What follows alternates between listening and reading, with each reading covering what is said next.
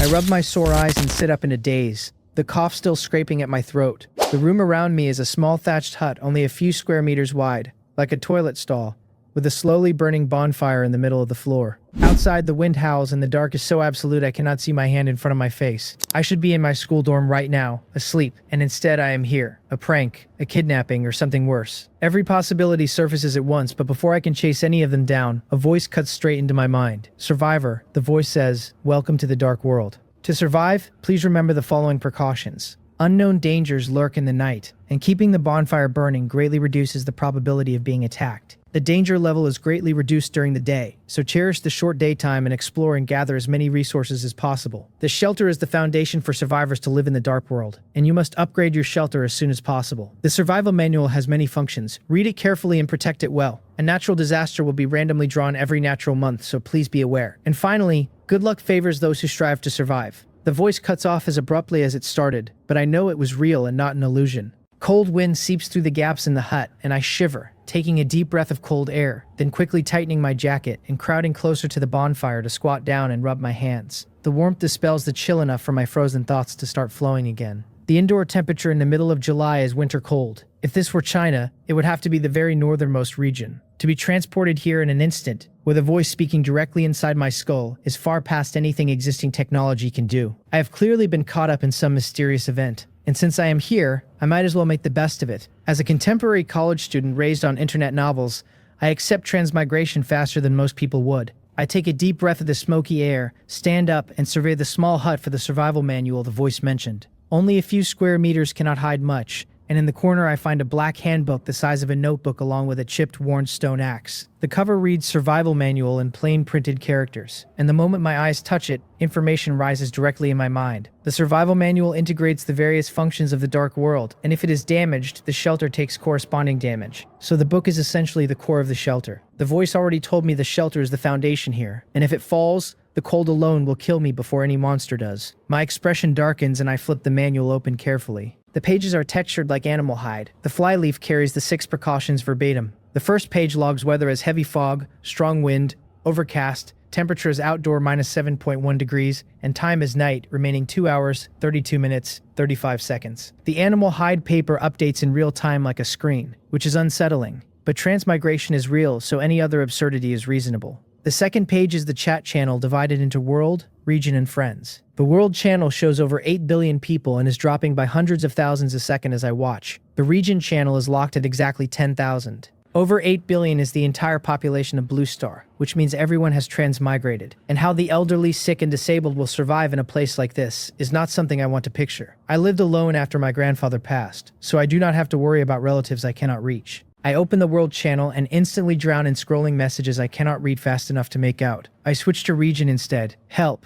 I think I have been kidnapped. Can someone call the police? Buddy, I am a police officer from America and I want to call the police too. What kind of black tech is this manual that pipes thoughts into my head? Did we transmigrate or are we test subjects in a secret experiment? Have you seen the world counter 8 billion? Did everyone on Blue Star transmigrate? Dad, Mom, are you here? Stop shouting, 8 billion split into 10,000 person regions. Do you really think you would land next to someone you know? Anyone there? Since we are in the same region, we cannot be far apart. Let us move in together. Move in. With the danger out there, only a fool leaves their shelter. Can someone give me clothes? I sleep naked. I will freeze to death. Awesome. In this cold, who has spare clothes? You are on your own. Then a voice cuts in mid-sentence saying it hears wolves and asking if everyone's bonfires are still burning, that he just opened the door to look outside and the wind blew the flame out. And then he is screaming, telling something not to come closer, then nothing. Someone tries to call him back, brother. Are you okay? Do not scare people. Then the region counter clicks down from 10,000 to 9,999. The precaution about bonfires lands with a weight nobody can pretend not to feel,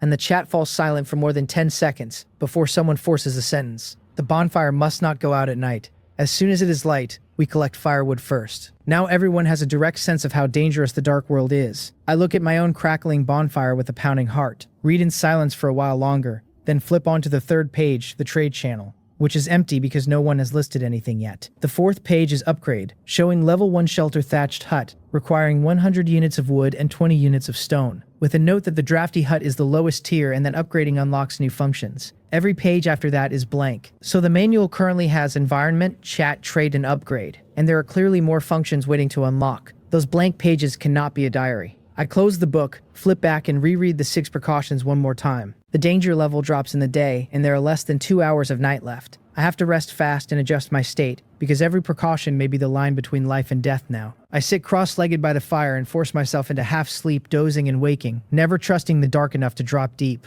With 20-some minutes left, I jolt up, slap myself, and run through the latest version of the 9th set of National Middle School students' broadcast gymnastics. My body is not particularly strong, but I know warming up before strenuous exercise prevents injury, and waking up early to do it inside the shelter wastes none of the precious daytime. By the closing jumping exercise, the cold stiffness has eased, and a steady warm current runs through me. Less than 10 minutes of night remain. I pick up the worn stone axe, weigh it, swing it lightly. The manual identifies it as a no-rank axe of ordinary quartzite, mainly for chopping firewood and trees, usable as a weapon in special circumstances. According to the handbook, item rarity runs black iron rank, bronze, silver, gold, platinum, diamond, legendary, mythical. 8 ranks total, and what I am holding does not even reach black iron. Speechless, I wonder how many swings it will take to fell a tree.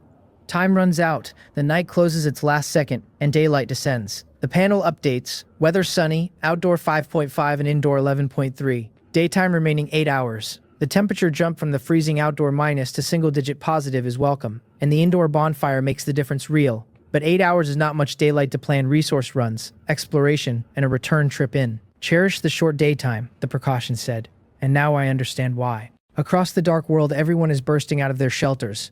8 hours is short, and I do not know yet whether the daytime length will change later. I do not rush out. Instead, I cautiously read the chat for a few minutes to see if anyone has hit danger on the way out. Somebody bragging that he held it all night in the outhouse, and brothers, let us go. Somebody claiming he plays construction games and this is home turf. Somebody marveling at the beautiful jungle and fresh air and calling it paradise. No one reports immediate danger. I take the stone axe, push aside the curtain of the hut and step out. Dew clings to grass blades around the hut, sparkling under faint light, and insects and birds chirp softly through unfamiliar trees and shrubs. The harmonious scene only makes me grip the worn axe tighter. Whatever entity dragged everyone here from Blue Star did not do it out of kindness. Nobody abducts the entire population of a planet for a vacation. The handbook says daytime is reduced danger, not no danger, and overnight the regional counter has fallen from 10,000 to 9,982. More than a dozen people gone in a single night. I leave the shelter cautiously and step into the unknown. Survivors are already in the trees, and after the first axe swing, the regional channel explodes. Even the construction game enthusiast goes honest after one swing, complaining that a flimsy 10-centimeter sapling is harder than rock, and asking how he is supposed to gather 100 units of wood for an upgrade at this rate. A physical laborer type laughs that even he, doing manual labor every day, only fells 1 tree in 5 minutes for 1 unit of wood, and even he has to rest, so the day will be brutal. Someone trying to beg half a unit gets called a dummy and told to go chop his own and not forget how those people died. Someone else offers private photos for food and wood, gets called out as an online beggar, and slides into a private chat after a particularly suggestive image. Get to work, the channel says. No fire equals death. I close it. About 30 meters from the shelter, I find a small birch forest, choose a thinner sapling and swing. The recoil up the haft and the shallow notch I leave on the bark tell me everything. I adjust posture, aim at the same notch, and chop with all my strength. 8 minutes later, the sapling falls and I have 1 unit of wood. I do not rush to pick it up. I rub my arm, rest, and run the math. A strong adult collecting 1 unit per 5 minutes only manages 96 in 8 unbroken hours, and rest and food cut that down.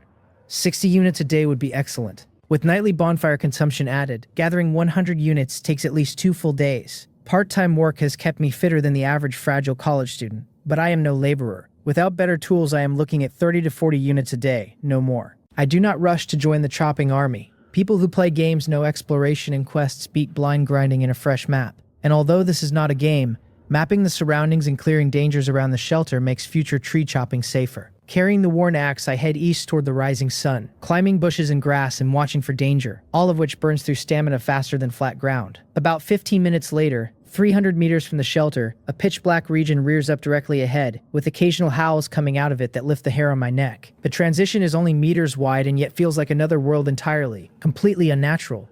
Facing it, I prudently stop. The clear, relatively safe ring still has more to give and there is no need to risk myself yet. Looking sideways, the boundary curves around the shelter in a circle, a dark encirclement, and for now my explorable area is the 300-meter radius. Whether it expands with shelter level, I do not know yet. Hungry and thirsty after the sleepless night, I pivot to look for wild fruit, and as I turn, sunlight catches a glint of metal among weeds along the dark border. Pushing the weeds aside, I see a wooden treasure chest hidden in shadow with a clasp that briefly caught the sun. The handbook tags it treasure chest, black iron rank, with 60% chance of unranked items, 30% black iron, 10% bronze. The manual never mentioned chests, so this is new information. The black iron probability split is honestly stingy, and my luck has historically been bad. I am a bit unlucky, which is no secret to me, but the box is more enticing than gold to a hungry man. I drag it into the open and open it without ceremony. 3 items materialize. Herring can, no rank. Fermented herring, an incomparable delicacy for certain creatures. Farmer's spring water, no rank. Ordinary water bottled by a farmer's wife, not sweet but quenches thirst. Small water bucket blueprint, black iron rank, after use grants the manufacturing technique for a small water bucket. Consumes 3 units of wood to craft a bucket of 10-liter capacity. Big bucket carries a lot.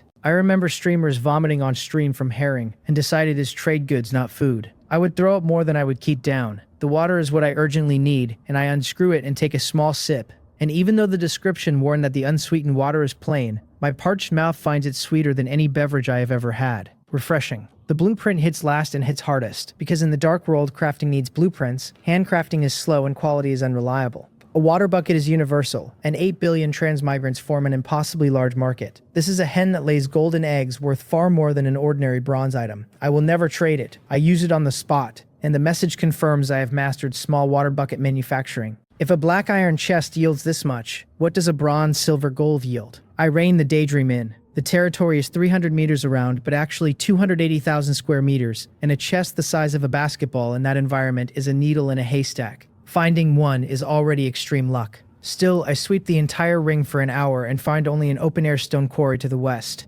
No other chests, no fruit, just barrenness. The upside of barrenness is no beasts. With chests off the table for now, I follow the original plan and sweat through the birch grove for 3 units of wood, then come back to attempt a bucket. 10 minutes per bucket. I had assumed crafting would be instant. The math, chopping 1 unit takes 10 minutes including rest, and a bucket costs 3 units of wood plus 10 minutes of crafting. If buckets sell for 4 units of wood, anything above 4 is pure profit, and given the crafting bottleneck, supply will lag demand, so they will not be cheap. I will list at night when everyone is back inside. For the next several hours I gather wood, craft buckets, and reserve wood for the night's bonfire. The work is grim. 6 hours later the sky has darkened, less than half an hour to night. I have stockpiled 7 buckets and 12 loose units of wood. My movements have gone stiff and slow, and I am about to walk back when another tree crashes, and there in the open is a chest emitting a dark green metallic luster. Another chest. I rub my eyes, half believing exhaustion is hallucinating, and the chest is still there, sweeping all my fatigue away. I sprint over. The handbook tags it treasure chest, bronze grade, with 20% unranked, 40% black iron, 30% bronze, and 10% silver. The branch fragment still wedged in its side tells me it fell from the birch I just felled, wedged perfectly into the leaves, the dark green completely matching them. Without the sun straight on it, I would never have found it even if I had searched the territory 10 times. From now on, I tell myself, do not stare only at the ground. Look up too. I open it, and 4 items appear, 1 more than the black iron held, so a bronze chest also drops more items. The first item is long, thick, black, and hard. Baguette, no rank, incredibly hard bread. Consume with caution if you have bad teeth. Doubles as a weapon. I have not eaten in a day and tears prick at the sight of food. I usually prefer rice and noodles, but I am not picky now. The second item. Disposable lighter, no rank, plastic case with 2/3 fuel left, and the gilded characters heaven and earth on the casing. A lighter of unusual origin, useless once empty. I caress it, reluctant to put it down. Even on Earth, in ordinary wilderness, a fire source is critical, let alone here. I cannot rub stick a fire and the bonfire died at dawn. Without a flame at night, the dark could finish me. The lighter is no rank in name only. To me it is far more precious than an ordinary black iron item. The first 2 are useful, but I am conflicted. This is a bronze chest, and I expected a bronze item. The third item answers it. Bronze axe, bronze grade, made of bronze, sturdier and sharper than stone, with the description ribbing me about whether I drop this bronze axe, this silver axe, or this golden axe. I swing it twice and the air whistles. Chopping speed should more than double. As expected of a bronze axe, if I use this to chop, I want to charge into the trees and fell 100, but the sun is going. I shift to the 4th item. The 4th item makes the bronze axe slip out of my grip and thump to the floor.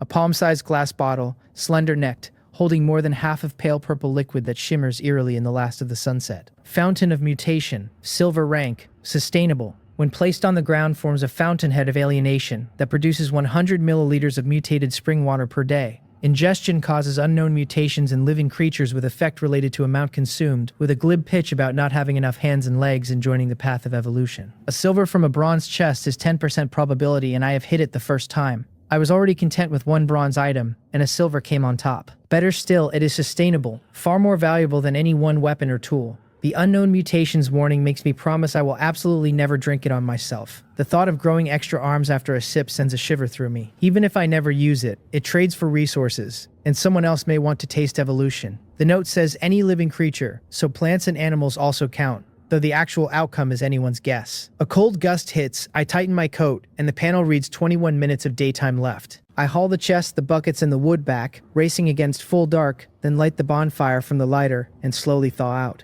Outside, the dark is the kind that swallows everything, and the howls are distant but real. The wilderness at night is too dangerous. From now on, return to shelter early. With the bonfire's protection, I finally exhale. Meanwhile, the region channel is a whale. My bonfire went out. Send fire, please. Attach selfie. Why do you need to borrow fire when you are already this hot, brother? I do not buy that. Damn it, the temperature dropped again. What do I do? What can you do? Upgrade your shelter and prep more cold weather gear. That is all there is. Rubbing sticks for fire does not work like the survival shows on TV. Do not be ridiculous. Do you think you are Bear Grylls? Flint, 10 units of wood per piece. Only 3 pairs left. First come, first served. You profiteer. This is the time to unite. You should give it to everyone for free. Moral hypocrites, get out. Take it or leave it. Or wait for the dark to swallow you whole. The desperation in the chat is real, and the regional counter is sliding down hour by hour as the night drags on. I quietly congratulate myself on the lighter. Without it, I would be paying through the nose for an open flame right now. I pick up the fountain of mutation. It produces water if placed on the ground, but I am not putting a silver rank mutation source outside where some passing monster could drink it and stop my shelter flat. I dig a 1 square meter, 30 centimeter deep hollow in the middle of the floor with the bronze axe, uncork the bottle, and pour the liquid in. The purple seeps into the soil and lighter purple wells back up.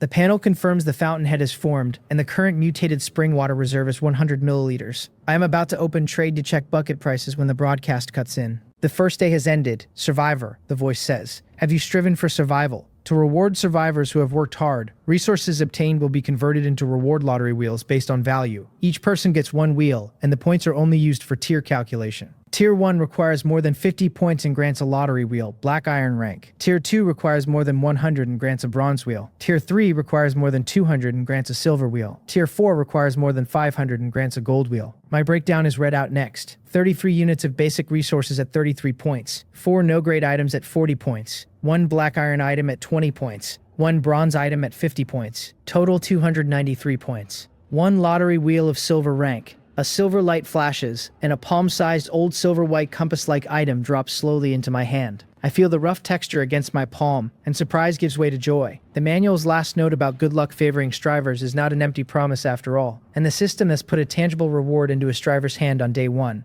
I run the math. I cleared Tier 3 by 93 points, but the Tier 4 line is 500. By the conversion ratio, even 3 silvers leave me 50 short. I found a bronze chest and a black iron chest in a single day, and rolled a silver inside, which is already among the luckiest paths possible. Many people probably did not even see a black iron chest. Even so, I am still far from Tier 4. Will anyone hit it? I shake the daydream off. I am already lucky, and I am not so close to the next line that the loss aches. The people 1 or 2 points short are the ones who will not sleep tonight. The chat confirms it as the rewards drop. Why did nobody warn about quests? I chopped a few trees and got 6 points and 0 rewards. I want compensation. You lazy dog, blaming gravity for your inability to crap the weak die first. My mentality is shattered.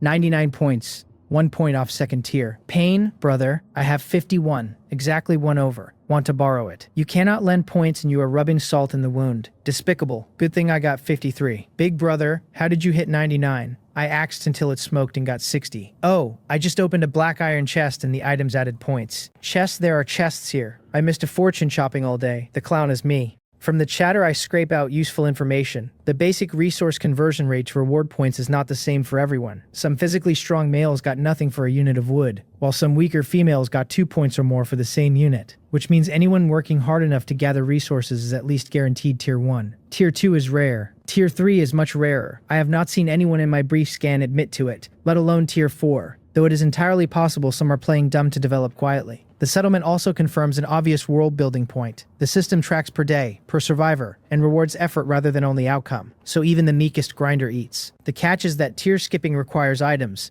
and items require luck, and luck is finite. The people in chat who hit 99 and missed by 1 point will lose sleep tonight. I am not one of them. The compass tags itself lottery compass, silver rank, randomly draws 1 silver rank item, single use, formerly the livelihood of a third-rate geomancer whose livelihood later became a broken bowl. The joke is presumably that he wound up a beggar, truly third-rate. A silver wheel hands me a silver item directly, which means a gold wheel hands a gold item. Overpowered. Silver is not easy. A bronze chest only has 10% odds. Statistically, 10 chests from 1, and rolling silver from 1 chest must have eaten a year of my luck. Use it early, enjoy it early. Use it late, and there is no discount. I trigger it. The pointer spins across fan-shaped grids etched with characters I cannot read, then slows under my nervous gaze and settles around 45 degrees clockwise. A silver light flashes, and a beast skin scroll bearing a purple eye appears. Skill scroll. Eye of Taming, silver rank, uses to learn the skill of the same name, which slightly raises the spiritual power limit and grants the ability to tame creatures with spiritual power lower than mine, with the number-controlled scaling on spiritual power, with a clip about colored contacts not being for Chunibu and weak creatures submitting or dying. 21 years old and my face still flushes at this writing style, but I have built up resistance to weird item descriptions and recover quickly. Beast Taming. That is the Beast Tamer class in games. The Dark World clearly has supernatural items, not just biotech. Every other item could be explained as genetic engineering, but a skill scroll cannot. The supernatural means unknown, which means danger, and a sense of urgency rises. I have a head start and must work harder. Only enough strength deals with unknown threats. And in a supernatural world, there might be powers that bring back the dead. Grandpa, maybe I can still see you. I clench the scroll and use it. The scroll spontaneously combusts, and a faint, imperceptible purple light drives into my left eye. The pain is like thousands of needles, and I drop to my knees, screaming, almost ready to dig the eye out. Half a minute later, the pain ends with a confirmation that I have learned Eye of Taming silver rank. I am drenched in cold sweat with my heart still racing, filled with lingering fear. The scroll never warned me of the pain at all. From now on, scrolls get used in safe places only, because if a monster found me mid-learning, it would be over. Fortunately, I was inside the shelter. My head feels clearer, and I sense a faint instinct in my left eye, like I can control whatever I look at by thought alone. My pupil has gone light purple and looks eerie, though I do not see that yet. The eye only tames creatures with weaker spiritual power, and spiritual power involves the brain, so failure could be catastrophic. I must use it on creatures clearly weaker, and I cannot test it now in a shelter empty of any creature. I am not walking into the night to find monsters. That is just suicide. I give up testing for now and head to the empty chest where the baguette sits, planning to eat and then go list buckets. When I open the chest, my pupils contract. Swarms of large black ants, each soybean-sized with scythe-shaped mandibles wide open, are feasting on my baguette, with new arrivals streaming in along pheromone trails. Dark world creatures are abnormal. Those mandibles cut through rock-hard bread and kick up fine breadcrumbs, and the baguette is already a tenth gone. Thieves, I shout. Get off my baguette. This is my only food, and I have not even had a bite, and watching it shrink makes me anxious and angry. But I will not punch them with a bare hand, because their mandibles are scythes and my hand is softer than the bread, and a single bite would tear flesh in seconds. I scrabble for a tool and find none in reach. As the bread keeps disappearing, the just acquired skill clicks back into my head. How could I forget? Ants are creatures. As long as it is a creature, the Eye of Taming can tame it.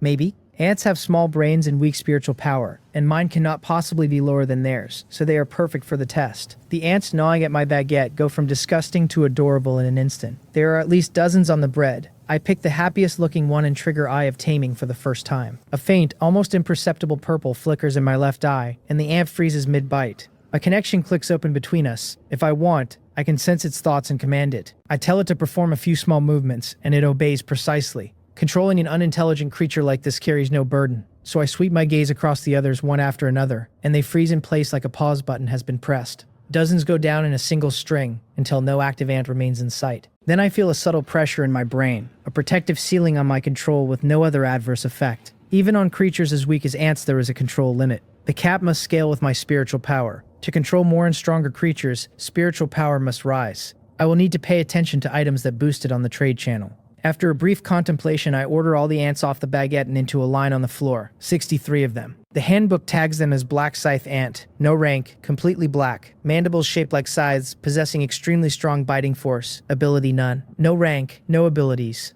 too weak. The black scythe ant is strong among ants but still an ant, and if they had not been on my food, I could have crushed most of them by stepping.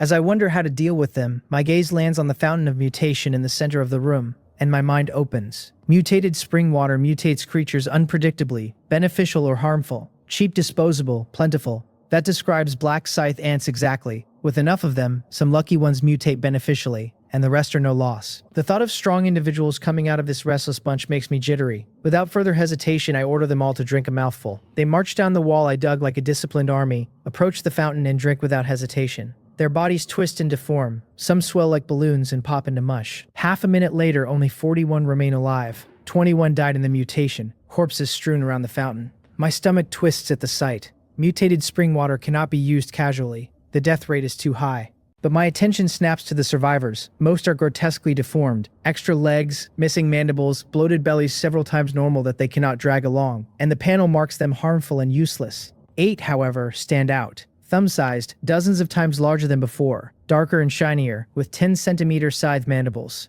Black scythe hunting ant, black iron rank, swift and possessing terrifying mandibles capable of immense destructive power. Ability 10-fold biting force. The 8 are the lucky beneficial mutations, and not only did they evolve, they jumped a rank. Ant biting force was already terrifying. These gnawed through hard bread before mutation, and now combined with 10-fold biting force, I half believe they could chew rocks. If a person were caught between those mandibles, I would rather not picture it. Hunting ants pose lethal threats to many creatures, and at scale even larger beasts would struggle. But there are only 8, so the ant army fantasy waits. I do not know where the black scythe ants came from. I will need to find their nest and capture the queen, and then the army becomes possible. The hunting ants would happily go nest hunting now, but it is night, and them tunneling around outside risks luring monsters in.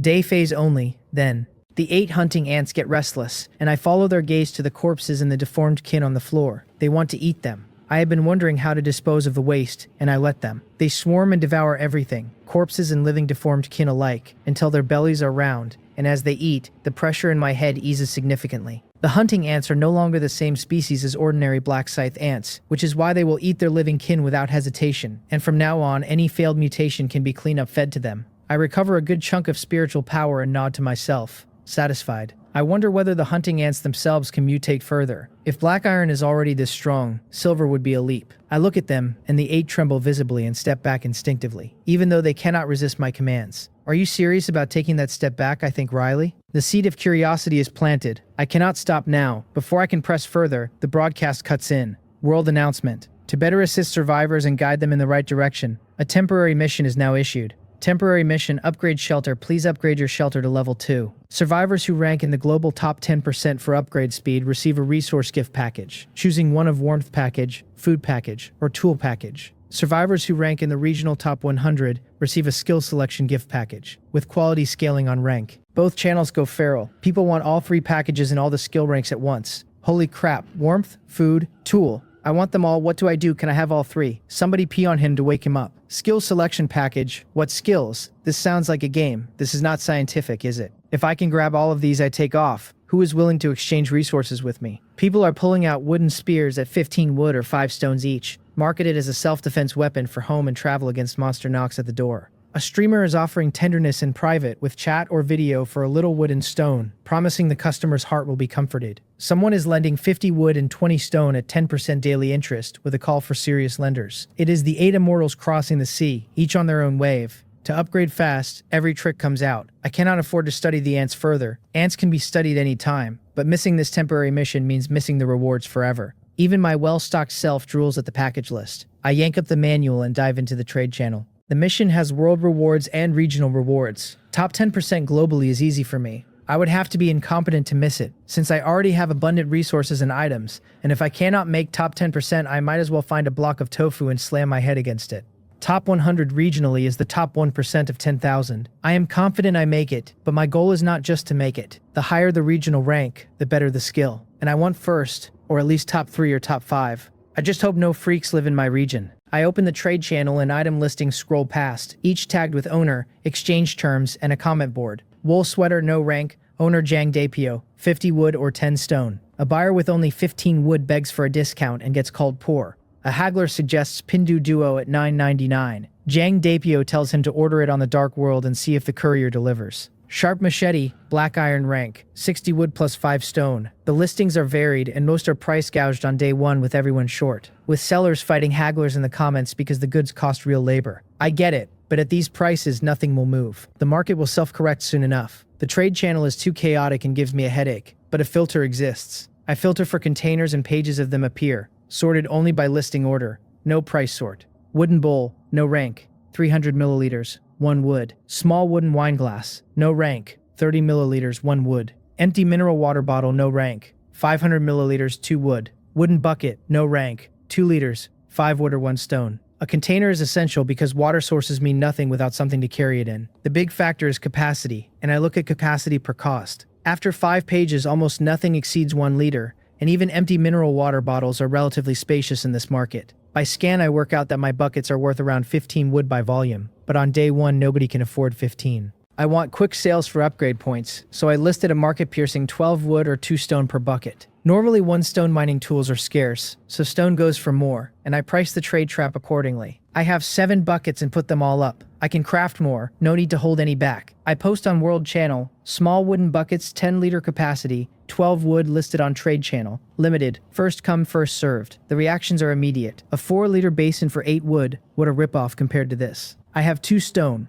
I cannot upgrade today anyway, might as well get cheap goods. Boss Jang Hyun is generous. Do not fight me, I will take them all and resell at a profit. You beast, scalping after transmigrating brothers rush. Do not let middlemen eat the margin. I am not surprised someone calls me by name. Chat speech displays real-life avatar and name. World Channel allows 3 messages per day, so I do not waste another. Within 10 seconds, the 7 buckets are gone, and a stream of private orders comes in. Among them, someone named Cheongha asks to buy 5 buckets after the temporary mission ends. I do not know why she would want so many, but a customer is a customer. I agree. Tally. 7 buckets sold for 60 wood and 4 stone. Plus my 12 wood, I am now 28 wood and 16 stone short of the upgrade. Wood is manageable. The stone gap is the problem. Buckets are absurdly profitable. 3 wood resold for 4 times the price, but 10 minutes of crafting per unit means I cannot brute force the gap. Looking at the popularity, I want to crank out 100 more on the spot, but every second matters in a regional race, and slow crafting will not win first place. Sacrifices have to be made, so I drop that idea and start listing things to sell. Herring can. Sell.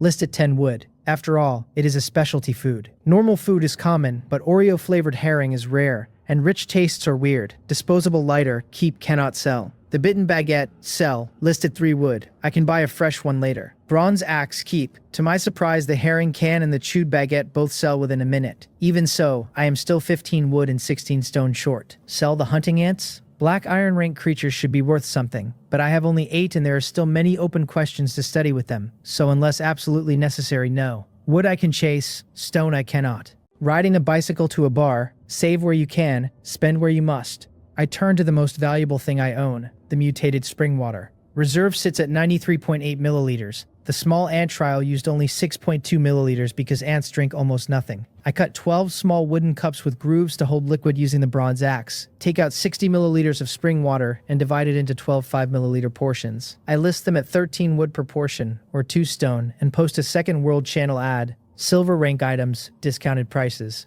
Come and grab them quickly. The reactions ride between disbelief that I have a silver rank item, lament about the gap between people, and rapid buying, since spring water is niche and only specific needs match it. The trade trap pricing leans buyers towards stone. Sale successful, 2 stone. Sale successful, 2 stone.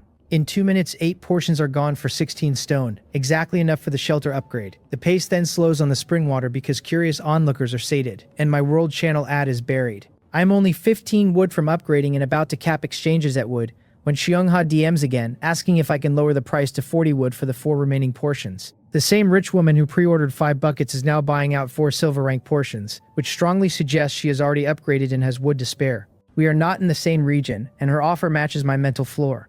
I do not haggle, I take it. Sale successful, 40 wood. The moment the trade clears, I open the manual, hit upgrade. Survivor detected meeting conditions. Consume 100 wood and 20 stone. Yes. Shelter upgrading, please wait. Shelter successfully upgraded to level 2. Wooden house. Then the broadcast fire. Top 10% globally for upgrade speed. Resource gift package. Choose between warmth, food, or tool. And the second one, sharper. Congratulations, you are the first survivor in this region to upgrade your shelter. Reward skill selection gift package. Gold rank. I do not relax until the broadcast confirms first regionally. The cheap sell losses have been earned back with interest, and gold rank for first place is unexpectedly generous.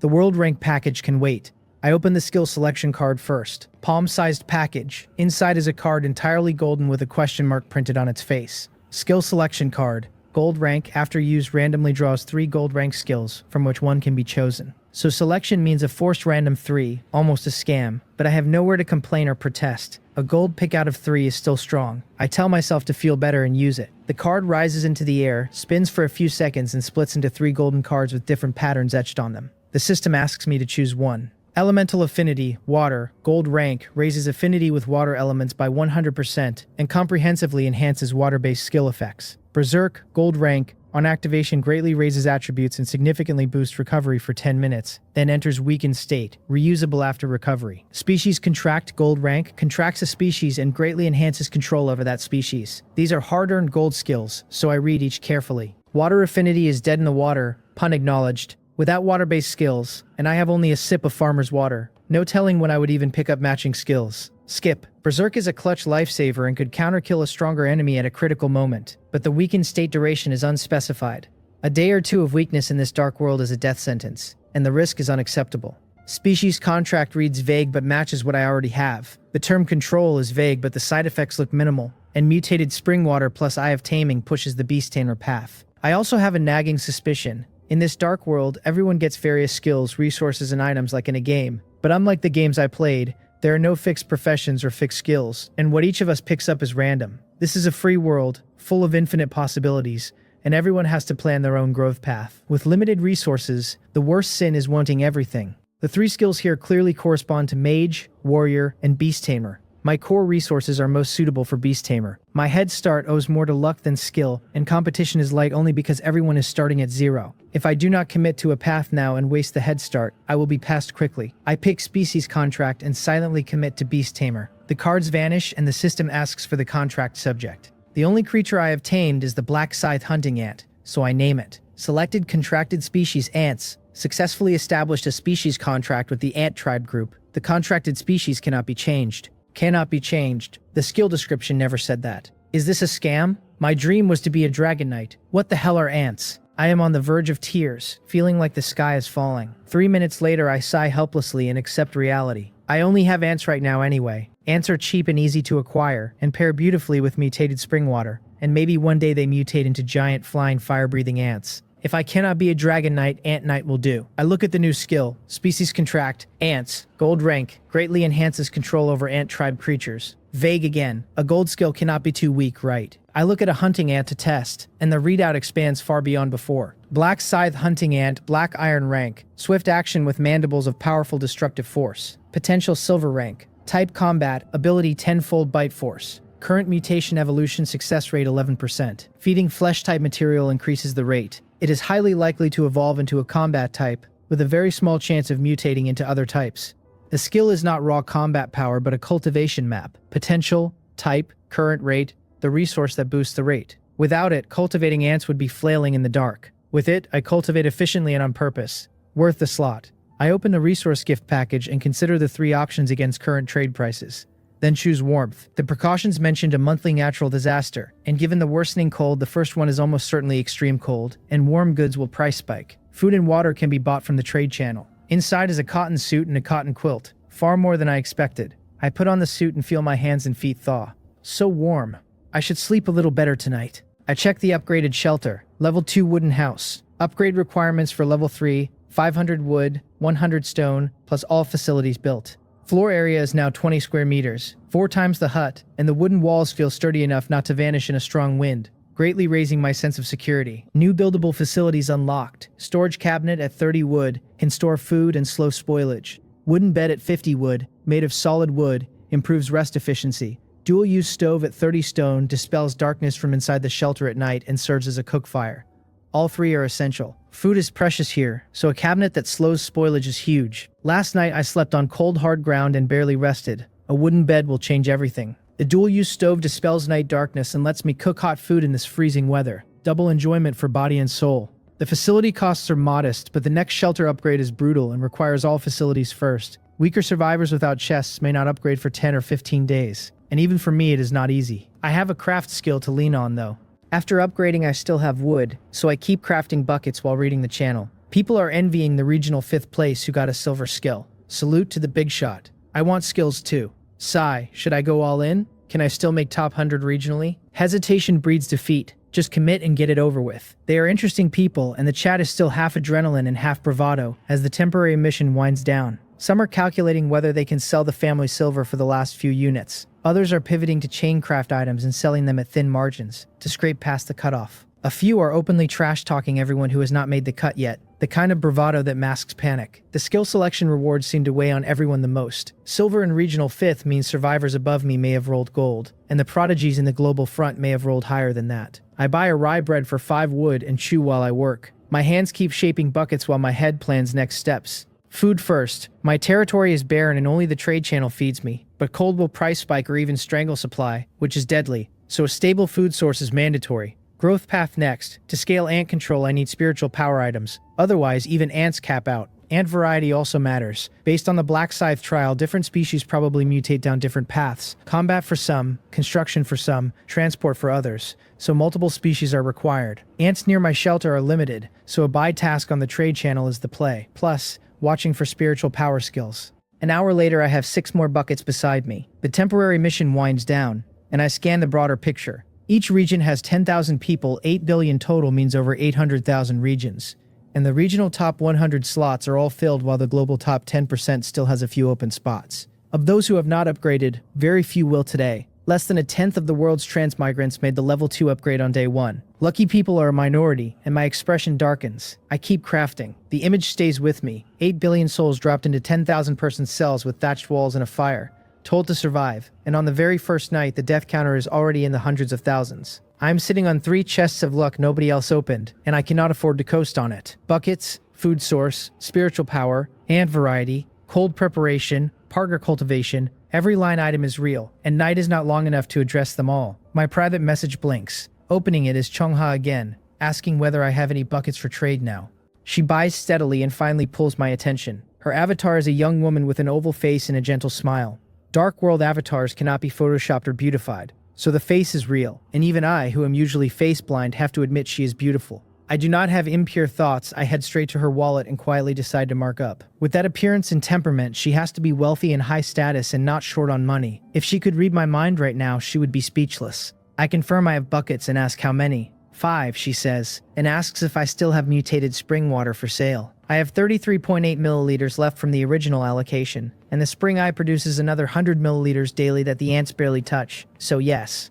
I tell her I can sell 20 milliliters now, but I want better resources for it. She should have some. In a different corner of the dark world, a tree thick enough that 10 people would need to encircle it carries a small wooden house on its main trunk. Other survivors would gawk at the engineering. Chungha is the owner, and she frowns at my message. How did he know? Well, she did buy too many tools from him at the start of the temporary mission. At that point, only people with no hope of finishing or with overflowing resources could afford to spend wood on tools, and she is the second category. She is not against my pitch. With temporary missions ended, rare items return to their inherent value. She replies, no problem, take a look at these. Multi-ear winter wheat seeds, black iron rank, mutated variant with 100 times the yield of regular winter wheat and stronger cold resistance. Ripening potion, bronze grade.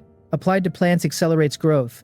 Lower quality plants benefit more. 2-color goji berry, silver rank, slightly enhances physique and increases resistance. My eyes light up. The seeds plus the potion solve my food problem outright. A plot of multi-year winter wheat means I never lose to food shortages. The goji berry is even better, since there are no hospitals here and even a mild cold can be fatal. So a permanent physique and resistance bump is invaluable. I keep my reply flat. Not bad. How do you want to trade? Xiongha knows exactly how heavy these items are at this stage of the world, and smiles at my poker face. She offers 100 multi-ear winter wheat seeds, 3 bottles of ripening potion, 1 2-color goji berry, in exchange for 20 milliliters of mutated spring water and 5 buckets. What do I think? I freeze for a moment, not because the price is low, but because it is high, far above expectations. By my own reckoning, 30 seeds plus 1 bottle of potion plus the goji berry would already have been a good trade. She is generous to the point of strange. I had intended to fleece her, and now I am almost embarrassed. That is the power of a rich woman, and I almost lose the will to grind. Willpower wins. I push back. That is too much.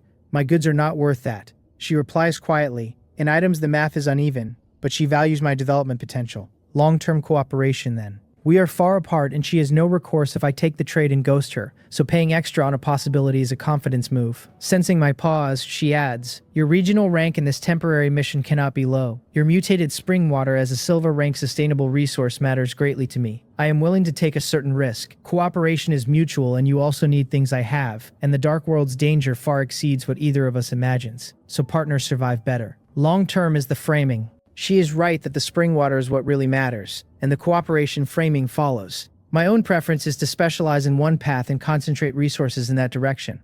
Like classes in a game where combat, recon, support, and logistics combine to outperform generalists. The risk is that specializing creates weaknesses, and entrusting safety to a stranger is a death sentence. This is not a game. I have only set my own career path. If her toolkit complements mine, long-term works. I ask, cooperation needs mutual benefit. Do you have other advantages? Because once my food is self-sufficient, these go down in value. She is not annoyed and answers confidently. All her items, skills, and resources are plant-related, giving her a unique advantage in cultivating plants. The multi-ear winter wheat is her own breed with astonishing yield. As long as I keep trading her spring water, she keeps cultivating mutated plants, and she will give me first dibs. Without plant specialization, I would burn resources for poor results. Once I have used spring water myself, I know exactly what she means, that harmful mutations dominate beneficial ones. Cooperation is full win-win, so she is also a path-committed survivor, just on plants. Smart people abound. I am not the only one to commit early. With her continually breeding mutated plants for me, the partnership is real. I drop the hesitation and agree. Happy cooperation. Happy cooperation. We complete the trade. Then I ask casually why she started buying from me at the start of the temporary mission instead of selling for upgrade points. She replies, "Oh, that I had already upgraded my shelter to level 2 during the day, so the mission was completed instantly when it dropped. During the day." I freeze in place. In a distant corner of the dark world, Cheongha chuckles softly, having anticipated exactly this reaction, and tells herself that showing a little strength helps cooperation. After the trade, I am near broke, so I keep crafting and selling buckets through the night. The night runs 16 hours, and sleeping all of it is wasteful. I plan 7 hours of sleep and the rest at the bench. Her offhand reveal sticks under my skin. I knew there would be freaks who upgraded fast, but daytime upgrade is on another level, and my imagination cannot reconstruct it. Even for me, felling a tree takes 8 minutes. Could she be a delicate-looking woman who is actually a muscle-bound axe wielder? Lucky we are not in the same region, otherwise I would only be competing for second place. I sketch a figure with 2 axes and bulging muscles tearing through trees, only for the face to turn around and be Cheongha. I shiver, snap out of the daze, check the time and find that 8 unconscious hours have passed. What was I thinking? Cheongha's ability is plant-related, and that is how she upgraded so fast. The muscle scenario was a fatigue hallucination. I have been crafting too long, mental and physical strength are at the limit. I push through the bucket I am working on and stop, surveying the heap in the room. The 8 hours have been rough. My hands are stiff from repetition, and the bucket that took 10 minutes early on now takes 20 as my speed sags. I have made 39 buckets, including one left over from a trade, exactly 40. I keep 10 and sell the rest for 180 wood and 30 stone. Big shot now. I look at the shelter facilities. Storage cabinet, wooden bed, dual-use stove, total only 80 wood and 30 stone. And since they are inevitable, I build all 3 at once. The built facilities place where I want them, so the dual-use stove goes in the center, the wooden bed near it, and the storage cabinet far from the heat to slow food spoilage. I throw the cotton quilt onto the bed. The stove's strong warmth, the soft warm quilt, the comfortable bed. My eyelids droop, but I push through to open the trade channel one more time, because the seeds I traded from Cheonghao still need handling, and it is not yet time to sleep.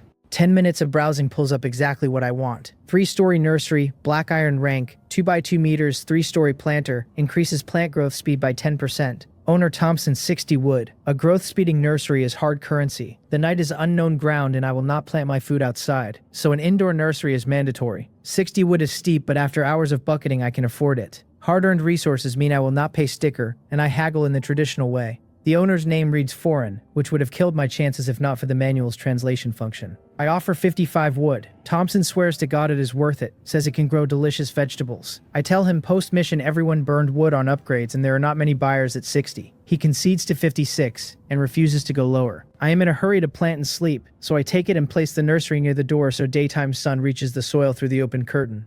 Each layer is 2x2 meters with a soil tray and half a meter of headroom. No tall plants, but for me it is enough. I sow the 100 multi-ear winter wheat seeds evenly, drip ripening potion on each per Cheongha's instructions, and 1 bottle of potion is used up exactly. I water with 3 wood worth of river water. The seeds sprout out of the soil within a minute. The effect is so brutally fast it is unscientific. At this rate, harvest is days away, and clearly the dark world is past science, with its supernatural items and scrolls. I order the 8 hunting ants onto the nursery to loosen soil without harming the seedlings. Throw firewood into the stove, drop into the bed, wrap up in the cotton quilt, and go out cold. The voice wakes me. Dark world announcement. Congratulations, survivors. You have successfully survived another night. A natural disaster warning will be issued. I rub my eyes and slowly come up out of the dream. The panel reads daytime remaining 7 hours, 29 minutes, 12 seconds. I jolt. Did I oversleep? Did I waste half an hour of daytime? Then I check the chat and realize I did not oversleep. Daytime has been reduced from 8 hours to 7.5. Daytime is shorter. Before I can react, the announcement continues. This natural disaster, cold wave. In 7 days, an extremely low temperature cold wave will bring extreme cold to the entire dark continent. Please collect winter food as soon as possible and strive to survive the natural disaster. I am wide awake. Cold wave, the first natural disaster, is exactly what the worsening temperature implied, and most survivors expected something like it. What no one expected is 7 days. Once the wave hits and the outdoor temperature crashes, exploration becomes impossible, which means within those 7 days I need a month of food, a month of firewood, and warm gear adequate for extreme cold, all stockpiled inside the shelter. Even at my tier, the pressure is real and the urgency is sharp, let alone for survivors still in level 1 huts. Most are dirt poor with dilapidated thatched walls. I had thought the dark world was not that dangerous. Clearly I was wrong. I opened the region channel. Counter reads 9,531. Day 2, the wave has not even started, and that many are already gone. Every digit is a life. The chat is whales. Cold wave in 7 days for a whole month, just kill me now. Hungry already, I have not figured out today's food, let alone a month's stockpile. Maybe the wave has stages and we can still go out early on. Do not be too nervous, everyone. The cold wave should taper instead of crashing in at full force on day 1. Within these 7 days, we have to upgrade to level 2 or even level 3, or food alone will not save us. Yes, no time to argue. I am chopping. I just got a bronze axe yesterday and the sapling pile is finally moving. Selling river water in bulk, 3 wood per liter, deliver via trade channel. Selling raw flint, 10 wood apiece. Last batch before prices spike. Selling cotton scraps for makeshift insulation, 2 wood per bundle, only 10 bundles total. I close the channel before the noise can drag me into other people's panic. I open the trade channel and list 1 milliliter of mutated spring water at 10,000 wood, not to sell it, just to stick a billboard on top of a high traffic listing. With a note attached, buying large quantities of various ant species, must include a queen ant, can trade in resources or items. Without a queen, the ant project cannot scale. I DM Chuong asking her to help look for ants nearby. As a plant specialist, she works the soil constantly and might bump into a colony. Then I prepare to head out. Past the nursery, I check the wheat, already heading. A few more hours and it is ripe. My thinking was too narrow. In the dark world, anything is possible. After warm-up, I take a few hunting ants and step outside. It is bright. Only a couple more degrees colder than yesterday. No other obvious changes. I set the hunting ants down and order them to find their queen and bring her back. Hunting ants evolved from black scythe ants and can read black scythe pheromones, so they have a real chance of locating the queen. Then I decide to spend half an hour exploring. A chest is huge profit if I find one, and even without one it is recon, after which I go chop trees. I head east opposite yesterday's direction. 10 minutes in I stop, frowning. I should have hit the dark border by now, and there is still bright forest ahead. I have a guess. Did level 2 expand my territory? The channel says nothing about it. I DM Chongha, who has already replied agreeing to help find ants, and I ask. She replies, after level 2 the territory expands from 300 meters to 500, and mutated beasts now appear around the territory and are very hard to deal with. Without strong combat means, do not explore yet. I thank her. I look at the new ground.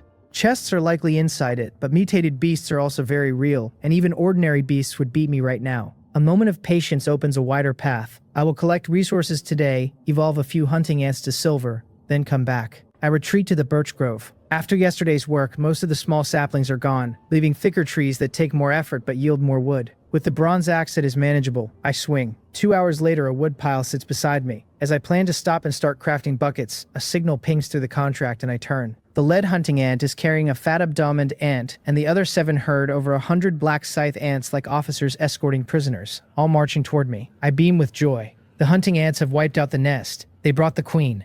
The number of hunting ants problem is gone. I drop the axe and run over. Without preamble, purple flickers in my left eye and Eye of Taming hits the queen. Black scythe ant queen, no rank. Potential silver rank. Type reproductive. Current mutation evolution success rate, 48%. Feeding flesh-type materials raises the rate, highly likely to evolve into a reproductive type, with a small chance of mutating into other types. The moment I tame the queen, the hundreds of black scythe ants behind her stop their commotion and stand obediently in place. The realization lands fast. The queen is the leader of the colony, and taming her means controlling the entire colony. Great. This dramatically reduces my spiritual power burden. Do not underestimate it. A single ant takes little spiritual power, but at scale and after evolution the cost compounds. If controlling only the queen runs the colony, I can effortlessly manage millions of ants. The image lights me up, and my gaze on the queen gets fervent. She is too critical to allow any damage, and 48% is decent but far from safe enough. Fortunately, with Species Contract, I have a stable way to push the rate up. I dump the 41 units of wood from the morning chop to one side, and decide to prioritize the queen's mutation rate, because the sooner she mutates, the sooner she breeds hunting ants, and the sooner the army exists.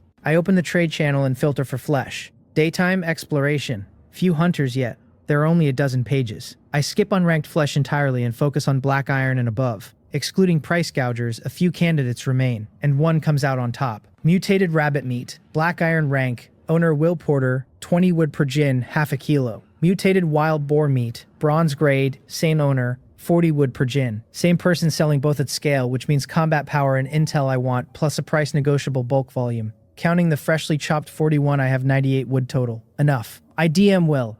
I will take the 1 gin of mutated rabbit meat and the 1 gin of mutated wild boar meat you have listed. Can the price be a bit lower? He takes 5 minutes to reply. Will, if you have looked at the trade channel, you know the price is already very favorable. Me, yes, but few people can afford meat right now and your listing has been up a while. I have a long-term demand for high-quality flesh, and we could establish long-term cooperation. In a distant corner of the dark world, a nearly 2-meter-tall white man, shirtless, props a blood-dripping long-handled axe on the ground and frowns at his manual. After thinking for a while, he writes back, I am somewhat interested in long-term cooperation. Since you can afford this much meat now, you must be a strong individual. I cannot lower the price further, but I can give you a small gift. He sends item info, mutated rabbit blood, black iron rank, and mutated wild boar blood, bronze grade. Beast blood also raises mutation success rate, effectively a discount. So I reply, okay, deal. We trade 60 wood for 1 gin of each meat plus the 2 bottles of blood. After the trade, I ask another question. Will, since you can hunt this many mutated beasts, you must know about them. Could you tell me a bit? I am ready to pay for the info, since mutated beast intel matters to me. Will is generous and replies almost instantly. Of course, no problem. I had hunted plenty of beasts even before coming to the Dark Continent. Mutated beasts here, compared to Blue Star beasts, have not only grown significantly larger, but also become more violent and savage in nature, and their appearance has changed too. The mutated rabbit is 80 centimeters long and has grown a pair of sharp fangs. The moment it saw me, instead of running, it charged at me with bloodshot eyes. Zhang Hyun, if you are not good at fighting, do not provoke them. They have already surpassed the scope of ordinary beasts. With Cheng Ha's earlier warning still ringing, my caution doubles. I thank Will. Mutated beasts have territory and generally do not wander, so as long as I do not approach the new ground, there should be no danger for now. I put down the manual and take out the mutated rabbit meat and mutated wild boar meat. Both are bright red, marbled, fresh, with rich blood smell. 2 days in this world feel like a month without meat, and my mouth waters at the thought of roasting them on the stove. I push the craving down and order the queen to eat the rabbit meat first. She crawls over, opens her scythe-like mandibles, and devours it ravenously. Her rate ticks from 48 to 49 and keeps climbing. Black iron flesh on a no-rank queen is a serious tonic. If black iron pushes this fast, what about bronze? Will bronze meat instantly hit 100%? I switch her to the mutated wild boar meat without hesitation, and the rate climbs faster, hitting 65% in minutes, and stalls. For an ordinary ant, 65 would be fantastic, but for a queen with no second chance, only 100 is truly safe. Then I look at her. Her bulging abdomen is now several times bigger, and she is lying beside the boar meat too full to move. She just ate too much. Scared me for a moment. I laugh self-deprecatingly and order her to digest, then keep eating, then go back to chopping nearby. Half an hour later, I check on her again. Her rate is at 100%. That was fast. I bring her to the mutated spring water and let her drink. Her body is several times bigger than a regular black scythe ant, and one gulp takes a full milliliter before she stops. Under my nervous gaze, her body expands rapidly and the mutation finishes. Black scythe hunter ant queen, black iron rank. Potential silver rank. Type reproductive. Ability rapid reproduction. Current mutation evolution success rate 11%, with the same flesh-feeding scaling and likely outcomes as before. Quality jumps from no rank to black iron and she gains rapid reproduction. More importantly, she now breeds black iron black scythe hunting ants directly, which means I never need to spend more spring water on individual hunter cultivation as long as I keep her fed. The hunting ants already have combat power. Numbers were the bottleneck, and that is solved. Once their numbers grow, hunting mutated beasts goes on the table. The ant army I have been imagining starts to look real, but the queen cannot do it alone. I gather the 8 existing hunting ants, drop 2 pieces of mutated beast nearby, let them eat alongside the queen to raise their own mutation rate, and pair them with her for breeding. Watching her bulging belly, I laugh. You, with food, drink, and a harem, you live more comfortably than I do. You must cultivate me a good army. I leave them to it, take the bronze axe, and head out again. As soon as I reach the birch grove, a private message comes in. I open it. It is Chongha again. Jang Hyun, I found a type of ant. See if it is useful to you.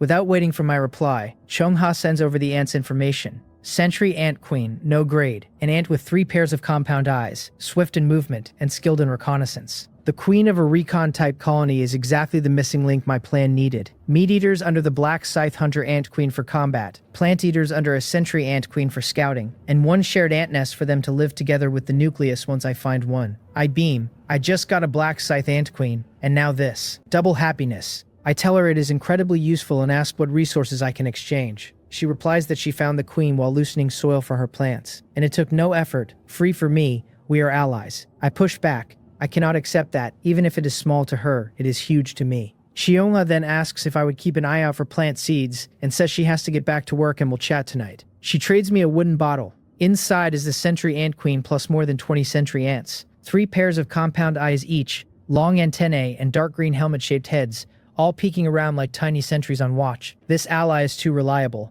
I owe her a real favor now. Seeds. I will look. Purple flickers in my left eye and the queen falls under my control without resistance. Sentry ant queen. No grade. Potential bronze grade. Type reproductive. Current mutation evolution success rate 67%. Feeding plant-based materials raises the rate. Highly likely to evolve reproductive type with a small chance otherwise. Species contract gives me readings Chungha cannot see. Bronze potential is a lower ceiling than the black scythe hunter ant queen silver, which is mildly disappointing. Different species, different growth potentials. But the sentry ant feeds on plants, and the rate is already at 67, so the food path is far cheaper. Compared to the black scythe hunting ant, which eats meat, this is brutally cost-effective. And these are scouts, which for me may be more useful than combat ants. The sentry ant queen with her 4 eyes, antennae, and round belly looks at me, and I nod, satisfied. Plant matter from any old grass works, but growth rate caps if the plants are ordinary. For that I need the plant expert. I shamelessly DM Chongha again, asking if she has high-quality plant materials that are plentiful and filling. She is busy and replies in 3 minutes asking what kind, food or otherwise. Any plant, I tell her, wood or leaves, does not have to be food.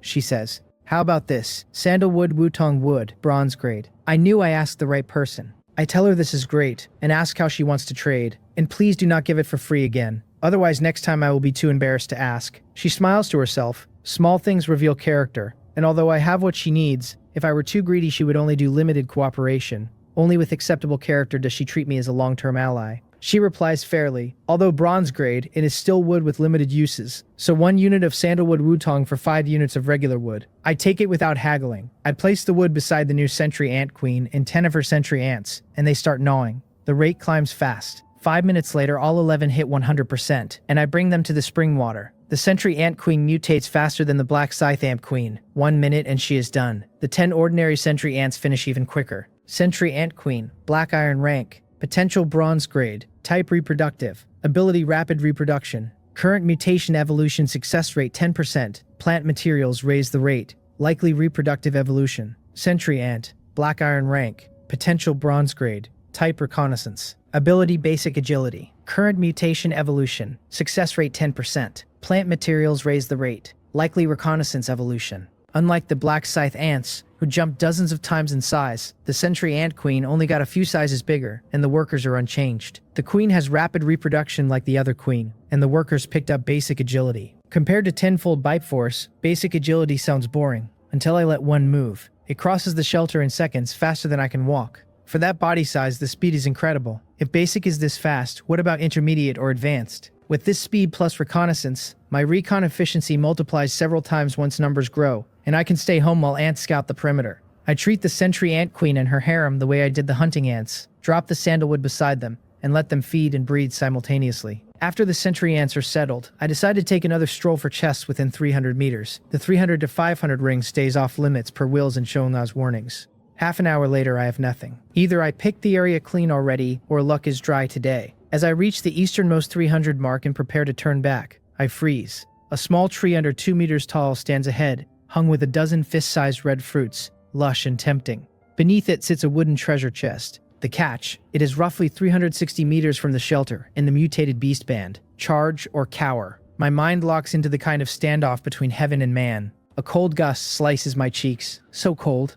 I had been cycling between ant work and shopping in a padded jacket and barely felt the chill, but the moment I stop the cold lands hard, and the panel is already below zero. Yesterday it was 5 degrees. The wind clears my head. Less than 7 days to the cold wave, and food and warm gear are nowhere near enough. Hesitation will erode the day one lead. Decision. Do it. 60 meters there and back, plus picking in chest. 3 minutes total. I do not rush in. I find a tall tree with good visibility and climb. From the high vantage I scan the area for 10 minutes. Will describe mutated beasts as large. In a small area cannot hide one. I see nothing big. Sigh in relief, climb down, pick up the bronze axe, and step into the unknown ground. Per the consensus on the channel, within 300 meters resources are basic, wood and stone, water if lucky, and beyond it resources are richer with naturally growing black iron and bronze items. But the danger climbed sharply. First time inside, a lie to say I am not nervous. The 60 meters takes nearly 2 minutes, no incident. I reach the small tree and start picking, stuffing 6 red fruits into my unbuttoned collar before my clothes bulge to capacity. I do not push. The tree is not running away. Right hand still gripping the axe, I scoop the wooden chest with my left arm and turn to run. The closer I get to the 300 line, the more I relax, already daydreaming about what is in the chest. Then a sound like wind through grass. Behind me, wind, on a still evening that has no breeze. And yet I do not feel any wind hitting my body. The dissonance lands a beat after my ears do, and reflexes catch up. I drop the chest, swing the axe up to block and pivot. A dark shape leaps at me. I block on reflex with both hands. A bang. Force surges up the haft and I retreat 5 steps before steadying. The attacker bounces back too. Squirrel, but standing 50 centimeters tall on its hind legs, bearing sharp fangs, red eyes blazing with bloodlust, completely unlike the timid creatures I know. Mutated squirrel, black iron rank, ability junior concealment, raises the success rate of hiding items and tracks, so this is a mutated beast, exactly Will's description. Despite my caution, a concealment using squirrel slipped past my scan from a tree or burrow. I cannot outrun it on this terrain, and the safe zone label is just a name I made up. Only an idiot trusts it. Fortunately, it is just a squirrel, and I have a weapon. The mutated squirrel pounces again instantly without giving me time to prepare. I count 3, 2, 1, now estimating its run and leap arc, and at the apex of its leap I bring the axe down with both hands across its head and neck, pressing the blade as if I am driving it into the ground. It cannot redirect midair and watches the blade close on it. In the same instant, with no path to dodge, it lashes out with its claws and rips 2 long gashes through my chest, tearing the cotton padding open. The blade lands. The squirrel crashes and rolls, wounded but not dead. I do not let myself think. Step in and chop again. Blood splatters and it goes still. I gasp, breathing hard, heart pounding. Adrenaline masked it, but as soon as the fight ends, a wave of fatigue hits my whole body sore as if beaten. First life or death fight, intense physical reaction makes sense, but I cannot stay. The blood smell may pull more dangerous creatures. I lift the squirrel onto the chest, tuck both under my arm, and stumble back toward the shelter. Only when I see the walls do I exhale, and the harvest in my collar finally puts a smile on my face. I close the door, sit on the floor, and sort. Mutated squirrel, ordinary squirrels weigh under a pound. This one is at least 6 pounds. After basic processing, internal organs and bones removed, I get 3 gene of meat, 1 squirrel hide, and 200 milliliters of blood. At market rate 80 units of wood, in a few minutes of fighting. Hunting mutated beasts pays far better than chopping. But I push the get-rich daydream off. The danger is on another level, and a clean fight today does not generalize. Mutated creatures may carry pathogens. Even a small wound at a vulnerable spot like the neck could kill. The squirrel meat goes on the menu tonight, the blood goes to the hunting ants as a bonus, and the hide gets repurposed as a scarf or gloves. Then I open the chest. Rye bread, buckwheat pillow, and a third item, another manufacturing blueprint. I never expected a black iron chest to drop a blueprint, and rye bread plus a buckwheat pillow already had me content. The third item is a familiar cowhide scroll, and I recognize it instantly. Wooden fence, black iron rank, pointed top wooden fence, may catch the careless climber by the crotch, encloses a shelter to reduce the probability of dark world creatures visiting. Manufacturing cost, 1 unit of wood per piece, 3 minutes per piece. Excellent. Shelter safety is hard currency, and the raw material is the most plentiful one. Buckets are good now, but everyone will have buckets soon, and within a day or two, the price performance crashes. Rare resources I cannot spare for trade.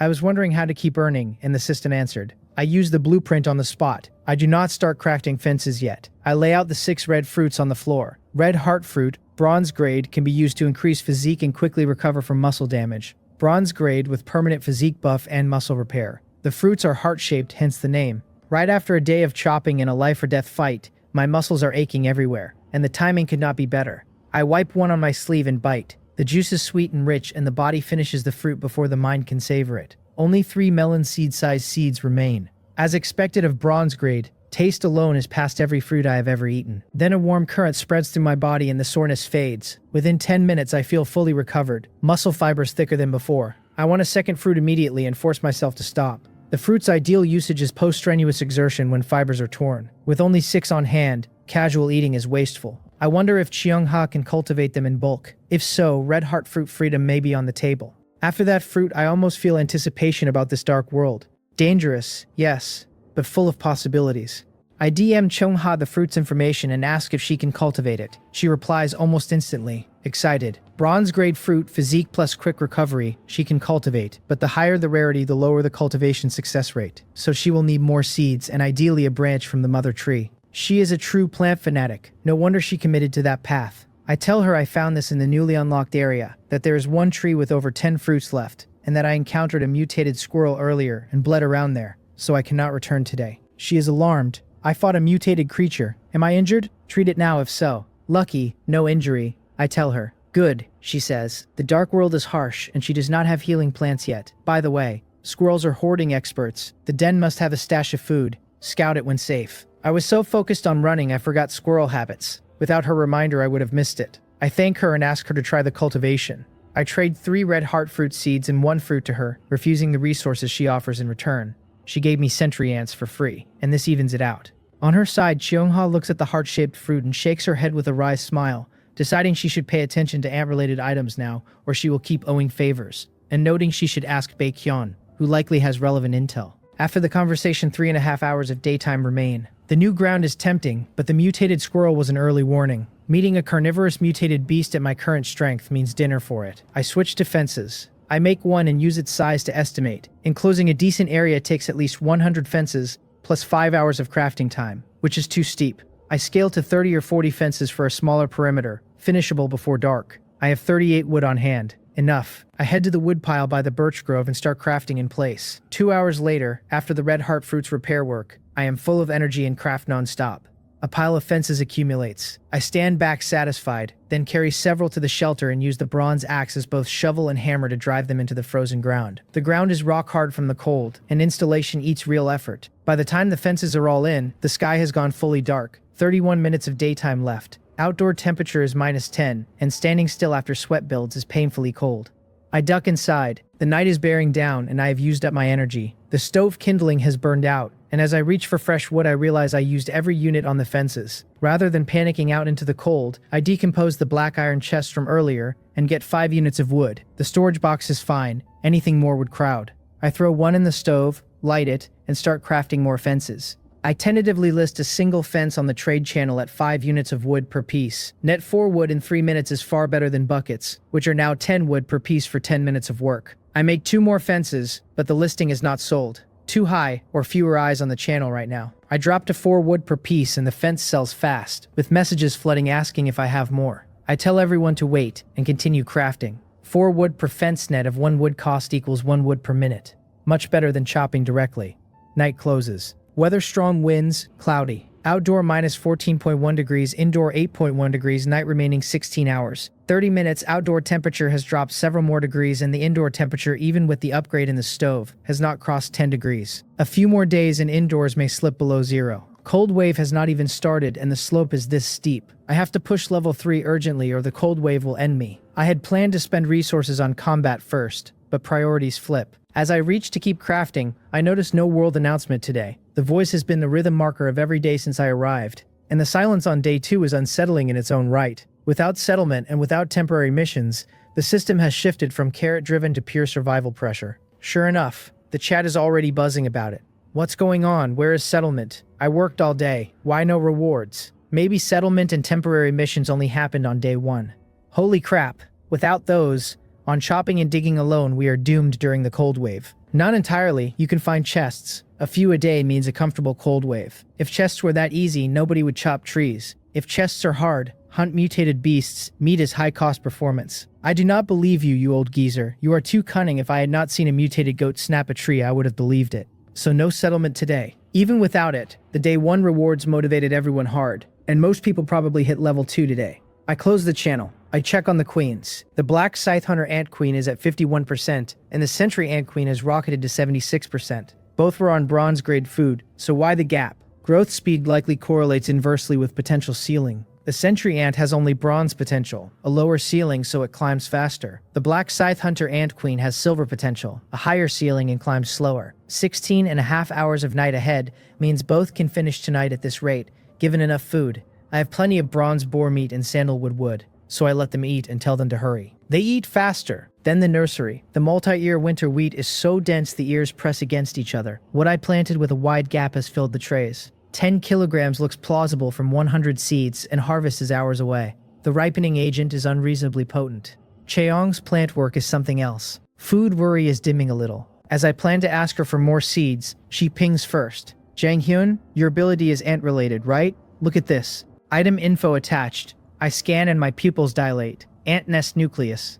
Ant nest nucleus, bronze grade, placed in the ant nest, raises the queen's breeding speed by 20% and increases food consumption by 30%. Ants in the nest gradually gain various attribute increases. Bronze in name, divine artifact in effect. The description hides the upside. This is exactly the kind of niche item that becomes overpowered in the right hands and worthless in the wrong ones, which is why it ended up at the bottom of someone's chest in the first place. 20% breeding speed alone is impressive enough. Extra ants per night with no extra resource per ant, but stacked with rapid reproduction and production expansion when the queens hit bronze. The math compounds. The 30% food consumption looked at first glance like a tax, but mutation success rate is fed by food consumption, so a 30% food increase becomes a 30% mutation acceleration. Even the slow attribute buff is the kind of thing that quietly raises a colony over days. Half the items I rejected in the trade channel had narrower descriptions than this and 10 times the asking price. 20% breeding speed compounds horribly in my favor, since ants win on numbers. The 30% food consumption looks like a downside, but for me, it is upside. Eating drives mutation rate. More food means faster mutation. The slow attribute buff is a bonus. I cannot keep my poker face and tell Seongha this is very useful, and offer to trade more spring water as compensation, since after a day I have another 100 milliliters accumulated and do not need it all. She replies that it is fine. She traded for it from an acquaintance who said ants were too weak and nobody used them, so the item had been bottom of the box and went cheap. She offers to introduce us if there is a chance. A bit erratic, but trustworthy. Hearing ants are looked down upon, I do not know whether to laugh or cry. It tracks. Even I, with all the relevant skills and items, have not produced anything visible from ants yet, and the consumption has been heavy. People without those skill items would be madmen to invest in ants. Better that everyone underestimates them. Cheaper to scoop up ant-related items at low cost. Sensing my silence, Seongha gently encourages me. The dark world holds infinite possibilities. Focus resources on one path and persevere, no matter the path it works. I tell her I am not giving up.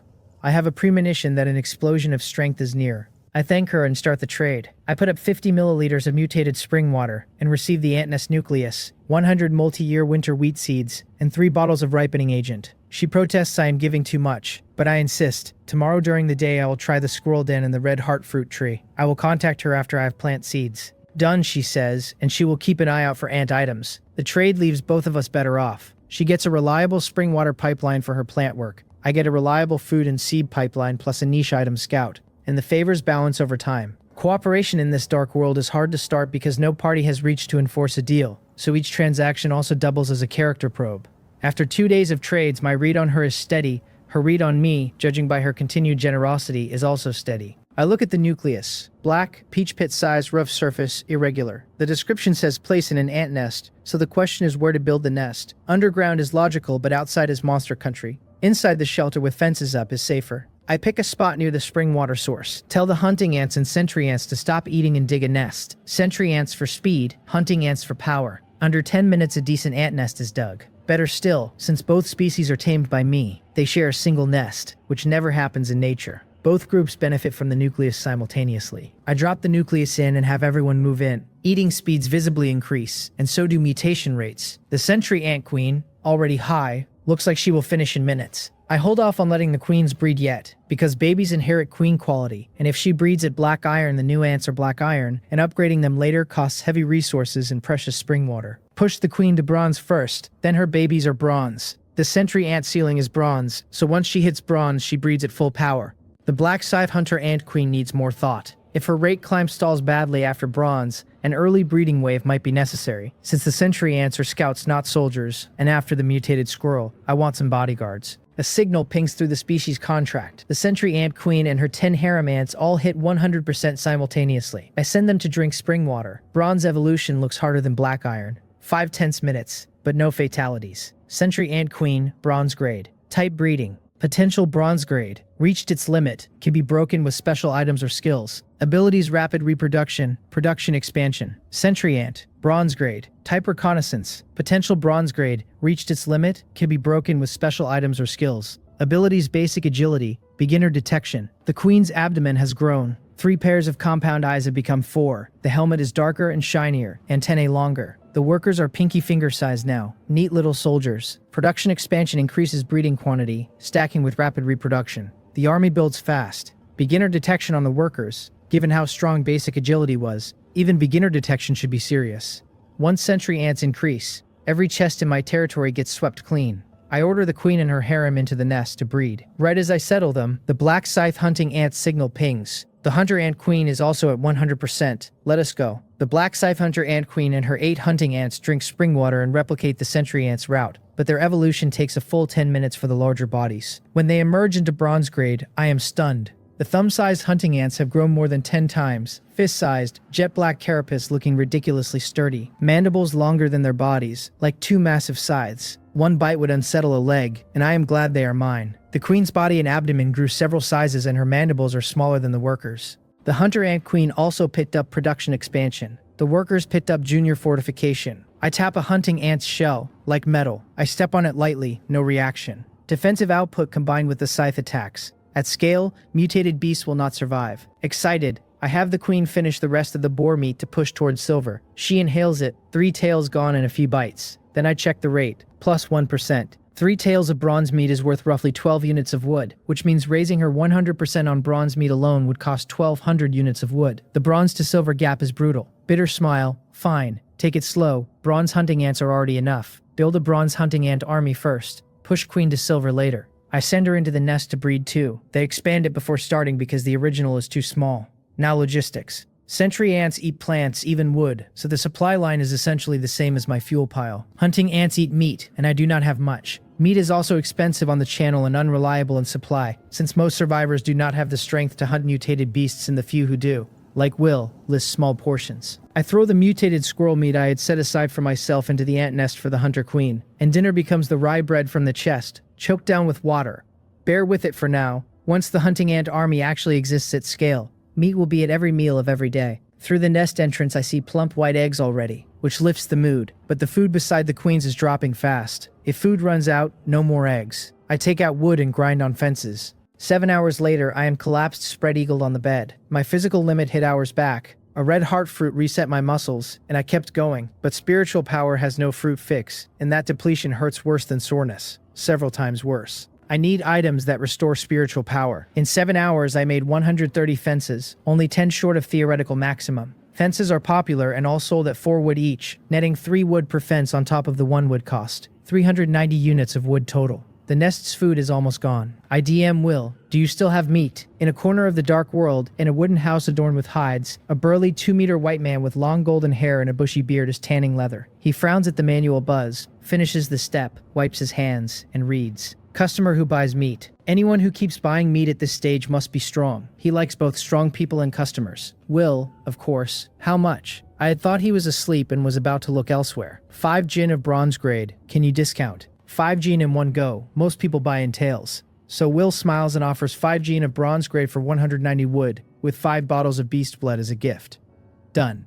After the trade, Will pulls his manual back open and DMs someone else. Ryonggu. I just traded another 190 wood. With that you should have enough to upgrade level 3. So Will is also networked, also moving wood toward an ally pushing for the next shelter tier. I do not see this. If I did, I would be shaken. Someone is already stacking for level 3. In a tight alliance, I am barely thinking. I throw the 5 gene into the nest, drop the sandalwood wood in 2, and crash. Some unknown time later the broadcast cuts in. Dark World announcement.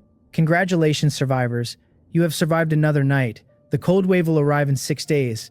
A temporary mission will now be issued. Temporary mission again. I sit up and the broadcast continues. 3 temporary chests will be randomly generated in the bright areas of every survivor's shelter. Picking and opening grants items. Once 5,000 chests are opened in an area, all remaining temporary chests vanish. Top 100 regional rankings by quantity and speed earn 1 self-selected item of varying quality, scaling on rank. I crunch numbers. 10,000 per region. 3 chests per shelter means 30,000 chests total. capped at 5,000 cleared, so on average less than one chest per person. The higher the shelter level, the larger the bright area and the harder to find randomly placed chests, and level 2 and above have mutated beasts that further raise difficulty and risk. Survivors still on level 1 may actually have an edge. Chat goes feral. Finally, top 100 this time. No way, I just upgraded last night, are you messing with me? Do not panic, day 3, almost everyone has upgraded. If only I had not lacked resources, top 100 would be mine. These chests are not easy to find, learn from the past few days. Mutated beasts are dangerous, many will die in this mission. Just chop trees and let me take the rewards. Bah, shameless. Charge brother still in the channel, more than I thought, and 1,000 or 800 of them in any region adds up. Speed matters. I do not panic, I have specialists. I walk to the nest entrance. I look down and only see darkness, no clear count.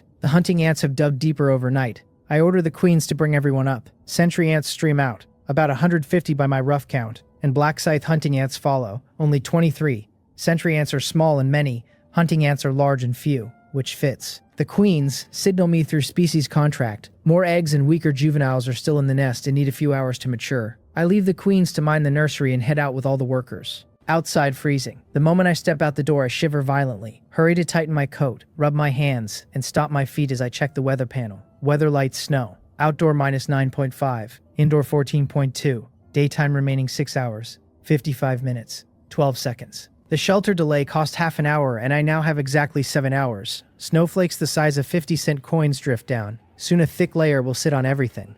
Snow further hides chests. I check the chat. Snow is falling near other shelters too, which equalizes the field. Sentry ants and hunting ants are unbothered by the cold. I split the sentry ants into 8 squads of about 20 each, 1 per direction. East, south, west, north, northeast, southeast, northwest, southwest, with orders to net search for chests and report mutated beasts. Their main job is the chests. The secondary job is intelligence on mutated beasts roaming the territory ring. After the black iron evolution, they could keep up with my walk. After bronze, they match my run. The 8 squads scatter and vanish in seconds. 23 bronze hunting ants at my feet, fist-sized each, look intimidating en masse. Comfort. If I meet another mutated squirrel today, I do not lift a finger. I do not know how many beasts hide around the shelter, so I will wait until the sentry ants have reported, then visit the red heart fruit tree in the squirrel cache. I send the hunting ants out too with orders to follow the sentry ants and carry back any chest. As an afterthought, I tell 2 hunting ants to stay near me as bodyguards. After the mutated squirrel, I do not walk anywhere outside without backup.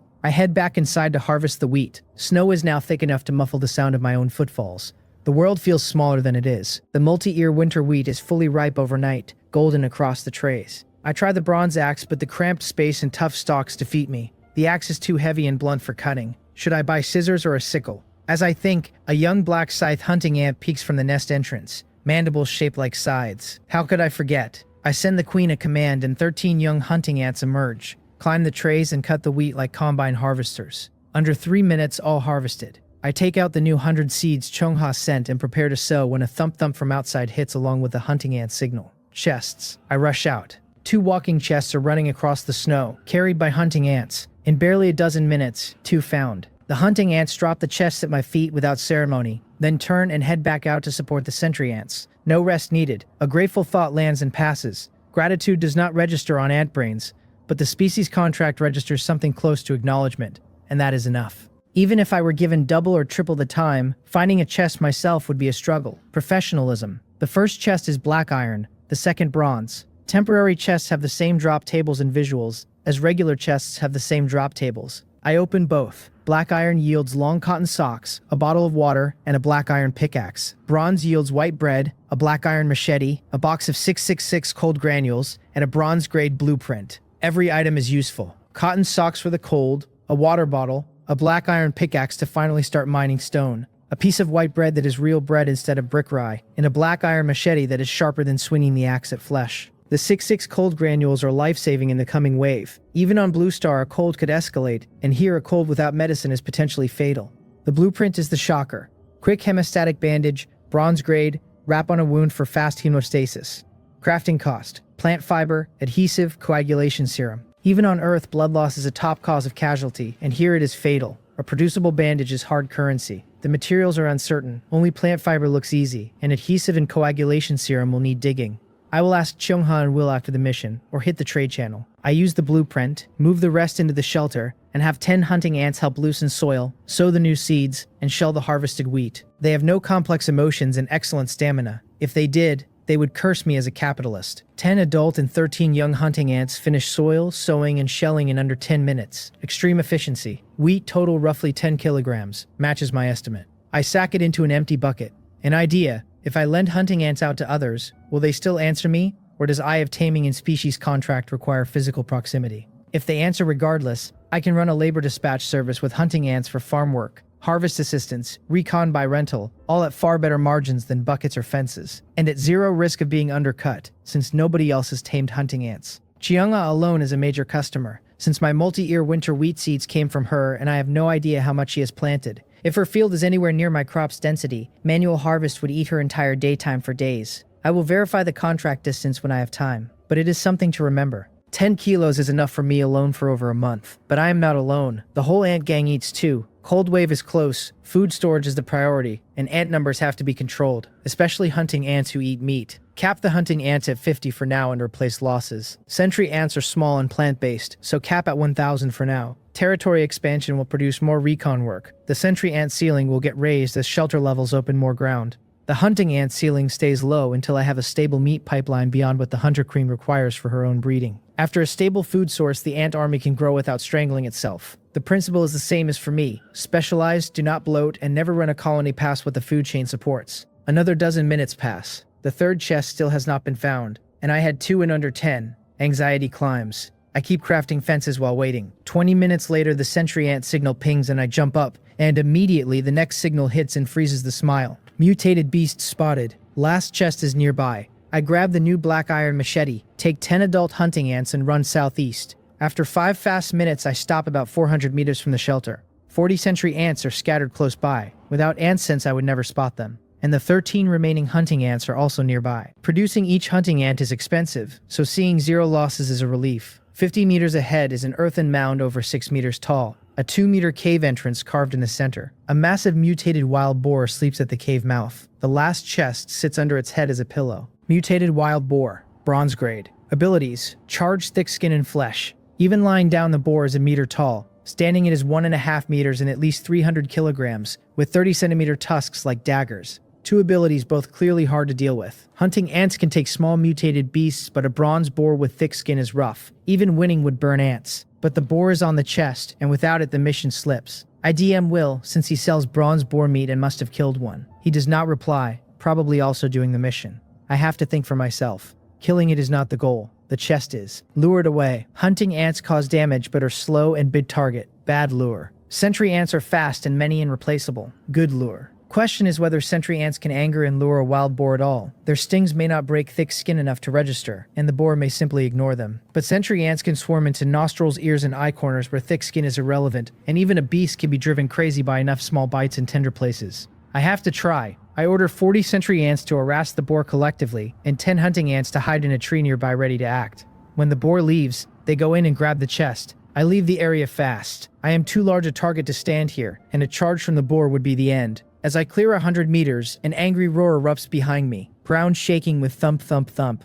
Plan succeeded, half the win is provoking. The rest is luring far enough for the hunting ants to steal. I jog back to the shelter. Outside is so cold that standing still stiffens limbs in minutes, and only inside the shelter do I thaw. I keep crafting fences to distract myself. 1, 2, 3, and the hunting ant signal pings. I rush out. A hunting ant is trundling toward me, carrying the chest across snow.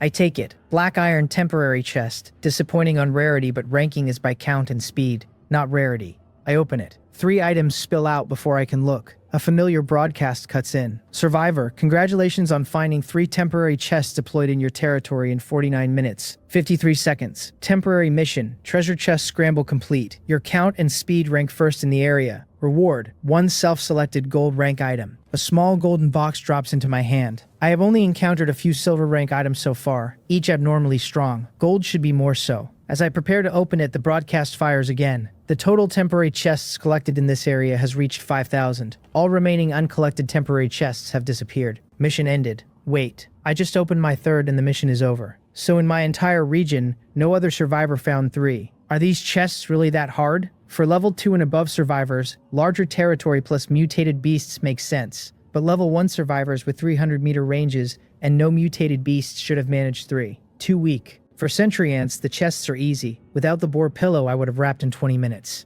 I was tense and the field could not see my taillights. The chat is wailing at the abrupt end. Already over, I only found one. The hiding spots are insane. One was on my shelter roof. Mine was buried with one corner exposed. I thought it was a welfare event and got nothing in an hour. Probably nobody found all 3. If someone did, I will wash my hair standing on my head. So the chests were placed in anti-human spots, and the snowfall further obscured them. Other survivors search by sight. My sentry ants do not. No matter how hidden, if it is in territory, no problem. Without the sentry ants, I would have found one at most and missed top 100 easily, let alone first. The chat keeps rolling. Surely no one could have found all 3. Probably not. Only 1 hour total. If someone really did 3, I will wash my hair standing on my head. That kind of bravado that masks suspicion. I do not advertise my result. The hidden first place is exactly the place I want to be. The kind of nail that does not stick out and does not get hammered. The sentry ants got the credit silently, and I get to keep my edge for the next round. I look at the squad with gratitude and then pain. The team that lured the boar, 10 hunting ants and 40 sentry ants, returned with 10 hunting ants and 12 sentry ants. 28 sentry ants dead. Of the survivors, almost all are wounded, missing antennae, broken legs. Ants have no minds and only follow orders, but they are mine and they earned this win. 28 sentry ants died trampled by a sleeping animal. The survivors are walking with broken legs and missing antennae. I am supposed to be the one who chose this path, and they are the ones bleeding for it. The boar will not see another sunset. I sentence it silently and turn to the items. A bottle of water, a piece of pig iron, a pair of knitted gloves. I put on the gloves and warmth pools back into my hands. I drink some water, pick up the pig iron, and head inside with the ants. I warm up, then open the gold gift package. I hope for combat power. The boar exposed me. As shelter level rises, mutated beasts get worse, and so does the territory I cannot avoid stepping into. Combat power has to come from somewhere, and ants can only carry so much weight on their own without an upgrade. I unwrap the gold gift box. A golden flash. 3 items in the air, each rotating slowly in the air for me to pick from. Pursuit longbow, gold rank. Arrows gain auto-correction within 10%. Detection telescope, gold rank. Sees through darkness, observes scenes beyond 500 meters. Gene manipulator, gold rank. Extracts gene fragments from biological flesh and integrates them into other organisms, granting characteristics. Each effect is abnormal. Pursuit longbow makes a novice lethal at archery, in which man does not dream of perfect aim, but I have no arrows, and a cold weapon scales on raw strength I do not have. Skip. Detection telescope is excellent, but my recon is run by sentry ants who do not need vision. Once the territory is mapped, I can send them past 500 meters anyway, and I am not going to walk into the dark world personally regardless. Skip. That leaves gene manipulator. It extracts and implants genes. I see uses immediately, and they branch in every direction. Mutated beast genes into hunting ants for bigger and stronger versions. Avian genes into sentry ants for flying scouts that scale walls and treetops nothing on the ground can reach. Boar, tiger, brown bear genes into hunting ants for raw power. Aquatic genes into sentry ants for water reconnaissance whenever rivers come into play. Spider venom genes into sentry ant queens, if I can figure out the implantation order. Combined with ant reproduction, the upside is immeasurable. If a hunter queen breeds hunting ants, and I gene fuse them off the production line, the army's specialization can be tuned per ant rather than per species. Choose. I pick the gene manipulator. The 3 orbs vanish and a microscope-like instrument appears. I take Will's bottle of mutated wild boar blood and figure out the operation in a few minutes. The interface is simple. Place flesh on the platform and it auto-separates gene fragments at a ratio that depends on the donor material's quality. 1 bottle of boar blood yields 5 gene fragments. Then place the recipient creature on the platform to implant. I select a hunting ant. 5 minutes and its body twists violently and I feel a signal. Energy, energy, energy. The panel, black scythe hunting ant, bronze grade mutated wild boar gene fusion in progress, requires intake of flesh or plants to complete fusion. The fusion gave it omnivory. It can eat plants now to finish.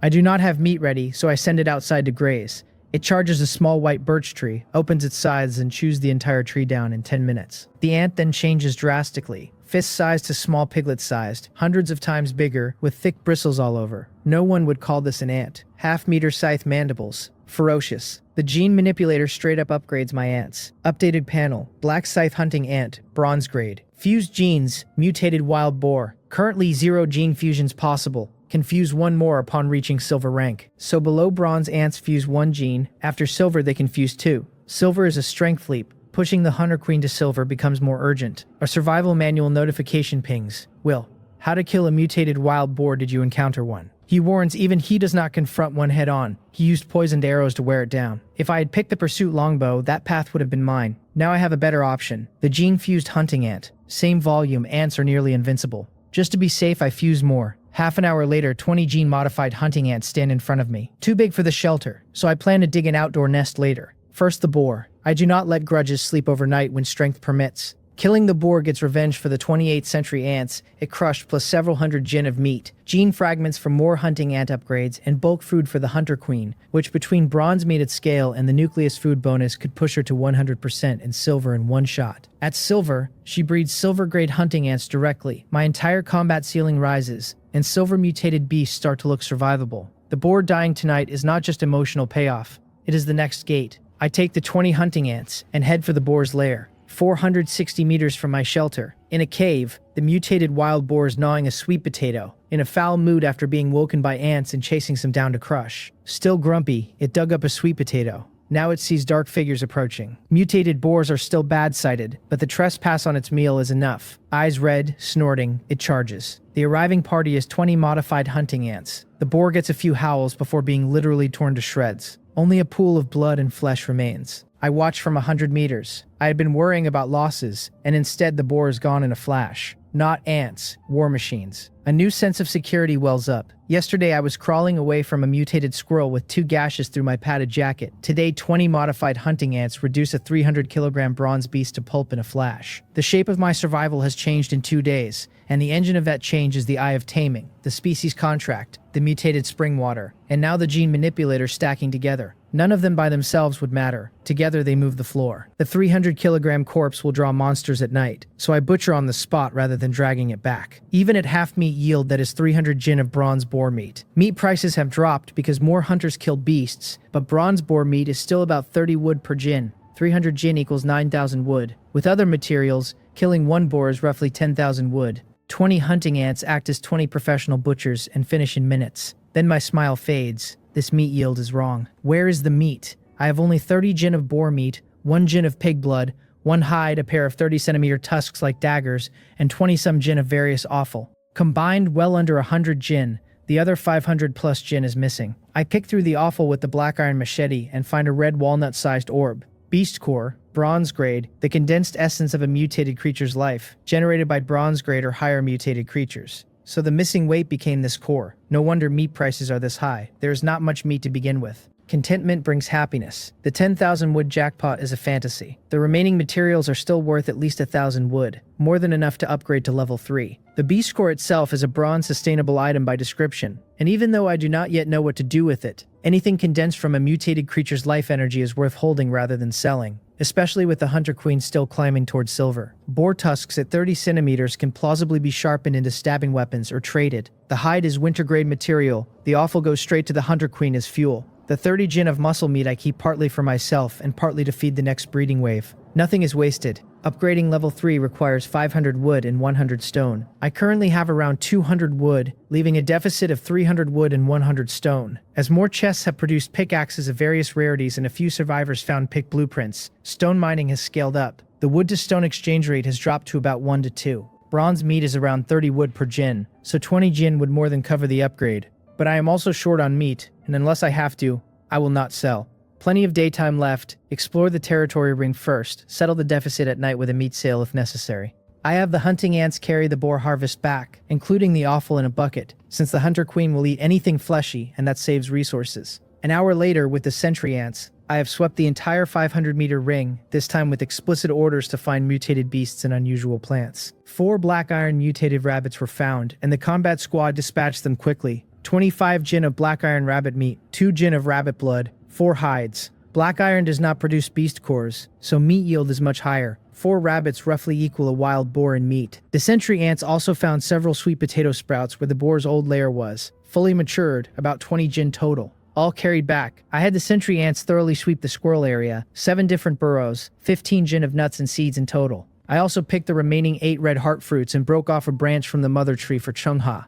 I DM her with the harvest. She replies instantly. Great, she really needs these. By the way, has my shelter upgraded to level 3? Not yet, still short on resources. She does not reply with words. She opens a trade and lists 300 units of wood. I stare at the trade window. To casually push 300 wood across a long-distance link, she has to already be at level 3 with a comfortable surplus. She follows up with a careful warning. After level 3, the territory expands to a 2,000-meter radius, and silver mutated beasts may appear in the new ground. They are very independent and may not stay in one place with strength far above bronze mutated beasts. She underlines the words may not stay in one place, because that is the part that matters. Bronze beasts had territories I could map and avoid. Silver beasts roam, which means tomorrow's safe path could be tonight's death zone. 2,000 meters is a huge territory. Going from a 500-meter ring to a 2,000-meter ring is a jump from roughly 78 hectares of accessible ground to roughly 1,250 hectares, more than 15 times the previous coverage. Sentry ant patrols at this scale require either far more sentry ants or smarter pathing, and the sentry ant queen's production expansion ability suddenly looks indispensable. Roaming silver beasts inside that area are bad news for the same reason a bronze boar was bad news in a smaller ring. They do not stay put, and territory edges become moving targets. My modified hunting ants are bronze with one fused gene. I do not yet know if they can fight silver. The information matters and concerns my safety. I have countermeasures though. Sentry ant border patrols give early warning at the territory edge, and a chain of sentry ants along the perimeter can be tasked to scout and flee on the first whiff of a silver mutated beast. The hunter queen pushing to silver soon will let her breed silver hunting ants directly, which short-circuits the resource bleed of upgrading individual bronze hunting ants one at a time. Border early warning plus a reactive silver army equals a defensible posture even before I have hunted my first silver mutated beast. I thank her, close the manual, and tell the hunting ants to chop trees. I had wanted them to chop earlier, but they were too small and inefficient. After the boar gene fusion, the problem is gone.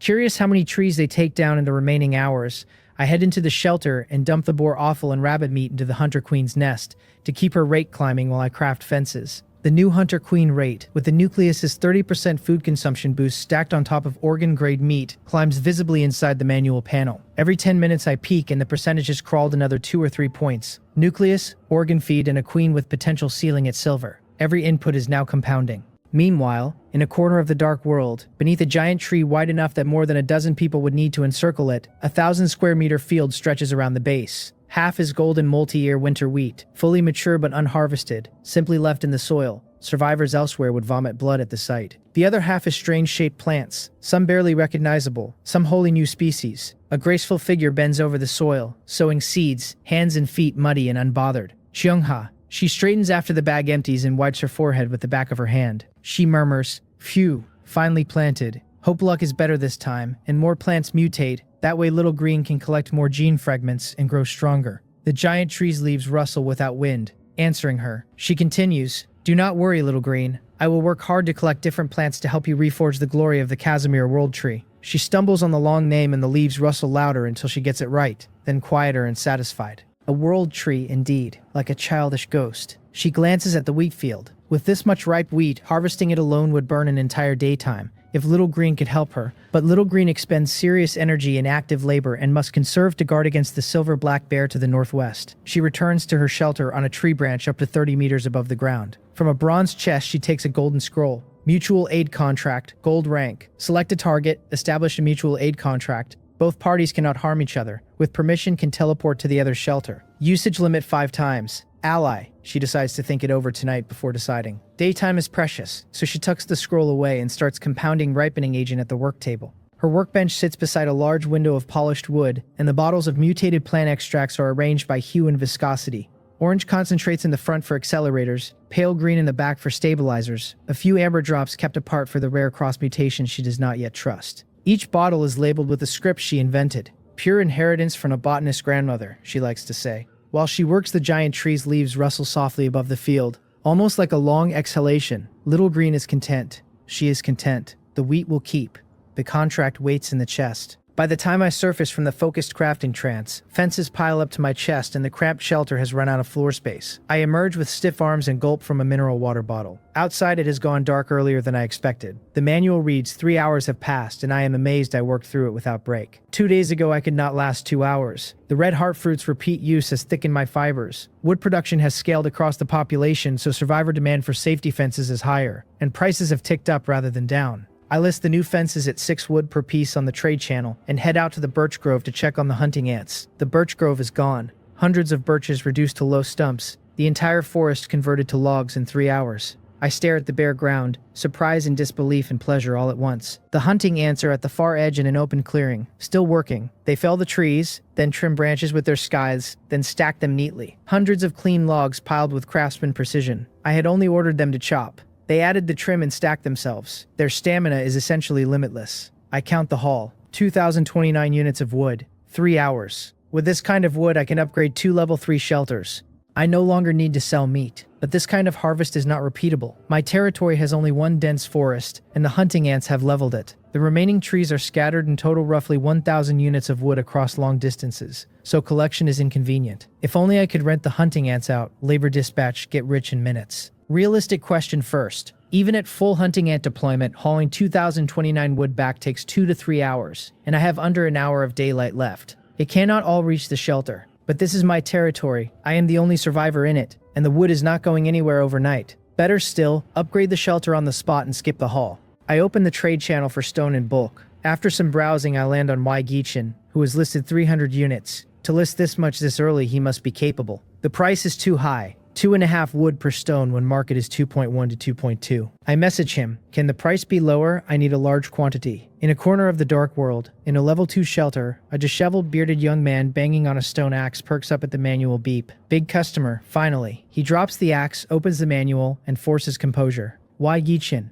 large quantity. How large? Someone today bought 10 stones and also called that large. Me. I will take all 300 units of stone you have listed. Is that a large quantity enough? On his side, he nearly cries with excitement. He badly lacks wood. His shelter is in stone country with few trees. His original stone axe broke before he collected much, and he survived only because a chest dropped a silver mining pick. After he dug too much stone, the price dropped, and his high listing has been waiting for a fated buyer. Almost a full day with no inquiries. And finally, a customer. Do not panic facing a big fish, he tells himself. He replies, brother, this price is the lowest. You do not know how hard stone is to collect. I'm the only one offering this much at once. You sly dog, raising the price on contact. I shake my head and reply, 2.1 wood per stone. Deal if yes, I can also accumulate slowly tonight. The night is long. He insists. Brother, every stone is bent over flesh and blood. Are your stones going to turn into Sun Wukong? I am unmoved. Then forget it. He has to take the deal because he genuinely needs wood and cannot afford to gamble on my bluff. Fine, brother. Your way. If I were not in a hurry, I would not part with them. He sends a friend request and we trade 300 stones for 630 wood. I accept the friend. Of the original 2,029 wood, 1,399 remain, plus the 300 stone, level 3 upgrade plus a buffer for facilities. Easy. I open the manual. Do you wish to consume 500 wood and 100 stone to upgrade the shelter? Yes. Shelter upgrading, please wait. The wood and stone vanish from my inventory as the panel ticks the consumption, and a small spinning indicator hovers in my mind's eye. The upgrade is started. I look up at my old level 2 box from 100 meters out and brace for whatever the upgrade animation looks like. The chat channel is quiet at this hour, with most survivors deep into their nightly bonfire crouch and preparing for the 17-hour dark. The cold pricks my cheeks despite the cotton suit and the gloves. I tighten the collar and walk a few steps closer to the construction zone, watching to make sure no mutated beast wanders into the gap during the build process. 5 minutes later, the shelter completes the upgrade to level 3 exquisite wooden house. The waiting felt longer than the timer because my eyes were on the dark ring of the territory edge the whole time, half expecting a silver mutated beast to wander in and find me out in the open, with no fence and no cover. I am still at the old grove site. With the trees gone, the line of sight to the shelter is clear, and I watch the upgrade visually for the first time. A globe of darkness wraps the original 20 square meter wooden house, and when it dissipates, an 80 square meter exquisite wooden house with a stone-laid base stands in its place. Compared to the level 2 box, this is a real house. Space, safety, aesthetics, all step changes. Building a house in minutes from nothing is more black tech, and I have stopped trying to understand the engine. New buildable facilities. Level 1 farmland, 200 wood, 100 square meters of monster immune protected farmland for planting. Level 1 animal pen, 200 wood and 50 stone, 100 square meters of monster immune protected pen for raising creatures. Level 1 workbench, 100 wood and 50 stone, a workbench that speeds item crafting and reduces fatigue. Farmland is an absolute steal. I paid 56 wood for a 12 square meter 3-tier nursery, and 100 square meters for 200 wood is many times the rate. The pen is more useful than I first thought. Hunting ants and sentry ants are growing in numbers, and letting hunting ants tunnel under the shelter is a collapse risk. The workbench is exactly what it sounds like. Slave driver's whip for crafting, increasing both speed and stamina. I build all 3 at once. 500 wood and 100 stone total, equivalent to another level 3 upgrade in resource terms. Farmland and pen near the shelter, workbench beside the stove indoors. The farmland fence is tall and clearly demarcated. The pen, smaller, sits to the side. I have the hunting ants carry some wood inside for the night and head in. The level 2 shelter at 20 square meters have been claustrophobic with bed, stove, cabinet, 3 empty chests, 3-tier nursery, and the spring water source competing for floor. 80 square meters with no room dividers is suddenly empty and spacious. Insulation has improved noticeably too. Closing the door alone, the chill drops, even before I light a fire. After a level 3 upgrade, I feel real comfort settle in, the kind I have not had since I arrived. As long as the stove burns, the cold wave should not freeze me. The cold wave's 2 threats are extreme cold and food, and I now have enough preparation on both axes to exhale. I light the stove and consider dinner. Inventory: 20 gin of multi-ear wheat, 9 red heart fruits, 22 gin of sweet potatoes, 30 gin of bronze boar meat, 25 gin of black iron rabbit meat, plus chest bread. The startup phase is over. Tonight is barbecue. I have been on rye bread for days and gave the meat to the hunting ants, without tasting. I save when I should and spend when I should. I am no miser. I wipe the black iron longsword clean, cut large slabs of boar and rabbit, chop into cubes, split sticks with the axe, skewer and roast on the stove. The slabs are thick and slow to cook through, but that is fine. Flip occasionally. The smell turns on within minutes, and I swallow audibly. Wait, no barbecue without seasoning. Cumin, chili powder, black pepper. Without those, no soul. I check trade channel. Nobody's selling. I post on the chat channel, anyone selling cumin, chili powder, black pepper. Paying high. The chat detonates immediately. Holy cow, why is Boss Jang Hyun buying seasonings? Is he doing barbecue? Cumin, chili powder, barbecue. I have not even hit rye bread freedom, and Boss Jang Hyun is at barbecue freedom. Brother, can you give me a piece? If you give me a piece of barbecue, I will do whatever you say. Hey, you can see avatars in the chat. You do not have the looks for this. My private DMs flood with freeloaders to the point I have to disable non-friend messages. I rub my forehead, regretting the broadcast. 3 messages a day on the world channel, and I burned one on cumin. I had been on top of my development cycle, and a single careless line about barbecue collapsed my privacy for the night. Lesson logged. Never broadcast aspirational consumption on the world channel. Everything goes through DMs and friends. Just as I close the manual, the friend bell pings. Cheongha. She and I have been friends since day one. Cheongha Janghyun. It is night again. Do you still have mutated spring water to trade? My eyes light up. She is the highest probability seasoning supplier I know. Plant specialist. I reply, we will get to that. Do you have any seasonings, like cumin, chili powder, etc.? She is stunned. Why is he asking? Before she can reply, I send a trade with a string of barbecue skewers on my side, and her eyes widen at the golden sizzling, oily roasted pork skewers. Cheongha's plant path is real, but she is not a vegetarian. Days of not tasting meat. Weak tears flow at the sight. Yes, she replies, I have many kinds. Logically, with her wealth, she could easily buy fresh meat, but her cooking is so terrible the food she makes is inedible, so she has been eating chest food and porridge. Hence the meat deprivation reflex. I grin, ask if she wants to trade barbecue for seasonings, and she instantly agrees. We trade 2 boar skewers and 2 rabbit skewers for cumin, chili powder, and a green pepper powder she cultivated from a plant called green pepper, which according to her tastes like a mild mustard. On her side, she has forgotten her original purpose entirely. She is sprinkling all 3 seasonings, eating with oil dripping, almost swallowing her tongue. I eat the rest of the skewers and nod, satisfied. Cooking has not declined since I started living alone after grandfather passed. If anything, tonight outdid myself. Not skill, ingredient quality. Bronze and black iron meats and Cheongha's mutated plant seasonings produce a flavor past every barbecue I have ever made. Better still, after eating I feel warmth spread through my body, and even my physique seems faintly improved. Ranked meats are not just delicious, they are physique buffs, and over time the cumulative effect should be significant, like the red heart fruit. I am no hedonist, but if pleasure also makes me stronger, no hesitation. I commit to chasing ranked grains and meats in the future. The red heart fruit already proved that physique can be improved through ingestion if the material is rare enough. Ranked meats clearly do the same incrementally. Stack red heart fruit with ranked food daily and the cumulative buff over weeks could meaningfully raise my baseline. The base tier of survival is no longer one fence and a fire. It is what I eat and what my ants eat, and both feed the same combat ceiling. After the barbecue, I walk to the ant nest by the spring. The animal pen is built, but it is night and I have not moved the nest yet, so the original is still in place. I summon the hunter queen. The panel reads current mutation evolution success rate 87%. Flesh and blood materials raise the rate highly likely reproductive evolution.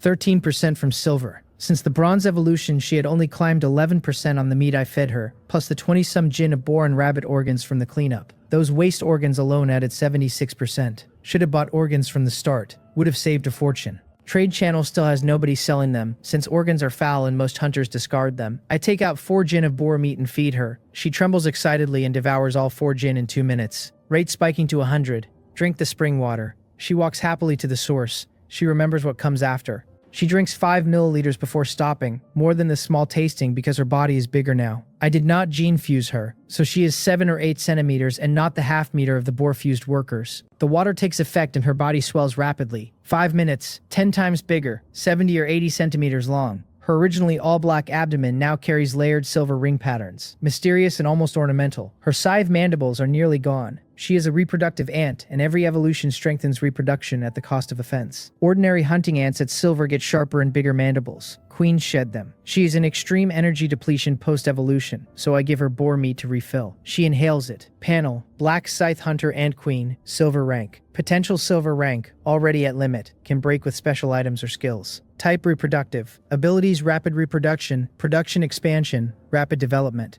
Fused genes none. Currently confused genes 2 times. Rapid development is a new ability. Inject energy into newly hatched larvae and rapidly develop them to mature state. Double the normal energy cost. Not for daily use, but a clutch save in a pinch. Instantly spawn thousands of hunting ants for counterattack if anything threatens me. 2 gene fusions on the queen now. I have not rushed queen fusion because there is only one of her and the choice has to be cautious. Vague hypothesis. Fusing higher potential creature genes might raise growth potential. If she fused with a gold creature gene, would she gain gold growth potential?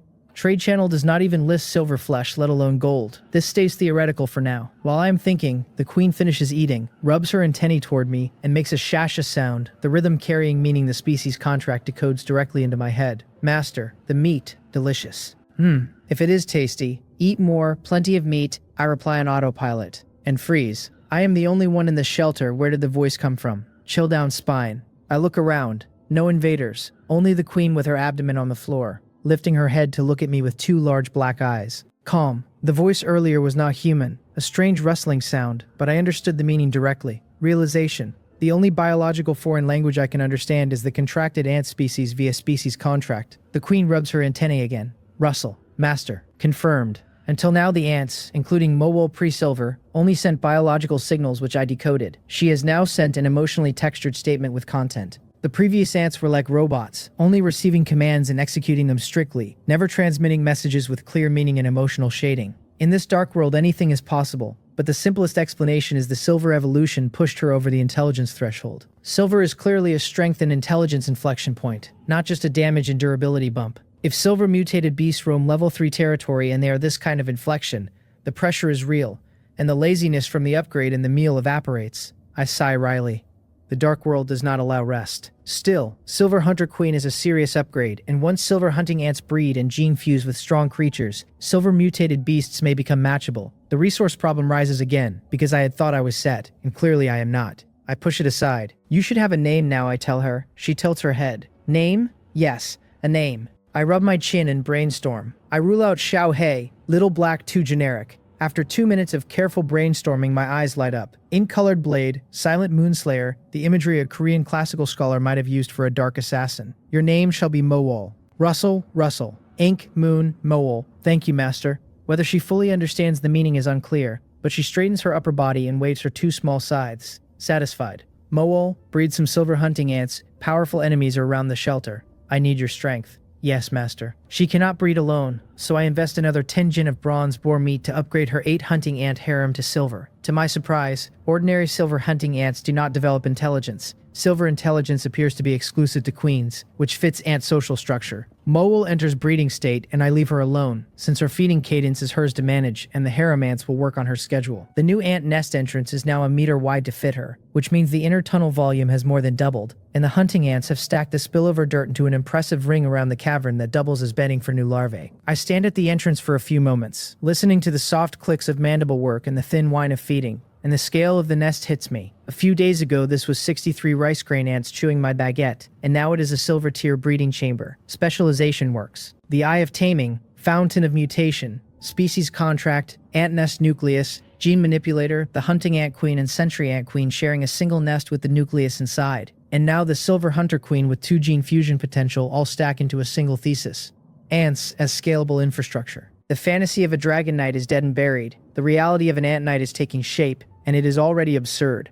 I look at the quick hemostatic bandage blueprint. Crafting cost, adhesive, coagulation serum, plant fiber. None of these read as raw materials. They sound like processed products. A bronze-grade blueprint with this complex a craft chain is unusual. The night now runs 17 hours. Plenty of time to sort it out. Trade channel first. Adhesive. Owner Yo Hazel. 5 wood or 3 stone. Few sellers. I message her. How much adhesive total? Half an hour into the night, she replies instantly. I only have 10 right now, but if you need more, I can make more.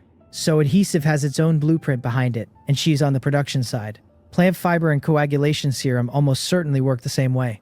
I have just walked into a small craft economy I had not realized existed. So adhesive is also blueprint crafted, not raw. Probably the same for coagulation serum and plant fiber. I take 10 for now, contact again if more. She is happy because adhesive does not move quickly. Trade complete, 50 wood for 10 units. Days tally, 348 wood from fences, plus the hunting ant haul, minus stone purchase and upgrade in facilities, leaves 399 wood in stock. With my prior stash, total 802 wood and 200 stone. Comfortably rich. Coagulation serum next. Far fewer sellers. One listing catches my eye. Owner Will. 100 wood per unit. Price negotiable via private message. Other listings are 20 to 30 wood.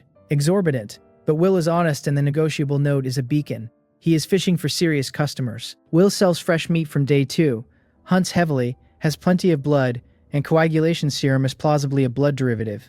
I message him, Will, your coagulation serum is too high, market is 1/5. 10 seconds later he replies, Janghyun, why are you searching coagulation serum? Do you know its use? He set the high price to fish. I have nothing to hide. I have a quick hemostatic bandage blueprint. Coagulation serum is a raw material. I send him the blueprint info. In his own level 3 shelter elsewhere, Will is on a wooden bed, manual in hand, his bearded face still smelling faintly of beast blood from a recent processing session. The instant he reads the blueprint info, he stands up, bearded face complex with surprise and joy. Janghyun, do you have this bandage? I can give you coagulation serum and mutated wild boar meat for free. Is Will injured? I almost asked before realizing the rhetorical answer. He fights vicious mutated beasts daily. Injuries are routine. I reply, I just bought adhesive. I only need coagulation serum and plant fiber to synthesize. He instantly, I have 15 portions of coagulation serum free. Just give me 1 bandage after you make it. 15 portions free at 30 wood per portion is roughly 450 wood, more than the bandage's value. Will really needs it. I could take the deal, high profit. But Will is more valuable than the resources. The dark world is full of crises, and a fighting force of his caliber might save my life. I reply, I will buy your coagulation serum at market price. But the first bandage I make is yours, at normal market price. You provide me coagulation serum long-term going forward.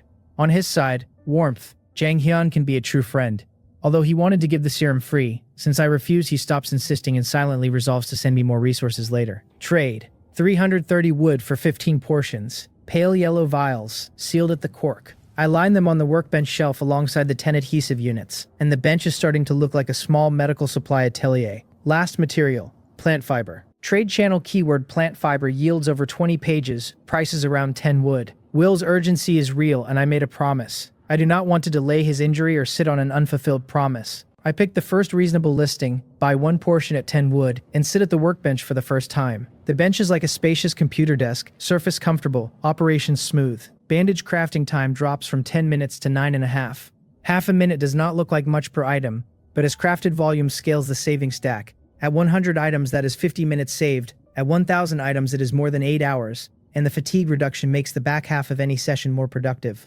The bench is not just a fixture, it is the throughput multiplier for everything I make. Done. I trade request Will, who clearly is guarding his manual, and accepts instantly. I list 1 bandage, he lists 200 wood and 10 gene of bronze boar meat. Bandage cost is roughly 40 wood. 200 wood plus 10 gene of meat is at least 500 wood total. I look up. Will replies, part is the price. Part is gratitude. Your bandage is a very valuable medical item, beyond ordinary resource pricing, and unless resources are scarce, do not sell it easily. I accept the trade, but his words land. Medical items.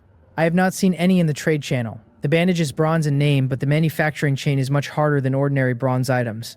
The dark world may be deliberately controlling medical supply across the world. Why, I cannot guess yet. I shake it off. Too far for me to be useful right now. The medical supply control hypothesis stays in the back of my head as a flag, though. If true, it has implications. The dark world wants survivors to die at expected rates from injury, and the bandage I just made is one of the very few items that breaks the model. A bandage that resolves blood loss has compounding effect on the population dynamics of survivors. Every hunt becomes more survivable. Every mutated beast confrontation becomes more profitable. Every survivor with one becomes incrementally tougher to remove from the population. A medical supply pipeline, even at small scale, distorts the death curve the system is enforcing, and the system reacts by limiting raw material availability rather than banning the items outright. The work is therefore feasible, just slow and politically sensitive among other survivors who learn what I am brewing. Hence the artificial scarcity. Hence Will's warning that a bronze bandage is far more valuable than its rank suggests. Hard not to wonder what other deliberate scarcities the system is enforcing. Clean water, antibiotics, antitoxins, prosthetics, heat sources at scale. Each unanswered category is a market gap, and a future supply pipeline I might own. With Chungha's plant work, an alliance might be the engine that scales medical production rather than just bandages. Disinfectant from mutated alcohols, antitoxins from venom-cultivated plants, anti-inflammatory pastes from leaf compounds. The dark world may want to keep medical supplies scarce. Partnerships breaking that scarcity become exponentially more valuable. I file the thought as priority pipeline development for after the cold wave. Now I want to make a batch. I open the trade channel for plant fiber again. And stop. How could I forget? Xiongha is a plant specialist. Plant fiber is not rare, and trading with a friend is preferable for relationship and supply stability. I DM her. Xiongha, do you have plant fiber? She takes 5 minutes, long enough for me to drift to other tasks and contemplate buying from a stranger. When she finally replies, plant fiber, yes, what do you need? Are you making something delicious? Plant fiber and food. What is the connection? I do not understand the leap. On her side, her face goes red. She clutches the manual tighter. Did I just say that? Will Jiang Hin think I am only a foodie? She covers, oh, you asked for seasonings earlier, so I assumed food again. Explanation makes it worse. I let it go because she clearly cares about her image. She continues, by the way, I have plenty, byproduct of stock plants, currently 39 portions. I do not need them. I will give them all to you. Does everyone have to be this generous? Your 39 portions are 390 wood at market. I refuse to take her at a loss and trade 50 milliliters of mutated spring water for the lot. I also tell her I am making bandages and she gets priority supply if needed. As I am closing the manual, another message from her. By the way, Jiang Hin, I was so focused on the meat I forgot the important matter. Important matter, when she asked about mutated spring water originally, that was the lead-in. But I already gave her 50 milliliters. That should be enough. She continues, it is like this. After a few days of interaction, I feel you are someone worth befriending. Good strength, good character, excellent cooking. Is that the main point? There is something strange in there. I prompt. So, important matter, not just to praise me, right? You wish. The important matter is I want to form an alliance, become allies. I replied jokingly. Allies? I thought we already were. Yes, but only a verbal gentleman's agreement. My idea is that we should establish a deeper level of cooperation. The dangers of the dark world are far more numerous than either of us imagines. One person's strength is limited. To survive better, we must prepare for a rainy day. The phrasing is careful, not pushy. She is letting me lead the question while making it clear the answer will be a substantive instrument, not a friendlier handshake. The how, please. She sends item info, mutual aid contract, gold rank, select a target, establish a contract. Both parties cannot harm each other. With permission can teleport to the other's shelter. Usage limit 5 times. Mutual aid contract. Gold rank. I sit up straight, the soft mattress no longer soft. The fence crafting fatigue no longer relevant. This is the kind of item where the answer is yes before the negotiation begins. And the only question is whether the partner is the right one. The mutual aid contract is overpowered. 2-way teleport, mutual non-harm binding, 5 uses. Humans are social animals and crave alliance. In this dark and dangerous world, isolation is psychological as much as practical, and a contract bridges islands. The acquisition difficulty is high. The only way I can imagine she got this is the gold gift package from the temporary mission, which means she is probably first regionally too. Her deeper cooperation pitch was not an empty line. The item's value demands sincerity from me too. I reply, since you have the item out, you want to sign with me. I am very interested in deeper cooperation. On her side, a quiet exhale. She chose me carefully after considering many people and was hoping I would accept. I add, your item is high value, alliances are mutual, but to avoid misunderstanding, let us clarify some things first. You probably do not have a basic understanding of my abilities. I only know yours are plant-related. Let me introduce mine and you can introduce yours. Then we decide on the contract. She smiles at the directness. She replies, all right, but let us send simultaneously rather than have one go first. Done. We type at the same time. Mine. Main ability, control and cultivate ants. Strengths, reconnaissance, can detect surrounding territory. Combat, can defeat silver mutated beasts. Physical labor assists with chopping and harvesting. Genetic modification, can extract and implant biological genes. Hers. Main ability, control and cultivate plants. Strengths, food, large amounts of food including mutated plants with effects. Detection, can communicate with plants for territory info. Defense, defends against silver creature invasions. Information, some special information of the dark world. Reading hers, I am stunned. Food is the bottleneck of this world, and how much food she can produce is anyone's guess. The math is simple. 200 multi-ear winter wheat seeds I traded from her yielded 40 gin in my 3-tier nursery in roughly a day with 1 bottle of ripening agent per 100 seeds. If her level-3 farmland is 100 square meters at full density, and she has multiple farmland tiers and additional protected ground around her shelter, the per-day output is in the low thousands of gin, possibly more. Most survivors are still chewing rye bread. She is sitting on a small grain reserve.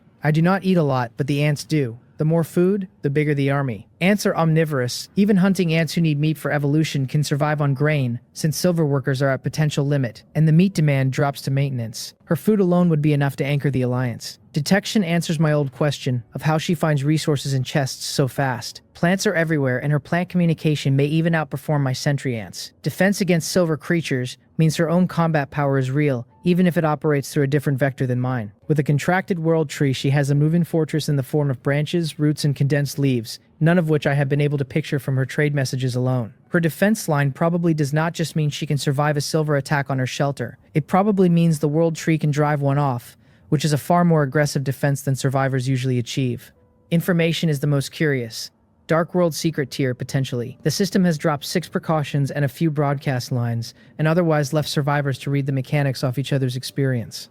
If she has access to a deeper layer of context, disaster forecasts, rarer item taxonomies, the structure of the territory rings, who the supposed top-tier survivors are, that information bridges blind spots that have been costing me time. After the contract, I will see what I can learn. On her side, she is also shocked. Jang Hyun's strength is exaggerated. She developed quickly thanks to a contract with Little Green from day one. Does Jang Hyun have something similar? Combat against silver mutated beasts. Even Little Green struggles with one. He controls ants, and ants can defeat silver creatures. What kind of ants are these? Ants are synonymous with weakness. She cannot picture rice grain ants matching ferocious silver mutated beasts. But Jang Hyun is not boastful, so she accepts and reserves judgment. Then the labor and gene modification entries. She lights up. Physical labor saves her muscles. Gene modification could direct her plant mutations. She knew about my fountain of mutation, did not know about gene modification. Both alone make the contract worthwhile. She writes, "Your abilities are incredibly strong, Jang Hyun. Let us sign quickly." Right after sending it, she rubs her head. I was a little too eager,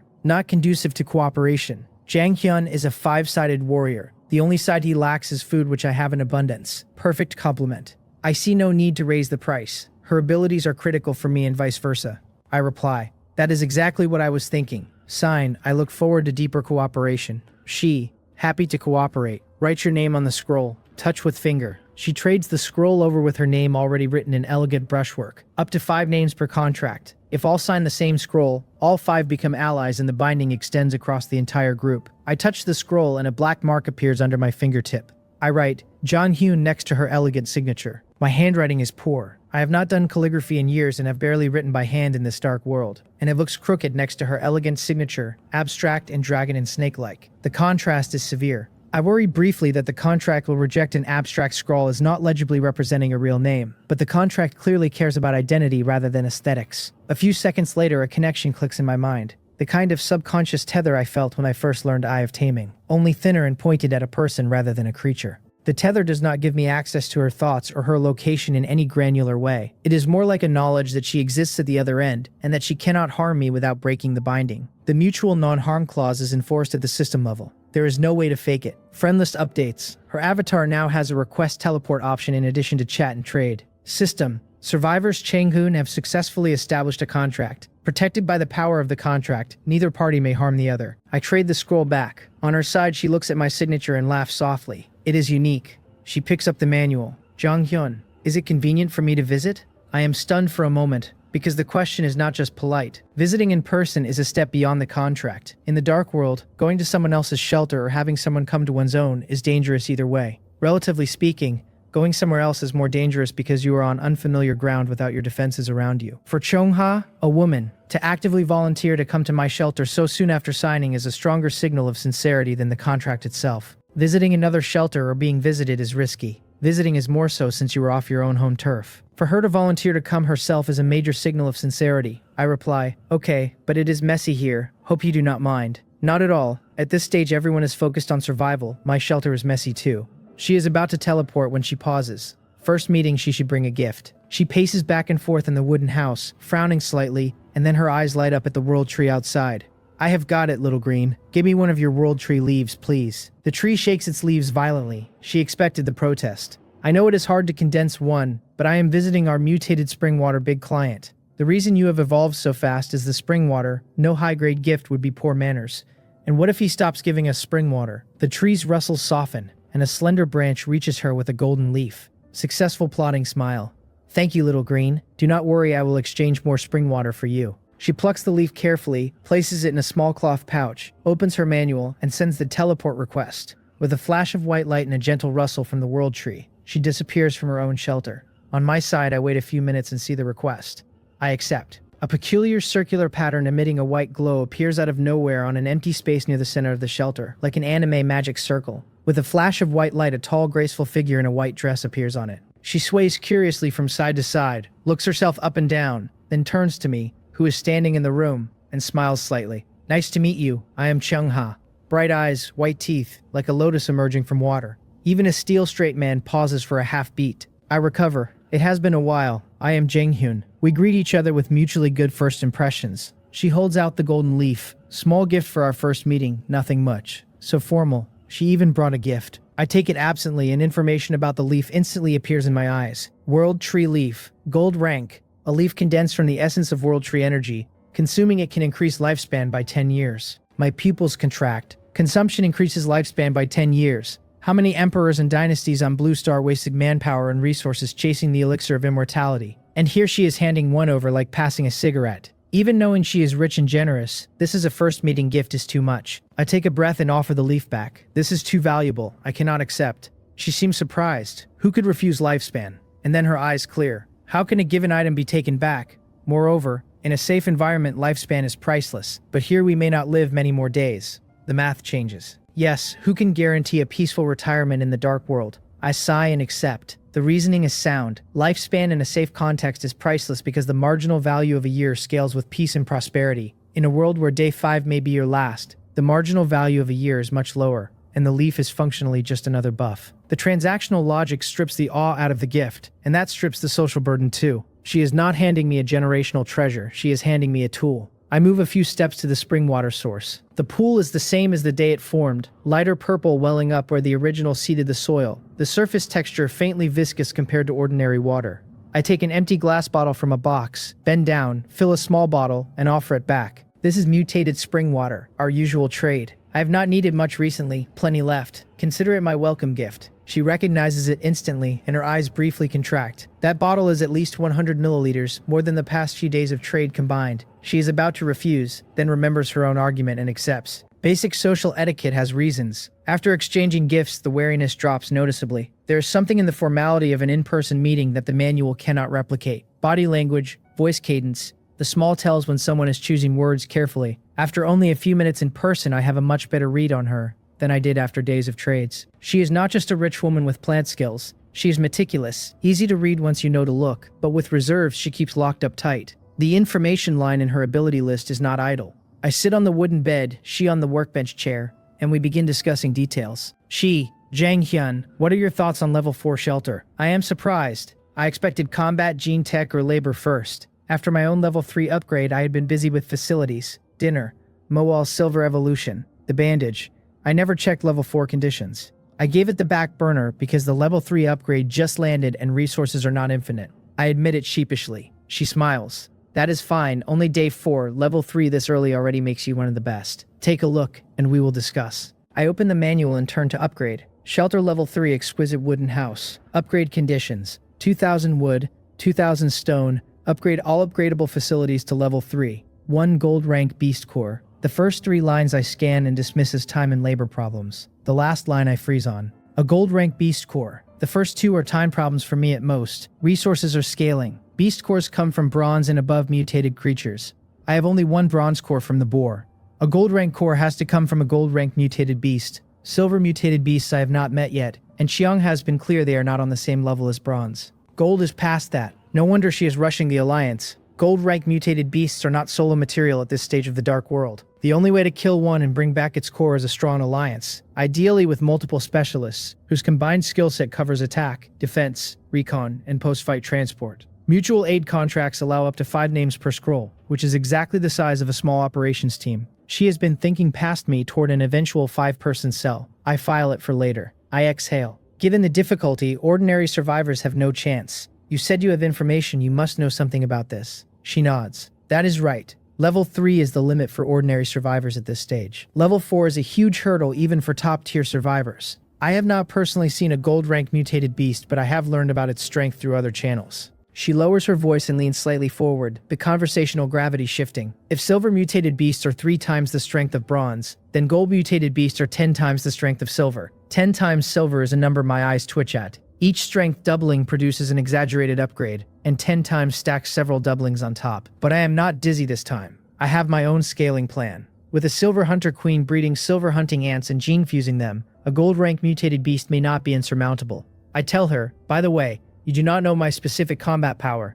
Let me show you, then evaluate whether our current resources can threaten a gold rank mutated beast. I get up and walk to the ant nest. She stands too, both curious and slightly hopeful. Could she have struck gold and Janghyun can solo gold rank mutated beasts? The ant nest entrance had been widened to a 1-meter diameter circle to fit Mowal's post-evolution body. When Seongha first walked in, she had been curious about the big black hole in the room, but the unfamiliarity kept her from asking. Now she watches as Mowal crawls out at my command. Round head, long antennae, small scythe mandibles, abdomen with silver patterns, and a body length over 70 centimeters. Seongha's mouth forms an O. You call this an ant? Where are there ants this big? These are your ants. No wonder you said silver combat power. Ants win on numbers, and at this size with hundreds or thousands, ordinary silver mutated beasts go down in seconds. She regains composure. If they are ants of this kind and there are enough, fighting gold rank mutated beasts is plausible. Even winning is not out of the question. But the count would be in the thousands or tens of thousands and resources would be enormous. Also, every gold rank mutated beast has different abilities. Flight, burrowing, fire, ice, and a counter ability to your ants would make killing very hard. Still, defending against gold rank at this stage is impressive. I shake my head. Her name is Mowal. She is my main combat queen, but my fighting style does not rely on her, since the hunter queen is reproductive type and offense is shed in evolution. Mowal, let your silver citizens come out. Such a formidable ant is not the main force. Seongha is on the edge of her seat, and her usual graceful poise is starting to crack at the corners.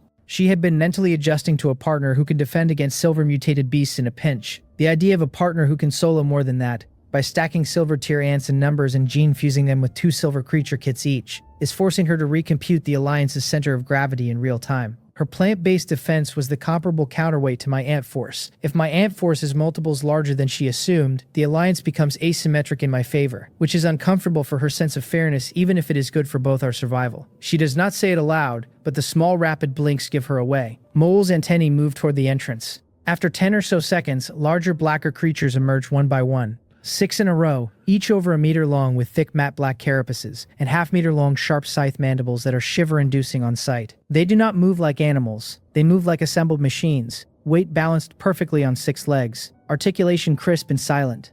Seongha is thoroughly stunned, slender hand trembling as she points, momentarily speechless. Each one of these is a silver hunting ant, enough to dominate territory in the right conditions. 6 of them at my command, with 2 gene fusion potential each, is a striking force well past silver tier on its own. Once Mowal breeds the next batch, the count climbs from 6 to 30 to 100 to several hundred. Every silver ant a fortress on 6 legs. I find her shocked face cute, the regal mask fully off, and continue the demonstration. My main combat ants are silver, and they can fuse the genes of 2 mutated creatures. Bronze ants fusing bronze creature genes more than doubled combat power. Silver ants fusing 2 silver mutated beast genes should triple or quadruple combat power conservatively. She abandons the elegant posture. With a bitter smile, when we exchanged information, I thought you were exaggerating. Now it seems you are being conservative. Actually, you should have the ability to hunt gold rank mutated creatures on your own. I shake my head. You are overestimating me. My ants are weapons. Manufacturing them costs resources up front and maintenance is heavy. Your kind of plant specialization producing food at scale is equally important to me. Do not belittle yourself.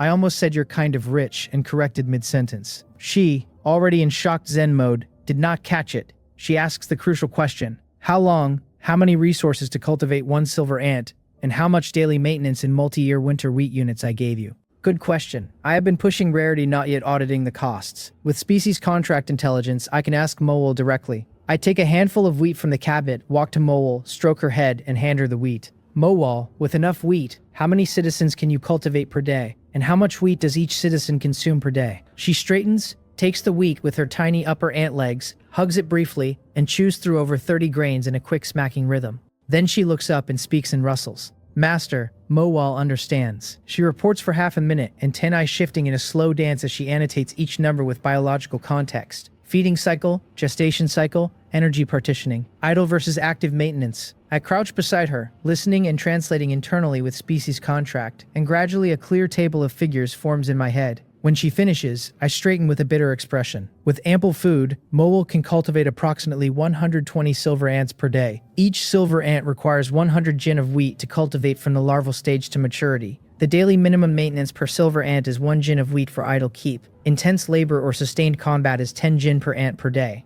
The earlier 6 silver hunting ants were cultivated from the bulk meat I dumped earlier. 20 jin of boar meat plus the offal, and Mowal is now empty. 20 jin of meat for 6 ants is unsustainable. Even on cheaper grain, 100 jin per ant blows past my imagination. Balance. I cannot do whatever I want. The silver ant army fantasy crashes. Cultivating 10 silver ants requires 1,000 jin of grain, which is roughly 50 multi-year winter wheat plantings on my 3-tier nursery. The nursery yields 10 kilograms in roughly a day with ripening agent, which is 20 jin in the same period, meaning 10 silver ants is nearly a 50-day production cycle of my own farming, before maintenance is considered. Even with the new 100 square meter level 3 farmland, the math is grim. My face goes wilted. Cheong-ha, who had been numbed by the demo, lets out a pff laugh. With a relaxed expression, she pats her chest and declares, "All right, do not be discouraged. I am still here. You go all out and cultivate ants for 3 days. I will provide the grain." The gentle voice brushes my ear like a powerful explosive. I stare blankly at her small hand, patting her chest in such a bold declaration. Her slender figure suddenly seems majestic. 3 days of unrestricted grain, at 100 jin per ant per day, 360 silver ants are theoretically possible, and at the daily maintenance cost of 1 jin per ant in idle, and 10 jin in combat, an army of 300 or 400 silver hunting ants becomes sustainable on a steady wheat supply. Combined with Mowal's 2-gene fusion ceiling and the hunting ant's silver tier 2-gene fusion ability, the floor for what they can fight rises dramatically. Cheong-ha has just handed me the runway I did not have. I steady myself, exhale, and tell her the offer is accepted, with a clear caveat. Once the ant army stabilizes and we begin hunting mutated beasts cooperatively, the meat returns to her ratio so that her resources do not run a one-way deficit. She nods, satisfied with the symmetry. Cooperation is mutual. She likes that I do not take the freebie at face value, which lets her keep extending the line of credit without worrying she is being used. 3 days of grain at her promised generosity probably runs into thousands of jin, easily enough to push my silver hunting ant army from 6 to several dozen, and possibly past the threshold where a single silver mutated beast becomes a one-sided fight. The cumulative effect of the past 2 days is starting to feel like a real strategic position rather than a string of lucky chess pulls. Eye of Taming, Species Contract, Mutated Spring Water as a sustainable resource, the Hunter Queen and Sentry Queen sharing one nest with the nucleus inside, the Gene Manipulator extracting mutated wild boar genes for hunting ants to fuse, the Quick Hemostatic Bandage Blueprint feeding into a quiet medical supply pipeline, the Mutual Aid Contract slot holding open for at least one more name. Each piece individually is interesting. Stacked, they are a portfolio. Day 5 of the Dark World is going to look very different from Day 3, and the Cold Wave's actual arrival will probably accelerate every line. I take a slow breath, sit down on the wooden bed, and let the quiet of the Level 3 shelter settle. Cheong-ha is on the workbench chair across from me, hands folded in her lap. The 2 ant queens are deep in their nest, breeding through the night. Outside, the temperature is plunging, and somewhere in the new 2,000-meter ring, a silver mutated beast may already be moving. Tomorrow we plan in detail, and the next move is mine to make. The Day 5 baseline is the day when the Cold Wave's first tier of cold lands and survivors begin paying for everything they did not stockpile, and the day when my hunting ant army either crosses the Silver Army threshold or stalls. Either way, the answer to that question is already in motion right now, before either of us has fully thought it through. Tonight we trade a few more notes, settle the cooperation rhythm, and let the Alliance take its first sleeping breath. The 5-name slot on the contract scroll is already on my mind. If will is the next signature, the cell crystallizes around food, plants, ants, and combat in roughly that order, and the team becomes structurally capable of facing gold-rank mutated beasts within reasonable preparation. I will not press the introduction tonight. Alliance scaling is incremental, and overpressing breaks trust faster than slow building accumulates it. Cheong-ha brought the first contract. She is best positioned to suggest the second name, and I trust her judgment on character. Will, if he agrees, brings hunting capacity and the steady meat pipeline that scales with my hunting ant numbers. The resource symmetry between his hunts and her grain feeds the colony at both ends. Looking at Cheong-ha's mighty slender figure patting her chest, I almost go weak in the knees and kneel before the rich woman. Firm willpower dismisses the spineless thought. I take a deep breath, tone low, and tell her thank you for your support. Please do not hesitate to ask if you need anything. She turns slightly, blinks and chuckles. We are allies, are we not? I have a stake in your ant army. I will not be polite. The serious atmosphere dispels with one joke. The relationship slips a notch closer. She sits back at the workbench, hands folded on her knees, eyes fixed on me. The cold wave is approaching, she says quietly, and we do not know what situations we will face. The mutual aid contract supports 5 names. For safety, we should find a few more teammates, but quality over quantity, only elites with reliable character and strength. I had planned to suggest the same, but the contract is hers and I did not want to lead. I nod. I do not know many people, only one I would consider an elite right now, but I need to interact more and confirm. If he is reliable, I will introduce him to you. Same here, she replies. If I find someone suitable, we discuss and vote. It is getting late, she says. She has to head back, prepare enough food, and not delay my silver ant cultivation. She stands and is about to leave when I stop her. You forgot your item. The bottle of mutated spring water still sits on the table. Also, take these with you, they should help. I have Mo summon 10 more bronze gene-fused hunting ants from the nest. Through the contract, my ants now hold a non-harm clause toward Cheongha, and even register a faint affinity for her. I teach the 10 hunting ants 2 simple actions, tilling and harvesting, make them obey her commands, and walk her through the command syntax. She takes them excitedly. 10 minutes later, her message arrives. Jang Hyun, your ants are really useful. My multi-ear winter wheat was harvested instantly. Here is some grain for you first. I will plant another batch and send you the next yield as soon as it matures. Go cultivate silver ants with confidence. She opens a trade. I glance at the wheat quantity and my pupils contract. 10,000 jin. Even knowing she is rich, 10,000 jin is excessive. I subconsciously click agree, and only after the click do I realize where I will put it. A massive amount of wheat materializes from thin air and pours down. I have only enough time to order Mowol back into the nest. Then I lunge to shield the fountain of mutation with my body before the wheat rain buries me. Cheongha on the other side has no idea what predicament her grain has caused. She happily commands the 10 hunting ants, strong as oxen, to keep tilling and planting. The level 3 shelter at 80 square meters saves me. 10,000 jin spread across that floor only reaches 8 or 9 centimeters. Not enough to bury me alive. I clear the weed off facilities only, leaving the floor a wheat carpet, and half an hour later, sweating, I sit on the wooden bed and call into the wheat block nest entrance. Mowol, cultivate silver hunting ants with all your might. 10,000 jin can theoretically yield 100 silver ants if every grain goes into cultivation. And even reserving daily maintenance for the existing colony, the cultivation budget should still produce dozens overnight. Daily consumption matters, but if Cheongha's promise holds, the next wave will arrive before Mowol finishes 100. The wheat at the entrance shifts an inch. Rustling, Mowol acknowledges and begins. Rich woman, you have put me in a tough spot, but you were busy planting, so it is unintentional. As I think about it, something is wrong. I pick up the manual and reread her chat history. Ants, useful, harvested instantly. Go plant another batch. My 12 square meter 3-tier nursery yields about 20 jin per round. 10,000 jin requires at least 600 square meters of land, far past any level 3 shelter's farmland of 100. So she is planting outside her shelter, but it is night. How does she manage that? My face goes pale and my heart rate quickens. For half a second I let my imagination run wild and link her with the night monsters. I ask directly. She answers. She has a very magical contract partner that brings the nearby 50-meter area under protection at this stage. Immune from monster attack even at night. That is how it is. You scared me. I reply with a chuckle, just asking. I will not bother you now. Finish your work first. So Cheongha has more trump cards beyond grain. I should visit her sometime. With the misunderstanding cleared, my curiosity grows. I park the thought and pick up the manual again. What excuse do I use to learn about will? I just experienced firsthand how the mutual aid contract builds trust and integrates resources. My floor is still under several centimeters of wheat. Without the contract, no amount of chat would have produced this. 3 minutes of thought later, my eyes light up. The right move is sincerity, not interrogation. I open Friends, find Will's avatar and type, "Are you there?" I wonder what Will is busy with. After a minute with no reply, I'm about to set the manual aside when I glance back at "Are you there?" and grimace, like a shy high schooler confessing or a long-lost classmate about to ask for money. Whatever. As I prepare to send another, Will answers. "What is wrong, Jung-hyun?" On his side, he has just put down a finished wool mattress and picked up the manual. A rusty welded mechanical arm gauntlet wraps his right arm, a wasteland-style technological creation that does not match the dark world aesthetic. I do not know any of this. I roll out my excuse. "Will, weren't you injured? If you still need a quick hemostatic bandage, just tell me." "Concern for me," he reads. His expression stiffens. His eyes flick to a pink pig cartoon watch under his left cuff, and his pupils lose focus. He drops into memory. "The organization does not need trash. All of you who fail training get to District 8 and feed the test subjects." "Yes, instructor." 08. You are no good either.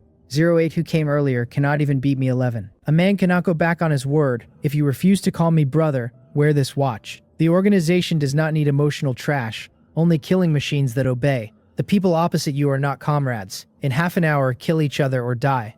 08, 21 fights. You have lost every one. This is the last. Only I survive. I heard you have a younger sister in District 9. Let me take care of her. Haha, you really thought of me as a friend. You are just a toy I always bullied. Cough. Why did you not dodge? My legs were numb. Is that not allowed? Idiot. Do not cry. Do not let the butcher see. Before the organization caught me, I had a brother. Same golden hair. Same stubborn temper. This watch. He lent it to me. Take it. Take care of your sister. Do not be a useless brother like me. 08. From today, your name is Will. Will Porter. Hold your documents and do not expose your identity. Begin operation. Will sits dazed, 2-meter frame obscuring the workbench. A drop of turbid liquid down his rough face. The tingling sensation halts the memory. He sits up. Pupils contract, expression returns to calm, and he pulls down the left sleeve. He exhales and replies, I am fine, thank you. If you need me for anything, just say so. I will do my best. Will is genuinely uninjured. The reason he was so eager for a bandage earlier was his sister, 09, in another shelter who injured her left leg from a mutated beast a full day ago. With only rare spring water to clean the wound, the ulceration was worsening and amputation or fatal infection was a real possibility. His sister is his only hope for survival. He had been frantically buying on the trade channel with no responses, and then I appeared. With my bandage, 09's wound healed and did not infect. Before coming to Blue Star, he had been with a terrifying organization and had not felt cared for in a very long time. Hence the memory hit. I, on the other side, frown over my next move. The plan was to ask what kind of creature injured him to gauge his strength.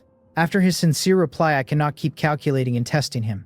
I press my finger and type something different. Will, I just reached an agreement with a powerful survivor and signed a mutual aid contract, forming a small team. We agreed to help each other and share resources. If you are interested, we can exchange basic ability info. I attach the contract description. Will's eyebrows twitch. He is grateful and trusts me, but he has 09 and a former organization tail. Although the Dark World scrambled the planet, the organization's foundation will not vanish. An association with him is a hidden danger he does not want to bring to me. Then he reads the contract details. Establish mutual non-harm with permission. Teleport to the other's shelter. His pupils contract. If he and 09 sign the same contract, he can teleport to her shelter and resolve threats she encounters.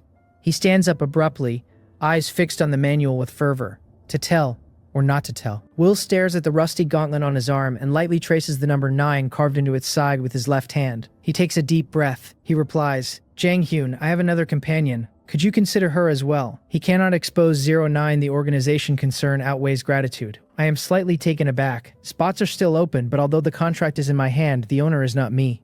I will discuss with her. Of course, the person you recommend must have guaranteed character and outstanding strength or ability. Otherwise, the contract owner will not sign. He nods to himself, reading my reply. Anyone who has this scroll plus my approval is reliable and top tier. For the team, look for compatible experts, not dead weight. He sends his ability info. My main ability is close quarters combat, with strength to kill silver mutated beasts. I also have abilities in flesh and fur material processing, byproducts and traps that lure and weaken mutated beasts. My companion's combat power is weak, but she is skilled in mechanical manufacturing and modification. At this stage, she can already create relatively crude firearms and mechanical tools. And as material processing improves, the tools improve. He attaches the gauntlet info. Rusty mechanical arm gauntlet. Bronze grade, a crudely made mechanical creation that greatly enhances strength and defense. Requires beast core for power. My eyes widen. Will gives me a huge surprise on his own side. I already knew he was a fierce hunter from day 2, and silver mutated beast capability is in line. The companion is the bigger surprise. Mechanical technology in the Dark World, where supernatural items mostly come from biotech or alchemy, is gold. The saying is, a gun is fast at 10 paces and accurate within 10. Even mutated bodies are flesh and blood, and mechanical firepower scales without ceiling. She can also do mechanical modification, combine machinery with biology, and has working products like a beast core powered gauntlet. I picture my hunting ants in mechanical armor with mechanical cannons on their backs. Long-range firepower, then close quarters scythe assault. Her drawback is weak combat. The team does not lack combat power. The team needs ability multipliers, and she fits perfectly. My eyes turn red. The companion's mechanical specialization is not just a niche skill. It is a force multiplier that my biological-only stack cannot generate by itself. And over time, the synergy between her tools and my ants will push the team's combat ceiling much higher than either of us could reach alone. I have to discuss with Chong-ha. I reply, Will, your and your companion's abilities are very strong. I will speak with the contract owner. I am sure she will agree. Will reads it with mixed feelings. He could conceal the rest and likely close the deal, but after my help to him in 09 he cannot do that.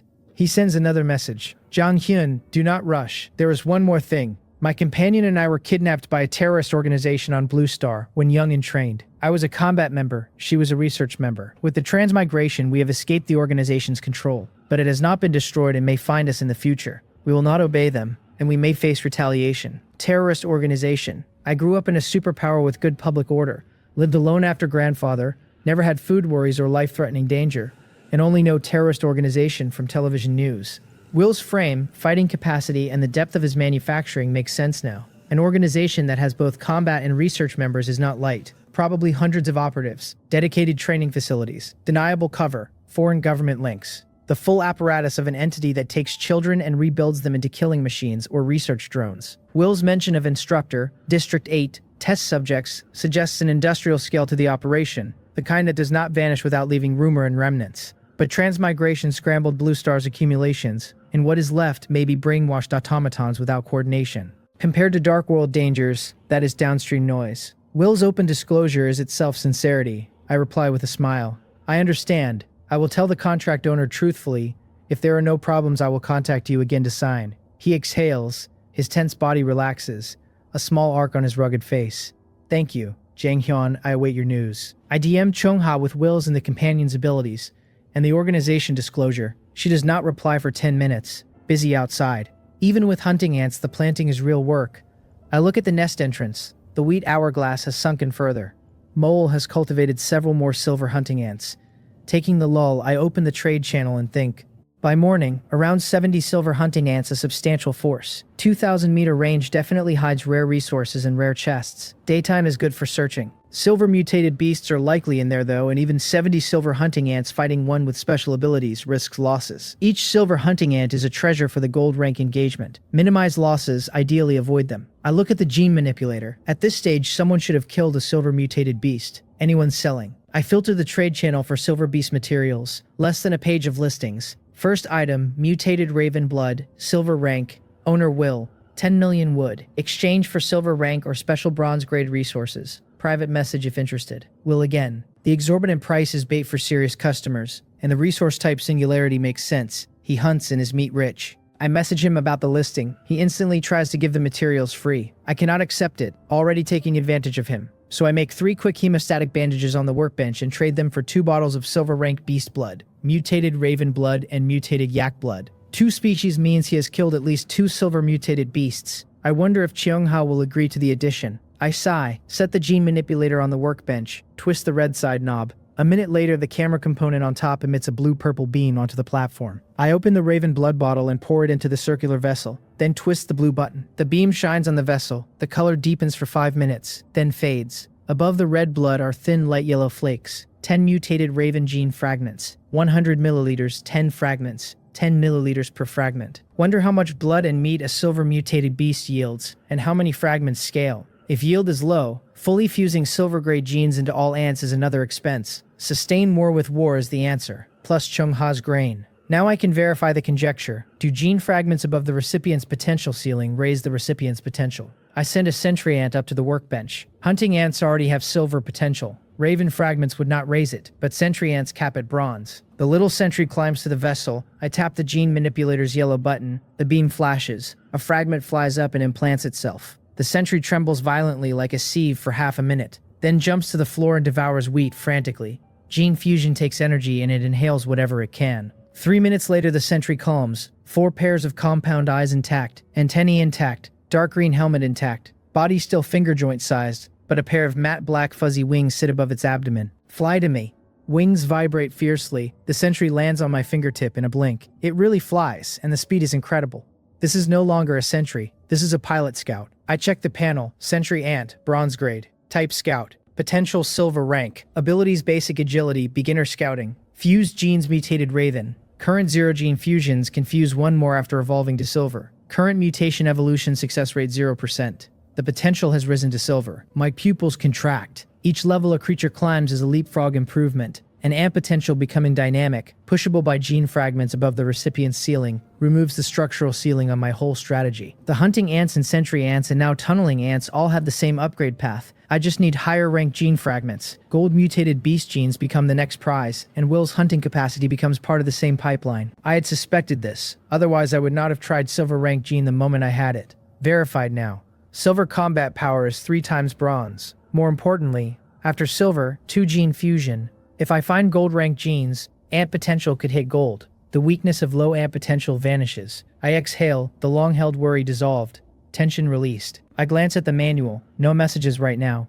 I look at the nest. Mowall, send a few silver hunting ants up. Meter-long ants emerge. I cycle through extraction and implantation, but this time fuse the gene fragments into silver hunting ants, not sentry ants. I imagine the chemical reactions. Silver hunting ant plus raven gene plus yak gene in one body. What kind of monster does that produce? Creation is irresistible. I twist knobs, shake bottles, blue-purple flashes pulse through the room. After an unknown time, the manual beeps urgently and pulls me out. I look at the new creations. First, a silver hunting ant fused with mutated raven gene. Wings of black down, 1.5 meters spread, capable of lifting the heavy body to fly, otherwise unchanged. Second, a silver hunting ant fused with mutated yak gene. 2 meters long, thick white fur like a yak, rough to touch with strong cold and physical defense. Third, a silver hunting ant fused with both genes, combining all features like a prehistoric monster brought back to life, projecting raw oppression even standing still. I stretch my sore arms and check the chat. Chungha's messages have stacked up. Zhang Hyun found 2 teammates that fast. You have a wide network, both excellent, especially the mechanical abilities,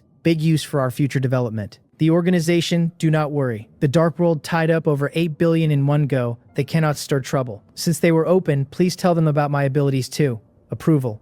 I tell Will, who sits in his shelter and reads my abilities in silence. Food, silver combat, gene extraction, reconnaissance. Strong. As a professionally trained soldier with pride, he had not expected ordinary survivors to be powerful, and the alliance pivots in his head from gratitude driven to actively useful. He replies, I understand. I will contact my companion to confirm a time, but she gets engrossed in tools at night and can only be reached during the day. A night-long crafting trance. I get dizzy and sore in 2 hours and would quit if not for survival, so the companion is a serious specialist. Professionals are different from amateurs. Then we do the call during daytime. I return to the workbench and continue gene extraction. But only 1 gene per hunting ant. 2 gene fusion is potent but not cost-effective with limited silver gene supply. By the time I run out of silver gene, I have 1 black scythe hunting ant fused with raven plus yak, 9 fused with yak only, 8 fused with raven only, and 1 sentry ant fused with raven for the verification. I stretch and yawn, and the manual beeps again. Stranger message. Joe Munchel, boss, I saw you were buying ants in the trade channel. Do you still need them?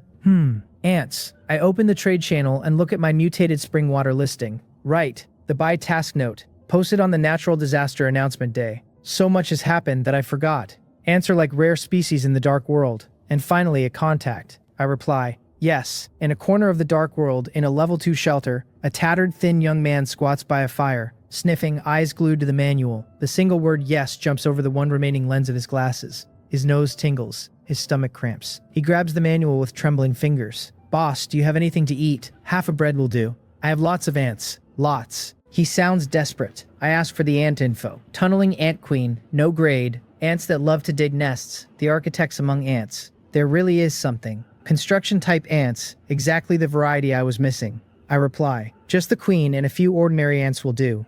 Let us trade. He almost faints from excitement. 2 days hungry. Firewood low. On the brink of giving up, only the survival instinct kept him browsing the trade channel. He had despised the industrious ants digging holes everywhere. Now they are the cutest creatures in the world. He kneels on the floor, blocks the path with his hand to let the tunneling ants climb in, and loads 23 plus the queen into a shriveled empty mineral water bottle. Then he sends a trade. I see 23 tunneling ants and 1 queen on his side. He had asked for half a bread. Clearly extreme hunger and resource thin elsewhere. He may not last days. Ants are critical to me. I have searched for days during exploration with nothing to show.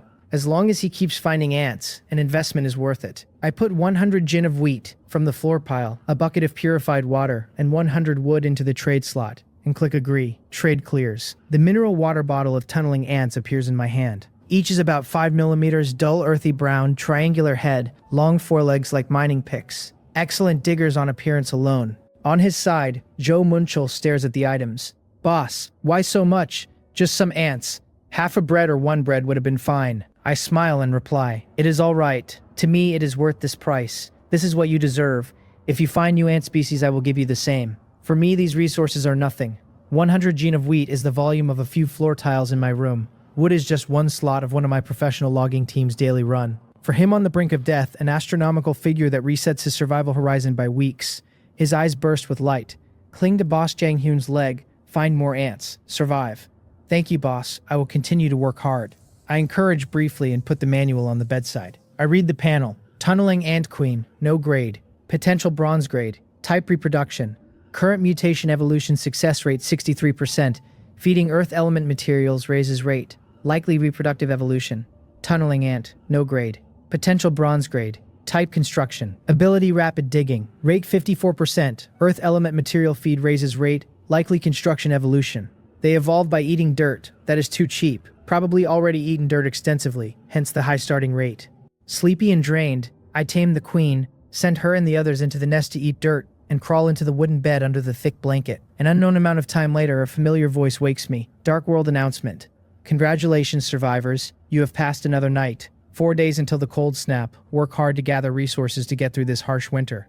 Daytime already. I open my eyes. I stretch, cells and muscles waking with me. Manual, weather, sunny, outdoor minus 11.2, indoor 13.1. Daytime remaining 6 hours, 28 minutes, 15 seconds. Yesterday's snow day was minus 9. Sunny today is 2 degrees colder.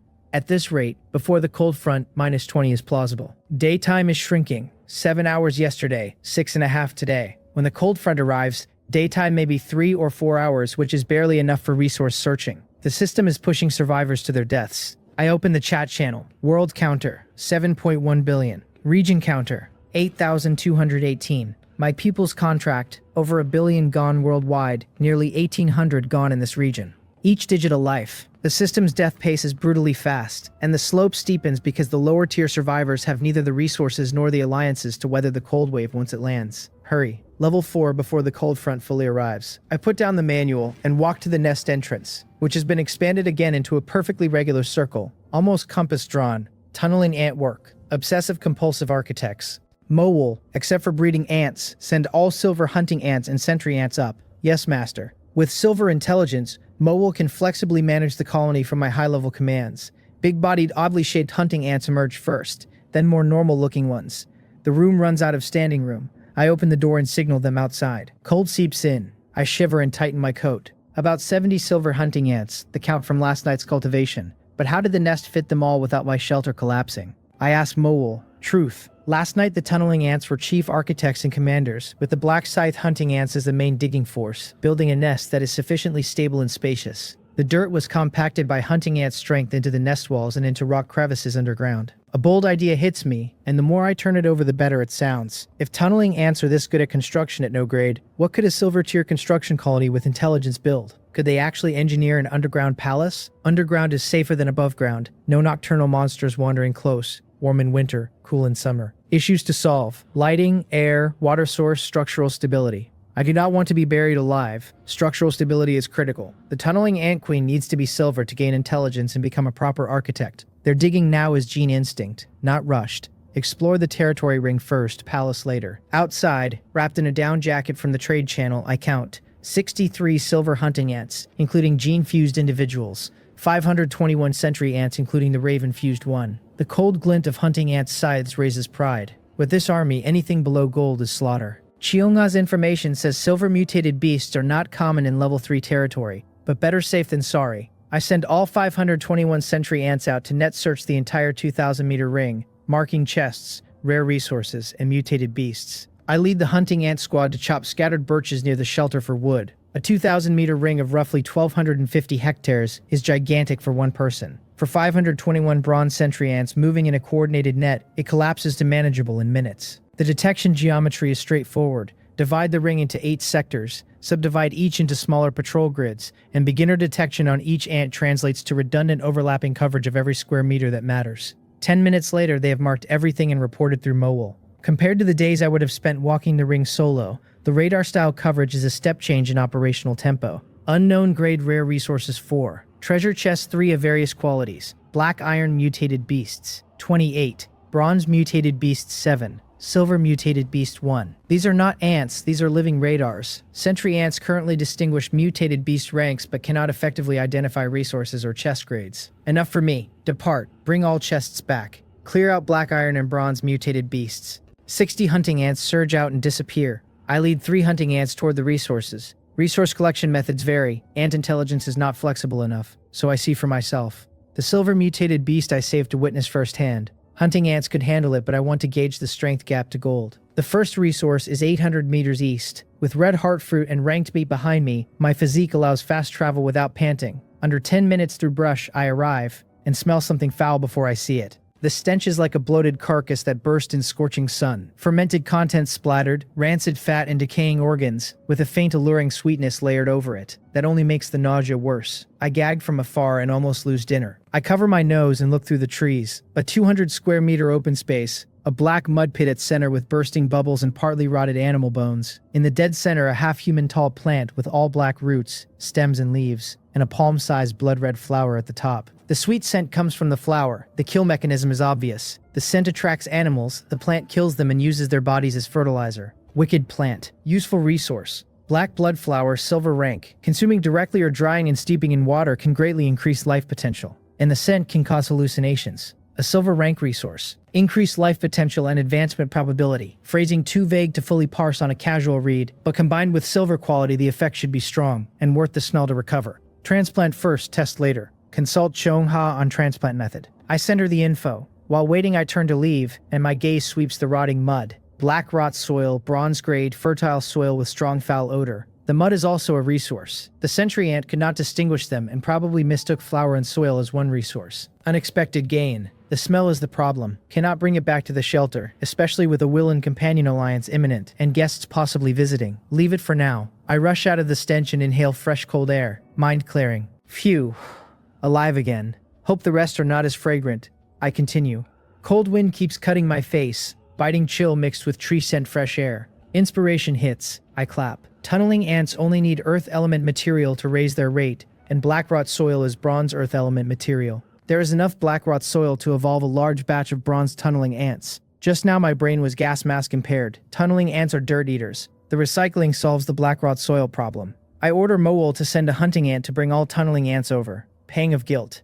Do ants have a sense of taste? Never mind, no intelligence yet. I check the other 3 resource points. Less smelly, no double resources. Red iron ore, bronze grade, 1200 meters northeast. Exposed surface as tall as a person. Unknown depth underground. Arrow bamboo, bronze grade, fist-thick arrow straight stalks 10 meters tall. Hundreds of them with winter shoots beneath. Jade bean, bronze grade. Sounds grand. Actually a soybean variant with jade-colored skin. Only a few dozen plants. With soybeans I can extract soybean oil, stir-fry vegetables, deep-fry meats, an invaluable delicacy. Quantity is too small to extract much, but the glutton Cheonha will surely cultivate a high-yield variant. I dig a few arrow bamboo stalks and a few jade bean plants for the hunting ant to send back, and walk back along the ring. Along the way, several small hunting ant squads are hunting. Mutated beasts at black iron and bronze fall fast and get dragged to the animal pen outside the shelter. Mowol estimates 10 to 20 more minutes to clear all sub-silver mutated beasts. 3 chests of various qualities are already at the shelter. I will open them first, then meet the silver mutated beast.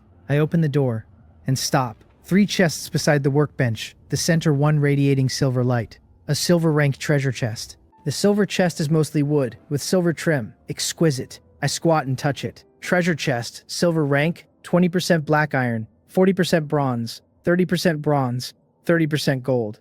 Compared to bronze chests, item quality climbs a level and gold is on the table. I have only seen 3 gold items so far. World Tree Leaf adding 10 years of life, mutual aid contract that connects 5 survivors, gene manipulator that tripled my combat power. Each was overpowered, and the probability that a silver chest contains another such item is real, if the dice roll right. The probability is low, but hope exists, and one must dream in case the dream comes true. I take a calming breath and do not open the silver chest yet. I look at the 2 bronze chests beside it. On Blue Star I played enough games to know the padding enhancement trick. Enhance other gear first as bait, then enhance the target. Superstition but widely circulated, so probably has reasons. With extra chests I try it. I lift both bronze chests and open them at once. 2 bottles of water, 2 pieces of bread, a pure cotton mattress, a piece of refined iron, a military shovel. Useful, but mostly black iron or unranked. Only the refined iron is bronze. As unlucky as it gets, Exactly what I needed for the padding theory. First step complete. I rub my hands, place hands on the silver chest, lift it gently, and the lid opens. Dazzling treasure light leaks out, vanishes. First item, Primordial Dragon branded assault jacket. Bronze grade, wear resistant, cold resistant, lightweight and stylish, made with inner thermal circulation technology fabric. With cold wave incoming, it will be useful. I set it aside. Second item, big black pot, black iron rank, ingeniously designed cooking utensil convenient to carry on the back, essential for wandering chefs. I do need a pot for cooking, but black iron is a letdown. 2 items in and not even a silver shadow. Padding superstition useless. Third item lights my eyes, an instrument. Small water purifier, bronze grade. After use, it can filter water into direct drinking water. The more polluted the water, the slower the filtration. Excellent. River water has been my daily, and quality varied so much I had to boil long every time. With this, no more water quality worry. Reminds me of the bigger water source problem. When the cold wave hits and rivers freeze, river water collection difficulty spikes and prices will surge. Note logged. I place the purifier dispenser-shaped by the workbench. The silver chest has 1 item left. I have lost hope of gold and casually take it out. And freeze. Tier 1 trial scroll, gold rank. Survivors can initiate a trial after use. Upon completion of the trial, one's life level can be elevated. Gold rank. The padding worked or did not. Either way, a real gold item. Trial, life level. Strange terms again. Vague and elliptical the way the original 6 precautions were vague and elliptical. The way Eye of Taming's description was vague. As my strength rises, the information vagueness rises with it. Past world experience increasingly useless, a new domain entirely. I will not use the scroll until forced. Trial difficulty unknown. Instant death possible. My progress is leading. No need to take this risk now. The manual buzzes urgently. Cheongha.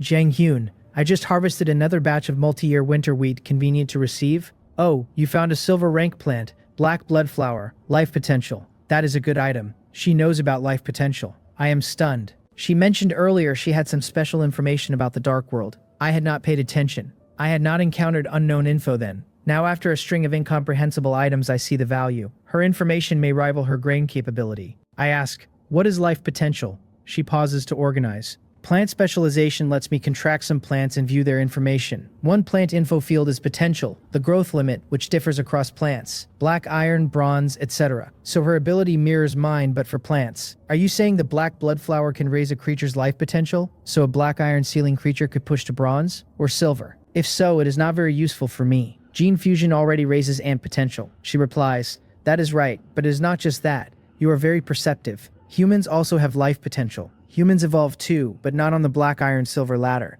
A different path. We are at tier 0. With sufficient life potential and certain conditions met, we can advance to tier 1, with greatly improved physical fitness and other benefits she does not yet understand. She is not yet sure how to advance, since the world tree only remembers half the relevant information and the most crucial conditions are missing. Tier 1, that is the trial scroll. I send the info. Junghyun, how do you have this? Oh, just got it from a chest. Got it from a chest. From a chest. Be more humble. She steadies herself and warns, this item is extremely valuable. Do not use lightly, every advancement is a leap in life's hierarchy, and must be treated with caution. Wait a few days, by then one of my abilities will break through and I will be able to detect human life potential. She can detect human life potential too. She is like Doraemon, constantly pulling out new things. The fact that she casually mentions detecting human life potential as one of her abilities suggests her contract with the World Tree is far deeper than a defensive partnership. I am not in a hurry. The trial scroll goes into a sealed compartment at the bottom of the chest near the workbench, too valuable to be in casual sight. I thank her and open a trade, arrow bamboo and jade bean for her side. The jade bean for soybean oil makes her thump her chest and promise a high-yield delicious oil variant. Then she sends 10,000 jin of wheat. This time I am prepared. Daytime, so I dump the wheat directly into the outside farmland. The 100 square meter level 3 facility I had built right after the upgrade and never used, since Cheongha is the grain pipeline. Now my farmland is piled high with ripe wheat. The animal pen next to it is filled with mutated beast corpses dragged in by hunting ants. Farmland for grain, animal pen for poultry. My usage seems wrong, but as long as there is grain in the farmland and beasts in the pen, the labels do not matter. I shake my head. I run to the black blood flower location, and under Cheongha's guidance pluck a petal and cut a branch, traded to her for cultivation. Of course a hunting ant does the picking. The black rot soil ring is a no-go for me. After the trade I notice the ant is covered in black rot soil. It sleeps in an outdoor hole tonight. Then I remember the tunneling ants on dirt duty. I locate them by contract. The queen and ordinary tunneling ants are lying with round bellies beside a black rot soil section with a missing chunk. No longer eating. Mutation evolution rates all at 100%. Tunneling ants started at high base rates and bronze-grade soil pushed everyone to 100 quickly. I send a hunting ant to bring them back to the shelter for spring water evolution. Anticipating new abilities at bronze. Mole pings. Master, all 28 black iron and 7 bronze mutated beasts in the area have been killed. Cleared already. Even if early ants are weak, with sufficient quantity and quality the efficiency is terrifying. Time to experience a silver mutated beast firsthand. Mole.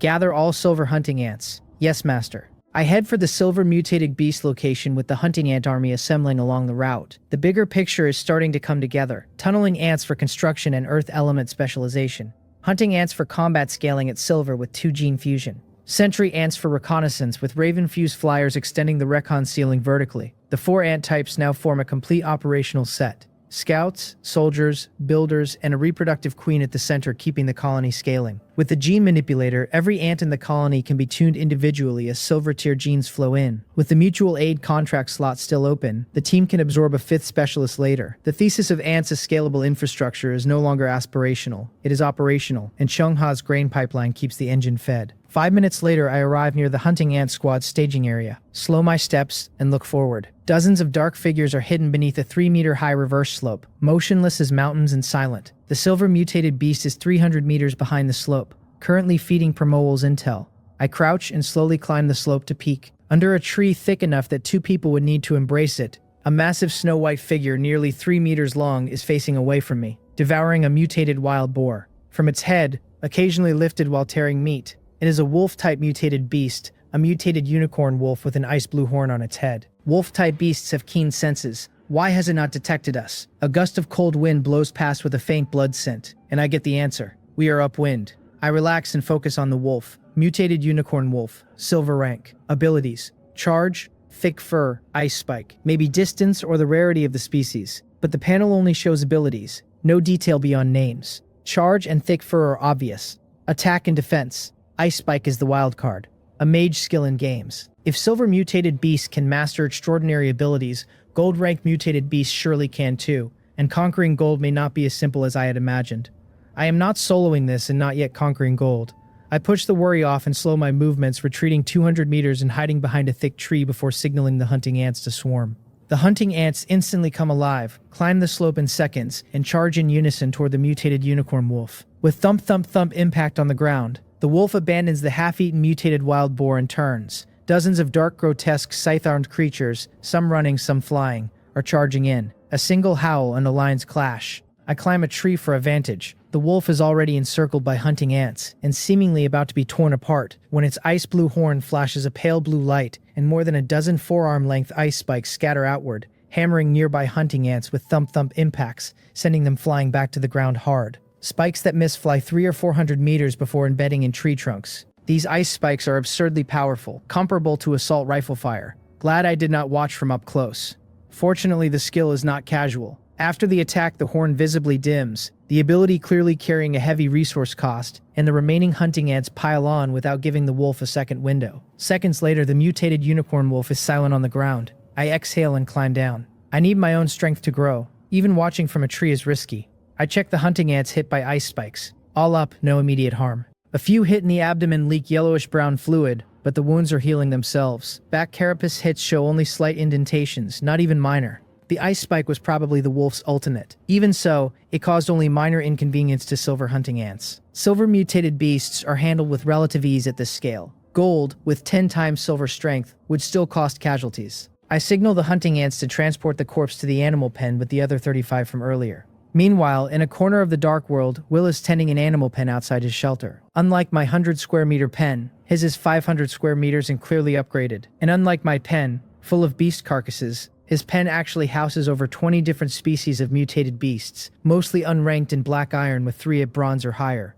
They include herbivores and carnivores, and despite typical bloodthirsty mutated beast nature, they coexist peacefully. His methods remain a mystery. He is built in a shed inside the pen, but his face shows worry. Why has 09 not replied yet? She should be awake by now. He sets the manual down and walks to a cage at the side, lifting a small mutated beast cub by the scruff of its neck and inspecting its leg, then putting it back. The pen's peaceful coexistence is hard won. He has been pacifying these animals one at a time, with patient handling and food rationing, building a small private menagerie around his shelter that doubles as a buffer against the larger mutated beasts that wander the territory ring. Each of these animals is a potential gene donor or labor tool once 09's machinery is ready. The shed he is building inside the pen will become her workshop, with proper shelter against the cold and a controlled environment for the more delicate components. He just wants her to reply. Back in my shelter, I unpack the new chest items and review the day. The silver chest's contents: a salt jacket, big black pot, small water purifier, Tier 1 trial scroll. Together represent infrastructure across 3 different lines: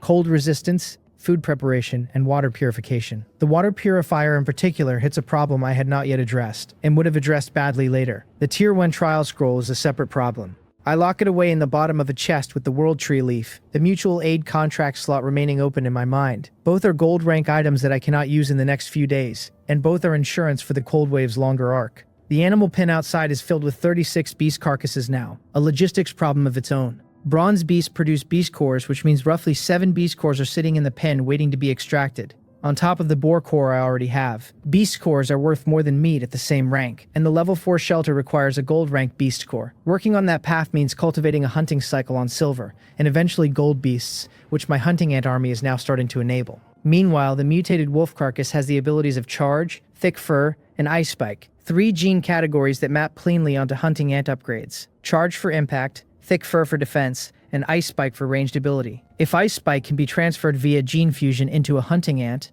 the hunting ant army adds ranged damage to its melee sides and changes the entire tactical envelope. I send a hunting ant to bring the wolf corpse back faster, and I tell Mowal to prep the gene manipulator session for tonight. The trial scroll, the world tree leaf, the Tier 1 advancement, the medical supply pipeline, the gene transfer of ice spike, the tunneling ant evolution to bronze, with whatever new abilities that brings. The addition of Will and 09 to the contract. Every line item is a discrete project, and the Cold Wave's 4-day countdown is the deadline against which every line is racing. Day 5 out of the gates, and the Dark World feels less like a survival run and more like a logistics game I am running across multiple work streams in parallel. The first day was about staying warm and finding food. The second day was about basic tooling and the first chest acquisitions. The third day was about ant army scaling. The fourth day was about alliance and contract. Today is about silver tier consolidation and gold tier preparation, and every successive day looks like it raises the abstraction level by another notch. The trial scroll is the first whisper of a tier above silver and gold for survivors themselves. Not for items or ants, but for the human at the center of it all. And I do not yet know what that ladder looks like, only that it exists. A practical thought lands. If humans can advance to Tier 1 via a trial, then survivors who stay at Tier 0 are a known entity I can model, and survivors who climb to Tier 1 are an unknown I cannot. Xiongha's caution about not using the scroll lightly is therefore the right caution. Once she can detect human life potential, the scroll's risk profile becomes legible, and I can plan rather than gamble. The probability of Tier 1 being a one-shot trial that snaps the scroll on use is non-trivial. If I fail the trial, I lose a gold rank item with no fallback, and if I succeed without preparation, I may find Tier 1 difficulty matches Tier 0 physical ceiling, leaving me no improvement and a wasted scroll. Wait, cultivate, coordinate. The scroll will still be in the chest a week from now, and a week is a different person from where I stand right now. The right time to use a Tier 1 trial scroll is the moment Xiongha's life potential detection comes online and confirms my reading is high enough to clear the trial without burning the scroll on a fail. Until then, it is a backup card, not a primary play. I close the manual, pat Mowal on her shiny head, and step toward the workbench to start tonight's gene work on the mutated unicorn wolf corpse. The hunting ants drag the carcass into the shelter through the back entrance. 3 meters of snow-white fur and bone, ice blue horn intact at the center of the skull, the thickest layer of fur I have ever felt running across my fingertips. The horn alone is a curiosity. If its ice spike firing function survives extraction, it could become a separate gene fragment line of its own, a kind of arcane ammunition source for the hunting ant army. I cut a small portion of the horn off cleanly, set it on the gene manipulator's vessel, and twist the red side knob to begin extraction. The blue-purple beam fires up across the platform, and the workbench hums under my fingertips, with the quiet promise of another set of fragments stacking onto a pipeline that has not yet finished scaling. The horn shavings react to the beam slowly at first, then begin to give up faint pale blue motes that float into the vessel like underwater snow. If this works, every hunting ant fused with the ice fragment will be able to fire a personal ice spike, and a 50-strong squadron of ice spec hunting ants becomes a ranged fire battery instead of a melee swarm. The combat envelope shifts from melee only to mixed arms in a single extraction. Just as Will is wondering, his manual beeps. He flinches, fearing it is me asking. He has not contacted 09 yet. He picks it up. 09. Will, is the mechanical arm gauntlet malfunctioning? No, it is fine. something else. Meanwhile, I had just returned to my shelter and was about to deal with the mutated beast carcasses in the animal pen when my manual chimes. Will. He must have discussed it with his companion. Will. Jang Hyun, sorry for contacting you so late. My companion has agreed to form an alliance. Relief. A slight smile. The silver mutated beast was a wake-up call. I must unite as many forces as possible, and Will plus the mechanically skilled 09 are invaluable. I tell him it is all right. Still early. After signing, we are allies. No need to be polite. I retrieve a mutual aid contract from Seonha and trade it directly to Will. The contract is extremely valuable, but one should not doubt a chosen person and should not choose a doubted person. This level of trust is necessary. Seonha and I have already signed. Will running with it would be self-defeating. Will receives the contract scroll and is genuinely touched. A gold rank item handed over without collateral, no escrow, no fallback. Just direct transfer with the assumption he is not going to abuse it. The trust signal is louder than any verbal commitment, and the value of the gesture lands in his face for a brief moment before professional composure smooths over it. He suppresses excitement, signs, and forwards to 09. After we sign, we can clear the danger on her side, with the teleport function letting Will reach 09's shelter directly the moment something escalates. 5 minutes later, my contract returns, my and Chongha's names, plus Will and 09. 4 uses, 1 slot remaining for the 5th name. Daylight is precious. Will and I agree to meet up in the evening for discussion. I put away the manual and start processing the carcasses. With 4 people in the contract now, 2-on-2 communication has too many permutations and runs into stale-state mismatches as different pairs catch up at different speeds. A roundtable tonight is far more efficient. 1 shared context, 1 pass-through decisions, 1 set of synchronized commitments. I dissect the mutated unicorn wolf myself. First time on a silver mutated beast, 15 minutes flat. 30 gin of silver rank fresh meat, 1 silver beast core, a complete snow white wolf pelt, and the unicorn horn intact. The horn registers a silver rank material, ice blue unicorn horn. A unicorn horn containing ice power can be used as a raw material to create items. I do not yet know exactly how to use it, but silver materials are bound to be valuable. Decoration for now. The wolf pelt will become a rug or chair after processing, and even decoration in this world signals strength to anyone who teleports in for a meeting. The animal pen still has 35 carcasses. Doing them all myself would eat 3 hours and most of daylight. I let the silver hunting ants process them with their scythes, since the loss and finesse on black iron and bronze materials is acceptable. They swarm in and start neat butchering, each scythe peeling clean meat slabs and stacking miscellany on the side. I watch the meat pile grow and start thinking about storage. Black iron mutated beasts yield more meat. Bronze and above carry beast cores and yield less. Even so, 35 beasts is over 1,000 gin of fresh meat. Piling it inside would smell and crowd. Cheongha's wheat outside is also exposed. I need a warehouse or a cellar. Warehouse is not feasible at this shelter level. Cellar, I have tunneling experts. The tunneling ants should have evolved by now. I head back inside. I expected the small tunneling ants would be hard to find. Instead, more than 20 earth-brown figures sit near the nest entrance. 1/2 meter long. From 5 millimeters to 1/2 meter. A drastic change. Fertilizer? Did they eat fertilizer? I am surprised, then pleased. Larger size means faster digging and structurally better chambers. The cellar can be done before night.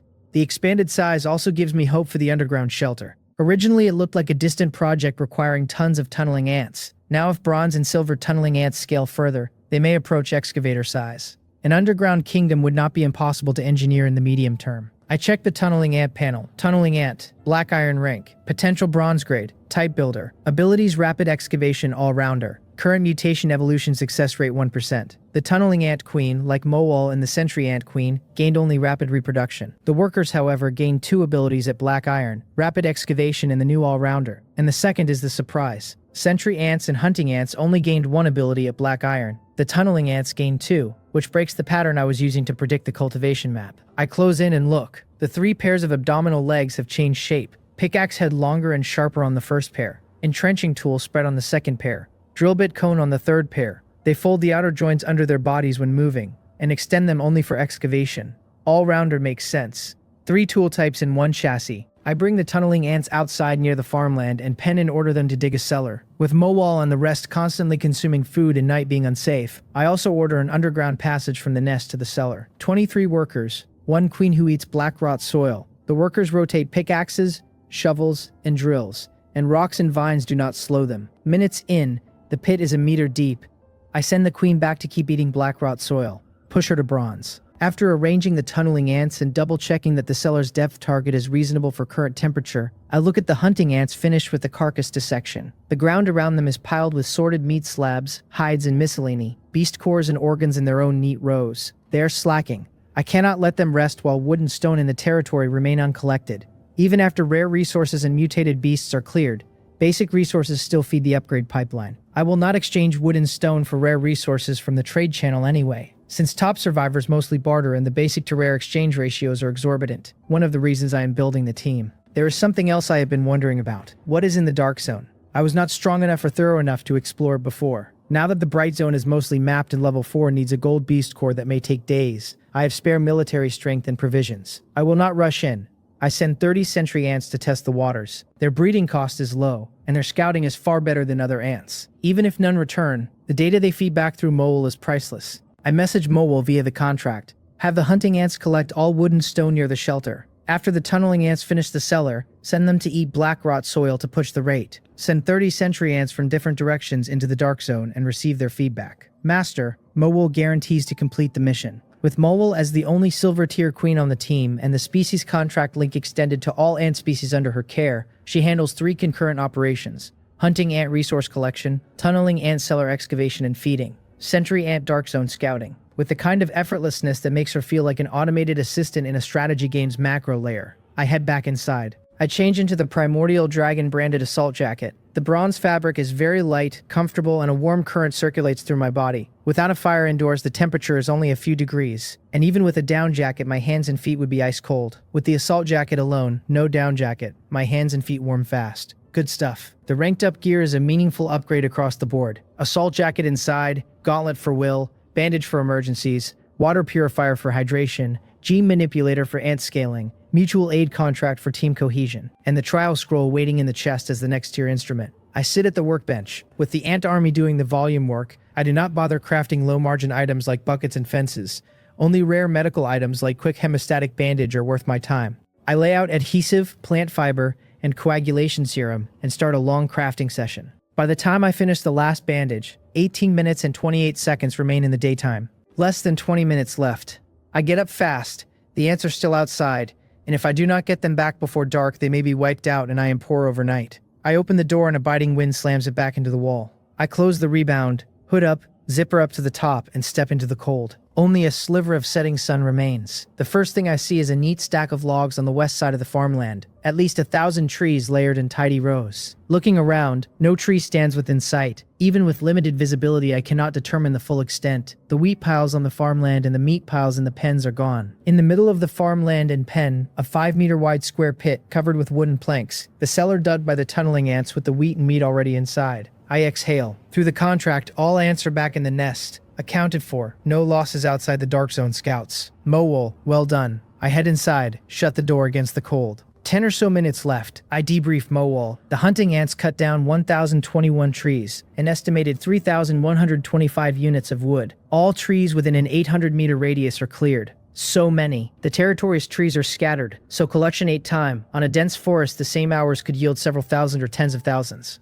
Findings on the Dark World? Master, all 30 sentry ants that entered were wiped out. Completely wiped out. 30 bronze sentry ants. Small, fast, concealment skilled, and not one survived. I had anticipated it, but still feel the sadness. The first significant ant-side loss since arriving, and the first to register as a moral weight rather than just a resource cost. I hope the sacrifice was worth it. What about intelligence? Mowol pauses for several seconds to organize the report's structure, then begins. Of the 30, 12 exploded within a second of entering the Dark World, likely correlated with concentration of black mist at the entry direction and individual resistance. 14 of the remaining 18 exploded successively while advancing. 3 encountered unknown creatures and were instantly killed. The last broke from the species contract link and is now missing. Mowol's deduction: the Dark World contains highly toxic dense fog, extremely powerful unknown creatures, and unknown influences like mind control or individual mutation. None of the 3 categories is something a survivor at my level can passively defend against. The mood goes heavy. The Dark World is not just powerful monsters. It is multi-vector hostility, environmental, biological, and psychic. The post-nightfall darkness around the shelter is likely the same. Lucky I did not rush at night. Cheonha leaves her shelter at night within a 50-meter ring of protection from her world tree. She may know more. The way her partner can suppress nighttime danger across a defined radius is exactly the kind of mechanic I would need to study before any meaningful Dark Zone push. After nightfall, I will compare notes with her. I want to check on the cellar. Outside is too dark. I will go through the nest via the underground passage and see the nest interior for the first time. The nest accommodates dozens to hundreds of meter-long hunting ants, and the entrance is a meter-wide circle, so I can fit, but jumping in blind and breaking a leg would be ridiculous. I order the tunneling ants to convert the entrance into descending steps. With Black Iron rank and all-rounder, 2 tunneling ants work simultaneously in the limited entry space, 3 pairs of abdominal legs moving in dazzling but ordered choreography, 3 tools not interfering, transforming the entrance fast. They even snack on excavated soil. I open the trade channel and buy a portable kerosene lamp at 10 wood. The tunneling ants are deep underground, traces invisible. The entrance is now a square shape with descending steps. A faint grunt continues from below. I light the lamp with the gilded heaven and earth lighter and descend, lamp in hand like an instant's dive. 2 minutes of careful steps, then flat ground. The grunting is louder and chaotic, not the step cutting noise. I raise the lamp.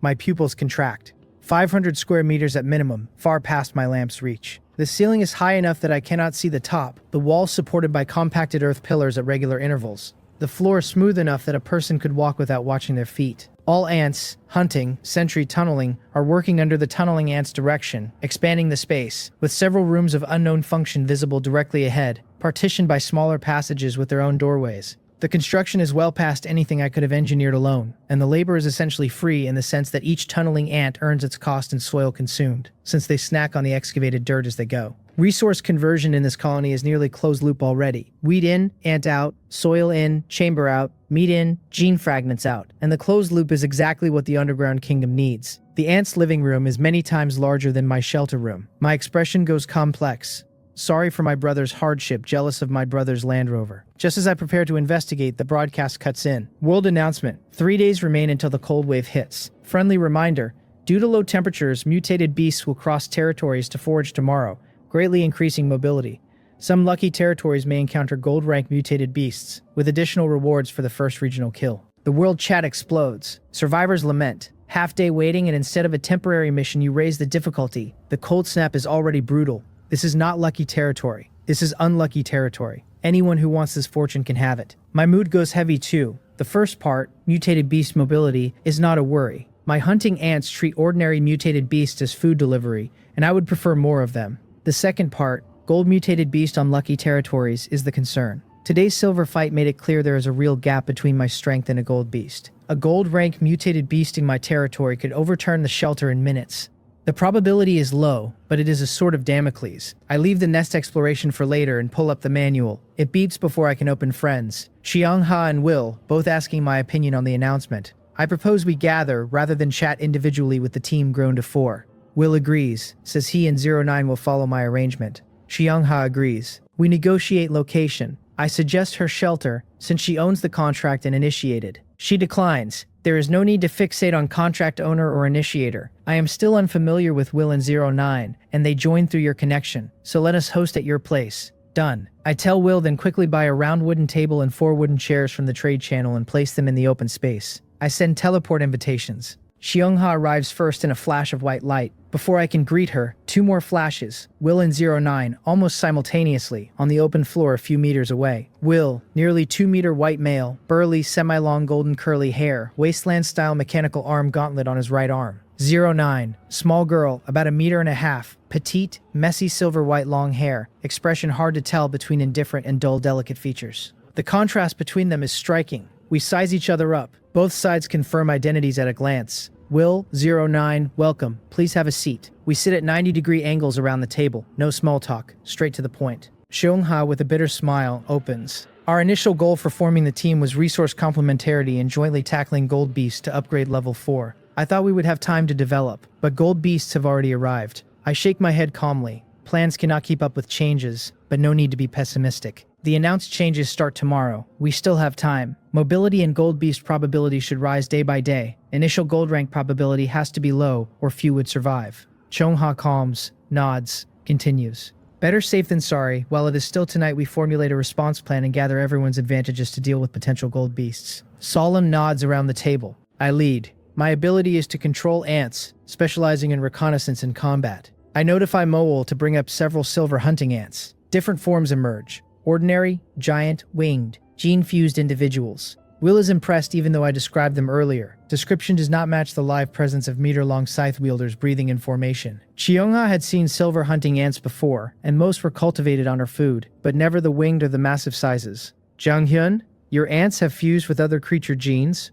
I nod and confirm. With sufficient high-quality mutated beast flesh, I can create more special individuals at greater strength. Even 2 silver gene-fused ants in small numbers struggle against a gold beast. Reinforcement comes from 2 directions. Strengthen each ant by other means, or have a sharp blade combat power that absorbs gold-tier hits and reduces ant attrition. I look at Will and 09 on this part. Chonha I know already. Will rests his right gauntlet on the table heavily, the metal clicking against the wood with a deliberate weight, looks up, and says in a low, deep voice, I can be that sharp blade. Will, a gold beast is over 10 times silver strength. Close contact is extremely risky. Do not gamble with your life. Will looks at me gratefully. I am not treating him as a tool, but truly as a teammate whose well-being matters first, and shakes his head. Do not worry, Janghyun, I will not gamble. I have a burst skill that grants gold-tier combat power, but only 10 minutes. After 10 minutes, I will be at their mercy. 10 minutes. A faint familiarity tugs at memory and pulls the right name forward. The 10-minute window plus weakness phase fits a profile I have seen before. Is your skill called Berserk? Will is stunned. How did you know? The first temporary mission's reward was a self-selected gold skill. I drew Berserk in the offer set but did not pick it. What a coincidence, Will sighs. The skill fits my system perfectly, paired with a recovery skill that minimizes the weakness duration. A self-selected skill once chosen is not drawn again from the offer pool by anyone in the same wave. If you had picked it back then, I would not have gotten this skill at all, and the entire spearhead role would not exist on the team. I shake my head with a smile. What suits you best is best. With my smaller physique, if I had picked Berserk, sitting here at all is uncertain. Even with a few days of red heart fruit and ranked meat, my physique has improved considerably. The soreness from a hard day fading faster than it should, and my stamina ceiling clearly higher, but compared to a barbarian proportion frame like Will, I am small. My main combat power does not rely on my own physical strength. Will continues. Besides spearheading combat, I can also raise mutated beasts and provide a large amount of meat. Like the silver mutated beast flesh you mentioned for gene extraction, I can provide some. Cheonha glances at me sideways, thinking something I do not catch. Perhaps about the food split if Will starts contributing meat. Perhaps about the team's center of gravity now that Will offers both spearhead combat and a meat pipeline. I am openly delighted. Mutated beasts ferocious, yet he can breed them. Silver beasts rare, yet he finds them one after another. Whatever his methods, the proposal alone means he can do it. The peaceful coexistence in his pen earlier suggests a temperament management technique I should learn from at some point. Gene fragments for hunting ant fusion now have a steady source. Another piece of the gold-conquering puzzle clicks. Will exceeds my expectations on every line. Combat, breeding, hunting, processing, and now a berserk skill that aligns precisely with the spearhead role I was about to ask someone else to play. I look at 09, his highly recommended companion, who has been silent, and find her staring blankly toward my workbench, lost in thought. Not unreasonable to zone, but this is the team's first meeting on life or death matters. Will coughs to remind her. 09 emerges. She looks at me and says, water purifier, modify, enlarge. Huh. The leap is too big. Looking at the water purifier by the workbench, I gather she wants to modify it. Shongha watches my bewilderment with interest. First time she has seen me in such a state.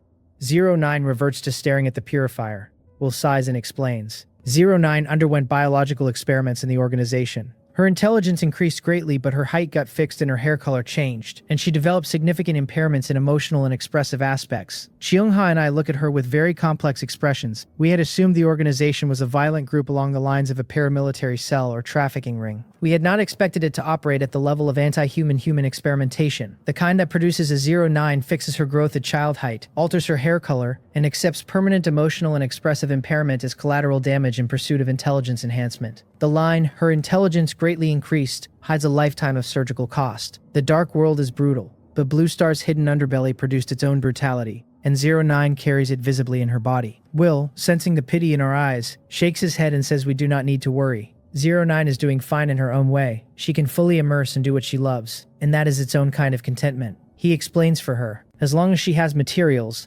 09 can perform almost all mechanical modifications and has mastered beast core-driven power. The gauntlet is one of her works. She does almost all mechanical modifications with beast core power. Cheongha and I lag mentally for a long moment. The words almost all mechanical modifications and beast core driven and without blueprints stacking in our heads like a triple bombshell. I take a careful breath, register that the conversation has just leapt several abstraction layers, and ask the most concrete question I can. Tools in the dark world need blueprints. How does she do it?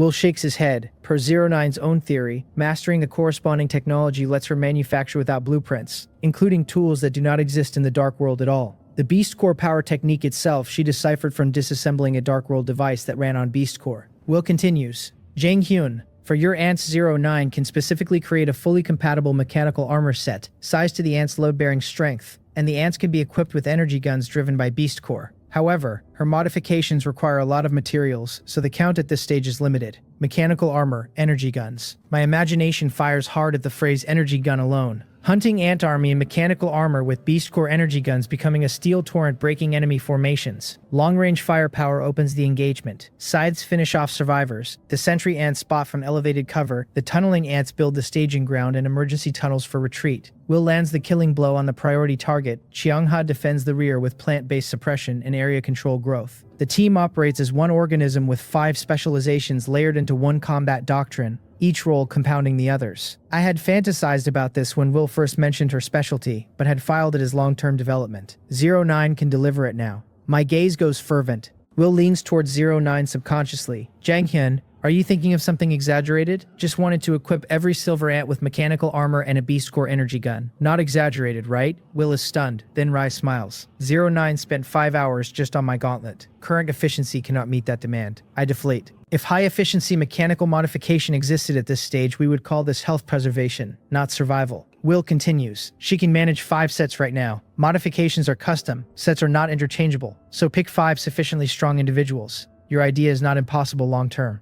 If she gets enough Dark World devices to dismantle and learn from, her library of acquirable technologies expands fast, and her capability and efficiency improve significantly. Each Dark World device she dismantles is essentially a tech tree node she unlocks for permanent use. He shifts his gaze to my water purifier. 5 sets is fine, better than nothing, and the constraint forces me to be selective about which ants get the modification. The criteria should be shiny status if any are available, then dual silver gene fused individuals with the most synergistic fusion combinations, ideally the Raven plus Yak builds that combine air mobility with raw mass. 09 has eyes on my water purifier. For the dream of a mechanical ant army, a water purifier is nothing. Lucky I did not leave the gene manipulator in the open. Will, let 09 take this water purifier back for research. Before Will can thank me, 09 darts out, kneels, and hugs the purifier. Slight upward curve of her lips. A caressing infatuation. Purification. Technology. New. My mouth twitches. She is polite. She did not touch the purifier even while clearly infatuated until I formally gave it.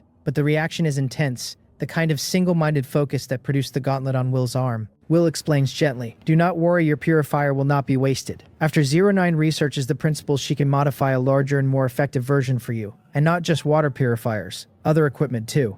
A larger water purifier, plus other equipment. I am overjoyed. The purifier had felt too small, barely enough for me. If she scales it, I can equip a large-scale water purification system in the future. Underground shelter, size to the colony's full hydration needs across humans, ants, and crops. Plus excess for cleaning. As for the gene manipulator, important, central to my strength, do not be careless at this critical time. The hunting ant army's gene fusion pipeline runs on it. Without it, the entire dual silver gene strategy stalls, and I drop into a different combat doctrine overnight, which would be catastrophic if a gold beast happened to land on my territory in the same window. If 09 breaks it, no place to cry, and no time during the cold wave run-up to source a replacement. Test her with the water purifier first as a low-stakes proof of concept. Then consider giving her the gene manipulator after the cold wave is passed and I can stomach the temporary downtime. I feel an intense gaze. 09 is staring at me eagerly. She wants to dismantle the purifier now and has no tools, only her eyes.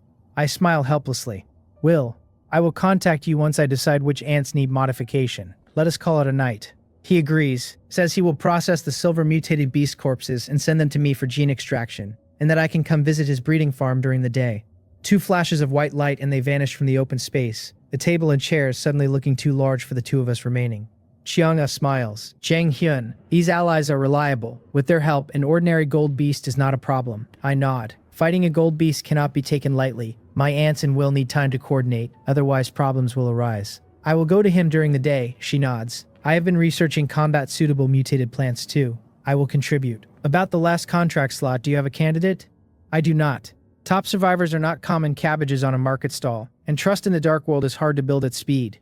Most of the candidates I might consider are either below tier, too distant to feel material to the Alliance, or impossible to assess without months of trade history I do not have. Cheongha hesitates. I do know a top survivor, but I am not sure he will join. Try. Where there is a will, there is a way. Our team is strong now, and confidence helps the pitch and most candidates respond to it. Okay, I will try. If he is interested, we communicate again with Will.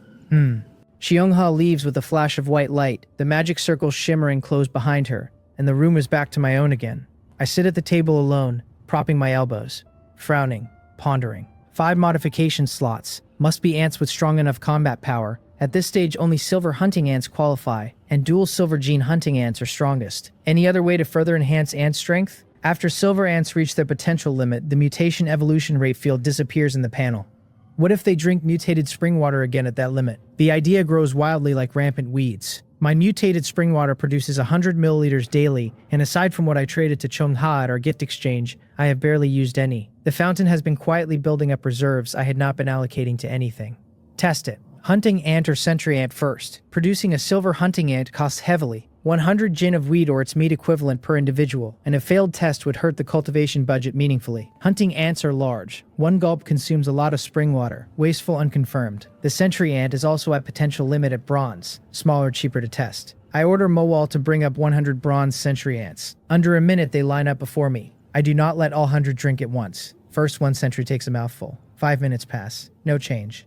Even a hunting ant's full mutation finishes inside 5 minutes. I check the panel. No change. Idea wrong? Ants do not mutate again at potential limit. Mutation evolution rate is for evolution. Without further evolution potential, no mutation. Plausible, but I am skeptical. Even if all 100 sip the water, it is only 10 milliliters. The first sentry showed no fatal danger, so I waved the remaining 99 to drink. Disciplined formation, orderly drinks, lined up again. 5 minutes. I scan twice and find no peculiar individuals. Just as I prepare to give up, I notice one sentry seems slightly shorter than the rest. Without the parade ground neatness, I would have missed it. I call it out. Slightly smaller with a layer of dark green grass leaf patterns on its body like camouflage. Placed in jungle undergrowth, I would struggle to spot it. Panel, shiny sentry ant, bronze grade, type scout, potential bronze grade, abilities intermediate scouting, intermediate agility, fusion gene currently 1 fusion available, flashing, an enhanced individual mutated to its limit, possessing stronger abilities than the original individual, cannot mutate, cannot reproduce. It worked. The gamble paid off on a tiny dice roll. My excitement surges. The shiny variant gains the prefix in the type name, and both basic abilities upgrade to intermediate. I run the shiny sentry through scouting tests. Mowal evaluates. The 2 abilities are at least 5 times stronger than regular. Stronger but also locked from further evolution and reproduction. A one-shot upgrade. Pity it cannot be inherited. The shiny trait dies with the individual. Accept and move on. Then the bigger question. Shiny hunting ants. Combat type, the upgrade should multiply combat power. Shiny plus dual silver gene fusion plus mechanical armor. Even short of gold beast, not far. Mowal has cultivated over 110 silver hunting ants under ample food, so based on the sentry 1% rate, a shiny hunting ant should be achievable. Hunting ants are large. Bring them up in groups of 10 to the spring water. Take turns. Group after group fails. Time creeps as group after group fails the dice roll, and the count of hunting ants who have drunk approaches 50. Group 5, 1 silver hunting ant begins to change. Originally 1 meter no fused genes. In 3 minutes it surges to 2 meters, equal to a yak-fused individual. Carapace shines steel black, far harder than the ordinary bronze and silver hunting ant carapaces I have been tapping with my fingertips during fusions. The scythe mandibles change too, 1.5 meters normal for body size, but the inner serrations now move along the inner edge as a chainsaw. Chill down spine. Master that exaggeration. Even without fused genes the size is this. With size genes fused, mountable. I will mutate 5 shiny hunting ants and have 09 modify them. Panel for the new shiny hunting ant. 10-fold bite force becomes 100-fold bite force. Basic carapace becomes intermediate carapace. Basic strength becomes intermediate strength. Per century data, intermediate is at least 5 times basic. Overall combat power up at least 5-fold. A silver to gold leap is 10-fold. Shiny is not as much, but still a significant boost on top of the silver baseline. The combination of shiny status, dual silver gene fusion, and 09's mechanical armor with energy gun is a stack I cannot yet fully quantify, but the direction is unambiguous, toward a per-ant combat power that approaches gold tier engagement, with the bonus that all 3 modifiers are independent and stack multiplicatively rather than additively. I run the rest of the hunting ants through 1 sip each, no other shiny success. Roughly 1% for hunting ants too. I had hoped lottery luck would pull 2 on 110. Spring water needed for 1 hunting ant equals 10 sentry ants. Current stock supports maybe 3 shiny attempts unless luck spikes. Spring water produces only 100 milliliters per day, and shiny success is uncontrollable. I am about to check the trade channel for boost items. Then a trade request from Will arrives almost as if on cue. He sends the materials of 2 mutated ravens and 2 mutated yaks. Will, Jang-hyun, this is what I have for now. Use it. I will hunt more during the day. Already processed, just flesh, no hides or beast cores. For my immediate gene fragment needs, it is more than enough. My extraction tests so far show blood yields the most fragments per unit of input, then meat, then other materials at much lower rates. Hides and beast cores are not 0 yield, but the conversion ratio makes them irrelevant when I have access to bulk blood and meat. We'll process the carcasses keeping that hierarchy in mind, which suggests he has been thinking about the supply chain rather than just delivering bulk. Earlier, 1 bottle of raven blood gave 10 fragments, 1 bottle of yak blood gave 10. Now 2 complete carcasses each side gives roughly 150 raven fragments and 150 yak fragments. Plus tomorrow's supply, even at Mowol's daily 120 silver ant cultivation rate, I can dual silver fuse the entire colony. The supply chain is now 2-sided. Chianga's grain feeding the cultivation budget, Will's meat feeding the gene fragment budget, and my workbench in the middle converting both into combat power. I thank Will and start extraction at the workbench, which over the past day has become a small biological factory with input trays for raw materials, output rows for fragments, and the gene manipulator humming as the centerpiece. 3 hours unbroken. I finish. 2 glass bottles of pale yellow fragments are corked on the bench. 152 raven, 178 yak, slightly more than expected, the difference probably explained by the higher than average meat quality of Will's processing, or by some variance I do not yet understand in the gene manipulator. While I extracted, Mowol cultivated another 15 silver hunting ants, total nearing 130, sufficient for full dual silver fusion.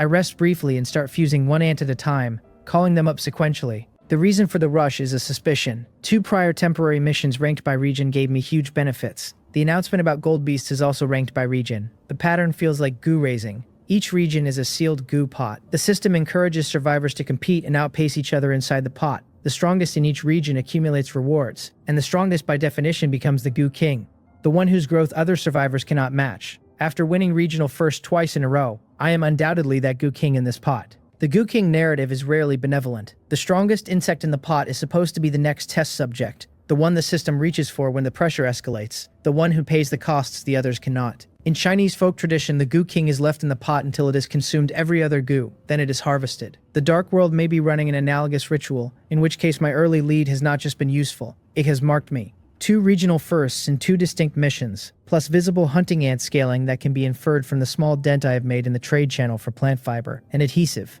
Anyone watching the patterns can pick me out. Would the Dark World let me develop comfortably? Is the gold rank deployment truly random as the announcement says, or targeted at the regional goo kings? Tomorrow tells. The Sentry Ant Scout Pass at sunrise will be the first concrete signal of whether the targeting hypothesis is right. If the territory shows nothing unusual, the announcement was probabilistic across regions. If a gold beast lands here on day 5, the goo hypothesis is essentially confirmed, and the rest of the cold wave window has to be planned around the working assumption that the system is escalating against me specifically. I push the thought back and continue implanting fragments into hunting ants like an electronics factory assembly line operator. Implantation is more involved than extraction, because each ant has to be cued, calibrated, and fed energy after the fragment lands. 5 hours later, all 150 hunting ants are dual silver fused. 15 extra cultivated by Mowol, while I worked also got upgraded along the way, since the assembly line happened to have spare bandwidth. 150 silver hunting ants with 2 silver rank genes, 2-meter bodies, 1.5-meter scythe mandibles, big wings, war machines, and 150 is exaggerated. Energy depleted, eyes blurry, back aching from the long bench session. 8 hours of night remain. Mowol, from now on cultivate 40 ants then wake me. Yes, master. Mowol understands. 8 hours of sleep fits the cultivation budget exactly. I crash on the bed without bothering to tidy up further. The cotton quilt closes over me and I drop into sleep within seconds. Master, Mowol has cultivated 40 silver hunting ants. I open my eyes. 3 minutes until end of night. Mowol's alarm clock has small error and saves me having to set an external timer that might not fire reliably in the cold. I rise, dress, tidy. Night ends. Day arrives as expected. Gold Beast time has arrived. Lucky one or unlucky one, soon enough I will know which side of the announcement my own territory is actually sitting on this morning. Whatever the Dark World's intent for this morning, no carelessness allowed on my side. The moment day arrives, I order Mowol via the contract. Send all sentry ants out to scout the shelter territory. Spread out. Look for anything unusual. Sentry ants pour out of the nest entrance one after another and gather at the shelter's door, a low rustling pile rapidly rising into a marching column. The shiny sentry ant stands at the front of the column. Without her placement, I might have lost track of her among the 1,000. The total cap I set is 1,000 sentry ants. Daily maintenance scales with count, and at current territory size and sentry detection capability, 1000 is enough. The shiny sentry ant stands at the front. Without that placement, I might not have noticed it. After about 5 minutes, the full 1000 sentry ant column is assembled in tight rows. Only the small sentry ant size makes such a count fit through the entrance space at all without crowding into the doorframe. I open the door and they march out in neat formation, then disperse like scattered petals fanning in all directions. Within minutes, they are out of sight. Half an hour at most will give me the entire territory status. Mutated beasts located. Chests located. Anomalies flagged. I close the door and sit at the round table to ponder the underground shelter. Dark world danger is climbing. Strength is priority 1, but survival capability is also crucial. Encountering an insurmountable enemy and being unable to flee would be a death sentence the system has already shown willing to write into the next 24 hours. Before the Gold Beast announcement, I was not in such a hurry. Now the underground shelter goes back on the agenda. Yesterday, the Nest tour ran on a single kerosene lamp at 30-meter visibility. And even with that minimal lighting, I could barely make out the layout of the central chamber, let alone the side rooms branching off it. A vast underground space without proper lighting is essentially blind territory, and blind territory in the dark world is exactly what the system uses to kill people. A massive underground shelter needs serious lighting infrastructure, not to mention water supply, drainage, ventilation, and oxygen. I do not want a dark rat-infested hole, I want a comfortable living space. Completely self-sufficient, a complete self-circulating ecosystem where 100 years underground is fine. Air circulation tied to plant beds for oxygen, water purification tied to a deep well or condensate collection, food production tied to soil layers fertilized by mutated beast offal and ant frass, lighting tied to either beast core fixtures or a discovered alternative. Trade channel. A small lamp is over 10 wood per piece, 100 small lamps will not dent a vast underground shelter, and 1000 stretches my wood reserves and barely produces an evenly lit space. Wrong idea. Wait. 09 builds mechs. Lighting is trivial for her. How could I forget? I am about to contact her when I realize awkwardly that we have not added each other as friends. Signed a mutual aid contract but not friends. Improper. I send her a friend request. Based on last night's impression, she could not speak properly, like a social anxiety case. I expect difficult communication. If needed, I will use Will as intermediary. She is more familiar with him, and Will can translate her short phrasing into actionable specs without me bumping awkwardly against her conversational rhythm. The translation overhead alone has been costing me 10% of clarity per exchange. Just as I am about to message Will, the friend request is accepted, and a beep follows. Faster than I expected. For someone who reportedly cannot leave a workbench mid-task, the response speed suggests she was either already at the manual or has it permanently within arm's reach during work. I open it. 09. Hey, Janghyun, what is up? You are not asking me for the water purifier, are you? If it is that, do not bring it up. I have already torn it to shreds. But do not worry, today I can thoroughly understand its principles, and as long as you provide materials, I can custom make whatever kind you want. I look at the string and lose my place. Is this 09? Did I add the wrong person? Name 09, no mistake. Avatar, a delicate silver-haired little girl, correct. Reconfirm the chat recipient. Yes, it is her. Could it be that 09 is the timid, socially anxious type in real life, and a social butterfly online, hitting hard with rapid-fire messages in flatter affect than spoken language? Must be it. The biological experiments must have hit the speech and expression circuits without touching the typing motor pathway, which leaves her chat persona far more legible than her in-person one. Easier to communicate with in the stuttering in-person state though, and once I get used to the persona switch between the two contexts, the bandwidth jumps significantly. Manual chat with 09 is going to be the primary channel for technical specifications going forward. I reply with a smile. Do not worry, the purifier is yours for research. I will not ask for it back. I have something else for you. If you can help me, I have a more impressive device that I might let you research. On her side, 09 is sucking on a lollipop, sitting cross-legged in front of her workbench. She snaps out of relaxed lollipop mode at more impressive device, sits up straight, eyes burning, and replies fast, faster than anyone normally manages on the manual. What impressive device. You sly dog, you hit it well. I did not even notice last night. Quick, tell me what you need. Still unaccustomed to her excitable register, I pause and reply. I want to build an underground shelter. I have run into problems. Lighting, water supply, air circulation, basic living facilities. Small scale is fine, I can buy from the trade channel. For a huge underground space, it is a big problem. Solutions: 09 can build energy guns and beast core driven gauntlets. Basic living facilities should not be a challenge. I send the message and watch the manual expectantly. Chung-ha's voice in my head reminding me that do not rush is one of her favorite phrases. A minute passes with no reply, just as I frown.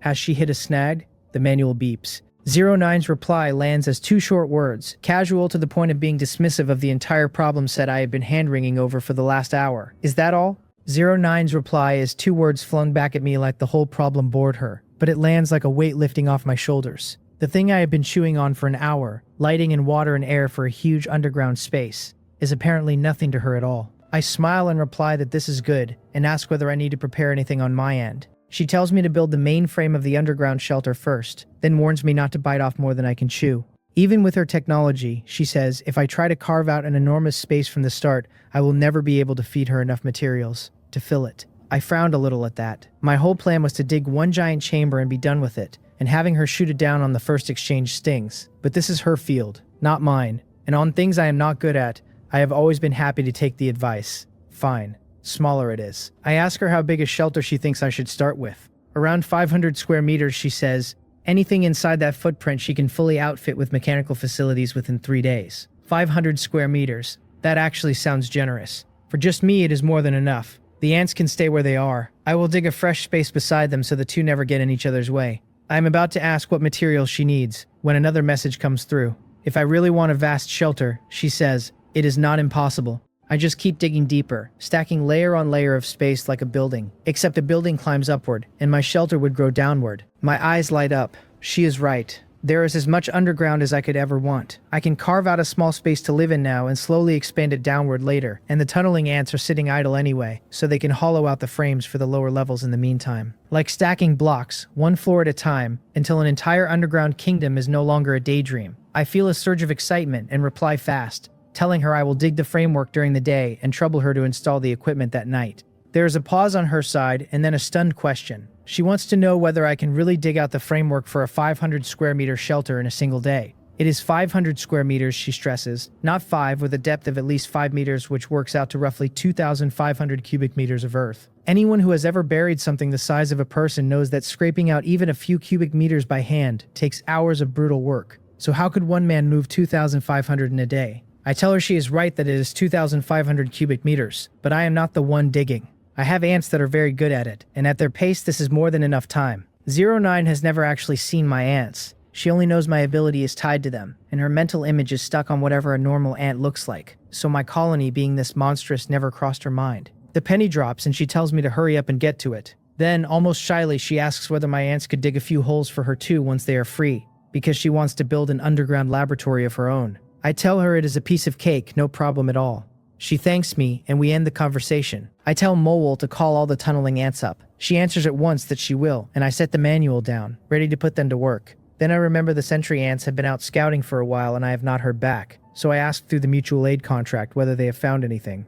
Mole goes quiet for a moment, gathering the data, and reports half a minute later that they have currently mapped 60% of the territory, turning up 11 unranked mutated beasts, 6 black iron rank, and 3 bronze grade. I frown at the numbers. Yesterday, the black scythe hunting ants swept the entire shelter territory clean of mutated beasts. So where did this fresh batch come from? Last night, I read the world announcement and assumed it only meant the mutated beasts already inside a territory would roam more freely. Now it looks like something else is going on. The only explanation that fits is that they migrated in from the dark world under cover of darkness, which would mean those nameless monsters out in the dark world are themselves mutated beasts. I tell Mole to keep tracking it and to notify me the instant anything changes. I shake the worry off for now and look at the tunneling ants already climbing out of the nest. They spent more than 2 hours yesterday eating black rot soil again, and I wonder how much further their evolution rate has to climb before it hits full. I scan them. The tunneling ant queen has already reached 52%, while the ordinary ones that went to feed later are even higher, sitting around 63.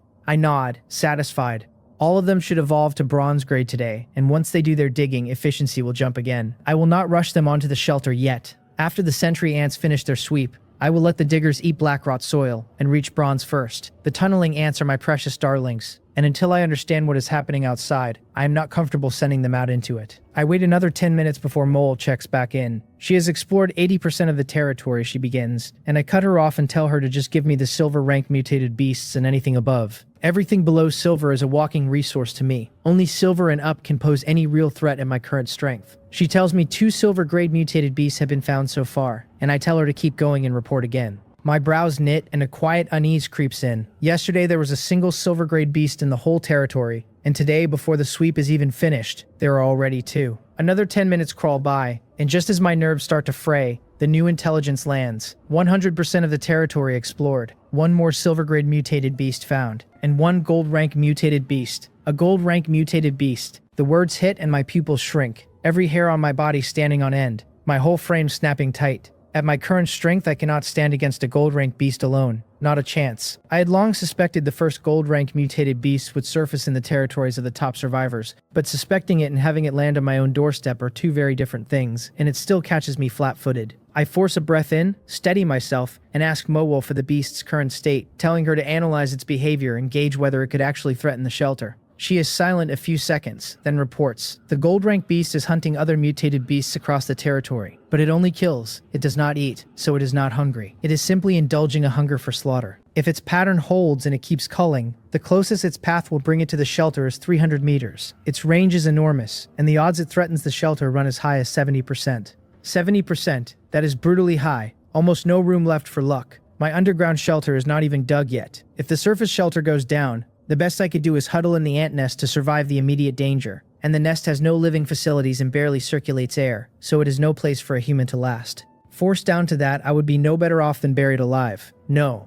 the shelter absolutely cannot fall. The pressure of it presses down on me, frantic and crushing, and I drag in another breath and make myself think. The best move at this stage is obvious. Team up with Chung-ha and Will to bring the thing down. But if my hunch is right and gold beasts surface first on the top survivors' land, then odds are they are already scrambling to save themselves. If that is the case, all I can do is lure this one away from the shelter and race to build my strength. I can throw black scythe hunting ants or sentry ants at it to harass it and drag it off elsewhere. Even if I bleed ants doing it, as long as I breed them faster than I lose them, there is a thread of hope, and if I can stall the thing for a few days, wearing it down and killing it is not out of the question. Having a plan steadies me, and the panic eases. Will and the others have not called me for help, so maybe no gold beast has reached their land yet, but I have sentry ants for reconnaissance, which means I learn my situation fast. It is entirely possible a gold beast has already appeared on their territory, and they simply have not found it. So I grab the manual and message Will and the others, asking whether any gold rank mutated beast has shown up on their land, and at the same time I open the world channel to read the room. The channel is the usual churn. Most people are crowing or complaining about the surge of mutated beasts. One survivor delighted to be roasting rabbits tonight, another panicking over a yard full of bronze and silver beasts they are too scared to walk past. Nobody mentions a gold rank mutated beast at all. Then again, anyone who actually ran into one might not be in any condition to type. Soon Will and a couple of the others reply. Will tells me no gold rank beast has appeared on his side and asks what is going on with me. 09 reports that her life detector has not picked up anything resembling a gold rank mutated beast and that she is safe for now. Some of the tension drains out of me. Setting 09 aside, Will is firmly among the top survivors at this stage, having taken regional first place in 2 temporary missions of his own, and if no gold beast has reached his land, then my guess was wrong, which means the gold rank deployment really is random, exactly as the announcement claimed. I just happened to draw the short straw. In a way that makes things easier, I can lean on Will and the others and pour everything into this one beast. I send the 3 of them another message, telling them a gold rank mutated beast has appeared in my territory and I may need help. Will fires back almost at once, saying I have a gold beast there, that he will grab a few things and come straight over, and that it will be a fine chance to see for himself what makes a gold rank beast different. 09 replies that her own strength is limited, and she will not come and get in the way, but if I send over the ants that need modifying, she will work on them as fast as she can. Their warmth gets to me a little. Facing something this dangerous, with neither of them fully prepared, they still volunteer help without hesitation. What puzzles me is that Chung-ha has not answered. From what I know of her, she would never shrink back and bolt, so she must have run into something that is keeping her from replying. I set her aside for the moment, better to prepare for the fight first, and turn my mind to the battle plan. 09's mechanical modifications have to fit a creature's exact body shape. My flashing black scythe hunting ant has not integrated its genes yet, so it has no fixed form and cannot be modified. And the reason I held off integrating them was precisely so I could tailor it to whatever gold beast I ended up facing, which makes intelligence everything. First, I need to know what kind of beast this is. I tell Mowol to have the sentry ants probe its attack methods and movement, whether it fights mainly at range or up close, and whether it can fly. Sentry ants cannot identify a species outright, so I can only piece the thing together sideways. Half a minute later, Mole reports its attacks are mainly melee, though ranged methods cannot be ruled out, and that it has no wings, relying on running and leaping. No flight then. No need to integrate the Raven gene. As it happens, I killed a silver rank mutated unicorn wolf yesterday, so I will fuse the mutated unicorn wolf and yak genes into the flashing black scythe hunting ant instead. The gold beast is still off having its fun and will not reach the shelter for at least another hour, so there is time. I tell Mowol to bring up the mutated unicorn wolf's blood from the cellar, then head to the workbench to start fusing the yak gene in first. The manual beeps. I pull it over, and it is a message from Chung-ha. The moment I read it, my pupils tighten and my face goes grave. Her territory, she tells me, also has a gold rank mutated beast. A gold rank beast on her land too. My heart, which had only just settled, climbed straight back into my throat. If only my territory had a gold beast, the four of us could converge on the one. Hard but not hopeless. Two of them changes everything. We do not yet have the means to hold off two gold-rank beasts at once, so we will have to concentrate on killing one first and stall the other. I had only just rehearsed how to delay a gold beast, and if her situation is the more urgent, I will have to shelve mine and turn to hers. I reply fast, asking how serious it is on her side, telling her my beast is expected to threaten the shelter in about an hour, and that I have other means to drag it out. Cheongha answers quickly. She tells me to deal with my gold beast first, that she has ways to hold hers off for a while, though she cannot spare me much help right now. She says she is sending me some of the mutated plants she cultivated, that they should help, and that I should kill the beast on my land first, and then come to her. With that, she trades several items over. 4 fist-sized fruits, bright red. I pick one up to look it over, and my eye of taming pulls the reed for me. It is an explosion fruit, bronze grade, that detonates violently under outside pressure with a force equal to 50 grams of TNT, with a dry note that if I do not want to lose my friends forever, I should not use it for pranks. 50 grams of TNT, that is hand grenade territory. I stop being casual at once, set the fruit down on the table with great care, and let out a slow breath.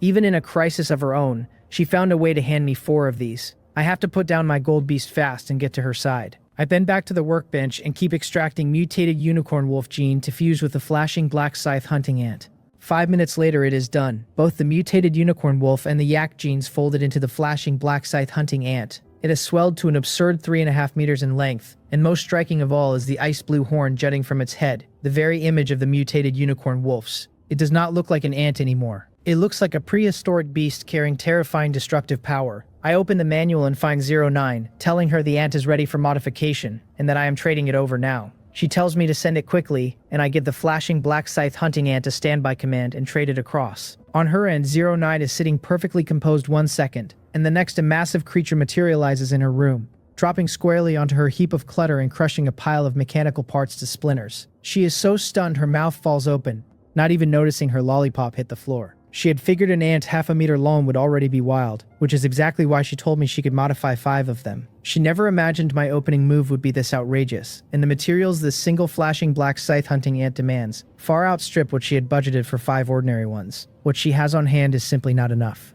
After a few seconds of silence, she replies, asking whether my ant is not a little excessive. She is out of materials, she says, and asks whether I still have iron ore and beast cores. Not enough. So much for 5 ants. If it cannot do 5, it cannot even do 1, though I have to admit the flashing black scythe hunting ant is genuinely enormous. A bit awkward, I dig through my belongings for what she needs, and turn up a surprising amount of fine iron and iron ore, materials I had pulled from treasure chests without knowing how to use, just piled in a corner. Finally good for something. I trade all of it over along with my bronze and silver beast cores and ask whether that is enough. Enough, she says. Hold out an hour and she will have it done. An hour is cutting it close.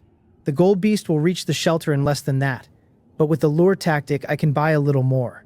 My brows unknit, and I start counting my available forces. 150 silver black scythe hunting ants, each fused with 2 silver genes, plus the flashing black scythe hunting ant currently under 09's hands, plus Will once he arrives. I wonder whether it is enough to kill the thing. It does not feel safe. Is there any other way to push my combat power higher? My eyes catch on something and I remember Moel's skill. Rapid development, a way to force young ants to maturity fast. It burns a lot of energy and I have never used it, but if not now, when? I ask Moel how many young ants we currently have.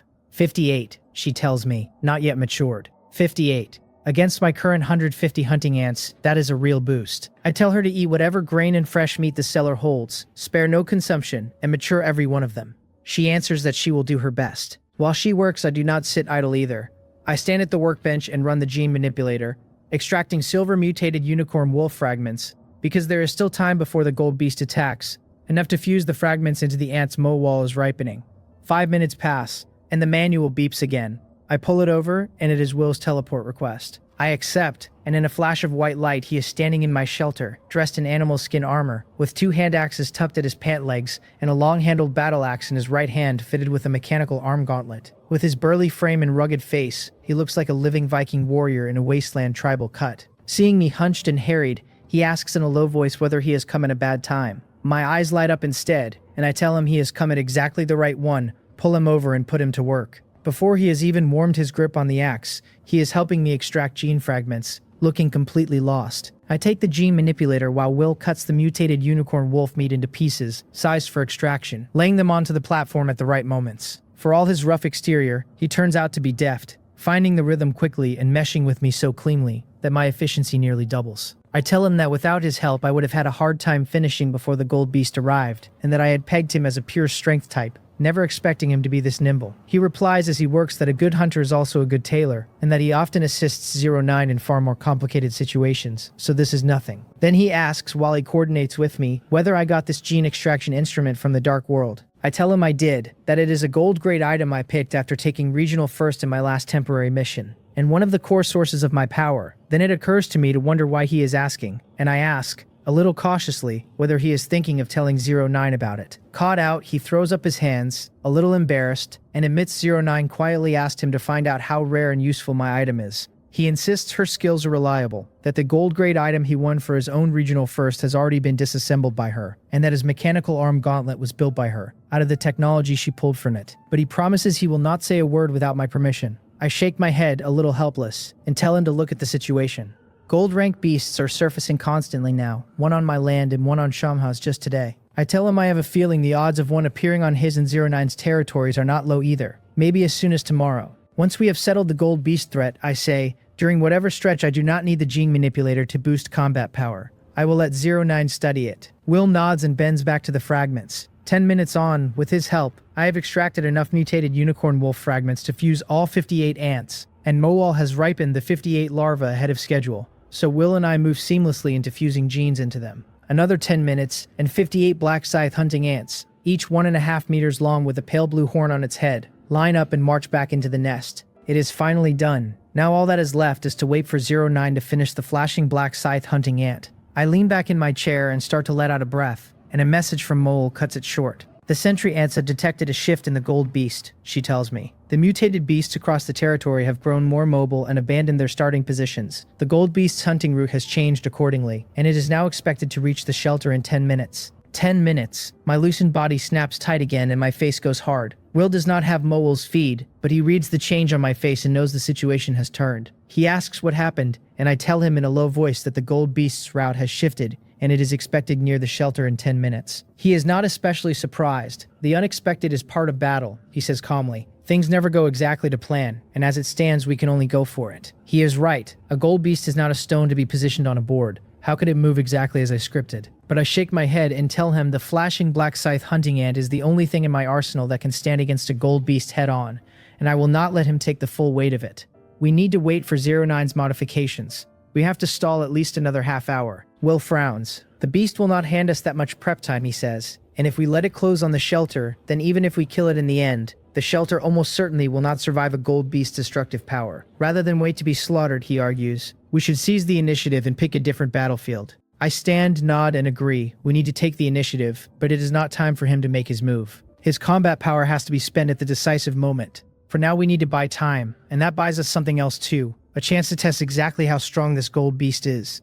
2 birds, 1 stone. I tell Moal to send out a small team. 5 black scythe hunting ants, 3 fused with crow yak genes, and 2 with mutated unicorn wolf genes. First to lure the gold beast away from the shelter, then to fully test and evaluate its combat power. She answers, and the 5 large ants pour out of the nest entrance. I open the shelter door and the strike team vanishes from sight. Will watches them go, shaken. His own ability is tied to beasts, giving him a beast's nose and a feel for a creature's strength. When my 5 black scythe hunting ants appeared all at once, he says he could feel a lethal threat coming off them. And these are only the scouts I sent to probe the gold beast. He swallows hard and asks how many of these ants I have. I am half buried in Moal's feed and answer offhandedly, oh, not many, around 200. 200. He questions reality, mouth hanging open, staring at me. With over 200 of these monsters, he is clearly wondering whether he is even needed, whether I could not just devour the gold beast alive on my own. I do not catch his expression. The strike team moves fast and is already in close combat with the gold beast, and Moal begins feeding me the reports. The team has engaged. The target roared, the air shuddering violently, suspected sonic and mental attacks, and every member shrugged it off immune. The target leapt and pounced. The 3 crow-fused ants dodged. The 2 mutated unicorn wolf ants took the hit, their carapaces slightly dented and already healing. The reports settle my furrowed brow into doubt instead.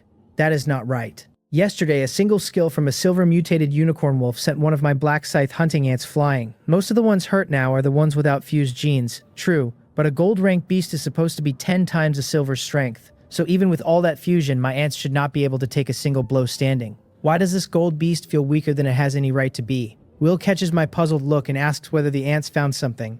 I nod and voice the doubt, telling him that yesterday a silver beast wounded a swarm of my ants with one skill.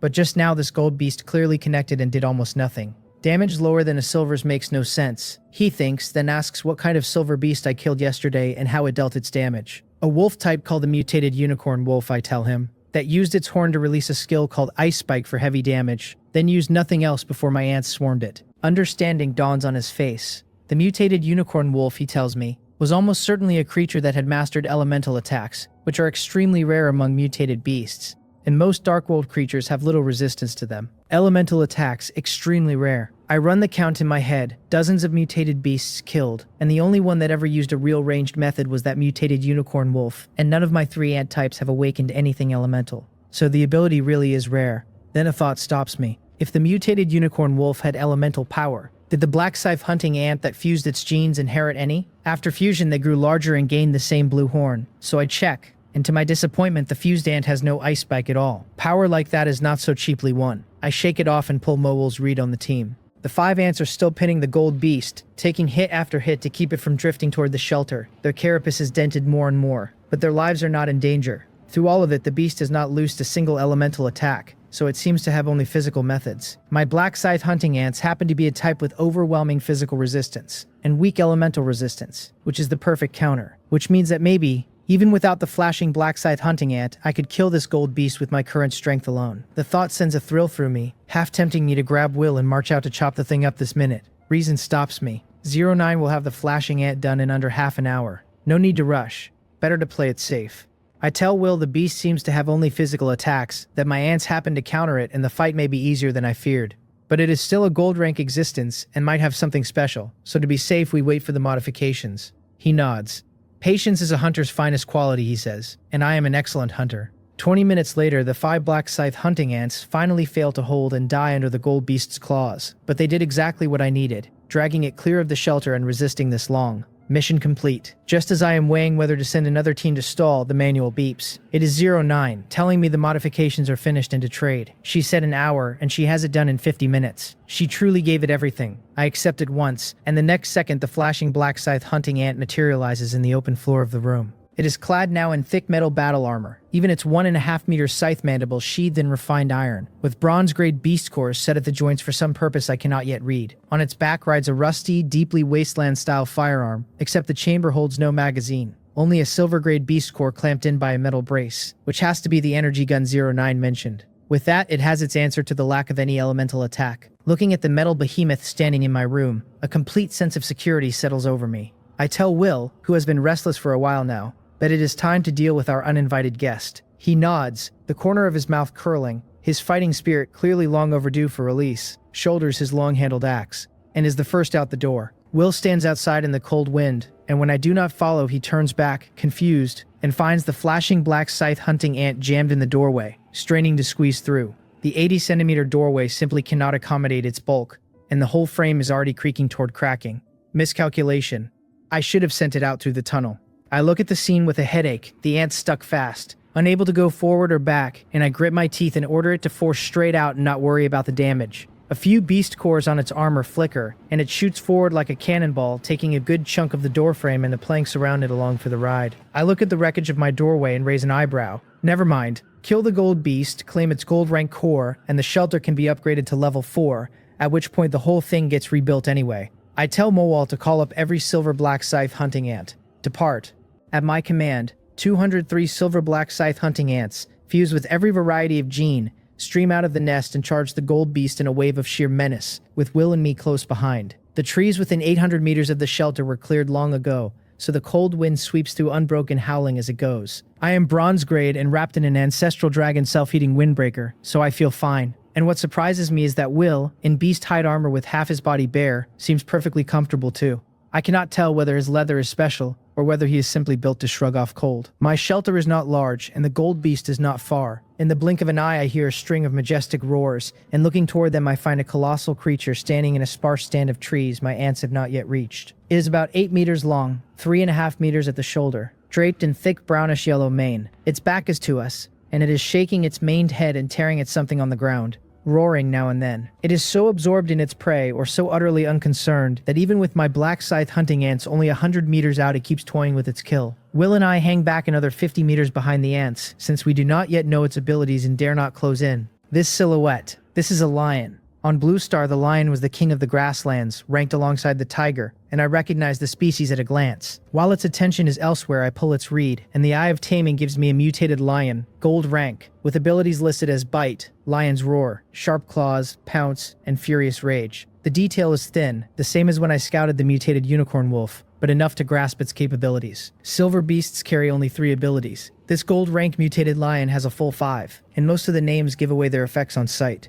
Only Furious Rage leaves me uncertain, though I can guess at an explosive skill of some kind. With the picture in hand, I lean toward Will and tell him quietly that I am a beast tamer, not built for close observation, so I will command the ants from a distance. The plan is to let the flashing black scythe hunting ant lead the attack while he supports from the flank, and the moment he feels real danger, he retreats fast, because as long as the Green Mountains stand, there is no shortage of firewood. Will, gripping his battle axe and staring at the mutated lion with an excited expression, does not answer, only nods slightly. I take the nod as confirmation and withdraw without pause to 500 meters out, stopping only when the lion is completely out of sight. I let out a breath and link with Mowol through the contract to watch the fight in real time. She tells me my companion has already charged the mutated lion and asks whether the black scythe hunting ants should join. What?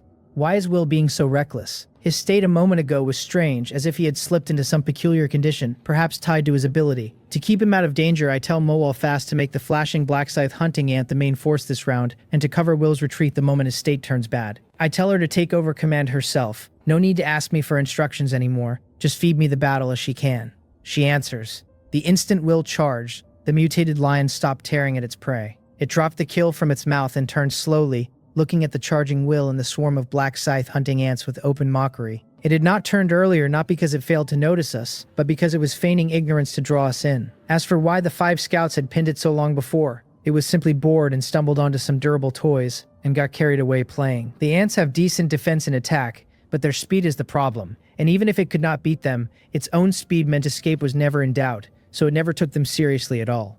Through Mowol's running feed, I might as well be watching a live broadcast, and understanding the lion's true state, I cannot help fearing for Will and the others. In an instant, the two sides close. Will charged first, but does not arrive first. Something reaches the mutated lion even faster than he does, and it is the modified flashing black scythe hunting ant. The seemingly clumsy thing, driven by the beast cores in its armor, started later and overtook the early charging Will, tearing toward the lion like a war chariot. The mutated lion, calmly playing cat and mouse with Will, never expected a surprise attacker to come howling in with that kind of momentum. In a flash, the flashing black scythe hunting ant's electroplated upper jaw, its fine iron edge spinning like a chainsaw, is about to clamp onto the lion's face, and if it bites down clean, the lion is in trouble. But a gold beast is a gold beast, and it reacts fast, a cold flashing claw sweeping up to meet the side jaw. The two collide with a ringing clang, the upper jaw knocked aside, and the lion's mouth curls into a cruel smile. Then a white light flares from the dark muzzle on the ant's back, a beam lancing out, and as the lion's old strength wanes before its new strength can rise,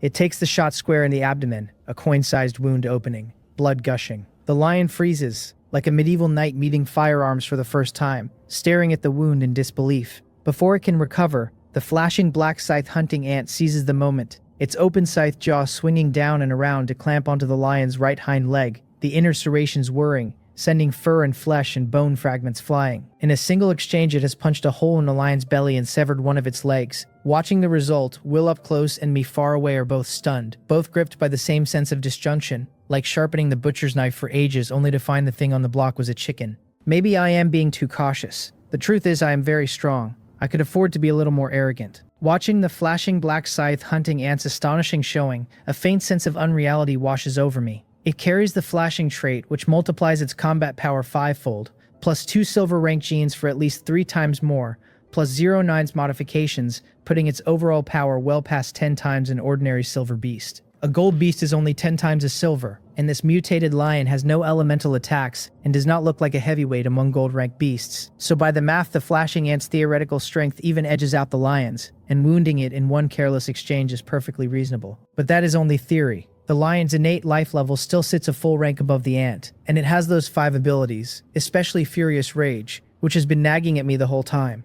I compose myself and tell Mowal fast to watch the lion's movements and guard against a counterattack. Before the warning is even out, the scene shifts. The mutated lion flings its head, hurling the flashing black scythe hunting ant away along with the severed leg still clamped in its jaws. Then it gapes its maw and looses a deafening roar toward Will and all the ants. A sound so shrill it is less a roar than a scream. As it roars, red mist pours steadily off its body, giving off a strange, dangerous feeling, the unmistakable prelude of a villain charging a big move or transforming in some anime. Why would anyone ever let a villain transform? Back on Blue Star, I used to mock the hero parties in anime and games who just stood there watching the villain power up, and my first instinct now is to interrupt. But Mowal's feed kills that plan. Will, the instant the roar hit him, doubled over in pain, clutching his head with both hands and dropping to one knee, 2 streaks of blood sliding from his nose. Forget interrupting the lion's transformation, he cannot even protect himself. And my black scythe hunting ants, though better off than Will, are lying quietly on the ground, with nowhere near the strength to break it up. Things really are not as simple as I imagined, but the lion's state comes and goes fast, lasting less than a minute before the roar tapers off, and the red mist dissipates, and Will and the ants get their mobility back. When they look at the mutated lion again, it has changed enormously. The right hind leg the flashing ant snapped off, and the bloody hole in its belly have both healed clean, and its already massive body has swelled another full circle to a terrifying 10 meters long, 4 meters at the shoulder. The black scythe hunting ant, huge in its own right, now looks as pitifully small before it as an ordinary ant beside a lion, and Will, a 2-meter man, has to crane his head to see the thing's face. This has to be furious rage. Seeing the change, I finally understand why it is a gold-rank beast. Next to gold creatures with elemental power, a mutated lion that leans purely on its body may be short on attack variety, but it is certainly not much weaker for it. It does not give me time to dwell. The instant furious rage lands, the lion glares with red eyes and pounces on the flashing black scythe hunting ant that wounded it, and its bulk is deceiving, because its speed is no joke. One stride and it stomps the ant into the ground, then snorts and stomps the same spot again and again, until the earth is flattened and the ant is buried out of sight. Only then does it stop, turning its gaze on the other black scythe hunting ants, which look much like the buried one, and lunging into the middle of the swarm with claws flailing. Every swing flinging an ant away with a cracked carapace. Not killed outright, but badly hurt. Watching from afar, my brow furrows deep. This is monstrous. If every gold-rank beast is this fierce, how is anyone supposed to fight them? And just as the lion wreaks havoc and my worry peaks, Will, kneeling and shaken by that earlier roar, slowly rises. He tells me in a deep voice that the lion's state will not last long, that this furious rage should work much like his own berserk, both explosive skills with powerful side effects. The intelligence reaches me through the ants on the field, and understanding settles in. No wonder the thing turned so savage. It is riding an explosive skill.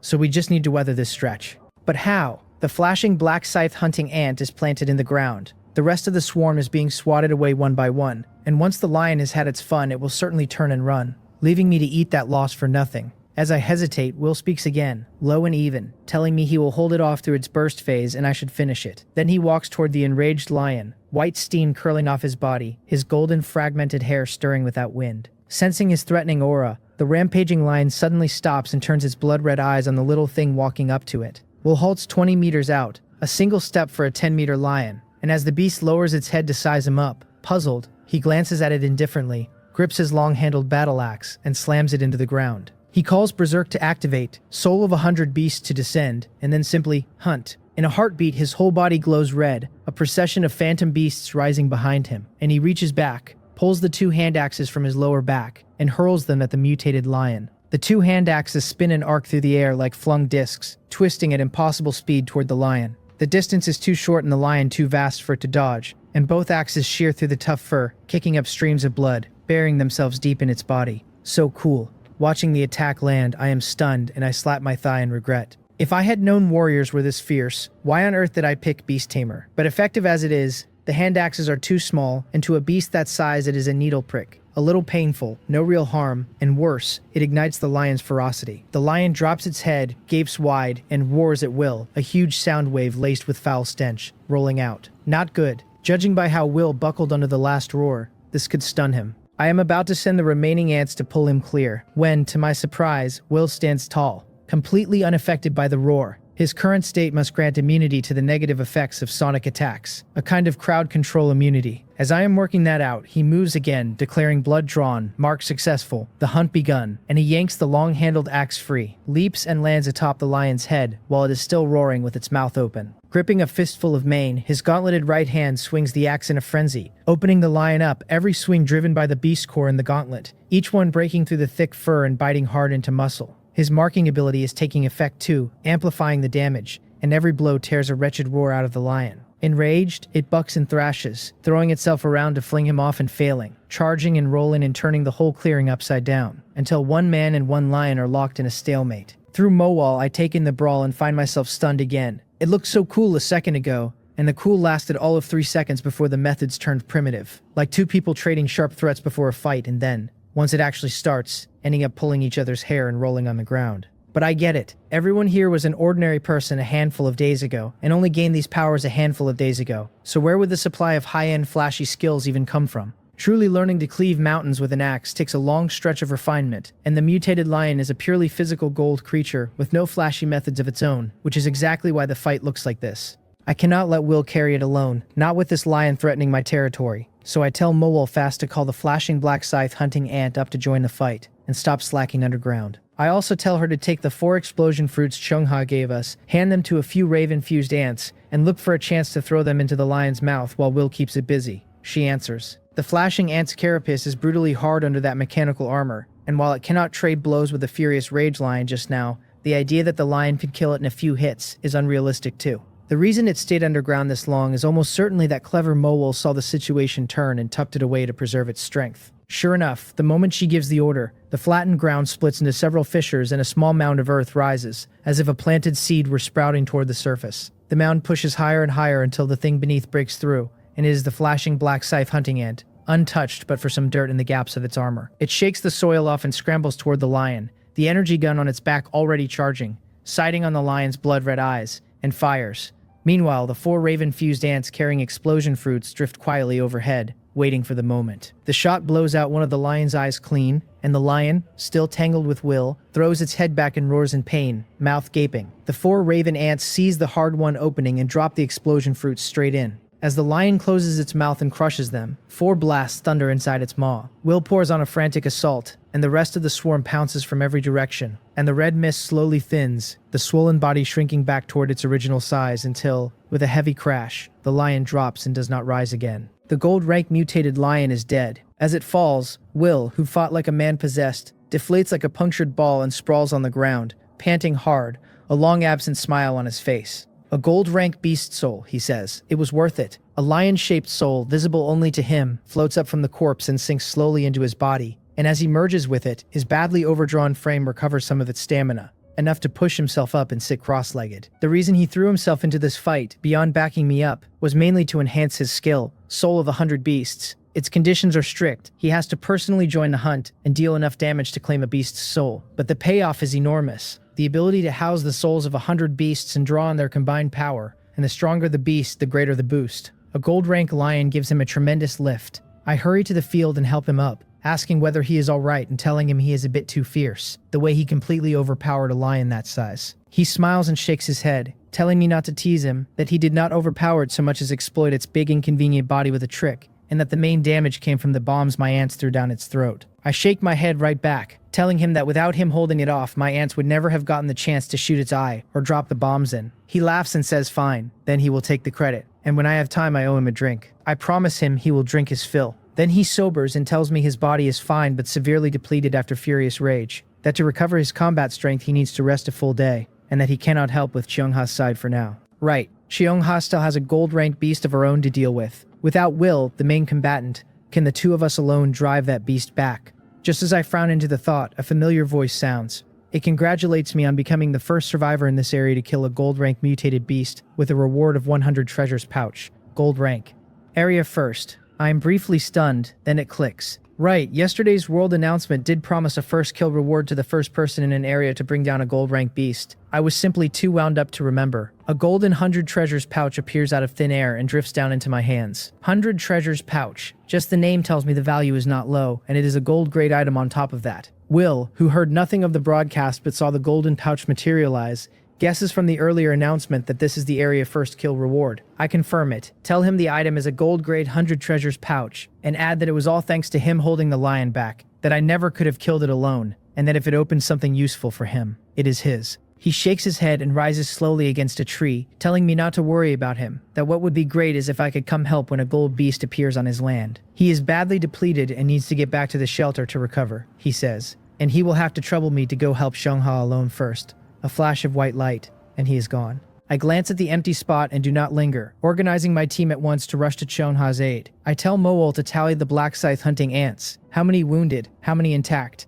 Counting out the flashing ant, I brought 208 silver black scythe hunting ants of every gene into this fight, and plenty were sent flying by the berserk lion, so I do not know the cost yet. While she counts, I look at the 100 treasures pouch. Unlike past temporary quests that rewarded the top 100 in each area, this one only rewards the single first killer, which speaks to how high its value runs. I wonder whether the pouch can open a powerful item to turn the coming fight, because heading to Xiongha alone genuinely worries me, and any item that could raise my combat power now has to be used. Without hesitating, I pull open the golden ribbon at the pouch's mouth. Streaks of golden light spill from the widening bag, and I squint into it as dozens upon dozens of walnut-sized golden orbs come flooding out, darting through the air. At a rough glance, there really are dozens, maybe 100, and inside each one I can faintly make out a miniature item. A crossbow, a scroll, a fruit. Could each orb hold an item? Then this is 100 items, and the 100 treasures pouch truly holds 100 treasures. Before I can move, the familiar prompt sounds in my ear, telling me the 100 treasures pouch,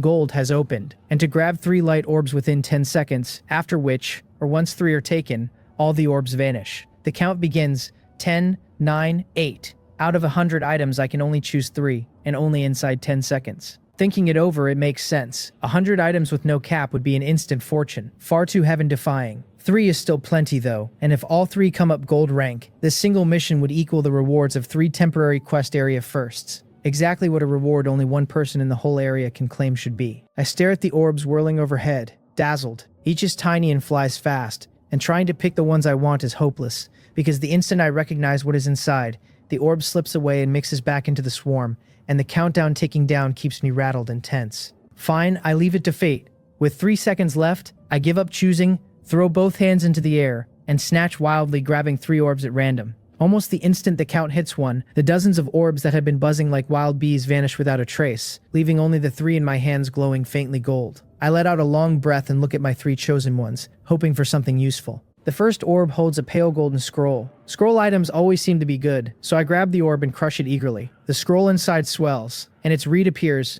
a sublimation scroll, gold rank, that can take any item of gold rank or lower, and raise its quality by 1 level. Good stuff, and it actually upgrades item quality. I have plenty of extremely useful items, the mutated spring water, the gene manipulator, and pushing any of them up a level would be a massive gain. But none of them give a fast combat power boost, and I am racing to support an ally, so I am in no hurry to sublimate anything yet.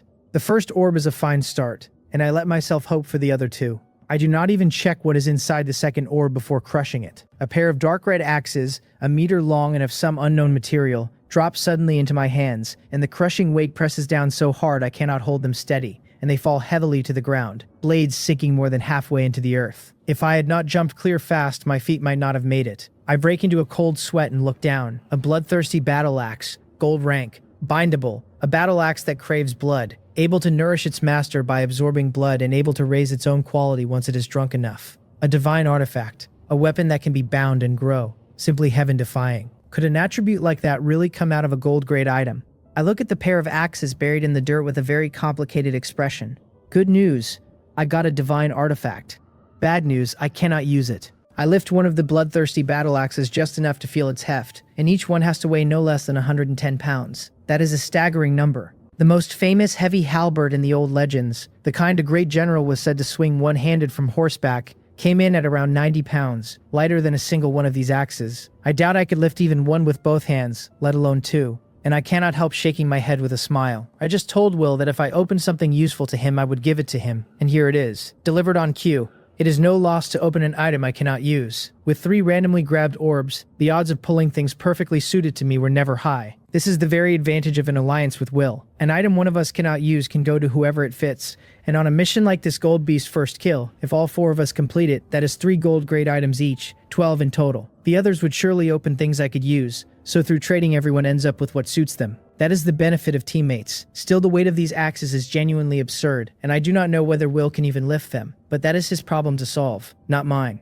The Dark World has all kinds of ways to grow stronger, so even if he cannot wield them now, he soon will. I send the read on the bloodthirsty battle axe to Will and get no reply, which tracks. If he saw a divine weapon this perfectly suited to him, he would never be able to sit still, so the silence almost certainly means he is so depleted he has already fallen asleep. Nothing for it but to leave the axe where it is and move on to the third orb, grabbing it and crushing it open. Another pale gold scroll appears in my hand. I am briefly stunned, then wild joy floods my face. A scroll, another scroll. Could it be a second sublimation scroll? My heart pounds as I look. The eye of delusion breaking, gold rank, able to see through illusions and perceive more detailed information. A skill then. From the description it has two functions. One is seeing through illusions, which I have never run into, so I do not feel I need it yet. The other is perceiving more detailed information, and that one sounds excellent. When I scouted the mutated lion and the mutated unicorn wolf, the reads I got were brief, and richer intelligence could let me kill mutated beasts far more efficiently, though I have no idea yet how detailed this detail will be. It is useful and does not conflict with my abilities, and it might even come in handy helping Chungha.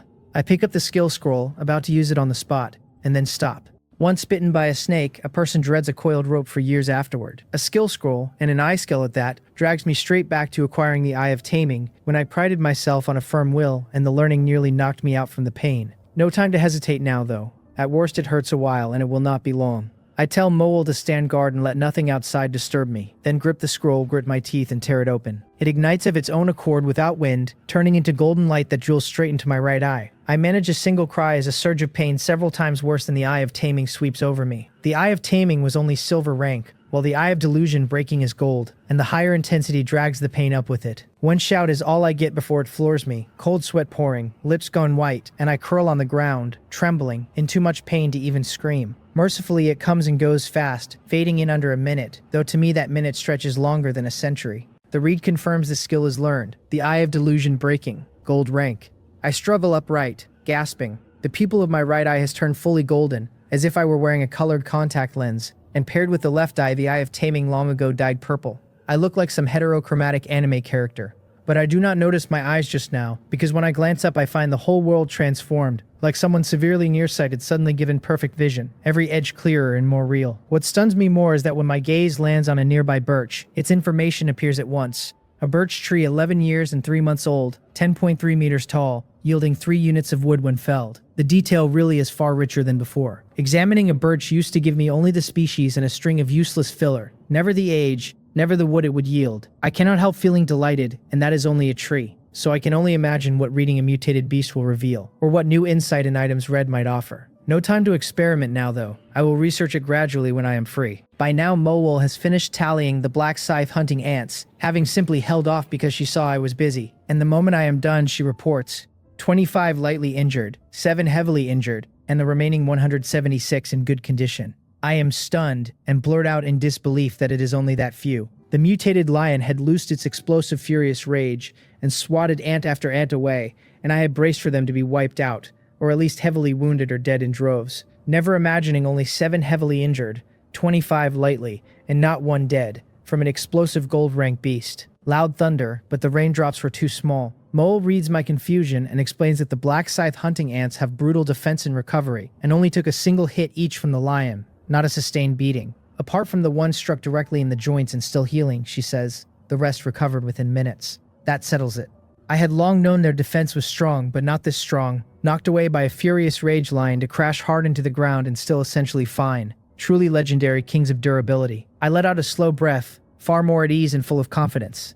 As long as the beast on Cheongha's side has no elemental attacks, we should be able to hold this time until Will recovers. I tell Moel to gather the ants in good condition around me, and to come with me on this expedition to help me command. She answers. I take out my manual, flip to the Friends channel, find Cheongha's avatar, and tap it to open a dialogue box. I ask her whether she is holding up over there, tell her Will killed the gold-rank mutated beast in his own territory, and is too spent to move, and let her know that for now I am the only one who can come to her aid. Half a minute passes and no reply comes, and I cannot help frowning. If she has not even found the time to answer a message, the situation on her end must be ugly, so I stop waiting and send a teleportation request straight to Cheongha, through the mutual aid contract. This time, mercifully, I barely wait at all, because almost the instant the request goes out she accepts it. A pattern of white lines unfurls in front of me, looking for all the world like a teleportation array out of some animation. Until now, it had always been others teleporting into my shelter, never me teleporting out. So I look at the white array with a touch of novelty and have one black scythe hunting ant step onto it as a test. The moment it stands on the lines, they flare white, and in the next breath, the ant is gone without a trace.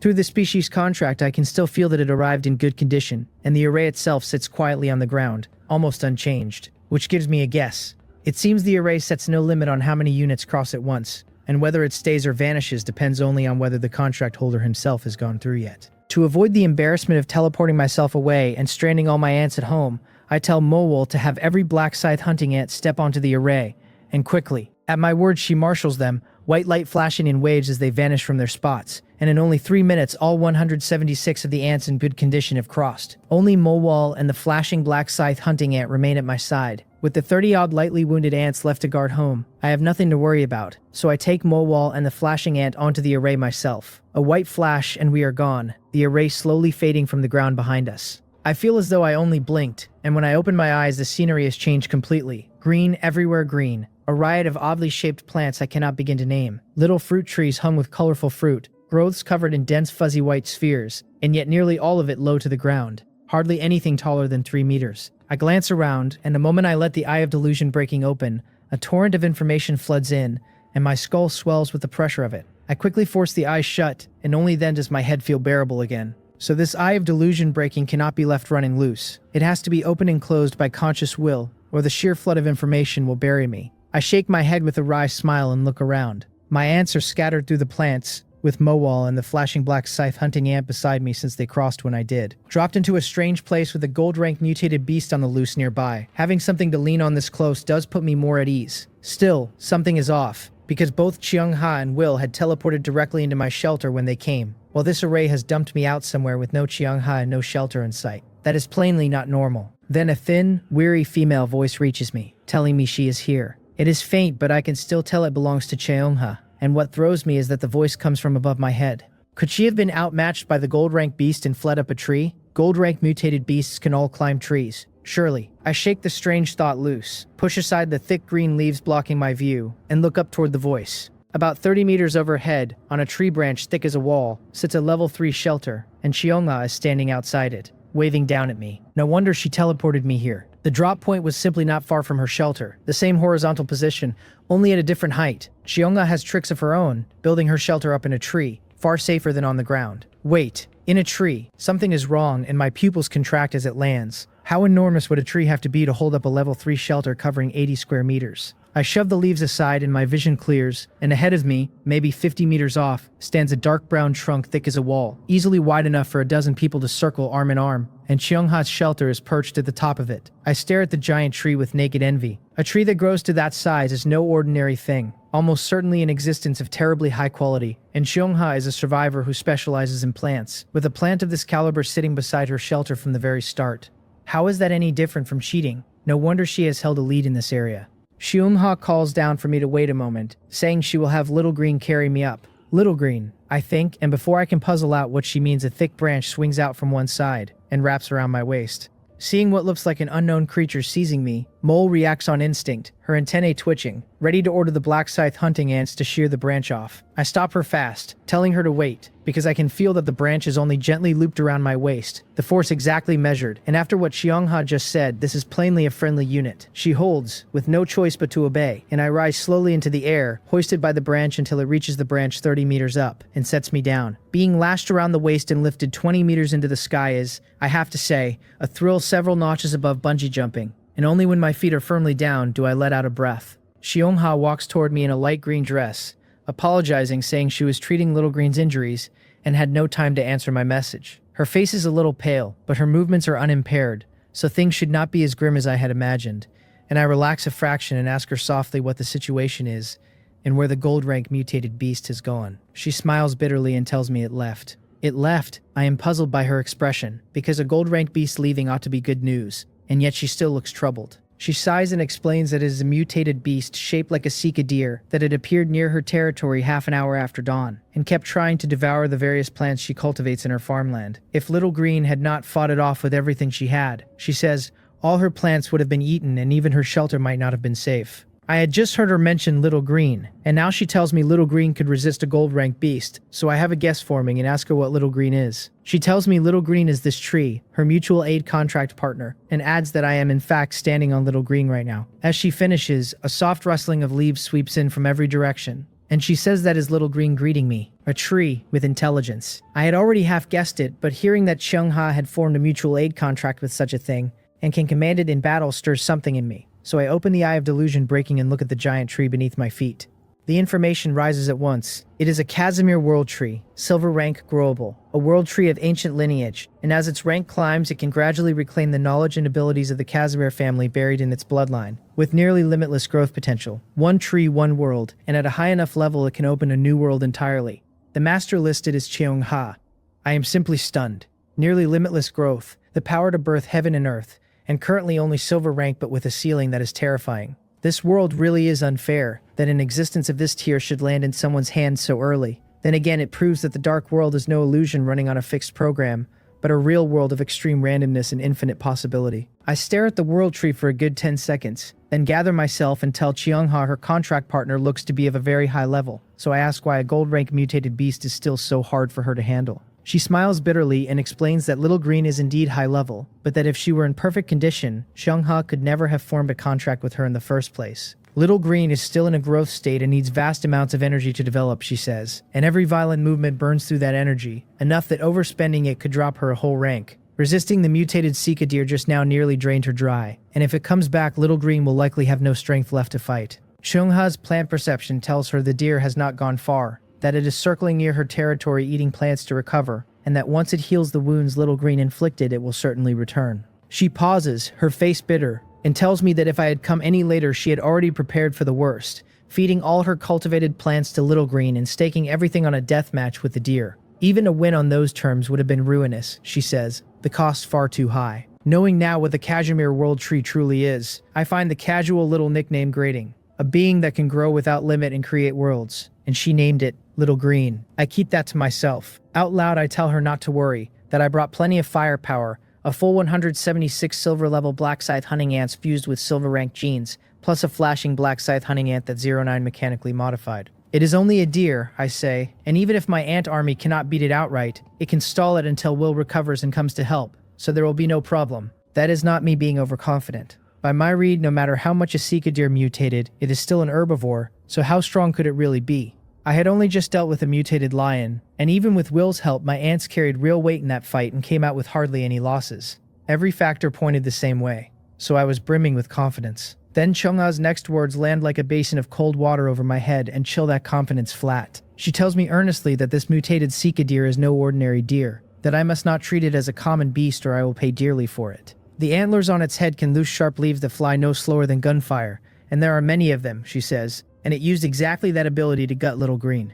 Worse, it can also send out vines to bind its target. Vines tough beyond reason and strong enough that some 20-year-old trees were torn out by the roots. As she lays out the deer's traits, my brow furrows deeper and deeper. Hold on, this deer sounds off. These abilities, they all sound like elemental attacks, and wood element at that. A mutated beast that fights purely with its body would hand my black scythe hunting ants a massive advantage. But a mutated beast that has mastered elemental attacks is a wholly different proposition. A mere silver rank mutated unicorn wolf could wound a cluster of my ants with one skill, and the gold rank mutated lion needed its explosive furious rage, then more than 10 direct slaps one after another, to do its damage. So how fierce would a gold rank beast's elemental attack be? Would it not gut a black scythe hunting ant in a single blow? An herbivore stronger than a carnivore is too counterintuitive. My expression turns grim. A moment ago I had thought Little Green resisting the deer for only an hour was a little beneath her level. Now it is clear the world tree is exactly that, a world tree to hold off a gold rank beast wielding elemental attacks for a full hour at only silver rank. The situation is genuinely thorny. Still, retreating without firing a shot is not my style. I have to go see this mutated sika deer for myself and gather some intelligence, and perhaps my Eye of Delusion breaking will hand me a surprise. Golden light flickers in my right eye, and I raise my head and tell Cheong I understand, and will be careful, that while the deer is still recovering I will go scout it, and I ask her to guide me to its location. As I speak I turn to the edge of the branch and leap off it, dropping straight down from 30 meters up. She cries out for me to be careful, and looks down, only to see a huge winged ant catch me and ease me to the ground. The black scythe hunting ant fused with raven genes carries me down and lands without a stumble. With an ant's strength, hauling a man my size is nothing. only the ride quality cannot be guaranteed. Seeing me safe, Cheongha pats her chest in relief and calls down that she will have the plants show me the way. And to be careful. How can plants show the way, I wonder? And just then the flowers and grass beside me tilt gently toward the northeast, like a person pointing with an outstretched hand. So that is how it works, quite handy. I tell her that if it proves impossible I will come back and think of something, then mount the flashing black scythe hunting ant and spur it in the direction she indicated. The flashing ant runs a full 3.5 meters long but stands low, so I have to fold my legs up to keep my feet from dragging, like steering an oversized go-kart, not elegant in the least but far faster than my own 2 feet. Following the plants, I quickly lead a column of black scythe hunting ants to the edge of a dense forest, where Cheongha's plant guidance abruptly stops. I understand at once that the target must be close, and sure enough a string of whistling sounds carries from somewhere ahead, followed by a heavy crash, as if something massive had slammed into the ground. I dismount fast, lower my body, lighten my steps and creep forward, and after about 20 paces I peer through the gaps between the trees to find an open clearing. It is littered with thick fallen trees and broken stumps of every height, each stump's cross-section perfectly flat and smooth as a radish sliced by a kitchen knife. At the center of it all, a huge scythe deer with a pair of large emerald antlers stands with its head down, eating the tender shoots at the very crown of a felled tree. After it strips the tiny shoots, less than a hand's width long, it ignores the rest and looks up at another tree still standing nearby. The emerald antlers flash green. Several flying leaves shoot out in a straight line and slice clean toward the trunk, and the tree is cut through at the waist and crashes down. The deer ambles over, eats the shoots at that crown, ignores the rest again, and starts hunting a new target. So that is how this clearing came to be, and that explains the earlier noise. This mutated scythe deer is staggeringly wasteful, and at this rate no quantity of trees could ever satisfy it. No wonder Little Green fought it with everything she had. A creature moves to live, a tree moves to die. However gifted the world tree, she is still a tree with no legs, and if she had not resisted with all her might, this deer would have gnawed her bald. While the deer eats happily, I tuck myself out of sight, fix my gaze, and open the eye of delusion breaking, and its information appears. It is a mutated scythe deer, gold rank, and its abilities read out in full. There is a headbutt that rams with the antlers at a force reaching 500 kilograms, and a stomp that lifts the front hooves to crush with 750 kilograms of weight and 300 kilograms of force. There is a willow leaf flying dagger that condenses wood element energy for a second, and then looses willow leaf blades to cut the target, with longer charges spending more energy and throwing more blades. There is a vine entanglement that flashes the antlers green for 3 seconds before vines erupt under the target's feet to bind it, and a photosynthesis that lets it absorb sunlight to replenish wood element energy. Its status shows a minor injury at 86%, and energy at 71%, and its listed weaknesses are the abdomen, the eyes, the calf joints, and the tailbone. This detailed, my eyes go wide. This is practically reading the color of the deer's underwear. Every ability spelled out, its status, even its weaknesses, all laid bare. When I faced the mutated lion, I did not yet have this eye, and the intelligence I scraped together then was nothing but the names of a few abilities, which is exactly why I was caught flat and nearly took a terrible loss. Now with a strategy guide this complete, if I plan it sensibly, I feel I could solo this mutated scythe deer outright. The deer is far from its peak right now, so I have to seize the window. Still, I am in no rush to act. When I outmaneuvered the mutated lion, the explosion fruit Cheongha gave me played a decisive role, so I wonder whether she still has any useful mutated plants on hand, since more preparation never hurts. I slowly pull back, leave Mowol to hold the other black scythe hunting ants and waiting off to the side, mount the flashing black scythe hunting ant, and ride back the way I came toward Cheongha's shelter. She sees me return so soon and assumes I found nothing useful, but seeing me come back unharmed, she breathes a sigh of relief all the same. Before I even reach her, I call up for her to check her manual, which puzzles her, since I am standing right in front of her and could simply speak. She opens the message anyway, and the next instant her pupils blow wide and she stares at the manual in disbelief, because what I sent her is precisely the mutated scythe deer's information I just pulled with the eye of delusion breaking.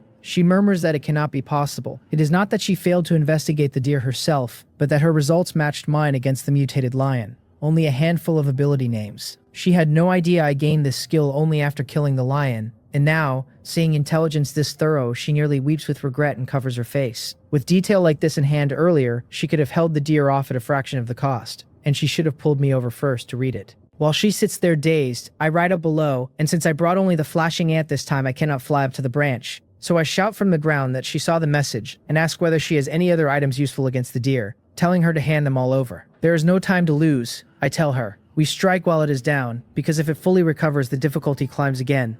She knows the urgency too, and having studied the information I sent, she has already worked out a plan. She runs back into the shelter and brings out a few items, calling down that the fight earlier was fierce, and these are all the useful things she has left. and then she simply tosses them down from above. I am pleased to see her move so fast, and then my smile freezes on my face, because among the items she throws are two bright red fruits I know all too well. Are those not the explosion fruits that nearly crippled the mutated lion? And she is dropping them from that height. Could she be so anxious she forgot what explosion fruit does? Watching the red fruit plummet, my pupils constrict, and I bend at once to grab the flashing black scythe hunting ant beneath me, meaning to ride it clear. But after 2 steps I stop, because a branch whips out, gently cradles the falling items, and eases to a halt right in front of me. It was Little Green stepping in just in time. So there was a backup plan, and she did not even drop a hint. I exhale, straighten up, take the items the world tree hands over, and feeling thoroughly foolish after that scare, I keep my head down, mount the flashing ant, and ride off fast, telling her I am leaving first. She tells me to go on, wishing me luck,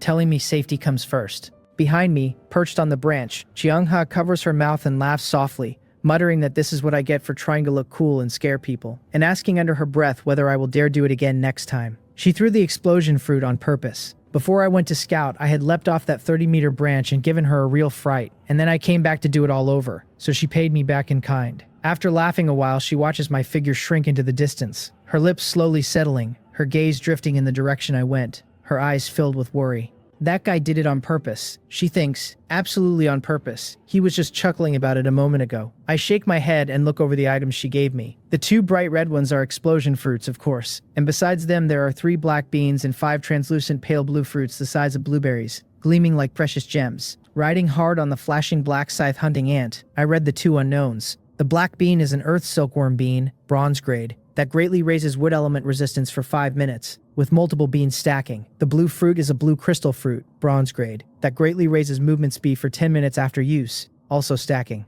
Good stuff. My eyes light up, because though both are only bronze grade, their effects are exactly what I need against the mutated Sika deer. My original plan was to have Moal command the ants to read the deer's skill tells, predict and dodge in advance, then swarm and strike its weak points, writing their numbers to bring it down at a cost that would likely be heavy. But these 2 items changed the picture entirely. The whole reason the deer was so hard to deal with was its elemental attacks against ants whose elemental resistance is poor, since one skill deals high damage across a wide area and my ants alone simply could not kill it. The overall strategy stays the same, but after I feed the flashing black scythe hunting ant these items, it can hold the deer head on by itself. I intend for the flashing ant to eat the whole lot, making it our spearhead the way Will was the spearhead against the lion. Rather than spread the boost thinly across several ordinary ants of middling power, far better to concentrate the resources on the strongest unit. With the flashing ant pinning the deer face to face, the other 100+ ants can coordinate strikes from ground and air against its rear, multiplying the efficiency more than tenfold, and slashing the losses. The thought has me a little excited, and just then the flashing ant carries me back to where Moal and the others wait. I speak with her silently through the contract, asking whether the deer has made any odd moves, and she reports that the target is still repeating its earlier behavior. Nothing unusual. I tell her to ready for action, that she will command every black scythe hunting ant, including the flashing one. The flashing ant is to hold the deer off while the rest sees openings on its weak points, and she must watch the deer's skill releases and have the ants dodge wherever possible.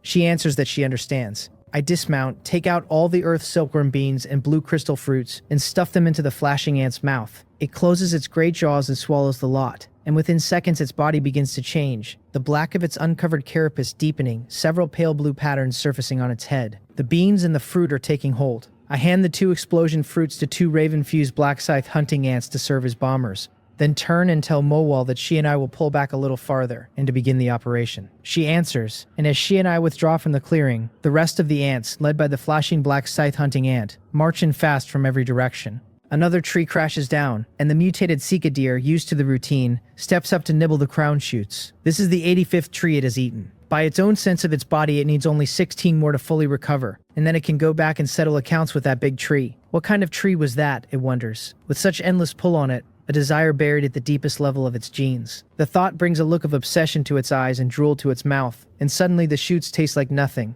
The trees it eats now are common, vulgar things whose finest parts cannot match a single tendril or leaf of the world tree, and if it were that tree it swears it would gnaw it to nothing, not a speck left. Not even the roots. Its eyes harden, and just as it means to keep eating to recover, its ears twitch twice. It stops, and it lifts its head to look around. Faintly it seems to catch a rustling. Dark shapes surface from every side of the clearing, revealing themselves before the deer. It startles, then calms, because these unknown creatures do not feel strong. and it is sure it can swat them aside easily. A vegetarian, it has no interest in black scythe hunting ants at all, just as it means to throw a few willow leaf daggers to shoo away the pests interrupting its meal. A larger armored black scythe hunting ant bursts out, charging at a speed wildly out of step with its bulk. Through Mowol's running feed, I tell her the battle has begun, and to report any critical situation the moment it arises. Under Mowol's real-time reports, I feel as though I stand on the battlefield itself, though I am a good 1,800 meters from the fighting, with a full grasp of every turn. The flashing black scythe hunting ant opens with the first strike, exploding forward like a cannon shell under the beast cores driving its armor.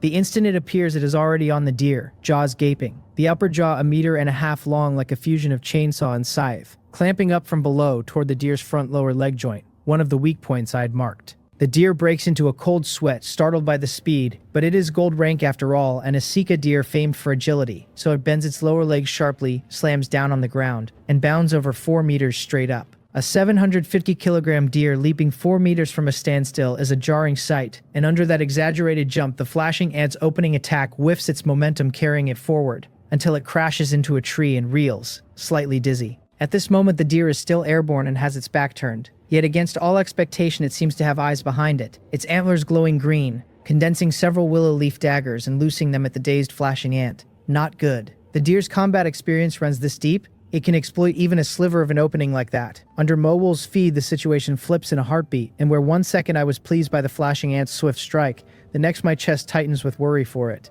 The daggers fly like bullets out of a barrel, and the flashing ant, only just shaking off its daze, has no time to dodge and takes them square on its back armor, and on the carapace the armor does not cover. There is a metallic clatter, and the willow leaves, delicate as they look, carve a groove 2 millimeters deep into the refined iron back armor. The power of those daggers is terrifying, and if even refined iron cannot fully stop them, surely the exposed carapace is in trouble. Just as I worry, Mowol's report comes in, and the exposed carapace on the flashing ant's back shows only a white scuff, nearly unharmed. The carapace is harder than refined iron. How is that possible? I am startled. Then it clicks. The willow leaf daggers look like physical attacks, but they are leaves condensed from wood element, so their core attack type is elemental and should hit harder than pure physical force. The reason they barely scratch the flashing ant is the wood element resistance from the earth's silkworm bean it ate before the fight. I shake my head in admiration. With that resistance, the deer's main weapon, the willow leaf daggers, is rendered all but useless, leaving it a lamb to the slaughter. So I tell Mowol to attack without restraint. Seeing its certain kill attack do nothing leaves the deer stunned,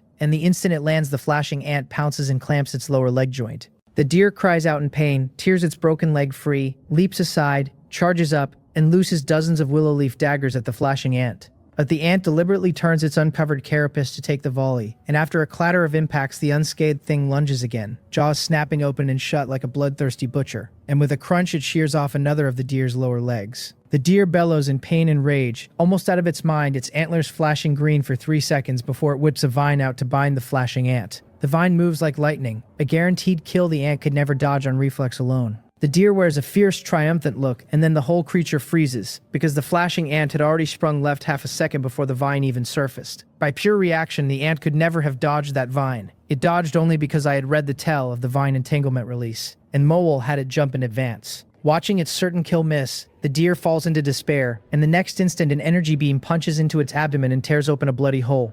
Countless black scythe hunting ants swarm in from every side at its weak points. The deer's earlier attacks had all failed against the flashing ant, and now, seeing identical-looking things pour in from all directions, it assumes they all share the flashing ant's powers and sinks into total despair. Out of tricks, it sprawls resigned on the ground and lets the swarm work it over, its eyes fixed blankly on the sky, where the crowns of several trees sway gently in the wind, as if waving it goodbye. The mutated scythe deer dies. A true life-and-death struggle is nothing like sparring between friends. No trading of pleasantries and drinks, but danger at every step with life and death settled in an instant. The fight between the black scythe hunting ants and the deer looked complex, yet it ran under 5 minutes from start to a decisive finish, ending with the deer dead and less than half of both the flashing ant's enhancement states spent. I feel a faint regret, wishing I had not fed it so many items at once, though that is hindsight. This was a gold-rank mutated beast with elemental attacks, and who would have guessed it would prove so fragile? With the Earth's silkworm bean's resistance turning back its elemental attacks, its remaining combat power came in under half a mutated lion's. Had the fight truly dragged, feeding the flashing ant more items mid-battle to sustain its states would have been hard, so a good outcome with only a slight waste of items is fine by me.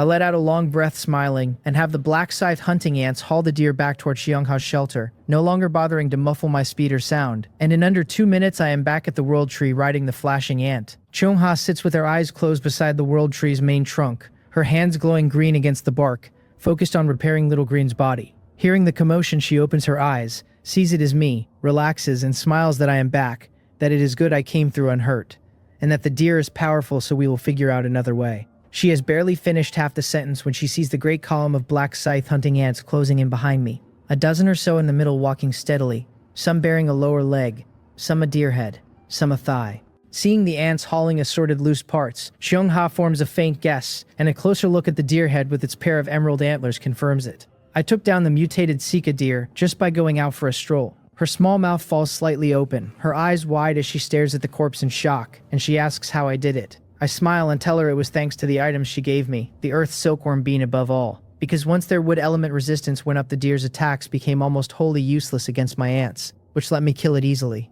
She still cannot quite believe it, since she had used an earth silkworm bean herself on Little Green, and though the damage from the deer's attacks dropped, the tree was not left unscathed. After she voices that doubt, I understand at once and explain that my aunt's own physical and elemental resistance is not weak to begin with. I had earlier fused a mutated unicorn wolf gene into the flashing ant. I tell her, and though it did not gain the wolf's elemental attack, it inherited the thick fur, which should have added some elemental resistance. So that is how it was, she realizes. She smiles brightly and is about to say something when her whole body seems to hit a pause, freezing in place, and I react almost instantly. She must have just received the reward for killing a gold-rank mutated beast. Sure enough, golden light flares in the air the next second, and a glittering golden pouch like a sachet appears out of nowhere and drifts into her hand. She comes out of her daze and grips it, and I let out a breath of relief. I had been wondering. I killed the mutated lion in my own territory with a high degree of personal involvement, so it was perfectly reasonable that the area first kill reward came to me. But the deer just now I killed with my own ants, with almost no involvement from Xiongha, and I had worried she might not receive the first kill reward at all. These are 3 gold-grade items with enormous utility, and as a team it does not matter whose hands they fall into, since either way it is a huge boost to our overall strength. Seeing her receive it, I finally relax. She frowns, turning the pouch over with some confusion, then asks me what it is for, knowing I achieved the first kill before and would understand it. I smile and explain that once she opens this 100 treasures pouch, 100 gold-grade items will appear in midair. 100 gold-grade items, she repeats, her mouth falling open again in disbelief, not making a fuss so much as overwhelmed, and I see she has misread it, so I shake my head and continue. It is not what she imagines. The 100 items appear as tiny light spheres. She can choose only 3, and only within 10 seconds, and through the selection the 100 orbs spin and fly so fast that the contents inside are nearly impossible to make out, so it is almost entirely a random draw. So that is how it works, she says, relieved, since 100 gold-grade items was simply too much, and 3 chosen at random feels far more grounded. She smiles and says that being able to kill this gold-ranked beast and save Little Green is already extraordinary luck for her. 3 gold-grade items on top of that. If anything we draw turns out useful to me, she tells me, I should feel free to take it. I shake my head and tell her there is no need to be so polite, that she has a share in my aunt's too, so there is no call to keep such distance. She smiles faintly, says no more, and gently lifts the hand holding the sachet, asking me to watch the items as they appear, and if I can touch the orbs too, to help her pick them together. That would be an interesting experiment. If someone besides the user can also grab from the pouch, then with one person focused on a single item, at the start of the countdown before the orbs speed up, the odds of seizing a desired type rise considerably. I nod and tell her I will try, and ask what type she is most interested in, plant fruits or otherwise. She says she would prefer sustainable resource type items, the kind everyone can use, and adds that spring form items tend to have the highest chance of being sustainable resources, like my mutated spring water, since she has seen others with different kinds of springs on the World Channel. I agree, telling her we will prioritize springs, and that even if I cannot grab them, I can at least keep watch for her. Strategy set, she opens the pouch, and in an instant countless golden spheres burst out and shoot into the air, a miniature item visible inside each one. They pause a beat, then spin and scatter, and Xiongha calls out that it has started. 9 seconds left. I lock my gaze on the hundreds of spheres, searching hard for any sign of a spring-type item, and immediately my head swims and my eyes ache. Random grabbing really may be the only option. I give a bitter smile, and just as I am about to tell her to simply snatch 3 at random, something occurs to me and my eyes brighten. I wonder what the eye of delusion breaking would do to the spheres in the air. The thought is barely formed before golden light flickers in my right eye, and I turn it on the orbs. At once, every sphere in my vision changes. Lines of information surfacing above each one. Fur grass, gold rank. A first-tier trial scroll, gold rank. A demon-breaking bow, gold rank. My pupils blow wide, surprised and delighted, because the eye of delusion breaking can pierce these golden spheres and read the items inside. The shells block enough that I can only make out the names, not the detailed effects. But that is plenty. With only 5 seconds left, I want to find the most valuable items fast and try to grab them. And just then I notice one orb that is different, a faint purple glow beneath the gold. What is that? The golden purple orb threads through the others at speed, trailing a purple exhaust flame as it moves, and through the eye of delusion breaking it stands out like a firefly in the dark. Drawn to it, I fix my gaze, follow it, and read it. A mechanical heart. Gold rank. Growable. A growable item. I am stunned, my thoughts turning fast. I have seen only 3 growable items so far. Cheongha's Casimir World Tree, the bloodthirsty battle axe I opened from my own pouch, and now this mechanical heart. I had cracked the bloodthirsty battle axe open casually before and thought little of it, but now, under the eye of delusion breaking, I finally grasp it. Growable items are a 1 in 100 rarity. Out of every 100 items in a whole pouch, only 1 carries the growable tag, and I had pulled 3 at random and opened 1. A sheer explosion of luck. Having found the rarest thing here, there is nothing to deliberate. I steady myself, sharpen my gaze, fix on the gold-purple orb, and snatch. Got it. Feeling its warm solid weight in my hand, I am delighted, since I had been unsure whether I could even grab an item from Cheongha's pouch, and now I exhale.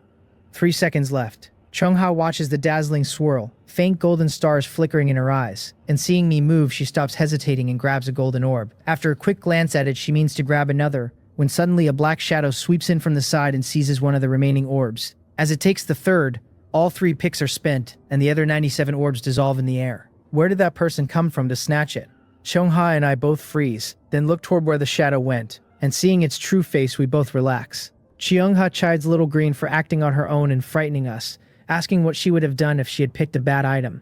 The world tree rustles its leaves softly, and Cheong's face lights with joy as she explains to me that Little Green sensed an item among the orbs that could strengthen her, which is why she suddenly reached out. So that is how it is. It seems that besides my eye of delusion breaking, the world tree as a very high-level being has unknown means of her own to see through the spheres. Cheongha asks what item I got, saying she could not make out the contents and simply grabbed one at random in the final seconds, and wonders how her luck ran. As she speaks, she opens the orb in her hand and a transparent glass bottle of fine golden sand appears. One sweep of my eye of delusion breaking reads it. It is golden sandy loam, gold rank, a renewable resource that produces 100 grams a day, greatly enriches soil and accelerates plant growth, and greatly enhances metal properties when used in metallurgy. Used by earth affinity creatures, it raises growth speed, and over long use it raises the growth ceiling.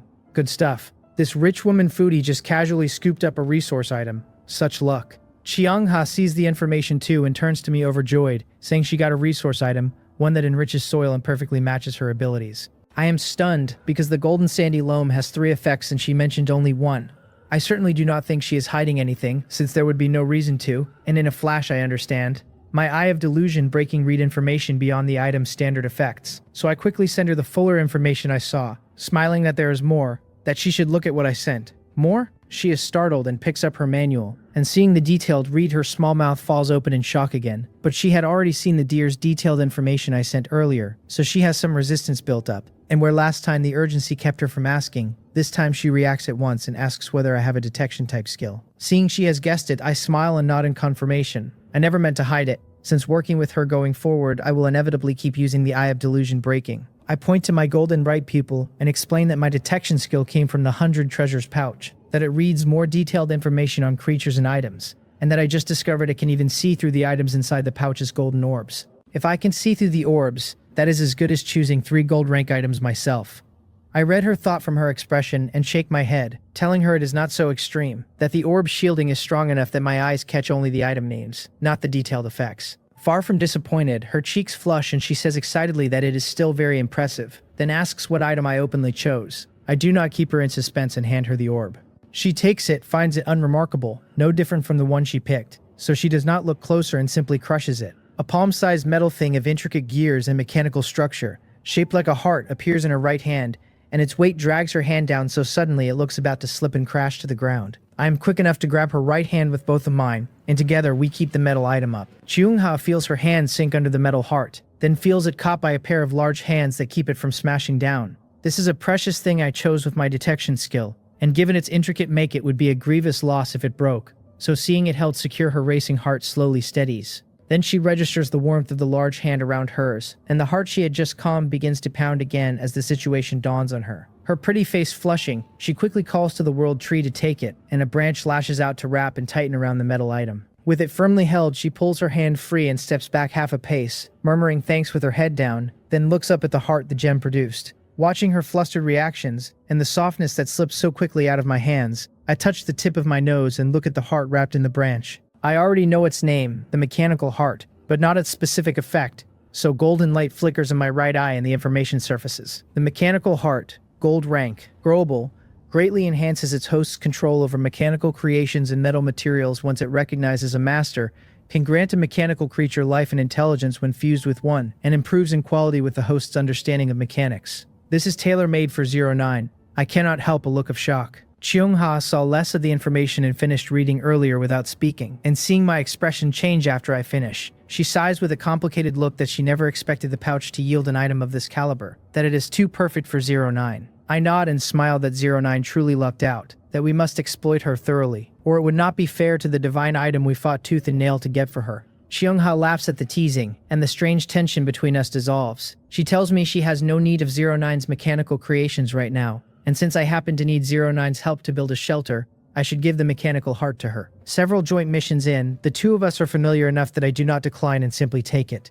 Then I ask about the item her world tree grabbed, and we look to see what it is. Cheung-ha nods, asks Little Green to show her the treasure she picked, and the world tree rustles its leaves joyfully and hands over the golden gem it took. Cheung-ha strokes the branch with a faint smile, takes the gem, and opens it, and a walnut-sized emerald ball appears. The read surfaces for us both. It is a plant essence orb, gold rank, a treasure orb holding a vast amount of wood element energy, which plants can fully absorb to raise their life potential. The information is simple and pure, and even with my eye of delusion breaking, I can pull nothing further from it. Seeing it, Cheung-ha shows even more excitement than she did over the mechanical heart. First she strokes the branch and tells Little Green she chose well. Then she turns to me, thrilled, and says this is wonderful, that with the plant essence orb Little Green's damage from this battle should fully heal, that she might even advance further to the peak of silver rank. Then she asks whether I remember what she told me the day before yesterday. With one thing after another these past 2 days, I have long forgotten which matter she means, and after frowning in thought, I can only shake my head.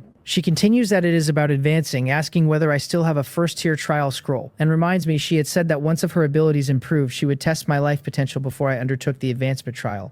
Right, there was such a thing, I realize. She explains that the ability to test life potential is something only Little Green possesses, and it requires reaching the peak of silver rank to use. Little Green was nearly at that peak before this battle set her back, she says. But with the plant essence orb, it should be no issue. So that is how it is. Does this mean I will soon know whether I can advance? I do not know what advancement entails, or what it brings, so the thought leaves me both excited and a little apprehensive.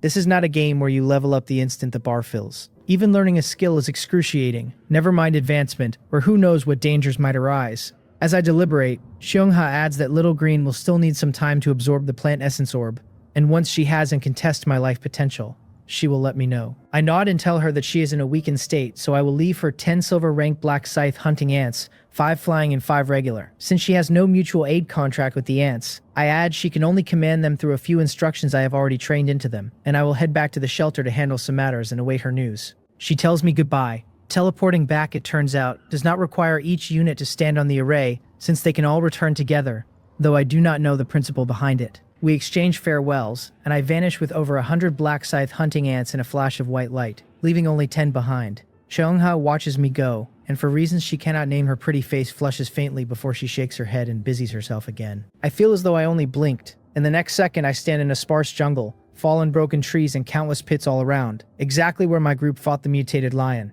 So I am back, returned to the precise spot I teleported from, which is convenient. I look at my hands, curious about the teleport, then look up at Mowal and tell her that besides the mutated lion there should still be plenty of roaming mutated beasts in the territory, and to take some ants and clear them all out. She answers that she understands, and with that task handed off, I do not stand idle but mount my personal ride, the flashing black scythe hunting ant, and gallop toward the shelter. I have a gold rank beast core now, so I should be able to upgrade the level 4 shelter. I bend my legs, grip the carapace beneath me, and lean low against the ant's back to spare myself the harsh cold wind, taking battle updates from Mowal as I hurry on. Under the flashing ant's extreme speed, the bushes around me streak past, and a small wooden house rises into view and grows nearer. Arriving near the shelter, I swing a leg over, dismount, pat its back, and thank it. telling it to go help Mowal. With it sent off, I stand before the trim wooden house, take out my manual, and read the upgrade conditions. The shelter is at level 3, an exquisite wooden house, and to upgrade it demands 2,000 units of wood, 2,000 units of stone,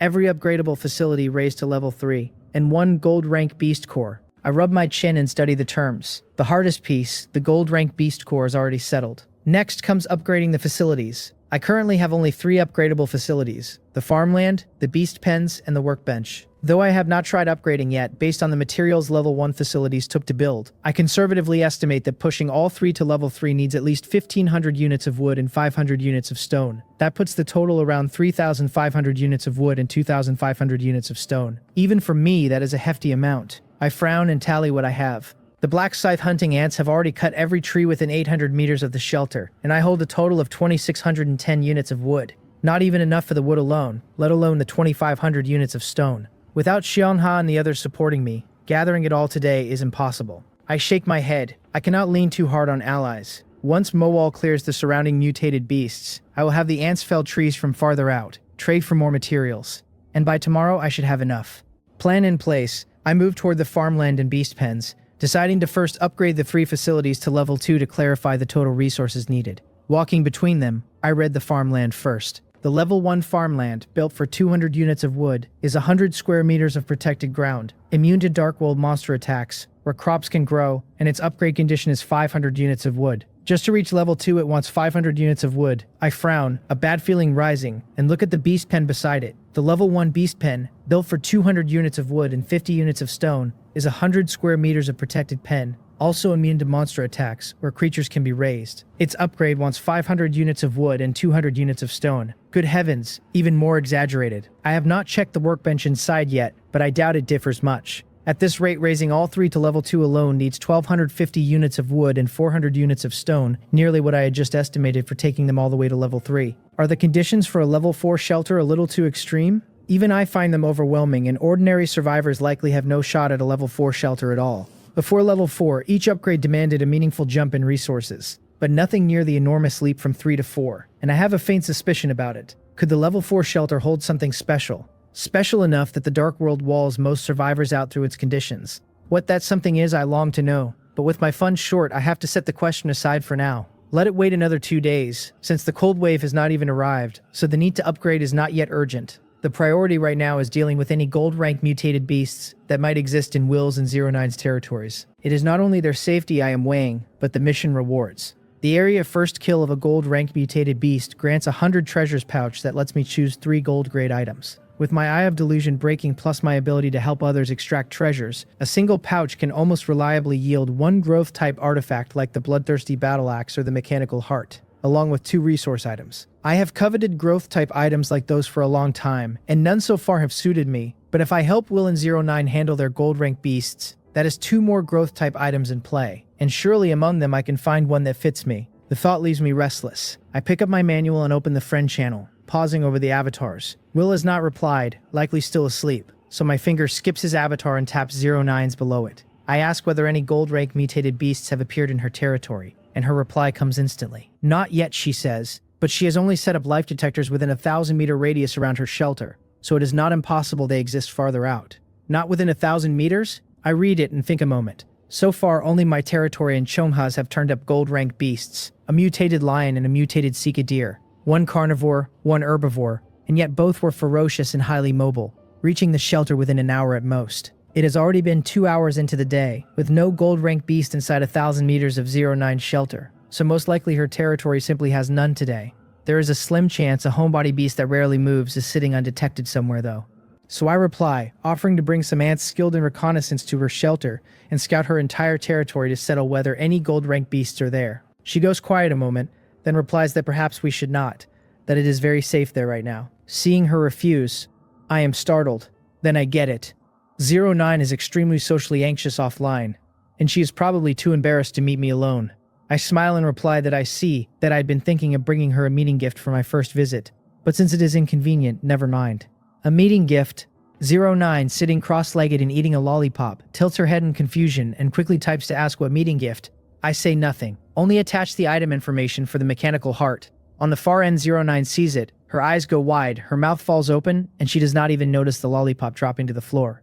09 looks at the mechanical heart's information, her head spinning, and after a dazed moment she snaps back and pounces on her manual, hands flying across the screen so fast they blur. She calls me Big Brother, says I truly am her big brother, demands to know why I did not tell her about such a good thing sooner, insists it is very convenient there, and tells me to hurry. A flurry of rapid beeping bursts from my manual a few seconds after I send the information, and even thousands of miles off I can feel her excitement, so I reply with a smile not to rush, that I am coming now. As I speak, I call out all the sentry ants through the mutual aid contract, and half a minute later they crawl from the ant nest entrance one by one and line up neatly at the door. With them nearly assembled, I send a teleportation request to 09, and it is approved almost the instant it goes out, a white array appearing on the shelter's ground. The speed of the approval leaves me briefly stunned. This girl is genuinely impatient. I shake my head with a smile and have the sentry ants step onto the array first. Unlike the large black scythe hunting ants, the sentry ants number as many as 500, but run far smaller, so dozens to hundreds cross at a time, and in only half a minute all 500 have teleported away into the shelter. I follow close behind, picking up the mechanical heart and completing the final crossing. When I open my eyes, I stand in what looks like a mechanical workshop, at least 60 of the 80 square meters of the shelter taken up by mechanical parts, gears, and machine tools. Most of my sentry ants, having teleported in, have been deposited into this tangle, and many are now lost in the maze-like mechanical zone, bumping left and right in search of a way out. The only relatively tidy spot in the whole shelter is the space near the wooden bed. 09 sits cross-legged on the little wooden bed, her long white hair draped carelessly down her back. Dark circles fixed almost permanently under her eyes from who knows how many sleepless days and nights. Yet her pale blue eyes are bright, fixed intently on me, though she says nothing and does not dare approach. The moment I land, I sweep my surroundings and feel her burning gaze, and turning, I meet her eyes for a few seconds. She blushes faintly under my look but holds firm, watching me with anticipation. I do not tease her, only greet her with a smile, calling it a welcome gift as I walk over and carefully set the mechanical heart on her workbench with both hands. The instant it is out, her eyes cannot leave it, fixed on the magnificent creation, utterly captivated. As soon as it touches the bench, she springs up to pounce on it, but her legs, numb from sitting cross-legged so long, give out, and she pitches face first to the floor with a thud, crying out in pain. There is really no need to be this impatient, is there? I am stunned a beat, then quickly grab her by the shoulders from behind. Her body is very light and soft, well under 80 pounds by my guess, and with my own training I lift her easily and help her sit on the edge of the bed. Dusty and disheveled, in enough pain that snot bubbles form and a few clear tears slip free, she murmurs an almost inaudible thanks, recovers a moment, then excitedly pounces on the mechanical heart again and fiddles with it in rapture.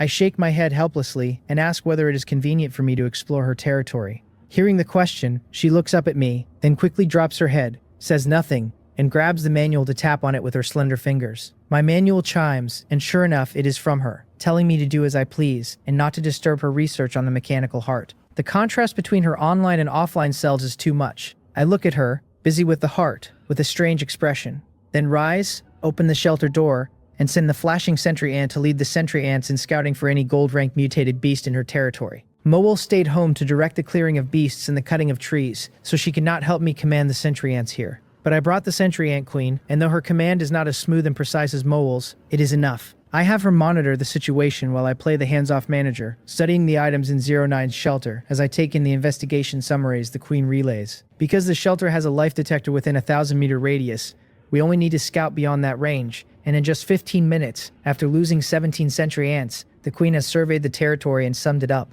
3 silver-grade mutated beasts found, plus 15 bronze-grade and 32 black iron rank. I cannot help my surprise. No gold-ranked beast turned up, yet there are indeed many others. And from my quick look, 09's shelter has almost no defensive capability. So how has she stayed safe amid a surrounding horde like that? I ask her, telling her there are a great many mutated beasts near her territory, whether there is no danger, and whether she needs my help clearing them out. She pauses over the mechanical heart, pulls the manual over, and types that it is not needed for now. Her shelter has a beast-repelling sonar and Will's beast-repelling powder, she says, and with the dual protection almost no mutated beasts can get close, though these methods only work on beasts below gold rank for now. So that is how it is. I understand. No wonder I had not heard a single beast roar after so long in the shelter, with that many layers of protection in place. A pity it does nothing against gold rank beasts, so for me right now it is not much use. She keeps typing, telling me I should hurry and open up the underground shelter. That with the mechanical heart, her mechanical operation and design skills have greatly improved, and that based on existing technology, she can already begin preliminary modifications to my shelter. Is it finally time?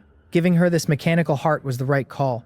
I tell her I will head back, that I will call her once I have built the initial framework, and seeing the message she is clearly delighted. I greet her and leave with the sentry ants, and a flash of white light carries us back to the shelter. The moment I return, I contact Mole for the mutual aid contract, telling her to command all the tunneling ants to keep eating the black rot soil, and while there is still time, to upgrade the tunneling ants to bronze grade first. No sooner have I given Mole the order than the tunneling ant queen leads a column of tunneling ants out in single file toward the northeast of the shelter. That stretch is already cleared of mutated beasts, so I have nothing to worry about for their safety. Then a thought lands on me. The golden sandy loam Xiongha just opened from her pouch is gold-ranked soil that raises the growth rate and growth ceiling of Earth affinity creatures, and tunneling ants live by eating soil, which makes them Earth affinity if anything is. So the loam would work on them too. Still, I have plenty of black rot soil left, more than enough to push the tunneling ants to bronze grade, while the loam produces only a trickle each day, and has a dozen other uses. Better to save the good steel for the cutting edge, I decide, and hold the loam until they reach bronze grade. With every ant out working, I cannot just sit and rest, because the level 4 shelter still has gaping resource holes to fill. So I settle at the workbench to craft quick hemostatic bandages, the item I sell best and at the highest margin. Right now, every survivor territory in the Dark World faces the same problem of swelling mutated beast numbers, which means a great many people are getting hurt, which means bandages will sell like nothing else. The trouble is they take plant fiber, adhesive, and coagulation serum, and I burn through everything I bought before. I ask Xiongha for some plant fiber, then spend 500 units of wood buying 100 units of adhesive from a trader named Rio Heisiol. Will is still out cold, so I have to buy 100 units of coagulation serum off the trade channel for 2,000 units of wood. I have truly emptied my pockets, scraping the bottom of every reserve, but it is worth it. Setting aside the plant fiber Xiongha gave me, a single quick hemostatic bandage cost me only 25 units of wood to make, and at the going rate one sells for 300 without a moment on the shelf. If the things were not so brutal on my spiritual power that I cannot churn them out back to back, one hard night would gather everything the level 4 shelter needs. Before I start though, I look at the workbench itself. To do a job well, first sharpen the tools. A level 1 workbench cut my crafting time by 5% and eased the fatigue. A real difference, and a level 3 bench would be better still. And a level 3 bench is a prerequisite for the level 4 shelter besides. Upgrading it first is the move that kills several birds at once. My funds are nearly all tied up in materials. Not enough to push the bench to level 3, but I am not without a backup. Of the bandages I crafted earlier, after handing some to Will and the others I still have 7, so I list all 7 on the trade channel at 300 apiece, and within 5 minutes they are gone, leaving me 2100 units of wood richer. With resources in hand, I open the bench's terms. It wants 250 units of wood and 200 units of stone to go from 1 to 2, and I confirm. The small wooden table, barely over a meter wide, swells into a bluestone slab half again as broad, sturdier and far more stable. I feel the comfort of it for a moment and check the next tier. 1,000 units of wood and 500 of stone. The demand has leapt again. From this alone, I can guess the animal pens and farmland will be just as greedy at level 3. I have wood enough now, but I am short on stone, so I exchange 600 units of wood for 500 of stone at the going ratio, and confirm the second upgrade. A white marble countertop 2 meters wide settles into place before me. I pat the smooth, solid surface with a wry smile and tell it that it had better earn back everything it just cost me. I clear the clutter, draw a slow breath, let my gaze sharpen, and begin crafting bandages. 8 minutes later, the first one rests in my hand, a clean 20% off the old crafting time, and I still feel fine, no fatigue worth mentioning. Upgrading the bench first was exactly right. I settle into a rhythm, stacking each finished bandage to the side as one after another comes off the marble, until the dizziness creeps back behind my eyes and I have to rub my temples. The bench eases fatigue, but I have been at this too long, and I am still grinding. Just as I steel myself to push through, Mool's message reaches me, telling me the evolution success rate for every tunneling ant has hit 100%. They can finally advance to bronze grade. Relief and joy both. And I check the clock, only to find the day will end in roughly half an hour. So there is no need to keep forcing bandages out of myself. I have made 17 while resting between the work, worth about 5,100 units of wood. Not quite enough for the level 4 shelter, but close. And with no urgency left, I can sign all 17 to the trade channel at 350 apiece. Then I reach for Mole through the contract and tell her to bring all the tunneling ants home and ready them to advance. I add, after a beat, that the black scythe hunting ants should finish dissecting the mutated beast flesh, store it in the cellar, and come back too. She answers that she understands. With half an hour left to nightfall, the day's kill count was no small thing, and butchering all of it is heavy work, but there are nearly 200 black scythe hunting ants, so they will finish in time. I drop into my chair and wait. Soon an earthy brown head pushes up out of the ant nest entrance, the tunneling ant queen, not the front door but the nest, which startles me a beat before I get it. These diggers must have tunneled themselves a back door somewhere. After the queen climbs free, one earthy brown body after another follows, All 23 tunneling ants in position, and a glance confirms every one of them, the queen included, sits at 100%, so I give the order without hesitation, telling each of them to take a sip of the mutated spring water. They line up and drink, one after another, then hold their places and wait for the change to take them. With the rate maxed, I have no fear of an accident, and I watch them with anticipation, until a problem crashes into me and my face changes. When the tunneling ants advance from no grade to black iron rank, their size jumped 100-fold, from 5 millimeters to half a meter. So how big do they get this time? Surely not 50 meters. 1 or 2 at that scale would split the shelter open from inside. It is nearly dark, and if my own ants burst my home now, that is a catastrophe, killed not by a gold-rank beast, but by my own people. Cold sweat prickles down my back and I move fast, ordering them all outside to finish evolving in the open near the farmland. They rise and file out, and I hurry after them. Dusk has come down, the last ray of sun bleeding off the horizon, throwing long dark shadows over the 23 ants, and with the trees gone, a cold wind drags fallen leaves and grit across the ground, until I have to squint just to keep my eyes open.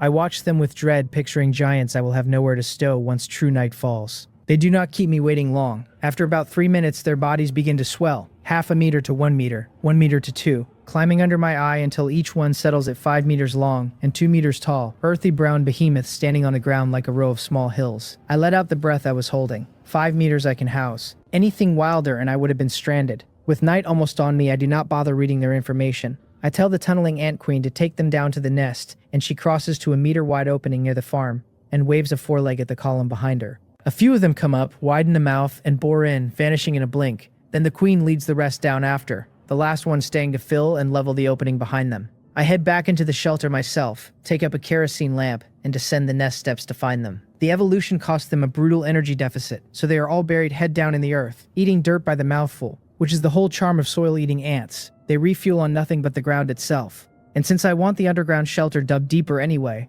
them feeding here saves me even the labor of hauling the spoil out. While they gorge, I leave them be and turn the eye of delusion breaking on them. The queen, a reproductive ant, holds no surprises, gaining only a production expansion ability, and when I read the ordinary diggers, the information comes back no richer than what I already knew, which puzzles me until it clicks. Through the species contract, my read on my own ants is already exhaustive, so detailed the eye cannot add a thing. Still, one new line stands out on the common tunneling ants, now bronze grade. Construction type, their abilities listed as rapid excavation, all-rounder, and a fresh one, structural master. I query the queen through the contract to learn what it does. With structural master, the tunneling ants dig tunnels along a sound, deliberate structure, so what they carve out stays safe. And better still, they read intent exactly. I need only picture the architecture I want and give the word, and without any drawn-out back and forth, they replicate the vision perfectly. That lands is pure delight. The ability does not raise their raw digging speed, but it is priceless all the same, because conveying anything precise across a species barrier is a nightmare. People struggle to communicate cleanly with each other, never mind a man in a colony of ants, and a species contract only lets me hand them basic commands.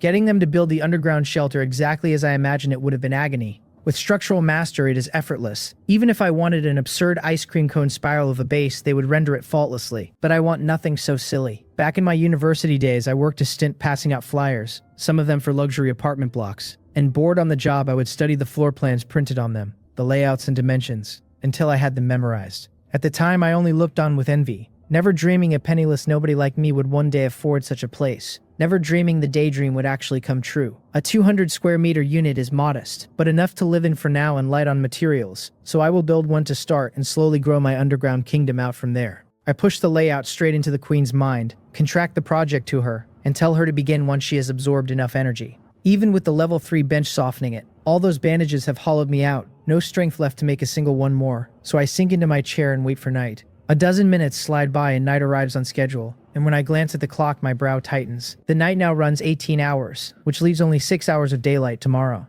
Every other day, the night swells by half an hour and the day shrinks to match, a clockwork creep that has not faltered once. At this pace, in another 12 days, the whole world drops into endless night, and without a halfway safe daytime to forage in, most people will burn through their supplies and die inside a few days. While I sit there worrying over my future, the manual chimes and snaps me upright. Will's avatar is flashing fast. He is awake at last, the man who took those wounds fighting for me, and I feel a real weight lift as I open the message. He is staggered. The 100 treasures pouch could yield something so high in tier. Says the battle axe fits his skill set like it was made for him. Asks what I need, and swears that whatever he can supply is mine. I tell him there is no call for that, that it is thanks to him we put down the mutated lion at all, and that he should simply take the axe and use it. Once he finishes his own regional first kill mission and pulls something suited to me, he can give me that instead. As I say it, I open a trade and pass the bloodthirsty battle axe straight to him. He does not stand on ceremony, thanks me, and accepts.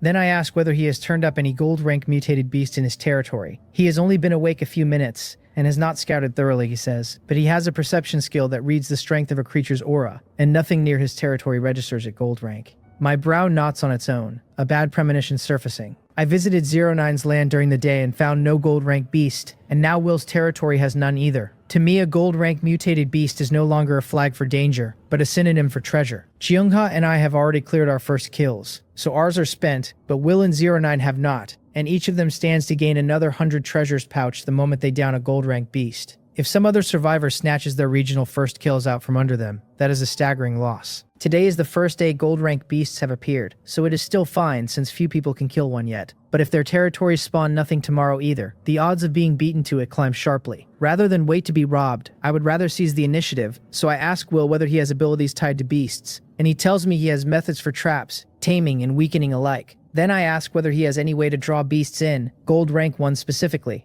Will, who has no idea I already handled Cheongha's gold rank beast, takes the question hard. He felt the power of those things today, and without his berserk skill he might have died out there. And now, I am proposing to provoke one on purpose. Yet on reflection, since we managed to kill one today and walked away with such spoils, he decides it is not impossible. He asks, plainly, whether I mean to bait a gold rank beast tomorrow, kill it, and lock down a regional first kill. I tell him exactly. That time waits for no one, and that I am worried his and 09's regions will stay empty tomorrow and the kills will be stolen. He counters that Cheongha still has a gold rank beast in her territory, that the four of us are already among the top survivors and ordinary players surely cannot kill a gold rank beast, so why not just deal with hers first? There is a snag, I tell him. The gold rank beast in Cheongha's territory, I went and killed it after he passed out. He goes silent on the far end, and I can almost see him rubbing his eyes and reading it again to be sure he is not misread. He knows we faced the mutated lion at full strength and won only at the price of his grave wounds and my spent ants, and now, with my forces badly thinned, he believes I turned around and killed a second gold rank beast alongside Cheongha.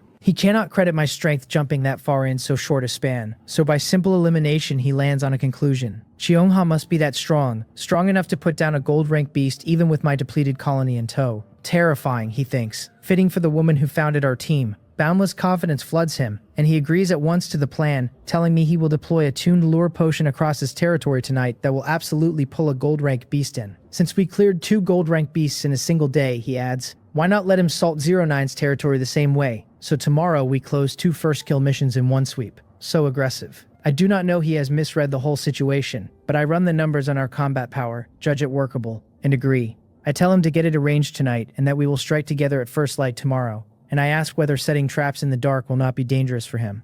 He says he has a way. Settled then. I do not know how he means to manage it at night or what trick lures the beasts out by day, but the professional handles the profession's work, and since he is so sure of himself, trust is enough. If it goes well, tomorrow is another bumper harvest. We lock in the plan, he bids me goodbye and hurries off to brew his potions. I set the manual down, think a moment, then pick it back up and find Cheong's avatar, asking whether she has produced any new food. She gives a rueful answer. The mutated cycthe hit her territory during the day, so she never got the chance to plant fresh multi-year winter wheat, and she has only 5,000 pounds of food in stock, which she offers to hand over whole for cultivating ants. That bad. 5,000 pounds is not nothing, but it falls short if I want to turn molewool loose breeding freely. I tell her there is no need for now, that I just harvested some gold rank materials and mean to try raising my ant's quality instead, so I will not be cultivating tonight, and I ask only for some mutated Sika deer blood. By my earlier experiments, fusing a gold rank beast's genes into an ant should lift its growth potential to gold rank, and I have mutated lion materials already while she has mutated Sika deer.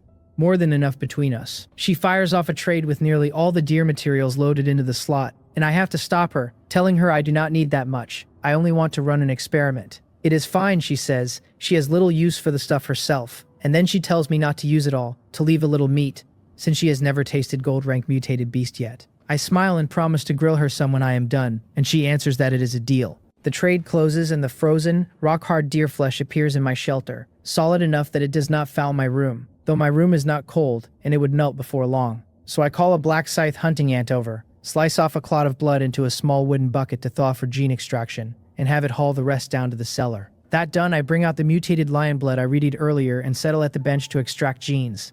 Then the manual chimes again. Cheongha once more, with something she forgot to tell me. The last teammate, the one she mentioned before, she has reached out to him and he has agreed to sign a mutual aid contract and join us. I remember now. She told me about this person earlier, that he too was a top survivor, and Cheongha is not careless about people, so he must have some real strength. Before I can reply, she goes on. His name is Baekhyun. She has known him a while, so his character is guaranteed, and yet, she admits, she is actually not clear on his main combat ability. Not clear on his ability? We are about to let a man onto the team and we have not even pinned down his basic information. That seems reckless, and it stops me cold. As if she saw my face, she explains. Our combat power is already sufficient. She says, what we lack are teammates like 09 who raise the team's overall strength. Then she asks whether I remember the ant nest primordial nucleus she gave me when we first met. I nod to myself.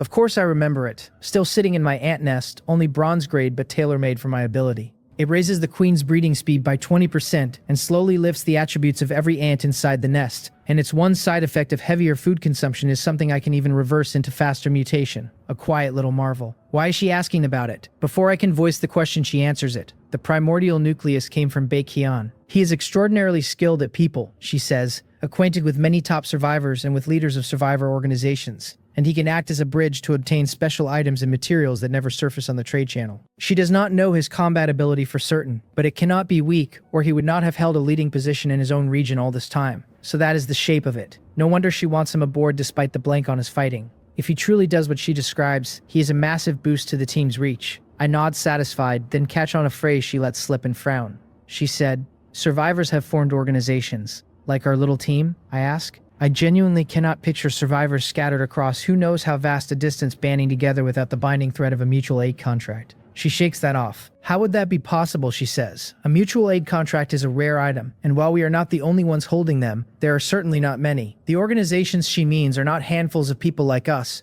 but groups of 20 or 30 at least. So many of them, I press, and without a mutual aid contract, how do they hold discipline and trust together? People are social animals, she answers. They band together by nature. And there is more than one kind of binding besides a contract. Family bloodlines, shared faith, common goals and pursuits. All of it draws organizations into being. She is right. As long as people can speak to one another, they never stay isolated islands. Such organizations may lack the seamless coordination a contract gives us, but their strength is nothing to dismiss. I have never imagined myself invincible, not against the sheer mass of humanity. I am one ordinary man, a little stronger than most and doing well for now, and any force able to forge an organization plainly has its own edge. Who exactly is this Baekhyun, that he moves so easily among them? He absolutely has to be on our side.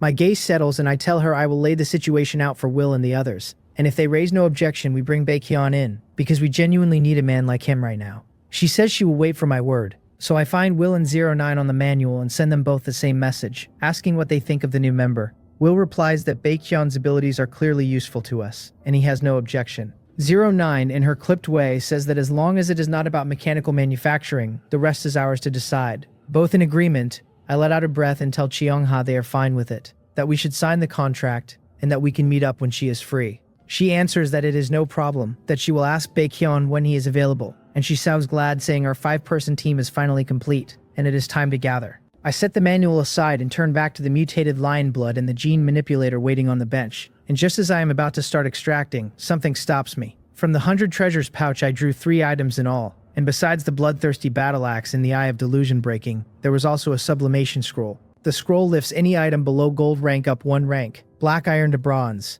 silver to gold, and the higher the starting quality the wider the gap it bridges, so the optimal use is on a silver rank item. My most valuable silver rank item is, without question, the Fountain of Alienation, and it is a sustainable resource, which means the sooner it climbs the better. I do not hesitate. I cross to the fountain, take out the scroll and tear it open. A faint golden light drifts down and folds over the fountain, the spring water in the pit rippling gently, and over 5 full minutes the glow does its work and fades, the sublimation complete. The once light purple fountain has darkened to a deep rich purple, and the spring water, which had run nearly dry, has visibly swelled. I turn the eye of delusion breaking on it and read the result. The Fountain of Alienation, now gold rank, is a sustainable resource that produces 500 milliliters of mutated spring water a day, causes unknown mutations in creatures by dose, and with long consumption alongside other materials can deliberately guide a creature's mutation toward matching abilities. My pupils tighten.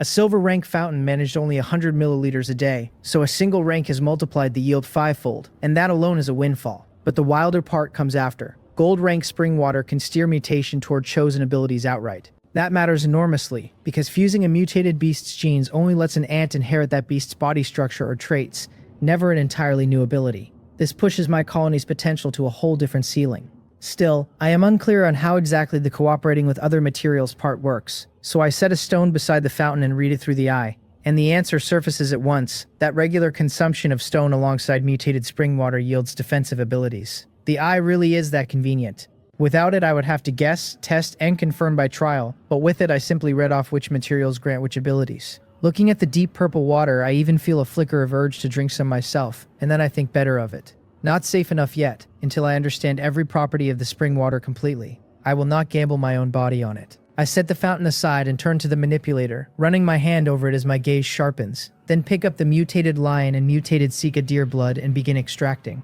Half an hour later, 2 glass bottles sit in my hands, each holding 10 pale yellow gene fragments, one of the lion, one of the deer. I look at them with a tangle of anticipation and unease. Bronze grade ants fused with silver rank fragments did rise to silver rank potential. True, but that is no guarantee a silver rank ant fused with gold rank fragments climbs to gold rank, because the chasm between gold and silver dwarfs the step from silver to bronze. Practice is the only test of truth. Better to try it than to keep guessing, so I call over an ordinary black scythe hunting ant already at silver rank, lift its antennae onto the manipulator, tip 1 mutated lion fragment onto the vessel, and turn the knob. When the operation finishes, I lean back and watch with tension and hope as the ant drops to the ground, its body twisting violently. I do not just watch though. From experience, I have several other ants haul 100 pounds of mutated flesh up from the cellar, because the stronger the fused gene, the more energy must be replenished after implantation. The specific food depends on the species, black scythe hunting ants needing meat where tunneling ants need only soil. Meat is precious, which is why combat ants devour resources far past what the others cost. 5 minutes pass and the ant is still changing, where silver rank fusion took only about 3, so the gold rank gene plainly carries far more force, enough to stretch even the fusion out. I count off a full 10 minutes, and with one last twist the fragment finally takes. The ant has bloated to an outrageous 3.5 meters long and 1.5 meters tall, already the size of the flashing black scythe hunting ant that fused 2 silver rank genes. Just standing in my room, it crowds the space, so that 2 more like it would split the shelter. Beyond the bulk, a ring of mane-like hair now circles its head like a lion's, and brownish-red fur has spread across its body, fur whose cold resistance alone is surely no small thing whatever its defensive worth. The mutated lion gene has changed it so completely that anyone seeing it would call it a lion's close cousin, not an ant. The gene was too high in quality, I think, so it overran the ant's own expression and reshaped it this far. Then I read it, hoping the lion's gold rank gene has lifted its potential to match. The panel shows a silver rank black scythe hunting ant, combat type, abilities tenfold bite force, primary carapace, primary strength, currently fused with the mutated lion gene, with 1 fusion slot left, and no more. No growth potential line, no mutation success line. My heart drops. Those fields only vanish when an ant has hit its ceiling and can evolve no further. Is gold rank an impassable wall? Is silver rank simply the limit for ants? The thought is hard to swallow. It has been only a handful of days and gold rank beasts already walk the world, and no one can say what horrors come next. If my ants cap at silver rank, the early lead I built bleeds away fast and I am left in the dust, maybe dead. Was my choice wrong? No, it will not be like that. There are no useless paths, only useless people, and even the weakest ant can be raised to a realm that swallows heaven and earth. My gaze hardens and I turn the eye of delusion breaking on the ant, and a second reading appears, the same panel as before, but with the missing line restored. The growth potential reads silver rank at 61%, and beneath it the methods to raise it are spelled out plainly. Fusing genes of higher potential, using items that lift growth potential, keeping the ant in a suitable environment for a long stretch. There it is. The eye dragged the hidden field back into view, and laid out the path besides. I clenched my fists, grinning. I do not know how much the lion gene added, but it cannot be little, and the ant still has 1 fusion slot. So if the information holds, a second gold rank deer gene should push it to gold rank potential outright. Likely, but it has to be tested. I have the ant lay its antennae under the manipulator again and fuse a mutated scythe deer fragment the same way. Since the lion gene already swelled it so much, I send it back to the nest before the change starts, then follow it down with the kerosene lamp, expecting another 10 minutes for the deer gene to settle. Restless, I do not wait at its side. I leave Mole to watch it and walk to the stairs, continuing downward. The ground floor holds my shelter. The first underground level holds the ant nest, and the new level the tunneling ants just opened is the second underground floor. The construction crew is hard at work down there to my design, and I want to check the progress while I have the gap. After at least 10 meters of stairs, I near the second floor. The full 10-meter gap between levels, rather than the thin slab of an ordinary building, exists purely to prevent collapse, because the second floor is to be my home, and a collapse there ends the story. Before I even reach it, a drilling whine like an electric drill carries up from below, the tunneling ants busy at their work, and a few steps further a wall of earthy yellow dust hits me and sets me coughing so hard I cannot make out a thing ahead. Nothing for it. Choking and grimed, I grab the lamp and retreat back up to the nest on the first floor, brace my hands on my knees, and gasp until my lungs clear. I will just wait until they finish before I inspect it. I recover a few minutes, then look up toward where the gene-fusing ant should be, and though the dim lamp will not let me read its form, I hear it eating in great heaving gulps, the refueling that only follows a successful fusion. So the ant that took 2 gold-rank genes is done. Why did I bother running down there and half choking myself to death? I think wryly, though at least the time passed quickly. I turn the eye on it and read, still a silver rank black scythe hunting ant, combat type the same 3 abilities, but now fused with both the mutated lion and mutated cycadere genes with 0 slots left. The growth potential reads gold rank at 11%, with a familiar list of ways to raise it. There is a final line too, mutation evolution success rate at 0, which feeding flesh type materials will lift, with a high chance of evolving combat type and a slim chance of mutating into another type. It worked. 2 gold rank beast genes, and the ant's potential has climbed to gold rank. Once the potential hits gold rank, the mutation success line surfaces alongside it, and once that rate reaches 100% and the ant drinks mutated spring water, it becomes a true gold rank ant. From this run, I also learned the exact value of a gold rank fragment, that one raises silver rank potential by 50%, which means even a silver rank ant sitting at 0% reaches gold rank potential after fusing 2 gold rank fragments. Pushing past gold rank to platinum the same way though would be brutal, requiring platinum rank kills for their fragments, but no telling how much one platinum fragment adds or how many it would take. So by gene fusion alone, gold rank is very nearly the ceiling. The old me might have sagged at that, but knowing through the eye that other paths to raise potential exist, I no longer lean on fragments so heavily. Since platinum is a long road off, better to enjoy the present, and it is time to fuse genes for the ant queens. I had held off on the queens for 2 reasons. 1, the fusion slots are few and permanent, so loading a queen with 2 low-quality genes would cripple her growth potential. 2, the matter of inheritance, whether a queen who fuses genes passes them straight to the ordinary ants she breeds, and if so, whether those ants still keep empty slots of their own. Both worried me, but now that I have mapped the ceiling I no longer care, because if a queen's potential reaches gold rank, every ant she cultivates is born gold rank. Otherwise I would have to fuse 2 gold rank genes into every single ant, then pour food into each to raise it, just to net 1 gold rank ant, and the resource gap between those 2 paths is enormous. I close my eyes, sense the auras of my several queens through the contract, and ask myself who should be first. Mowal.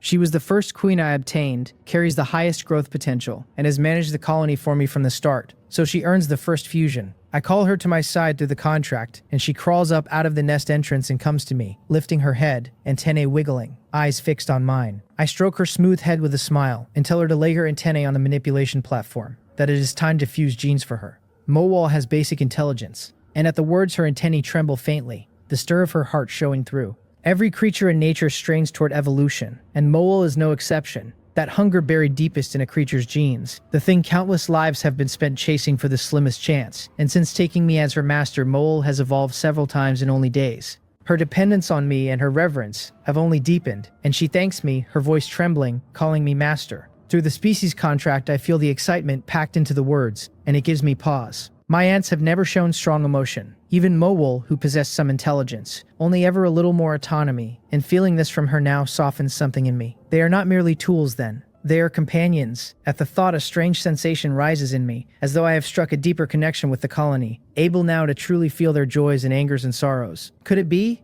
I frown and check my skill. Species contract for ants, gold rank, greatly increasing my control over ant tribe creatures, and beneath it a new line. Current skill proficiency, stage 1. What is this? The information has shifted, adding a proficiency concept and that familiar phrase stage 1, and I am full of questions. Strange that a skill already learned can still gain proficiency, yet the skill itself feels little changed and I cannot tell what raising it actually does. I shake it off to ask Xiongha and the others later, and refocus on the platform.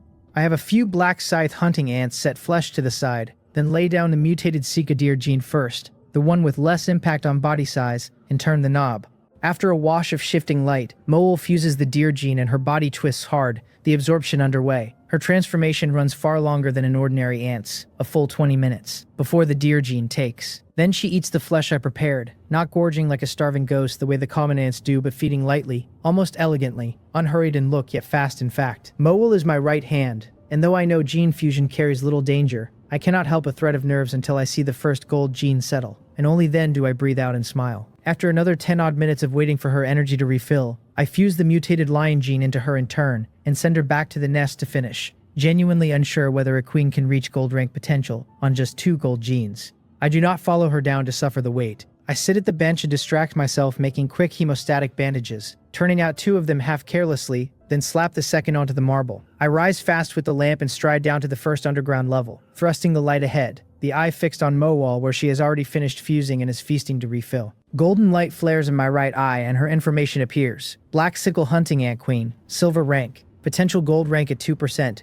reproductive type, abilities rapid proliferation, production expansion, rapid development. She is fused with the mutated lion and mutated cycadere genes with 0 slots left. Mutation evolution success rate at 0, which feeding flesh raises, high chance reproductive, slim chance other. It is done. Mowal's potential really has turned gold rank. Unlike the ordinary ant which landed at gold rank 11%, Mowal sits at only 2%, scraping over the line by the barest margin, but a result is a result. Now that her potential is gold rank, lift her mutation rate to 100%, add mutated spring water and she becomes a true gold rank creature. The excitement takes a full 5 minutes to ebb out of me. Mowal is not yet a true gold rank creature, only gold rank in potential, and the last stretch of a long road is the steepest, so this is no time to celebrate. I still have a use for those 2 gold rank beasts, I tell her, but beyond that she may eat all the mutated beast flesh in the cellar, and she should drive her mutation rate to 100% as fast as she can.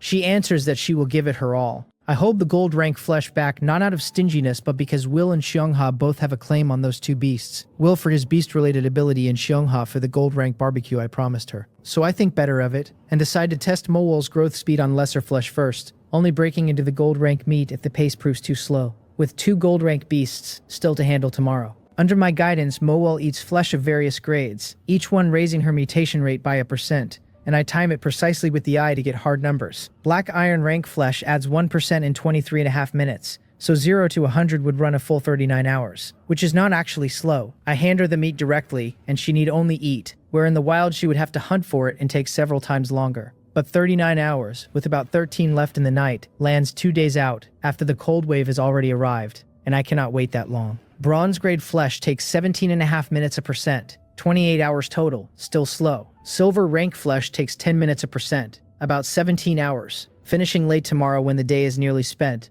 no good. Gold rank flesh takes 2.5 minutes a percent. That is twice the speed of silver rank. On gold rank flesh alone, Mowal would reach gold rank in a little over 4 hours, leaving 8 or 9 for breeding gold rank black scythe ants, and slashing the difficulty of tomorrow's hunts in Will's and 09's territories. But there is not enough gold rank flesh to carry her all the way, so I settle for the next best path. Setting aside 10 pounds of mutated lion meat and 10 of mutated cycadere, I give Mowal all the rest of the gold rank meat to lift her rate. Combined with silver rank flesh, after subtracting her current 6%, I estimate she advances to gold rank in about 8 hours. That is roughly twice as slow as pure gold flesh, but still done 5 hours before the night ends.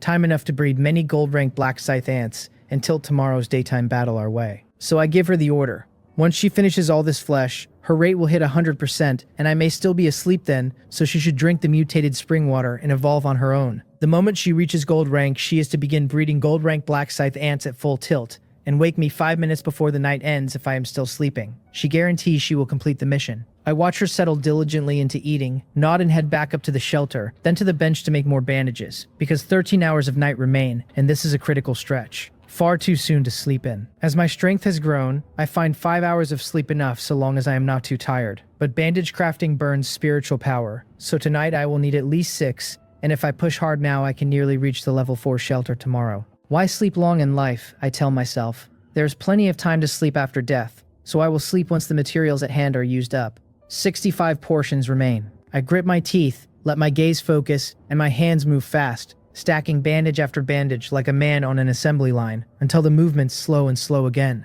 I sway picking up a length of plant fiber, and before I can begin, my consciousness scatters and my body slumps heavily onto the workbench. Gone under, soft snores rising from me. I am truly spent. A few minutes after I collapse, a dark shape crawls slowly out of the nest entrance, crosses to the bench, lifts me gently, carries me to the wooden bed, and draws a quilt over me.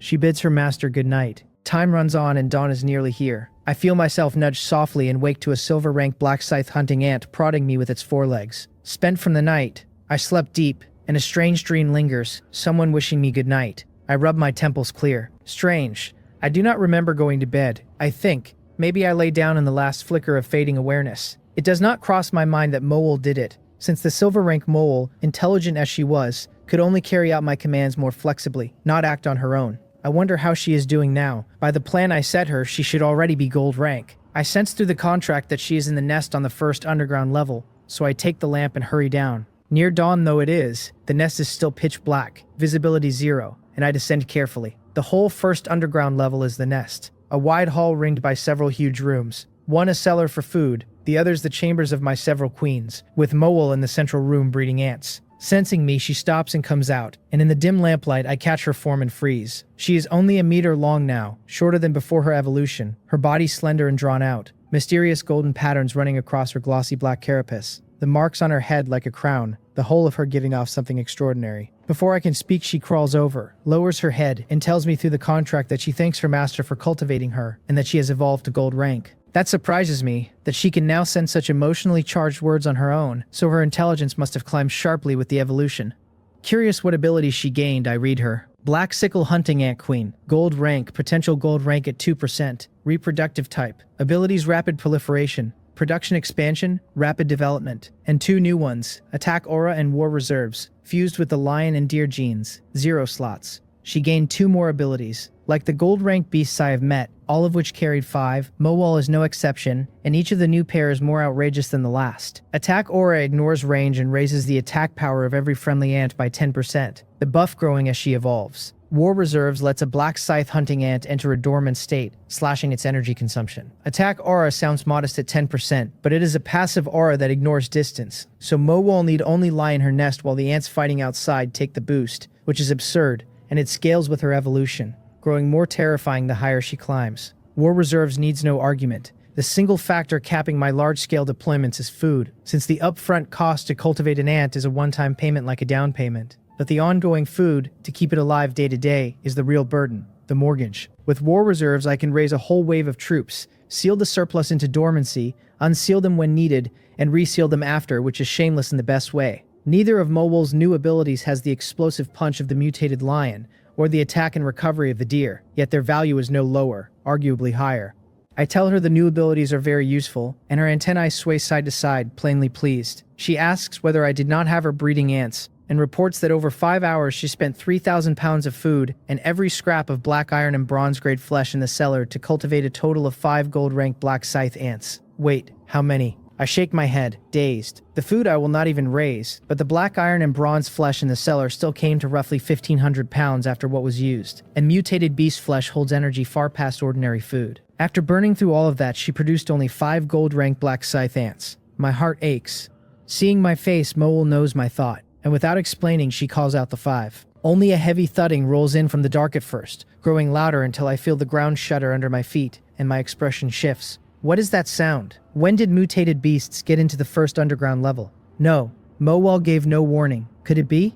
I catch on, and I look ahead, startled and uncertain, as 5 creatures step into view, 5 meters long and 2 meters tall, glossy black bodies laced with golden patterns, deer hooves, ant bodies, lion's manes, and a pair of vicious scythe-like mandibles. Standing still, they radiate an oppressive readiness to strike, the intimidation only a gold-rank creature carries. These are gold-rank black scythe ants. The lamp barely lets me make out their full shape, but I crush down the excitement and read them. Black scythe hunting ant, gold rank, combat type, abilities 100-fold bite force, intermediate carapace, intermediate strength, scythe grapple, bloodthirsty battle, fused with the lion and deer genes, 0 slots. That broken. They are simply killing machines. 3,000 pounds of food and 1,500 of flesh for 5 of these. Where is the loss? It is plainly a vast profit, and I can no longer hold the excitement in. I rush over and throw my arms around the nearest gold-ranked black scythe ant, running my hands over its antlers, then its hard mandibles, unable to let it go, my chest full. Mowal, a reproductive ant, has limited combat power even at gold rank, but the ordinary black scythe hunting ants are born for battle.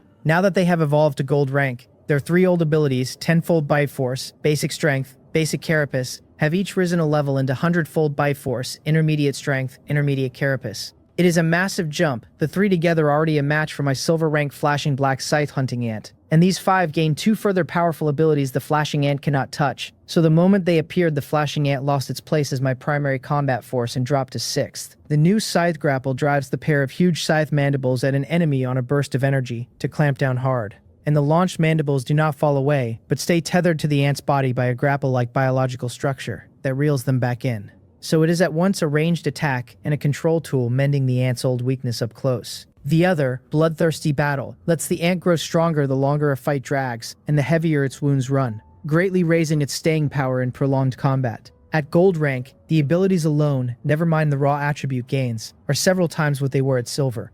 It takes a full 2 minutes to come down from it. I sigh with a thread of regret, noting that Mowell's 2 fused gold genes did pass on to the ordinary ants, so they can fuse no further, which saves a great deal of precious gold rank beast material, but limits the variety of their fusions. Still a net gain overall, since gold rank beasts are rare and their materials dear, and this saves heavily, and at worst I can gather more such material later and fuse other gold genes once I have combat ants of other species. Speaking of which, that Tak Mungyel has not contacted me in a long while, I think. He claimed his territory crawled with ants, so why no harvest beyond the tunneling ants? Was the talk just bait to squeeze more resources out of me? Never mind. A little resource is nothing. I shake it off. Walking toward the ground floor shelter, I check the time and find 5 hours and 49 minutes left in the day, with 11 already gone, which means I lingered in the nest far longer than I meant to. I told Mowell to wake me 5 minutes before dawn, so if there was no slip I actually stayed down here 16 minutes. I shake my head, muttering, wondering how Will and 09 are faring and whether the plan worked. Will said last night he would set traps in his and 09's territories to lure gold rank beasts, and 11 minutes into the day he still has not moved. So maybe it failed. He sounded sure, but gold rank beasts are not like bronze or silver, and there is no telling whether they would take the bait, and even if it fell through I would understand.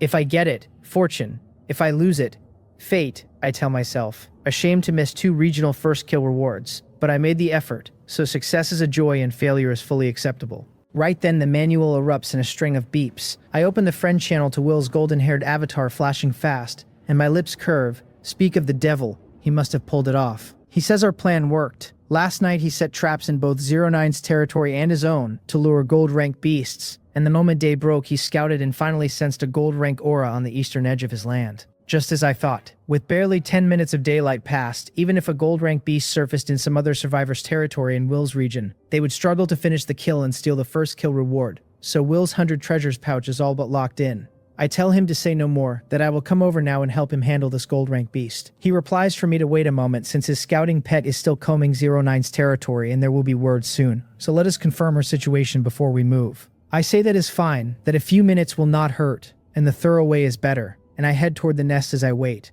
Whoever shelter I teleport to, I will need my ants along, and rather than have them climb up before teleporting it is simpler to teleport straight from the nest. I tell Mowell to leave a few to guard home and gather every combat-ready unit, the 5 gold rank black scythe ants included, to await teleportation. She obeys, assembling the black scythe hunting ants, 5 gold rank black scythe hunting ants, and 180 others, formed into a tight circle the exact size of the teleportation array, so that as many cross in one go as possible. I do not wait long. 5 minutes later the manual beeps again, and Will, sounding pained, tells me things are not good. He says we seem to have overdone it, that 2 gold rank mutated beasts have appeared in 09's territory at once. 2. How? Could one have been native to 09's land and the other drawn in by Will? I am incredulous a moment, then land on that as the likely answer, and instead of nerves a faint smile pulls at me. I look at the 5 gold rank black scythe ants standing before me, my face full of confidence. Overdone it. The bigger the better. I have every reason to be confident. Yesterday a single silver rank flashing black scythe hunting ant cut down 2 gold rank mutated beasts in a row, and today I command 5 creatures stronger than that.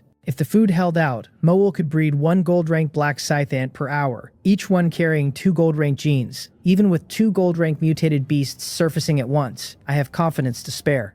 I send a teleportation request to Will and tell him his territory only holds 1 gold rank mutated beast, so we should handle this first. Will pushes back, saying we should go to 09's side first and that he will come with me. His own territory has protective measures that slow a gold rank beast's discovery of his shelter, while 09's land has 2 of them and her means of self-preservation are thin. We deal with hers first, he insists, and I have no objection, since both beasts have to die sooner or later and the order is the only thing in question. I pick up the manual, find 09's avatar in the friend channel, and send a teleportation request. She must be holding her own manual right then, because she approves it almost instantly, and a white teleportation array blooms in my territory. I do not hesitate. I tell Moal to lead the black scythe hunting ants across first, and step into the array last myself, vanishing out of the shelter. Inside 09's shelter, cluttered wall-to-wall with mechanical parts, a white array forms first, and Will teleports over a moment later, the glow under his feet thinning to nothing. He is not carrying yesterday's long-handled battle axe, but a matched pair of axes, black through and through with dark red patterns, the growth-type gold-rank bloodthirsty battle axe I gave him. He takes in 09, a little dazed, dark circles under her eyes from a bad night's sleep, and the worry creasing his brow eases as he breathes out,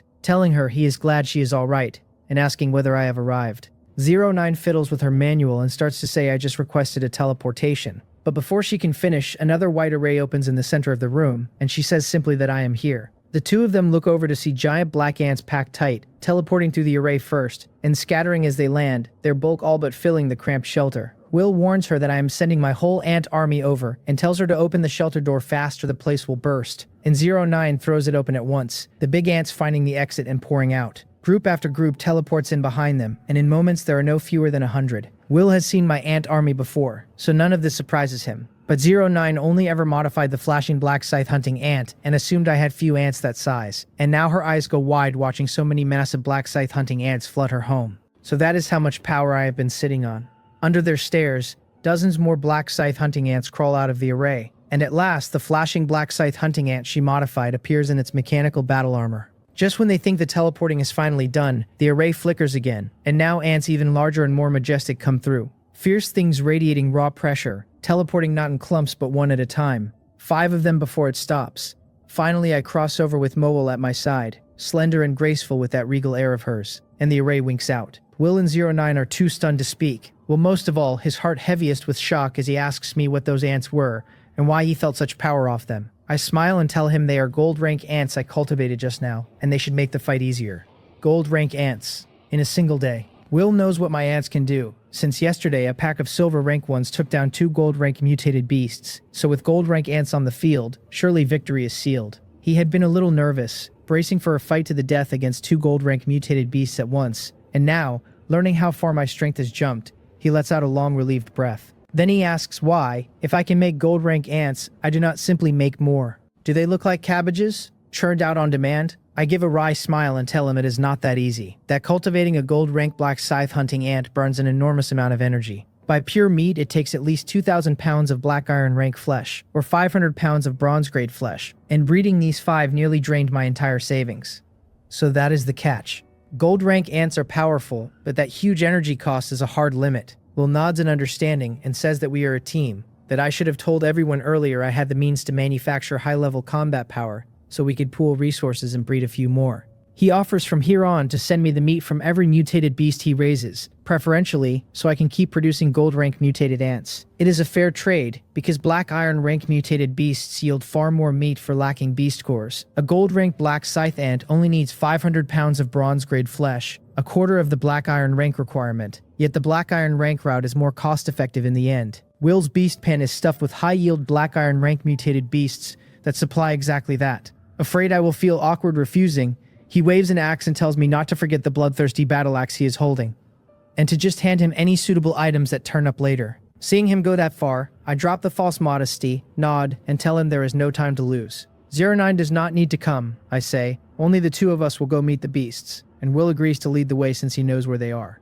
09 has no combat power, and on the front line she would only be a burden. I take the ants and follow Will out of the shelter toward the 2 gold rank mutated beasts, and at the entrance 09 stands watching us go, brows drawn, fists clenched. Then she turns to her workbench, picks up her tools, and starts meticulously crafting a brand new energy gun, this set thicker than the one she built for the flashing black scythe hunting ant and bristling with more barrels. She mutters to herself about the body size of those 5 big ants, about their defense seeming to exceed refined iron, deciding to make a few sets of detachable energy guns. She has her pride too, and she would rather pour her value into the team than sit useless. The cold wind howls, piercing. Only 1 day remains until the cold wave lands, and after tomorrow the world enters the calamity state the system announced. The temperature already passed what an ordinary person could endure. Lucky for me, I am no longer ordinary. Rounds of combat and a steady diet of high-quality ingredients have lifted my body well past mortal, and between that and my high-tech assault jacket I feel no cold at all. Will is stranger still, wearing only a single ordinary layer, yet not just unbothered by the chill but visibly radiating heat into the freezing air. One glance and the answer takes shape in my head. His ability ties to beasts and blood, hugely boosting his physique, turning him into a human furnace, so a little cold means nothing to him. A level 3 shelter's territory only runs 2,000 meters across, so in 5 minutes we reach the target area, and by silent agreement we both slow our steps and drop our voices. I ask Will how many gold-rank mutated beasts are here, and he answers almost through his nose, voice faint as a mosquito's hum. By scent, both beasts are 400 meters directly ahead, with their scents intertwined, and though he cannot pin the exact data, they are certainly not far apart. 2 gold-rank mutated beasts that close. I listen hard, and beneath the wind raking the trees and grass there is no other sound, which makes me frown. Gold-rank mutated beasts are violent, ferocious things, and 2 of them packed together should mean a savage brawl. And while the destruction would not be world-ending, there would at least be plain sounds of fighting and impact. This stillness is wrong 9 times out of 10. Could those 2 gold-rank mutated beasts be the same species? Only that would keep them from clashing. But if the pair are allies, the difficulty of taking them climbs steeply, since 2 of them together is not as simple as 1 + 1. The ease drains out of me and I turn serious. I gesture to Will, then move forward alone to a tree thick as 2 people's reach,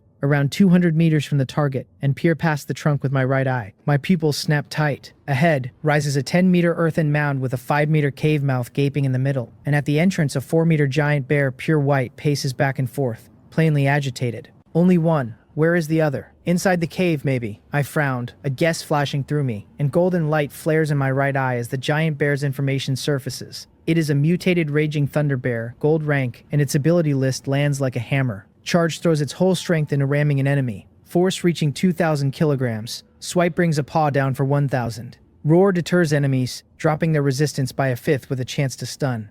Bear's strength raises its own power by a 5th for 10 minutes. And Thunder Embodiment summons lightning into its body to repel enemies and reinforce itself for 5 minutes. Its status reads intact, full energy, agitated. Weakness is the nose and eyes. This is monstrously abnormal, even though I have already seen and killed 2 gold-rank mutated beasts. Reading this one I cannot help. A sharp breath. Its first several abilities echo the mutated lion and the mutated scythe, but run 3 or 4 times stronger, and that last skill is the worst of it. Thunder Embodiment is both an explosive self-buff and an elemental attack, fusing physical and magical traits the way only a high-grade creature can. This mutated raging thunder bear looks far above the mutated lion and the mutated scythe, and I genuinely do not know whether my gold-rank black scythe ant can beat it. A second question follows. By its name and its aura, this thing is no gentle creature, so why is it pacing so obediently at the cave mouth? Is there something in there it cannot leave? 2 gold-rank beasts very close, possibly the same species. Could the one inside be a female mutated raging thunder bear, pregnant and giving birth right now? Very likely, because nothing else explains the male's behavior.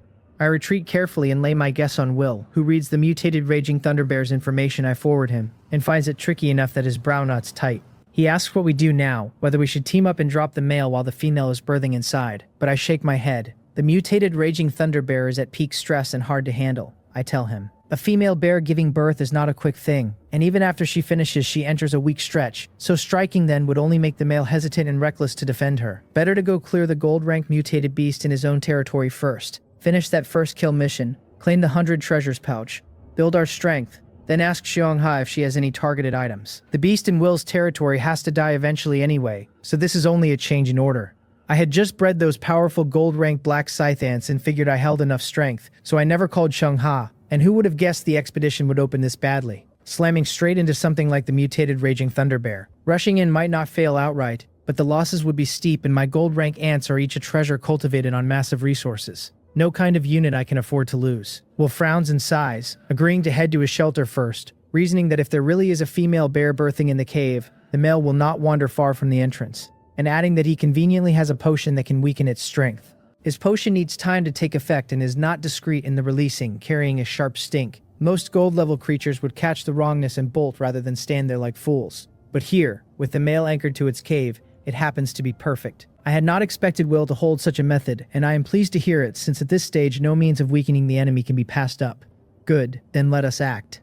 With the plan set, we waste no time, returning to the shelter to brief 09 and teleporting to Will's. His shelter walls are draped on every side with fully tanned hides, wrapping the whole room, warm and decorative both, and the look of it is grand. Catching me glancing around, Will says cheerfully to take whatever hides I like, that he has already processed them, and they make excellent clothing or bedding or cushions. I tell him I really do need a mattress, so I will not stand on ceremony, then steer him back to business, saying we should clear the gold rank mutated beast in his territory first. He agrees, telling me he will bring the weakening potion and that once we kill this one we go straight to 09's place. Before he even finishes, he strides to the workbench, lifts a glass bottle of jade green potion, and tucks it carefully into a beast hide waist pouch. He explains the potion is incredibly potent, formulated for mutated beasts but enough to weaken a human who ingests it too, and that the beast hide waist pouch is a spatial item holding half a cubic meter, small but enough to keep the potion from harm. A spatial item. Who would not want storage they can carry their whole life in? Since coming to this dark world, I've never found anything like one and had begun to think they did not exist, so finding one on Will catches me off guard. The space is small, only half a cubic meter. No good for much, since even his 2 bloodthirsty battle axes still ride on his back rather than inside it. But it is more than enough for odds and ends, and more importantly, it can hold the manual. The manual matters, and to receive information easily, I keep it on me always, which has always felt cramped, and a beast hide waist pouch would solve every bit of that. I look at his pouch with open envy. I tell him it is a fine thing, and ask whether he has more, offering to trade other rare items for it. Will shakes his head, walks to a corner, pulls an identical pouch from a storage box, and tosses it to me, telling me not to be a stranger and just use it. He made it from a silver rank crafting blueprint, 3 in all, 1 for himself, 1 for 09, and the one now in my hand. I had only floated the question as a test, never expecting him to have a spare in the method besides, and I tell him this is a spatial item worth a fortune, that he should make more to sell. Will gives a wry smile and shakes his head, saying it is not that easy, that the pouch itself is simple, but needs a rare material called riftstone. He only has enough riftstone for 6 pouches total and does not plan to sell any, having made 3 and meaning to make 3 more so every member of the team gets 1. Will is genuinely generous with the people he acknowledges. I wrap the pouch around my waist, fasten the buckle, then follow his instructions, extending my spiritual power into it, and bringing the manual close. And the manual vanishes in an instant and reappears inside. It is wonderfully useful, and I thank him, and he laughs that he is glad I am satisfied. 10 minutes later, we are roughly 1,200 meters southwest of Will's shelter, hidden in a bush, watching ahead in silence. A giant wild boar stands there, about 5 meters long and 3 tall, like a small tank. 5 mutated beasts of different species impaled on its 2 massive tusks, its head lowered as it devours a wolf-type mutated beast on the ground.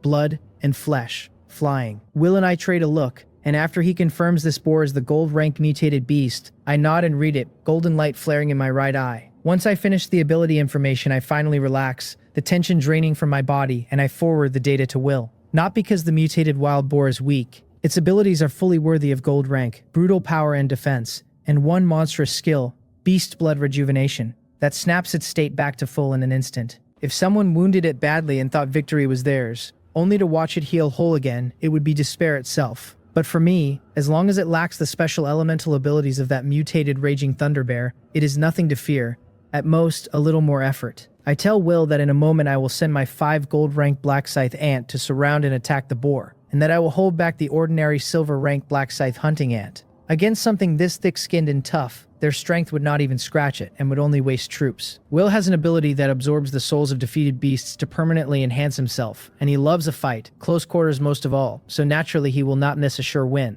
He nods, swinging both bloodthirsty battle axes, and offers to play a supporting role from the side and coordinate the attack, and I do not refuse him. Once the plan is finalized and command handed to Mowell, I wave forward, and the 5 gold-rank black scythe ant lunge at the feeding boar in an instant, while Will buffs himself with his state skills, pats his chest, and wades in with his axes. A gold-rank brawl can rip through an area no smaller than 300 meters, so the moment it begins, I take Mowell and every silver-level black scythe hunting ant a full 1,000 meters off and wait from afar for the end. 30 minutes later, I am near Will's shelter, watching the mutated beasts in his pens, when the manual stirs against me. I pull it from my pouch and read a message from Will, the words stumbling as he tells me the battle is over. Over. Seeing Will fumble the typing, it must have cost him plenty. I slip the manual back into my pouch, mount a flashing black scythe hunting ant, and ride back with Mowell. Nearing the bush where I first spotted the boar, I find 500 square meters of it plowed up, as if some enormous thing had dragged through. No patch of ground left whole. Steaming blood mixed with soil and weeds flung everywhere. At the center, a 3-meter trench is gouged a meter deep, as though a blade had struck the earth. Plain proof of how hard the fight ran. I hurry forward with some concern and finally see my 5 gold-ranked black scythe ants and Will. The 5 ants show only lightly scuffed carapaces, otherwise untouched, because black scythe hunting ant are the bane of physical mutated beasts like the boar, insect creatures carrying far greater strength and defense than animal ones at equal size. The boar's blows could not hurt them much, while under Mowell's command, the gold-ranked black scythe ants kept hammering its weak points and bleeding it dry. and even its divine recovery, beast blood rejuvenation, only bought it a little more time before it met its fate. Will, sharpened by the bloodthirsty battle axe and growing stronger the longer he fought, even joined a gold-ranked battle and scored real results without grave injury. He took only minor wounds and some exhaustion, never needing his berserk ability, and can recover 70 or 80% of his combat strength after a short rest. He sits on a felled stump now, panting hard, and at the sight of me his face lights up. He props himself on his axe, sweeps a hand over the pouch at his waist, and a golden light flashes as a golden sachet appears in his rough, large hand. Out of place there, the 100 treasures pouch, the reward for the regional first kill. Will tells me that killing the boar completed his regional first kill quest, and the 100 treasures pouch appeared from thin air, and he urges me to use it fast to support 09. Seeing his impatience, I smile and tell him not to rush, to replenish his stamina first while I explain how the pouch works. I take a fist-sized, dumbbell-shaped yellow fruit from my own pouch and toss it to him. A yellow spirit fruit that quickly restores physical exertion. While I waited, I was not idle. I contacted Chungha and asked her for many useful items to deal with the mutated raging thunderbear, this yellow spirit fruit among them. And now it comes in handy. I explained that when he uses the 100 treasures pouch, 100 gold-grade items appear at once, and he has 10 seconds to choose 3. I have an ability that lets me read item information, though the time is so short I can only scan roughly 30 of them, picking the single most valuable item with full certainty, and the other 2 from those 30. Will stuffs his mouth with yellow spirit fruit pulp, cheeks bulging forgetting to chew, and says that is great, that we should start quickly since we still need to get to 09. Why is he so anxious, so worried about her? Probably more than just companions. I tease with a smile, and the speaker has no intent but the listener takes it to heart. Will's expression stiffens. At the time he trusted me but not fully Chang Ha, so he slightly concealed his sibling tie to 09, and now that we are familiar he does not know how to explain it. Luckily I said it offhand and read nothing real into it, finding no special bond between the warlike Will and the contrasting little 09. I tell him to relax, that I will move first and he should follow my command, and Will breathes out and opens the pouch. 100 golden light orbs spill out like marbles from a torn bag, bouncing and scattering through the air, and Will stares blankly at a loss, having only heard me describe it before, the sight of it firsthand far heavier than the telling. I, on the other hand, have rich experience. Even before Will opened the pouch, I had already activated my Eye of Delusion breaking and fixed on the air. And before the orbs fully rose and the countdown started, I had locked onto the precious orb threaded with a hint of purple in the gold. As the count reaches the 9th second, before that orb even begins to drift, I reach out and seize the one holding the most valuable item. I have it with plenty of time to spare, and I scan for other high-value orbs. I toss the prize to Mowol beside me, and sweep my golden shimmering Eye of Delusion breaking across the item information one by one. A demon-slaying hammer, a violet sapphire, 100 herbs ointment. Each flashes past as I force my eyes wide and drive my brain to weigh the pros and cons. The seconds bleed away, and as the last 3 approach my gaze sharpens with resolve and I leap up, both hands shooting out at once to predict the trajectories of 2 orbs, blocking their inevitable paths and clamping both in my grip. With that I have taken all 3 items alone, and the remaining 97 orbs dissolve in the air. I look at them go with a pang of regret, wishing I could bag every one, but I feared breaking the rules and walking away with nothing, so I made no greedy move. I turned to the stunned Will with a smile and tell him my luck was good this time, that I only needed a few seconds to spot 2 good items, so I simply took them.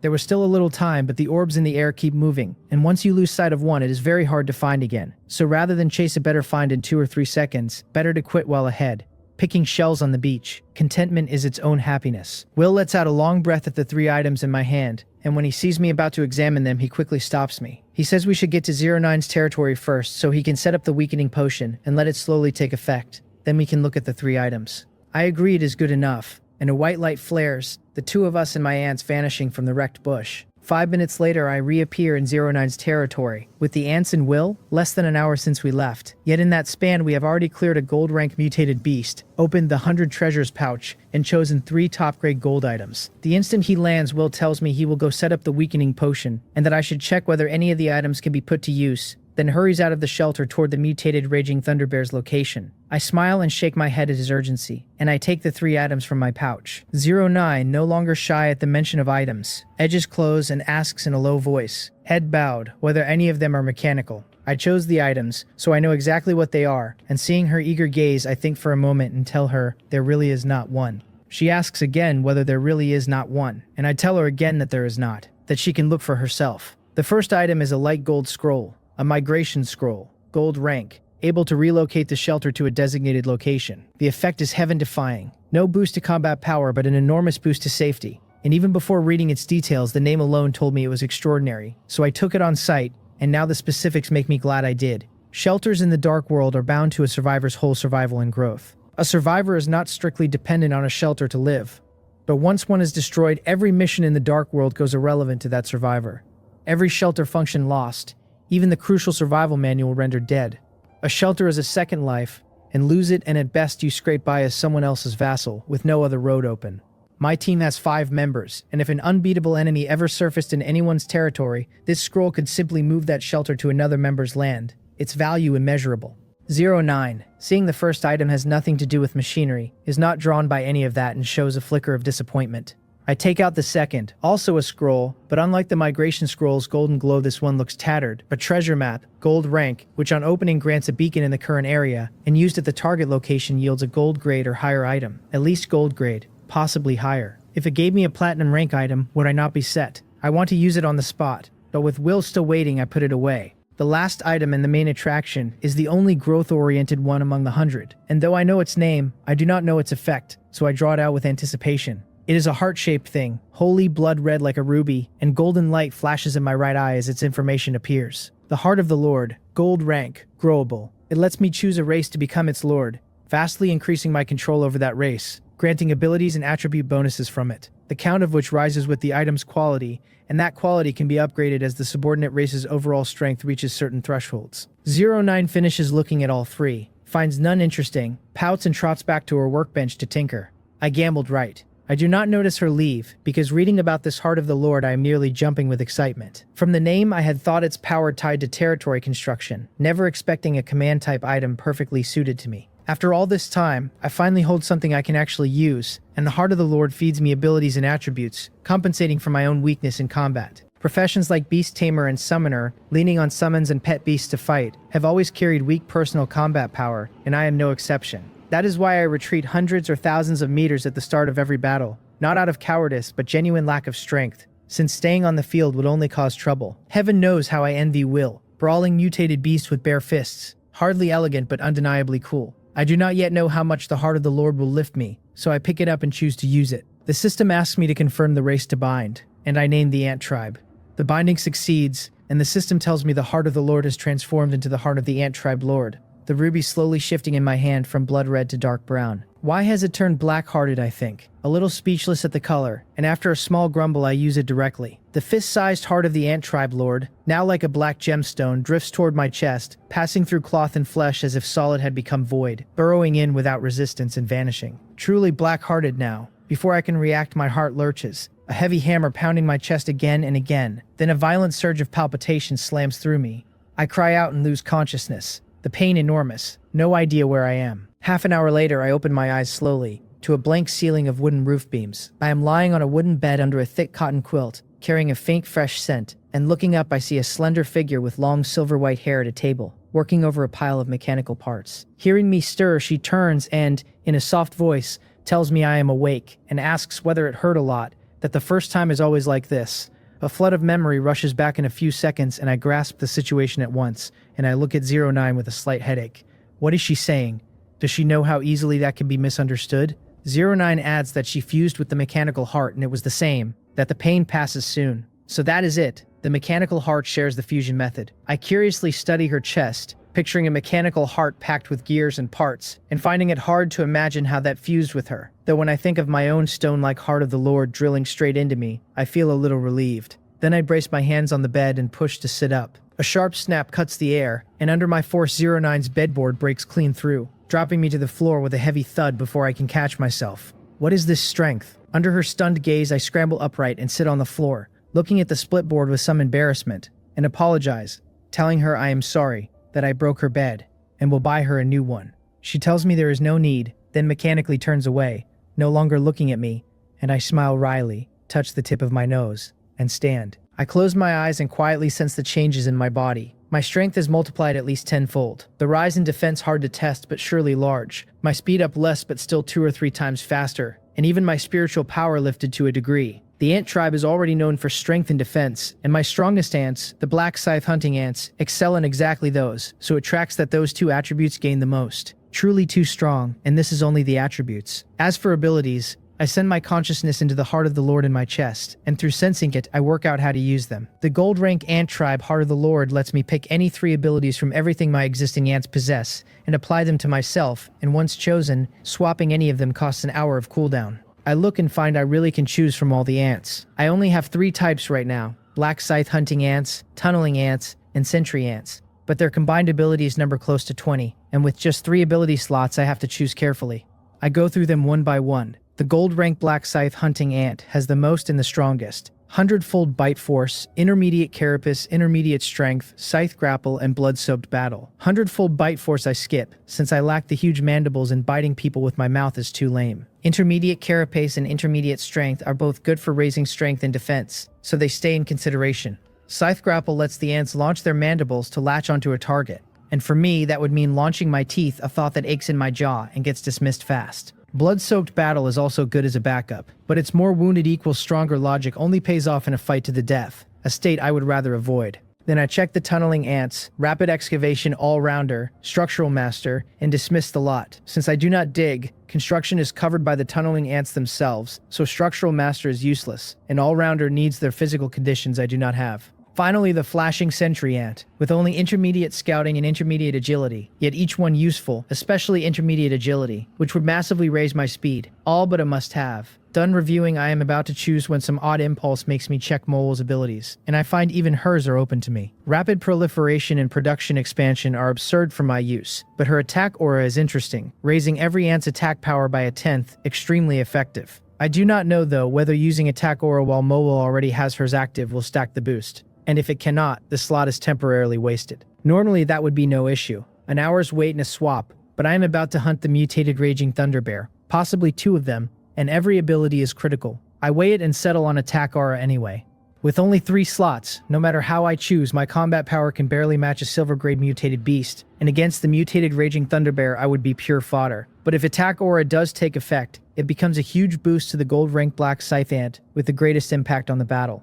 I make my final picks: attack aura, intermediate agility, intermediate scouting. The last 2 both from the flashing sentry ant, and I chose intermediate scouting for a reason. Even intermediate strength and intermediate carapace would do nothing for me in a fight, but intermediate scouting greatly sharpens my observation and exploration, and stacked on my 2 eye abilities that improve vision, it would let me read weaknesses and seize openings. Given a gun with a sight, I am confident I could play a real role. As for where the gun comes from, my gaze turns to 09 busy at the workbench. If she can mount energy guns on ants, supplying me with one is trivial. I ask whether she still has an energy gun, telling her I have figured out my abilities and am ready to set out now to kill the mutated Raging Thunder Bear in her territory. She does not stop her hands, only focuses on assembling the tools in them, and getting no reply I assume she has no firearm prepared. Sigh, and head for the door to leave. A snap sounds from the workbench, and I stop and turn to see 09 set down the parts, clap her 2 fair hands together, her pretty face flushed, and say excitedly that it is finished. She turns to me, mouth slightly open as if to say something, mumbles, unable to get it out, then grabs the manual from the table and types fast, clattering away. The manual beeps and I pick it up at once to read a string from 09. She says there is an energy gun in the corner storage box, inlaid with a silver rank beast core, and that I only need to twist the side knob to release the safety and can take it later. She has also just built a set of simple battle armor, sized to my gold rank ants, fitted with her newly developed 3-barreled miniature energy cannon, and she wants me to send an ant in to help her install it. Then she adds that she was stifled, and that typing is so much easier than talking. Reading her message, my eyebrows rise. So while she was busy, she was building battle armor for my gold rank black scythe ant, 3 micro energy cannons, which sounds genuinely powerful. I tell her all right, and quickly call in a gold rank black scythe ant for her modifications. Then follow her directions to the corner and pull a crude-looking energy gun from the storage box. After fiddling a while, I master the operation, and seeing 09 still busy, I step outside the shelter and start practicing my marksmanship against a large tree. This is my first time holding a gun that can actually fire and do damage. I underwent military training before I transmigrated, but by my turn there were no live fire drills left, more obedience and physical conditioning than real shooting, though I have played plenty of shooting games and understand the postures. First, I draw a simple target on the trunk with the dagger, retreat 50 meters, mimic the game's stances, raise the gun, aim, and shoot. A soft, pale yellow energy bullet streaks from the muzzle toward the target. Hit already. At only 50 meters, with my 2 pupil techniques, the target state is crystal clear, and on the simple mark a walnut-sized bullet hole sits less than 5 centimeters from the bullseye. My pupils contract, half disbelieving, astonished both at the gun's power, punching a hole that size in a tree, and at my own accuracy, 50 meters is not nothing. A professionally trained gunman can only guarantee accuracy at 25 meters, and 50 is sharpshooter territory. And this is my very first attempt. I adjust my stance off that first shot and pull the trigger again, and the bullet strikes the bullseye dead center, on the strength of a single correction. I never expected the eye of delusion breaking and the eye of taming to lift my shooting this much. Pleased, I start backing up, 25 meters at a time as long as I keep hitting the bullseye. Retreating to 75, 100, 125, and in 5 minutes I am at 300 meters, where I stop. Not because I cannot shoot farther, but because the energy pistol's effective range tops out at 300 meters, which is already enormous, 6 times an ordinary gunpowder pistol's 50-meter reach. After all this practice, the bullseye on the tree thick as 2 people's reach has been shot clean through, and I move left and right drilling motion shooting too. After another 5 minutes, I can keep accurate while moving, and the manual chimes, 09, telling me it is ready. I thank her and tell her I will head out directly, since Will must be getting impatient, and she tells me to go ahead. I do not re-enter the shelter but call out the gold-ranked black scythe ant fitted with a 3-barreled energy cannon. A steel giant of a cannon rides its back, the barrel a meter long, thick and heavy enough to chill the spine on sight. The pressure of a thermal weapon nothing like cold steel of swords and spears and staffs. I glance from its cannon to the small pistol in my hand, and feel mine is plainly inferior. Shake my head, and motion the ants to follow me to the battlefield. Mowol, let us go, I tell her, and she answers that she will, calling me master. After 5 minutes, I am near the cave where the mutated raging thunder bear waits, and from a distance I see Will crouched under a large tree, the burly man hunched low and stealthy, like some clumsy thief slinking after a stolen dog in the old village tales. Seeing me near, he turns, covers his nose and gestures for me not to approach yet, then steps carefully to my side. Just as he is about to speak, he spots the black scythe hunting ant, carrying the 3-barreled cannon behind me, and his pupils dilate, his mouth falling open as he gasps. He knows the power of 09's work, since even a small energy gun packs considerable punch, so a cannon that size would carry brutally exaggerated force. He asks whether this is 09's modification, and I confirm it, telling him she was busy making components for this cannon. He says that is great, that with it our odds climb another notch. Will tells me the weakening potion he deployed has taken hold, dropping the mutated raging thunder bear's strength by at least 20%, and that the bear felt the effect but did not leave the cave area, so there really is something inside it wants to protect. His potion weakened a mutated raging thunder bear by 20%. I raise an eyebrow, a little surprised because 20% is significant, and with that swing the bear's threat drops sharply. Before, against a full-power mutated raging thunder bear, even a win would have cost us dearly and bled us hard, and now victory is nearly certain. Eager, I quickly ask Will what we are waiting for, and push to go straight in, but he tells me not to rush. His potion also affects us and needs another 5 minutes to fully dissipate, and only once we confirm there is no residue do we move. I have no choice but to swallow the excitement, take the wet towel he hands me, cover my mouth and nose, and squat beside him to wait. Time crawls minute by minute, and when 5 pass I look to Will, who lowers his towel, sniffs, and nods, telling me it is ready. I answer that it is time to deal with it. I size up the huge snow-white figure at the cave mouth. The mutated raging thunder bear, hit by the weakening potion, is drowsy, dozing at the entrance. I wave Will still, signaling him not to act rashly, and whisper that once the fight starts the bear will likely shift into combat mode, so while it is groggy we should hit it hard.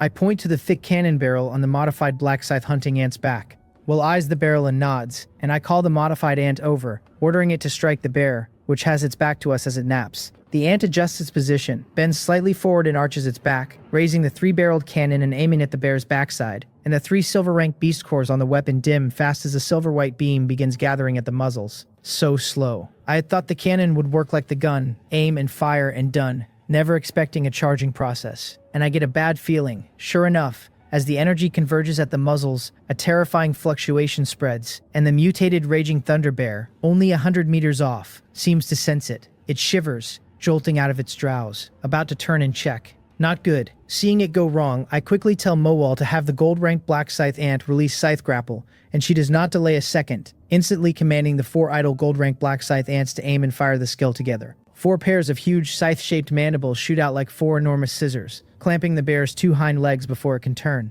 4 long black chains tethering the mandibles back to the ants' mouths as they haul with all their might. Restrained and pulled, the mutated raging thunder bear stumbles, nearly falling, and looking at the grapples on it, it flips into furious rage, and with a sudden surge of strength it actually drags the 4 gold-ranked black scythe ants slowly toward itself. Weakened by a fifth of its attributes, and still this strong. Will and I exchange a glance, eyes wide with surprise, but by now the cannon has finished charging, and held and dragged by the 4 grapples the bear has no time to dodge. 3 silver-white beams, each thick as a fist, blast from the barrels and arrive in an instant, almost a blink, slamming hard into its backside.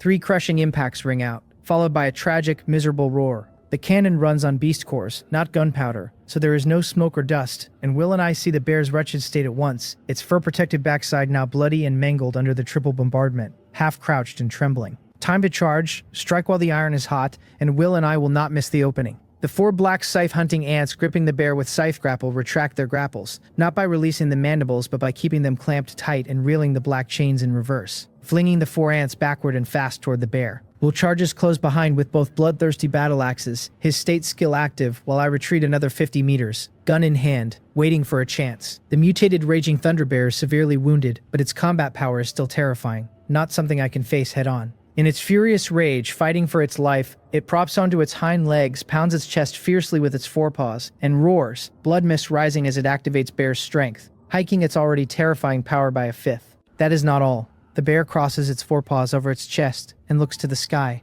and lightning streaks across the clear blue. Lightning in clear skies. Not good. It is its worst skill. Thunder embodiment. Drawing lightning into itself to repel enemies and reinforce itself. Going all out. Get clear. I shout to Will and the others the moment the bear begins, and prompted, Will and the black scythe hunting ants retreat fast. Just as they fall back 5 meters, blue lightning crashes down out of the clear sky, striking within a 3-meter radius of the bear, pitting the whole ground uneven. Large trees over 30 meters tall scorched black and snapped on the spot. Seeing Thunder Embodiment's terrifying power, I let out a small breath of relief, glad I had checked the bear's information with the eye of delusion breaking beforehand and prepared. Otherwise, Will and the gold-rank black scythe ants would have been gravely wounded and wiped out, their combat power gone. After Thunder Embodiment, the mutated raging thunder bear is wreathed in several blue electric arcs, its blood-red eyes wide, and it roars and charges the retreating black scythe hunting ants and Will. Instead of falling back, they advance to meet it, and the 2 sides clash fiercely. Striking the bear delivers a shock that numbs the body a little, but the intensity is nowhere near the lightning strike, and Will and the ants can bear it, while the bear's condition steadily weakens under its grave wounds in the potion. I take the chance to pull my gun and tag it a few times, and though the gun's hits on its thick fur are like tickling, doing no real damage, my marksmanship is so precise I never aim there. Every shot lands on the already injured, skin-torn, fur-stripped patches, which makes the bear gnash its teeth in hatred. It even endures the ants and Will to chase me for a stretch, but with intermediate agility, I run faster than a rabbit, and the severely wounded bear, never built for speed, cannot catch me, while the ants and Will steal hits on its backside. After repeated back and forth, the bear's speed drops slower and slower, and it is about to be cut down by the group. Suddenly, another bear's roar comes from the cave, far less imposing than the mutated raging thunder bears,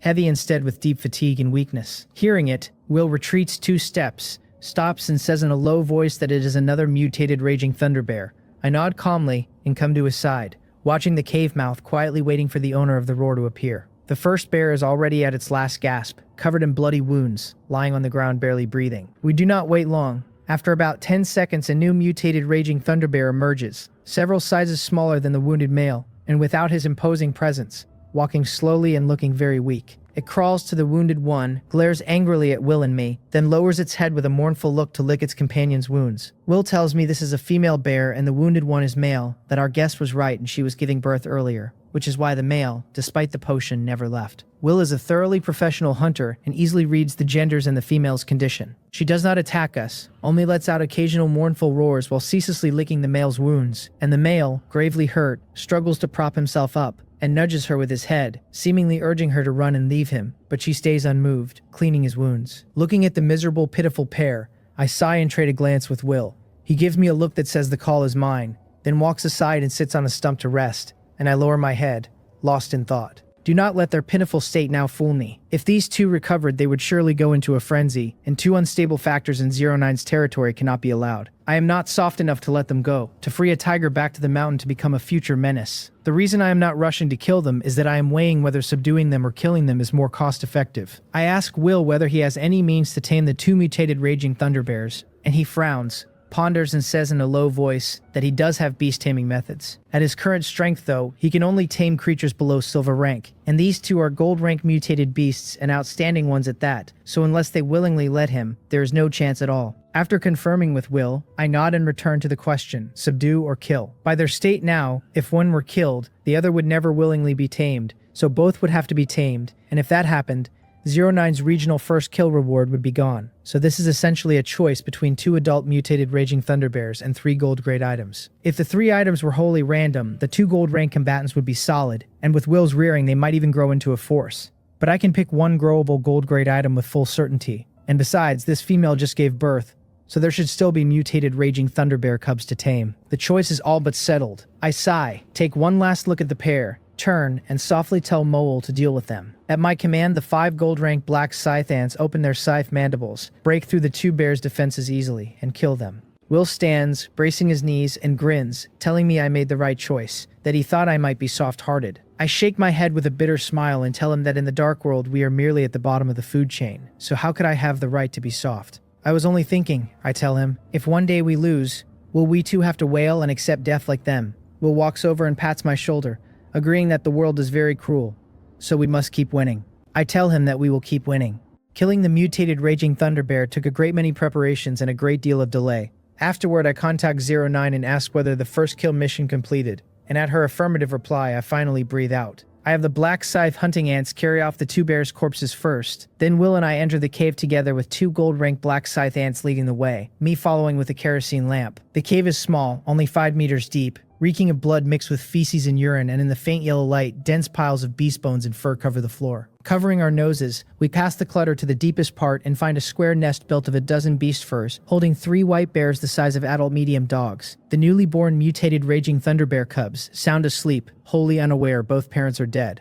Will hurries to inspect them, face bright with joy, and reports 2 females and 1 male, that they can breed. I nod, still covering my nose, and tell him he is the professional, that the 3 are entrusted to him. My skills are all ant specialized, and I have no interest in raising mutated raging thunderbears. And unlike ants, these mammals are a nuisance to feed and clean, and I do not want to be a milk dad, so the trouble is his. Will does not mind it at all, nodding and quickly agreeing, telling me then he will not stand on ceremony. We leave the cave with the 3 cubs, and adhering to my principle of wasting nothing, I have the black scythe hunting ants pack up and carry away the useful odds and ends inside. Then the 2 of us, laden with bags of spoils, walk toward 09's shelter, and I say let us see what useful items 09's 100 treasures pouch can yield, while Will, busy teasing the 3 cubs in his arms, does not hear a word. I shake my head with a smile, not expecting a rough man like Will to have such a tender side. In 5 minutes, we are back at 09's shelter, and pushing open the door, we find her absorbed in a miniature machine tool, turning parts. I ask where the 100 treasures pouch is, telling her that since I am here, she should just use it directly, and she raises her head slightly, points to the workbench, then lowers it and returns to her parts with full concentration. Following her gesture, I find the pouch tossed carelessly on a bench and cannot help shaking my head,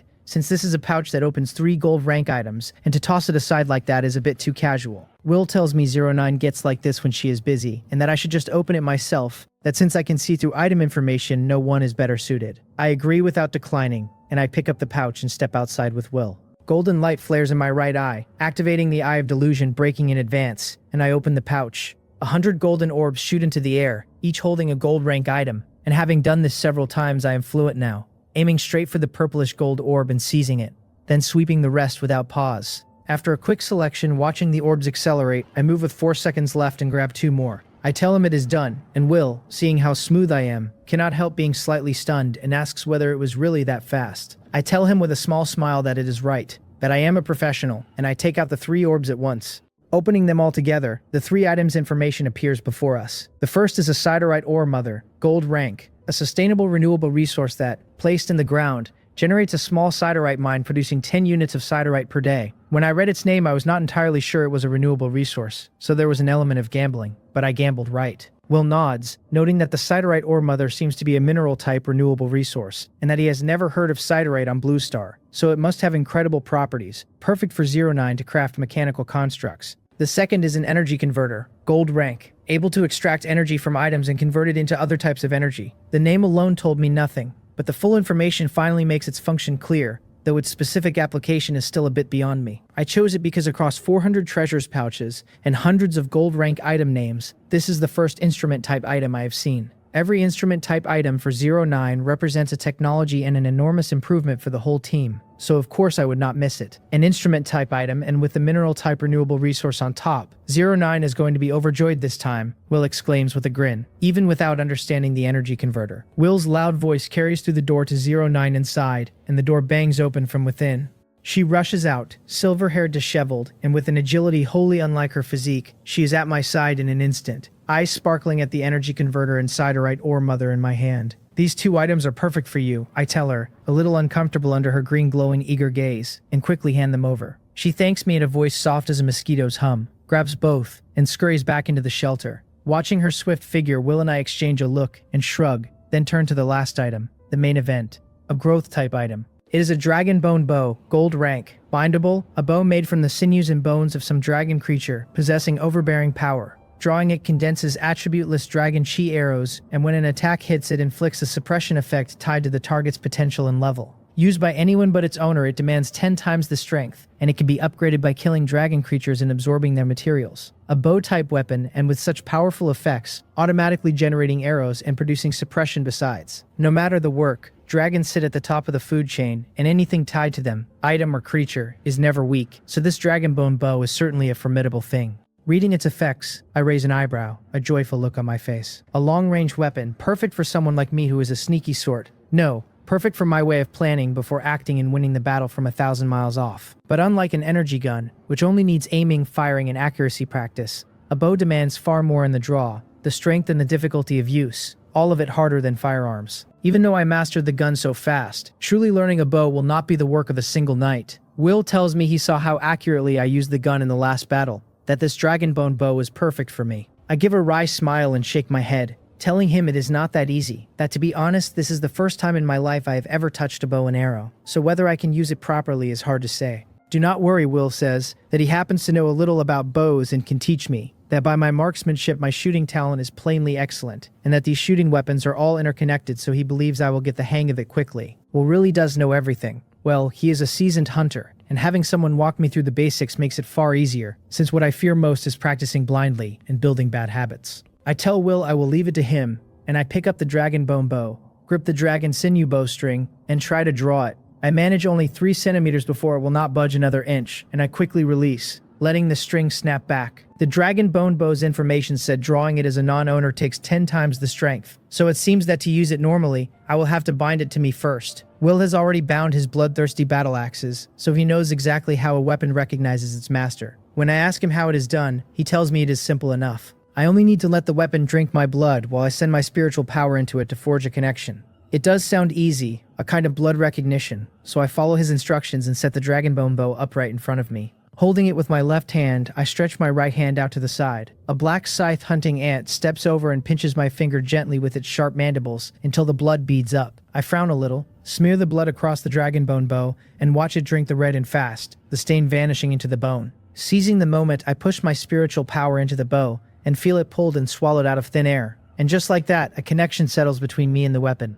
Will tells me it has recognized me as its master. Every other skill I ever learned put me through the ringer, and I half expected the same here. Finding the binding this painless leaves me grinning as I turn the dragonbone bow over in my hands. It feels like a part of my own body now, its state plain to me, and when I draw the string it strains my arms but bends into a clean crescent. As the string pulls back, a translucent gaseous arrow gathers on it, and when I cannot draw another inch I let my fingers go. The string snaps forward, the pale arrow tears off and punches through 2 or 3 large trees in a blink before it is gone. I lower the bow, rub my aching arm, and stare at the holes drilled clean through the trunks ahead, hardly believing it. Judging by sheer penetration and firing speed, this dragonbone bow far outclasses the triple-barreled energy cannon 09 modified. That cannon needs charging and burns silver rank beast cores, while the dragon chi arrow costs nothing but my own effort. The catch is that wielding the bow with any real fluency will take far more strength than I have. I sigh and tell myself the fixed ability slot of the Heart of the Lord may have to be saved for an intermediate strength boost. Will stands nearby and says with open envy that my dragonbone bow, just by its power, beats his bloodthirsty battle axes. I rub my sore arm with a wry smile and ask him what good all that power is when I can barely loose an arrow. Will laughs that my stance is wrong. He has me set my feet a shoulder's width apart, plant myself firm and stand tall like a pine, lean the front foot forward, and lift the back heel a finger's height off the ground.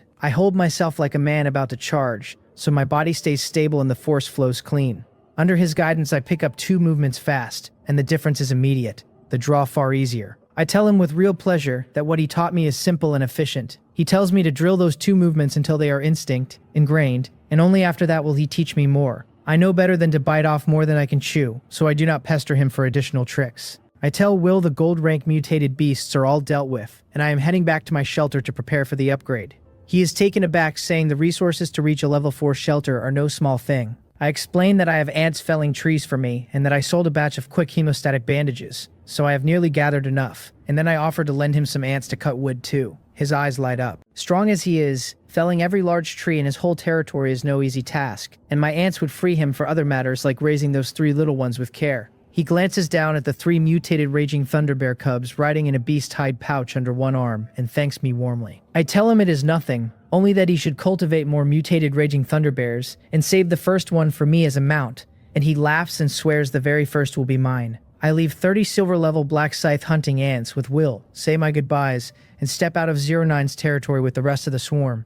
A white teleportation array opens in a clearing, and in a flash of light, hundreds of black scythe hunting ants appear out of nothing. I look at the familiar ground around me, pull a deep breath of cold air, and let a small smile cross my face, glad to be home at last. Going and coming, I killed 3 gold rank mutated beasts and 2 hours of daylight slipped away, but the harvest was rich, and I cleared the territorial crises for both Will and 09 along the way. I look at the dragonbone bow in my hand, all of 1.5 meters of it, and hand it off to a black scythe hunting ant with a touch of helplessness, since the beast hide waist pouch is still too small to swallow the thing. Whether I sling it myself or have an ant haul it, neither is convenient, so I make a note to hunt down storage equipment with more room. Shaking my head, I pull the manual from my pouch and open the upgrade page. The workbench is already at level 3, but the farmland and the animal pen are still untouched. Lifting both from level 1 to level 3 will cost 5,000 units of wood and 700 units of stone all told, which is robbery, and the sight of those numbers makes my heart twist. I worked day and night, crafting tools until my mind was wrung dry, just to scrape this much together. The upgrade is not paying in plain resources, but in my blood and sweat. Still, I take a deep breath and choose to upgrade the animal pen and farmland anyway. The prompts roll past, asking whether I will spend 500 units of wood here, 2,000 there,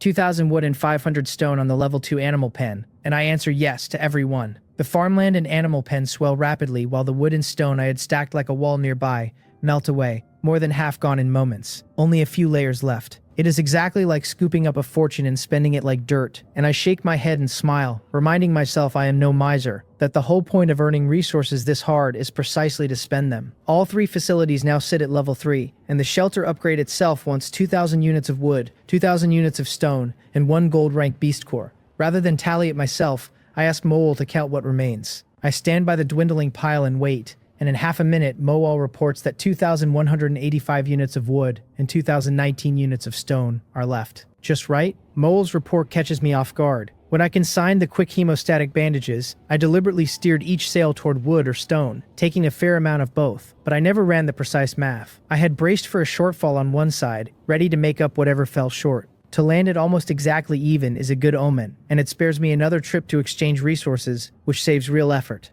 I let out a light breath, smile at the manual, and choose to upgrade the level 3 shelter to level 4. The prompt asks whether I will spend 2,000 units of wood, 2,000 units of stone, and 1 gold rank beast core, so I draw out the mutated lion's gold rank core I prepared long ago, and confirm. In an instant, the wood and stone on the ground vanish, the earth goes bare, and the beast core melts from my palm into nothing. My shelter swallows itself in thick black mist, and from inside come endless crackling sounds, as though an invisible renovation crew is hammering away. After all the grinding labor it took just to gather enough, I have no appetite for anything else, so I stand still and wait. 10 minutes on, the black mist begins to thin and the noise quiets, and the manual tells me the shelter has reached level 4. When the mist clears fully, a brand new shelter stands before me, still chiefly a wooden structure with a ring of stone foundation running smooth and even along the base. Its footprint has reached a full 150 square meters, nearly double the level 3 shelter, and it now has 2 floors, finally graduating from a little wooden house into a small wooden building. I am pouring my effort into the underground shelter these days, but living below ground and living above it are still very different experiences, so an extra living space up top is welcome. With the level 4 upgrade this hard won, I cannot help wondering what its special features are, and what a level 5 shelter will demand.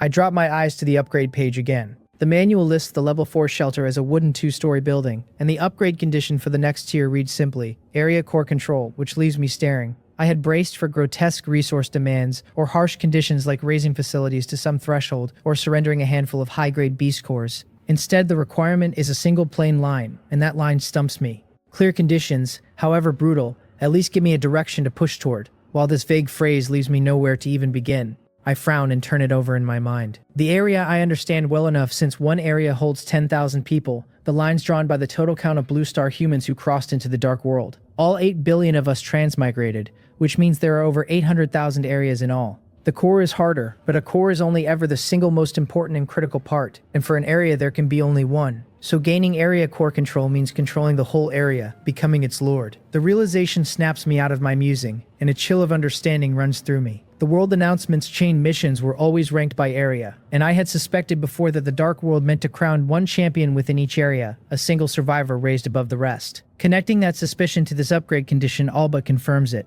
A level 4 shelter is the entry ticket to compete for Lord of the Area. My brows knit and an urgency rises in me. Only one person per area can claim the area core, and that leaves thousands of others to face either death or vassalage. Over 800,000 areas crown over 800,000 area lords, and then the sifting goes on, the cruel selection narrowing again and again, until one survivor stands strongest among all 8 billion humans. What the Dark World wants with that single strongest person I cannot guess, and the more I learn, the more confused I grow, the pressure mounting. I am confident enough in my own strength, but only inside my own area, and across over 800,000 areas I have no idea how many people stand above me. I shake my head and tell myself I may be overthinking it, that things may never unfold so grimly, and I push the thoughts to the back of my mind and walk toward the shelter to see the new interior. I push the door open and the inside catches me at once. The floor is a smooth, even stone, no longer the single cavernous room of the level 3 shelter, but partitioned by wooden walls into a bedroom, a workshop, and a kitchen and living room. My wooden bed, the workbench, the fountain of mutation, and the other facilities and resource items all sit in sensible places by their function. And even the ant nest entrance is tucked into a fitting spot under a wooden board that lifts open. The 150 square meters are laid out reasonably and the whole place feels comfortable. Not far from the door, a wooden staircase climbs to the second floor, which is left as one complete undivided space. A full 150 square meters and very roomy. Storage or a workout room, I think, and look around the level 4 shelter satisfied.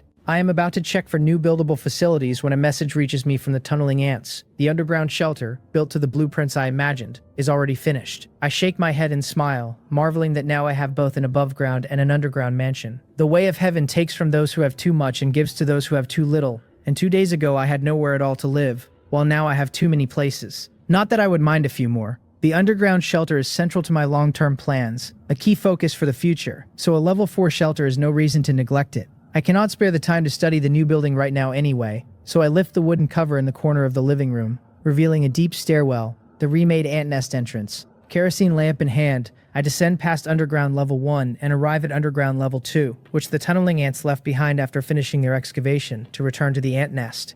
The whole level is empty and spacious, and under the dim light I take a quick survey. It runs over 200 square meters, with 4 rooms, a living room, a kitchen, and 3 bathrooms, even larger than the first floor of the level 4 shelter. Better yet, the layout is a 1-to-1 replica drawn from blueprints of luxury homes on Blue Star, far surpassing the somewhat crude level 4 shelter in design. I nod satisfied, telling myself it matches the blueprints exactly, and that the tunneling ant's structural master ability is monstrous to pull off so perfect a copy. The whole place is still rough though, and 09 will need to install the living facilities before anyone can move in. That is the quiet advantage of owning several houses, that no one is ever left without a roof while another is being finished. I return to the first floor, draw out the manual, and message 09 that I have roughed in an underground shelter, then ask how the water and electricity facilities are coming. She does not answer right away, and rather than fret I slip the manual back into my pouch, figuring she must be busy. Capable as she is at providing basics like water and power, with her slender arms I cannot count on her for the actual construction, and I have little civil engineering experience of my own. My gaze drifts back to the ant nest entrance, and I nod slowly. Professional work belongs to professional ants. The trouble is they are only bronze grade for now, and have not developed even rudimentary intelligence. So fine, detailed work is hard to communicate, which means I need to raise their rarity first. I have 4 kinds of gold rank mutated beast material on hand, enough to push the tunneling ant's potential, and for now lifting only the tunneling ant queen will do. With intelligence, the queen serves as foreman, while the ordinary ants follow her orders. It is not a vast project, so they do not need overwhelming potential. The black scythe hunting ants cannot sit idle either, with mutated beasts in the territory still uncleared. I reach Mowol through the mutual aid contract and tell him the ground around the shelter has not been swept today, so he should take the black scythe hunting ants out to kill and process any newly arrived mutated beasts, and store them in the cellar. I add that he should use the War Reserve ability to drop most of the swarm into hibernation and cut energy use, keeping only 1 gold rank black scythe ant and 30 silver level black scythe hunter ants active. He answers that it will be done, and the ants spring into motion under his lead, the sweep team leaving by a separate passage rather than through the living room entrance. Meanwhile, I tuck the gene manipulator from the workbench into my pouch, go to the ant nest entrance, and head down toward underground level 1. I mean to perform the gene fusion on the tunneling ant queen down there. Her body is already 5 meters long, so she would shatter the entrance if she tried to climb up, and fusion may swell her further still, making the living room a poor place to operate. As my ants level up, their bodies expand fast, and the living room entrance keeps growing too cramped, so by now it serves me more than it serves the ants. I shake my head and reach underground level 1, where I buy a wooden table and chair from the trade channel, sit down, prop the lamp on the table, and draw out the gene manipulator. I order the tunneling ant queen to stand ready for fusion, but I wrestle with which gene to give her. I have material from 4 gold rank mutated beasts: the mutated lion, the mutated scythe, the mutated wild boar, and the mutated raging thunderbear. For raw combat, the mutated raging thunderbear is plainly the strongest, but fusion is not about brute strength, it is about fit. The tunneling ant queen digs and builds. She barely fights at all, so combat genes are not the goal. Wild boars dig superbly and carry immense strength, so the mutated wild boar it is. The tunneling ant is only bronze grade in potential, and can take a single gene, so after long thought I fuse the gold-ranked mutated wild boar gene into her, and she promptly drops into energy depletion. I send her to dig and eat soil, both opening a fresh underground level and refilling her reserves.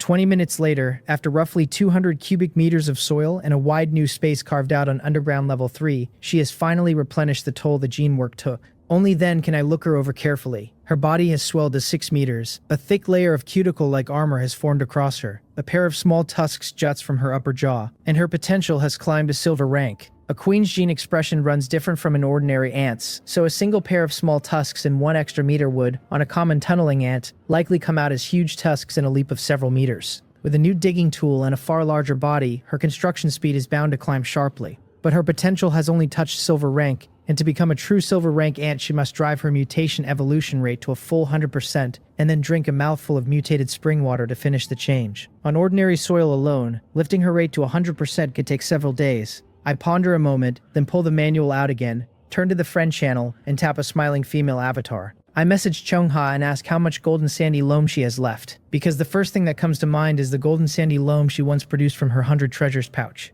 It is gold-ranked soil, and for a tunneling ant queen still sitting at bronze grade, it is a powerful tonic, with even a little capable of raising her evolution rate to 100%. Soon, the manual chimes, and it is indeed Chungha. She tells me she produced 200 grams of golden sandy loam across yesterday and today, that she used only 10 grams for an experiment, and that she will simply hand me the rest. A trade request follows, the window showing exactly 190 grams of golden sandy loam. Since I cannot be sure how much the queen will need, I do not decline and accept it outright. A transparent glass bottle appears in my hand, half full of golden sand that glitters like gold dust. Beautiful and alluring. Cheongha warns me that her research found golden sandy loam astonishingly potent. A single gram can greatly enrich the fertility of 1 square meter of soil. She has not had time to test its other properties, and if I mean to improve fertility, I should be careful not to waste it. I am not using it on farmland, but I thank her all the same and promise to be careful. Then she mentions, almost in passing, that Baekhyun just contacted her and wants to meet all of us to get acquainted, and she asks what time would suit. I rub my chin, nod, and agree readily, genuinely curious about this new teammate, and I suggest tonight since everyone has more time in the evening. I also ask whether a gold-rank mutated beast has appeared in Baekhyun's territory, offering to go help and hunt it if he needs a hand. Cheongha gives a wry smile on the other end and replies that she just asked Baekhyun, who told her a gold-rank mutated beast did appear in his territory today, and that he already handled it himself. Already? And alone? My pupils tighten, and I fall silent a moment. Then I breathe out and answer with a smile that it is good nothing went wrong, asking her to remind Baekhyun about tonight, since I have other matters to attend to. She says it is no problem. I close the manual and shake the bottle so the golden sand makes a faint hissing sound, wondering what kind of person Baekhyun will turn out to be, and finding myself looking forward to the evening. I go to the tunneling ant queen and tell her to open her mouth, then unstop her the bottle and pause. Cheongha called this stuff extremely effective and extremely precious, so I decide to try a little first. I tip the bottle and pour roughly 20 grams into the queen's open mouth. She smacks her huge jaws around an amount that would not even lodge in her teeth, tilts her head, senses it a few seconds, and then her antennae snap straight and light flares in her eyes. She begins smacking her mouth over and over, savoring the taste, plainly wanting more, and I think to myself that she is delighted by so little soil because this child has never eaten anything good. I remember feeding her black rot soil all the way from unranked to bronze grade, and feel a twinge of guilt. I check her mutation evolution success rate, and the panel tells me it has reached 53%, that feeding Earth-type material raises it further, and that she will most likely evolve into a reproductive type with only a small chance of mutating into another. How much? I am stunned. Before the golden sandy loam, her rate sat at only 13%, and 20 grams just rocketed it up by 40. That works out to 2% per gram, so from 0 to 100 would need only 50 grams. And the effect is absurd. No wonder the information said Earth affinity creatures using it grow faster and with long use gain growth potential. The stuff is concentrated essence, a tiny amount sending the queen's rate skyward, far more efficient than black rot soil. Black rot soil is plentiful but weak, forcing the tunneling ants to eat, digest, and eat again in an endless, inefficient cycle. My face lights up and I cannot help exclaiming that it is a good thing I did not dump the whole bottle into her at once. Waste would have been the minor problem, and bursting the tunneling ant queen outright would have been the catastrophe. Feeling the loam's power, I tilt the bottle with care, controlling the flow, and pour in just enough to bring her rate to a full 100%. Then I draw out a small bottle of mutated spring water prepared earlier, unstopper it, and feed it to her, and the mutation begins. I send her down to the underground level 3 space, where she digs and eats soil to repair her body's deficit. A low buzzing of excavation rising from below for about 20 minutes before it slowly stops.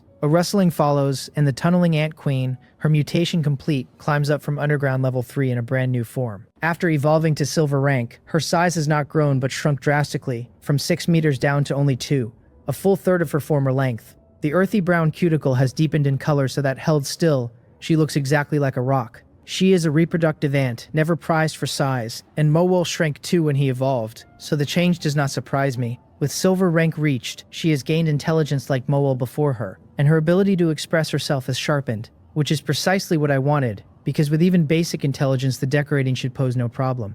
She rustles out her thanks and I nod, satisfied, and tell her that since she has intelligence now it is time, as custom goes, to give her a name. I study her rock-like carapace, lost in thought, until another chime from the manual interrupts me. I frown a little, pick it up, and see a silver-haired girl's avatar flashing fast in the friend channel. 09, Shirley, who by now should have finished preparing the basics for the renovation. I do not have time to ponder the name deeply, so I speak straight to the tunneling ant queen. I tell her that her carapace looks just like rock, that she is skilled at building, that she carries a real spiritual quality, and that I will call her Rock Spirit, firm as a rock with a spirit for building. She rustles her thanks for the name, and I pat her on the head, then climb back to the first floor above ground while reading the manual.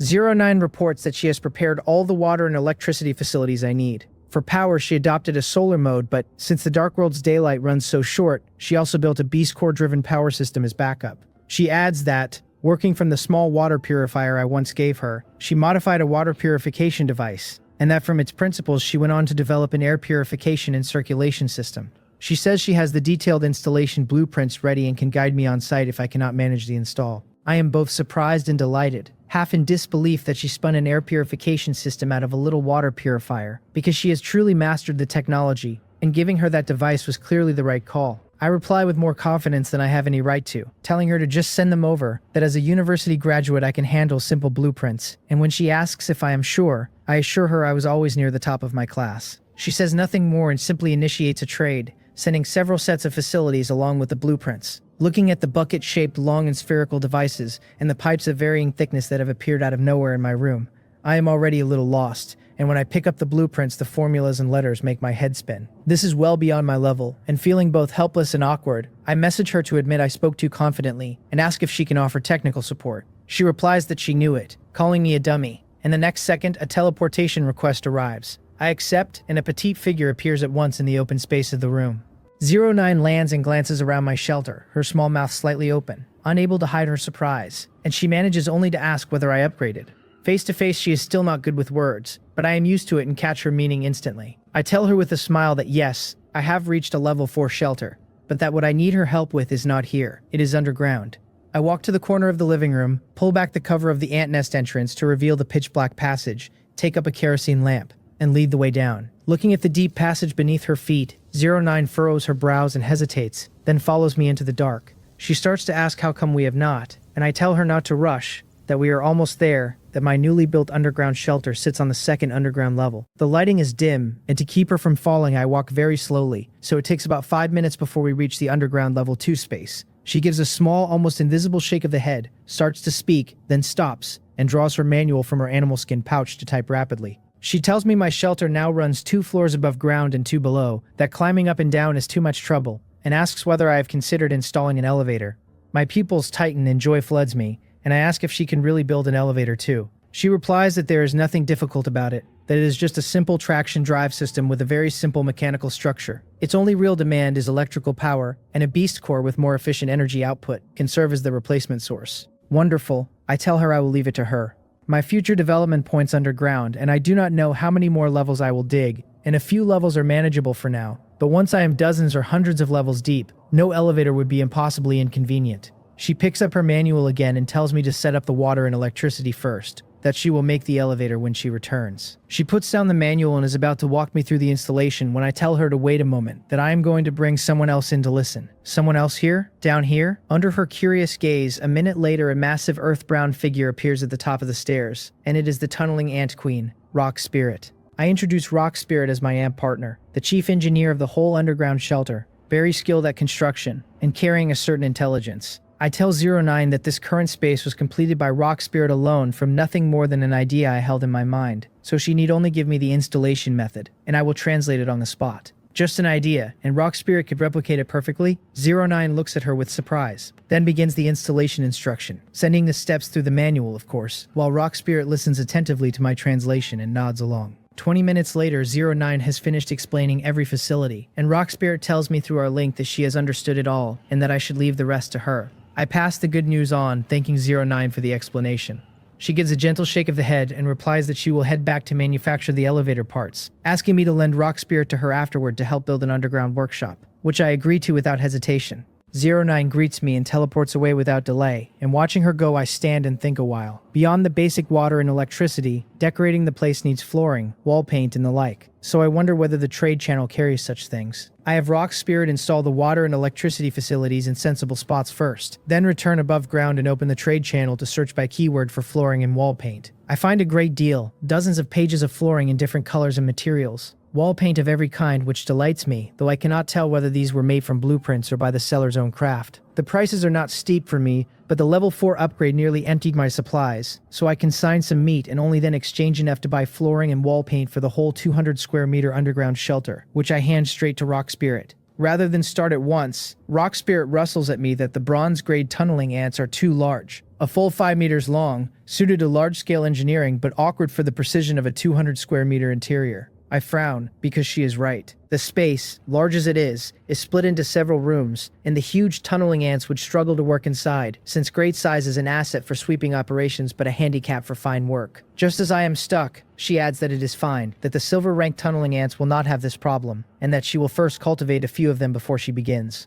Silver-rank tunneling ants will not have the problem? Do not ordinary tunneling ants grow larger as their level rises? I am puzzled, and Rock Spirit, linked to me telepathically, explains again that silver-rank tunneling ants do get larger, growing from their original 5 meters to 10. 10 meters. Would that not just burst the underground shelter? Seeing my shock, she says quickly that there is no need to worry, that although silver-rank tunneling ants do grow larger, their new abilities solve the problem. New abilities that solve the problem of excessive size? She has not raised one yet, but as the Ant Queen she knows her tunneling ants like the back of her own claw, so it is no surprise she knows their abilities in advance. If that is so, there is nothing to fear. I tell Rock Spirit to do as she says, to cultivate a few silver-rank tunneling ants first, and then begin construction. And she answers eagerly that it will be done, going straight to underground level 3 to eat dirt for energy while she raises them. I sit at the workbench meaning to see what new facilities a level 4 shelter can build, then stop and rub my forehead in annoyance. I forgot to tell 09 and Will about the evening gathering, almost letting so important a thing slip, which is what comes of being this busy. I quickly message both of them to come to my shelter tonight, that I am preparing to meet the new members, and replies come back fast. But before I can set the manual down, both Will and 09 send trade requests. Will suggests we make it a proper dinner party tonight, eating and chatting at once, and says he is sending the best tasting tenderloin from the mutated yak and mutated wild boar he raises, already cut and pre-processed. Eating and talking together does suit the occasion far better. Just sitting and chatting would feel like a meeting and turn awkward for a first meeting, so I tell him it is a good suggestion and accept the beef and pork tenderloin he trades over. Then I read 09's message. She says she stopped by my shelter earlier and found it too dim, and that she is sending a few small items she made for me to use. Reminded by her, I notice the room is indeed dim. The level 4 shelter provides no lighting and still leans on the small flame of the dual-purpose stove, just like the level 3 shelter. And while it is daytime now with some light, by night the rooms will go pitch black. Back when my room was small and singular, I never felt the lack, but now I truly need more lighting tools. Her trade window holds several table lamps and chandeliers, and I thank her warmly, telling her she has been a great help. She replies that they are just cheap little things and that I should only remember to give her new equipment when I have it. I set a table lamp in each room, plain and unadorned, but excellent in function, and find I can dial the brightness up and down by a knob, very convenient. From the base I discover each is beast core powered, with a black iron rank core slotted in for easy replacement. I have a flying black scythe hunting ant help me install a beast core chandelier in the living room and at the center of the second floor ceiling. Then clap my hands and nod at my work, deciding this should do. Now for dinner. Hot pot or barbecue? Hot pot it is, since barbecue smoke is a problem indoors, and I tell myself I will hold off until I can ask 09 for a range hood. The meat is covered, Will having sent 2 large boxes of pork and beef tenderloin, 200 pounds in all, far more than even a table of big eaters could finish. And for vegetables and seasonings I can simply ask Chungha. I message her that tonight is the team's first full-strength gathering, that Will and I have decided on a dinner party to celebrate, that Will has provided the meat, and I ask whether she has vegetables, fruit, or seasonings, since we are planning hot pot. On the other end, Chungha, busy and a little dizzy from exhaustion, lights up the instant she reads it. Energy restored. She replies that she has mutated spinach, potatoes, and baby cabbage, and that for seasoning she has the raw materials for sesame oil, chili oil, garlic, sesame paste, everything, and that she will prepare it all right away. I can feel her eagerness through the reply alone. Good heavens, so many vegetables is one thing, but such a complete seasoning range marks Chiunga as a thoroughly well-prepared foodie. Now I have meat, vegetables, and seasonings, and I need only provide a venue and a pot, which is convenient indeed. It calls to mind a joke from Blue Star. A man invited a few friends to dinner and told each separately that he had prepared everything but the beer, so bring a cold plate. Repeating this to each guest, he prepared nothing himself yet gathered a table full of food and drink. I find it especially fitting for my situation, and something about it strikes me so that I burst into happy laughter, laughing like a man transformed, the kind of laughing that would astonish Will and Cheonga and the rest if they saw it. As I laugh, my voice grows louder, and my nose turns sore, my throat tightening as if some object is lodged there that I can neither cough up nor swallow down. I rub my aching stomach, close my eyes, take a deep breath and slowly let it out to steady myself, and quietly I tell my grandfather to see this, that I am not alone here, that I am doing very well. Back on Blue Star, money was tight because of my family's situation. While other students gathered to play games, I was either working part-time or grinding for scholarships, so my ties with classmates thinned and I always lived alone. And though I developed no real psychological trouble, I could not help feeling lonely. After arriving in the dark world, there were no houses, no cars, no money, no status to worry over or chase, only survival, and now at last I have a group of companions I can confide in. A dinner gathering, my first meal with so many people, and the excitement of it briefly slipped my control, which is why I could not hold the emotion back. Once it was out though, I feel far lighter all over, my mind clear and lucid, as if releasing the feeling even nudged my spiritual power upward. So I take a deep breath and pick up the manual again to look at the level 4 shelter's buildable facilities. The first is a gravity room at level 1, costing 2,000 units of wood and 2,000 units of stone, buildable in a location of my choosing. Its internal gravity is freely adjustable up to 3 times normal at this tier, powered by beast cores, and it catches my eye at once. Every prior shelter upgrade offered things like farmland, animal pens, or storage chests, decent but ordinary, while this gravity room edges into the realm of black technology. By the anime and novel logic I picked up on Blue Star, changing gravity strengthens the body and toughens it, and the effect runs further still, since different gravity environments should also steer the direction of biological mutation. Whether for cultivating my mutated ants or for Cheongha's mutated plants, it is a fine choice, and for that kind of power 2,000 units each of wood and stone is reasonable, though subsequent upgrades will surely demand astronomical sums. I frown a little, falling into thought, and decide I lack the resources now and have no urgent need, so I am in no hurry to build it. If later upgrades prove monstrously expensive, I wonder whether several of us might pool resources to raise one gravity room together. The idea holds, because a level 5 shelter only demands area core control, with no requirement for the gravity room's level, so I would not be locking myself into a path. No one person would use the gravity room many hours a day, so with reliable teammates like Will and Shungha, we could combine resources to lift a high-level room. That is one more advantage of teaming up, and I resolve to raise it with everyone at the dinner tonight. I look at the manual again and find a simulation room at level 1, same cost, buildable anywhere. That takes biological information as input to run mental simulation battles. With the vast store of Blue Star knowledge in my head, I grasp its function at once, something like virtual combat, a way to sharpen personal combat experience, without facing life or death danger. Unlike the gravity room, the simulation room grants no tangible physical quality, but combat experience is crucial, deciding how much of one's strength can actually be brought to bear.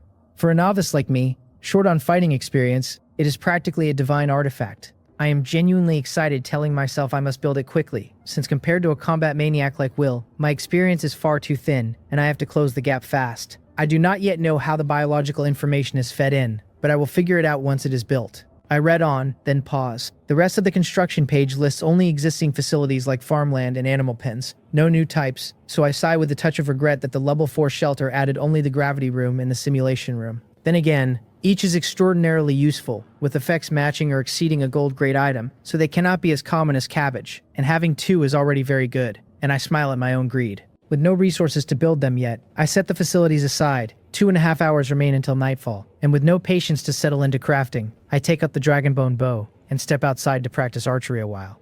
The moment I am out the door, I stop, because looking in every direction I cannot find a single tree taller than 10 meters. I smile wryly, having forgotten that all the large trees around my territory were cut down under Mowol's command, so I will have to go a bit farther for a target. Practicing archery is not like practicing a sword, spear, or staff.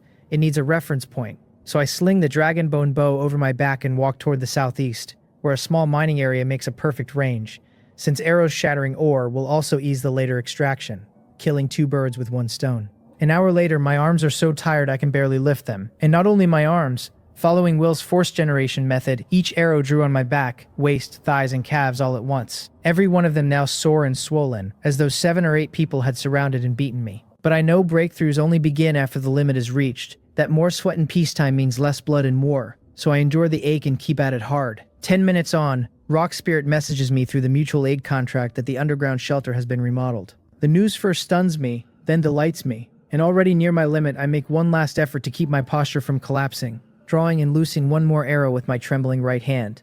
The Dragon Chi arrow shoots out and strikes the center of a rock 300 meters away, scattering fragments, and I nod, sling the dragonbone bow behind me, and drag my sore body back toward the shelter. As I walk, a faint doubt nags at me. Has Rock Spirit truly finished the underground renovation, when a 200 square meter apartment on Blue Star would take even the most professional crew a month or 2 of hard labor, and only an hour and a half has passed? No, Rock Spirit did not begin renovating straight off. She cultivated silver rank tunneling ants first, so the actual work was likely only an hour, or even half an hour. That is already past human limits, and in so short a span even the putty and cement should not have dried, so perhaps Rock Spirit misunderstood something. The mining area sits a little over 1,000 meters from the shelter, and lost in thought I soon arrive, grab the kerosene lamp and follow the stairs down to the second underground floor. By the dim yellow lamplight I look at the second underground floor, and the next second my pupils contract, my mouth falls slightly open, and I stare in disbelief. The living room is neatly laid with brown flooring, the walls coated in smooth, clean white putty, and a ring of vents around the ceiling, like air conditioner outlets, blows fresh air with none of the formaldehyde reek of a newly finished room. This must be 09's air purification device, 10 times better than the air purifiers on Blue Star that cost tens of thousands, truly living up to Dark World Black technology. The room has no furniture and looks spacious, yet it is spotless and entirely habitable, and I quickly check the others and find them all the same. The toilets are fitted with water heaters and shower facilities. Flush-capable squat toilets,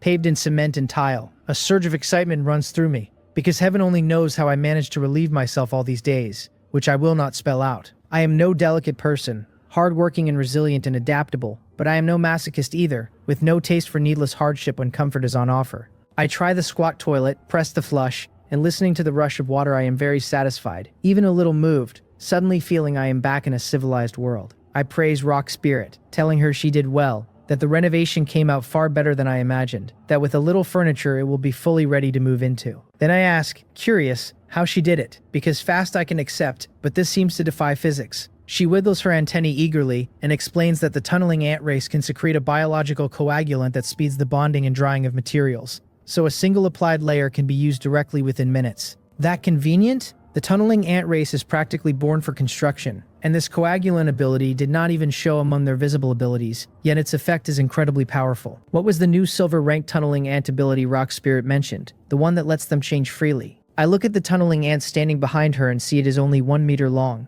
a full 5 times smaller than a bronze grade tunneling ant's 5 meters. No wonder it moves nimbly through a 200 square meter room. I check its new ability. The information reads as a body shrink that lets it freely scale its size, shrinking to a minimum of 10 times smaller, the multiple growing with level. Shrinking to 10 times smaller so a 6-meter silver-ranked tunneling ant can drop to 60 centimeters, a length that handles nearly every working condition save the narrowest pipes. Since the ability scales with level, even a gold-ranked tunneling ant grown still larger need not worry about it falling short. I nod, satisfied, praise Rock Spirit again, and tell her that since I happen to have golden sandy loam, I will reward her with 20 grams. I draw out the glass bottle and carefully pour Rock Spirit 20 grams of golden sandy loam. Her eyes sparkle as she takes it with great care and tucks it into the crack of her chest carapace, looking as if she found a treasure, and she thanks me and swears she will work even harder, that she will build me more and better buildings. I tell her to keep it up and pat her head, smiling. The second underground floor still lacks furniture, with not even a place to sit, so I climb back to the first ground floor and ponder a while over the manual.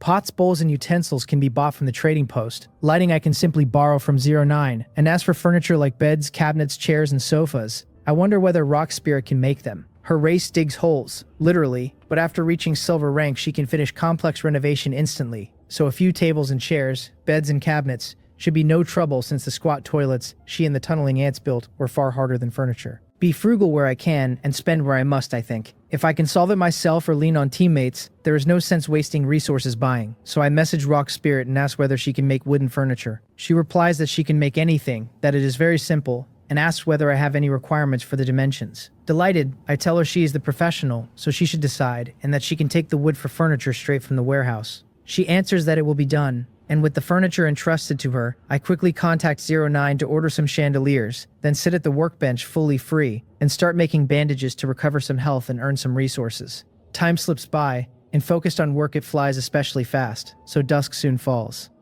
At the very first second of the black and white transition, the manual rings, interrupting me. I rub my sore arms, set down the bandage I just finished, pick it up, and find it is Chungha, asking when we are having hot pot now that it is dark. So punctual, I think, half helpless, wondering whether Cheongha has been staring at the manual watching the clock. I message her that I still need to sort the vegetables in advance, and ask whether she has prepared the seasonings. She replies that she prepared them long ago and sends a trade request. Once I accept, several wooden basins of different vegetables appear on the empty ground before me. Baby cabbage and spinach I recognize, and some oddly shaped multicolored leafy greens I do not. All of it is fresh and dewy, cut to size, water droplets still on the leaves, washed and ready. There are several glass bottles too, sesame paste, sesame oil, chili oil, an extremely rich variety, and I barely have to lift a finger since everything is ready to eat the moment I pick it up. Cheongha is very reliable. Washing and processing so many vegetables myself would have eaten 10 or 20 minutes, and with all of it prepared I need only set up the pot. So I tell her I will get ready briefly and to call Baekhyun over in 10 minutes,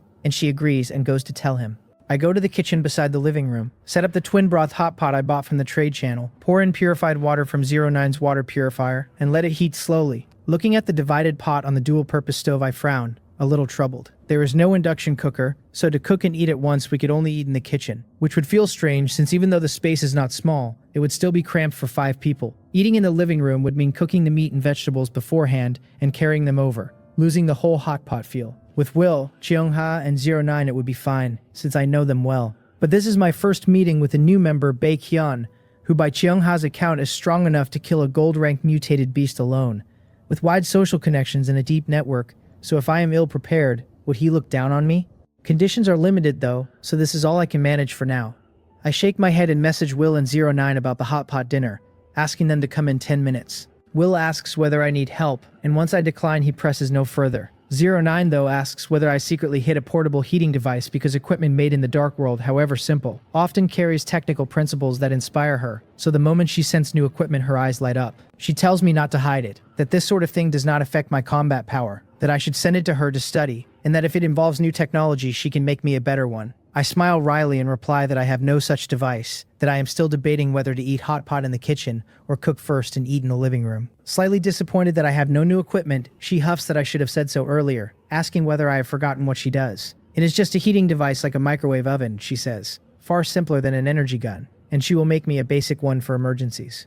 09 can even make a microwave oven, I marvel, half wondering if she is some kind of pocket dimension robot cat. This function, achievable by simply running current through a resistance wire, is something even a poor student like me understands, so for her it is child's play. Since she can build Beast Core water heaters and energy guns, a Beast Core furnace is just as easy, and from now on, whenever I need anything, I should ask 09 first. With the troublesome matter resolved, I breathe out and let the twin broth hot pot preheat on the dual-purpose stove. Then I go to the living room and arrange the vegetables and meats on wooden trays atop the wooden shelf I prepared, and I pour the various seasonings from their glass bottles into small bowls and set them on the shelf's top layer as a seasoning area. After 5 or 6 minutes I have just finished laying everything out when a message and a trade request arrive from 09. She tells me it is done, that time was tight so it is a bit crude, that I should make do, and that next time I need something I should not hold back and should tell her in advance. Done already? In a few minutes I would not even have peeled a potato. Slightly stunned, I accept the trade, and a square device about the size of an induction cooker appears on the table before me.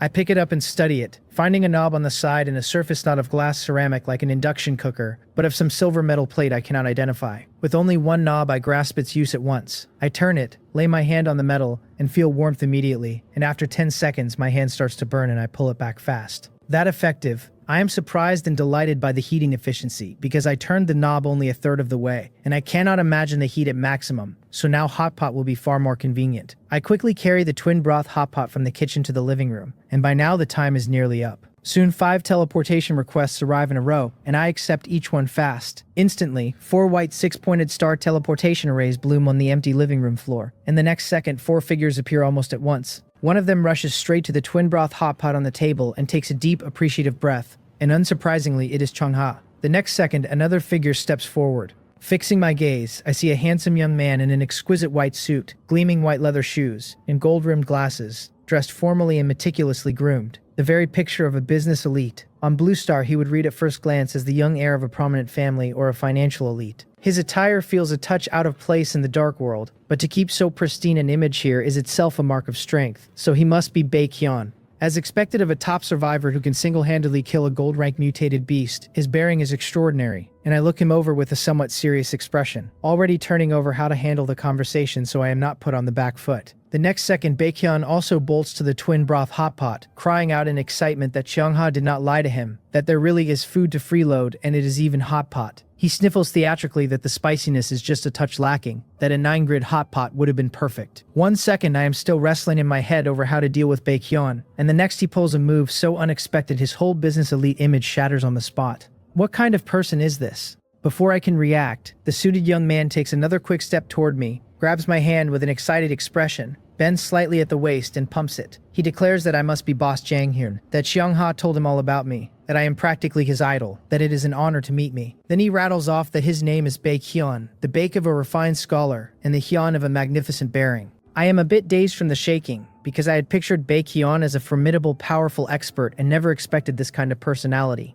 My mouth twitches and I reply stiffly that the honor is mine, that I apologize for the poor reception, and that he should take a seat first and we can chat while we eat. He laughs and says that in that case he will not stand on ceremony, and I tell him to just call me Jang-hyun, that I am not worthy of being called boss. He answers with no problem, Brother Hyun. Is this kid a bit too familiar? I feel a slight headache but cannot bring myself to correct him anymore, deciding Brother Hyun beats boss. After chatting with me, Baekhyun strides over to Will and 09 to keep exercising his social skills. He declares that if he is not mistaken, Will must be Boss Will, that he will not be formal, that just like Brother Hyun, he will call him Brother Will. He very familiarly squeezes Will's arm, flashes 8 neat white teeth and a thumbs up, and exclaims that Will's arm is thicker than his own thigh and super awesome. Will raises an eyebrow, takes a small step back and manages a stiff greeting. After getting acquainted with Will, Baekhyun turns to 09, his eyes lighting up. He asks whether she is Master 09, the mechanical genius girl, whether she is interested in collaborating with him on something big, and proposes they set a small goal first and earn 100 million. As he speaks, he rubs his hands eagerly and walks toward her, but his personality is the natural bane of the socially anxious 09, who does not want to say a single word to him. She flinches and darts behind Will, vanishing from his sight,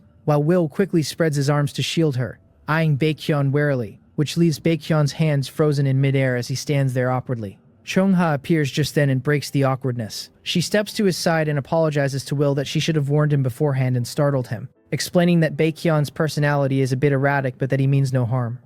Then she grabs Baekhyun's ear and hauls him toward the dining seats. As he yelps and begs her to give him some face on his first meeting, she demands to know whether he remembers it as his first meeting. She asks what she told him before he came and whether she did not tell him to rein it in, and he whines that he was just too excited. Will and I trade a glance and walk toward the table. After all the commotion, everyone finally settles in, with me at the head, 09 on my left, Cheongha on my right, and Will and Baekhyun beside 09 and Cheongha respectively. After Baekhyun's antics, the group has loosened up, the initial stiffness gone. I speak first with a smile, thanking everyone for coming. I tell them this is the first time our team has gathered all its members, that in the dark world the primary goal is survival and that living better and longer is the very purpose of forming this team. I will spare them any further pleasantries, I say, and only hope we can work together to live well in this messed up world. With that, I raise my wooden cup of red heart fruit juice and clink it with everyone. and the group clinks cups and drinks. I tell them to eat freely, that we are all on the same team and there is no need to be shy. And Xiongha says she has been waiting for me to say that hearing we were having hot pot tonight she has not eaten all day. Xiongha stands on no ceremony, mixing an oil dip, then taking a plate of beef and a plate of baby cabbage from the wooden rack and pouring them into the spicy red oil broth. I prepare a sesame paste dip and also fix an oil dip and a sesame paste dip each for Will and 09, who have never had hot pot before. I tell them to just eat as much as they like, that the meats and vegetables together weigh some 30 to 50 pounds and there is plenty to go around. Xiongha vows she will eat until she cannot stand and has to be carried back, while Baekhyun declares that he has been starving and will not be polite either. None of them have eaten, and faced with the fragrant hot pot they cannot resist, and dig in with their heads down, Will and 09, the two foreigners new to hot pot, going from initial confusion to shock and satisfaction, and eating without pause. Everyone eats heads down for 10 minutes before finally slowing. Baekhyun lifts his cup, takes a gulp of red heart fruit juice, and sighs in satisfaction. He tells me he is not exaggerating, that he has eaten all sorts of delicacies on Blue Star, but that this hot pot is the best meal he has ever had. And Xiongha seconds it through a mouthful of beef. The two are not exaggerating. Neither of them cooks well, and after arriving in the dark world a hot meal has been rare, so they have long craved one. The mutated wild boar and mutated yak meat alike are wildly delicious, surpassing the finest Blue Stars in taste and nutrition. Hot pot, beyond its seasonings, is all about the ingredients, which is why the two praise it so highly. I tell them that if it is delicious they should eat more, that dangerous as the dark world is, it is also full of infinite possibilities, and that as long as we live long enough we will surely taste even better ingredients in the future. There is no denying a dinner table brings people closer, and with Baekhyun's natural ease, it is not long before the group feels like old friends, the awkwardness wholly gone, even 09 relaxed. I cannot help quietly marveling that no wonder Baekhyun's network runs so wide, since his knack for forging deep connections is truly impressive. Seeing that everyone has eaten nearly their fill, Xiongha speaks up again. She says she will reintroduce everyone, that Baekhyun is her distant cousin, that they grew up playing together, and that she personally guarantees he is a very good person. And Baekhyun chimes in that Xiongha is his big sister, and that he follows her lead. So they are relatives, and looking at the comical Baekhyun, the group finally understands why he is so close to Xiongha, but something nags vaguely at me. If Baekhyun and Xiongha are this close, why did she not pull him into the team the moment it formed? Instead she waited until the very end, asking whether I had any suitable candidates, and only after I confirmed I did not, did she reluctantly bring him in. Was there some hidden reason behind it? I frown slightly, ponder a moment, and decide to be frank. Taking a deep breath, I look at Xiongha and tell her seriously that I have a question. Xiongha catches the seriousness in my face and asks, a little puzzled, what it is. I tell her I remember the very first time we met, that she gave me an item, an ant nest primordial nucleus, and that she told me she had exchanged it from Baekhyun. She confirms that she did. I take a breath and keep my voice level, telling her that since she and Baekhyun had been in contact so early on, I do not understand why she never invited him into the team when we first formed it. Her expression turns complicated, her chopsticks pausing over her food as she lowers her head a little.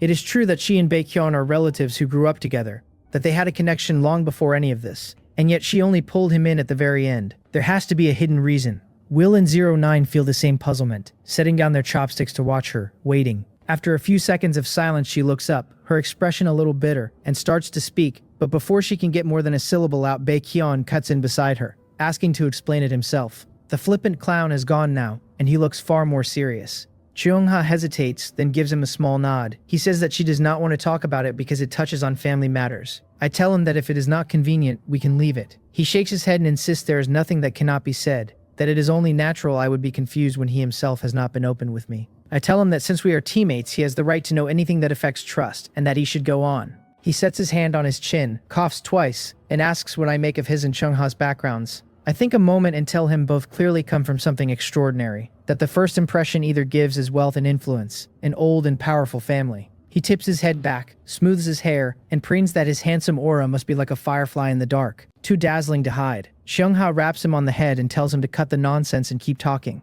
and he yelps, begs her not to hit him, and promises he will get on with it. The mood lightens after his antics. He says it is actually a very ordinary story, that he and Xiongha both come from great families, both high-ranking heirs of the next generation, except neither has any appetite for the head of family seat. She likes to tinker with flowers, plants, and good food, and he likes to do a little business and make friends. He spreads his hands a touch helpless, and admits that their other blood relatives refuse to believe them, that the family thinks they are hiding their real abilities and keeps targeting them, which drove both of them to distraction. He tells me that Xiongha is gentle on the outside and iron on the inside, that she would never swallow that kind of treatment, so she ran away from home.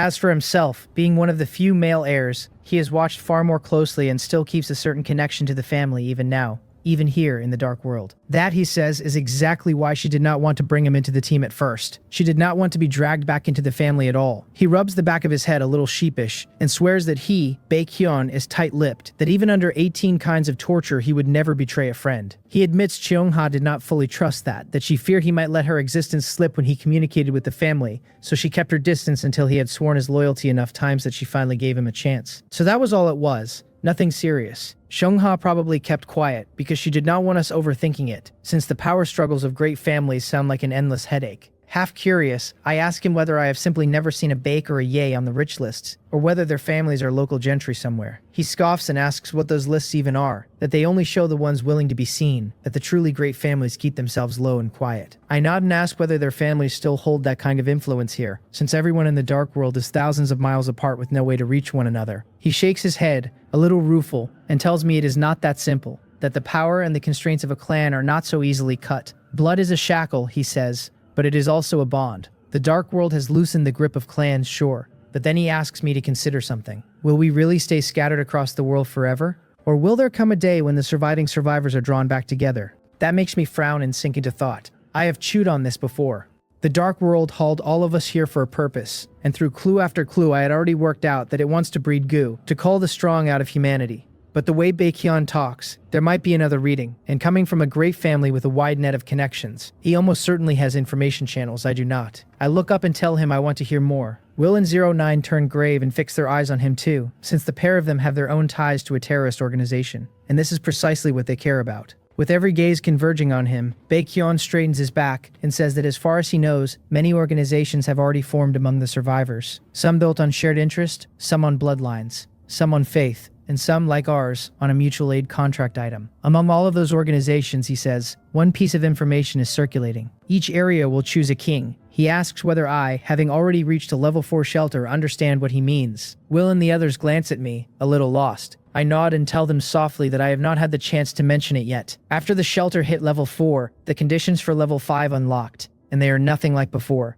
No resource requirement at all. There is only one condition, to seize control of the area core. Combined with the task the world announcement handed down earlier, the conclusion is plain enough. Only one person in each area can ever upgrade to a level 5 shelter. The others turn solemn at that. If upgrading a shelter is an exam, the first few levels were pass or fail, where anyone with enough resources clears the bar without touching anyone else. But level 5 is a selection exam, a 1 in 10,000 selection, with a single winner in the entire area. Baekhyun shakes his head and says that is only one piece of it, that there is something even more important than that. He does not explain it head on, only asking me whether I have ever played games or watched anime and movies. Everyone is thrown for a loop. We were talking so smoothly, so why the sudden swerve? I nod and answer that I have been in contact with some and ask what the connection is. Exactly, he says. On Blue Star, the only intelligent species was humanity, but in games and anime and movies there are all kinds. Elves, beast folk, demon folk.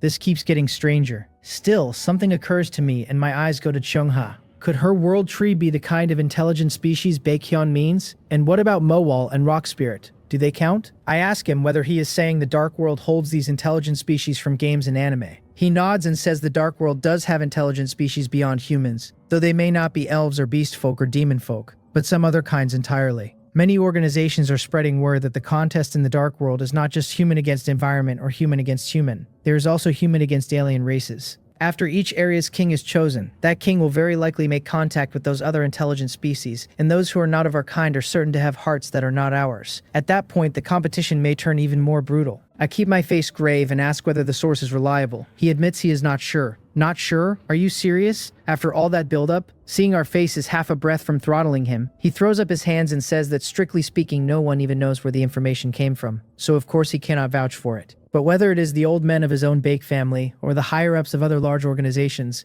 they are all planning ahead on the strength of this rumor, which lends it at least some weight. Planning ahead how, I ask. Preparing to acquire more area cores, he says, because they suspect the cores will matter enormously in the coming race wars. And how exactly? By funneling resources to a handful of seed players so those chosen few can seize control of the cores. He asked me to imagine it, an organization of hundreds or thousands, each at a post, all dispatched to one purpose, every resource pooled onto a few individuals. What kind of efficiency is that? That is genuinely terrifying, and a cold urgency settles into me. I had let myself think our group taking first place in our area made us a top-tier existence. Listening to him, it is only luck.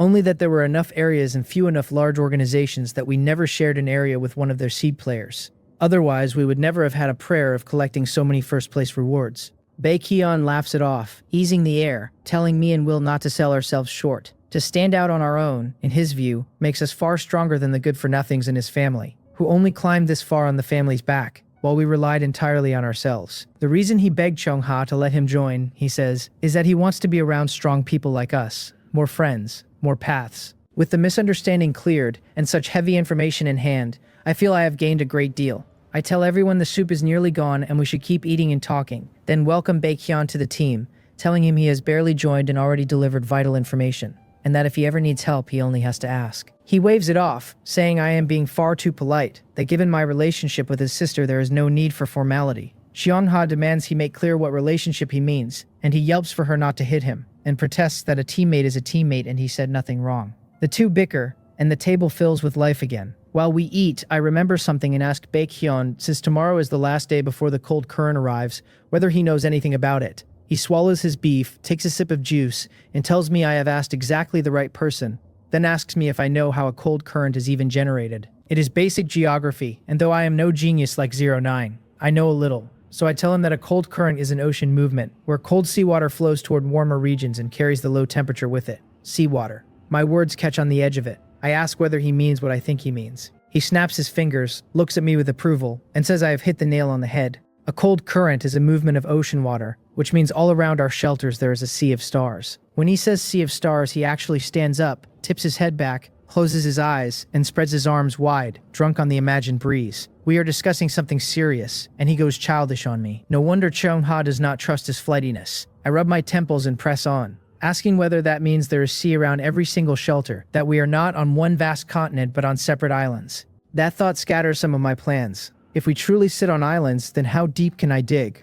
I have no wish to bore straight through the island and let the seawater flood the underground shelter I have been sweating over. He crows that I have earned a perfect score, that it should be one area to one island, which means what we are really competing for is the position of island master. As for how to reach the other islands once you hold one, that remains unknown. Maybe it takes ships, maybe flying machines, or maybe teleportation, the way we already do it. We all nod, our whole picture of the world shifting a little, like the ancient navigators who first learned Blue Star was round, finally grasping the rough shape of the dark world. Baekhyun is getting swept up now, and seeing us go quiet, he continues. Once the cold current arrives, daylight hours and temperature will both plunge, and it may even fall into perpetual night. Everything outside the shelter will be sealed under ice and snow, exploration made impossible.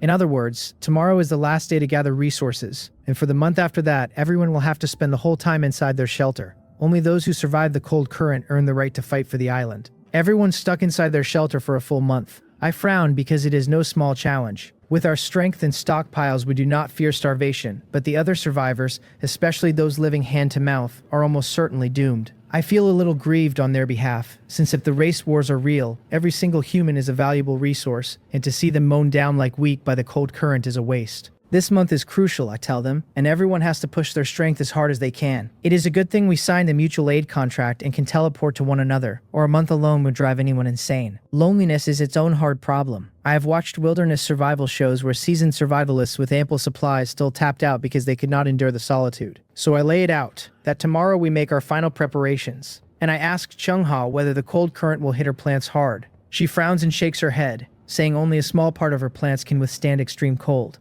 and that over the next month her yield is likely to fall sharply. Her plants are one of our key food sources, and a drop in output would drag down our whole pace of development. I stroke my chin and ask, quietly, whether she has any plants suited to dark environments, and whether if I dig her an underground farm she can guarantee the yield. An underground farm. Her pupils widen, then her eyes light up, and she says happily that plants from the dark world adapt beautifully to darkness, that many of the ones she has cultivated have already mutated towards shade-loving traits. With an underground farm, she says, the cold current would barely touch them. I smile and nod, then turn to Will and ask whether his farm will suffer too. He confirms it, that although the mutated beasts he raises include some cold-hardy ones like the yak, extreme cold still slows their growth and their breeding. I ask whether an underground breeding farm would improve things for him, and of course, he says, it would. Cheongha, a little puzzled, points out that underground you escape the ice and snow and the temperature will not crash so drastically, but water sources and air circulation are both real problems. And, she adds, whether it is an underground farm or an underground ranch, both need a great deal of space, so she asks whether my ants can really dig out an area that large in the single day we have left. Tomorrow. She has never seen my underground shelter, and the tunneling ants only just evolved to silver rank, so she has no measure of their efficiency yet. Her doubt is fair. I nod and smile and tell her that, since I have raised it, none of those problems exist, that we have just about finished eating, and that I happen to have finished building an underground shelter of my own, so we might as well go take a look. An underground shelter? In only 2 days, her eyes go wide, surprised I have built it already, and that fast. Baekhyun was already muddled when I mentioned digging farms and ranches for Cheongha and Will, and hearing that I have finished a whole underground shelter leaves him thoroughly bewildered. Everyone else is still grinding to upgrade their above-ground shelters. So how do I already have a sub-base? Only 09 took part in the build and knows about it, though even she is a little stunned, since she only delivered the last of the equipment when the day was almost over, and in an hour or two I had it all installed. I switch off the heating, stand, and walk toward a corner of the living room, and the others, mostly finished eating, rise and follow me with curious faces. I reach the cover plate in the corner, bend down and pull it open on a deep stairwell. I have set several of 09's little hanging lamps along the passage, and though the brightness is limited, it is at least no longer the pitch black it was at first. Baekhyun, at the back, stares down the passage with wide-eyed excitement, marveling that a secret passage was hidden right under his nose. He crows that a secret base is unbelievably cool, and begs me to build him one too, promising to pay handsomely. Of course I tell him, no problem, but my schedule is packed lately, so I will get to his once my current work is done. I am practically turning into an engineering firm, taking on contract jobs. I shake my head and lead the way down. With the hanging lamps, we do not have to worry about a misstep, so we move quickly. Soon we reach the first underground level, and Baekhyun exclaims again, floored by the sheer scale of the space in front of him. I press on without stopping, taking everyone down to the second underground level, and when they see its interior and its layout, laid out like a modern home, even Cheongha and Will cannot stay calm. For a moment they look dazed, as if they had been dropped back onto Blue Star. Her mouth falls slightly open, her eyes full of disbelief. She asks whether she has returned to Blue Star, and how I did this. She had known I was building an underground shelter, but in her mind it should have been much like the first underground level, the crude ant nest space, never imagining it would be this refined, several times finer than the level 4 shelter above ground. She says she does not feel the slightest stuffiness down here, and asks whether I got hold of some device to circulate the air. I smile, shake my head, and tell her this is all 09's work. I ask whether she remembers our first gathering at my shelter, when I gave 09 a small water purifier device I had picked up in the dark world. She nods gently, still remembering how 09 hugged that little purifier and refused to let go, like a child who had found a favorite toy. I explain that 09 studied the thing's purification principle, and drawing on technologies she already knew, remade it into a device that both purifies the air and drives circulation. 09 is actually that formidable. Cheongha is a bit shocked to hear it. She had long known 09's mechanical work was excellent, but never having seen it up close. Only now does she fully recognize her strength. I keep talking as I show them around. These water treatment systems, I explain, draw from an underground source the ants surveyed, and after 09's purifier treats it, the water reaches drinkable quality, while the water heater runs mainly on beast cores, so even on overcast days it delivers hot water on demand. Listening and looking at facilities both familiar and strange to their eyes, Baekhyun loses his composure completely. He calls himself a young master of a prominent family, yet here he is still living like a caveman, while I already reside in a modern mansion. He pounces on me, grabs my pant leg, and wails like a ghost that I absolutely have to save him and get him a set too. My leg is stuck, so I sigh and tell him to let go. Then I will build him one, but he has to wait in line. He begs me to at least get him a flush toilet first, swearing he never wants to relieve himself outside again, because it is far too cold. Cheongha spits and cracks him on the head, snapping that there is a young lady present, and asking whether he wants to die, and only then does he let go so I can pull free. I catch my breath and reassure him that the information he shared is extremely useful, a real contribution, and that a toilet takes no time, so I will just build his first. He gapes and asks whether it can really be done that soon, and I explain that since his toilet is not built outside the shelter, working on it at night is fine. When he starts to gush again, I tell him that if he wants my help, he needs to back off and stop getting so worked up, and he chirps that he will. After a fair bit of effort, I get him to stop lunging at me, then turn to the others and offer that if they supply the materials, I can build for them too. Cheongha says that would be wonderful, but that the underground farmland comes first, and that a little more waiting on housing will not hurt after so many days. Will agrees there is no rush, that we should pour our effort into the underground farm to lock down meat production, and 09 murmurs that an underground workshop is enough for her, nothing too big. They are all practical and understand the priorities, so I nod. Good, then it is settled, and we will not waste the night either. Tonight we set up the frameworks, and during the day they can move their mutated beasts and plants in from outside. Cheongha and Will trade a glance, their minds full of questions about what to do with all the excavated soil, but they know I do not make empty promises, so they hold their questions and simply nod. I add one more thing, that after upgrading to a level 4 shelter, 2 new facilities unlocked, and I send everyone the details on the gravity room and the simulation room. Baekhyun, being well informed, already knows, but Will and the others study the manual with curiosity, and once they see the details, shock crosses their faces. Will, with his deep combat background, immediately grasps the fighting applications and exclaims in admiration that these 2 facilities are worth no less than 2 gold-grade items, if not more. He declares that with these 2 facilities he is confident he can raise his combat power by 10% within a week. Unlike a combat novice like me with a vast runway of untapped growth, a 10% gain for Will is an enormous leap. 09's eyes light up as she stares at the facility details, clearly turning something over. Xiongha thinks of a use of her own, murmuring that the gravity room, with its different gravity conditions, should let plants mutate new traits. Baekhyun, already familiar with both facilities, does not bother with the manual and instead says, thoughtfully, that the top existences in some organizations have also reached level 4 and appear to be pooling resources onto a few people to push these facilities to higher levels. He warns that both facilities' effects climb dramatically with each level, and that while building them is easy enough, the resources to upgrade them are staggering, hard for one person to gather. Since a level 5 shelter needs no specific facility level, he says we might as well pool resources to build the 2 in my shelter first,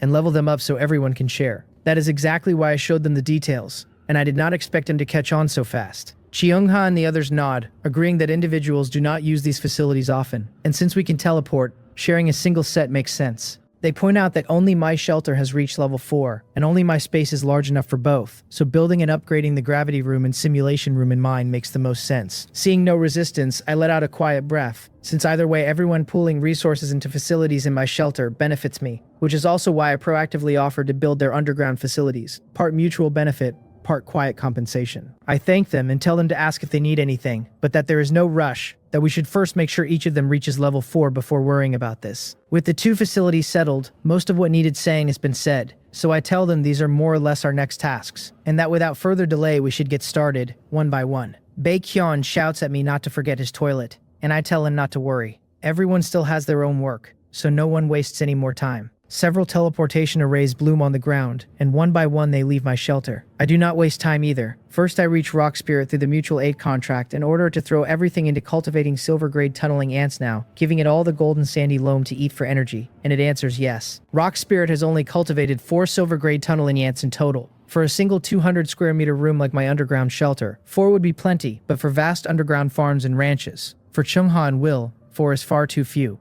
There are still 23 bronze-grade ones, and though they cannot shrink and since it is night, can only work inside the shelter for now. They can dig, at least until enough space is open to bring them outside. So I take the 4 silver-grade tunneling ants first to begin construction, thinking that once enough space is cleared we can run several lines at once. I open the manual, tap the friend channel, select Chungha's icon, and send a teleportation request. Her request clears in moments. With the 4 silver-grade tunneling ants shrunk down to 60 centimeters each, I arrive at her shelter, open my eyes and find myself facing a wall of living green. Her shelter still carries that natural aura, exactly what you would expect of one built upon the world tree. The world tree. Just as I am feeling the wonder of it, my pupils suddenly go tight as I realize the problem. Her shelter is built on the world tree, so how am I supposed to dig her an underground farm in this pitch-black night? I can hardly hollow out the world tree itself. She moves to welcome me, then catches my troubled face and asks what is wrong. I shake my head and voice my worry, but she only smiles faintly and asks whether I have forgotten that with Little Green's protection, she can move around a small area near the shelter at night. Reminded, I remember she does have that ability.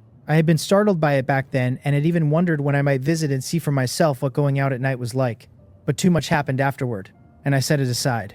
Now, here to build her farm, I can finally satisfy that curiosity. I remark that the world tree is truly amazing and ask whether she has ever explored the source of the danger in the night. She says that after Little Green recovered a little strength, it awakened some related knowledge, and she did hear it mention something. The dangers at night are still mutated beasts, she explains, not much different from the ones by day, and if the mutated beasts that show up in a territory are cleared during the day, the number at night falls accordingly. The real difference is a strange black mist at night. Mutated beasts that breathe it grow steadily more violent and bloodthirsty, and for humans, summoned creatures, or pet beasts, breathing it makes us lose our minds, too much of it even making our bodies burst. So the true danger of the night is not the beasts, but the mist. The reason Little Green lets her go out, she says, is precisely that it can dispel the black mist around it. a passive ability with a range tied to its level. At present, it can only just clear a radius of 200 meters, which happens to cover her farm. That clears up a great deal, and it lines up exactly with what I found when I sent sentry ants out to scout, though her explanation is far more thorough.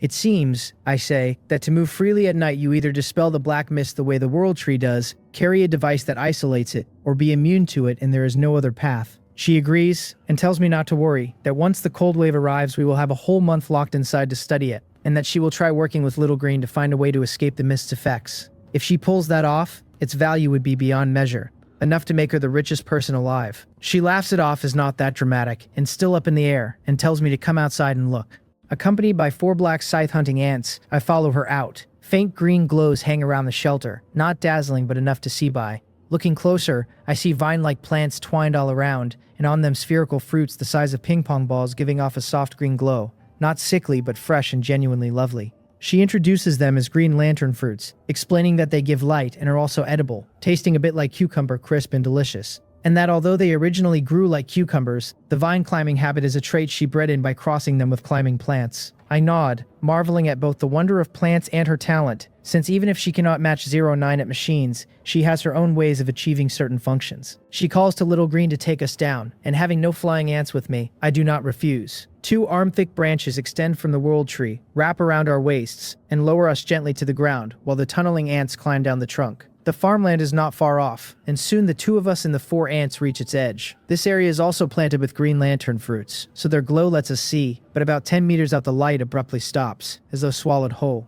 She explains that Little Green has not dispelled the black mist there, so the light cannot penetrate, and that to see anything inside it you would need targeted lighting equipment. I nod and survey the ground. She has expanded the farmland again, nearly doubling it since my first visit. Now a full 2,000 square meters, still planted with multi-year winter wheat and other strange plants. Where should we start, I ask. Right here, she says, walking to the edge nearest the shelter and pointing at the ground beneath her feet, though doubt crosses her face as she asks whether 4 ants can really finish digging by tomorrow night. Her doubt is fair. The 4 silver-grade tunneling ants have shrunk tenfold to only 60 centimeters, so by appearance alone they hardly look capable of carving out an underground farm in a short time. I smile and shake my head, telling her not to worry, that I forgot she could move at night, and so brought fewer ants, but that she should not underestimate these few either. I look at the 4 silver-grade tunneling ants and give the order to cancel their shrinking and take their largest forms, then slowly pull her back a step. Before she can voice her confusion, the 4 small tunneling ants begin to swell fast. 1 meter, 2, 3, 4, expanding on and on until they become colossal creatures a full 6 meters long before they finally stop. Her pupils widen slowly, her mouth open as she stares in disbelief,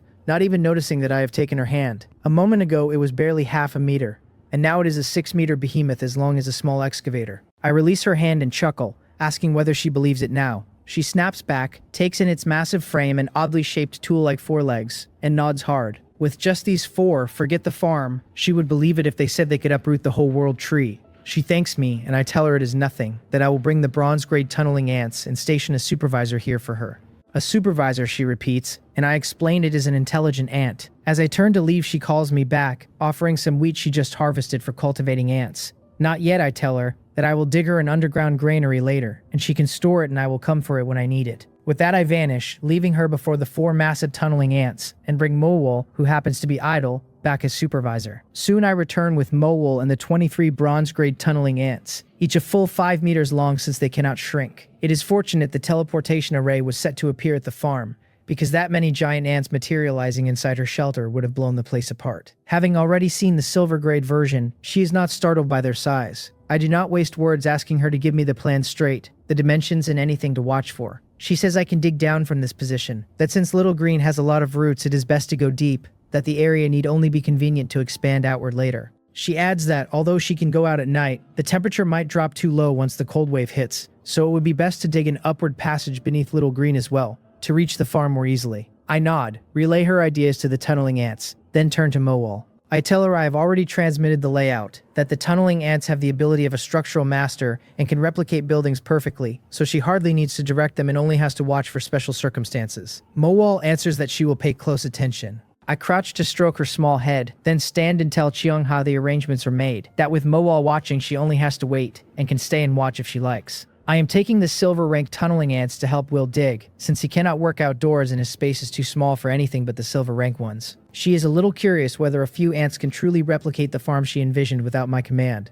but trusts me enough not to press, nodding with a smile that she will watch here a while. I return to my own shelter with the 4 shrunken tunneling ants, then send Will a teleportation request. Will accepts almost instantly, and in a flash of white light, I appear inside his shelter with the 4 silver-ranked tunneling ants. His shelter is almost unchanged from my last visit, still a level 3 shelter. The walls still covered in animal hides, though the hides are far better quality now. All silver rank. They also give off a very strange, unpleasant smell that makes me wrinkle my nose. Foul as they are, hides of that quality are valuable, and I cannot figure out why he hangs them on the wall instead of selling them to upgrade his shelter. Noticing my look, he rubs the back of his head and asks whether I am puzzled why he hangs so many untreated, smelly hides on the wall. I nod, and he tells me he has a skill that slowly enhances his combat power by absorbing the death aura from mutated beasts, and that these hides have been specially treated to preserve that aura to the maximum. The smell is unpleasant, he admits, but growing stronger matters more, and he has gotten used to it. So that is it. I had half thought Will had some strange fetish, but he is perfectly normal, only a ruthless man who cares more for strength than comfort. I feel a flicker of admiration and ask why he did not say so sooner. We hunted quite a few gold-rank mutated beasts, I remind him, and their corpses are still in my cellar, so I will send them over for the wall too. He protests that I was practically the one who killed them all alone. I tell him not to stand on ceremony, that they are useless to me, and that if he grows stronger, so do I. He thanks me deeply, and I look around for a good place to start when a movement stirs in the corner, a whimpering whining sound. I did not expect other living things in his room this late and give a small start, looking sharply toward the noise. In a corner crowded with gear, I see an iron cage, and inside it 3 furry white balls of flesh huddled together, gripping the bars and whimpering at me. Are these not the mutated raging thunder bear cubs? Why has Will put them in his room? He shouts for silence and the 3 cubs obediently quiet down. He explains, a little helpless, that he tried raising them in the pen with the other mutated beasts, but the others, especially the black iron rank and bronze grade ones, were too frightened to eat, so he had no choice but to keep them indoors. Mutated beasts are far more sensitive to scent than humans, and with the Raging Thunderbear's gold-ranked bloodline carrying such an aura, that reaction makes sense. I quietly praise the thought and tell him that when I dig his breeding farm, I will make a separate room for the 3 little ones. Tell me your ideas, and we will start right away, I say, and once you are mostly set up, I will head to Baekhyun's place. After hearing his needs, I send the design plan to the tunneling ants, and they begin excavating in the southeast corner of his room. 4 tunneling ants, each only 60 centimeters long, ring the pit and dig at a ferocious speed, and in just a few minutes they open a pit about 1 meter across and 2 meters deep. Will keeps glancing over, marveling, because as a seasoned hunter he has dug pit traps himself, and knows that for a grown man, even with the right tools, such a pit would take at least 2 hours. The tunneling ants' pace is genuinely absurd. What surprises him even more is that the tunneling ants eat the excavated soil as they dig, leaving only a little scattered dirt at the edge, with no pile building up. Seeing his eyes fixed on the pit, I explain that tunneling ants feed on soil, that all that intense digging burns a lot of energy, and the excavated soil precisely refills the deficit. They also account for structural stability as they dig, I add, so he need not worry about them collapsing his shelter, and while they work he can relax and do other things. He nods, his doubts answered and visibly at ease, and then, since we have some free time, offers to teach me a few more archery stances. Good, I say, but the space here is small, so we should go to my shelter, where the second floor is spacious and perfect for training, and where he can process the gold-ranked beast hide and take it with him. A white light flashes, our figures vanish, and we are on the second floor of mine. Will lifts a long sinew bow wrapped in beast hide, levels it, draws, and demonstrates a shooting stance. The stances he has mastered, he says, are all for convenient hunting, so they may not be as standard as ordinary forms, and some trade accuracy for speed, since there is no fixed form in combat and it is best to use them flexibly in real fights. I listen carefully, nod, and imitate his movements in earnest. Indoors his bow is harmless without arrows, but my dragon bone bow is another matter, because even dry firing it produces a dragon chi arrow that, once loosed, would blow a large hole through the shelter. So all I can do is draw the string and slowly release it, which rapidly drains me, and soon my arms ache and I have nothing left. Seeing my hands trembling, Will calls a halt. He tells me my learning speed is much faster than his was, that I have mastered so many stances in half an hour, and that he has nothing more to teach me, so from here I only need to train on my own. I let out a breath and carefully set the dragon bone bow on a nearby stand. I have a vague guess. Will is blunt and never flatters, so if he says my learning outpaces his, it is either genuine archery talent or my spiritual power far exceeding an ordinary person's. I look up with a smile thanking him and promising to train hard, saying I cannot let him be the only one fighting on the front lines. A faint smile crosses his rugged face as he tells me that with ants this powerful, if I master archery too, then whoever ends up my opponent is out of luck. I laugh and ask how a man with such thick brows and honest eyes got so good with words, and he says flatly that he is only telling the truth, then tells me to come down to the cellar. We descend to underground level 1 and reach the cellar, split in two, one side holding plant crops and the other the flesh and blood of mutated beasts. Under Mowal's command, it is all sorted and stacked neatly. Will bypasses the black iron rank and bronze grade materials, and goes straight to the silver rank and gold rank stock in the innermost section. More than a dozen sets of silver grade materials, and exactly 4 sets of gold rank mutated beast materials. They are the mutated lion from my territory, the mutated sika deer from Chongha's, and the 2 mutated raging thunder bears from 09's. Everything except the gold rank mutated wild boar from Will's own territory that I never took. Will stares hard at the 4 sets, his eyes burning with want. I smile and, holding nothing back, tell him to look them over and take whatever he needs. He does not stand on ceremony, squats, pulls a small knife from the pouch at his waist, and starts processing on the spot, his movements fluid, carving the hide like a master butcher dressing an ox. I think about lending a hand, but seeing how skilled he is, I wait to the side, turning over the planning for my own underground shelter. Underground level 1 will be the ant nest and warehouse, convenient for the ants to leave, go into battle, and reach food. Underground level 2 will be the living area, only one 200 square meter residence for now, expandable later. Underground level 3, part of it already dug, but I have not decided its use yet. Ant nest, warehouse residence, all covered, so what is missing? Then I catch sight of Will at work and inspiration hits. Right, how could I forget? I built an underground farm and ranch for Cheongha and Will, so I can build one on underground level 3 too, growing crops and raising livestock. The thought gets me a little excited. All this time I have leaned too heavily on my teammates' resources. Ever since Chongha began supplying me with food, I have neglected the 3-story nursery. Because next to what she gives me, the food I grow myself is negligible. Are your teammates good people, Jung-hyun? I ask myself. Very good. Are they trustworthy? Extremely, but I cannot honestly guarantee that trust will hold forever, since under the life and death pressure of the dark world, anything is possible. I smile bitterly and shake my head, thinking I have been too careless. Without Will, without Cheongha, then with the ants I keep and the resources they burn daily, forget expansion, even bare maintenance would become a problem, and the sturdy castle would be breached from within. I do not think things will necessarily turn bad, but on life and death matters there is no room for luck. Consider it insurance, I tell myself, and it is not good to always trouble others. A person needs the ability to stand on his own. Just as I make up my mind, Will finishes, claps his hands and stands, telling me he is done. His voice startles me. I look over and see 4 animal hides on the ground, the hides of the 4 gold rank mutated beasts, plus a few small packets of beast meat and blood, only a tiny portion against those enormous bodies. Is that all? I ask, telling him he put in so much effort killing them and should take more. He shakes his head, tucks the materials into his pouch, and says this is enough, that my ants burn a lot of energy every day, and I should keep the rest for emergencies. I nod, hesitate, then ask whether he happens to have any mutated beasts convenient for breeding. Raising mutated beasts is not a matter of fencing off land and tossing them in. Even the rankless ones are savagely bloodthirsty, and without special skills and methods, even with a farm built, they would not eat, drink, or breed normally. A little confused, Will asks what I mean. I explain that I have already dug a lot of space on underground level 3 without deciding its use. Since I am digging planting and husbandry space for him and Chongha, I thought I might raise some mutated beasts and grow some crops there too, to ease the pressure on the 2 of them. He gets it, calls it a good thing, and strokes his chin to think. He tells me the mutated beasts he has tamed range from rankless up to gold rank, though at gold rank there are only the 3 mutated raging thunderbear cubs. Because mutated beasts above bronze grade produce beast cores when killed, their fresh meat yield drops sharply, so he has split the ones he raises into 2 groups. One group is below bronze grade, chosen for large bodies, fast growth, and tender meat, primarily for meat. The other is above bronze grade, chosen for small bodies and fast reproduction, aimed at harvesting beast cores along with hides, since cores serve every kind of use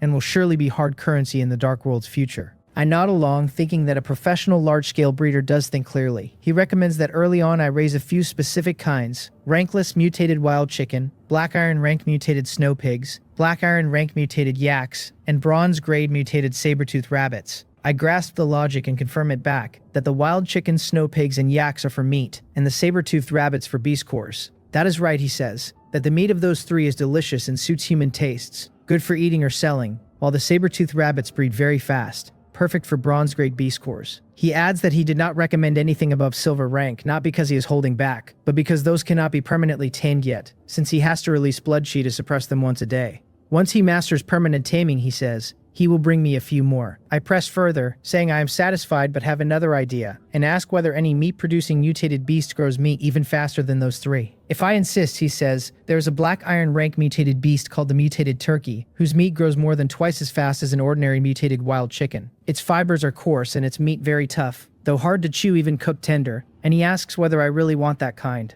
I smile and nod with certainty. One of my main goals is to feed carnivorous ants, and for them, as long as there is enough meat, what does a little toughness matter? They will only find it chewier. Just those 4, I tell him, plus the mutated turkey. He agrees, saying that by tomorrow morning the underground farm should be mostly dug out, that he will transfer the beasts from the pens first, then breed some cubs and send them tomorrow night. I thank him and tell him there is no rush since I still need to modify underground level 3.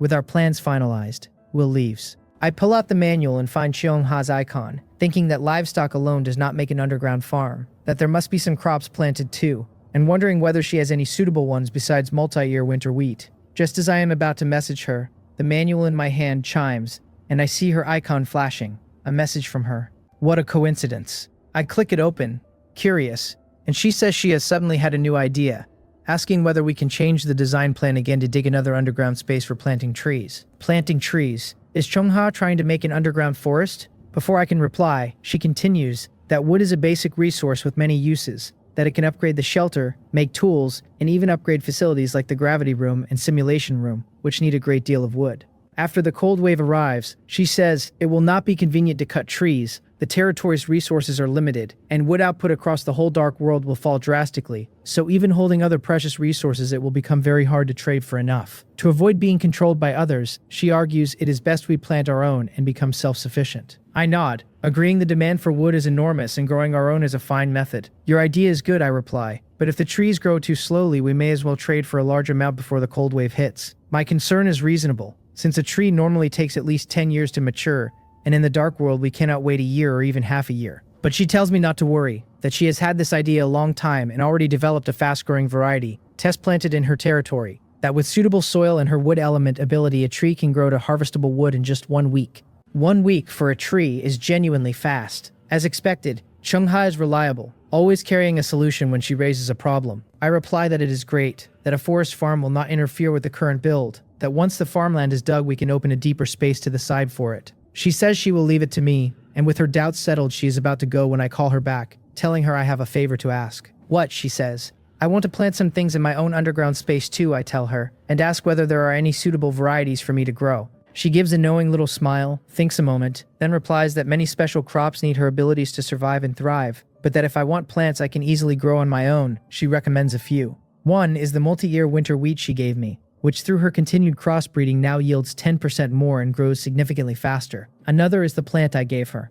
the red heart fruit, which through her cultivation is no longer tree-borne, but an herbaceous crop like a tomato, with far greater yield and speed and no great difficulty to grow, needing only enough nutrition and water. The last is an herbaceous plant called rejuvenation grass. Rejuvenation grass. I am a little lost, hearing of it for the first time. She explains that it is not for people but for mutated beasts and summoned creatures, that it can quickly heal their injuries, and that since my main combat power is ants, the very simple rejuvenation grass is perfect for me. So that is it, and feeding it to ants to heal them fast suits me well. Her 3 recommendations cover food, stamina recovery, and pet recovery, already very complete. Overjoyed, I thank her, and she waves it off, saying I have helped her a great deal too, that these 3 are only initial crops, and once I expand enough area she will see what else suits me. We are teammates, she adds, that she will always stand at my side, and won't I do the same? Teammates, standing at her side. Is Cheongha thinking of something? My smile fades, then eases again, and I reply that of course I will, that we are trustworthy teammates. I put the manual away, and reach Rock Spirit through the mutual aid contract,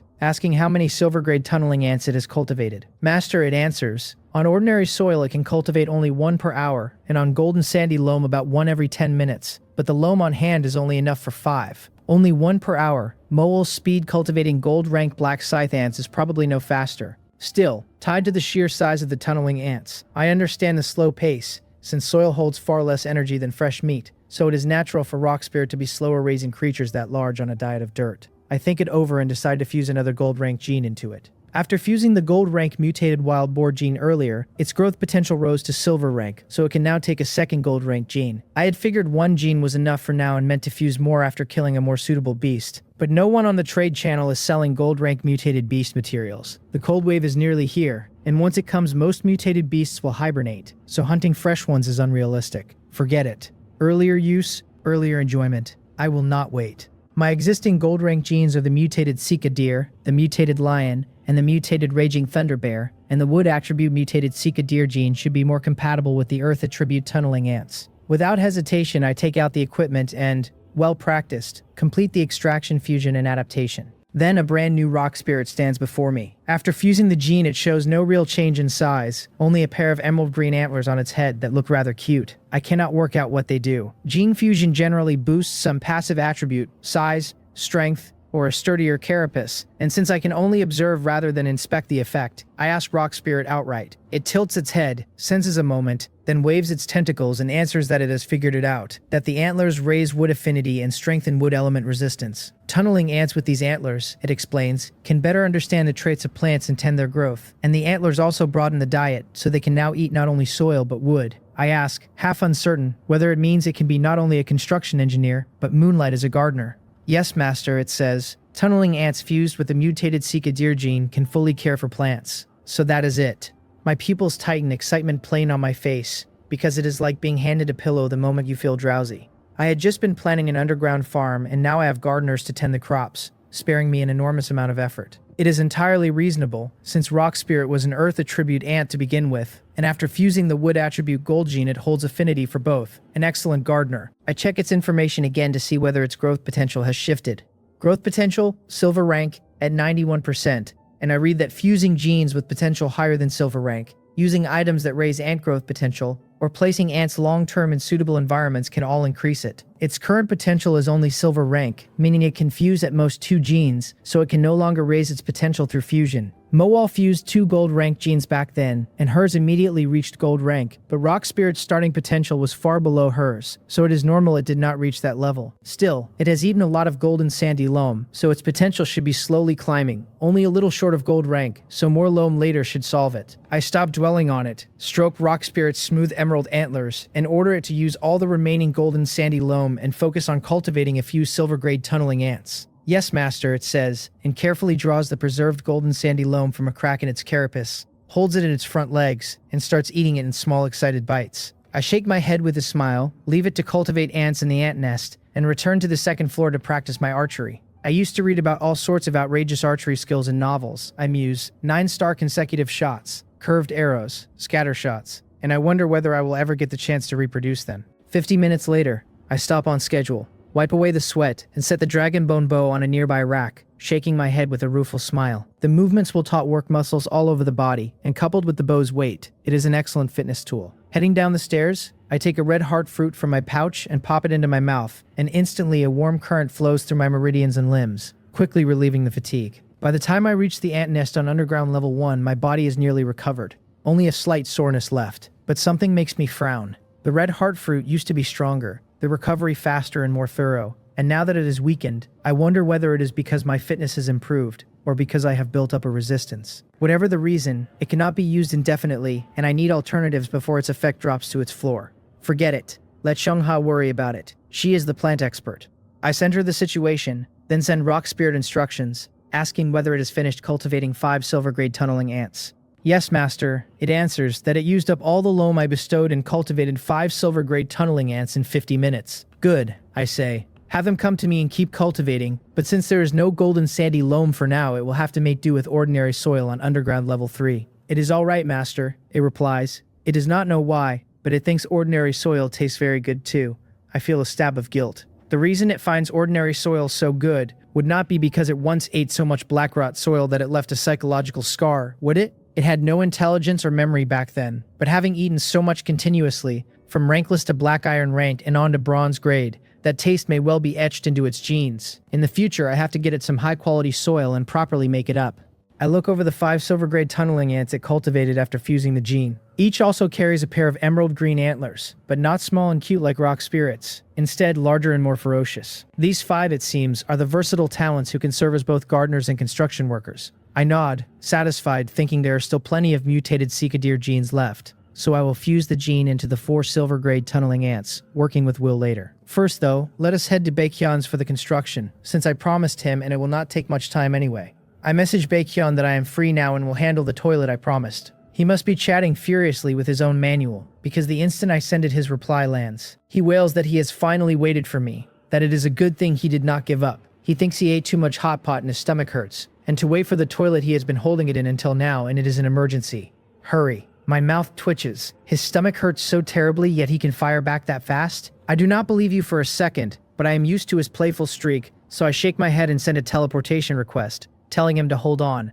that I will get it done quickly. A white light flashes inside my shelter, and immediately after, I and the 5 silver-gray tunneling ants vanish from the spot. The next second, a moment of disorientation, and I open my eyes to find that I have already arrived in a completely new place. I look around Baekhyun's shelter and take stock of it. A level 3 shelter, a small wooden house of about 80 square meters, 1 room, with the workbench, the dual-purpose stove, the storage cabinet, everything a level 3 shelter is supposed to have. Then I really see the layout, and my pupils tighten in disbelief. The floor, the walls, the tables, even the bed are crammed with items, several hundred pieces at a conservative count. An absurd number. Black iron rank and bronze grade items are beyond counting, and there are quite a few silver rank ones mixed in. I do not spot any gold rank pieces, but with a hoard this monstrous, I do not believe for a second that he has none. Only that gold rank items are too precious to leave lying out in the open. Who would have guessed this carefree clown is such a little treasure boy? Catching my surprise, he wears a smug grin and preens that he is doing pretty well, is he not? I recover and nod, telling him he is doing well indeed, that our whole team's net worth combined probably cannot match his. Then I admit I am a little confused, since he has already killed a gold rank mutated beast and should hold a gold rank beast core. The resources to upgrade to a level 4 shelter would be negligible for a man of his wealth, so why is he still sitting in a level 3 shelter? He tells me he already knew all about the level 4 upgrade, that for him the jump to level 4 offers almost no improvement, and that with no world announcement handing out shelter upgrade quests, he would rather pour those resources into reselling items, and earn far more.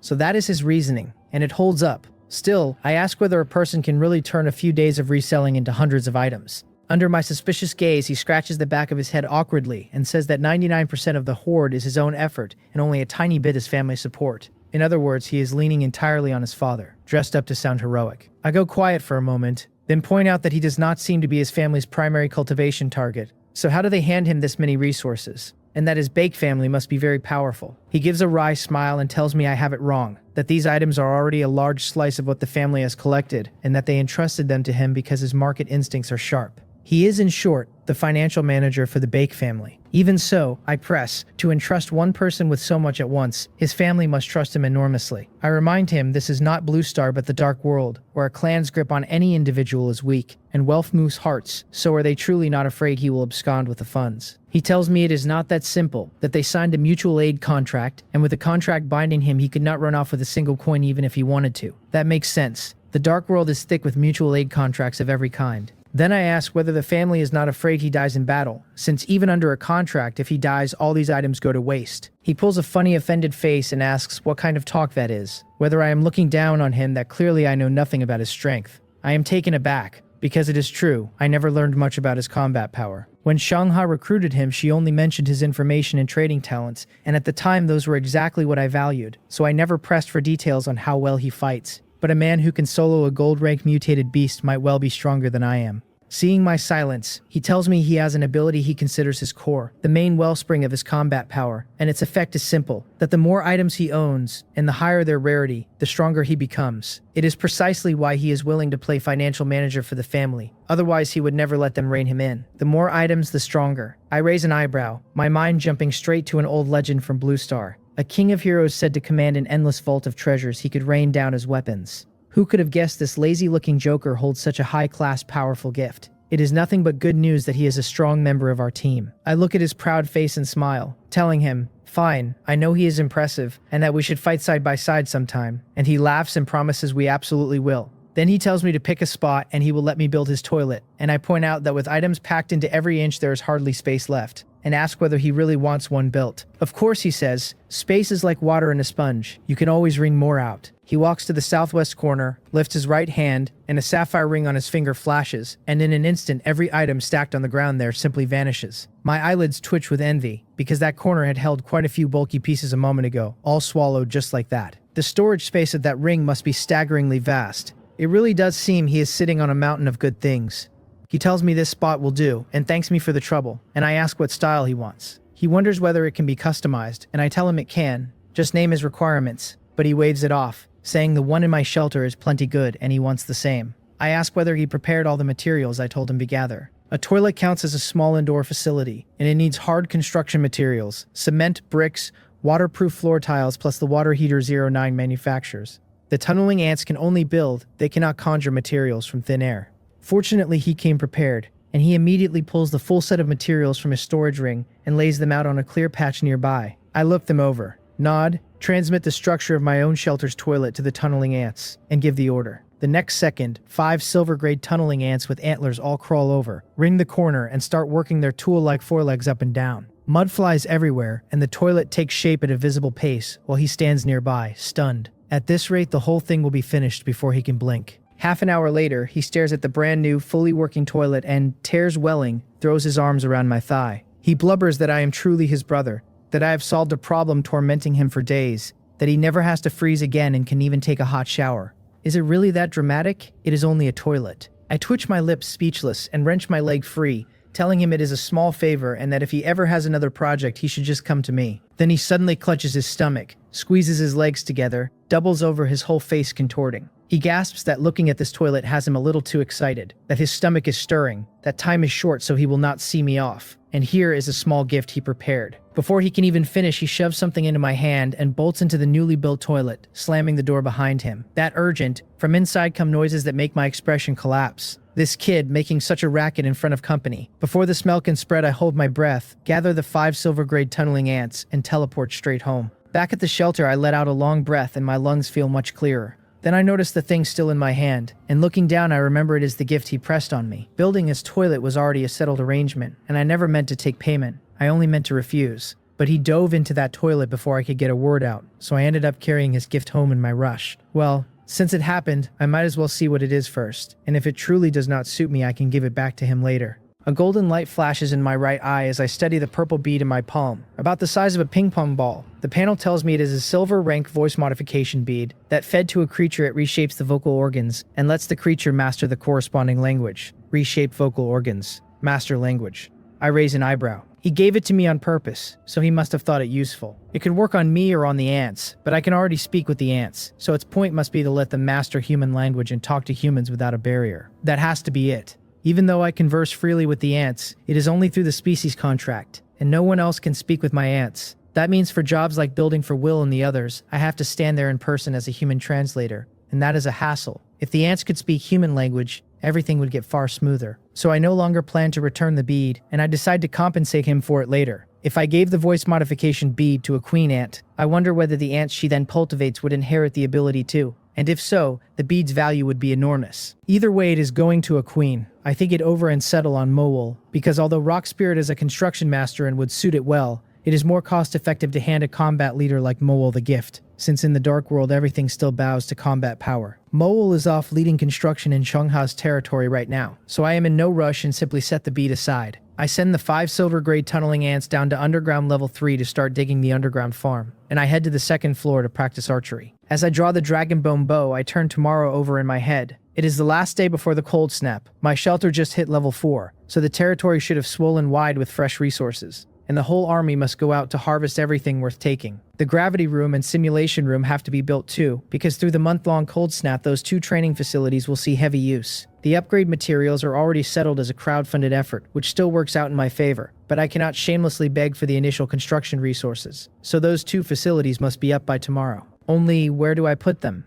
That gives me pause, my brow furrowing. 2 choices, above ground or below. The above ground shelter is less safe than underground, so underground it is. And I decide on underground level 2, the residential area where having the training facilities close by is convenient. The 2 together demand 4,000 units of wood and 4,000 units of stone, no small figure, and I do not hold anywhere near that right now. But resources do not worry me. Each shelter upgrade doubles the territory's expansion, and the higher the level, the larger that expansion grows, and an area that vast will hold plenty of trees and stone mines. Once I send out the black scythe hunting ant logging crew and the tunneling ant mining crew tomorrow, 8,000 units of resources will come easily. They are non-renewable, a one-time haul, but a big sweep before the cold snap to cover urgent needs is no problem. With the resource pressure gone, I relax considerably. Tonight, Xiongha's underground farmland, her underground forest farm, Will's underground breeding farm, and my own underground farm should all finish, and if I can manage it, I will also settle the plants and animals into place during the day, which would leave the preparations nearly complete.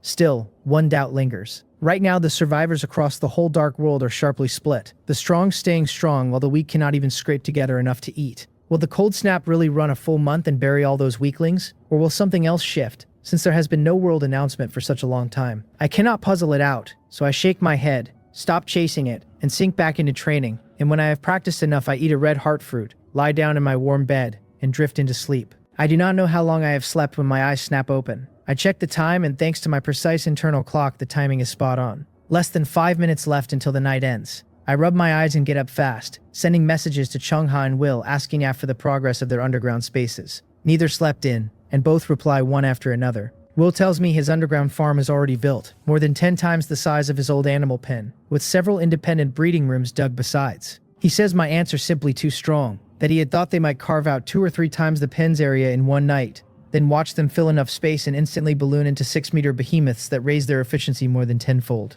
I can feel his excitement even through the manual, which is fair. The underground farm matters enormously to him, and it overshot his expectations several times over. I tell him the current area should hold him for a while, and to find me again when he needs to expand, and he thanks me warmly. After that, I recall the 4 silver-grade tunneling ants from Will's side and turn to Chung-ha's message. She reports that her underground farmland is 5 times the size of her surface farmland, far past her expectations, and that the underground forest farm is also up and can plant at least 3,000 trees. Plenty for now, since any more and she could not tend them. She had a full 23 bronze-grade tunneling ants working outdoors, at least twice the efficiency of the 4 silver-grade ones on Will's side. The only reason her cultivated area came out smaller than his is that a pen only needs to be hollowed out to size, while farmland and forest require tilling the soil to make planting possible, which slows the work considerably. Even so, she is thoroughly satisfied. I greet her, then recall every ant I dispatched and send all the tunneling ants down to underground level 3 to dig my own underground farm, keeping only Mowal at my side. I take out the purple bead and hand it to Mowal, telling her to eat it. She does not hesitate at all,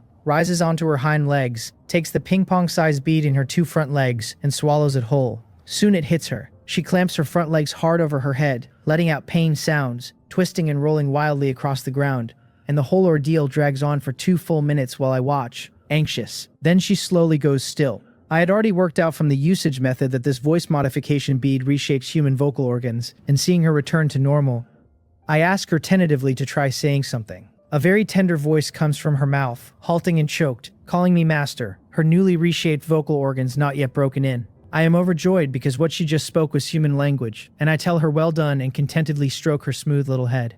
Just then a voice I have not heard in ages rings out. The world announcement declares that a cold wave is approaching, that temperatures will plunge, that daylight hours will shrink rapidly, and that in 7 days the eternal night will begin. It adds a friendly reminder, urging everyone to strive to survive until 7 days from now, when there will be a glimmer of hope. The voice comes and goes fast. My brows knit and I check the manual's clock, which shows only 4 hours and 58 minutes of daylight remaining. Barely 5 hours of daylight left. The announcement carried a lot of freight. The eternal night Baekhyun mentioned does exist and now has a firm date, 7 days out. Only the friendly reminder puzzles me, because a message like that should be aimed at the weak survivors on death's edge. And yet, without daylight, would they not die faster? So why speak of hope arriving once the eternal night begins? My manual keeps chiming, and I see the world channel has already dissolved into chaos. A churn of complaint that the announcement issued no tasks and pleas from people begging to band together for warmth or to join an organization, and I do not linger on it.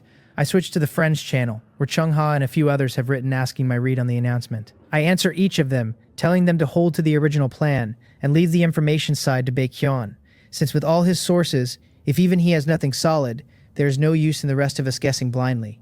I have to hurry. I take a deep breath and look at Mowal beside me, ordering her to call out all the sentry ants and black scythe hunting ants. The sentry ants are to survey the territory's changes and check for mutated beasts. The black scythe hunting ants to fell trees and gather wood. Her speech is steadying by the sentence, and she assents and marshals the ants out in a wave. I do not idle either. I walk toward underground level 3 to check the underground farm, since the 5 silver-grade tunneling ants have been digging all night, and it should be nearly done. As I go down the steps, I pick up my manual and message 09, asking how the elevator she mentioned is coming. She does not answer at once, probably busy. I only get her reply as I near the bottom, where she tells me she has finished every mechanical part of the elevator, and only the car itself remains, and that she will message me the moment it is done. That fast, I am delighted, because with an elevator I no longer have to climb up and down, and travel becomes far easier. She adds that she used a segmented structure, that the traction chains between each floor stay separate to allow future additions. When I ask what separate means, she explains that if I install a 3-story elevator now and later dig another floor or several,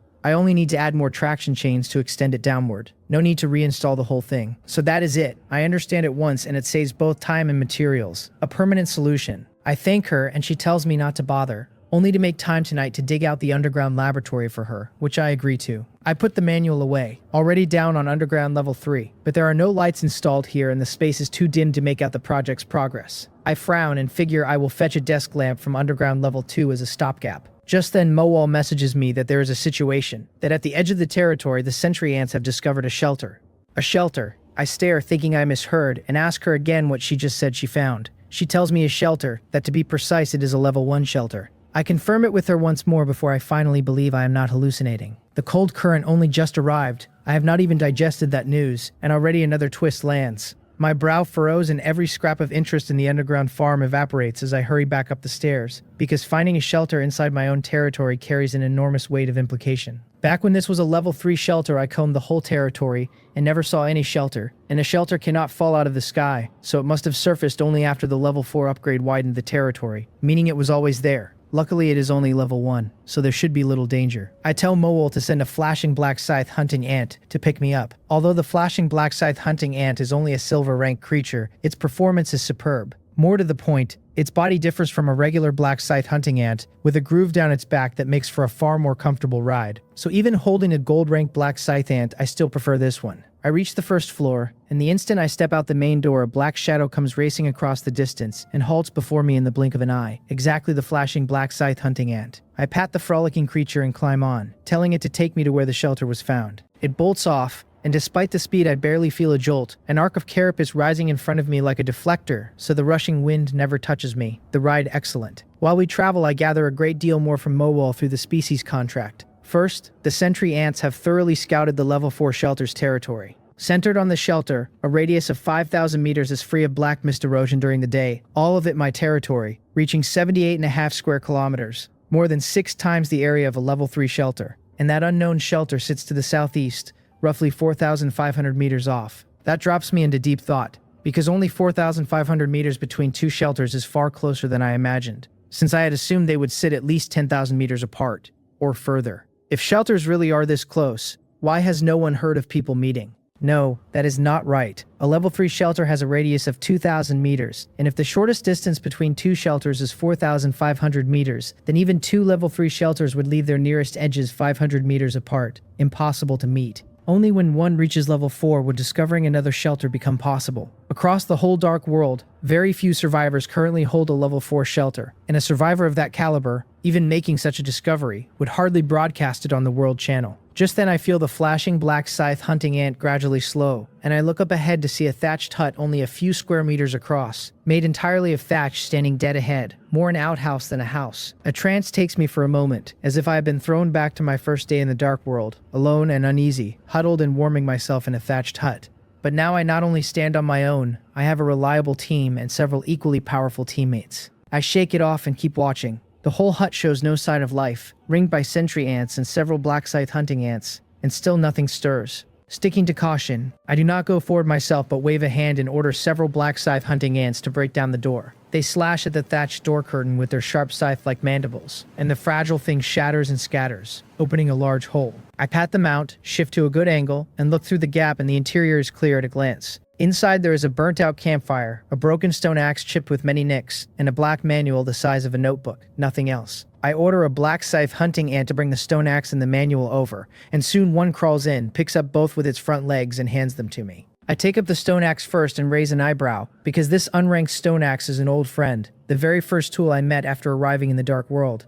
I had barely felled a few trees with mine before I opened a bronze-grade stone axe from a chest, and even so my original axe was less damaged than this one in my hand. That means the owner of this axe died in his shelter without cutting a single tree. I sigh softly, my expression complicated, and murmur that it seems he lost to his own fear. Next, I pick up the black manual, exactly the same as mine, the survival manual every survivor in the dark world carries, and I look it over curiously, wondering whether an ownerless manual still keeps its functions. The panel tells me it is the survival manual with a deceased host, that it combines the dark world's various functions, and that if the manual is damaged, the shelter suffers corresponding damage. A message about the host being deceased. I flip through it and find that the pages that once held time, weather, and chat channels have all gone blank. An ordinary notebook by sight and by touch. Not a trace of the black technology left. The black technology vanishing with the host's death is itself a kind of black technology. Looking at the blank thing, I feel a flicker of panic and quickly pull out my own survival manual, flip through it a few times, and confirm every function still works, which lets me breathe out.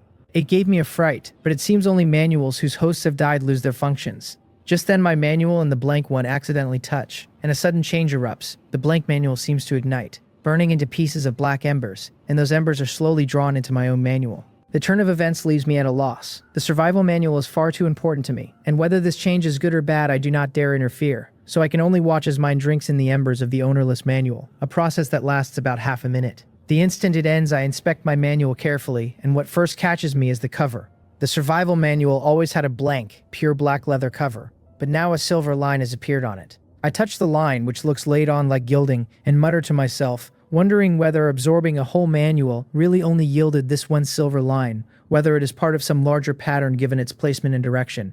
Then a thought strikes me, and I wonder whether it could be that. As far back as my first day, my first time opening the manual, one question nagged at me that the manual held only a few fixed functions yet kept many blank pages at the back. I had figured upgrading the shelter would unlock new functions, but even at level 4 nothing changed. Now I wonder whether the absorbed manual is tied to a new function. I flip quickly past the familiar function pages, straight to the last one, the upgrade page, where I would normally stop because I know the rest are blank. This time I do not stop. I take a breath and turn to the next page, and my gaze sharpens, because the previously blank page now carries a line of text telling me a function called Glory awaits unlocking, with progress at 1 out of 100. There it is. The change truly was tied to a new function, though this Glory leaves me confused again. I wonder what kind of function it is. And note that the unlock progress reads only 1%, so it seems I need to absorb a full 100 ownerless manuals to unlock it. I raise an eyebrow, feeling grave, because 100 manuals mean 100 survivors. And to unlock Glory I either have to find 100 ownerless manuals or create 100 of them. There are 10,000 survivors to an area and now less than half in each are still alive, so finding 100 ownerless manuals should be relatively easy, but it looks as though later functions also require ownerless manuals to unlock. Is the Dark World pushing us to kill one another, or to strip manuals from the other races Baekhyun spoke of? I shake my head, helpless, and put the manual away. Since the later functions are this hard to reach, they must be important, and giving up is not an option. Within my level 4 territory, I have found only one shelter, so scavenging will not be easy either. I should ask Baekhyun, that well-informed kid may know something. I ride on, take out the manual, and message him to ask how much he knows about the new Glory function, and when he does not answer at once I do not dwell on it and tuck the manual back into my fanny pack. The discovery has planted a sudden urgency in me, so I lean forward and cling tight to the mount's back and tell it to go faster, and it instantly surges ahead, darting through the bushes like a swift shadow. A few minutes later I am back at the shelter and I pat the flashing black scythe hunting ant and send it to rejoin the logging team. I go down the stairs, step by step, grab a table lamp from underground level 2, and carry it down to underground level 3, my planned farm area. Right now, the tunneling ant queen is leading 10 silver-grade tunneling ants and 23 bronze-grade tunneling ants at hard labor, the whole space thick with dust, their massive bodies hidden inside it wherever they dig.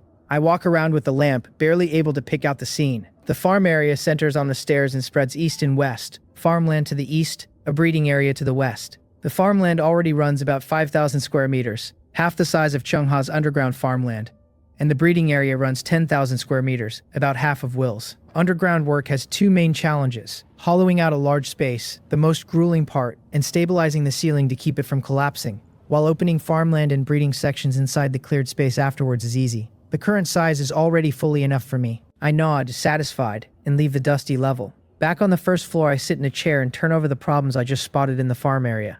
The space is too large, so lighting is the first big one, because if I use 09 chandeliers I cannot guess how many I would need. I have to find a new solution, either asking her to develop a fitting fixture, or asking Chungha for green lantern fruit seeds. Only, though the green lantern fruits glow as a lovely emerald, hanging that many glowing green things overhead somehow feels off to me. I decide to ask 09 first, and if she has nothing, then Chungha. Water is also a big problem, since the farm area is unlike the residential level and underground level 2, where only I live and demand is low. But plants need water and animals need water, and the larger the farm, the greater the thirst. The groundwater alone falls far short, so I need other ways to get it: rivers, seawater desalination, rainwater. As I ponder, a chime sounds, and I wonder whether it is Baekhyun with news on Glory. I take out the manual, but the sender is 09, telling me she has finished the elevator and asking me to approve the trade request. That once the parts arrive, she will walk me through the installation. So she has finished the car already. I had just been meaning to ask her about a lighting solution, and I will get to it shortly. I do not approve the trade at once though. I get up and head for underground level 3, because once I accept the trade the items appear right beside me, and the elevator parts are heavy and many, and would damage the first floor pavement, whereas the farm area below is spacious and durable. Soon I reach it and accept her request, and the next second a jumble of gears, chains, switches and calipers I do not understand, along with a huge car body and elevator doors all appear beside me. At the same moment her teleportation request comes through and I accept it. But even after more than 10 seconds I do not see her. Where is she? Is the farm area too dark? By rights she should have landed close by. I hold the lamp and look around and still cannot find her, until a faint voice comes from the side telling me not to look, that she is here. Why is the voice coming from above? I turn the lamp toward it and finally see her, wearing ill-fitting work clothes and crouched in a frightened little duck sit on top of the elevator car, trembling. So she teleported up there. No wonder I could not find her. Though it makes sense. The car stood right next to me, only 3 meters tall with a flat top. I smile and lift the lamp to light her and tell her to come down. But she says she does not dare, her voice quivering, clearly scared. I had not expected her to fear heights, so I spread my hands and tell her it is all right, to jump and I will catch her. She looks at my open hands, takes a deep breath, steels herself, grits her teeth, shuts her eyes, and leaps, and the instant she feels the weightless drop I catch her firmly. I tell her she is quite light and should eat more, or she will not grow taller, a small joke to ease her fright. Then I call over the tunneling ant queen and ask her about the installation. Half an hour later, under her direction, several silver-grade tunneling ants shrink to a fitting size, work together, and finish the elevator connecting the second above-ground floor down to underground level 3, 5 floors in all. It has a weight limit of 5,000 kilograms and a car of 6 square meters, larger than the car-hauling elevators on Blue Star. More than enough. I ride it once myself and nod, satisfied because in speed and in stability it is flawless. I tell her the elevator performs beautifully, so big and yet so fast, and she nods softly and explains, low, that it is beast core driven, better than electric power, and reminds me to replace the beast core regularly, that it can be swapped from inside or outside the car. She just demonstrated the swap. I smile and tell her not to worry, that even if I get stuck inside and cannot get out, I can teleport with the manual and call for help, so nothing will happen. Then I mention that the farm area's lighting and water supply still have real problems, and ask whether she has any solutions. She thinks a while, opens her mouth to speak, then the words jam in her throat and she has to pull out her manual and type fast. I have dealt with her many times and pretty much have her figured out. That offline she is quite socially anxious but can manage a few words. When a lot of information is involved, her mouth cannot keep up with her brain, and she stalls, only able to communicate through the manual. Sure enough, my manual soon starts chiming with the flood she sends. For lighting, she offers several fitting options. First, segmented induction lighting, a bioinduction lamp placed at set intervals, which lights the space and stays relatively energy efficient. Next, Cheongha's biolighting, which she actually recommends more, because my underground farm will grow very large no matter how I economize on fixtures, the energy drain will never be small. Finally, a conjecture for reference, that since plants can glow, so can animals and insects, fireflies, jellyfish, some snails, and deep-sea fish, and since I am good at studying mutated creatures, I could try researching luminous ones. I frown and think it over. She is right. Lighting's energy cost is a big problem, and the flora and fauna of the dark world do not need light, so burning that much energy purely to illuminate is not cost-effective. Her last conjecture is genuinely interesting but can only serve as a research direction for now, not a present solution, which means it comes back to Cheongha's green lantern fruit. I ask whether she knows Cheongha's green lantern fruit, and whether she has any way to change its color, and she looks at me a little confused, truly unable to grasp why a color troubles me when the fruit is clearly a beautiful emerald green. Still, since I asked, she does not overthink it and replies through her manual that it is simple, just fit a glass cover over the fruit and I can have whatever color I want. But she can make glass too. I take the chance to ask, and she gives me a strange look and asks whether I really do not know how glass is made,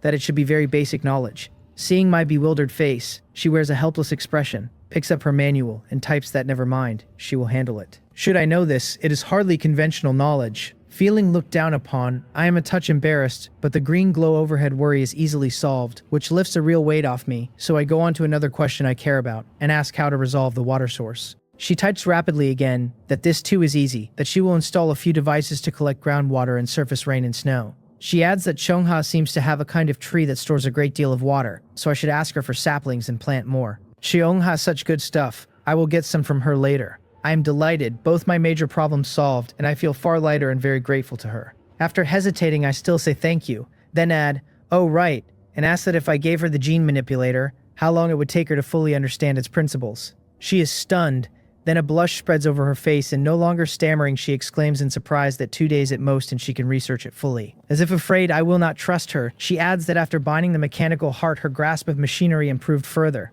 Many Dark World devices work on similar principles with only 1 or 2 or 3 modules differing, so 2 days is a conservative estimate, and she might finish in 1. I nodded her assurance. She is a professional technical talent, and having bound the gold rank growth item, the mechanical heart, she is trustworthy. My raising the gene manipulator was not idle either. After gathering enough gold rank genes, I already fused 2 into Mowol and Rock Spirit respectively, and now every ant they cultivate inherently carries 2 gold rank genes, no extra fusion needed. I have not acquired new ants in a long while, and I only need to fuse 2 gold rank genes into the Sentry Ant Queen, after which the gene manipulator will sit idle for a while. Letting her study it a few days delays nothing, and surely she will not break the instrument. I look at her and smile, telling her that in that case, I will let her research the gene manipulator, but to wait a moment while I fuse a gene into an ant first. She nods hard, watching me with anticipation, and does not leave, plainly meaning to take the instrument the instant I am done. Watching her trail me everywhere without a word, like a little shadow, I shake my head, because it seems this great god will not budge until she has the manipulator, and I am still waiting on her to build my water storage device. So I get to work quickly, riding the elevator to the first floor while urgently recalling the Sentry Ant Queen through the species contract. While the queen is still on her way, I ask 09 another thing,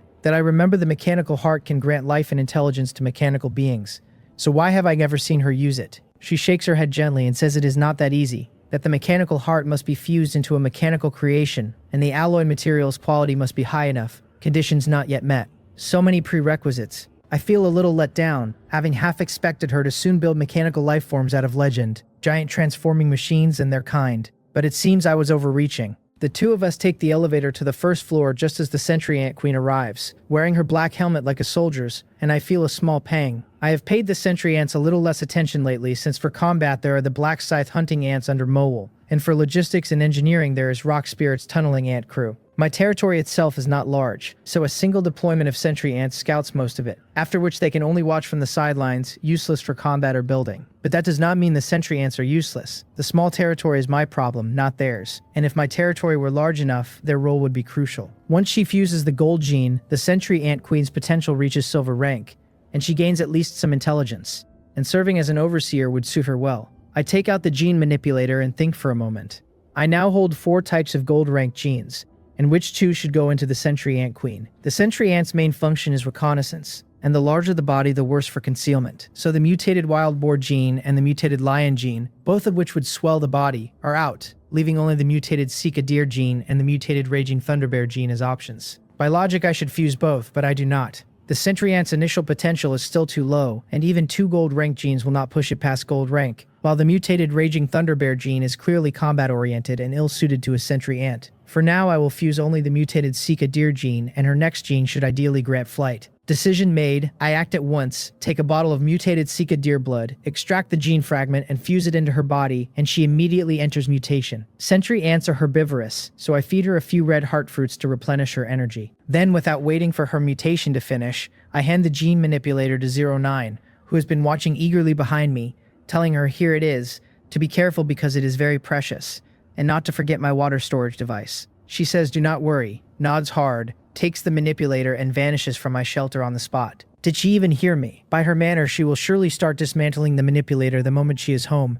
and I wonder whether she will still remember the water storage device. Never mind, I will remind her when it matters. I shake my head, helpless, and look down at the Sentry Ant Queen, who by now has finished mutating and stands ramrod straight, propped on her hind legs, a pair of small antlers grown on her once plain black helmet, no other change. I tell her that her potential has now reached silver rank, and she holds a degree of intelligence, and by the old rule I will give her a name. Hearing that a name is coming, her eyes sparkle and she stands even straighter. A sentry, chiefly emphasizing speed and stealth. Speed gives swift, stealth gives shadow. Swift is the wind, hidden as a shadow, so she will be called Swift Shadow. She thanks me for the name, plainly pleased, shaking the little antlers on her head. I study those antlers, curious, because Rock Spirit grew a pair after the same mutated Cycadere gene, which let its tunneling ants tend plants, and I wonder what hers are for.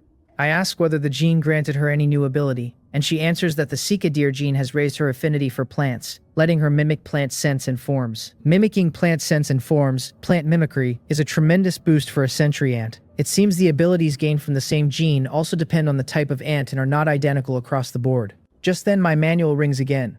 I only just reached out to Baekhyun, and everyone else is far too busy to be messaging me right now, so it must be him. That kid finally has news, but when I pick it up and look, I am stunned, because it is not Baekhyun. Tak Mungyel. Who was that again? Seeing the name Tak Mungyel, I do not react at first, and it takes me a moment to recall. Is this not the person who sold me the tunneling ants?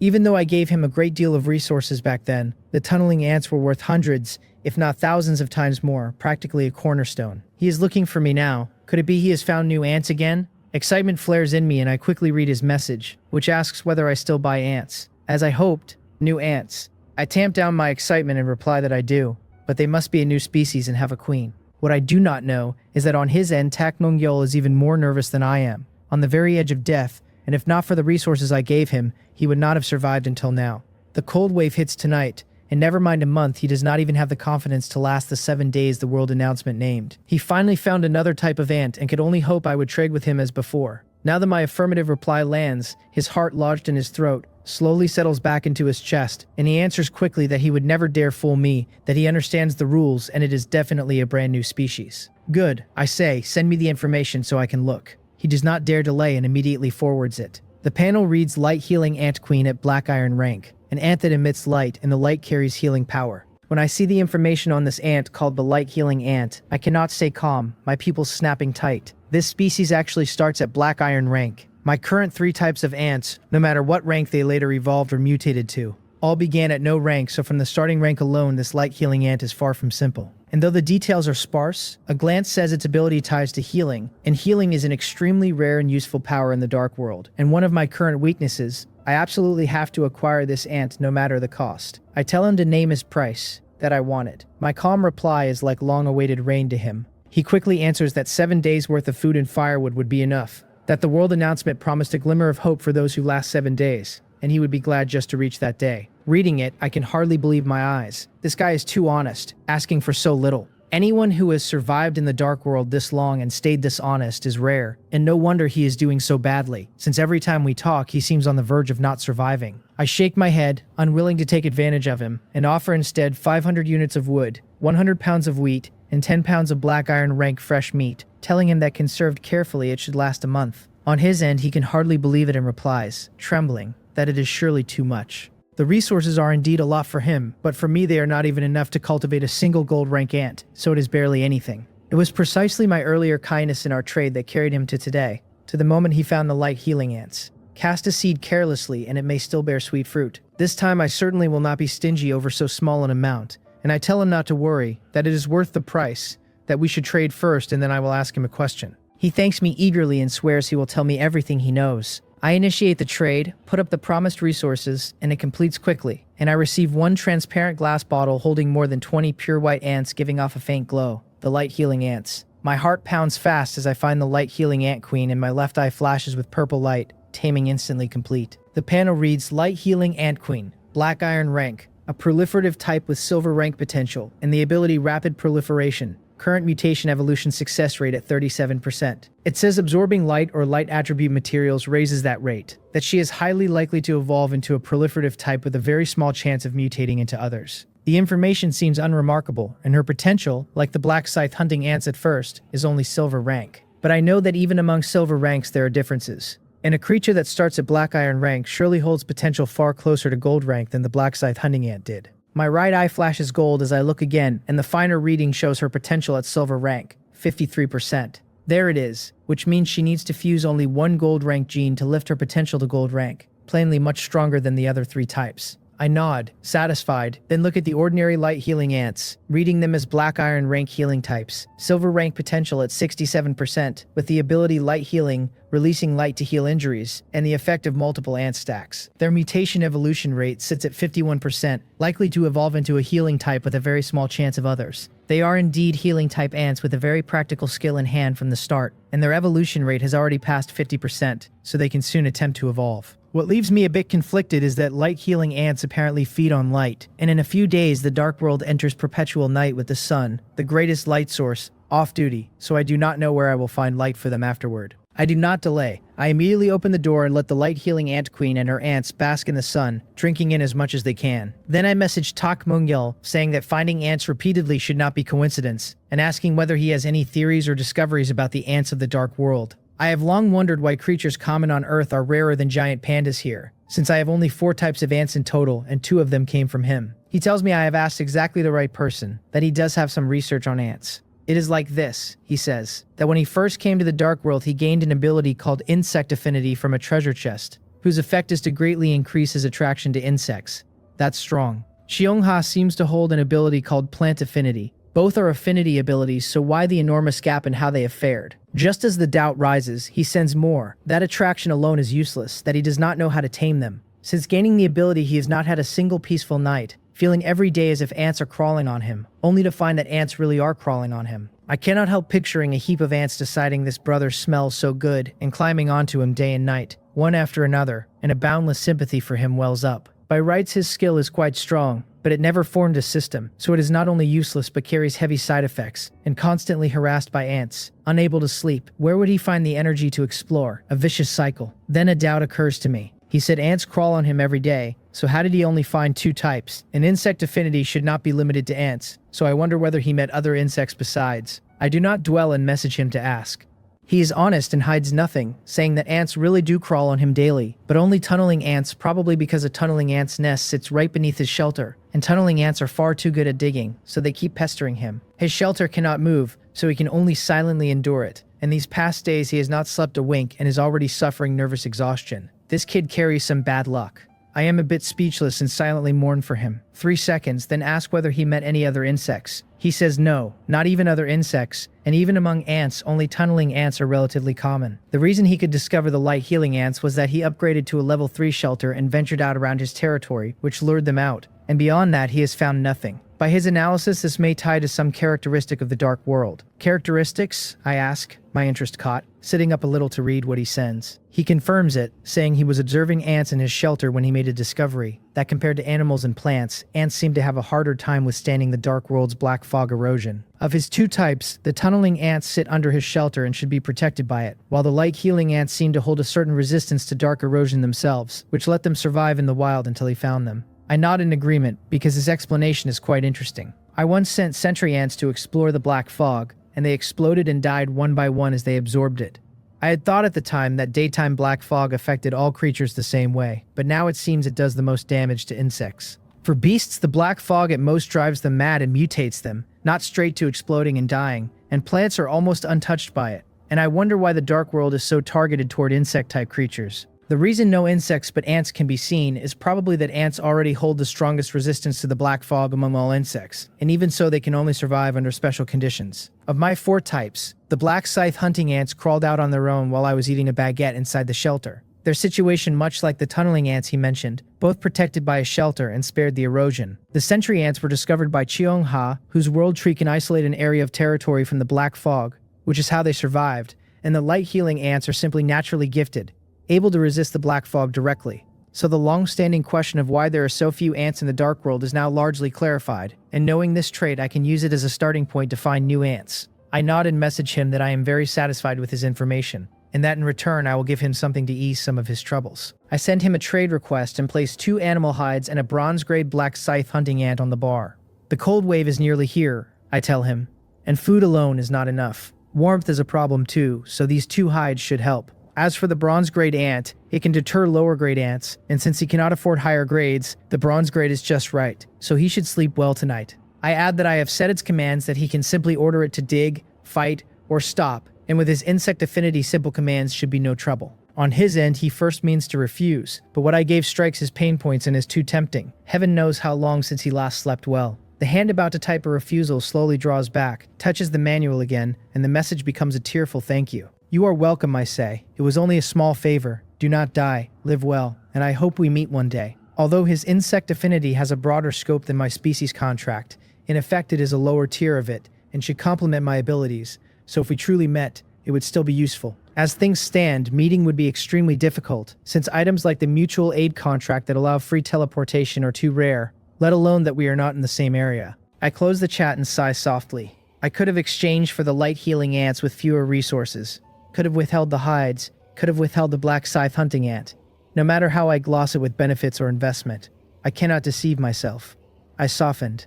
I wonder whether this mindset will be a problem in the Dark World. but I genuinely could not bring myself to watch an honest, kind fellow human, one who brought me great benefit, die alone in a foreign land because of my own meticulous calculations.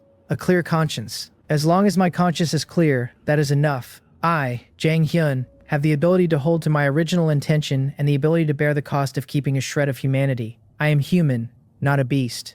The confusion in my eyes dissolves into renewed resolve, and vaguely I feel a clarity in my mind, as if something has opened up. The cold wind howls. I stand outside the shelter, looking at the mountain of wood piled before me, and the heaps of stone, fewer than the wood, then at Mowol beside me, and ask whether this is all of it. She confirms it, reporting that this is all the mature timber near the shelter, and all the resources gathered from the stone mines, totaling 11,328 units of wood and 2,310 units of stone. I nod, satisfied, because for a level 4 shelter of over 70 square kilometers, collecting this much is normal. And now I have the resources to build the gravity room and the simulation room. I ask what other resources there are and how much, and she reports 1 black iron rank treasure chest, 2 black iron rank resources, and 1 bronze grade resources, and 1 bronze grade resources. Hearing it, I am stunned, because after the territory expanded I should have been able to find more advanced resources. So why only these broken scraps? I only found black iron rank and bronze grade resources a few days ago while searching near my territory.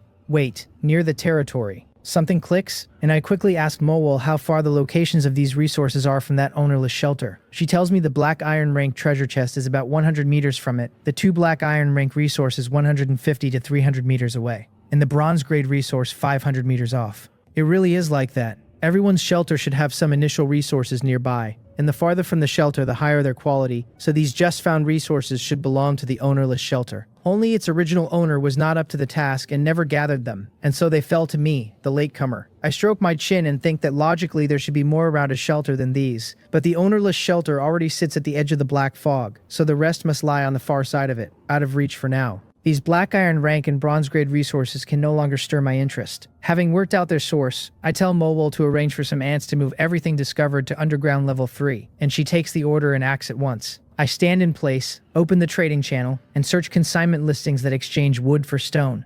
After comparing for a few minutes, I pick a listing that trades 105 wood for 100 stone, with enough quantity. I exchange 3,150 units of wood for 3,000 units of stone, which not only covers the gravity room and simulation room, but leaves an extra 1,000 units of stone for emergencies. Looking at the resources piled on the ground, I nod and choose to build. The manual asks whether I want to spend 2,000 wood and 2,000 stone on a gravity room, and again the same for a simulation room, and I confirm both, and it asks me to select the location.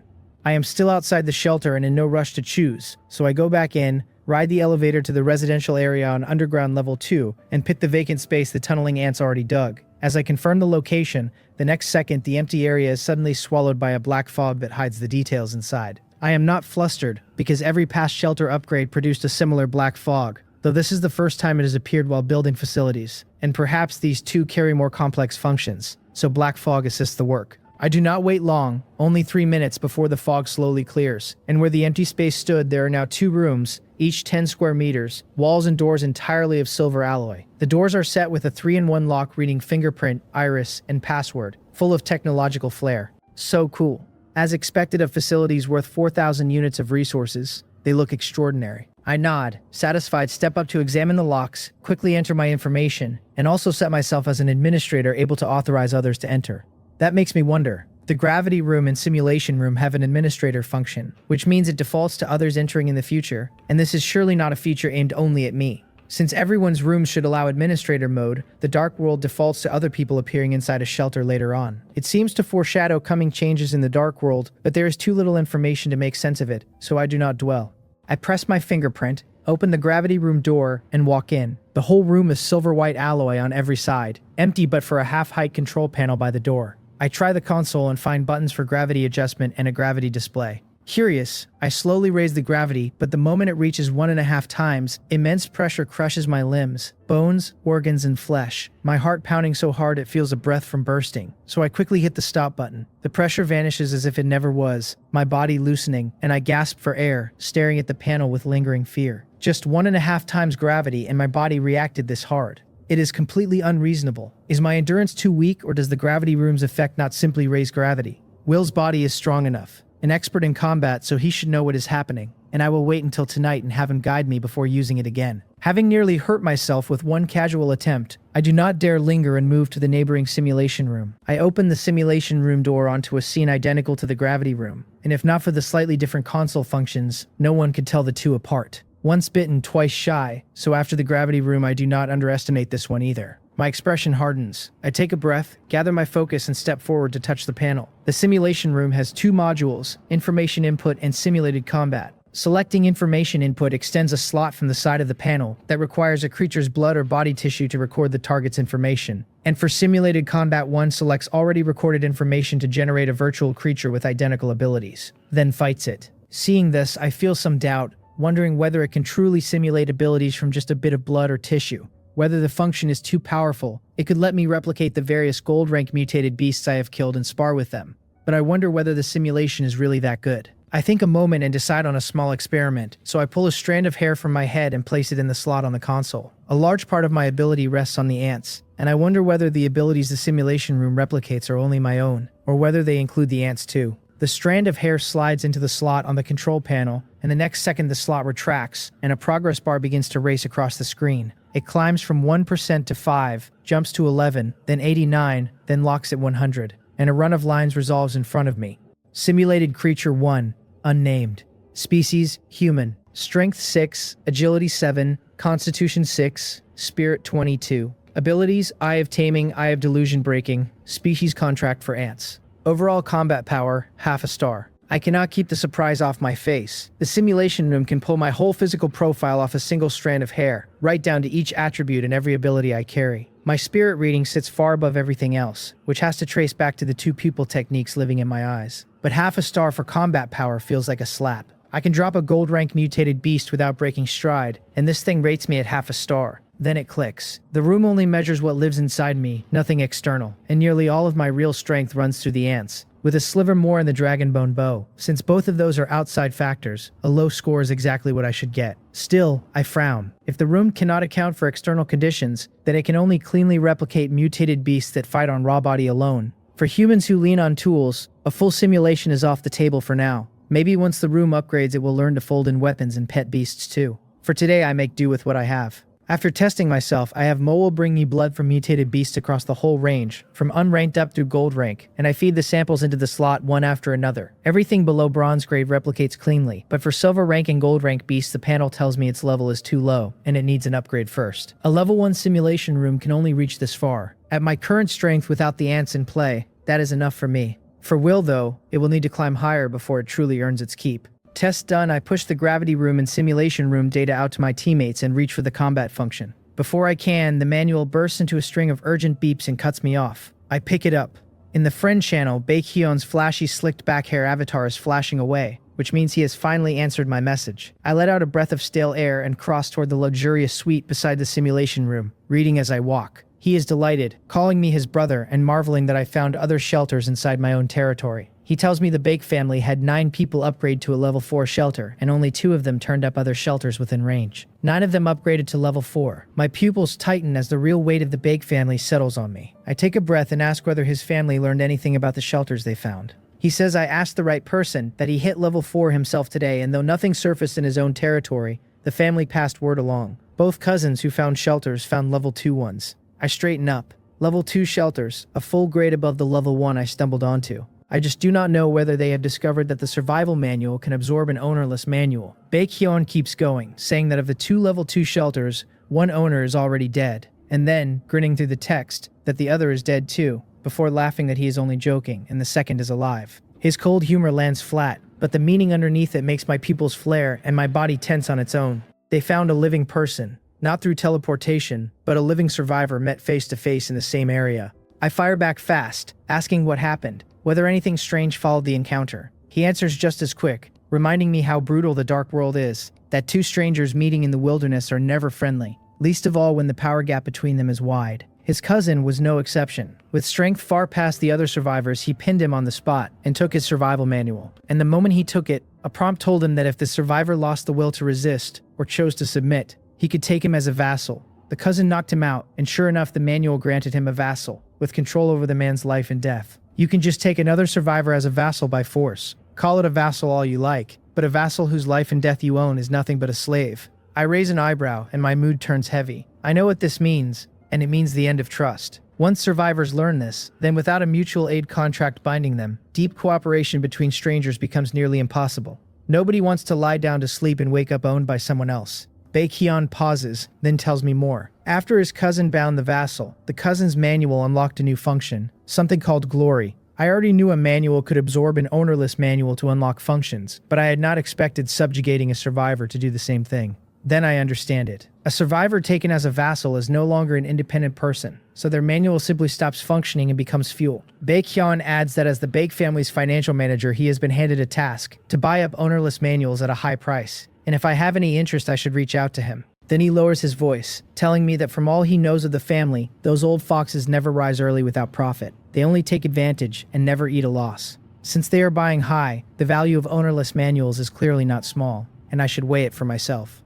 I thank him for the tip and tell him I will think it over carefully, then set the manual aside. So the Baek family already knows the secret of ownerless manuals, which is not that hard to stumble onto. But Baekhyun warned me anyway, putting a friend ahead of his own family. Pretty decent of him. The intelligence from Baekhyun leaves me chewing on it. Everything I have gathered over these past days points to one thing. The window for survivors to grow in isolation is nearly shut. Soon the dark world will force open some kind of gathering, throwing everyone into face-to-face contact. Most likely survivors in the same area meet first, then devour, fight, and grind against one another until a single area chief is left standing. I just do not know the shape it will take, and I hope not too many people die. If one area holds a single dominant figure far ahead of the rest, the casualties should stay low. If not, the slaughter will be ugly. I trust my own strength, so I am not worried on my own account. This subjugation trick Baekhyun described is honestly convenient. Meet a survivor, subjugate them. And with absolute control, I never have to nurse a headache over infighting and scheming. It also pushes me faster toward unlocking glory.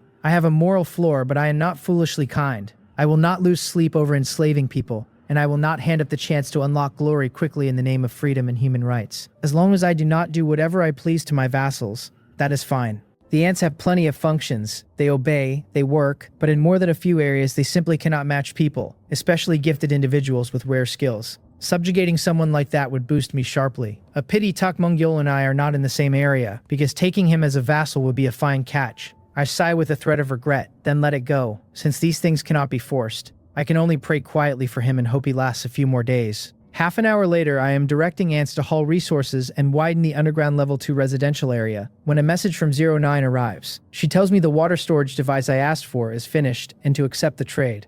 Surprise and delight hit me at once, along with plain disbelief. Everything I know about her says she should be buried in the gene manipulator right now. Did the sun rise in the west that she resisted the pull of the gene manipulator to build my water device first? That is not her style at all. Maybe she already cracked the gene manipulator, though only an hour has passed, which seems impossible. Or maybe she broke it and this is her way of making it up to me. The moment the thought lands, I go a little cold and ask, carefully, whether the gene manipulator is all right. Sharp as ever, she catches the meaning under the question at once, and answers, a bit exasperated, asking what I am imagining, and whether I really think she wrecked my gene manipulator. She tells me to relax, that she skimmed its modules and estimates at least 10 hours to study it properly. She goes on, explaining that there are 3 hours of daylight left, and that some parts of the water device still have to be mounted outside the shelter. Since the difficulty jumps sharply once the cold wave lands, the job is urgent, so she built the water device first. Reading that, I look at her with fresh respect, not expecting her to think that far ahead. A little sheepish, I thank her and promise that any equipment I turn up later goes to her to study, then accept the trade. Huge alloy tanks and lengths of piping appear around me, and as always she teleports over, teaches Rock Spirit how to install the whole assembly, and heads back to her own shelter. 09's water device basically solves my water problem. But to be safe, I want a backup source, so I message Chung-ha and ask whether she really has a plant that stores water. She confirms it right away, telling me it is called a water tank tree, a seed she bought on the trade channel and then cultivated and refined herself, and that a fully grown one can soak up and hold 10 tons of water, practically a living reservoir. One tree, 10 tons. Plant enough of them and I would never think about water again. I am halfway into that daydream when she dumps a basin of cold water on it, warning that I cannot plant too many or space them too tightly, or they will drain the soil dry around them. She adds that I need not fret though, since one tree every 50 meters causes no trouble. A little deflated but able to live with it, I remind myself the water tank tree is only a supplement anyway, and this is plenty. I thank her and tell her I will keep it in mind. She says she does not have many saplings cultivated yet, so she will send 10 to start and grow more, and that once she wraps her own work tonight she will plan the rest of my crops for me. I accept the trade, and 10 saplings appear beside me, barely a meter tall, thin on leaves, their plump square branches shaped like little tanks. I set several tunneling ants to planting them down on underground level 3 the way she instructed.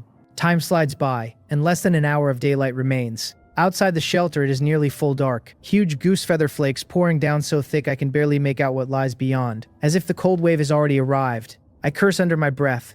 Roughly an hour of daylight left and the weather has already rotted to the point where outdoor work is impossible. After the cold wave lands, daylight is already brutally short, which only makes it worse. Luckily, my ants have already dragged every scrap of wood, stone, treasure chest, and slain beast into the cellar, and they fully excavated and carried back the 2 black iron rank resources and 1 bronze grade resource we located. The mission is done. I no longer dare leave the ants lingering outside and order every last one back underground. Then it goes fully dark, and a voice that every survivor can hear rolls out across the world. The dark world announces that the cold wave has hung over us for 1 day, that daylight has shrunk hard, and it asks whether we are all worn thin by the long empty nights. Then it teases what is coming next, an event preview. Area Chief Pre-Selection. Area Chief Pre-Selection. I go still for a beat. The world announcement had been quiet for so long that I have no idea what it is scheming this time. The name has a heavier ring than the Island Lord label Baekhyun used, and I wonder if this is the same Lord selection finally starting. The voice does not leave me guessing long, resuming to say that after several days of screening, a portion of genes unfit for the survival of the species has been culled, and that to meet harsher trials ahead, the Area Chief Pre-Selection will begin. It lays out the rules. A chief must first hold real strength, so after tonight every survivor will be ranked on shelter level, ability, physical fitness, pet beasts, and weapons.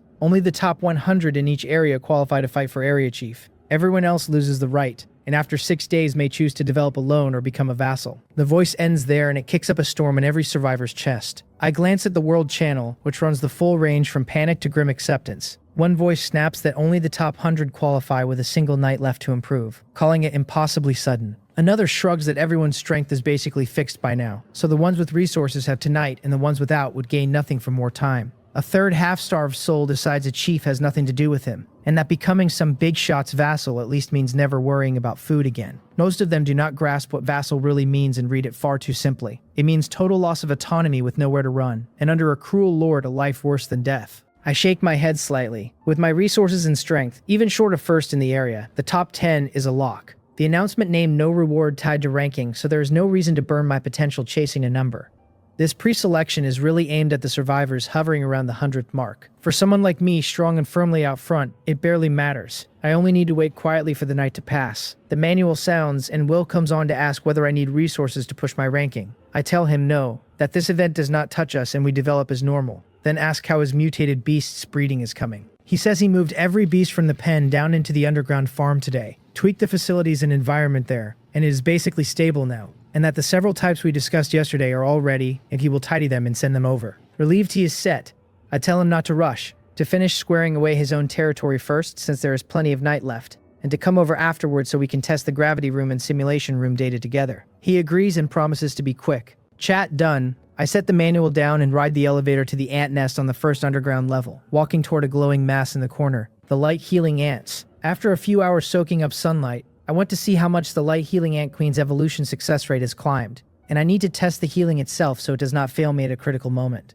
Looking at the plump glowing queen in the corner, I shake my head. This brightness makes using the light healing ants as a lighting source unrealistic, unless I fuse in some very fitting biological gene. A golden light flickers in my right eye, and the queen's information surfaces. I fix on the mutation evolution rate. Current rate, 39%, with absorbing light or light attribute materials able to raise it, most likely evolving into a breeding type and only a tiny chance of mutating into something else. Are you kidding me? 3 or 4 hours of sun and the rate crawled up 2%. I frown. As the cold wave deepens, daytime shrinks, and in 6 days the endless night falls. So where will the queen find sunlight to absorb it all? Worse, she is only black iron rank and already this stubborn. What happens at bronze grade, silver rank, or the true gold rank of an ant queen? I do not give up and quickly turn over other options. The light healing ants improve on light or light attribute materials, so I can test whether the Beast Core lamp 09 built throws off usable light. If that fails, I either buy light attribute materials at a steep price, or wait out the endless night and go back to sunbathing them.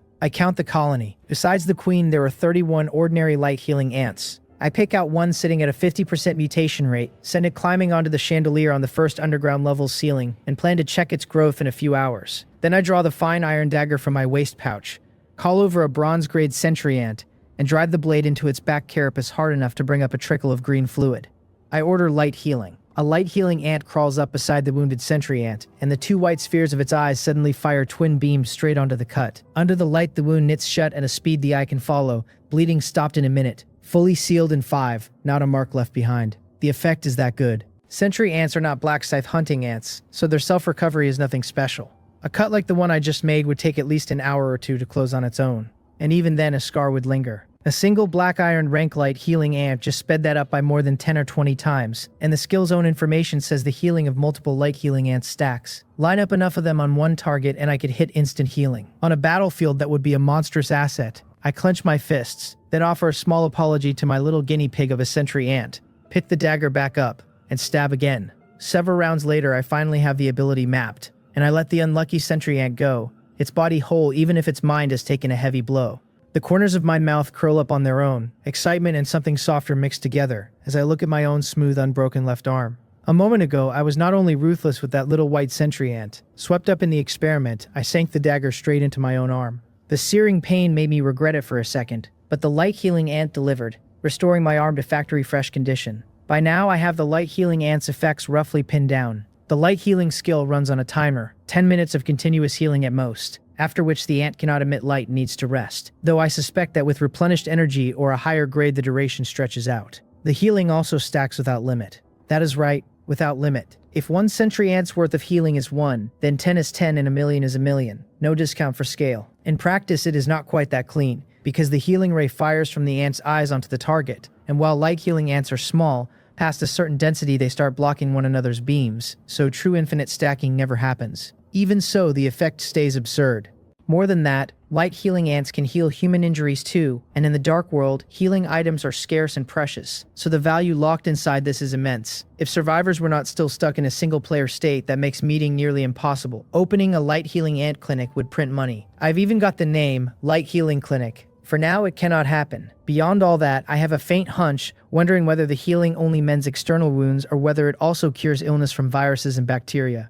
I have neither cold nor fever to test on, but if it can, the ant's value multiplies several times over. The light healing ant is this strong, and its usefulness only grows with time, so I have to raise their level fast. I also have to find a way to let enough of them treat a single target at once. My brow tightens, and soon a couple of solutions surface. The first is a large spherical fixing device. Ants set head first into its inner surface, the patient lying at the center, so every ant fires its ray at once without a single one blocking another. That plan carries 2 problems though, building a sphere large and sturdy enough, and gathering enough ants. It also demands the patient climb inside, which is clumsy and it maxes single target output at the cost of versatility. The second solution is more sensible. A device shaped like a flashlight, only where the bulb would sit I fix a cluster of light healing ants head outward, giving me precise aim and something easy to carry.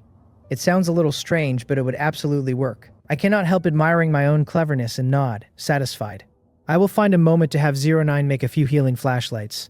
Then again, it has nothing to do with electricity, so light healing tube is the better name. Just as I am basking in the joy of invention, a message comes in, and it is Chung-ha, asking whether I have time now since she has the plant seeds packed.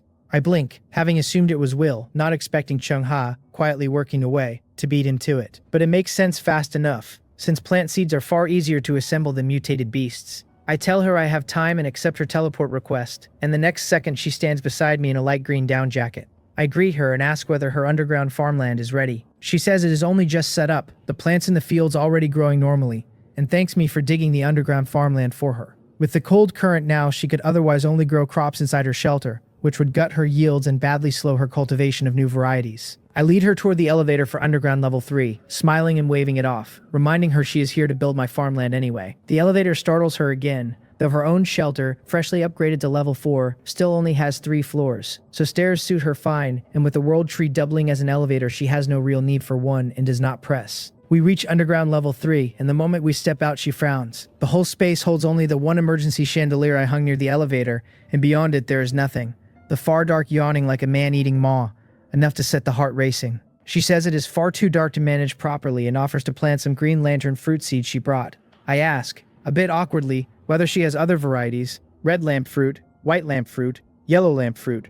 She tilts her head puzzled and asks whether green is not nice. Unable to be blunt, I bluff that red is more festive and that white and yellow are the colors of electric light, so they suit better than green. She thinks it over, decides my reasoning holds, and answers earnestly that red might not do after all, since it is festive only for certain occasions and a whole underground level drenched in red would be, she trails off. I finish it for her, eerie, and she agrees. Something like that. But yellow and white do light a space better than green. She grants, and that is easy. She will stimulate the green lantern fruit to mutate into other colors. If there truly were no other options, green would be fine and I would not fuss. But if the switch costs nothing, then other colors are naturally better. I let out a small breath and thank her, asking whether it is much trouble, and she says no, it is very easy. She simply prefers green and never considered other colors before. She tells me she will hang a few strings of green lantern fruit for now as a stopgap and plant some crops, and in a few hours, once she has cultivated the other colors, she will hand me the seeds. I agree. She scatters a handful of green lantern fruit seeds along the wall, buries them, then bends and lays her hand on the soil, and green light flares. Under her growth catalysis skill, several vines burst up, and at her command, race up the wall at a walking pace, spreading 200 or 300 meters out, while countless fruits the size of ping pong balls swell along them, glowing green and lighting the level. She takes several deep breaths and pulls 3 packets of seeds from her beast-hide waist pouch, telling me these are multi-ear winter wheat, red heart fruit, and rejuvenation grass, and to have my ants plant them by her instructions. I nod and call over the tunneling ants waiting nearby, relaying her directions and telling them to sow in the tilled field. My underground farmland runs 5,000 square meters, and following her plan I lay in 4,000 of multi-year winter wheat, 500 of red heart fruit, and 500 of rejuvenation grass. The winter wheat matters most as a food source, so planting it heavy is natural. The red heart fruit goes in lighter because it grows slowly and is fussier to manage than the wheat. The rejuvenation grass yields so heavily that 500 square meters covers all my needs. Even with light healing ants now, their number and grade will not climb quickly, so running rejuvenation grass alongside the healing rays speeds recovery and eases the ants' burden. Its role stays real. In under half an hour, 20 silver-ranked tunneling ants carrying the mutated cycadere gene finish the sowing, and Xiongha, who directed the whole thing, goes slack-jawed, stunned by both their speed and their skill. She asks why my ants farm like seasoned old hands, saying she gave only rough instructions for many steps and they handled everything perfectly. I answer with a faint smile that her instinct is right. It actually ties back to her. To me? She asks. I explain that I fused these tunneling ants with the mutated cycadere gene from the beast found in her territory, which left them far more attuned to plant characteristics and better at nursing growth. Paired with their tool-like forelegs, they hold a real edge at planting and tending. It can be like that. The trait hits her hard, since plants are her whole specialty, and her eyes widen as her gaze at the tunneling ants turns hungry. She grabs my sleeve and asks whether I can lend her 10 tunneling ants. No, 5 is enough. To help her plant. She offers an extra 500 pounds of wheat per day per ant as payment, promising that with their help she can research new varieties faster. And if she turns up any crops suited to me that need no plant skills, she will raise the seedlings quickly and plant them too.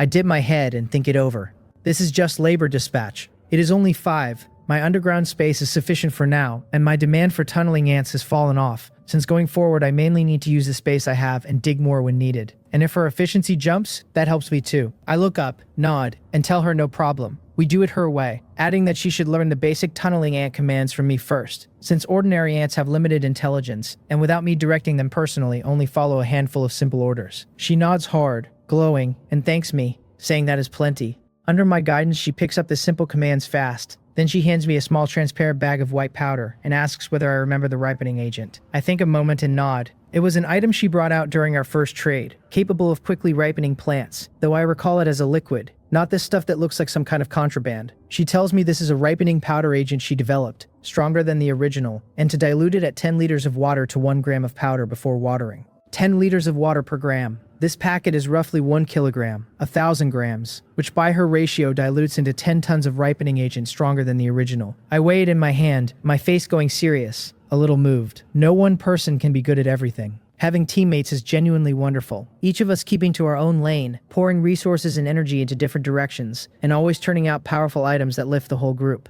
I thank her, telling her this ripening powder agent is very useful to me. She says I am welcome, then reminds me to dilute it and water the seeds first. She warns me not to use it too often, to wait until the plants reach the next stage before the next dose, that this packet should last me a long while, and to tell her when it runs out. With that final word she leaves, taking 5 silver-ranked tunneling ants with her. I turn to the problem of watering the crops. I have a water storage device now, but nothing to water with. Ideally something that can spray across a wide area, so it looks like I will bother 09 again. My skin has thickened. I used to feel a little embarrassed asking her to build things, but now I do it with growing ease, and I send her the request straight off. Then I look at the tunneling ants beside me and tell myself it will take her some time to make the watering device. So for now we put in the effort and lean on the ants harder. I dilute enough ripening agent by her instructions and set the tunneling ants to carry small wooden buckets on their heads and water the plants. And though the method is inefficient, with so many working at once the pace is bearable. I have been watching for 5 minutes when the manual beeps again, and it is a letter from Will telling me he is ready and to accept the trade and receive the beast cubs. Will is finally set. Now my farm is about to come fully together. My eyes light up and I hurry to the empty patch marked out as ranch, accepting the trade and his transfer request.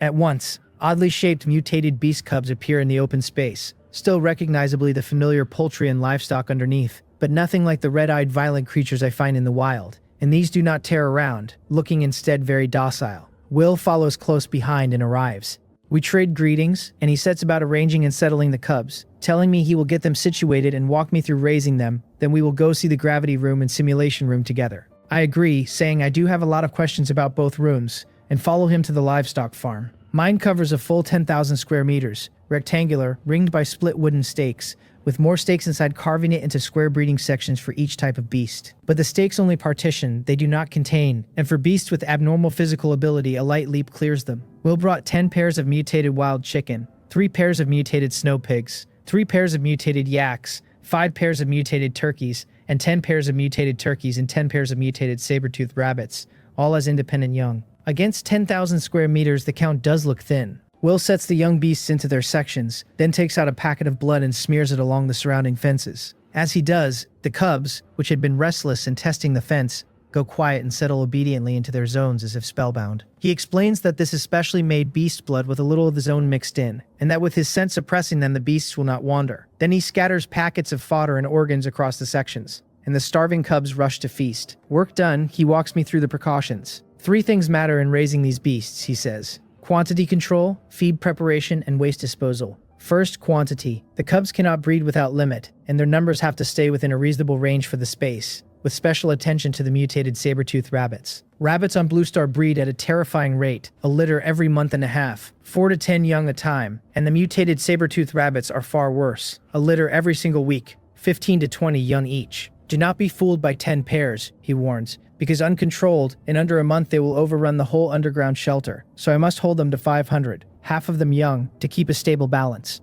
The rest of the beasts I can handle as I see fit. Exactly the output I would expect from the mutated saber-toothed rabbits will handpick for Beast Corp production. I frowned, grasping the seriousness, and nod hard. Second, feed. Split into fodder and meat feed. He suggests I ask Cheong-ha for some of the pasture grass she developed, a fast-growing, nutrient-rich variety best suited to herbivores like the saber-toothed rabbits and wild chicken. Pastor Cheong-ha developed. Why has she never mentioned it? It seems she and Will have been working together for a while. Then again, if Will raised this many herbivores without a feed supply, they would strip his territory bare and still starve. For meat feed, he says, I need not worry much, because the organs from the saber-toothed rabbits I raise can feed the omnivores, the snow pigs, turkeys, and yaks, so it runs self-sufficient. Last, waste disposal, which matters just as much. Animal waste has to be cleared promptly or it fouls the beast's breeding and growth and can even sicken them. The collected waste goes straight to crops as fertilizer, or to Cheong-ha, who apparently turns it into a white powdery fertilizer and has heavy demand for it, trading pasture in return. So Cheong-ha's ripening powder agent is made from animal waste. Waste into fertilizer to ripen plants, rabbits bred to produce organs, organs feeding the carnivorous beasts. It is all closed into a loop, something like the Mulberry Dyke fish pond ecology from a biology textbook. Will adds that the cubs are still young and need time to grow, that the current feed lasts until my pasture comes in, and that I only need to add a watering device, which 09 can build fast since she made his before. I thank him and promise to ask if anything stumps me, then say let us go see the gravity room and simulation room. He agrees. The underground farm sits only 1 floor from the residential area, so we skip the elevator and take the stairs up, hitting the gravity room first. I show Will the basic operation, then raise my worry, asking why my body cannot cope even at 1.5 times gravity, whether I am simply too weak. He stretches, briefly tests 1.5 times himself, thinks, and says that should not be it, that even he feels uncomfortable, and that he senses the gravity acting not only on surface muscle, but on the internal organs too. Internal organs. Hearing that he feels it as well, I relax, and it explains the nausea and the dry heaving. He nods, saying that compared to surface muscle, the organs are fragile, that I have to start at the lowest setting and adapt level by level, and that pain is the necessary road to strength. The more it hurts, the faster I climb. The gravity room's effect is likely far stronger than we first guessed. Then he asks whether I have ever studied fitness. I go still.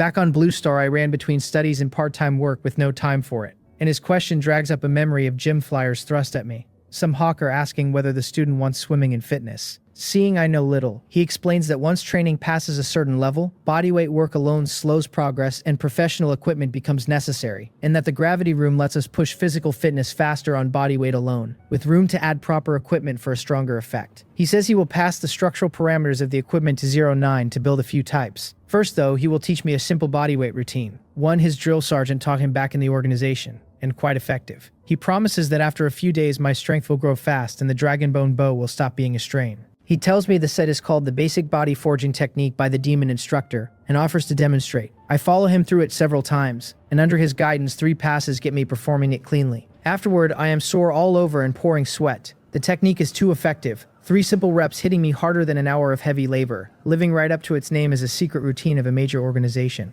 Will watches my clean form and praises me again, saying my learning talent is genuinely strong, that 3 reps to standard took him more than 10. It is not the first time he has praised me. When he taught me archery days ago, he already noticed it, and I had suspected as much, confirmed once I tested my body data in the simulation room. My mental attribute towers over an ordinary person's, which is exactly why the talent runs so deep. I shake my head and say, modestly, that my foundation is too weak and I have a long road ahead, and he tells me that with my talent, he believes I will catch up to him fast. A round of mutual flattery done, we leave the gravity room for the simulation room. I walk Will through the operation, and he, curious, picks the information input function and drips his blood into the groove. The bar fills and his profile appears. Simulated creature 2, unnamed. Race, human. Strength 26. Agility 13. Constitution 21. Spirit 7. Abilities berserk. Soul of 100 beasts. Hunter's mark. Bloodthirsty slash. Overall combat power. 2 stars. Will takes it in without much reaction, only nodding and praising the room's accuracy, saying every stat and ability came through. Beside him, my pupils tighten, thrown by his numbers. Outside of Spirit, his physical stats bury mine, a true human beast, and his 4 abilities sound brutal on their names alone, all stacking to a 2-star rating. He asks what my overall combat power came out to, and the question catches me flat. I sigh and admit with a wry smile, half a star. Impossible. He blurts, almost before I finish. He had just called the room accurate, and now I contradict it. He frowns, confused, and says he knows his own strength cold, that without the bloodthirsty battle axe he matches a top silver-grade mutated beast, that with it he can fight a gold-ranked beast, and that is 2 stars. Since I can kill gold-ranked beasts easily, he argues, I should sit at 2.5 or 3 stars. So how is my assessment only half a star? I shake my head and explain that the room's level may simply be too low, that the test ignores external factors like equipment, and that ability boosts from gear go uncounted too. I add that fusing the Heart of the Lord not only raised my physical stats, but locked in 3 abilities, and none of that got simulated, which makes me suspect the room's simulation is not actually reading genetic blood. My suspicion is not baseless. The stats from the Heart of the Lord are permanent, and the fixed abilities are passive, all written straight into my body, so they should not be invisible. Will frowns, brain starting to fog. I press on. The room simulation has to be some black technology beyond us. Rather than testing data from our blood and tissue, it seems to identify our body number and read our existing ability data, like reading a virtual character. It is only an example, of course, because we are plainly real, otherwise the flawless realism of our 5 senses makes no sense. If I am right, the room will only simulate humans perfectly once it upgrades to accept equipment and item information too, and for now it can only perfectly simulate mutated beasts, which carry no gear or items. Will half follows nodding, and sums it up, that the room currently cannot simulate human information perfectly. Given that, he says, it can only build practical combat experience for now, not test true ceiling combat power, so its value stays limited, and to use it well we still have to upgrade it. He tells me that when he gets back he will send resources for the upgrade, as we agreed beforehand, that the gravity room is fine for now but the simulation room still needs it. I nod and thank him. The simulation room means a great deal to Will, and he is already itching to experience a fully functional one. So after a quick goodbye, he rushes back to his shelter. In the meantime, I open the manual and find Cheng Ha, asking whether she developed a fast-growing, high-yield, nutrient-rich forage grass like Will mentioned, and whether she has spare seeds, since Will just brought me beast cubs that need feed. On her end, she is confused at first, then catches on and answers hurriedly that she already gave me the forage Will meant. Already gave it to me. I stop, run back through the crop she handed over, and pin it fast. Could it be rejuvenation grass? That is right, she says. Rejuvenation grass grows fast, heals, and packs nutrition, so it makes fine forage. She was so busy she forgot I built a breeding area, and tells me to send her the animal manure I collect, so she can make ripening powder agent for me. I thank her and say I will. Ending the call, I shake my head and smile. After going in a full circle, the thing was already sitting with me. Now I just plant and raise everything in peace. Will goes quiet for a while, likely busy selling resources for wood and stone. A journey of 1,000 miles begins with a single step. I am not idle either, setting the tunneling ants to mine the crops while I head straight into the gravity room and drill the basic body forging technique over and over. I push through 5 rounds of the basic body forging method, drenched in sweat and unable to lift a finger. I force down 2 red heart fruits, lie on the floor for 5 minutes, then sit up cross-legged, gasping. The gravity room paired with the basic body forging method is genuinely brutal. Counting the 3 sloppy rounds with Will, I have done only 8 total, and I already feel completely drained, wondering whether my physical fitness has shifted much. Before I could only guess, but now, even with its flaws, the simulation room can at least test fitness. Under the strong recovery of the red heart fruit, the fatigue slowly drains away, so I get up and walk to the simulation room. This time I skip the finger prick and just snip half a strand of hair into the groove. A minute later the data lands. Strength 6.2, agility 7.1, constitution 6.1, spirit 22. It went up. Strength climbed a full 2/10, agility a 10th, constitution a 10th. How long has it even been? I clenched my fists, staring at the panel, thrilled. I knew the gravity room plus the routine would work, but not this fast. At this rate I will turn into a muscle-bound Hulk in no time. I ride the high a moment, then cool off. The effect shows so plainly now because my foundation is weak and my potential wide open. As my fitness rises, further growth will only get harder. I have to keep at it. My gaze hardens, more determined, and I return to the gravity room to train, eating a few red heart fruits whenever I flag. The red heart fruit's recovery is not overwhelming, no instant heal, more a trickling stream, gently and quietly repairing, slow and mild but free of side effects. While it patches my muscle damage, I do not sit idle, heading down to underground level 3 to direct the tunneling ants tending the beast cubs. Watching them work, I shake my head. The tunneling ants really specialize in digging and building, and only after the mutated cycadere gene did they gain a hand with plants, so tending the cubs still needs me directing them personally, which is a bit of a hassle. I wonder when I can get my hands on ants with real breeding skill. I've set up an operation this vast, barely lifting a finger myself, and I am still not satisfied. If anyone knew what I was thinking, they would curse me for greedy and lazy. After the tunneling ants finish tidying the breeding area, my body's fatigue is mostly cleared, and I'm about to head back to the gravity room when a trade request from Will comes in. I open it and my pupils tighten. Will sent a full 3,000 units of wood and 2,000 of stone, and though it cannot match my daytime harvest, it is still a serious amount. He apologizes, saying that having just upgraded his level 4 shelter he has little left, and that he sold beast hides and meat to scrape this together. I tell him this is already plenty, that with what I have left it is enough to upgrade the simulation room. I had just checked the upgrade requirements, doubled from the build cost, 4,000 units of wood and 4,000 of stone, and I still hold over 7,000 wood and 1,000 stone. More than enough. I accept, then trade the 1,000 stone for wood on the trade channel, go straight to the simulation room on underground level 2, take out the manual, and find the upgrade option. It asks whether I want to spend 4,000 wood and 4,000 stone to raise the simulation room to level 2. Yes. As I confirm, black mist swallows the room again, and 5 minutes later a larger simulation room stands before me, its alloy brighter than before. I wonder whether level 2 can simulate equipment and item effects, and step inside to place half a strand of hair in the groove. Under my nervous gaze the bar spins and my data appears. Simulated creature 1, Jang Hyun. Race human. Strength 6.4 plus 10. Agility 7.2 plus 10. Constitution 6.2 plus 5. Spirit 22 plus 3. Abilities Eye of Taming, Eye of Delusion Breaking. Species Contract for Ants. Intermediate Agility Attack Aura. Intermediate Scouting. Equipment and items. Heart of the Lord. Contracted Beasts. Black Scythe Hunting Ant. Tunneling Ants. Sentry Ant. Light Healing Ant.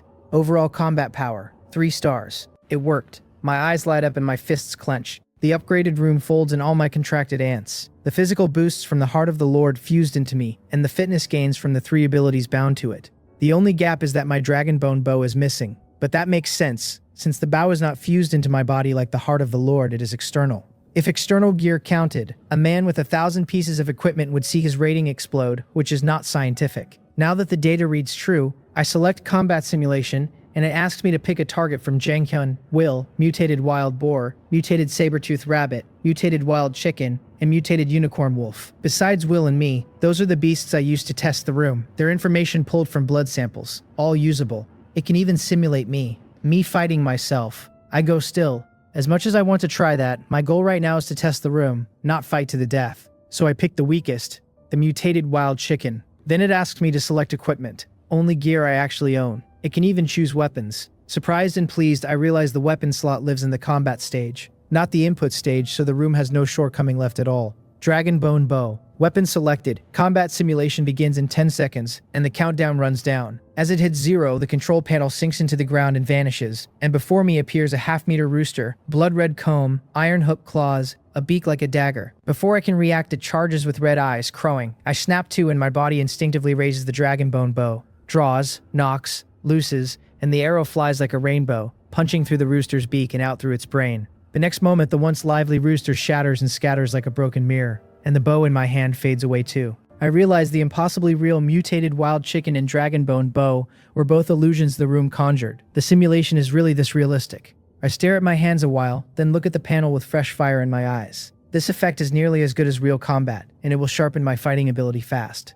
I call for Moal to bring every scrap of mutated beast blood from the cellar, the gold rank samples included, and she answers at once that she obeys. Time flies, and in a blink it is the second night after the cold snap ends. The long-awaited announcement rolls out again. Night ends, the area chief pre-selection begins, and survivors will be ranked by area on shelter level, ability, physical fitness, pet beasts, and weapons. After the upgrade last night, I got so caught up in the hunt that I spent the whole night in simulated battles against beasts of every rank. Simulated fights do no bodily harm, but they burn enormous spiritual power, and even with my intensity I could not keep pace after overusing the room, so I collapsed into sleep and did not stir until morning, waking only to the mysterious voice's broadcast. As my eyes open, the voice reads out the specific rankings. Over 8 billion people crossed into the dark world. 10,000 per area, which means over 800,000 areas. Each person's area different, so the rankings vary by area. What I hear is my own. Area 321763. Top 100 enter the area chief candidate list. First place Hyo Singyul. Second place Jang Hyun. Third place Sun Weepung. Down to 100th place Seo Rin. The voice adds that survivors outside the top 100 lose the right to become area chief and may pledge to any of the top 100 as a vassal or stay a free person. It notes that a free person who kills any top 100 member takes over their candidate slot. The first place candidate may recruit 3 cross-area vassals, second place 2, third place 1. After the eternal night descends, the arena opens, and once the cold current ends, to ease communication between survivors, the black fog in each area vanishes entirely during the day. After the broadcast, the ranking lands directly in my manual, and I read it and frown. I am only second. This survivor Hyo Singyul, is he really that strong? The area ranking is a comprehensive read on shelter level, ability, physical fitness, pet beasts, and weapons, collected so thoroughly that errors are nearly impossible. I took first place rewards on so many missions, and I have teammates covering each other's gaps, which is how I climbed this far. I did not deliberately push for the rankings last night, but being passed still stings a little. With over 800,000 areas worldwide, if I cannot even top my own, my global rank sits past 1 million. Then I stop and turn it over, deciding no, that is not right. The vast bulk of my strength rides on hundreds of gold rank ants carrying 2 gold rank genes, but the ants I truly tamed are only 4 ant queens. The rest run on my command over the queens and the ant affinity granted by the species contract. Strictly speaking, the other ants are not my pet beasts, so the ranking system probably left them out of the calculation. That explanation holds, because otherwise I cannot imagine anyone in my area outranking me with this many gold rank ants. Beyond the rankings, the broadcast carried a great deal more, so I get up, sit at my desk and think it through. The top 3 hold only a few cross-area vassal slots, which tells me the Dark World mostly wants people inside one area grinding against each other. Survivors off the list get 2 roads, become a free person or pledge to someone on it. Free person sounds appealing, but the rule that killing a candidate replaces them means free people in the top 100 cannot coexist, so it is nearly impossible for survivors in one area to live in peace. I shake my head and sigh. And then there is this arena that opens once the eternal night descends, when the outside turns not only cold but choked with black fog, and I wonder what form it will take. As for the last point, the cold current ending and the daytime black fog lifting, that means no more restrictions during the day, and given the mood the Dark World is deliberately setting, a major battle is likely coming. I turn something over, then open the area channel, where Hyo Singyul is recruiting hard, calling the Unity Alliance open for anyone, promising that joining makes them brothers, boasting that with the area chief in charge their strength is formidable. The replies run from desperate to dazzled. One decides that since he is barely surviving and must pledge to someone anyway, he may as well pick the area chief. Another gushes that pledging gets you a teleport scroll straight to the boss's shelter, and that he is eating meat and drinking right now. Hyo Singyul caps it with a line that resources are limited, only 100 slots, first come first served, which sets off a scramble not to be beaten to it. I frown. Snatching people up already. A lord could do anything with a vassal, so recruiting is all upside, no downside. This bonsignore, sending messages and grabbing people this fast, is no simple figure, so I fire off several recruitment messages of my own in the area channel, since my shelter has room for any number. But my posts draw a lukewarm response. Barely anyone asking questions, let alone pledging. Did I move too slowly? Something feels off, so I open the channel again and reread carefully, and as I do my brow smooths out. The ones who answered bonsignore first and kept the messages flowing back and forth are always the same handful. That is suspicious, especially the survivor who claims he already teleported to bonsignore's side and is eating and drinking. I know that once you become a vassal, your manual is absorbed by the Lord's manual as fuel. If that man truly became a vassal and teleported over as he says, how does he still have a manual to post in the area channel? In other words, these people are all shills, bonsignore's shills planted to trick others into becoming vassals. What did bonsignore pay them, I wonder? Meanwhile, inside a level 4 shelter, a young man in a long robe sits in a lavishly decorated chair, brows drawn tight as he watches the noisy, crowded survivors beyond the light screen in front of him. If I were there, I would recognize this as the second floor only a level 4 shelter has. The second floor runs a full 150 square meters, quite spacious, yet right now it looks crowded, which shows how many are packed in, no fewer than 100. Bonsignore actually lured this many. Still, he looks unsatisfied, sending a message to a survivor named Mo Bin and demanding to know why only 146 people applied to become his vassal. He rages that they are all damn beggars, weak as anything, that he told them to make it convincing and they overplayed it instead. He reminds Mo Bin that the family poured considerable resources into supporting him, and that if he does not become area chief once the cold wave ends, Mo Bin knows the consequences. Mo Bin, one of the planted shills, answers fast that it truly is not his fault that fewer than 6,000 survivors are left alive in the area, and anyone who has lasted this many days in the dark world is shrewd. With no deadline on pledging, unless they are literally starving, these people will watch for a few days first, so it is not easy to make them submit.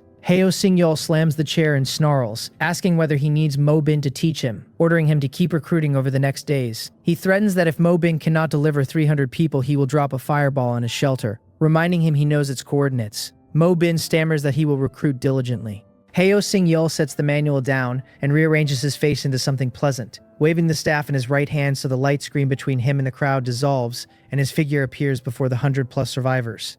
He stands, walks forward smiling, and introduces himself as bonsignore, their lord. At the sight of him, the crowd swells louder and surges toward him. One demands the good wine and meat he promised, insisting he only joined for the food, while another shouts for his manual back. An old man counsels that they are all compatriots, and it is hard for everyone, that coming to the Unity Alliance on his advertising was doing him a favor, and he had better treat them well. Another declares that though they are nominally vassals, in a civilized society everyone is equal, so he should know his place.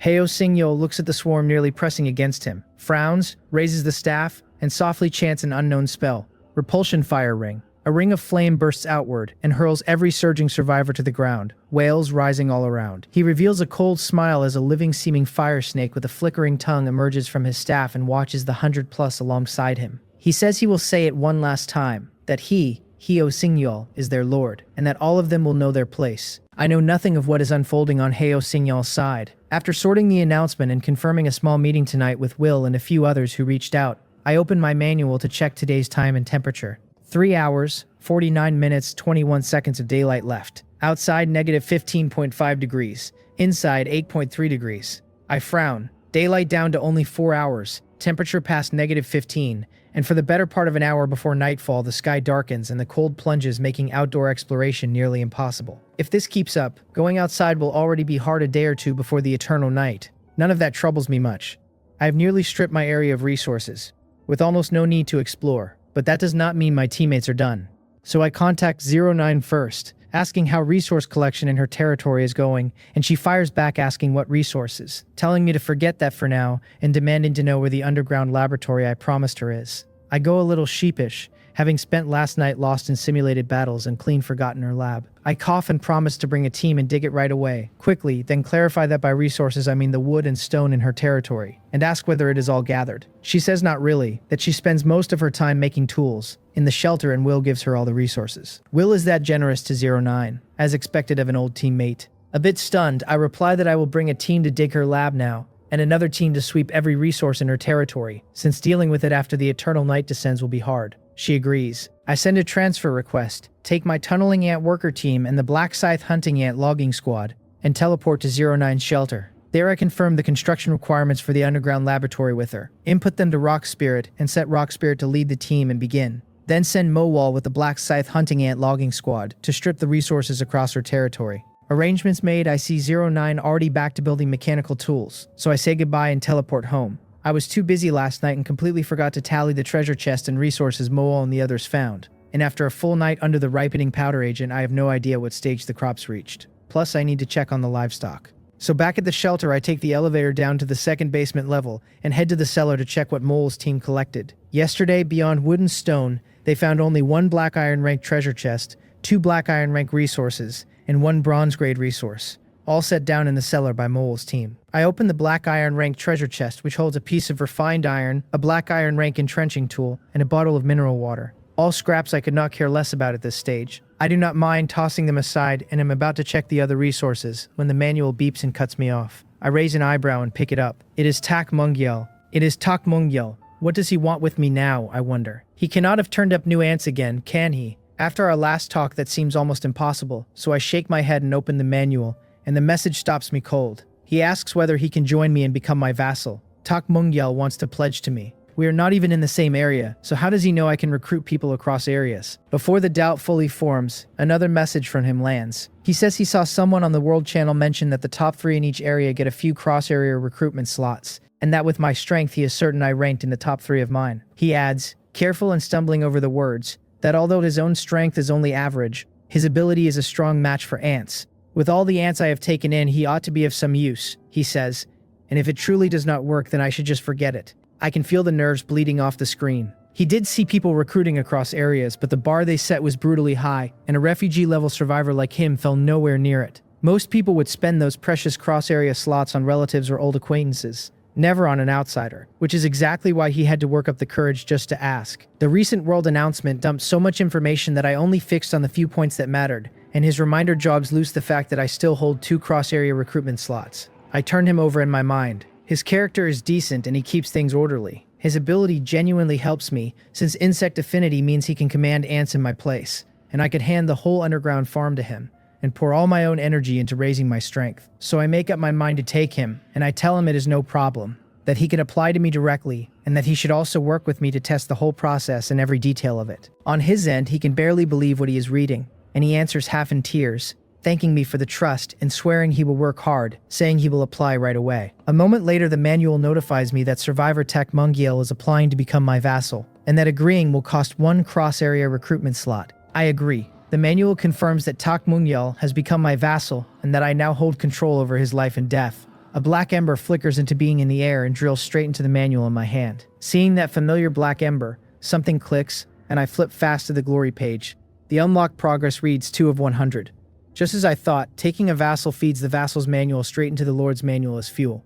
I wait, but no one appears in my shelter. Then I notice his name has vanished from the friend channel. Of course, if the manual is gone, there is nothing left to talk through. I am still puzzling over how to reach him when a teleport request comes in, and it is him. I accept, and the next second a thin young man in a worn long-sleeved jacket stands in my shelter. I size him up and tell him smiling that he must be Tak Mungyel, that I am Jang Hyun, and that he is welcome here. At the sound of my voice, his eyes clear from a murky, half-conscious haze back into full lucidity, and he looks at me with a tangle of excitement and awkwardness. He calls me boss and stammers that from now on he follows me, and to just tell him what to do. The timid, servile edge on him makes me a little uncomfortable, so I tell him not to be so stiff and to drop the boss business, that it sounds strange, and to just use my name. He waves both hands and refuses outright, insisting he could never do that, and settling instead on calling me brother. He says that if I had not taken him in, he doubts he would have lived through this cold snap, that it is no exaggeration to call me his savior. Brother lands easier than boss, and since he will not budge, I let it go, then ask whether anything changed for him after I approved the vassal bond. He tells me his survival manual disappeared the instant I agreed, replaced by a teleport token keyed to my shelter, and that the token carries a 1-minute limit before it forces the teleport. He had meant to grab a few items first, but he could take nothing except the clothes on his back before it dragged him across. So that is how it works. It explains why he arrived alone. I gave him some resources 2 days ago, so he should not have been stripped down to just himself. It seems that once someone becomes a vassal, every scrap of their accumulated resources stays behind in the shelter, waiting for whoever is fated to claim it. That is good news for me. After the cold snap breaks, any shelter I explore and find, occupied or not, is bound to hand me a reward. He looks genuinely heartbroken, saying that if he had known he would have traded his shelter's resources to me in advance, and that since his shelter sits in another area, those resources will just end up lining someone else's pockets. I smile and shake my head and wave him along, telling him his handful of resources means nothing to me, not to fret over it, that the good thing is that he is here. I tell him to come take a tour, so I can show him around, since this is his home now. To him, the resources he left behind were no small sum, so watching me shrug them off touches him. As he follows me through the shelter, his surprise keeps mounting, drawn by the sheer space and all the lighting, and he says the place he lived before feels like primitive society by comparison, that for a moment he could almost believe he was back on Blue Star. I tell him to come on down and see the rest. His gaze snaps forward, and his pupils blow wide as his mouth falls open. Ahead of him stands a bright white metal hinged door with a row of buttons beside it, and he asks, disbelieving, whether that is an elevator. He follows me onto the elevator in a daze, touring downward floor by floor as I explain. Underground level 1 is the ant nest and cellar, where he comes to reach the ants or pull resources and items. Underground level 2 is mainly the residential area, and I will have the tunneling ants dig him a room there soon. Underground level 3 is the farm for crops and livestock. He trails behind me through the whole of underground level 3 like a country boy set loose in a rich man's mansion, so overwhelmed he can only stare, packed full of shock and disbelief. Anyone would be. Think about how many days we have all been in the dark world, how many people cannot even eat their fill, and I have already built an underground shelter on this scale. In his eyes, the gap between us takes on real weight, and the awe rising in him makes him more careful, less willing to let his guard down. After I finish laying out underground level 3, I point at the tunneling ants busy beside the farmland and tell him that since he has insect affinity, he should try whether he can make the ants understand him and direct their work. I have already sent the tunneling ants in order to obey him, but for him to truly command them, he still has to make them grasp his intent. He goes tense at once, knowing I am testing him. He is not slow, and he understands what rides on this, that it decides where he stands in my eyes. If he cannot make the ants follow him, his usefulness to me shrinks to almost nothing. Watching his fingertips shiver, I smile and reassure him that it is fine if he fails,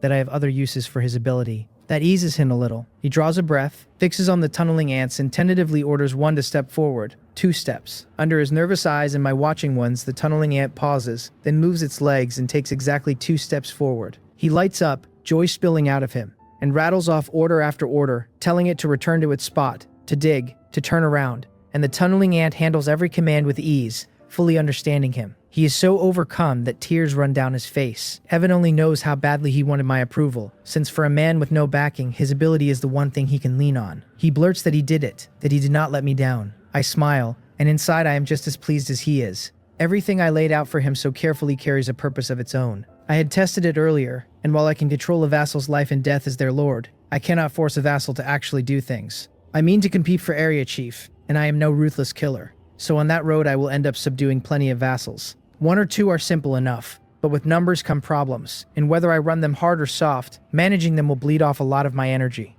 I have no interest in nursing the trivial affairs of that many people. What I need is a steward. Tak Mungyul, decent in character and full of trust and respect for me, is the best candidate I can picture, and if he can also command ants, that is close to perfect. Then I can hand off every small matter to him and run this place with my hands free. So I tell him his job for now is to manage the underground farm well, and that later, when I take more vassals, I will hand them to him too, and that he answers only to me. He understands at once that I mean to raise him as a steward, and he nearly drops to his knees, bowing deep and swearing he will never betray my trust. I pat his shoulder, walk him through the farm, explain the precautions for crops and livestock, and set him to his post. Then I take a few tunneling ants back up to underground level 2 to figure out how to dig him a room. Once I have the layout roughly sketched, I pass it to the tunneling ants and they start in. Then I fall into a stretch of thinking. I will surely subdue many more vassals down the line. Underground level 2 is my residential floor, home to important facilities like the gravity room and the simulation room. So 1 Tak Mungyul is fine, but crowding it with people would not do. Apart from a handful of combat vassals, most will work the farm, so I ought to dig a dedicated level as a vassal dormitory. I could even set supermarkets, restaurants, and entertainment down there, and I would need to mint a currency to keep their work morale up. There is so much to do that I will take it slow. Keep this up, and one day I might truly raise an underground city, or even an underground kingdom. I smile and shake it off for now, ride down to underground level 1, and check the resources I never got to earlier before Tak Mungyul's message pulled me away. Mowal had found 2 black iron rank resources and 1 bronze grade resource in the territory, and they are red earth at black iron rank, a camellia tree at black iron rank, and fine sand ore at bronze grade. Except for the single camellia tree, the red earth and fine sand ore are low grade but plentiful, a genuinely large haul. The cellar was never big, and with all its grain and fresh meat, it is nearly stuffed to the ceiling with these on top. I sink into thought. This is only the start. After the cold snap, the daytime area loses its black fog restriction, and I will surely uncover far more resources. I can no longer keep the ant nest and cellar sharing one floor. I need a separate level just for storage, especially since the underground farm churns out crops that have to be hauled constantly. So instead of a vassal dormitory on underground level 4, a storage floor might suit better. Rock Spirit can start on it the moment he finishes at 09's. Right as I think that, the manual beeps, and it is a message from 09. I had assumed Rock Spirit finished digging her underground laboratory, thinking what timing. But the second I read it, my pupils shrink. She tells me she has cracked the principle of my gene manipulator, that she can use the core module she pulled out to rebuild me a new one, and that it will carry 2 new functions, gene removal and plant gene fusion. Reading that, I lose my composure completely and let out a curse. How can this be so absurdly overpowered? I could hardly trust my own eyes, so I read her message again. And once I am sure I did not misread, I cannot sit still and fire her a teleport request. A moment later, I stand in her shelter. She sits hunched at her workbench, tinkering with an instrument that looks like a microscope, and from its shape I catch the faint outline of something familiar. Barely holding my excitement down, I ask whether that is the gene manipulator she modified, and whether it really carries all the functions she just named. She nods, calm, and answers in that fluent, flat voice that it does, that the device is very interesting. Delight floods me, and I nearly jump on the spot, blind for a moment to whatever has changed about her. Both functions are enormous for me. Take Mowal, for instance. With her growth potential now at gold rank, she could fuse one more gene, but I had held off. Even another gold rank gene would not push her to platinum, so the gain looked small. Worse, when she fuses her last gene, the black scythe hunting ant genes, she breeds inherit hers, and lock hard, gutting my flexibility. Gene removal changes all of that. To me, genes are like equipment, snapped off and slotted on at will. I no longer have to guard flexibility, since I can fuse the maximum genes into the queens and swap in whatever fits when the moment calls for it. Plant gene fusion is even more outrageous, adding what amounts to endless possibility. I cannot even guess how explosive the effects will be until I try it myself. On top of that, if Changha learned this function existed, she would turn green with envy, so I decide on the spot to keep it quiet. The thought of her camping in my shelter, refusing to leave and hogging the gene manipulator, is enough to seal my lips. Once I calm a little, something strikes me as off. Before, when I gave her equipment, she would master its principle by taking it apart, then build a device of matching function, and even a stronger one still kept the same underlying principle. So how did 2 brand new functions appear from nowhere this time? Has her craft leapt forward that fast? I ask straight out whether her mechanical manufacturing broke through again, since she can even create new functions now. She nods, then shakes her head and says her ability did break through, but that these 2 functions were not her creation. Not her creation? I am confused, and I half joke that if she did not make them, they could hardly have upgraded and unlocked themselves. To my surprise, she nods and grants exactly that, saying you could put it that way, that this gene manipulator is very different from any device she has met. When she took it apart, beyond the one already active module, she found 2 dormant ones, and her real work was cracking the method to activate them, not conjuring the functions from thin air. Dormant modules. My pupils tighten, and my mind jumps to something I obtained a while back, the sublimation scroll, whose function was to upgraded items below gold rank. Back then I had thought about upgrading the gene manipulator, but it already sat at gold rank, past the scroll's range, so I upgraded the more versatile mutated spring water instead. Then only silver rank. If the gene manipulator held 2 dormant modules, that means the device carries a set upgrade path, and it would have unlocked those functions on its own given a higher grade sublimation scroll. And 09 simply bypassed the scroll and forced the unlock herself, so she is essentially a human sublimation scroll, and one with unlimited uses. Excited, I ask whether that means she can just upgrade devices from here on and unlock every function they hold. She shakes her head and says it is not that easy, that my device happened to be relatively simple to activate, and that even so it cost her a great deal of effort. So it is not so clean after all. A little deflated but hardly a greedy man, I smile and tell her it is already remarkable, that as her ability keeps climbing she will one day unlock anything without limit. No, create all kinds of impossible functions outright. She nods and says faintly that it is still far off, that the technology here cannot be explained by mechanical knowledge alone,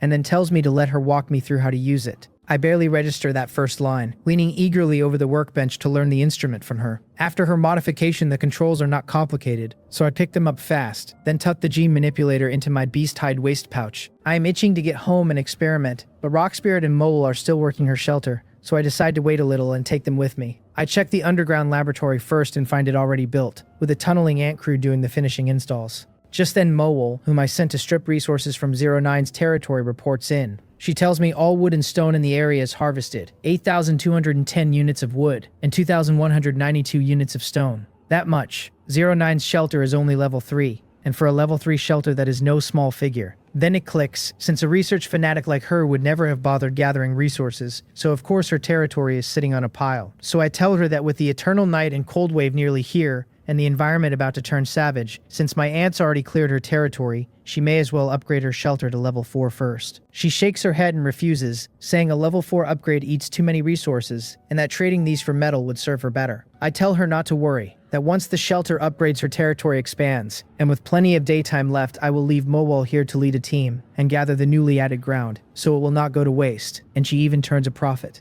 She agrees, a little reluctant. Relieved, I leave Mowal at her place to keep mining, and just as Rock Spirit and the others finish, I head home with Rock Spirit and the Gene Manipulator. Behind me 09 lifts her head a fraction, and beneath the sweep of her silvery white hair, her eyes show, gears turning slowly inside the pupils. Back at the shelter, I pull out the modified Gene Manipulator at once and head for the elevator. Since the ants are too large to haul up onto a workbench conveniently, I move the workbench down to the ant nest on underground level 1 instead. On the elevator, I rub my forehead, realizing I forgot to ask 09's area ranking. She has not even upgraded to level 4, so her rank cannot be high. But with all that equipment plus her own ability and tools, she should hold inside the top 100 no matter what. I let it drop and decide to ask at the gathering tonight. At underground level 1, I set the Gene Manipulator on the workbench, but do not rush to run it, because once I sink into an experiment, time slips away. And Rock Spirit has no assignment yet with so many unstarted projects underground. So I take Rock Spirit down to underground level 3, and set it to lead a team excavating the underground level 4 space. Then I check on Takmungyel and find him deftly directing several tunneling ants,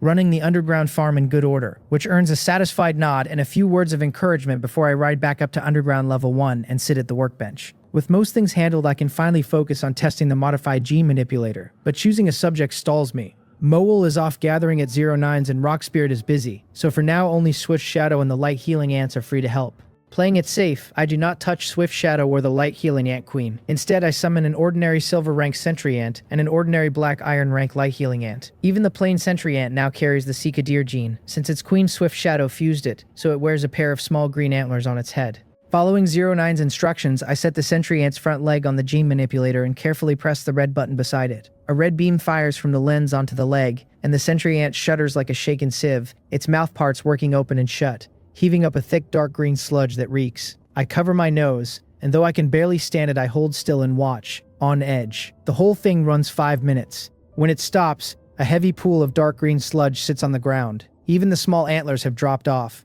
and the Sentry Ant lies motionless as if it has lost its life. I hurry over to check and finally exhale in relief. It is only weak and drained, not in danger. And the Cycadere gene truly is gone, with its rank dropped from silver back to bronze. So 09 did not lie. The Gene Manipulator really does strip genes. Removing genes is dangerous work though, and I wonder whether she has any way to soften the side effects. With that function understood, I turned to the Light Healing Ant to test plant gene fusion. Then I remember I had set a Light Healing Ant on the chandelier to test whether it could absorb the lamp's light and raise its mutation evolution rate, and it has lain there all night, so any effect should show plainly. I call it down and read its information. Its mutation evolution success rate now reads 56%, with absorbing light or light attribute material able to raise it, most likely evolving into a healing type. Only a tiny chance of mutating into something else. If I remember right, this one sat at 51% before, so a night under the chandelier lifted it 5%. Joy runs through me as I look at the plump little thing. 5% overnight is not much. Painfully slow even, but the meaning inside it is crucial. It proves light healing ants absorb all light to raise their mutation rate, not sunlight alone. That opens a door. If any light works, can a light healing ant absorb its own light or the light of other light healing ants and push its own mutation rate up? It sounds like a perpetual motion machine, but the situation is not quite the same, since it also draws on the ant's own bioenergy, so it is not impossible. I sink deeper into it. Light healing ants have lived packed together this long without a real jump in their mutation rate. Then again, a whole night under a lamp only bought 5%, so the ant's own glow is far too dim, and waiting on them to evolve off each other's brightness could take who knows how long. But what if I raise the brightness of the ant's body itself? Could a light healing ant then lift its mutation rate just by sleeping? My eyes light up. This idea would have been dead on arrival before, since the old Gene Manipulator only pulled and fused animal genes, and I have never seen a glowing mutated beast. Now it is different. After 09's modification, the device fuses plant genes, and while glowing animals are rare or non-existent, glowing plants are everywhere, and I have one right on hand. The green lantern fruit. I fire off an order to Swift Shadow to pick a green lantern fruit and bring it, meaning to fuse its gene into this light healing ant. If the effect holds, I even want to fuse it into the Light Healing Ant Queen. since a passive that raises the mutation rate is too tempting. The green lantern fruit is only black iron rank, and not much for raising growth potential, but with gene removal now on the table, I can fuse it, use it, and strip it out once it stops earning its keep. 5 minutes later, I narrow my eyes at the glowing orb in front of me, so blinding that without a close look you could not tell it was an ant at all, and I cannot help grinning. It worked, and the brightness is more than fine. If I fused a flight gene too, it could double as a mobile light source. I picture several glowing orbs trailing me like shadows, and get a little carried away, since striking a pose with them would make me look like some Dharma idol out of a legend. Honestly, far too imposing to pass up. I lose myself in the experiment again, and the short day slides quietly by until night falls, and the time I set to meet the team arrives on schedule. Baekhyun requests a teleport first, and a moment later he stands in my shelter, launching into some favor he needs before the words die in his throat. His mouth goes wide enough to swallow an egg as he gapes past me and asks whether I have taken up cultivating immortality. Behind me, a dazzling halo of light trails my every move like a special effect out of a pay-to-win online game. It takes him a while to recover before he stares at it with sparkling eyes, and asks what ability this is, how it looks like something straight out of cultivation, how cool it is. I wave a hand and tell him lightly that it is nothing so grand, that these light clusters are a new kind of ant I acquired, that after fusing specific genes into them I got this effect. It only looks dazzling and carries no extra function, I say, so he can think of them as walking lamps. I am not being modest either. The light healing ants behind me fused the green lantern fruit gene together with a mutated raven gene, which gave them strong glow and flight both. I ran more than that one test last night, and fusing all sorts of plant genes into light healing ants turned up plenty of other surprises. Baekhyun is not let down at all, and instead he says excitedly that strength is temporary but coolness is forever, and asks whether I can rig one of these halos for him too. I shake my head and tell him not a chance, that I have the ability to control ants so they move to my will, and that handing them to him would leave the effect no better than a fixed desk lamp. Then I ask what he came to me for. A little deflated, he throws one more envious look at the light healing ants, and gets to the point. He reminds me there was an area ranking during the day, then, with a sheepish little laugh, says he had a great many items so he leaned on that and comfortably locked first place in his area. I nod, unsurprised, since his strength is already respectable, and as the Bake family's financial manager he handles hundreds of items, which gives him a huge edge in the overall read. I ask what the problem is, since first place is a good thing. He says up to there it was fine, that he then naturally recruited some people, and because he posts often on the area channel buying items, and pays generously his reputation is solid, so when he opened recruiting he accidentally pulled in a bit too many. That fits him. Unlike me, who rarely posts and develops quietly and drew nobody when I recruited openly, he draws a crowd. I figure he pulled in a few dozen, so I ask whether he took in too many at once, and the shelter cannot hold them, and offer to dig him an underground space for a vassal dormitory. Even a level 4 shelter's 2 floors will not fit dozens at once, I remind him. He nods with a pained smile and confirms he needs me to dig the space, but that he did not take dozens. He took 300, packing his shelter so tight the toilets have backed up. His shelter truly cannot fit another soul, he says, with over 200 more still waiting in line. 300 and 200 more queued. Even I, who had been fairly indifferent, go still at the number. Over 500 people is close to a tenth of an area's surviving population, since each area now holds only some 6,000 living survivors, and this is only day 1. I knew his social skills were strong and his relationships wide, but I never had a concrete picture, and now I do. In human form, he is practically a succubus, the kind that draws men and women alike. I exhale, rub my temples, and tell him his numbers are absurd, that a space for 300 is no easy build, and I ask why he decided to recruit so many at once. He puts on a mournful face and says he did not want to either. On one hand, these people kept crying poverty and misery at him, saying they could not survive and wanted in, and he could not exactly refuse, and on the other hand, the family told him to recruit heavy, promising benefits. So he overshot, and word is he pulled several times more vassals than the Bake family's designated seed candidates, and now those old foxes are talking about grooming him as a seed target too, which he calls ridiculous. So the plan has shifted and he is being set up to fight for clan leader. I clap his shoulder and tell him with a chuckle to stop being smug after landing a good deal, and that once the gathering ends I will send a tunneling ant team to dig his space. Relief washes over him, and he says no need for single rooms, just 2 large ones, men in one and women in the other to get by, and that he really does not want to compete for the Bake family leadership. I am about to tease him when several teleport requests hit at once, and I accept them, and Will, 09 and Xiongha appear, one after another, all a bit surprised by the halo trailing me. The last gathering over hot pot ran warm and easy, so this time I prepared ingredients too, though with how busy things have been I skipped the hot pot and pre-cut fresh meat for grilling instead. I tell everyone that since we are all here, we should eat and talk. Chiyoung-ah says that if I had mentioned barbecue earlier, she would have brought vegetables, since a mix of meat and greens tastes better, and I tell her everyone has been swamped so a simple meal will do for now, and I will treat them properly when things ease. I wave them to sit, and while the meat cooks I open with a question, asking what rank each of them landed in their areas, and what thoughts they have on the vassals and the arena the world announcement mentioned. They answer one after another. Chong-ha is first in her area. Will is first in his. 09 says 27. Baekhyun grins that his is first too. Just luck. So only 09 and I are not first. I shake my head and admit my ranking is second, and the room erupts, everyone insisting it is impossible, asking with my strength how I could sit second, wondering aloud whether the first place is some divine being. My strength is plain to all of them, so their disbelief is written on every face. I offer my guess that many of my ants went uncounted, dragging the assessment lower than expected, and add that the ranking hardly matters since the top 100 is enough.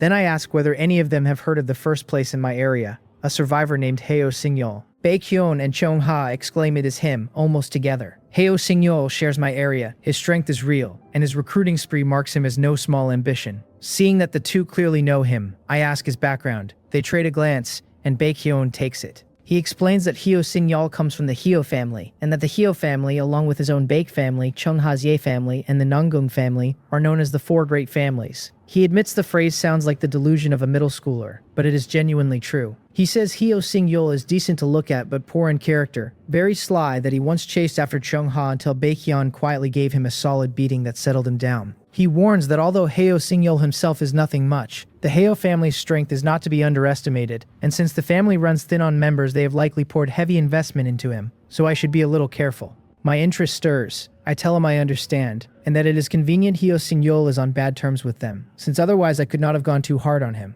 Baekhyun says to just beat him fiercely and it is settled, and that he will help if I say the word. In the dark world, he adds, even if the four great families started from scratch, there is nothing to fear from the Heo family's retaliation, even killing him outright. I nod, dole out roasted meat, and turn to the practical question, asking Baekhyun to share the specifics, since he has clearly recruited the most vassals. He tears off a big piece of meat, stuffs his mouth, and answers around it that recruiting vassals brings mainly two benefits. After a struggle to swallow, he pats his chest and lays out the first. Labor. Not everyone has as many ants as I do to do the work, and for most survivors planting, exploring, and gathering all demand manpower. So with a lord providing security, the vassals can throw all their energy into production, which makes even abilityless refugees worth taking. Beyond that, there are elite talents, some with strong combat, some with support or logistics skills, and you can even hand manufacturing blueprints to vassals good at making things for a guaranteed fat profit. Of his 300, over 20 have decent abilities that a little training makes useful. Everyone nods along. Will is already thinking about recruiting help for his livestock, Chong-ha about hands for planting and tending crops, while 09 sits blank and uninterested. To her, commanding humans is too much bother, and it is faster to raise her own ability and build an intelligent robot to assist. I think of my one vassal, Takmung-yeol, who has already saved me real effort and freed me to focus on my own strength, and of the fact that trivial things like tool making cannot be done by ants. My interest in recruiting climbs. Baekhyun goes on to the second benefit, a new function unlocked once you recruit enough vassals. Will frowns and fixes on him seriously, while Chong-ha shows nothing and keeps eating. He asks whether I already know it, the function called glory that unlocks after recruiting a certain number of vassals. I nod and say I know of it, but that it needs 100 vassals to unlock, and I do not yet know its specific effects. He says the function is simple and, rather than explain, just posts the details to all of us. Our manuals sound, and we look. Level 1 glory reads 300 of 500. The first function grants a survivor and their summoned creatures and pet beasts immunity to black mist invasion for 10 minutes a day, with the immunity time rising as glory levels up, and upgrading unlocks more. The glory function can make people immune to black mist invasion. My eyes narrow as its value lands. Since we arrived, the black mist has been the single greatest limit on everyone. 10 minutes of immunity a day is already plenty for me, since at my ant's speed 10 minutes covers a huge area, maybe enough to turn up many new shelters. As glory climbs, more functions open, so if the first is this strong, the rest will not be weak either. Reading our surprise, Baekhyun says his understanding is that glory works like the Dark World's version of a VIP membership, the level being the tier, so the higher the glory, the more privileges you enjoy. The old man of his Baek family reckons the glory level is far from simple, and likely matters a great deal later. VIP is a tidy way to put it. I nod and tell him that since glory is so important, everyone will surely rush to subdue vassals, and raise their level, then ask what happens if I defeat a lord who already holds many vassals. He pauses a few seconds, looks up, and asks whether I have played the little game where the big fish eats the small fish. The loser only becomes nourishment for the winner's growth. Winner takes all. I catch his meaning at once, brows drawing tight. Given this, relations between survivors in one area cannot possibly be good, with only two outcomes, conquer or be conquered. I count myself fairly benevolent, and even I would not dare let anyone near me eye me with the aim of swallowing me whole. Since the dark world has deliberately built this arena, thinking too hard is useless, and I can only carve my way through by conquest. I ask what he knows of the arena. He shakes his head and says he is not sure, that with only a few days to the eternal night we will know then, but that the name alone suggests a test of combat. So while there is time, we should train and raise our strength. He says, since even last-minute effort helps. I agree and tell them I have already built a gravity room and simulation room, that Will and I tested them and the effects are solid, and that they are all welcome to come train a while each day. Since both rooms burn heavy physical and mental energy, nobody can overuse them anyway, so a few of us sharing will not clash. Baekhyun looks thrilled, saying he has only heard of the two facilities and never tried them, and that he will absolutely check them out. I tell him we will go after dinner, the simulation room first, then the gravity room once the food settles. I reach for more meat, and find my hand landing on an empty plate. I look, and the plate that held the roasted meat is bare. That is impossible. I was grilling and talking, so I cooked a lot, and everyone was on serious business and barely eating, so where did the meat go? I turn toward a cry of protest and see Chungha with her mouth stuffed full, lips slick with seasoning and grease, all trace of ladylike composure gone, denying it around a hiccup. I smile helplessly and go back to the grill to start over, telling everyone there is no rush and more is coming. After eating and drinking their fill, the group heads to the residential area on underground level 2. The instant we step off the elevator, they spot a freshly dug room near mine, and Baekhyun raises an eyebrow at me with a suggestive look, asking why I just built a room and whether I am honestly keeping a beauty tucked away. The remark catches everyone's interest, and even 09 glances my way. I shake my head, a little exasperated, and tell him to keep his thoughts clean, that it is a room for a subordinate I just acquired, and that he is a man.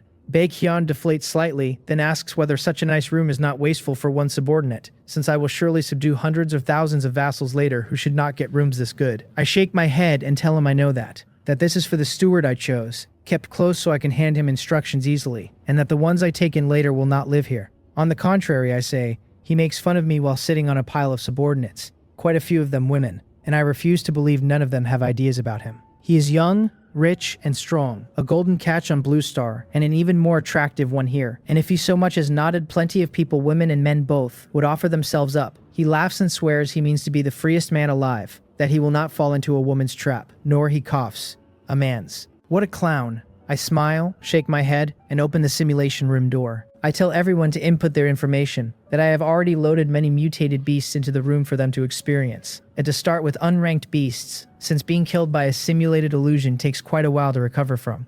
Those are lessons I learned in blood.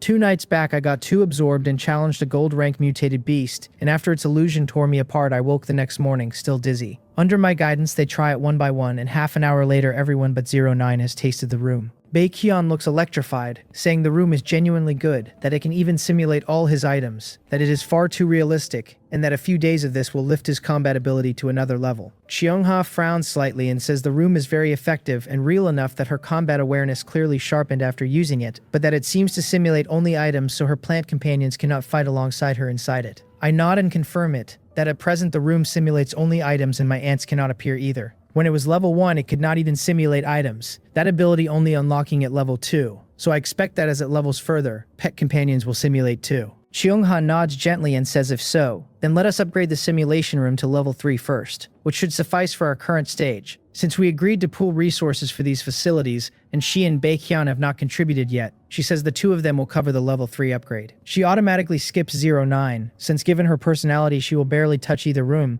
and the heavy users are really the 4 of them. Seeing Baekhyun raise no objection, I nod and agree, but say that since a level 3 upgrade demands no small resources, I will chip in a portion too. Then I tell them everyone has digested enough, and we should go feel the gravity room, and that conveniently Will also has a strong training method that pairs powerfully with it. Baekhyun's eyes light up and he urges us to hurry. I show a strange smile and walk toward the gravity room, telling him not to worry, that I will let him experience it first. Another half hour passes. The group has felt the full force of the gravity room paired with the basic body forging method, and they are all reeling. Even 09 got dragged over and forced through 2 sets, and now she looks pale and winded. Chungha finally understands the meaning of my strange smile from earlier. The worst reaction comes from Baekhyun, who, goaded by my line that a man cannot say no, stubbornly ground through several sets, and having walked into the gravity room chest out and head high, now staggers out trembling and leans against the wall. Everyone is in real pain, but they have to admit the effect is good, especially Baekhyun, Cheongha, and 09, first-timers with weaker constitutions, who saw obvious results even as their bodies scream at them.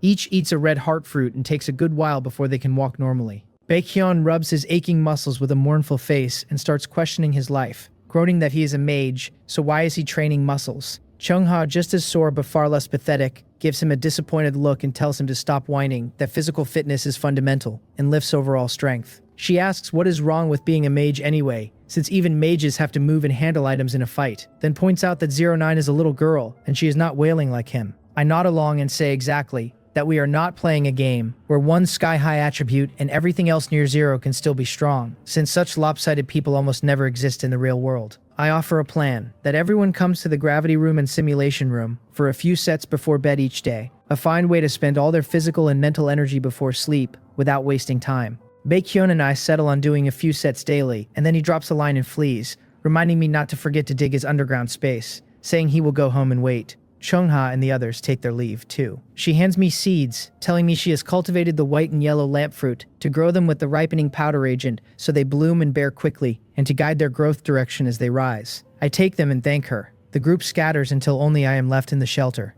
With nothing urgent, I head to underground level 3 and hand the lamp fruit seeds to Tak Mung-yo, telling him they carry the same effect as the green lantern fruit on the wall, only in different colors. He should decide where to scatter them across the farm, I say, and make sure they do not grow crooked. He tells me to leave it to him. Then I send Baekhyun a teleport request, and after he agrees, I think it over. Housing 300 people, even with tight bunk beds, needs several hundred square meters, and since he will likely recruit far more later, I will dig him a slightly larger space in one go. So I bring Rock Spirit and some extra tunneling ants and teleport to his shelter. The moment I arrive, a thick, foul reek of sweat, damp rot, and excrement rushes into my nose and sets me frowning again and again. His shelter, once dressed in treasures and rare gold rank items, no longer looks anything like itself, packed now with uneasy survivors like a refugee camp. Seeing me, Baekhyun wears the face of a man spawning his savior and grabs me, saying I have finally come and to start work at once. I nod and waste no time, passing his target design to Rock Spirit and moving to the spot he marks. I tell Rock Spirit to dig down from here,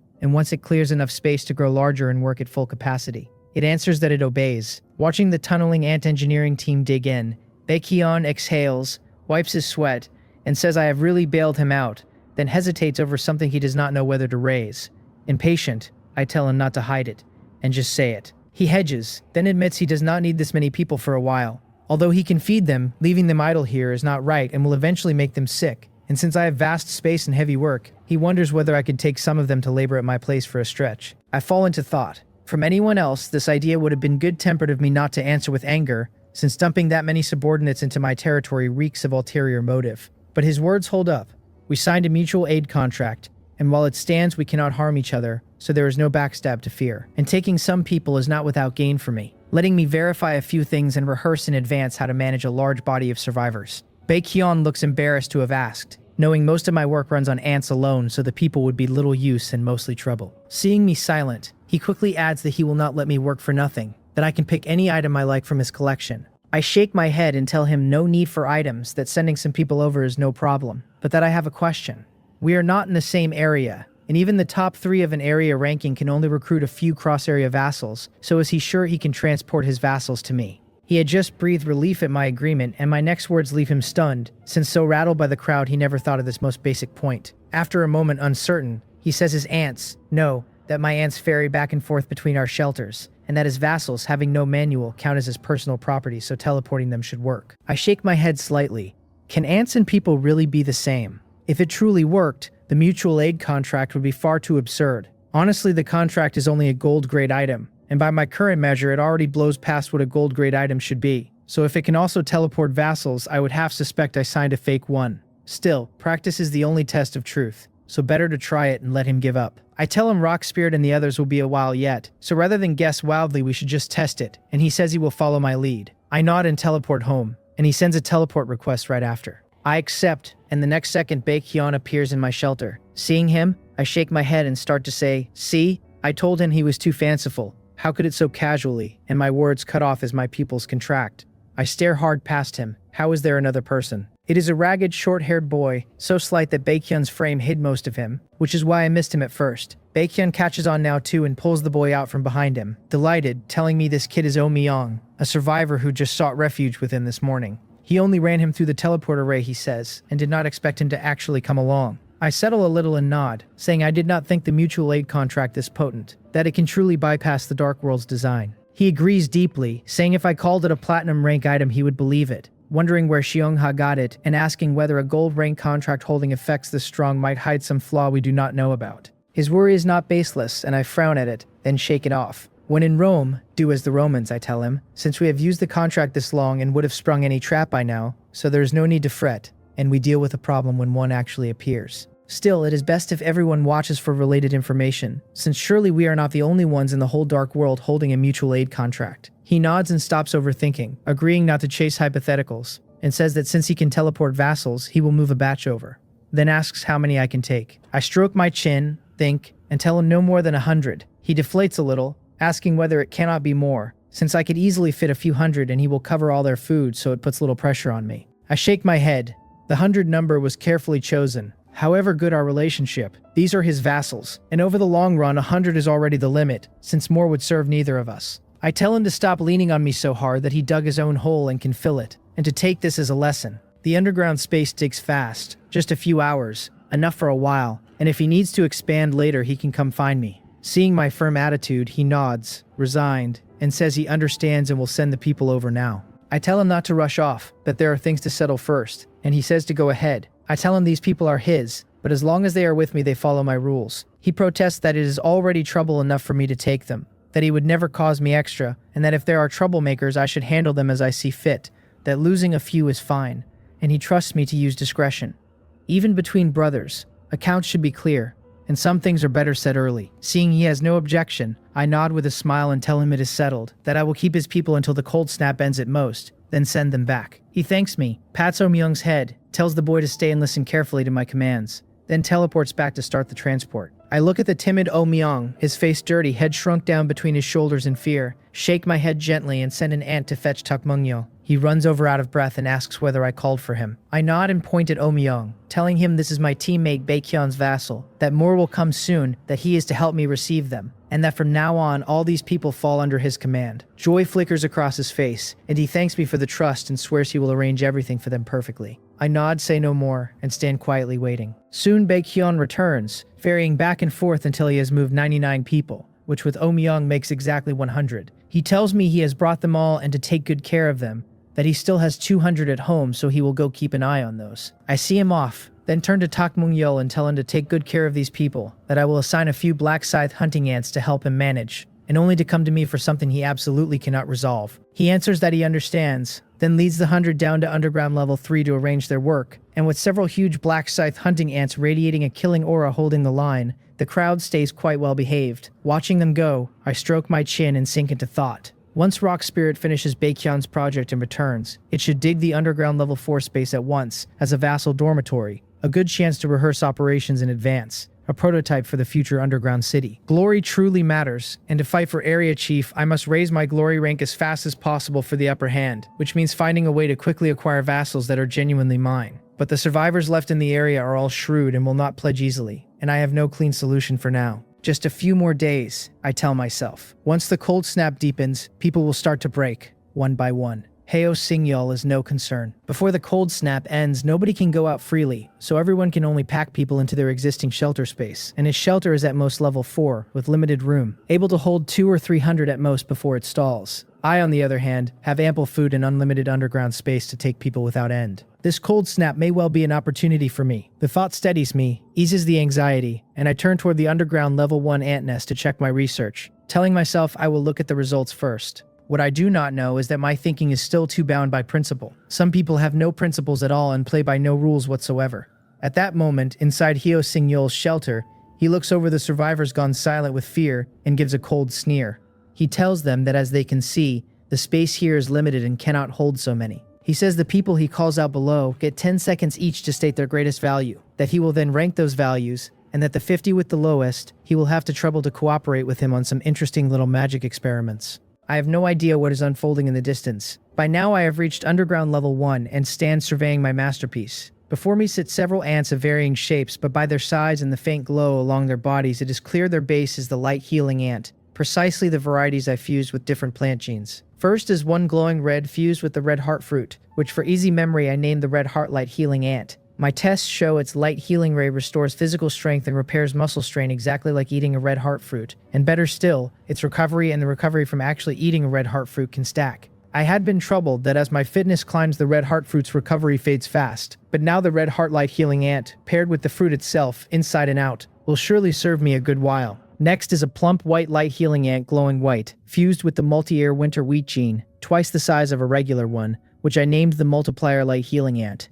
Its healing ray runs several times stronger than a regular light healing ant's, and the effect is very good. There is also one fused with the rejuvenation grass gene, which sharply improves its light healing ray's healing on pet beasts. Those are only single gene fusions. My experiments show that by fusing 2 plant genes at once, a light healing ant gains 2 abilities together, and their effects stack too. Looking at these oddly shaped light healing ants, I nod, satisfied, then sigh with a thread of regret. Plant genes work well, but it seems only the light healing ant pairs cleanly with them, since the black scythe hunting ant, sentry ant, and tunneling ants show no obvious effect after fusing plant genes. This must trace to the light healing ant's own nature, its healing ability meshing better with plants. I am not greedy, and the chemistry between the light healing ant and plant genes already surprised me plenty, so I do not dwell on the rest. There is a fatal flaw though. My plants sit at too low a grade to raise the light healing ant's growth potential, which is stuck at silver rank, so it can fuse only 2 genes, whereas raising its potential to gold rank would let it fuse 3. The light healing ant's starting potential is the highest of all my ants, needing only 1 gold rank gene to lift its growth potential to gold rank. My plan is to fuse a gold rank gene into the light healing ant queen to push her potential to gold rank, leaving the other 2 gene slots empty for now. Then I fuse the fitting genes into the 2 open slots of the ordinary light healing ants as my needs dictate, raising their grade and broadening their functions.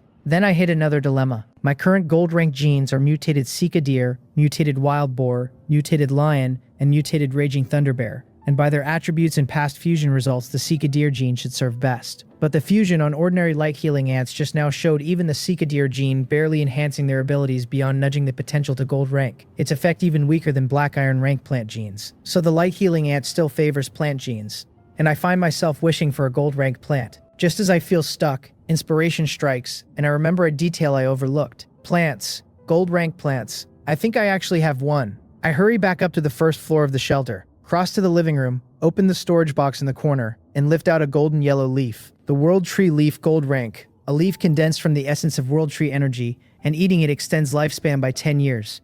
That is right, the World Tree Essence leaf Cheongha gave me as a welcoming gift on her first visit. Back then, the lifespan effect struck me as not very useful, so I buried it at the bottom of the storage box and nearly forgot it. And only now, hunting a suitable gene for the light healing ant queen, does it come back to me. I hold the golden leaf with a slight smile and tell it I had forgotten about it, and that after lying dormant so long it can finally earn its keep. I carry the World Tree leaf down to underground level 1 where the gene manipulator waits. The World Tree gene looks like a fine choice, but untested so its exact effect is unknown, and it is better to try it on an ordinary light healing ant first, since a leaf this large should yield quite a few gene fragments. I set it on the operating table and start the extraction. 3 minutes later, the gene is extracted, but I feel no joy, my brows knitting tight, because in the transparent glass bottle sits only one tiny fragment shimmering with faint golden light. That is right, a palm-sized World Tree leaf yielded a single gene fragment, which wrecks my plan. Other plants would give at least 8 or 10 from a leaf this size, so the World Tree gene must be very precious and cannot be measured by ordinary standards. I frown, torn. I could fuse the World Tree gene into an ordinary light healing ant,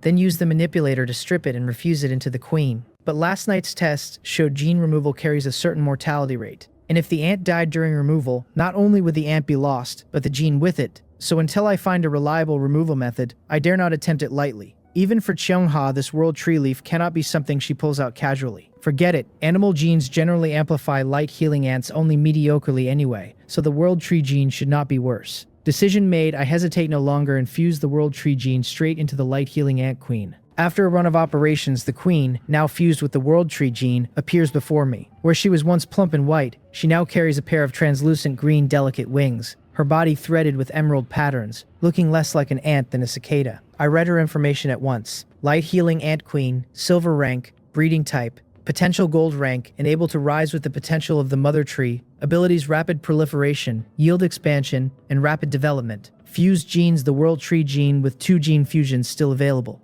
Current mutation evolution success rate, 23%, with absorbing light or light attribute materials able to raise it, most likely evolving into a breeding type, only a tiny chance of mutating into something else. Her potential can rise with the mother tree. The instant I finish reading the queen's information, my eyes blow wide, because even though I still do not know exactly what the world tree gene did to her abilities, I know where that leaf came from. It came from Cheongha's world tree, a thing with all but infinite growth potential, something that can one day swell into a whole world. If the light-healing ant queen's potential climbs in step with that tree, it means she is bound to the world tree itself, no longer needing to fuse genes or burn materials to lift her ceiling. She could ride Cheongha's tree straight up through platinum, diamond, legendary, even mythical rank. That alone is enough to leave me grinning like a fool. On top of that, the world tree gene shoved her rank wildly upward. She leapt from black iron straight to silver in one go, saving me a mountain of time and material. This was not just fusing a gene fragment, it was force-feeding her a super tonic. I clenched my fists, unable to sit still with the excitement of it, telling myself the light-healing ant no longer has to worry about potential at all,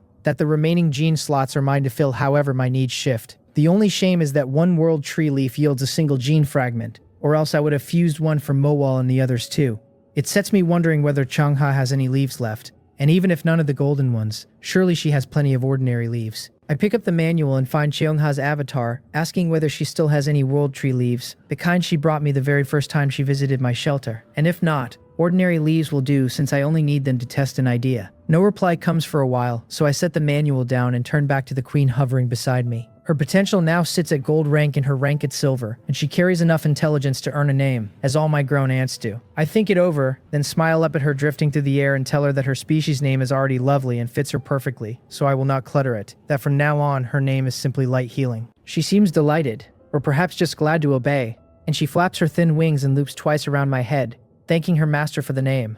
I nod, pleased, and tell her that her potential has reached gold rank, but her own rank still lags at silver, so she needs to climb fast. I will fuse a gene into her first, I say, and then she can breed ants while soaking up light to raise herself. I lead her to the gene manipulator and take out a lamp fruit, because after all my deliberating I have settled on the lamp fruit gene for her. With near infinite potential already handed to her by the world tree gene, her whole job now is to lift her own rank fast enough to keep pace with that potential. The lamp fruit gene, which boosts her glow and speeds her evolution, is close to indispensable for that. Under my practiced hands, the lamp fruit gene fuses into her smoothly. Silver rank gives only 2 gene slots, and both are now spoken for, the world tree gene and the lamp fruit gene, so any further fusion has to wait until she reaches gold and unlocks a third. Both of these are growth type genes, the sort that pay off better the earlier they land, so even though I cannot breed function-specific light healing ants for the moment, I have the patience to wait.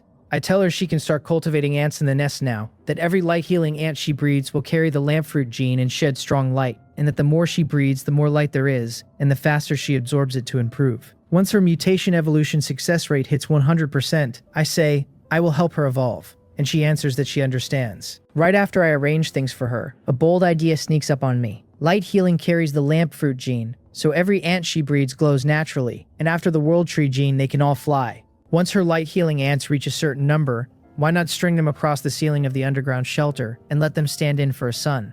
Plants in the dark world survive without light, true, but give them light and both the yield and the nutrition of my crops climb steeply. The idea feels genuinely workable, and I catch myself picturing a cluster of glowing ants turning day into night and back again down there. Of course, an artificial sun would take a considerable number of them, so light healing has her work cut out for her. Just as I lose myself in the future, the manual sounds, and it is Cheongha finally answering.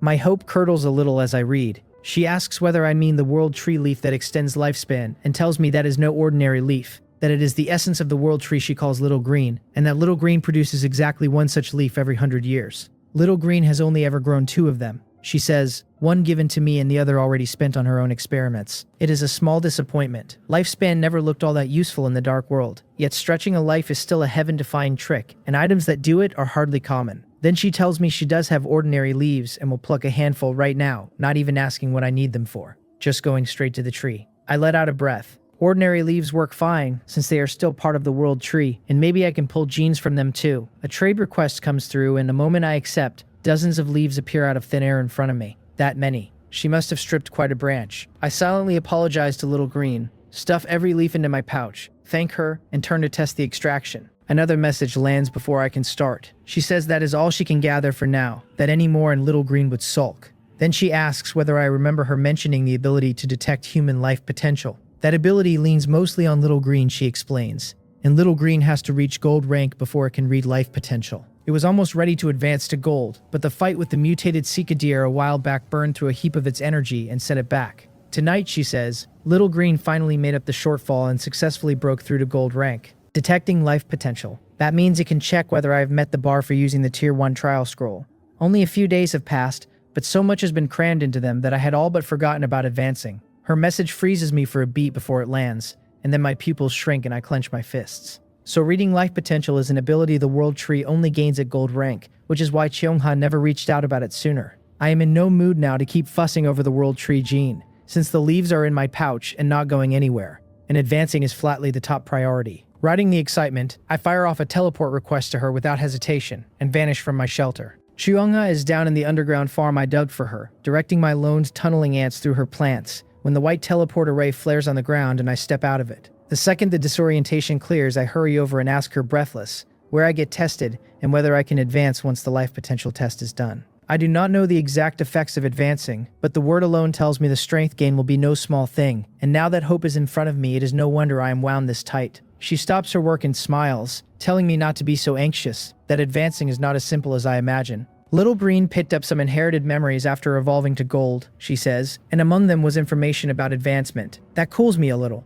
I have no idea what era the world tree's inherited memories reach back to, but if memories that ancient hold information about advancing, then advancing is not something dreamed up for humans. It is an evolutionary road open to every living thing in the dark world. Seeing me settle, Cheongha heads for the stairs and tells me we can talk as we walk. That according to Little Green, advancing demands 3 conditions: life potential, understanding of power, and a medium. Understanding of power and a medium. I trail her with my brows knitting. Because of the 3, I only know life potential by name, and I do not even grasp that fully, let alone the other 2. Sticking to my habit of asking when in doubt, I ask her outright what the 3 conditions actually mean. By then, we have reached the living room on the first floor of her shelter. She does not rush the answer, sitting me down, pouring me a cup of clear tea, and settling in to explain slowly, one at a time. First is life potential, she says, and since I keep ant pets, I should be no stranger to the idea of potential. I tell her I know a little, that ants can only evolve to a given rank once their growth potential reaches the matching grade. She nods gently and says human life potential works the same, that its level has nothing to do with our own attributes, just like my ants, where one might be brutally strong yet stuck at black iron potential, while another is weak and frail but carries silver potential. I frown and ask whether all the physical quality I have ground out in the gravity room and all the combat sense I sharpened in the simulation room will do nothing for my life potential. Nothing, she confirms, saying my training only realizes the potential I already have, rather than raising it, and that as far as she knows there are only 2 ways to truly lift potential. Only 2. I lean in and ask which 2. She says I have already brushed against both, whether I meant to or not. The first is learning skills, since the act of learning reshapes the body and lifts potential along with it, and the higher the skills rank, the bigger the gain, something I should have felt for myself. That lands as a small revelation, so learning skills raises life potential. No wonder the 2-eye techniques hurt so badly to master, and no wonder my mind felt scoured clean afterward, my whole self somehow sublimated. The skills were remaking my body and dragging my potential up with them. She goes on to the second way, which is just as simple, using rare treasures whether swallowed, applied to the skin, or simply lived among in the right environment, all of it capable of raising potential to varying degrees. Only each such resource is brutally rare and hard to come by. Then she asks whether I remember the black blood flower I gave her once. I go still, then place it, the silver rank plant I dug out of the black rot soil, the one that seemed to boost life potential. It looks like I stumbled onto a real treasure back then. She tells me she has managed to cultivate a batch of black blood flower, that its own nature keeps her from planting it in bulk for now, but that she has enough for me. Taking the black blood flower on top of the potential my mastered skills already granted will clear the bar for a first advancement with room to spare, she says. But advancing is a serious business, so to be safe we should still have Little Green run the test. It is always right to trust the expert. I feel a not ease, sip the clear tea, and my whole mouth turns clean and cool. I tell her I understand life potential now and ask about the other 2. She refills my cup and says the medium, for us humans, is easy, that it is the Tier 1 trial scroll in my hand. Other creatures need tools matched to their own nature to advance, which is harder to pin down, and human advancement is comparatively vague while a creature's road is crystal clear. She asks whether I remember the ranks of creatures, and I recite them: 8 in all: black iron, bronze, silver, gold, platinum, diamond, mythical, and legendary. She nods and explains that although there are 8, everything before gold is really an unranked existence, that the gaps there look like rank differences but carry no true qualitative change. Above gold, though, climbing a single rank demands completing an advancement first, and between each rank the level of power and the understanding of power shift in earth-shaking ways. Humans have no clean ranks, she says, but it runs much the same, so I can borrow the creature scale, and advancing to tier 1 puts me roughly at the strength between gold and platinum for other creatures. By her account, each tier sits like a link between two ranks: gold to tier 1, platinum to tier 2, diamond to tier 3, mythical to tier 4, and legendary is where it ends. I look up and ask whether that means creatures peak after tier 4, and whether humans likewise get only 4 advancements, and while I am at it, how her world tree, a native of the Dark World, knows so much about human advancement at all. It nags at me. Human methods and creature methods differ enough that the tree's memories logically should hold nothing about ours, unless, somewhere in the long history of the Dark World, there were once traces of humans. She shakes her head gently and says she cannot answer that Little Green's woken memories are limited and hold only this much. These questions sit too far ahead of us anyway, she says, and once we reach that realm, we will understand the road and the truth of the Dark World far better. Fair enough.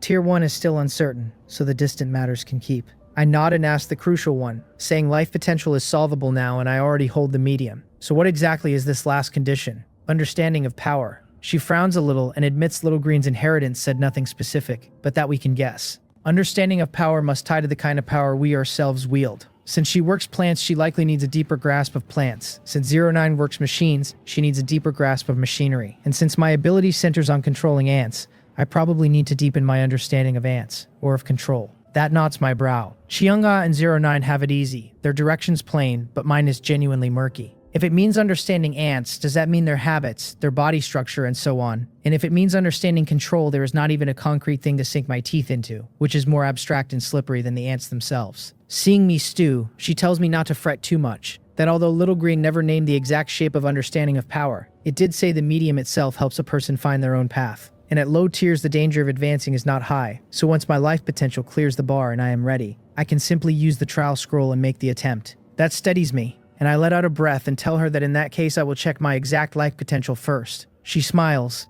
nods, and leads me straight out of the shelter. Her shelter is built on the main trunk of the world tree, and the tree wards a certain radius against the black fog, so a short trip outside at night carries no danger. I follow her along the trunk until we stop at its side, where she points to the bark and turns to me. She tells me to lay my hand on Little Green's trunk and wait quietly a moment, and the detection will finish, and not to be nervous or thrash around, because Little Green will not harm me. Just to touch on the trunk, I had braced for something far more elaborate. I set my palm where hers had rested, and tell Little Green it can begin. The tree stirs its leaves in answer, and then an arm-thick branch slides out and coils slowly up from my ankle around my body. The tickle of it and the snake-like squeeze without pain set every instinct in me screaming to bolt. But I remember her warning and hold still while the branch winds up to my shoulder and stops. The instant it stops, the trunk under my palm floods with a green light thick with vitality, running up my arm and over my whole body until the light swallows me whole. I feel like I am swimming in a green ocean, the exhaustion of days of brutal training simply gone, my body suddenly lighter. The whole thing runs 5 minutes. The green fades, the branch unwinds and withdraws, and the detection is done. I open my eyes slowly, still savoring it, and ask whether that is all, and whether this recovery effect can be used again and again, because if it can, why would anyone bother with red heart fruit when this is 10 or 100 times stronger? She gives me a flat, speechless look and says the test drains a great deal of energy, that Little Green can only use it once a day, and any more would harm the tree's origin, and that she will just send me the data directly. I deflate a touch, since of course an ability this potent cannot be cheaply spammed, but the data pulls my attention at once, and I open it fast. My life potential reads tier 0 at 91%, split as ability plus 80%, and base plus 11%. A handful of numbers but rich underneath. I murmur it back. That tier 0 91% means my potential sits only 9% shy of the tier 1 bar. She nods and confirms I can read it that way, that I am already very close. By her research, swallowing one black blood flower raises tier 0 potential by about 10%, the effect halving with each flower after, 3 flowers reaching the ceiling with nothing left to give. 1 flower alone clears my advancement bar, she says, but to be safe I should take all 3 before attempting it. She brushes the pouch at her waist, and 3 black blood flowers appear in her hand, which she passes to me. I take them and cannot resist grousing that if a flower can only be eaten 3 times with the effect halving each time, then 3 of them lift potential by just 17.5%. Its own information boasted of a great increase. I say, so this is hardly the exaggerated payoff advertised. She shakes her head and tells me not to be greedy. Do not forget my potential already stands at 91% of tier 0. She says 1 step from tier 1, 80% of that came from my mastered skills. My inherent base only 11%, meaning that without any skills my potential would be a bare 11% of tier 0. So the 17.5% from 3 flowers is more than double my base value, which is a fine effect indeed. Put against my own thin potential, the flower's effect really is good, and I have no ground to complain. I nod and say a little helplessly that my potential is just too low, that without so many skills padding it by a full 80%, who knows how long reaching Tier 1 would take. She tells me not to be discouraged, that Tier 1 matches a rank above gold and is never meant to come easy. The potential she detected in herself is not far off mine at all, she says. So it is not that I am low, it is just how human-based potential runs. Is that truly how humans are built? Poor foundations maybe, but our learning and adaptability leave every other creature in the dust. Potential will never be the thing that caps human progress. Settled on that, I recover my spirit and ask whether I can attempt the advancement once I have eaten the 3 flowers. Theoretically, yes, she says, but since nobody has advanced yet, there is no reference, so my attempt still carries some risk. She suggests I wait, let someone else succeed first, pull some information out of Baekhyun, and try after, since it is still the cold current period, and holding off costs me nothing urgent. I shake my head. She just told me low-tier advancement is not that risky, and if I cannot swallow even the small risk, forever looking before I leap, how am I meant to face the far bigger crises coming? Let me be the first to try. Her words of warning die on her lips at the set of my face, and she only tells me to take care. I say goodbye and teleport straight home. Back in my shelter, I sit in the first-floor living room with the 3 black blood flowers on the table before me. Each has 5 petals the color of blood settled for days, a dark near-black threaded with red, genuinely eerie to look at. In front of Chomhai, I played the martyr who would not regret it if he died 99 times over, but a thread of dread toward the unknown still coils in my chest. Still, the decision is made, so I will carry it out, and let the regret, if any, come later. I draw a deep breath, stop stalling, scoop up all 3 flowers, drop them in my mouth, and chew. They do not just look like blood, they taste of it, a thick copper reek that explodes across my tongue, a nauseating sweetness surging up into my skull, and I nearly spit them out on reflex. But I know how precious they are, so I hold my breath, force the sweet bloody mass down in a few frantic bites, then tear into a red heart fruit to finally beat back the taste. I gasp for air, still rattled, muttering that it is disgusting, that if I had thrown up all my effort would have gone to waste, and I wonder how long the flower takes to kick in. I rub my stomach, unsure whether anything has changed. Then a ball of fire ignites in my gut and races through my whole body. An itching, uncomfortable heat crawling under my skin. Far from afraid, I am almost glad of it. The flower is taking hold. How could a rise in life potential ever be calm and comfortable? When I learned my skills, it was agony too, and the agony was exactly what lifted my potential. The flower's discomfort is nothing beside the 2-eye techniques. It lasts about 5 minutes, and then my whole body lightens and I shiver head to toe, as if every meridian in me has been rinsed clear. This has to be the sign of reaching Tier 1 life potential. To be safe, I sit still another half hour, and when nothing more stirs, I finally relax and conclude my potential has indeed reached Tier 1, the change plainly felt. To be precise, I now sit at 108.5% of Tier 0, past its ceiling while my life level itself has not yet crossed into Tier 1. I get up, cross to the corner, and lift the slightly worn golden scroll from the storage box, the medium for advancement, the Tier 1 trial scroll. I do not use it right away. My right eye flashes gold, and I read it through the eye of delusion breaking, which lays it far barer than the first time I saw it. The scroll says a survivor can activate a trial after use, and raise their life level upon completing it. Then it adds a cold note that if the trial fails, the scroll vanishes and the survivor loses 50% of their Tier 0 life potential, and that anyone with insufficient potential will explode and die. My pupils tightened. The cost of failure is steep, not just the scroll but a full half of my potential, and I know from raw experience how brutally hard potential is to raise. Losing half would drag me almost back to the start, and heaven knows how many treasures it would take to claw it up again, and those short on potential simply detonate. Strangely, seeing the failure spelled out so plainly calms me rather than scaring me, because people fear the unknown most, and my potential far exceeds 50%, so even a failure leaves my life intact. I breathe deep, tell myself I hope to pass on the first try, and pick up the scroll. It asks whether I wish to activate the Tier 1 trial. I confirm it. Then it asks me to select my core ability. So the trial's content shifts with the choice. Eye techniques and archery are nowhere near my core, since my true core is one thing only, the species contract with the ants, and I choose it without hesitation. The scroll dissolves in my hand, a vast vortex opens before my eyes and swallows me whole, and my consciousness snuffs out as my body slides boneless off the chair to the floor. Down in the ant nest on underground level 1, Mowal feels the shift in her master state at once. She crawls to my slumped body, nudges it gently with her head, reads my condition, and understanding this is a critical moment, she stops calling out to me. She only summons 2 black scythe-hunting ants to lift me and lay me carefully on the bedroom bed, murmuring that her master will be fine, that everything is going smoothly. I did not physically enter the trial space, only my spirit crossed over. Darkness, an endless spread of darkness. Who am I? Where am I? What am I doing? I opened my eyes slowly, turning those 3 questions over in a fog. then rise carefully and sway my antennae to gather the surroundings. Moist soil, pheromone trails, plant seeds, warmth, green leaves, a subtropical forest by the feel of it. Something twinges wrong in me, and I twitch the antennae on top of my head, asking why I have antennae, whether these are not the organs of an ant, whether it means I am an ant. Then the certainty settles. I should be out hunting food, because the queen has just bred a great many young and they need feeding. I understand my identity and my task, so I work my 6 legs and follow the pheromone toward the food I found. At first the 6 legs move stiffly, but as I extend and fold them the motion smooths out, and I crawl through the tangled forest terrain at a speed remarkable for my size. Soon I reach a flower seed. Tiny, yet against my little body it looms like a giant, and a flicker of doubt rises, wondering whether I can even shift a thing dozens of times my weight. Then it strikes me as absurd, since I am an ant and hauling dozens of times my own weight is only natural, so why am I doubting myself? I step in, hoist the seed, and sure enough it rides easily on my back as I follow the trail home. Along the way I pass ants like me, some lugging food far heavier than themselves, some scurrying out to scout, soldiers standing guard, workers tending young, the queen breeding more, every one of them diligent at their part for the continuation of the species. This is why creatures as weak as ants have survived from the age of dinosaurs 140 million years ago down to today. Why Blue Star has cycled through several dynasties of overlords without ever breaking their unbroken line. For the sheer continuation of life, ants, small as they are, have outlasted countless creatures that looked far mightier. Vaguely I feel I am no longer one ordinary ant, my consciousness swelling up and out, threading through the bodies of every ant, feeling each one's thoughts, and I wonder whether this is my tribe. No, that is not right. I am not an ant, I am human. I am Jang Hyun. Once my consciousness has toured an entire ant tribe, I finally recall who I truly am, and I jolt awake out of the illusory dream.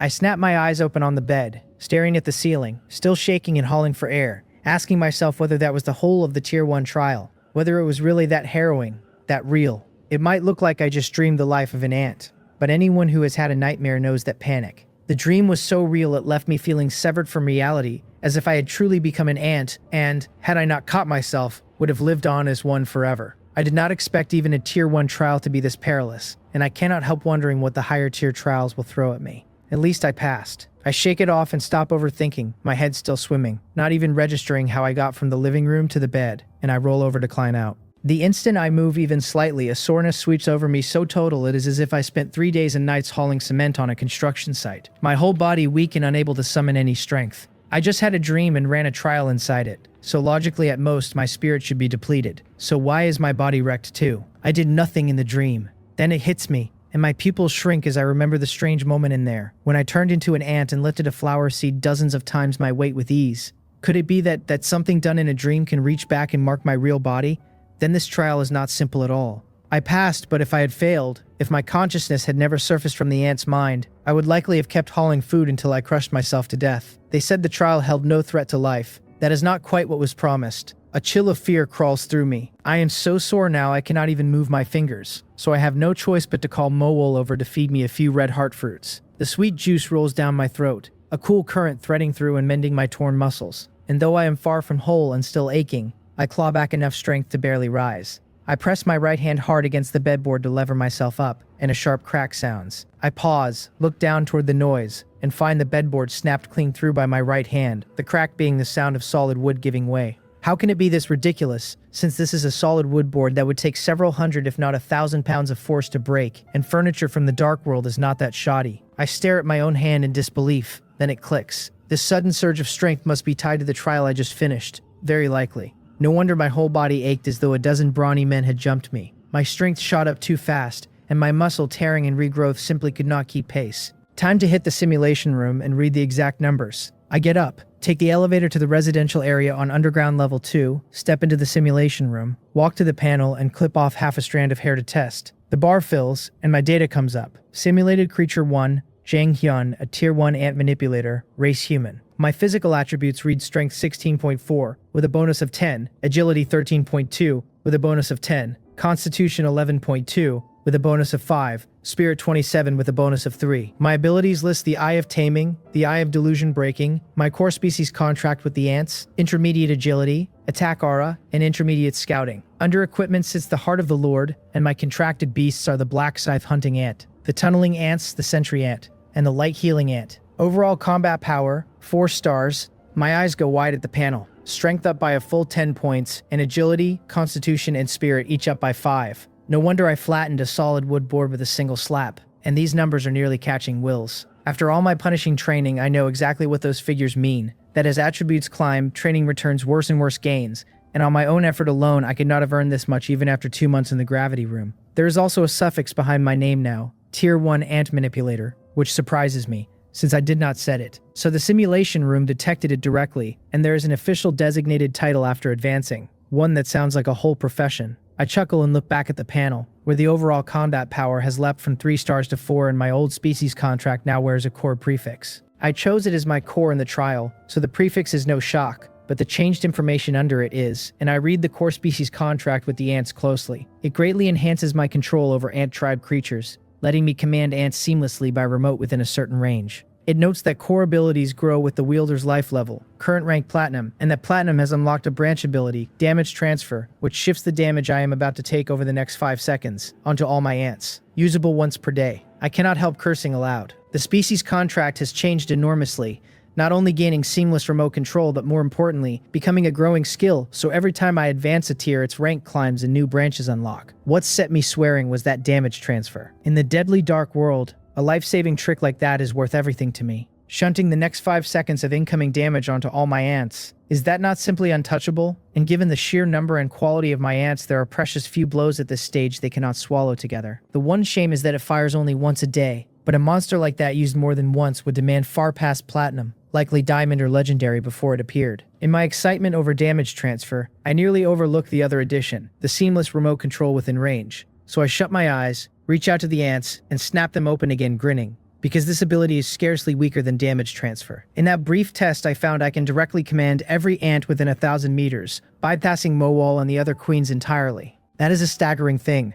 I only ever tamed a handful of queens to keep my mental load down, and the rank-and-file ants under them were always steered through a relay of orders passing down from the queens, which worked but bled speed and accuracy out of every command. Now I can order every ant inside 1,000 meters myself, which makes ordinary command far smoother, and more crucially, when I fight alongside the ants, I can maneuver them with flexibility and coordinate with them in a way I never could before. My strength has jumped hugely. After a single advancement, I feel reborn. A moment ago, the trial struck me as dangerous, and now, looking at what it bought me, that small risk feels like nothing at all. The gulf between a survivor who has advanced and one who has not is a chasm, and the arena opens tomorrow, so whatever shape it takes, at my current strength, I will break through it by force. I walk out of the simulation room, pull out the manual to check the time, and startle. Almost 2 hours gone. The test took only a few minutes, so most of that vanished inside the trial, which felt like a single instant in the dream. A fleeting dream indeed. I shake my head and am about to set the manual down when Baekhyun messages me, telling me the underground space on his end is finished.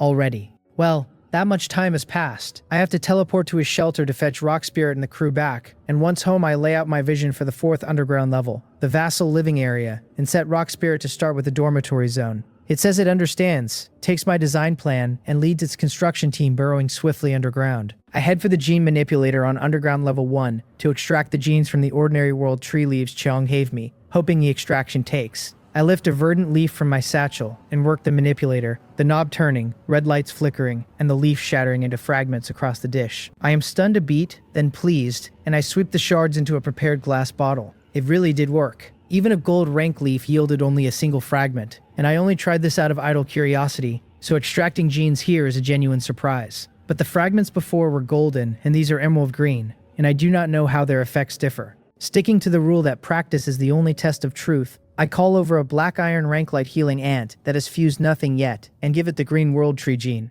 Its information reads, light healing ant, black iron rank, potential silver rank, fused gene the world tree gene, current available fusion 0. So the gene is indeed named the world tree gene, but it has lost the trait of raising potential alongside the mother tree. The rarity gap between the golden and green fragments is so wide that the effects truly differ, and I still do not know whether abilities besides potential growth have changed. So I call over a second light healing ant, one freshly bred from a light healing ant carrying the golden world tree gene, so it too bears the golden version. I set the 2 of them, one green and one golden, to help me test the light healing skill. The result stuns me. The one carrying the golden world tree gene has both a stronger healing ray and a longer duration, about 1.5 times the intensity and duration of the green one. The golden world tree gene is simply overpowering, an all-around lift, and the shame of it is that there is only a single fragment. The world tree takes a full 100 years to grow one golden leaf, and I cannot possibly wait that long. Cannot even be sure I would live to see the day. So this golden gene is a swan song, and any hope of pulling more fragments from my other queens is shattered. I sigh with some regret, leave the light healing ants to keep soaking up light and breeding, and ride the elevator down to underground level 3. In the farm area, a full 100 people are working the fields and pastures at even intervals, all of it running in good order. Seeing me approach, Tak Mung-yo, who was teaching a survivor the work, hurries over and greets me. I nod and smile, telling him he has done well, that arranging 100 people this fast is impressive. He scratches the back of his head, embarrassed, and admits that on Blue Star he once worked as a middle manager at a large company, so he has some management experience. That surprises me, and I look at him as if seeing him fresh, because a middle manager would command dozens or even hundreds of subordinates. Decisive and efficient, and Tak Mung-yo, honest and plain-faced, looks far more like an overworked laborer who got pushed around than a manager. Reading the doubt on my face, he explains with a wry smile. He tells me he was only a middle manager once, that at 35 he got caught in company faction wars and optimized out the door, then could not land a suitable job for months. With aging parents, young children, and a mortgage, he could not afford to waste time, so he took to delivering food to get by, and it was while delivering that he ended up here. Now I understand. No wonder he carries no leadership air, since life beat it out of him.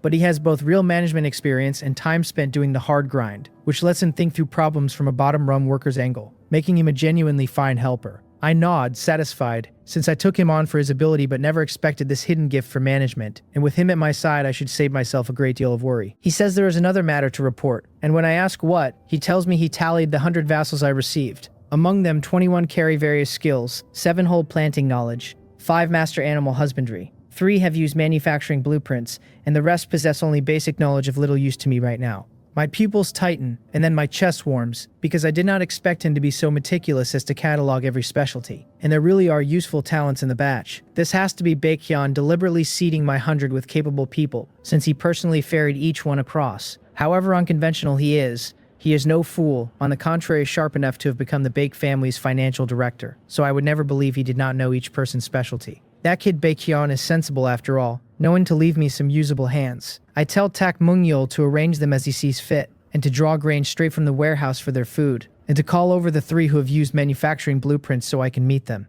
He answers at once and turns to shout for Oh Myung, Wang Shongpeng, and Yang Giran, and soon 2 men and a woman jog over. One of them is familiar, the shy small boy Oh Myung keeping his head down, the very first survivor Baekhyun sent over, and I never guessed he could make tools. Seeing the 3 of them stand there, heads bowed and a little afraid, I tell them gently not to be nervous, and to tell me what manufacturing blueprints they hold. Oh Myung steadies at the soft tone and speaks first, saying his blueprint is for a black iron rank wooden water cup. The other 2 follow his lead, one saying a black iron rank single bed, the other stammering that he can make black iron rank wooden bowls. 3 black iron rank items. I stroke my chin and nod, because although their value is low, they are practical, and manufacturing them for the trade channel could turn a certain margin. But with so many people just arrived, the shelter is short on basic living supplies, and I had meant to buy some off the trade channel, so with these 3 able to make the practical items themselves, I can skip the expense and go self-sufficient. I tell Tak Mung-yo to set the 3 to manufacturing, to make enough for 100 people first and warehouse the surplus, and to improve their treatment to mark a visible difference and lift everyone else's morale. He says he is already prepared for exactly that. I nod and add that once the dormitory area is built, he should move them in, and that in time I plan to gradually expand the functions of Underground Level 4, setting up shops, restaurants, entertainment venues, and a unified currency. These 100 are only temporarily here, I say, but I can use them to test the operating model. Conditions are not ripe yet, and a communal meal system will not hold once numbers grow, so I need the vassals motivated, their talents put to full use, with multiple paths for advancement. I tell him to run it by his own experience, and we will solve problems as they surface. Moved by the trust and the size of what I am handing him, he pounds his chest and swears he will give it his all. I pat his shoulder and turn to leave. I set the idle queens to their tasks through the mutual aid contract as I go.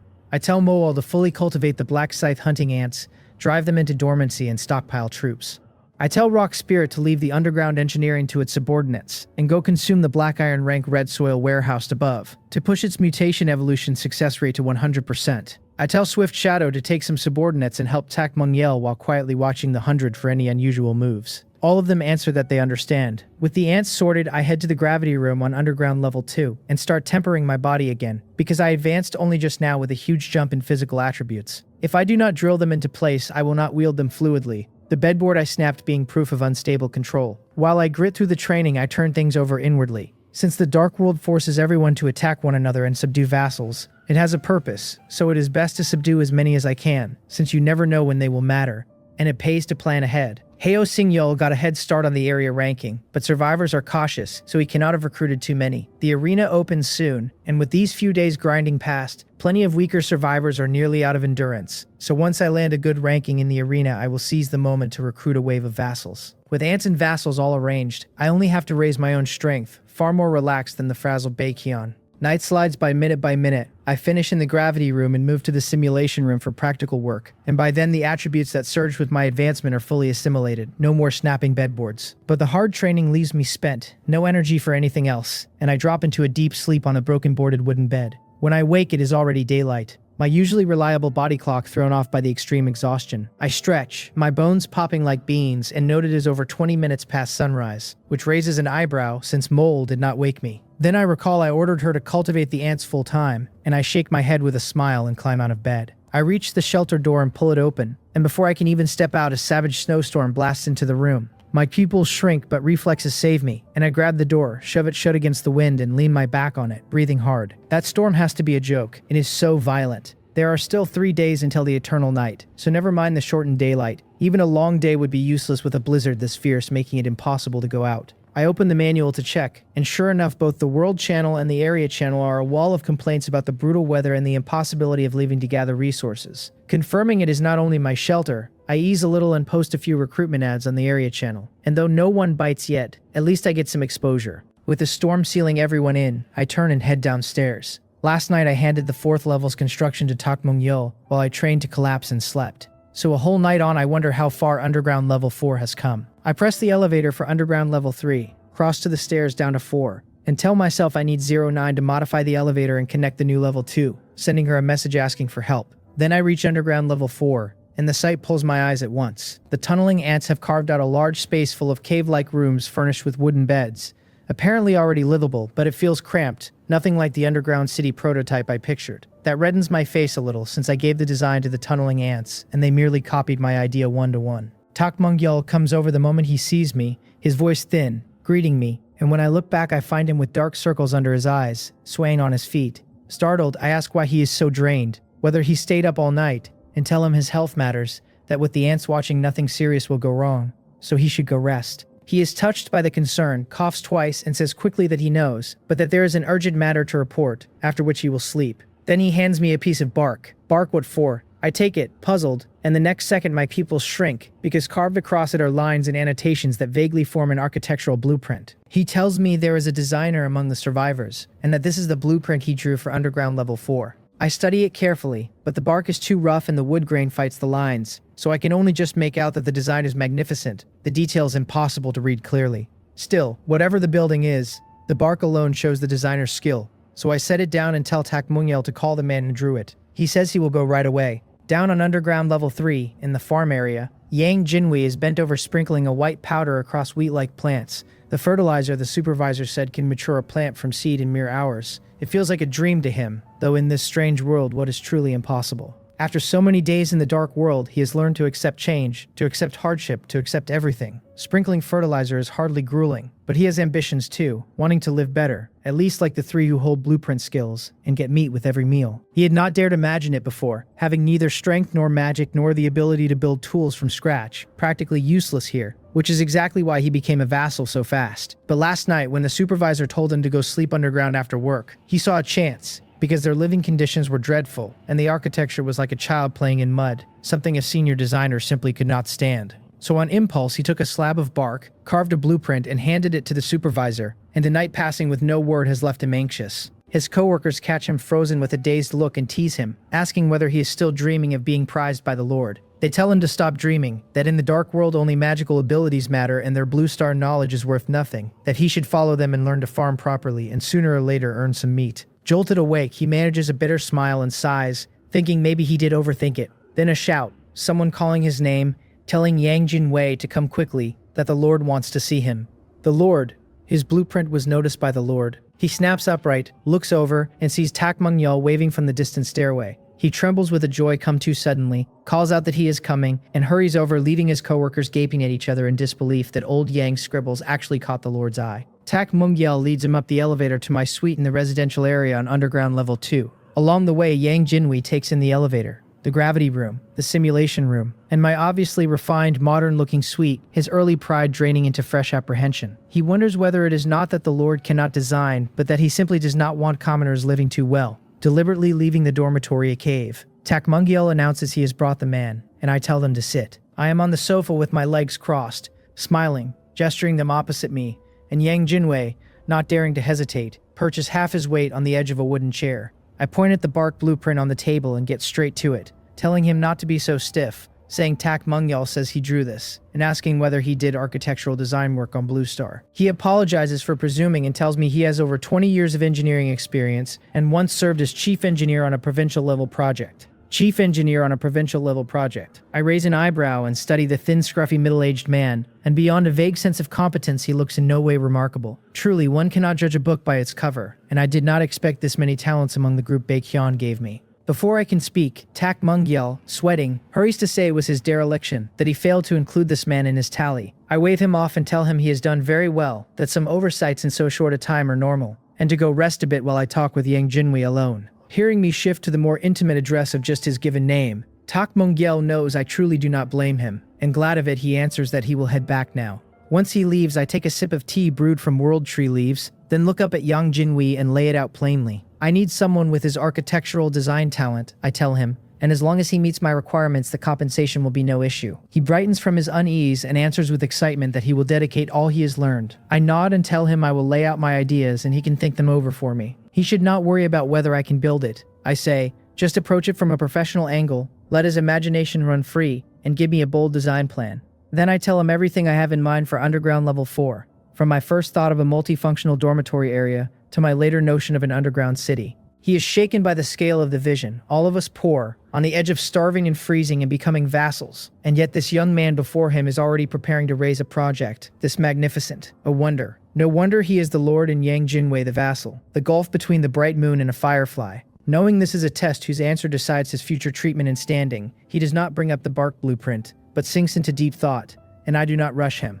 sitting on the sofa sipping tea, waiting patiently. The world tree leaf tea really is fine, sweet, and refreshing and clearing to the mind, and after finding that the ordinary leaves extracted genes were not much good, I followed the rule of wasting nothing, and took to brewing them to drink, about 5 cups over roughly 10 minutes. Across from me, Yang Jinhui's furrowed brows finally ease. He draws a deep breath and tells me he has it, a design plan that meets my requirements. A city of fantasy. A city of fantasy. Interesting. He has caught my attention, and I straighten a little and tell him to go on. He sits up straight, face serious, and lays out his concept that since my city is built underground, I must not be shackled by the forms of above-ground architecture, but adapt to the conditions and build a city with the character of an underground city. The insight is genuinely interesting, since when I built before I only ever copied buildings I had seen, and I nod for him to continue. Encouraged, he relaxes into the confident air of an expert. He tells me that whether it is the farm area, the dormitory area, or even my own room, the designs are all too conservative, and his idea is to tear it all down and rebuild it. He was so deferential a moment ago, and now he wants to flatten my entire base. I raise an eyebrow and see him in a new light, but he is too swept up in his own idea to notice my odd look. Gesturing wildly, he says each floor should be at least 150 meters high, or even 200 or 300, that an underground city should look like a city. How many meters? Is this man mad? I raise an eyebrow and object at once, asking whether digging that deep will not just collapse. Absolutely not, he insists, and lays out his plan. At regular intervals in each underground space, there must be massive sky-high pillars for support, and so long as their density and strength are designed sensibly, holding up a floor 300 meters tall is no problem at all. His idea is that these massive pillars will not be solid columns but towering buildings that reach the ceiling, serving as support pillars braced between the upper and lower floors, with channels added between the tall buildings. That way, no matter how many people come, they all fit. The space is fully used, and the structure stays very stable. He calls it, without hesitation, a city of fantasy. There is such a way of doing it. Designed like that, it is far grander and more magnificent than my own small-scale approach, and I am flatly astonished by his creativity, so I relay the idea to Rock Spirit at once and ask whether it is reasonable, whether it can be built. Rock Spirit runs a quick analysis and answers that in theory it is achievable, without counting the construction time. That is enough. And I breathe out with a satisfied smile. As for the construction period, that is easy to talk through. I can build one section first and gradually expand, since Rome was not built in a day, or wait until Rock Spirit reaches gold and I cultivate more gold-ranked tunneling ants, at which point efficiency climbs sharply. Besides, I do not have that many people yet, so I hardly need a huge area and can just expand as demand grows. By now, Yang Jinhui has come down from his high, and thinking back on his outlandish plan, goes uneasy, worrying whether the Lord will decide he is spouting nonsense and toss him out. The plan is far-fetched, no simple project even on Blue Star, let alone in a tool-scarce dark world. I tell him it is good, very good, that I am very satisfied with his plan, and that he is now my chief engineer here.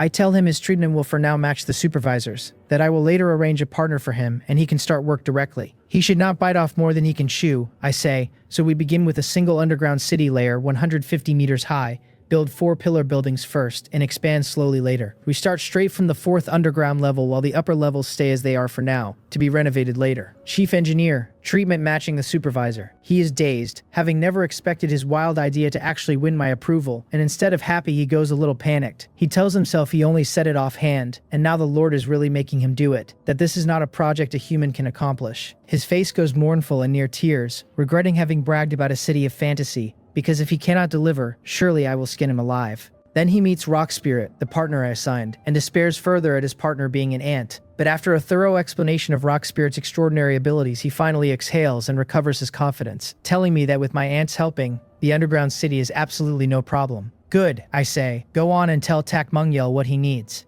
After sending Yang Jinhui off, I sit on the sofa and think a little more. A 150-meter pillar building would run at least 50 floors, and just one would demand an enormous amount of facilities, let alone 4.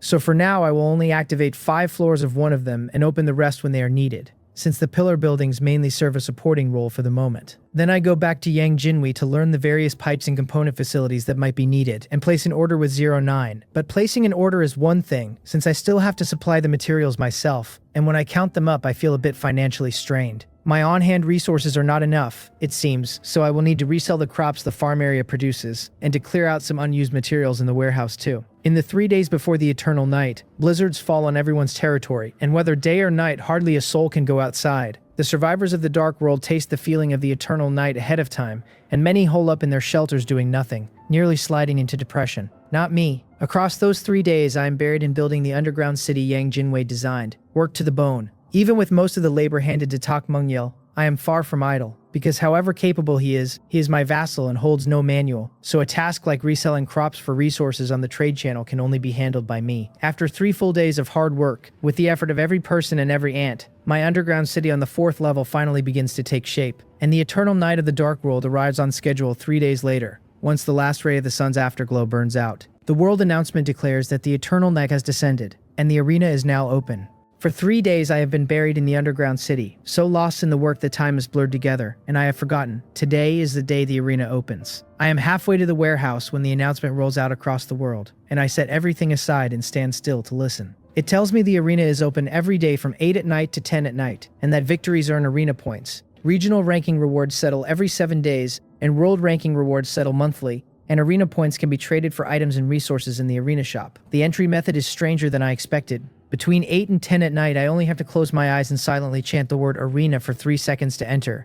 Then the announcement ends. I check the time, and it is only 6 in the evening, 2 full hours before entry opens. Still, I try the method right away, closing my eyes and repeating the word in my mind for 3 seconds, and a message flickers through my thoughts telling me the arena opening time has not yet arrived. So that really is how it works. Good to know. Just as I finish testing it, my manual chimes and cuts through my thoughts. It is a message from Baekhyun, asking whether I am free and whether I would come over to talk through the recent announcement. I am a little surprised he has caught the arena news so fast and is this eager to hash it out with me, but I happen to have thoughts of my own I would like to bounce off someone. So I agree without any fuss. The next second I vanish from where I stand and reappear in his shelter. I shake off the disorientation of the teleport and open my eyes, and I find his place has been tidied up again, none of the mess I saw last time. He catches me looking and grins, thanking me for the dormitories I built for him a few days back, saying that without them this place would still be a disaster. He adds that the 100 people I helped him settle have been an enormous help. I wave it off and tell him it was nothing, that many of those people are talented and have solved a good number of problems for me too. Then I get to the point and ask what he makes of the arena. He gathers his thoughts and says the rewards are simple enough, that winning earns points and the ranking settlements pay out, which feels like a lot of game modes he has played. The one thing he cannot find is the arena shop itself, and he suspects he will have to enter the arena to see it. I nod along, because the information is basic, and the only way to understand the fine details is to walk in and look. Then he says the entry method is a bit odd, He had assumed he would go in through the manual, but instead he only needs to chant it silently in his mind. And that raises a possibility. Vassals might be able to enter the arena too. I have already turned the same idea over, so I nod and tell him that if vassals really can go in, it opens up a great many more possibilities. They could gather intelligence on other lords in the same region, and if communication is possible inside the arena space, a vassal could even slip past his own lord's watch and swap information with outsiders. He nods and adds that they could also have vassals grind arena points and exchange them for items on their lord's behalf. That one takes me off guard. I had not thought of it. Coming from a prominent family, he has a sharp instinct for squeezing value out of labor. After a moment, I tell him that if the arena shop has anything worthwhile, it really is a fine idea. But the announcement said a person has to win to earn points, and most who have become vassals at this stage are as weak as refugees with no combat power to speak of. Winning would be genuinely hard for them, and making them capable of it would take training. A long process. He answers with a shrug in his voice, asking who cares. In these first few days, plenty of people will be crowding into the arena, and as long as his vassals show up, they stand a good chance of running into weak survivors. So in a scrap of chickens pecking chickens, they can scrape together a few points. I nod. Exactly. Seizing the opening, I will have all the vassals go in tonight and grab as many points as they can. On top of that, most arenas by their game design have a system that raises ranks off win rate and match count. So once the strong players climb, the vassals should end up matched against each other, win a few, and pull in some points. He agrees, saying that if it truly works, the more vassals a person has, the more advantageous it becomes, and the speed of gathering arena points would run many times faster than for an ordinary person. I nod and needle him a little, telling him that with hundreds of people under him, the arena is practically tailor-made for him, and he is going to get rich this time. He tells me not to make fun of him, that it is far from a sure thing, and that now that we have entered the eternal night, more vassals also means more burdens. Then he tells me that as long as his vassals are staying with me, whatever arena points come out of them I should simply keep for myself, and not worry about him. I know him well enough by now not to bother declining, so I nod, take my leave, and tell him I will reach out if anything comes up, since I still have things to handle on my end. He bids me farewell by bowing a full 90 degrees, with wildly exaggerated flair, sweeping his right arm forward. What a character. I smile helplessly and teleport away. Back in my shelter, I check the time, and only 15 minutes have passed. There is still an hour and 45 minutes before the arena opens, so I am in no rush to line up the vassals. Instead, I head for Underground Level 3 of the Underground City. The first phase of the project is entering its final stages now, and across all these busy days, I have mostly been handling material dispatch while the actual construction went to Yang Jinwei and Rock Spirit, so I have never found a chance to properly inspect it myself. The time before the arena opens is a good window for exactly that. I take the elevator down, and on Underground Level 3 it stops short. In its place stands an extremely deep staircase, a temporary emergency measure that will eventually be swapped for another elevator. I descend step by step, and even with my current robust body it takes a full 2 minutes to reach the bottom, which alone tells me how deep this level runs. And when I hit the bottom my eyes light up, because the scene in front of me instantly captures me. The fourth underground level rises a full 150 meters and stretches enormously wide, with none of the cramped, boxed-in feeling that usually comes with being underground. 4 cylindrical high-rise pillars, each 150 meters tall and still unpainted on the outside, stand facing one another, majestic enough to look like something out of a fantasy story. At the top center between the 4 pillars hangs an inverted spherical glass facility that pours out a blindingly bright light and fills the entire space with it. That light runs on neither electricity nor beast cores. It is the bioluminescence of countless light-healing ants, and even the light-healing ant queen, light-healing herself, is up there among them, busy raising more ants. That is right. I set the light-healing ant's nest here directly, to serve as the main light source of the underground city. Around the exterior of every floor of the 4 pillars, a ring of lamp fruit is wrapped as well, throwing off enough light to make the whole place brighter still. I look around and nod, satisfied, and mutter that it is too much. That in only 3 days a fantasy city that seemed impossible has actually been built. Only 5 floors of one of these 400-meter towers are operational, but getting even this far in so short a time is a remarkable feat. Right then, Rock Spirit senses my arrival and comes scurrying out of the high-rise labeled Building 1, hurrying to my side and telling me its master has arrived. I nod, smiling as I pat its little head, and tell it has done well and worked hard these past few days. It sways its earth-colored head gently, looking pleased, and tells me it likes to dig, likes to build. The 4 pillars amount to less than a tenth of the first planned underground city, and by the original schedule 3 days would not have been enough to build any of it. The reason we reached this stage at all is that Rock Spirit successfully evolved to gold rank on the second day and cultivated a batch of gold rank tunneling ants. A gold rank tunneling ant can grow to a full 15 meters long and gains a new ability to solidify soil, binding loose earth until it hardens to something like marble.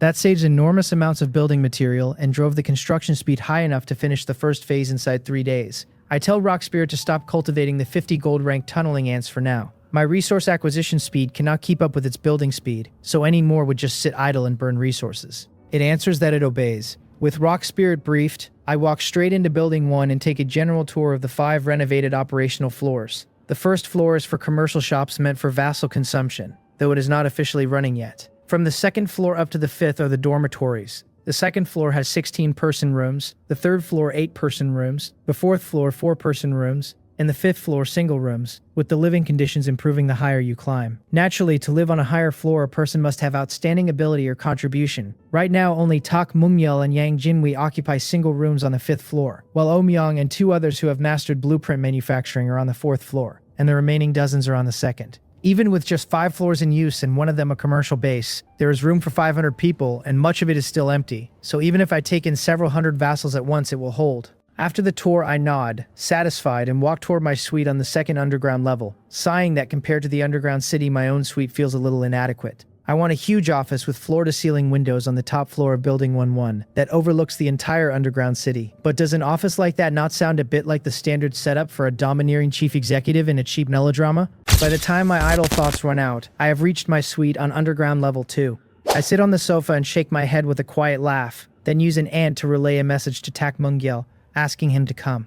Soon I hear rapid footsteps and panting outside the door, followed quickly by a knock, and his voice asking whether I called him. I tell him to come in and sit, gesture him to the seat across from me, and get straight to it, asking whether he heard the announcement. He nods quickly and confirms he heard the arena announcement, and I feel more certain now that this entry method really was designed to let vassals participate. I tell him that when it is nearly 8 at night, he should gather everyone in the shelter and have them all enter the arena together. He startles and asks whether that will not expose my information. I smile and shake my head, telling him not to worry because apart from him, everyone else is Baekhyun's vassal, and none of them are from our area. If the arena mode pits people against others in the same area, they will have no way to leak my details. And beyond that, these people do not know the makeup of my combat power at all. They only know my construction and farm infrastructure, which is harmless. Then I add, half joking, that Tak Mungyel would not betray me, would he? He shivers, a layer of cold sweat breaking across his back, and swears that even with 10 times the courage he would never dare. I've saved his life several times, he says, and he lives like a human being now entirely on my trust, so how could he do something as stupid as digging his own grave? Seeing him panic, I smile and wave it off, telling him not to be nervous, that it was only a joke and I know he would not. I hand him a weapon to use, since he may need it in the arena. From now on, I tell him, however busy he gets, he must train every day in the gravity room and the simulation room to build his strength, because if he wants to keep following me, he cannot get by without any of his own. He answers that he will train hard and not waste all my nurturing, and I tell him to go get ready. He hurries off, brimming with excitement, and I rub my chin, sinking into thought. As my first vassal, Tak Mungyel has abilities that line up neatly with mine, which makes him well worth cultivating. Once his strength climbs, he can at least raise his arena ranking and win rate and pull in more rewards. And for future inter-territory conquests that are not too tough, he can lead the ant army himself, so I do not have to show up in person. The 100 vassals Baekhyun has parked with me will have to be returned eventually, so I have no intention of pouring effort into their combat strength. I still need my own vassals, and fast. Action has to be taken. For these 3 days, survivors have been unable to go out to explore territories or gather resources, so plenty of them must be running dry on supplies, and already weighing which lord to pledge to. Top powerhouses like me, ranked among the highest in the area, are naturally the first choice. Picturing my magnificent underground city, I feel fully confident about recruiting. The reason these people have held on this long is that they still cling to a sliver of hope, hoping to win in the arena and pull some resources out of it. Once they lose in the arena, understand their own weakness, and let go of the illusion completely, that is when I move. The other lords in the area must be waiting on the same moment, so I feel no urge to start recruiting on the area channel yet. I get up and head to the simulation room to keep honing my combat skills, quietly waiting for the arena to begin. 10 minutes before 8 at night, in the farm area of underground level 3, the supervisor calls out for everyone to stop what they are doing and gather in the open ground in the middle. The workers hear Supervisor Tax shout and stop one after another, some with flickering expressions, some baffled, but all of them filing obediently to the center. He looks over the crowd, clears his throat with 2 coughs, and announces loudly that in less than 10 minutes the arena opens at 8 sharp, and that the Lord has commanded them all to enter and compete.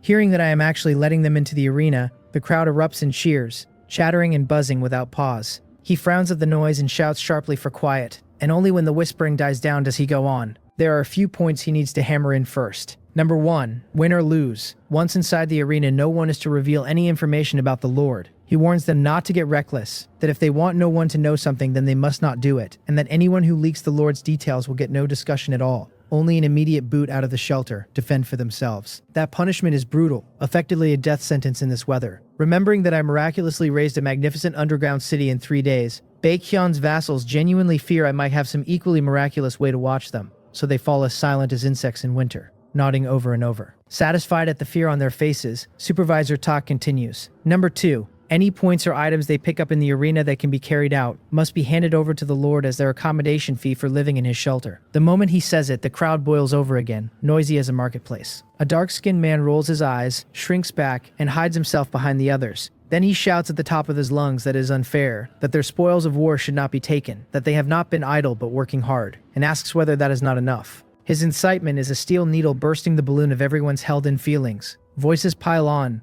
asking whether they are being treated like slaves demanding human rights and equality, until the whole crowd is a chaotic chorus of agreement. Only a few people like Yang Jinwi stay out of it, quietly stepping aside to draw a clear line between themselves and the agitated mob.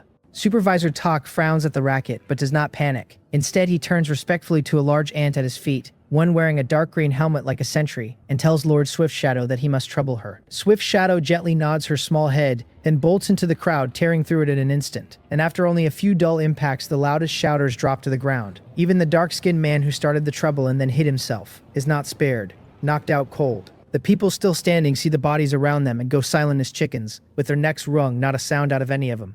Supervisor Tak shakes his head and says those few who stirred up trouble will be reported to the Lord and sent back to Lord Baekhyun. He asks whether they really believe their labor is worth so much, and tells them that except for the talented with special skills, plain physical labor is worthless to the Lord. Since they are making a living in the Lord's territory, they must abide by the Lord's rules. He reminds them not to forget how they became vassals in the first place, that it was not because their own shelters were uncomfortable, but simply because they could not survive alone. If they want freedom and equality, he says, they may either leave the shelter to make their own way or be sent back to Lord Baekhyun, their choice. Leaving the shelter in this environment is no different from seeking death. And going back to Baekhyun is hardly better, since if they are returned for causing trouble, he may well kick them out himself, which loops right back to death. Neither of the two roads he offers is a way to live.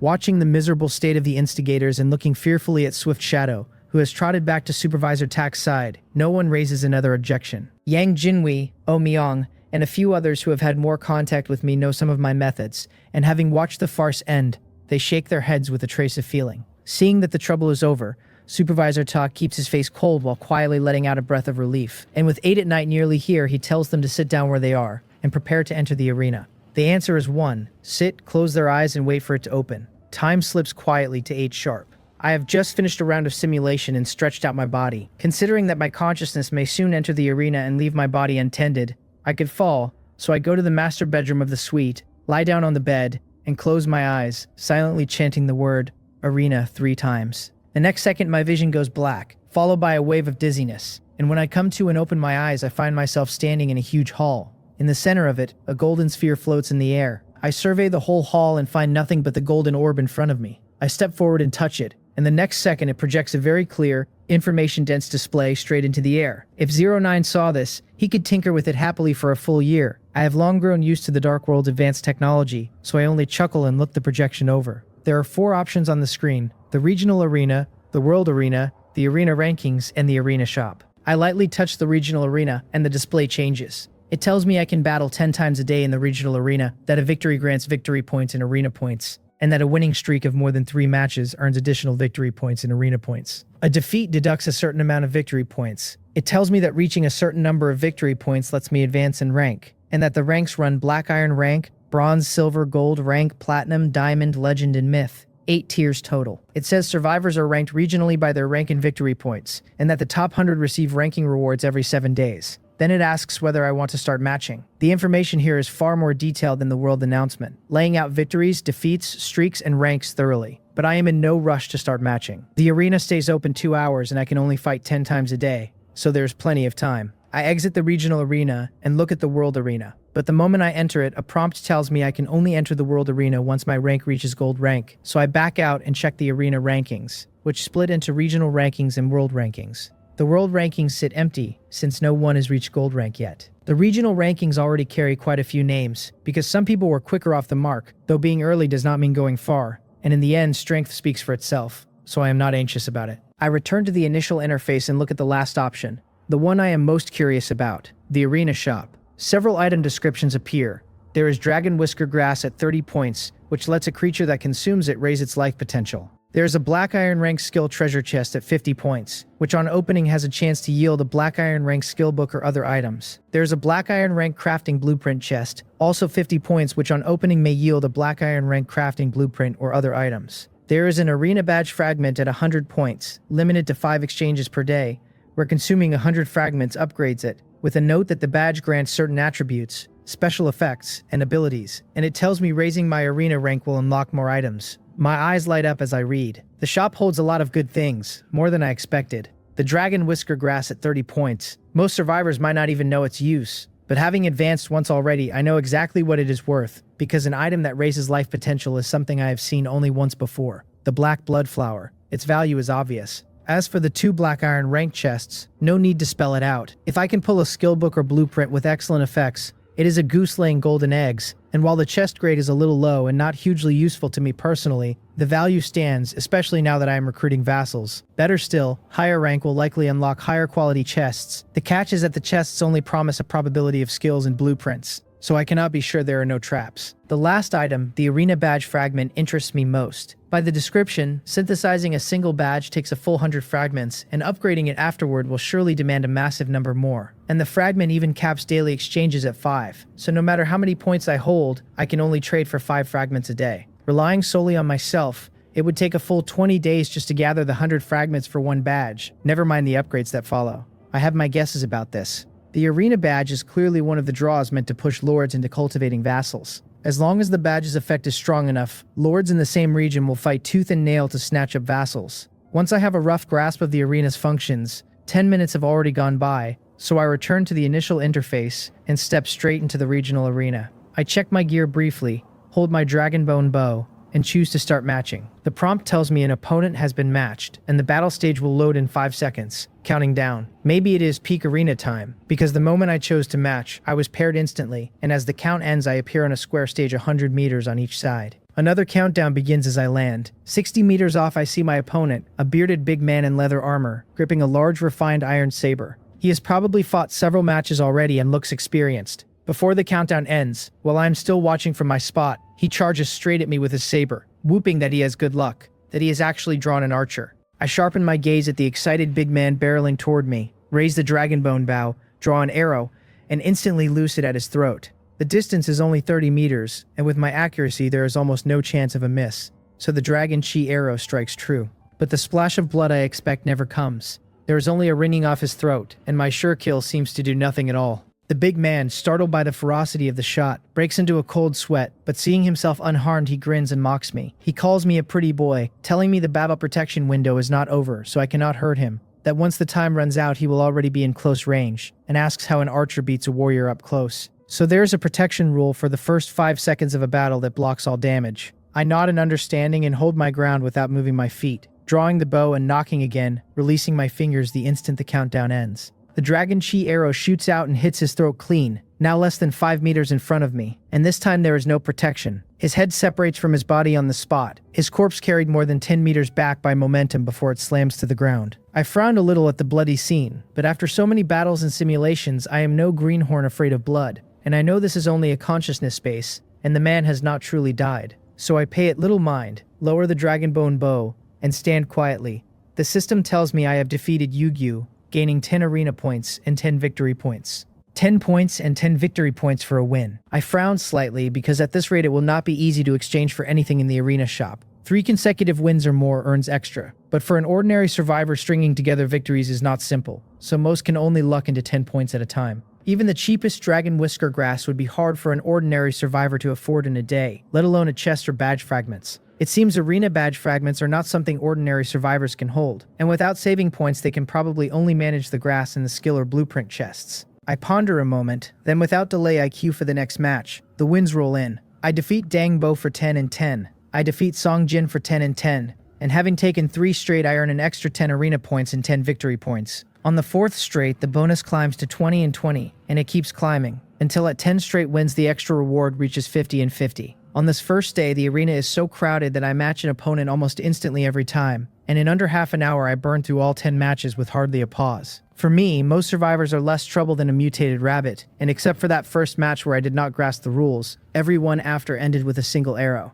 I have a clearer picture of the point rules now. In the Black Iron tier, a win grants a fixed 10 arena points and 10 victory points. 3 straight wins add another 10 and 10, and each further consecutive win adds more, until the bonus tops out at 50, after which it stops growing. With a perfect 10-0 record, I have banked 400 arena points and 400 victory points. Climbing from Black Iron to Bronze grade takes 500 victory points, so I will have to wait until tomorrow to advance. The arena points do not amount to much either, not even enough to buy all 5 of the daily limited badge fragments. Still, if I keep the streak alive, even with unchanged rewards after promotion, I can pull 600 points tomorrow, and it is very likely the rewards will rise after promotion, because otherwise there would be no reason to cap the badge fragments at all. I open the arena shop and spend 500 arena points straight on 5 arena badge fragments. They are black diamond-shaped metal pieces about the size of a fingernail, and they feel heavy as if made from some high-density alloy.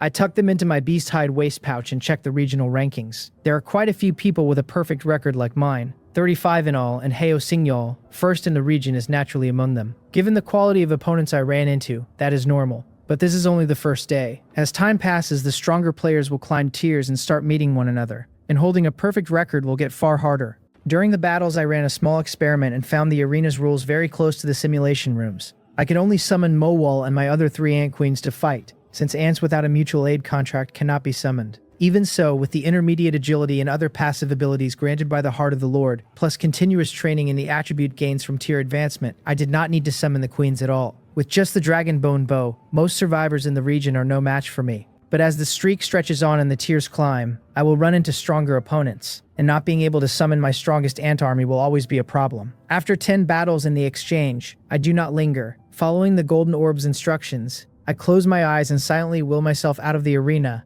and the next second I am back in the shelter, waking on the bed in the bedroom. The first thing I do is check my beast hide waist pouch, and with a thought, 5 black, diamond-shaped metal pieces appear in my hand. The arena badge fragments. Feeling their weight, I let out a quiet breath of relief. It is good that shop items can be carried out, because now vassals can exchange items for me. But to motivate them, mere coercion will not work, so I will have to set up some reward mechanism. How many provisions or items buy 1 badge fragment? That is a detail I will let Takmungyel work out later. If there were no benefit at all, those vassals might deliberately lose or simply refuse to trade for items, and since the arena is an independent consciousness space, it is hard to verify any of it. With a reward mechanism, they will chase victory on their own initiative. I return the fragments to my pouch, get up, and head for Underground Level 3, since all the vassals were fighting in the arena there, and should finish soon, and I want to see their gains and what they ran into. The moment I step off the elevator on Underground Level 3, I see the crowd in the center. A few are still unconscious from entering the arena, but most have surfaced, and Takmungyel stands in front of them frowning, counting something with paper and pen. Seeing me approach, he quickly stows it and scurries over, telling me I have arrived. I nod and ask what he was writing. With a wry smile, he hands me the paper and says he was tallying the points these people pulled in the arena. Only a small number won 2 or 3 times, most have only 10 points, and some have 0. I shake my head, smiling, and tell him that although these people are not strong, they have at least been eating and drinking well these past few days, so their condition is not bad. No matter what, it should not be that someone only 1 match or none at all. Someone is hiding something. He starts to apologize and I cut him off, telling him this is simply human nature, and he should not blame himself too much. We solve it through the system. I have him draft a reward mechanism based on their current needs, and I add that arena badge fragments are very useful to me, so when he sets the rewards he should crank up the cost effectiveness of the fragments. He is delighted, telling me he will handle the matter well, and I can see he had this idea already but had not been authorized. Now that I have signed off, he can fully cut loose. On the second floor of Signal's shelter, he leans back in his chair and coldly asks a young man in glasses kneeling on the ground whether he means he just ran into me, Zhang Hyun, in the arena. The bespectacled youth shudders and looks up quickly, confirming to his lord that yes, he has crucial intelligence to report. Though inwardly excited, Signal keeps a calm face and utters a single cold word, telling him to speak. The youth rattles it off. Tonight the Lord had all of them enter the arena and set a rule that they must win at least 3 times. He fought 7 straight matches and only won once, and afterward he got nervous, not daring to match again right away, waiting a full 5 minutes before starting the next. That time he drew a man holding a longbow and a black windbreaker, and the moment the countdown ended, the man shot an arrow to his throat. The instant the battle ended, he checked the information, and the man with the bow was named Zhang Hyun. He tells the Lord that Jang Hyun is a powerful archer, that he wanted to probe his strength as much as he could, but the archery was too fast and too accurate and he could do nothing at all. Then he breaks down crying, face fallen, lying flat on the ground, not daring to look up. Heo Singyul glances down at him with disdain and says coldly that the intelligence is somewhat useful, so he will not be punished tonight, and tells him to get out. The youth rejoices, kowtows a few times, and stumbles away. Heo Singyul straightens a little, a confident smile spreading across his face, telling himself he thought Jang Hyun, the man who kept snatching his area first reward, was some formidable character, and it turns out he is only an archer. An archer's scouting and hunting had a real advantage in the tasks of the past few days, he reasons. But in the fight for territory, an archer relying on individual strength is completely insignificant. Still, to be safe, he will prepare some protective gear tailored to an archer's traits. He tells himself to just wait, that when the eternal night ends, that will be the time for him, Heo Singyul, to conquer the entire area. Meanwhile, I have no idea my information has fallen into Heo Singyul's hands, nor that I have been mistaken for an archer. Not that it worries me. There are only a few thousand people in the area. A major lord has at least 100 under him, and matching 10 arena battles a day makes running into an opponent's vassal quite likely, so some leakage was always coming. But if anyone truly believes my arena showing is the full extent of my strength, they will be dumbstruck the day we meet offline and they see my ant army. Having handed the reward and punishment rules to Tak Mungyal, I now prepare to recruit on the area channel as originally planned, but I do not simply fire off recruitment messages. First, I go down to the underground city on underground level 4 and use the camera function in the manual's chat channel to take a few photos and record a few videos, focusing on the magnificent exterior of the underground city and the modern facilities inside the buildings. Then I go to underground level 3, pick a few energetic-looking vassals, and photograph them working the farm. The manual's chat channel has always had a camera function, and from the earliest days in the Dark World, people posted selfies and videos to trade for resources. The reason I never used it was the same fear of exposing my information, but this is a critical moment for recruiting, and if I do not act, everyone will get snatched up. Revealing a little architectural information is harmless, since these photos only highlight my construction and give away nothing of my combat abilities. With everything ready, I open the area chat channel, and the first thing I see is Heo Singyul and his cronies working together to fool people again. But the survivors who have not yet picked a lord are shrewd now, and they do not swallow it impulsively the way they did on the first day. So Heo Singyul and his lackeys come off like clowns. Other lords in the area are pushing recruitment messages too. Heo Singyul announces that the Unity Alliance is recruiting large numbers, that with the area first in charge, the treatment is generous and the prospects huge, that spots are limited and the strong are welcome. Sun Weipeng posts that he is ranked 3rd in the area with a perfect arena record, that he is recruiting 10 vassals, prioritizing those with special skills or expertise, and to private message him. A woman named Mei Mukchong posts that if any big brother wants to join her shelter, and if he is suitable, both her shelter and she herself will be his, with a suggestive photo attached. I shake my head lightly at their messages. During the eternal night, people cannot go out, so no one can forcefully attack another territory. And these lords are pulling out every trick to recruit, each showing off their own approach. Their shelters are probably not large though, because they are no longer recruiting blindly but attaching conditions and picking and choosing. Even Heo Singyul is doing it. Seeing the moment is right, I think for a beat and send my first recruitment message, that the shelter is recruiting large numbers, with many job positions, good living conditions, rich promotion channels, and a clear reward and punishment system, and that everyone is welcome to join. The instant I speak, Heo Singyul's cronies mock me. One asks whether this is not Area 2nd and whose shelter space is not tight now, sneering at unlimited recruitment as if I have such a large territory. Another asks whether I am not trying to open a shady shop and make human meat buns. At their sarcasm and slander, the interested survivors hesitate again, and even the recruiting lords stop sending messages, all waiting to see how I respond.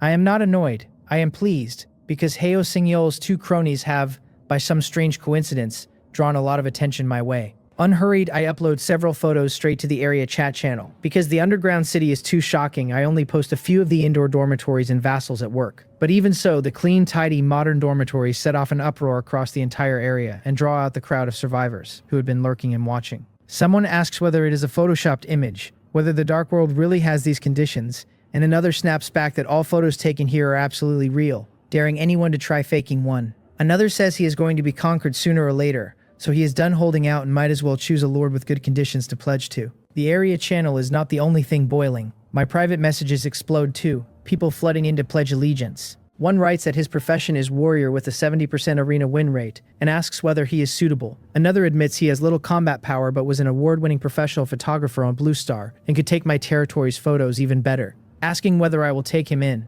Combat types, skill holders, crafters, and people who can do nothing at all All of them message me, nearly bursting my private chat. I had not expected a few photos to hit this hard. I stopped sending recruitment messages, returned to my room at once, and go through the private messages one by one. The other lords, for their part, are dumbstruck. Watching the area channel talk about nothing but me, they lose all appetite for sending recruitment messages and grind their teeth in hatred. One mutters that everyone is being snatched by Jang Hyun, but with such exquisite rooms his territory cannot be large, so he probably cannot recruit many, and to let him strut a while. Another admits I will likely cream off a lot of good talent, and combined with my area second strength I am certainly a formidable enemy. Heo Sing-yeol is studying the photos I just posted, staring closely, and after a while his brow relaxes and he chuckles softly.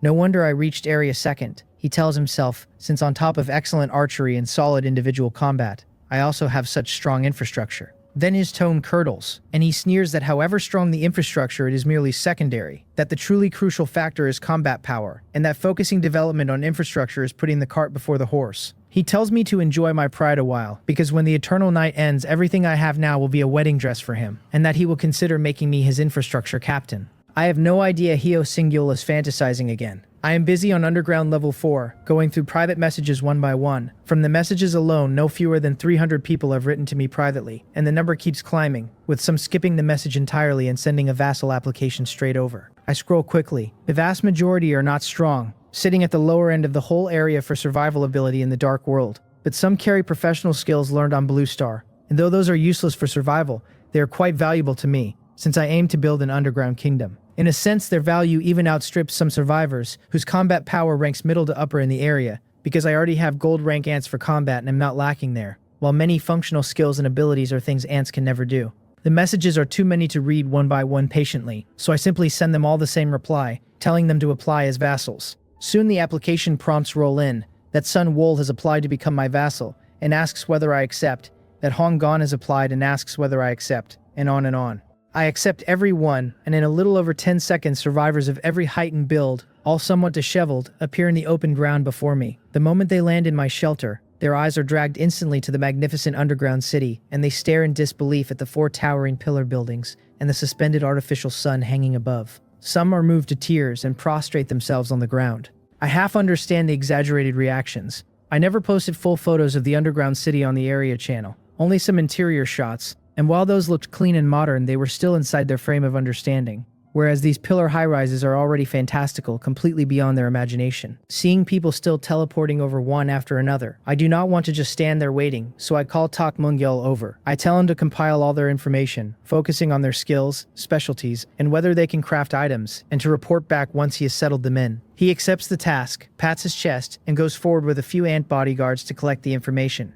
Baekhyun's vassals he sends first to work in the underground level 3 farm. Myung and Yang Jinwi, along with a few others who hold special skills, do not have to work, and they walk together toward Building 1 to return to their rooms and craft items or draft plans. As Myung walks, he glances back at the bustling newcomers and, with some worry, tugs Yang Jinwi's sleeve, asking whether the Lord recruiting so many new people will affect them. The others, hearing this, look at Yang Jinwi nervously too, wanting to hear his answer. Yang Jinwi frowns without breaking stride, and says sternly that they are not to question the Lord's decisions, that they can craft items and will do fine whether under Lord Janghyun or Lord Baekhyun. Myung presses, saying they are not Lord Janghyun's vassals after all, and there will come a day they must return to Lord Baekhyun, and that Lord Janghyun's side is developing so well, so could they not stay? His words strike a chord, and the others nod along, one adding that Lord Janghyun's combat power may not match Lord Baekhyun's, but his construction ability is far stronger. Yang Jinwi's frown deepens, and suddenly he cuts them off, telling them enough, not to forget their identities. They are Lord Baekhyun's vassals, he says, and if not for Lord Baekhyun taking them in and giving them a chance to live, they might have died long ago. However good Lord Janghyun's side is,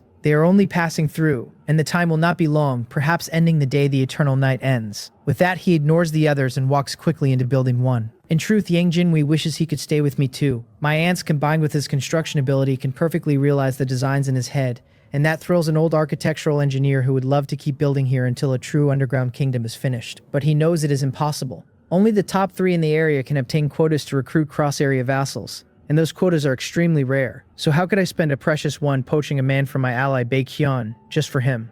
He sighs and, back hunched, walks toward his room on the 5th floor of Building 1. In the living room of the 2nd underground level suite, Tak Mung-yeol brings me the list and information of this batch of people and asks to report. He hands me a densely written sheet, gathers his thoughts, and tells me that 323 people were teleported over just now, that he has arranged them in the farm area for now and had the older residents help them learn the environment. He has tallied all their abilities and for easier management divided them into several categories. I ask what he means by categories, straightening a little with interest, and I signal him to go on. He explains that survivors' abilities are diverse but generally fall into several major groups: combat, support, life, administrative, research, and special, each of which further splits into smaller branches. Combat is the easiest to grasp, he says, melee or ranged, warrior or mage, anyone whose skills benefit combat, and of the 323 I just recruited, 37 are combat types. Only 37 combat types, roughly a tenth, a small number but normal, since survivors strong enough in combat can do well on their own, and would not join me this early. I nod and ask about the rest. He continues that support types lean toward amplifying combat power and assisting combat types in battle, and strictly speaking, support is a branch of combat. And right now, there are only 9. So few.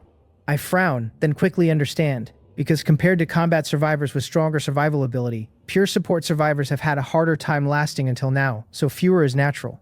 But as the saying goes, offense flows while support holds firm. Compared to highly replaceable damage dealers, support with good auxiliary skills is clearly more crucial. The 37 combat vassals I just recruited might not, altogether, beat a single one of my gold rank ants, and without training they will not be much use. But support is different. They can directly buff the gold rank ants and raise their combat power, which means they can directly boost my existing strength. This time I really struck gold. My face lights up, and I tell Takmungyel to keep a close eye on those 9 support talents and to continue with the remaining categories. He nods quickly and goes on. The third category is life skills, survivors who have mastered manufacturing blueprints, who have expertise in animal husbandry or agriculture, or who worked as chefs or barbers on Blue Star, all of them life types. The fourth is administrative types, and as my subjects increase and the territory expands, he says, he alone cannot handle everything, so we will need administrative personnel with strong organizational skills and relevant experience to help with management. To keep the public's trust though, administrative personnel will only handle basic administrative work. While for the middle and upper positions, he prefers to draw people from other categories who have strong management ability and have made significant contributions. The fifth category is research types, mainly people who did scientific research on Blue Star.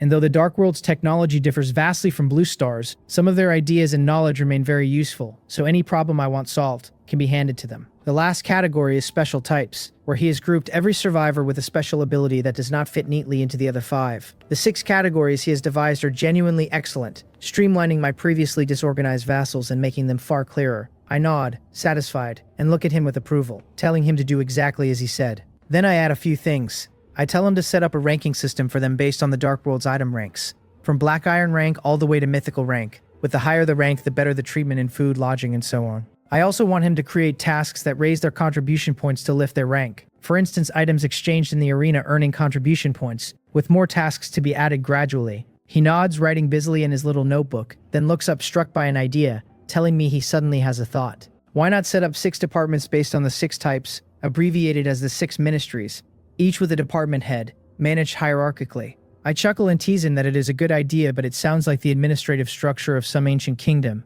asking whether he is trying to make me a king. He rubs the back of his neck sheepishly, then says with mounting excitement that as a lord I will keep conquering in the future. So how is that different from being a king, and why not just borrow the existing institutions of some countries? And a code of law, he adds, that is essential too. Otherwise, with more people there will surely be plenty of trouble. And then he keeps going. Watching him get more excited and more elaborate, I feel a headache coming and quickly wave him down, telling him to organize all his ideas and present them to me in writing, and that as long as it is reasonable, we will do as he says. First I tell him he should come with me to meet the new vassals. He answers that he will. I bring him to the underground level 3 farm, gather the newly recruited vassals, and introduce myself, and then I turn into a hands-off manager, leaving all of them to talk Mongol. I return to the suite's living room, brew a pot of world tree leaf tea, and after a cup I relax completely and let out a long sigh. Humans are truly complex, I think, full of love and hate and resentment, tangled interests, all sorts of emotions and thoughts. Ants, by contrast, have neither so many emotions nor so much creativity, but under a strict hierarchy each performs its own duty and the efficiency is far higher. If only humans could be like ants, letting me command them as easily as moving my own arm, that would be wonderful. As I muse, I seem to slip into a strange state. My spiritual power intertwines more tightly with the several mutual aid contract ant queens. My vision gradually blurs and I simply lie down on the sofa and fall asleep. 3 days later, on the top floor of Building 1, which is the 50th floor, in front of the floor-to-ceiling windows of a huge office, I sit in a beast-skin chair and look down at the hurried crowd below, small as ants. I take a sip of tea and lean back comfortably. No wonder some big boss is like a large office on the top floor, since this feeling of looking down on all living beings really is quite good. These 3 days have been exhausting, but the territory is finally on track, and from now on I will not have to worry so much. 3 days ago, I suddenly fainted, and on waking I immediately ran a full-body check, and finding nothing wrong I simply chalked it up to exhaustion and thought no more of it. Over the following 3 days I recruited more than 100 additional vassals, so I alone now have over 500, and with Baekhyun's 100 the territory's residents already top 600, and the 5 renovated floors were no longer enough. So I quickly renovated 5 more floors upward in Building 1, and decorated the floor-to-ceiling window office on the very top floor I had been longing for. In those 3 days, Tak Mung-yeol also drafted the 6 ministries system, the code of law, and the promotion system he had proposed, and after discussion and revision with me they went officially into operation, and by the current feedback from the subjects the effect is quite good. At this point the underground city finally resembles a true city. On top of that, after 4 straight days of victories in the arena, my rank is already close to silver rank. As I expected, once I was promoted to bronze grade, the basic reward rose to 20 points and 20 victory points, and the consecutive win bonus climbed to 60 victory points. Now, holding a perfect record, I earn 800 arena points a day, enough to trade for 5 badge fragments and still keep plenty over. When I saw the bronze grade chest added to the shop, I did not rush to exchange for it, choosing instead to save points and trade for a higher grade chest once my arena rank improves. Across these 3 days, I also ran into some strong experts and nearly lost a few times, but I was more skilled and barely held my perfect record. At this point, only 3 of us in the entire region keep perfect records: Heo Sing-yeol, Sun Weipeng, and myself, and the 3 of us also happen to be the top 3 in the regional rankings. Judging by our fighting styles, some busybodies have even handed the 3 perfect record holders nicknames. Heo Sing-yeol is the Blazing Mage, I am the Swift Shadow Archer, and Sun Weipeng is the Soaring Swordmaster. I reject these absurdly overwrought titles, and besides, I am not an archer. My true profession is clearly a beast tamer. But even if I explained, these people would not believe me, and I am happy to have my enemies misunderstand, so I do not bother. I shake my head and consciously ask Mowell how many troops it has stockpiled now. Mowell answers that it has cultivated a total of 215 gold-rank black scythe ants, all dormant and sealed with its war reserve capability. I frown slightly and think it over. After the cold wave ends, daytime will lengthen greatly and the black fog restrictions during the day will lift, so I am afraid we will immediately enter a state of war. There are still 20 full days until the cold wave ends, and Mowell can cultivate 80 to 100 ants a day at full capacity, so after 20 days the number of gold-rank black scythe ants should reach around 3,000. That is enough.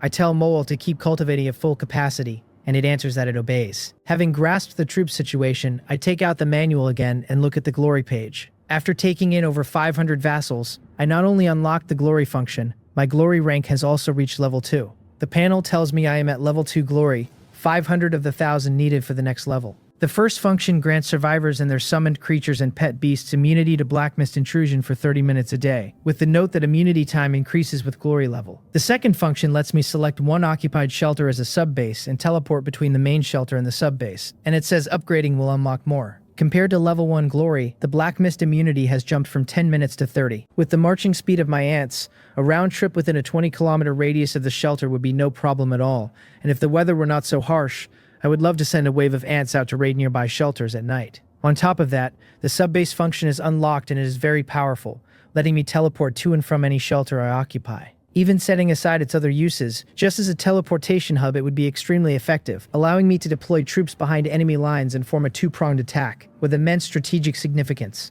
But I have another idea for the sub-base. I wonder whether it can be established across regions. If it can, I could interfere in another region's area chief competition, and even secure the position of area chief in 2 regions at once. The more I turn it over, the more feasible it seems, especially since Will and I can already teleport across regions through the mutual aid contract, which tells me cross-regional teleportation has few restrictions, so there is no reason the sub-base's teleportation could not be cross-regional either. Invading other regions through a sub-base means more territory, more resources, more vassals, a great many benefits. But there are quite a few strong contenders in my current region, and being too careless and taking a setback would be disastrous, so I must proceed steadily and lock down the area chief position in my own region first. I ponder a moment and set the bold idea aside for now. Just then someone knocks on the office door. I collect myself, look toward it and tell them to come in. The door opens and Tak Mung-yeol enters with 3 people, introducing them at once, telling me he has brought the people I requested, that all 3 worked in research-related fields on Blue Star, 2 of them masters of engineering and 1 a biology doctor. There is even a biology doctor.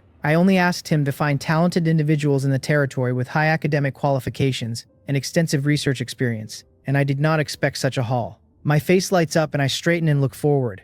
The three have lived in my territory for 3 days and their mental state seems quite good. I focus on the biology Dr. Tak Mungyel mentioned, a man in rimless glasses who looks around 40, his slightly thin body standing ramrod straight, very capable, and he seems reliable. I nod and ask what I should call him. He adjusts his glasses and answers, neither humble nor arrogant, that his name is Wang Hian. The two masters of engineering beside him quickly say theirs are Guok Hochen and Ji Yang. I nod and tell them Tak Mungyal should have explained why I called them. I want to establish a research department in the territory to do research work very similar to what they did on Blue Star, I say. And as long as they produce results, their compensation will not be an issue. Wang Hian and the others show no surprise, having been prepared for this, and after a glance among them, Wang Hian speaks first, asking what specific tasks they need to do. I wave them to their seats and tell them to sit so we can talk, while Tak Mungyal, with good sense, goes to pour tea. Once they are seated, I take a sip and lay it out. I plan to dedicate an entire floor in Building 1 to their research department's office, and it should be renovated within the next few days. For personnel, they can recruit from the existing subjects themselves,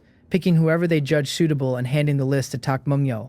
As for tasks, I have one to give them right now, and I smile and tell them not to be nervous, that this task is very simple for them and perfectly aligned with Wang Heon's expertise. I have an instrument that can extract and fuse genes, I tell them, and I need them to help me extract the genes of all the flora and fauna in the territory and explore what practical gene combinations exist. I add that I also have a spring water here that can cause mutations in plants and animals, and that later they may need to cultivate some mutated organisms, extract their mutated genes, and keep hunting for powerful ones. I tell them the task is simple, but that it is a long-term project and extremely important to me. An instrument that extracts and fuses genes. Wang Hian's pupils suddenly constrict, and with a troubled expression he asks whether I am joking. Gene extraction and fusion demand extremely precious instruments and a proper laboratory environment, he says. And on Blue Star, setting up such a biological laboratory would cost hundreds of millions at least, so he asks whether there is really such an experimental environment here. Despite the benefits I promised, he does not agree at once but raises his concerns first, and seeing his rigorous attitude I nod, satisfied.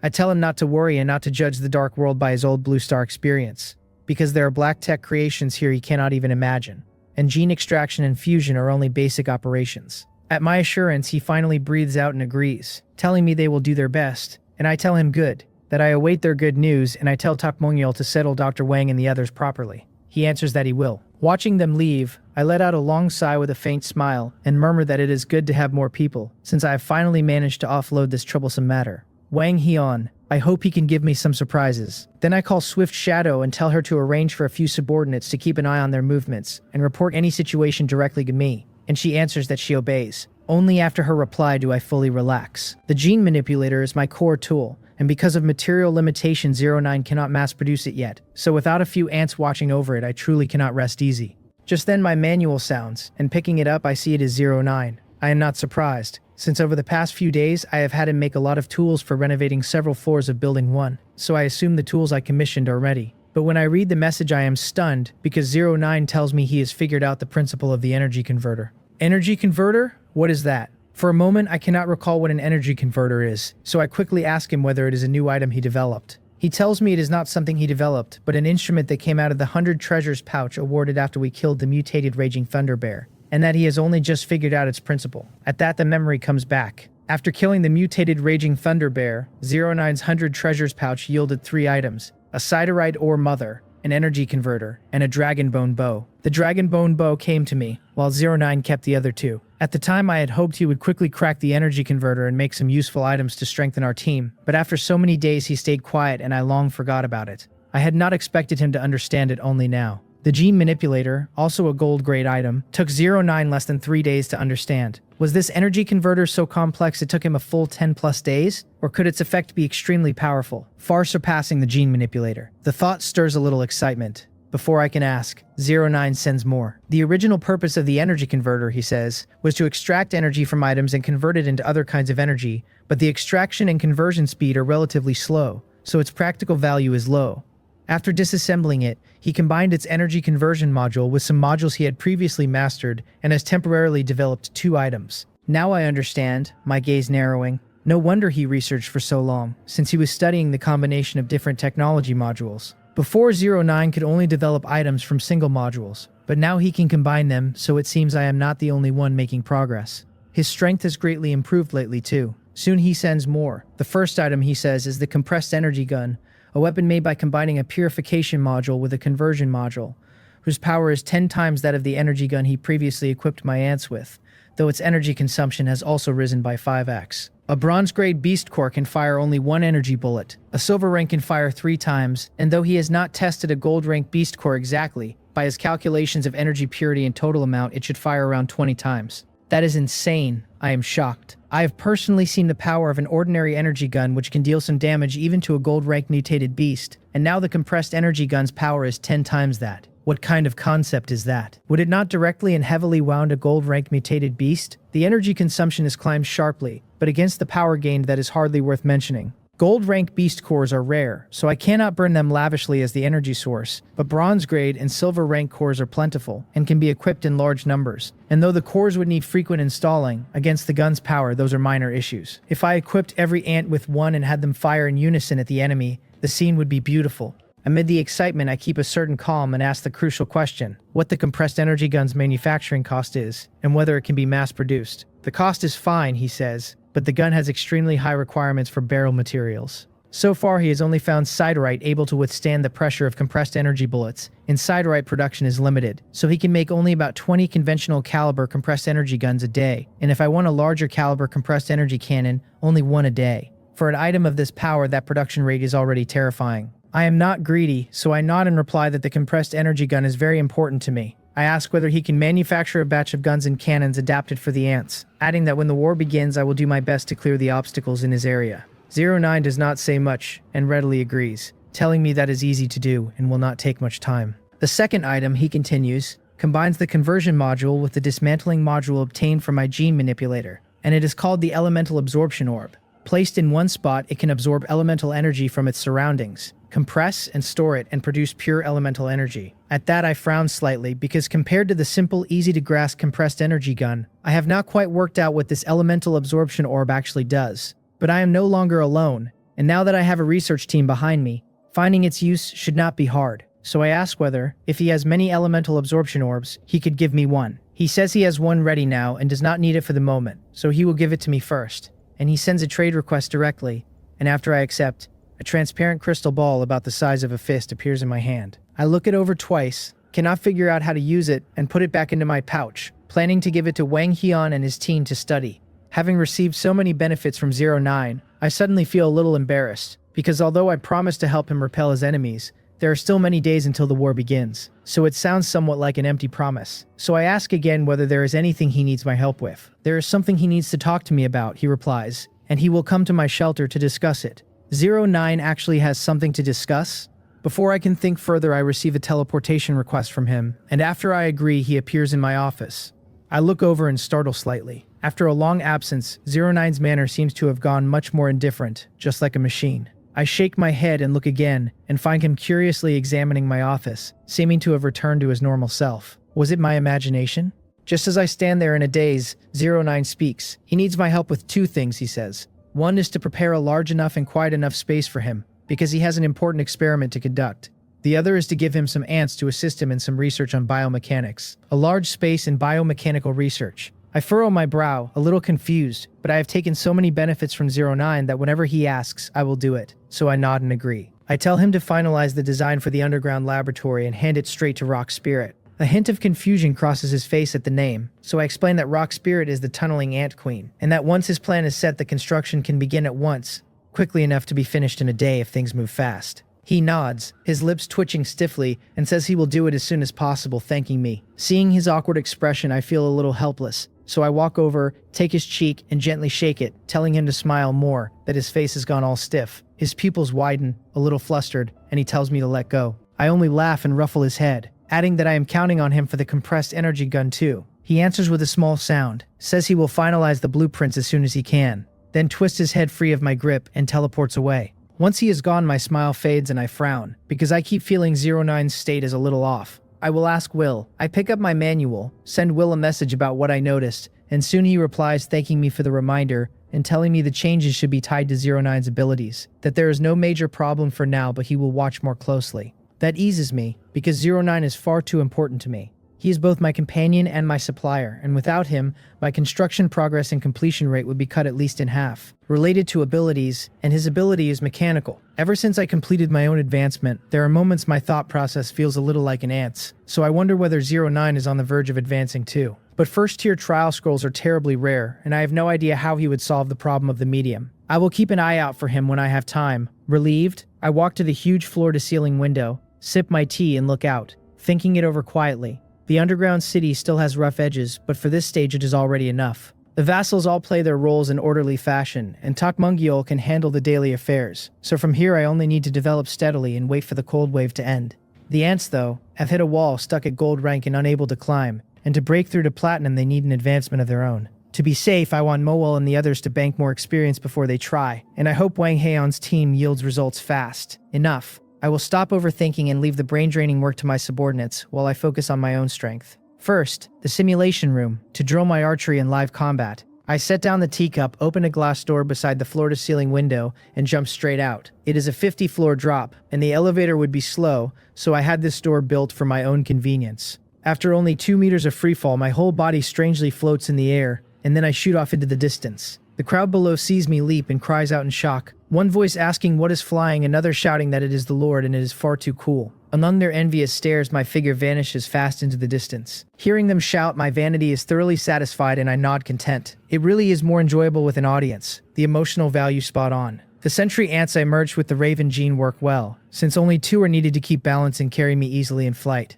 Very convenient. I will tame 2 of them later. In the simulation room, I do not start a battle right away. Instead, I call the 2 sentry ants that just showed off, the ones who carried me in flight, and bring them to hover in front of me, meaning to tame them first and make them my true pet beasts. All this time I have tamed only 4 ant queens, because my spiritual power is limited, and I feared taming too many ants would overload it. My ants are no ordinary insects, but huge, gold-rank creatures, and the burden of taming one is no less than taming a wild beast. On top of that, the species contract lets me command ants without taming them, which is exactly why I never bothered taming more. But that carries a drawback. Untamed ants I cannot summon to fight in simulations, and I cannot summon them in the arena either, since strictly speaking, they are not my pet beasts. The reason I want these 2 flying sentry ants tamed is to summon them in simulations and drill aerial combat in advance, so I can use it in the arena. Because an archer and a flying archer are entirely different concepts, and it is only 2 sentry ants, so the burden is slight. So I stop hesitating. I look at the pair, a purple light flares in my left eye as I use the Eye of Taming, which I have not touched in a long while, and as the purple glow washes over them, they become my pet beasts. The instant it ends, I stand rooted in place, stunned, as if I have stumbled onto something extraordinary. Wait, that is not right. The spiritual power the taming consumed is the problem, not that it took too much, but that it took far too little, so little it can be ignored entirely. I feel the change in my spiritual power with a jolt of surprise and joy, and I know it is not my imagination. My eyelids twitch. How can this be? When I first got the Eye of Taming, I tried taming Black Iron rank Black Scythe hunting ants, and the drain was not small, and that was Black Iron rank. This time I tamed sentry ants close to gold rank, so by all logic it should cost more, not less. I turn it over and land on a few possibilities. Either my spiritual power went through some qualitative change as it grew, easing the burden of taming ants, or the heart of the Lord or the species contract is quietly influencing it. Too many possibilities, and I cannot pin down the real one, but I am not a man who dwells. The change is good, so I accept it calmly and clench my fists, beaming. Since taming ants costs so little spiritual power, does that not mean I can tame thousands of gold-rank Black Scythe ants? And if I can, then I can summon an entire ant army in the arena. Who could stop me then? I have always been conflicted about not being able to summon the ant army in the arena, because archer was only ever a hobby, and beast tamer is my true profession. A huge share of my combat power rides on the ants. With the ant army, I count as a top-tier expert in the dark world, but with only archery and physical fitness, I might manage against ordinary survivors while being thoroughly outclassed by other top experts. I have already won 3 straight days in the arena, and I'm about to reach silver rank. And as the streak grows, I have a faint premonition I will soon run into area experts like Heo Singyul and Sun Weipeng. Without the ant army, I am not confident I can beat them, and my perfect streak would very likely break in their hands. Arena points matter enormously, since they buy arena badges and pay out in the ranking settlements. Once a streak snaps, the rhythm falls apart, the points come pitifully thin, and the loss is huge. But now I no longer feel conflicted at all. As long as I can summon the ant army, forget Heo Singyul and Sun Weipeng, even the whole regional top 100 bundled together, I am confident I could sweep them clean.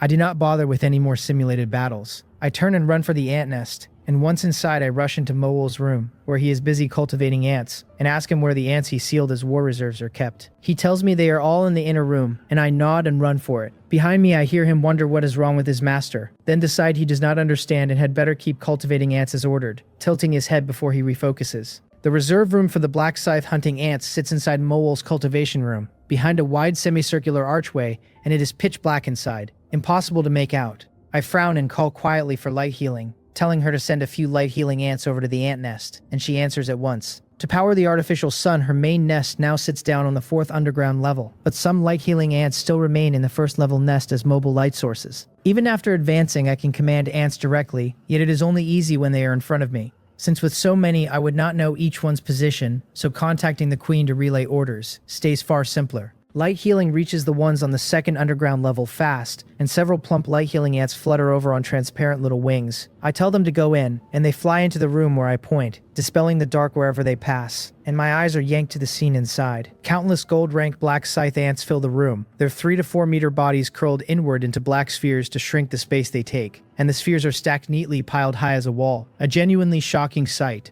Did Moel study logistics and warehousing? He is quite good at organizing. I collect myself, muttering the complaint, then look at the black wall, let the purple light flare in my left eye again, and turn the eye of taming straight onto the ants. The tidy stacking makes my taming far more efficient, since I only sweep my gaze in a straight line, and one gold-ranked black scythe ant after another falls under my contract. What delights me is that even after taming dozens, then hundreds, the spiritual power drain stays negligible. At this rate, even a mutual aid contract with tens of thousands of gold rank ants would probably not overburden me. But it does not go entirely smoothly. As I keep releasing the eye of taming, my face slowly pales and my body sways slightly, so I have to stop and rub my dizzy head. With a wry smile, I admit that while taming the ants barely taxes me, releasing the eye of taming itself burns spiritual power. The ways to restore it are few, either sleep or some precious item. Or maybe I could ask Xiongha whether she has anything for it. Forget it, take it slow. At this rate I can tame every ant in 3 to 5 days, and the 300 odd I have tamed already are enough to fight in the arena, and it is nearly time for the arena to open anyway, so the rest can wait. With my spiritual power almost drained, I stop taming and leave the ant nest. I head to the simulation room on the 2nd underground level, re-enter my information, update my status, and start a simulated battle. The moment the simulation loads, the 2 sentry ants seize me, beat their wings, and carry me soaring skyward. And immediately more than 300 dense gold-ranked black scythe ants appear on the ground and instantly swamp the simulated mutated raging thunderbear. That ferocious beast is killed on the spot in a single instant. The illusory scene shatters and my consciousness snaps back to reality, and I open my eyes, clench my fists, and think that it worked. Next, I use the simulation room to train aerial combat, and once I have gotten a little familiar with it, I stop, return to my room and rest a while, waiting quietly for the arena to open. Time reaches 8 at night sharp, and the arena opens. My subjects conscientiously return to their rooms, enter the arena, and begin the day's matching. Under the new reward system I set up, a single arena badge fragment can be traded for enough meat to eat for 3 days, and also lifts a good chunk of territory contribution, which improves their treatment. Spurred by the rewards, the subjects throw themselves in, and there is no more passive or reluctant fighting. Some with only average strength have even found another road, studying the loopholes in the matching rules, deliberately losing in a row to draw weaker opponents, and still rake in a lot of arena points. For every subject in my underground city, each time the arena opens, it is a feast of free rewards, and their enthusiasm could not be higher. Having rested a while, I wake on time, wash my face to clear my head, lie on the bed, close my eyes, and silently chant the word arena, and I appear in the spacious hall with the golden sphere. Ready, I start matching with practiced ease, a relaxed smile on my face as I wonder which unlucky soul I will draw. Soon I match, the countdown ends, and I appear on the square stage.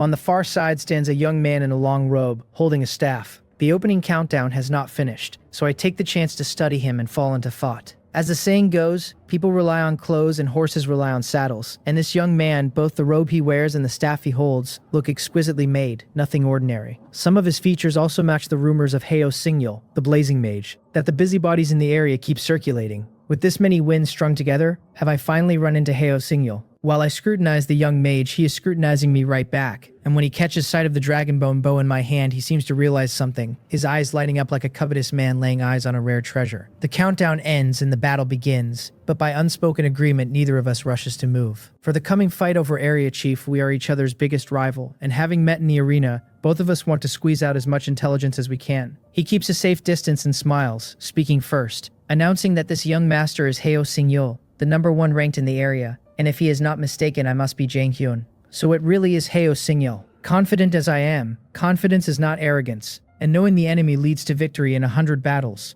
so more understanding of him never hurts. I do not rush to act. I reply that I am Jang Hyun, that the two of us should be enemies and not friends, and that there is nothing to talk about. He waves his right index finger back and forth, interrupting me, saying we can actually become friends as long as I pledge allegiance to this young master and become his vassal. Become his vassal? Has Heo Singyul lost his mind to say a thing like that? Seeing me look at him as if I am staring at an idiot, he is not annoyed. He tidies his hair, puts on what he considers an elegant expression, and tells me he knows my strength is not weak, that in the missions the Dark World released a few days ago I took first place in all of them. The thought of me stealing so many area firsts from him clearly needles him, but he forces himself calm and confident and claims he let me have every one of those first places. Before I can respond, he presses on, telling me not to disbelieve him, that I know nothing about true power. I ask, faintly sarcastic, whether young Master Heo could enlighten me on what true power is. He puts on a profound face and lightly asks whether I have heard of the 4 great families of Korea. The 4 great families, are those not the Baek family, the Ye family, the Heo family,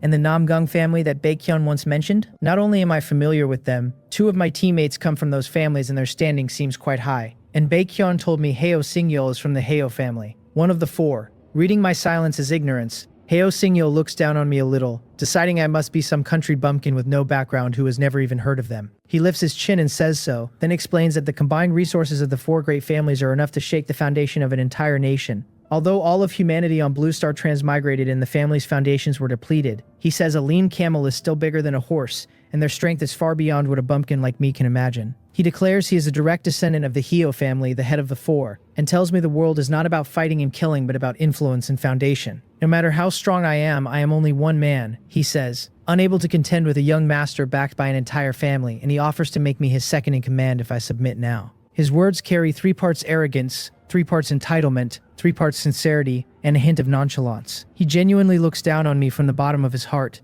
certain that back on Blue Star anything he let slip through his fingers would be a treasure I could not earn in a lifetime. And even in the Dark World, his arrogant nature has not changed. He truly believes the terms he just offered are a great favor to me. Looking at that haughty, thoroughly punchable face and the insulting words he just spat, I show no anger at all. I smile happily. I had thought a scion of the 4 great families would be like Baekhyun and Chungha, proper, cautious, intelligent elites, and I never expected an abnormal one. Both from the same 4 families and such a chasm between them.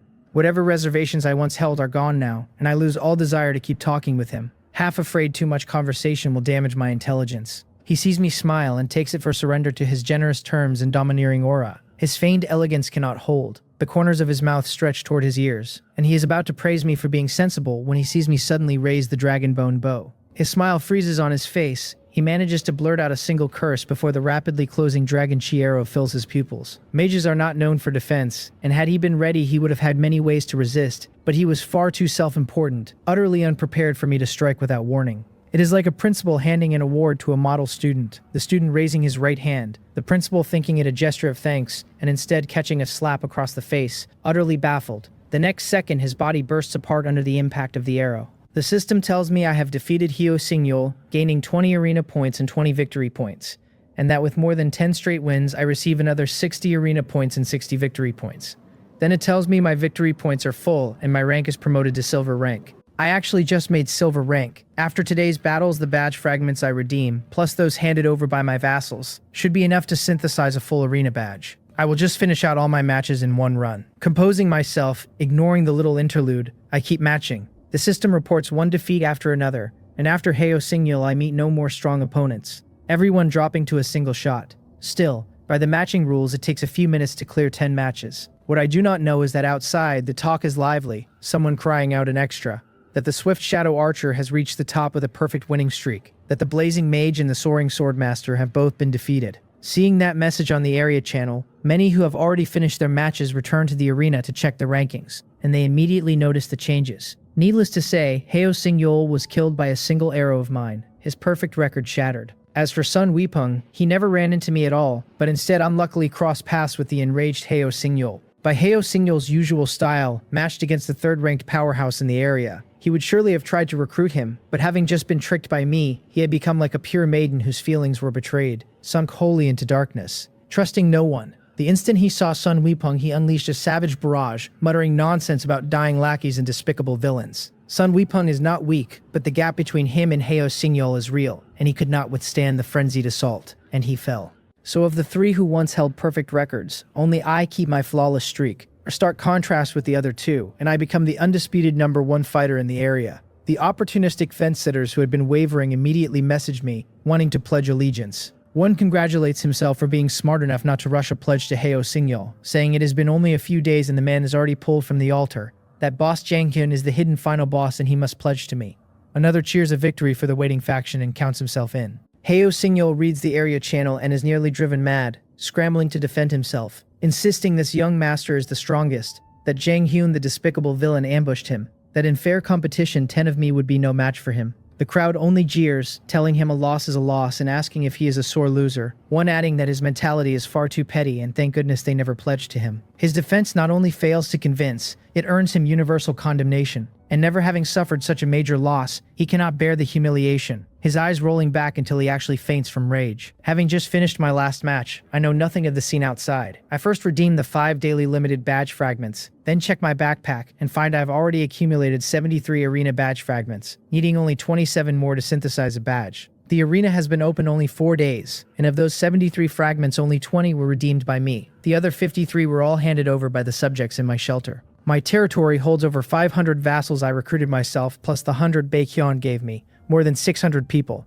The vast majority are weak and can win only a match or two a day, yet after 3 days a full 53 of them managed to gather 100 arena points, redeem a fragment, and turn it in. No matter how strong I am, I redeemed 20, while my far weaker vassals provided several times that. This is the benefit of a large population. In just 3 days, 53 people gathered 100 points each and handed over a fragment, so once today's matches wrap up I expect quite a few more will have enough. I do not need many, only 27 fragments, and I can synthesize a badge. The thought is enough that I cannot suppress my excitement, and I leave the arena at once, meaning to find Takmungyel and collect the fragments the subjects turned in today. The moment I am outside, my manual flashes non-stop, as if it has been electrocuted, a sign that a massive flood of information has just poured in. For a beat, I am bewildered, since the last time I got so many messages at once was when I posted photos recruiting on the area channel. Could this be another batch of fresh recruits applying to be vassals? I open the manual, and sure enough, it is all admiration for me and applications to become my vassal. I do not know exactly what happened, but I reply and accept them with practiced skill. Between the glory function and the arena badge, I have felt the benefit of a large population firsthand. So facing survivors throwing themselves into my net,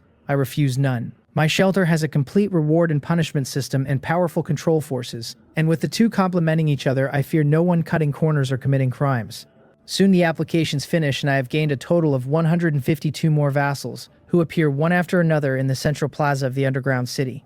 Like the last batch, they stare at the facilities in shock, and since these people survived the dark world this long, and only pledged after I won in the arena, they all carry decent survival ability. They arrive with a sense of pride that vanishes the moment they see the magnificent architecture, replaced by anxiety and relief, and they stand obediently in place, waiting for my instructions. A few passing subjects catch the shrinking demeanor of the newcomers, puff out their chests proudly, and taste the superiority of veteran citizens. I fly down to the underground city from high overhead, drawing another round of gasps, and look toward the plaza, finding this batch noticeably higher in quality than the previous days. Uncontrollable joy rises on my face as I wonder how many talented ones are among such high-quality vassals, and I tell Takmungyel, waiting nearby, to arrange their registration, to assign them to departments by their circumstances, and to focus on the outstanding talents. He agrees eagerly. As he is about to step forward, I call him back and ask whether any more badge fragments came in today, and he tells me yes, that guessing I might need them, he already placed them in my office. Takmungyel is genuinely efficient.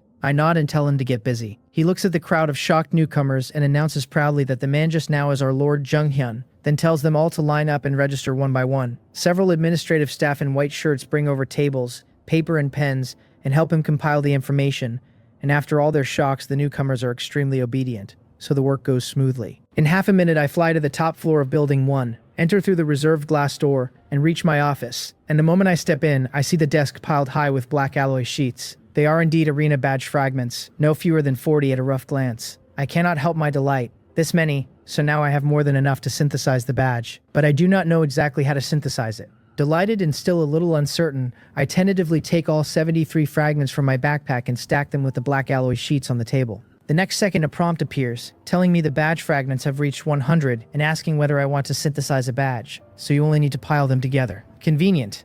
I silently will the synthesis, and the alloy sheets scattered on the table gather toward the center and piece themselves together, until a triangular badge etched with linear patterns rests on the desk, more than a dozen unused fragments heaped beside it. I step up, grab it, and read its information. It is a black iron rank arena badge. Its first effect lets me choose one of the four-dimensional attributes, strength, agility, constitution, or spirit, to raise by 5 points. Consuming 200 badge fragments upgrades it to bronze grade. Is that it? I cannot hide my disappointment. I did not struggle much to gather the fragments, and most came from my vassals. But no matter how you count it, this item ate 100 fragments, worth 10,000 arena points. That many points could trade for 10 silver rank treasure chests that might even yield a silver rank skill. Is it not a bit stingy for the badge to add only 5 attribute points? I frown and ponder a moment. The badge demands both a huge number of points and a purchase limit, so it should not be this useless.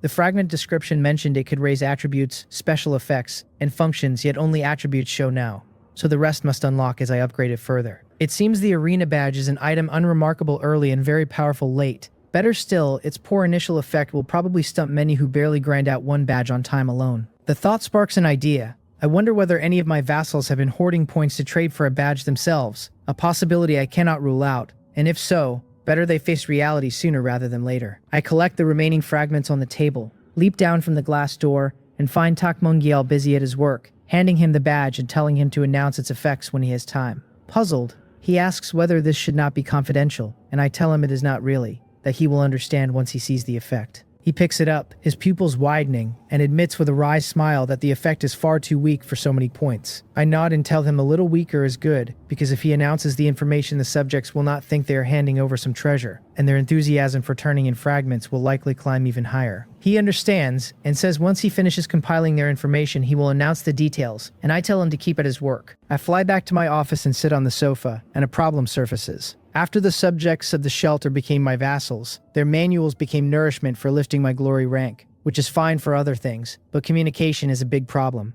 Even I have to talk with Takmungyel in person, let alone everyone else. I fall into thought again. Both my vassals and I are modern people from Blue Star, long used to instant communication tools, and it was tolerable while we had our manuals, but now that they are gone, it is like being flung back into primitive society overnight. As the underground city expands, the inconvenience of having no instant communication will only grow greater. I need to find a way, some tool that achieves instant communication. Communication tools, I could ask 09 for help, since the technical side should be no trouble for him, but such tools need all sorts of basic components. Base stations, radios, and given current conditions, those would be hard to meet in a short time. I will ask him anyway. Then there is Wang Hian. I could ask whether his team can develop a kind of mutated ant that transmits information, something like the talking snail communicators in an old Blue Star anime. And Mowal, I recall, once ate a voice modification bead that let him speak human language, so I wonder whether the ants he bred afterward can also speak. And if so, that could be worth exploring. I first message 09 to ask, and he quickly answers no, that some basic components are still missing, and it will take time to prepare for manufacturing.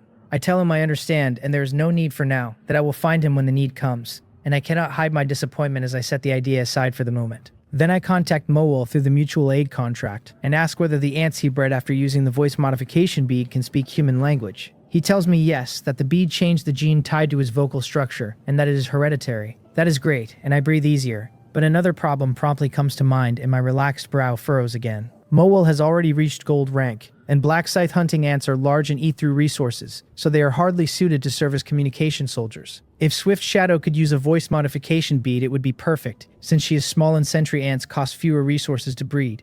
Ideal communication soldiers. I was careless back then, never considering this, and let Mowal use the bead instead. The bead was a gift from Baekhyun, given before I even knew vassals could be subdued. I wonder whether Baekhyun still has any spare, since it is only a silver rank item and should not be out of print. I pick up my manual, find him, and ask whether he still has any voice modification beads. He asks what those are, and I tell him it was the welcome gift he gave me the first time I visited his shelter. He remembers, says yes. He still has a few, and tells me to wait while he digs around, since he does not know which corner he tossed them into. Baekhyun actually still has them. Is this kid a bottomless cartoon pocket? I am both surprised and delighted, and I do not have to wait long before he sends a trade request and hands me 4 voice modification beads. I had not expected him to have so many, as if he were selling them wholesale, so I ask where he got them all. He explains a little sheepish that they were made by a member of his clan, that limited by materials only so many were produced, and that the family asked him to help consign them. But the things are not easy to sell, expensive, and no one wants them. Cheap and it is a loss, so he has just kept them buried at the bottom of a stash. So that is how it is. A member of the Bake family who can actually make silver rank items. It seems the Bake family has quite a few talented people. I tuck the 4 beads into my waist pouch and ask what the consignment price for them is. He says they are not worth much and there is no need between us. But I tell him no. If they were his own, it would be fine, but these are consigned by someone from his family, so taking them free is not appropriate. He is silent a moment, then offers a compromise that he will pay for them himself, since it happens he has a small matter to trouble me with. I ask what it is, and he says it is nothing major, that he has quite a few people now and the underground space I dug for him earlier is no longer enough, and he has new expansion ideas and would like my construction team to help. I tell him that is easy. The Rock Spirit and the others are busy with an urgent project that finishes today, so they can go dig for him afterward, and he happily agrees, saying he is in no hurry, and it is settled. I set the manual down, shake my head with a smile, and murmur that Baekhyun clearly has not been idle these past few days, that his development must be moving fast. After his underground space is expanded, I should return his vassals. As I recruit more and more of my own, his people find their position with me increasingly awkward. It is not right to lean on them heavily since they will eventually go back, yet not leaning on them is unfair to many and hurts their morale, an awkward bind either way. And if they stay too long, they may inevitably grow undesirable thoughts. To avoid any bad effect, better to return Baekhyun's people sooner rather than later. I make my decision silently and walk toward the ant nest on the first underground level. Moel has already used 1, and Rock Spirit and the other 2 have not, so 4 beads is enough. I find Swift Shadow, Light Healing, and Rock Spirit the 3 ant queens and feed each of them a voice modification bead. Then I head for the newly renovated research laboratory on the 45th floor of Building 1. It no longer holds only the original 3 led by Wang Haeon, but a dozen or so scholarly-looking young people all busy at work. I scan the room and spot Wang Haeon hunched over a desk by the window, absorbed in something. A sharp-eyed lab assistant notices me and hurries to remind him that the Lord has arrived. Interrupted, Wang Haeon frowns, pushes up his rimless glasses, glances up and sees me smiling and nodding at him from the doorway. He quickly stands, grabs a sheet of paper from the table, and walks over, apologizing that the lab is too messy to entertain me properly. I tell him it is fine, that we can talk in my office, and that I have a new task for him. He replies that it is good, that he also has some progress to report. It seems Wang Haeon has made good headway these past few days. I nod, take him up in the elevator to my office on the 50th floor, and once we are both seated, I go straight to the point. I tell him the territory keeps growing and daily communication is inconvenient, so I want to develop a communication device based on biological information interaction. He frowns, puzzled, and asks whether I have a specific direction, noting that biological information interaction is no small topic, and that starting from scratch it would be faster to research wireless communication directly.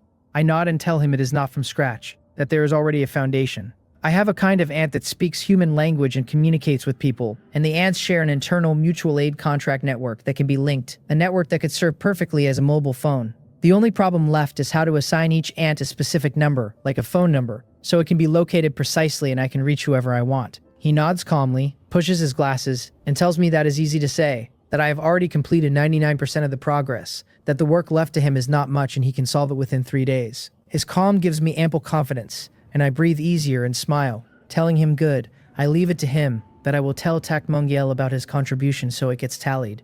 Then I ask him to report his recent research results. He nods and hands me the large sheet he brought over. He tells me these are the gene combinations he researched, from the characteristics of my 4 types of ants, along with information, data, and biological samples I provided, and that he has graded the combinations by compatibility and sorted them by function. Grading? Categorizing? I look at the densely packed paper with some curiosity. At the top sits an S-grade gene, the World Tree gene at Gold, compatible with all types of ants. There are no A-grade or B-grade genes yet.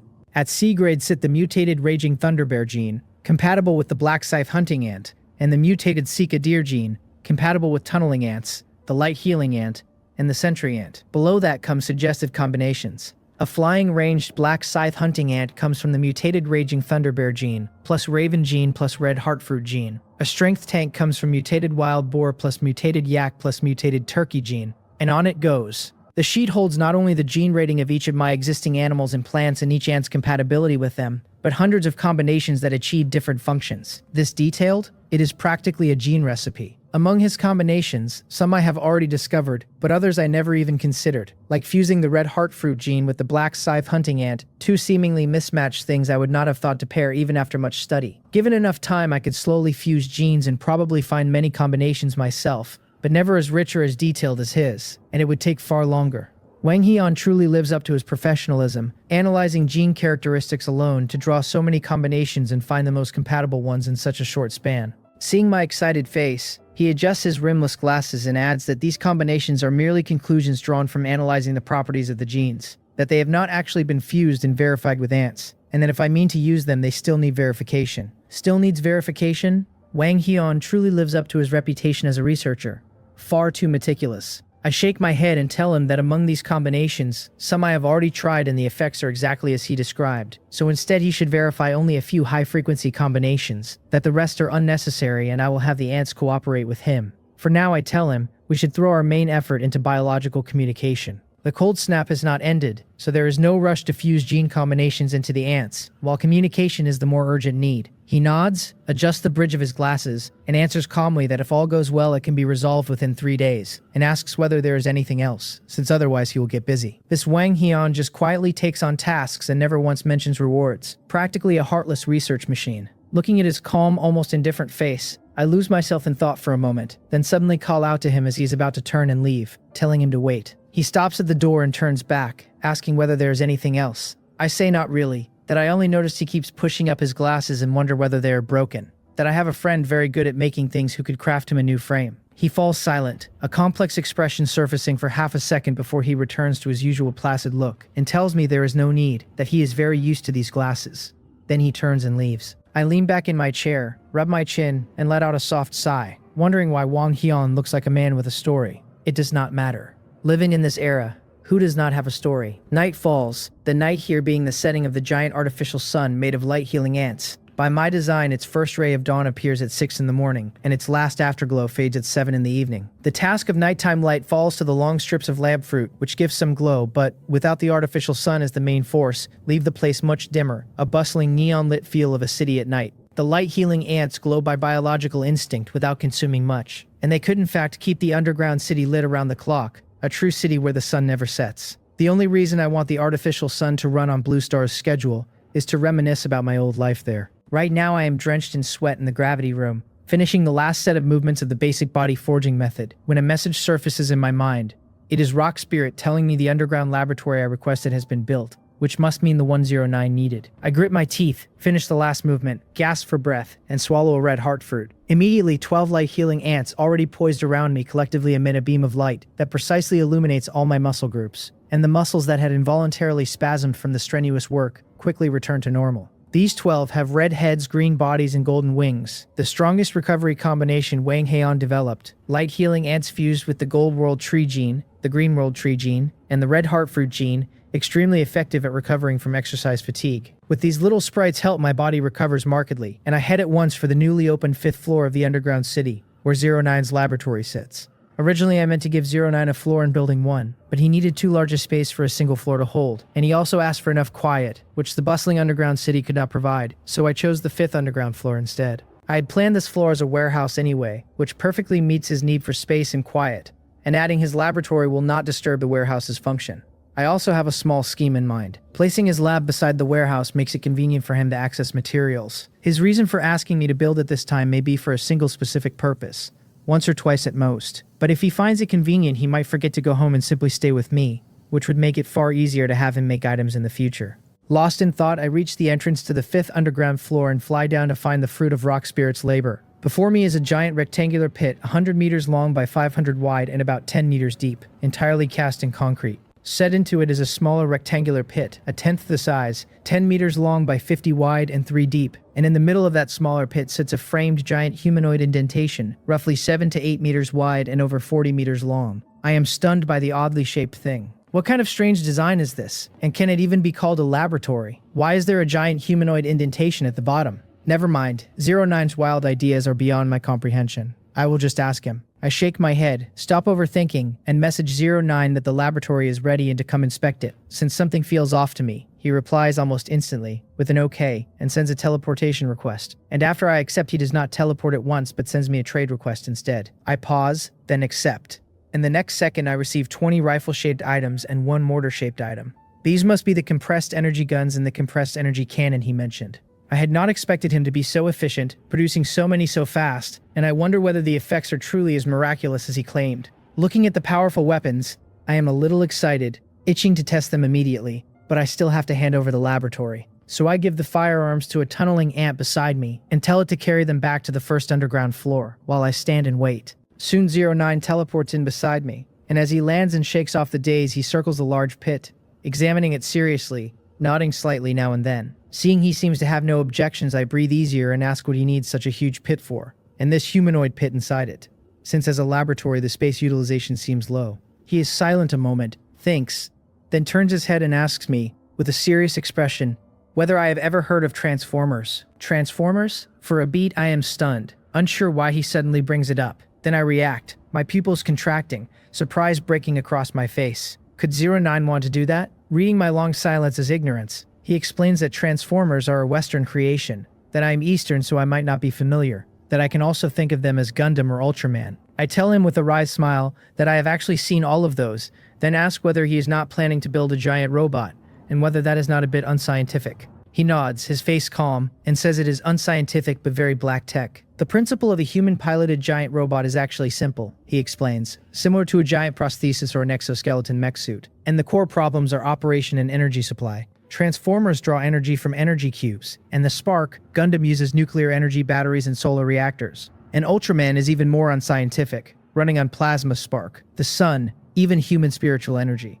He knows these exist only in fiction, he says, but the dark world we are in now is, compared with science, closer to those fictional works. Watching his eyes slide from indifferent to fervent, I swallow hard and nod. True enough, take myself as the example, relying on one small instrument to assemble and disassemble genes, like building blocks. Is that not also a kind of science fiction? Set against that, his notion of an artificial Gundam no longer sounds so far-fetched. I ask whether he is ready on both fronts, operation control and energy supply, and he nods lightly and says all prepared. For control, he relies mainly on two systems, data lines and his mechanical heart, and though the mechanical heart alone could handle control, that would burden him too much, so the data lines assist and lighten the load. For energy, he plans to use beast cores and compressed energy cores, the compressed energy core being a recent project of his, largely complete, working on the same principle as the compressed energy gun he gave me, only needing to be scaled up larger. Then he grabs my sleeve, his eyes filled with fervor, seriousness, and a hint of apprehension, as if afraid I will refuse, and tells me he needs my help. It is the first time I have seen 09 wear such an expression. The next second I press my hand down on his hair, rub it hard twice, and laugh, asking why the pitiful look. We are partners, after all. I have always exploited him like child labor, in short taken plenty of advantage of him, and that could hardly be repaid just by digging 2 holes. So if I refuse this little favor, would I even count as human? Besides, I am eager to see a Gundam, and I wonder whether I will get a chance to test drive it. Just imagining the huge, cool shape of a giant robot, I nearly see stars. This is the ultimate romance for men, and who did not dream of piloting a Gundam as a boy, until the dream was shattered by the monster called reality. And now 09 has pieced that dream back together. Compared to Ants, his ability really is cooler. What an enviable guy. Then again, thinking of the complex structure and working principles of machinery, I decide that ants, being mindless, are more adorable. I tell him to say what he needs me to do. Seeing me agree, his lips curve into a long-lost smile, and letting his hair stay messy, he says he needs my ants to help transport, place, and pour the various components. He also needs my help to gather some materials, since it is no small project, and he cannot finish it alone. He has already asked Will for help, he says, but it is still not quite enough. I nod smiling and tell him that is easy, that my recent development is on track, and the ant's growth has hit a bottleneck that ordinary resources cannot break. So let us focus on his mech first. I have a feeling its strength can reach at least platinum rank, maybe stronger. His face lights up with a brilliant smile and he thanks me, promising to reserve me a seat in the mech, and adding that in the upcoming regional territory disputes, if I run into trouble, he will help me solve it. Goodness, now it is 09's turn to make grand promises to me. I shake my head with a smile and tell him he should first clear out the small fries in his own territory, not forgetting his ranking is very low, that I can handle my end, and to just give me a list so I can start gathering materials. He agrees with a small sound. Just as I think he is about to prepare for the work, he suddenly says he has another piece of information for me. I ask what, and he ponders a moment, then continues that it is only an idea of his, an unverified one. I once told him advancement requires a medium, he says. Was this about advancement? Could 09 be about to advance too?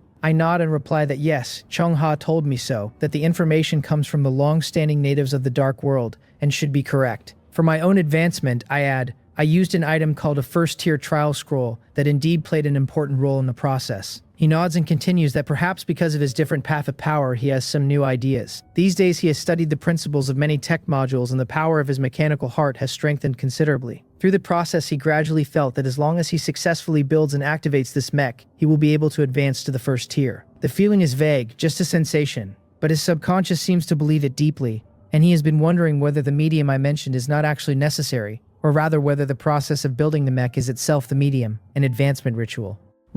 Advancement ritual. In the top floor office of Building 1, I cross my hands on the desk and frown in thought. After finishing, 09 returned to his shelter to make the mech's compressed energy core and has been gone a while. I first hand his material list to Tak Mungyel, then copy the price information of the corresponding materials from the trade channel for him, asking him to classify and collect the territory's own output first, and then draw up a specific exchange plan. I hand the compressed energy gun 09 gave me to Wang Heian and ask him to test its parameters when he has time. Then I stay in the office, turning over what 09 said before he left. Could the ritual he mentioned be the legitimate means of advancement, just as the natives of the Dark World advance directly, with no need for an extra medium? The more I think, the more possible it feels. Natives of the Dark World can advance without a medium, so there is no reason humans cannot. A medium only gives humans an extra choice, a shortcut, not the only path. This theory still needs verification, and I hope 09's feeling is right, because then we would not have to worry about mediums for future advancements. Let us wait until he completes the ritual before discussing it further. His requested laboratory is finished now,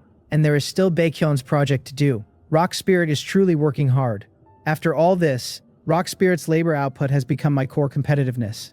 I cannot help a self-deprecating smile at the thought, then send Baekhyun a request, asking whether he is ready to start work. Under the eternal night, time passes slowly and quickly at once. For survivors with cramped shelters and no company, time stretches endlessly, enough to drive a person to the brink of madness, and they would likely succumb to loneliness and pledge to some area lord before the eternal night even ends. Sometimes loneliness is a more formidable enemy than a mutated beast. But for me, with a vast underground space, this is no issue, and the time flies. In the blink of an eye, 3 more days pass. These days I live a very regular life. I wake in the morning for a half-hour workout in the gravity room and eat a nutritious breakfast prepared by a top chef from Blue Star. Then I meet with Tak Mungyel to grasp the territory's daily affairs, check in with Wang Heian on research progress, play some arena matches, and share intelligence with a few teammates. In these 3 days, Rock Spirit has long finished Baekhyun's project and is now excavating the storage area on the 5th, underground level, the first phase nearly complete. As for the vassals, Baekhyun settles down. Wang Heian finished testing the compressed energy gun on the first day, and the data was very promising, indeed reaching a strength beyond an ordinary gold rank, exactly as 09 said, with no drawback aside from the slightly high energy consumption. In this period, 09 produced 60 more compressed energy guns, and together with the ones already given me, they were all installed on a batch of black scythe hunting ants. This batch carries the genes of mutated ravens, mutated raging thunderbears, and red heartfruit, one of Wang Heian's highly rated combinations, so they have good stamina, can fly, and can unleash lightning attacks. After being fitted with the guns, 09 modified them further so that they can power the guns not only with the beast core, but also by injecting their own lightning elemental energy once the core energy runs dry. This greatly raises energy efficiency with both power and consumption far superior to their inherent lightning strikes. Some among them are fitted with compressed energy cannons instead, which I plan to equip in a set proportion later, specifically for tough-skinned enemies. I named this batch of black scythe hunting ants the Thunder Squad, and before the eternal night ends the squad is expected to grow to 300, which will surely be a nightmare for my enemies. Wang Heian's research on biological communication is also nearing completion. Judging by the past few days' progress, I figured it was almost done and arrived at his laboratory early, and as I reach the door I hear cheers inside, someone crying that it is a success. That they did it, that it is truly incredible. It seems the results are good. There has been only one project lately, biological communication, and nothing else would warrant such jubilation. I smile and push the door open. Soon Wang Heian adjusts his glasses, walks over and extends his right hand toward me, telling me he has not failed me. I look down to see a small creature with a dark green helmet marked with a prominent number 1, peeking out from his hand.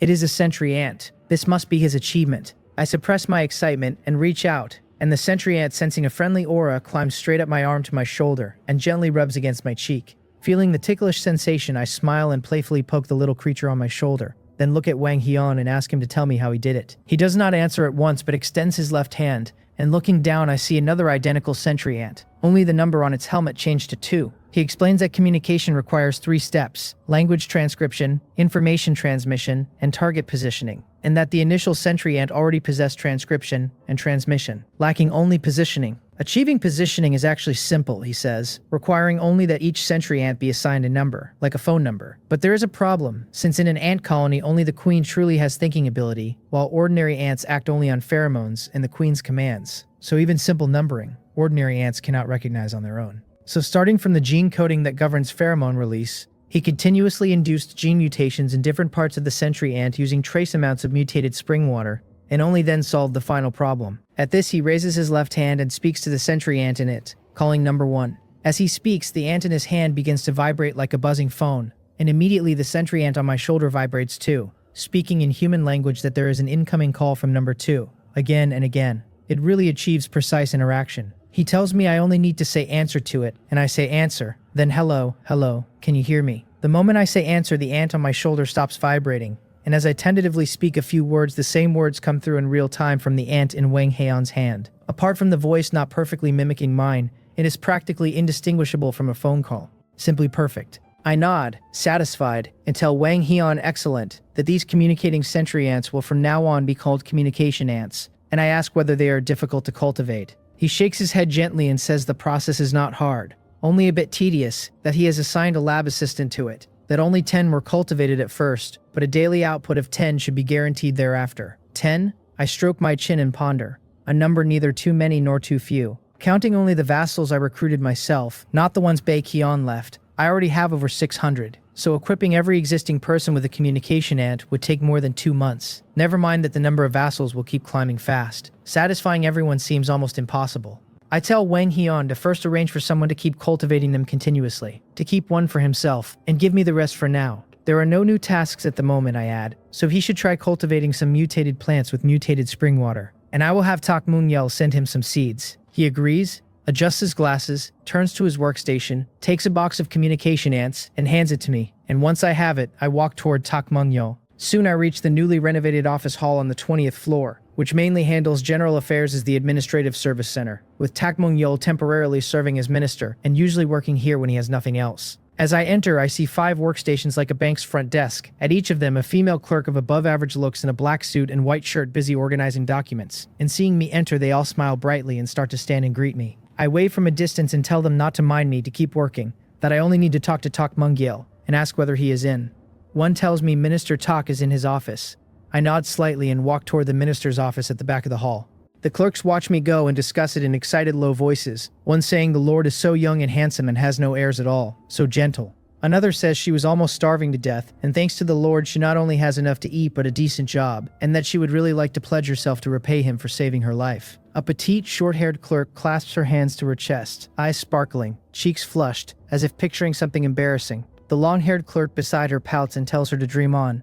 Little girl, to stop being so infatuated. She asks whether, if the benefactor were handsome, she would pledge herself, and if he were ugly, she would have no way to repay him but to be a beast of burden in the next life. At that, the others burst into bell-like laughter, and the short-haired clerk teased, blushes and starts playfully bickering with her, and the hall fills with the cheerful chatter of women. The scene is like Blue Star yesterday. About to reach the office door, I catch the chatter behind me and cannot help feeling a little annoyed. My extraordinary physical fitness grants extraordinary hearing, and though the clerks kept their voices deliberately low, I heard everything. What is going on? Am I not here that they dare joke openly about their lord and give me no face at all? Still, this atmosphere of contented, joyful subjects is really not bad.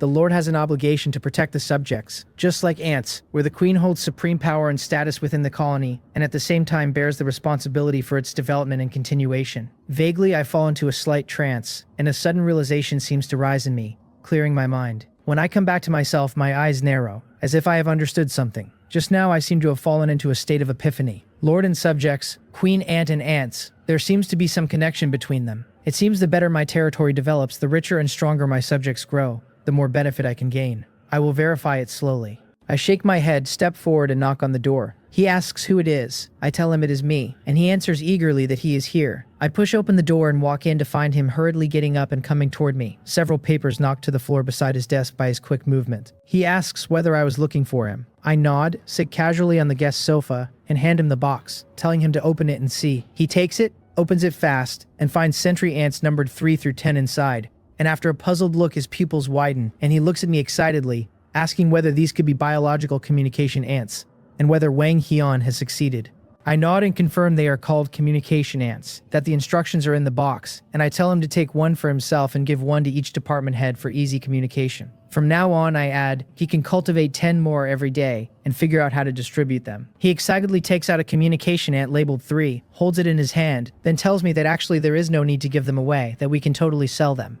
Sell them? He nods vigorously, stroking the sentry ant, and says this is a good thing. Not only can it communicate and scout, its combat power far exceeds an ordinary bronze-grade mutated beast, and it can even hold its own for a few moves against a silver rank 1. So how could such a superb pet be handed out free? We could sell them to the subjects as a high-end product, he says, recovering some of the contribution points in their hands and greatly boosting their enthusiasm. That works. I nod in realization. I have not personally handled territorial affairs for a while, and I kept feeling the subjects were my vassals, so I simply thought of distributing things directly to them. After his words, I see that doing so could easily make them lose their enthusiasm. He continues that our territory is now on the right track with a growing population, and that it is time to create our own currency. Since 09 has been coming to us a lot lately, he says, we could ask him to make a simple set of coin and banknote molds. Our own currency? I am immediately interested and tell him fine. I will talk to 09 right away, and that once the currency is made, we can fully implement a market economy and let the subjects trade freely.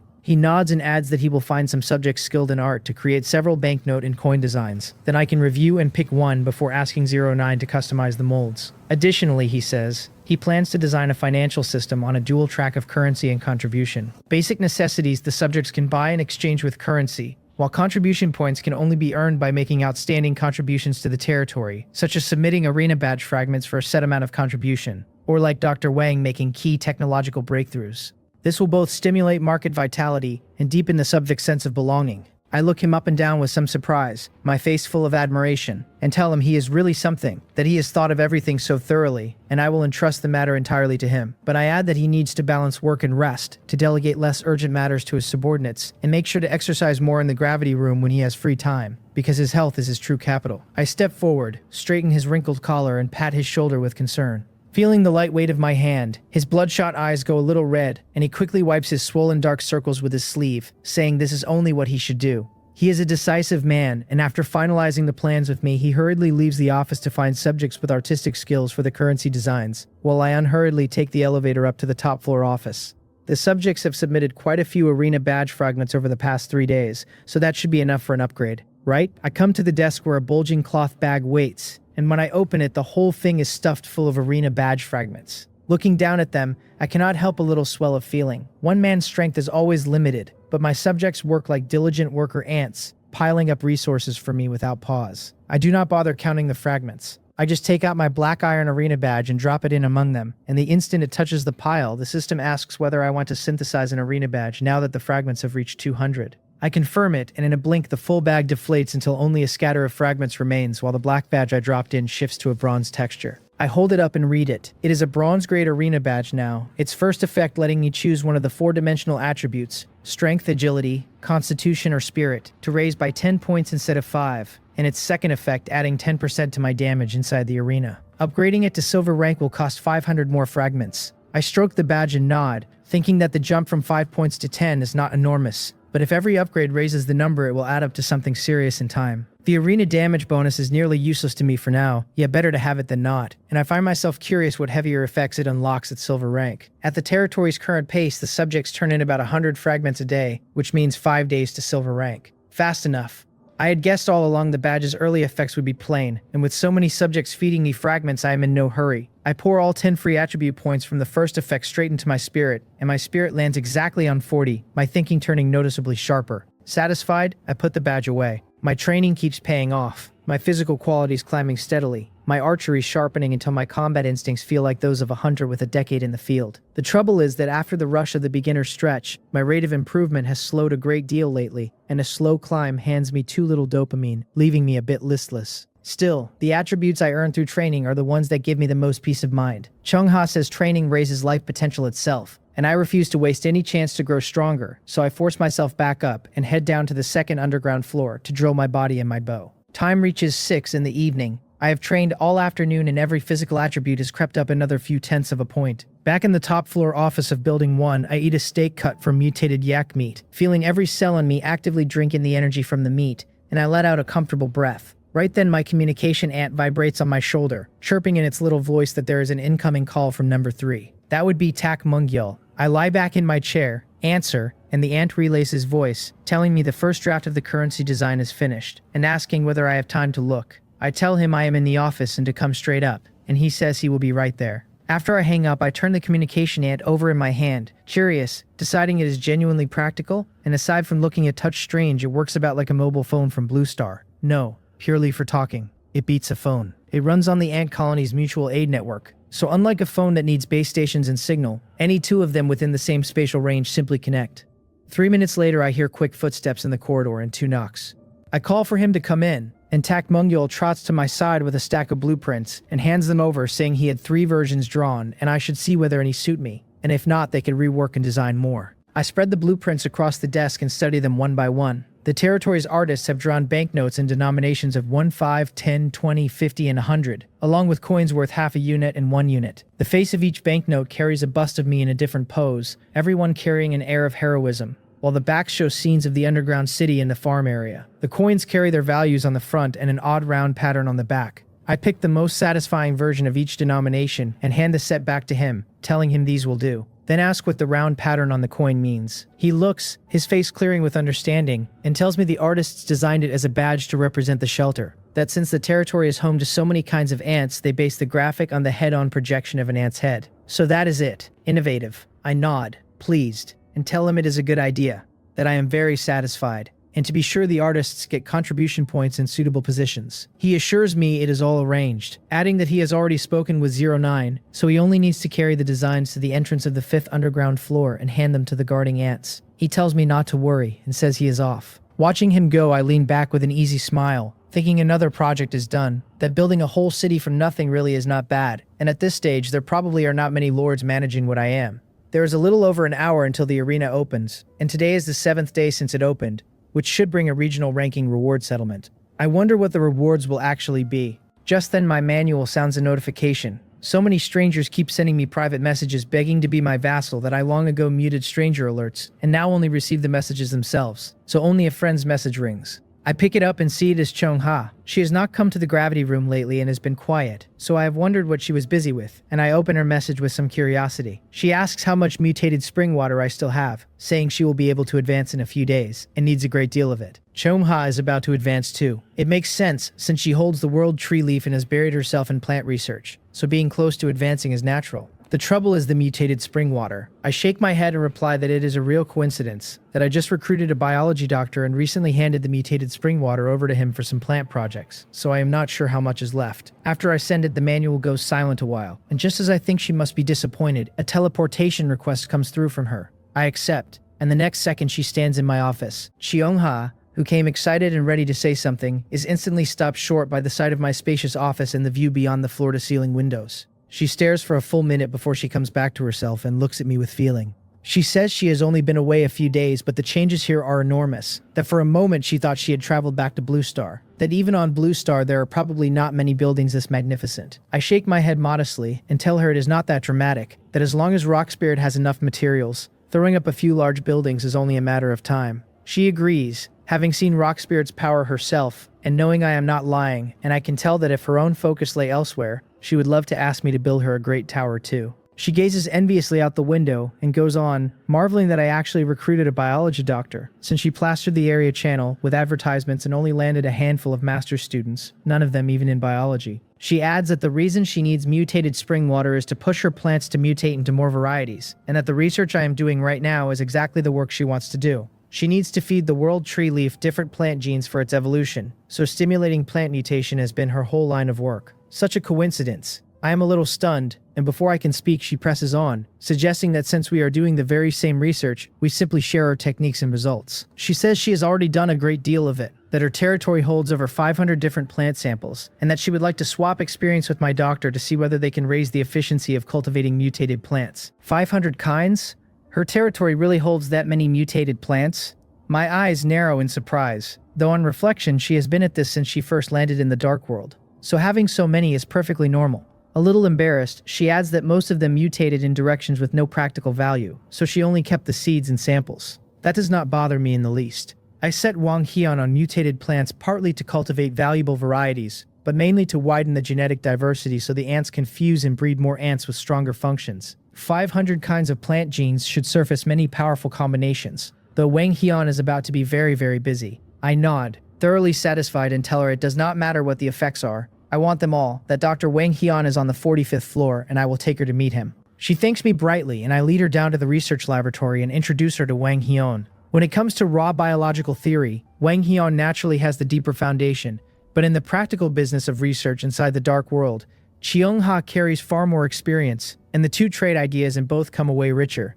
10 minutes later, I give her a batch of the mutated plant seeds Wang Hian recently grew. Eager to get home and study them, she says goodbye, proposing that if she and Wang Hian cultivate separately, the efficiency will jump, and that they should swap their newest mutated seeds every 3 days. She promises to trade me her 500-odd plant samples the moment she is back. I tell her no problem. The instant she finishes speaking, she teleports home, and a heartbeat later a trade request arrives, handing me a large sack of glass bottles, each holding a few seeds.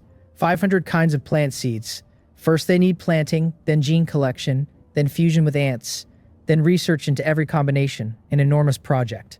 Just thinking about it makes my head swim, so I shove the sack into Wang Hian's arms, clap his shoulder with a solemn face, and tell him it is all on him. Then I run off without a backward glance. He takes the heavy sack, nudges his flat-rimmed glasses up, and calmly turns to assign the work. He tells Sung Yu and Song Ga to handle planting and fast-ripen the mutated plants with fertilizer, and tells Li Da and Wang Jin to take turns extracting, numbering, and recording the genes. He tells Yusin to deduce the effects of the various combinations and Zhang Ri to verify them one by compatibility. His people answer in unison, addressing him as Director Wang, and as his orders roll out in orderly fashion, the whole laboratory hums back to life. I am hardly idle myself. Out of the laboratory, I go straight to the farm area, gather up the crops, furs, and Beast Corps products freshly harvested, and open the trade channel to convert them fast into the various ores 09 needs, following Tak Mungyal's exchange strategy. Do not imagine the trade channel as a matter of simple swaps. To wring the most purchasing power out of my goods, I sometimes have to trade 4 or 5 different items just to reach the one ore I actually want.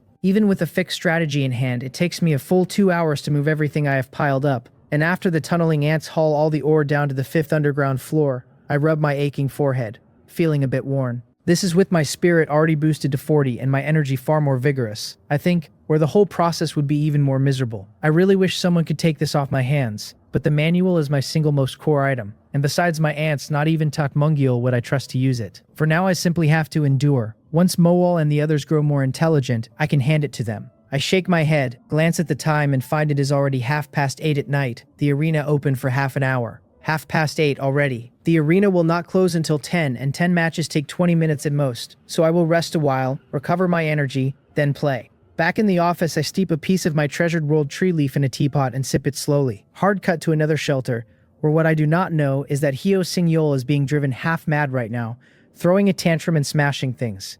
These past days, he kept hoping to be matched against me again so he could wipe away his earlier humiliation.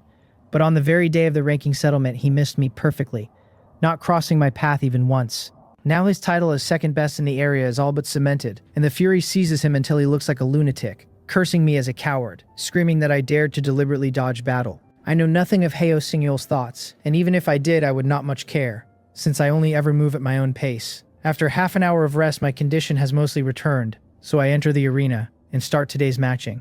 7 straight matches unfold as the usual one-sided slaughter. Even the 2 survivors I meet who carry a pile of skills and look highly ranked give me no real trouble, dropping after a few Dragon Chi arrows. During the lull between matches, I idly pluck my bowstring, a little bored, thinking the regional arena is simply too small and there are almost no worthy opponents. If I hold my streak, I will hit gold tier in about 3 days, and can go take a look at the world arena. Then I am matched with my 8th opponent, the countdown ending, and I appear on the familiar ring, Dragonbone bow already raised to send the man home. But the moment I clearly see him, the bow I had poised to fire lowers slowly. He wears a green robe, his hair in a top knot, a long sword slung across his back, looking for all the world like an ancient swordsman. This is the soaring swordmaster, Sun Weipeng, and he names me at nearly the same instant, calling me the Gale Archer. We size each other up, say each other's names at once, then trade smiles. He cups his hands a touch awkwardly and speaks first, telling me to just call him by his name, that he dares not accept the grand title people keep giving him. Why is everything about this fellow so ancient? His clothes, his speech, his manner? Is he role-playing?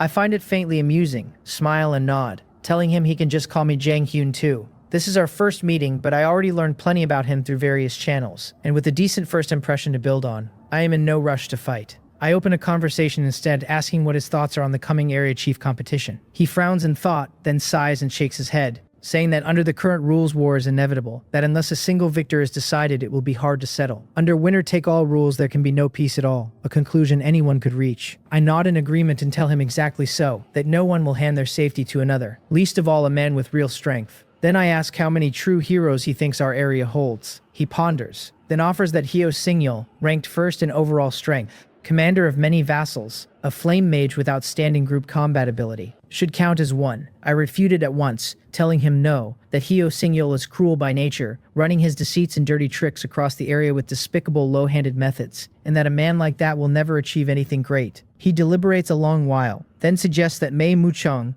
with her notorious beauty and the many men swaying to her will, wields influence not to be underestimated and could count as a power.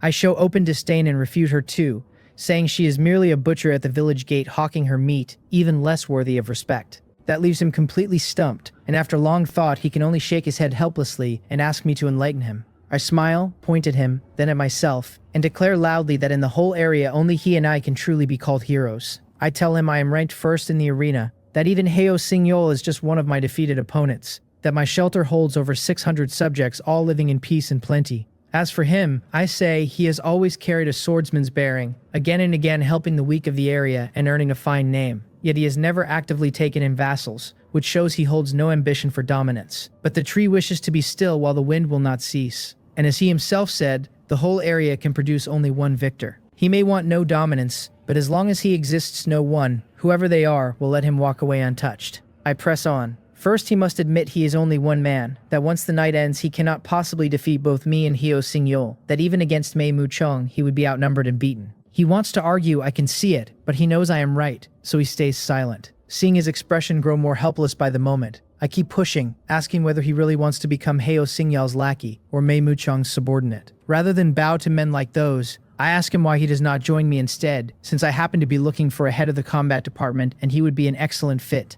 There it is. I have finally shown my true aim, which is to talk this third-ranked expert of the area straight into my hands. He cannot help a bitter smile and asks whether I am really trying to recruit him at our very first meeting, whether he would not seem terribly casual if he agreed. I laugh heartily, confidence all over my face, and tell him it was bound to happen sooner or later. I tell him honestly that I do not much care about everyone in the entire area put together, that I am at heart a pacifist, and that peace and development are my main themes. I add that if I can reach the outcome I want without shedding blood, I would rather not pile up casualties. Everyone in the area still numbers in the thousands. A single man's spit could drown someone, and one person fighting an entire area is a bit much. Reading my boasting, his face fills with disbelief, and he clearly decides I am simply bragging to reel him in. His first good impression of me curdles a little, and he starts to think me a frivolous man. I read the shift on his face and guess his thoughts, but I do not bother explaining. I just smile and ask whether he would like to make a bet, a fight here and now, and if I win he submits to me, and if I lose I submit to him. His impression of me has plainly worsened, and with some impatience he tells me he holds to his principles and will never actively seek dominance, so my submitting to him is out of the question. Besides, his strength is limited, no match even for my defeated Hyo-Sing-yeol, and he has even less hope against me, so my little trick will very likely fail. I shake my head and cut in, telling him he has misunderstood. When I say I will beat him, I mean an overwhelming victory, a victory that plunges him into despair. One that makes him believe I was not exaggerating at all, that I truly hold the strength to take on the whole area alone. Watching me spill out such a threat, my domineering aura leaking through, his pupils go wide disbelief across his whole face as he decides I have lost my mind. Sun Weipeng carries his own pride. He has recruited no vassals and wants no part of the struggle for dominance, but his personal strength sits firmly among the top 3 of the region, and that is the ground he stands his aloofness on.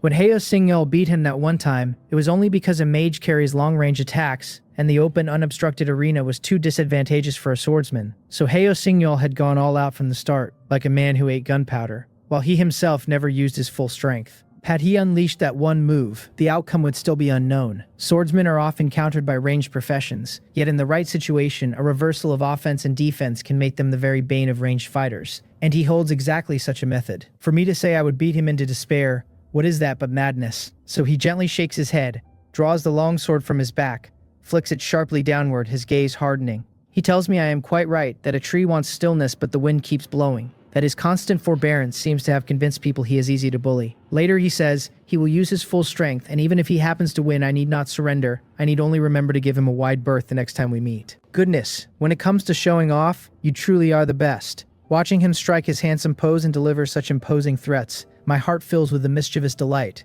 I say nothing more, only that a gentleman's word is not easily retracted, and that we begin in 10 seconds. The moment I finish speaking, I start backing away slowly, while he stands motionless, long sword swept diagonally down, holding his stance, showing no concern at all that I, a recognized ranged fighter, am opening the distance. He even closes his eyes, still trying to look cool. I keep silently retreating. As I reach the 10th step, it is exactly the 10th second, and his tightly shut eyes snap open, a sharp glint flashing as he locks onto me 30 meters away. With a furious shout of his soaring dragon sword, he raises the blade and vanishes from his spot, the sword driving straight for my throat at a speed close to teleportation. It is over, I think, because his soaring dragon sword is his ultimate trump, closing any distance in an instant once it locks a target. And for a swordsman whose destructive power is already terrifying, the meaning of such a move needs no explanation. As an archer, I could never dodge his certain kill strike. He has already pictured the blood blooming from my throat, the scene shattering in that very instant. But the feel of a blade sinking into fragile flesh never comes. Instead, there is a heavy dragging resistance, a damping that fights him, and his vision is swallowed whole by an endless black. Where did the black come from? It looks like ants. Such huge ants. So many ants. Jang Hyun was never an archer after all. He has no time to force out a single word, his shock frozen on his face, before a wave of gold rank black scythe ants tears him to shreds. On the ring I smile faintly and tell him his soaring dragon sword is not a bad ability, that he almost succeeded. The system confirms I have defeated Sun Weepeng. Having beaten him, I am in no hurry to leave. I burn another 5 minutes, finishing my last 2 matches before I finally step out of the arena. Even though I revealed my ability, given Sun Weepeng's character, I judge that even if he does not keep his promise to become my vassal, he will not expose me. And if he did, I would not fear it. It might raise the guard of a few interested parties, but on the other hand, plenty of middling survivors, seeing my terrifying power, would seize the chance to apply as my vassals. Either way, I do not lose out. The moment I am out, I open my manual and flip through the messages, and among a stream of unfamiliar names my eyes light up and my searching stops, because there in the inbox is a familiar one, Sun Weepeng. He writes that he was short-sighted, that I truly was not exaggerating, that with the strength I just showed I really do hold the power to stand against every survivor in the region alone. He lost, and by our agreement he will surrender to me and become my vassal, and a vassal application follows. Seeing him honor his word this way delights me. I bet right, I think. Sun Weepeng really is a man of his word. Or rather, was he simply awed by my strength, unable to beat me so he joins me. Either way, securing the region's third strongest without spilling a single drop of blood is a fine thing. I compose my excitement and do not rush to accept the application, replying that he indeed carries the bearing of a gentleman and is a trustworthy man, but that I have other arrangements for him. I give him some instructions, then end the conversation without taking him as a vassal. An ordinary survivor I would simply accept, but Sun Weepeng is the region's third strongest individual, and considering that soaring dragon sword he just used, even Heo Singyol's dueling ability might not match his. To make such a strong combatant, a vassal outright would leave his original shelter and all his resources ownerless, and would absorb his manual, a great waste. Leave him unbound and working in tandem with me, and the effect is far greater. His shelter could serve perfectly as a bridgehead. At the very least, once the Eternal Night ends, I could locate his shelter and clean it out, which would be a fine option too. Whereas taking him as a vassal outright would make finding the location difficult. And given his character once subdued, he should not develop second thoughts over these mere 10-odd days. Seeing that I did not immediately agree, he is moved by my trust in messages again, addressing me now as Lord and saying he has quite a few resources on his end that I might use. Then he sends a trade request, the window nearly bursting with densely packed items. Good heavens, with this many he must have emptied his entire home. I glance over and spot a fair number of silver rank and gold rank resources. It would be a lie to say I am not tempted, but I do not agree at once, replying that I trust his character and he need not do this. He answers that no, since he has decided to pledge to the Lord, these resources are already the Lord's, and he is merely returning them to their rightful owner. For a moment I am stunned, and I look at him with new respect. I had thought him old-fashioned, but he speaks far more pleasantly than I expected, and it seems I need not worry about him being hard to get along with. In that case, I tell him I will accept the resources without further ado, and I readily agree. Call Tak Mumgyel and go down to the 5th floor warehouse to accept the trade. The next second, a wide variety of items pours down and heaps up on the ground. I tell Tak Mumgyel to arrange for people to sort and categorize them, and he answers yes. Sun Weepeng was the region's third ranked, so his holdings are no small number, and having taken so many benefits from him, I find him more agreeable by the moment, my form of address for him shifting without my noticing. I tell Weipeng to hide himself and act to the situation for now, that everything else can wait until the Eternal Night ends, then ask what his main abilities are. He answers that he was once the inheritor of a rundown Taoist temple on Blue Star, where he practiced the sword arts and alchemy handed down by his master. No wonder he gives off the air of an ancient knight-errant. He is a Taoist practitioner. Reading his message, I suddenly understand. Back on Blue Star, I picked up a little about religious sects, but I always took them for deceitful superstition, health-preserving exercises at best, and paid them no mind. Knowing now that he carries a Taoist inheritance, I feel even surer of my old judgment, that it was indeed a swindle. Because if these inheritances were truly useful, how could a Taoist inheritor like him fail to beat an ordinary man like me? Just as I muse to myself, he sends another message, and the moment I read it, my pupils contract as if I have heard something out of a fairy tale. He tells me that after he arrived in this dark world, he suddenly found that the alchemy and sword arts he had memorized by heart had each formed a skill. What kind of joke is this? This is impossible, I nearly blurt out, before I calm myself and knit my brow in thought. Given his character, he should not be talking idly, I think, but alchemy and sword arts, those two abilities sound absurdly overpowered. If he truly had two such high-level skills the instant he landed in the Dark World, then what were Hyo Sing-yeol and I even doing? He would have swept every first place in the regional quests long ago, so why is he always ranked below the two of us? I quickly pick up the manual and put the question to him. He sends over the information on both skills and explains. The first is a bronze-grade upgradable sword art. Its flavor about yin and yang flowing without end, which levels up by devouring sword skill type skills, gaining the traits of what it devours, and raising its sword skill damage bonus. The second is a bronze-grade upgradable alchemy. Its flavor about one form begetting two, and two forms begetting four, which records a pill recipe each time he crafts pills. Once he masters a certain number of recipes, it upgrades, letting him refine more pills, with better effects and a higher success rate. He adds that though these two abilities are not weak, they are hemmed in by conditions and do little in the early stages, and that his luck is thin besides, his territory ringed by desolation. The treasure chests he opens spitting out mostly low-quality junk. Upgradable skills, 2 of them. I hardly register the rest of what he sent, my eyes nailed to the 2 skill descriptions. I have only one upgradable item, my dragon bone bow, and I earned it with blood, killing a gold rank mutated beast to clear a quest, while he started with 2 skills carrying infinite possibility. Comparing yourself to others truly makes you furious. My eyes red with envy, I tell him these 2 abilities of his are too overpowered, and ask him honestly whether he is the chosen one the Dark World picked, whether he might just happen to have a system. He answers, a bit speechless, that if he had a system, how could he have been so thoroughly beaten by me? And that these 2 abilities, seemingly not weak, actually carry major problems. The sword art needs to devour sword skill type skills to upgrade, but skills are already hard to obtain, let alone ones restricted by category. And aside from the single sword skill his opening quest granted, he has never obtained another. The alchemy has to produce finished pills to improve, but this world differs vastly from Blue Star. Its plant traits utterly changed, so every original recipe of his is useless, and he must start from scratch inventing new ones. Yet the environment and resources around him are so poor, with so few usable plants, that he can only sink huge sums into buying plants, which dragged his development to a crawl. Reading it, I finally understand why he developed so badly. What goes around comes around. His powerful skills demand a mountain of resources to grow, and rather than helping him early, they crippled his pace. If he were given enough time, I cannot even imagine how exaggerated his strength would become. But time is not on his side, and his carefree, conflict-shunning Taoist nature has, by pure coincidence, benefited me. I take a deep breath. I had first thought of Son Wei-peng as a sharp blade, of using his shelter to prep for the battles after the night, but after seeing his abilities, that alchemy especially, I completely changed my mind. He lacks diverse plants to test recipes? I have them. How could I leave such a rare talent to develop alone?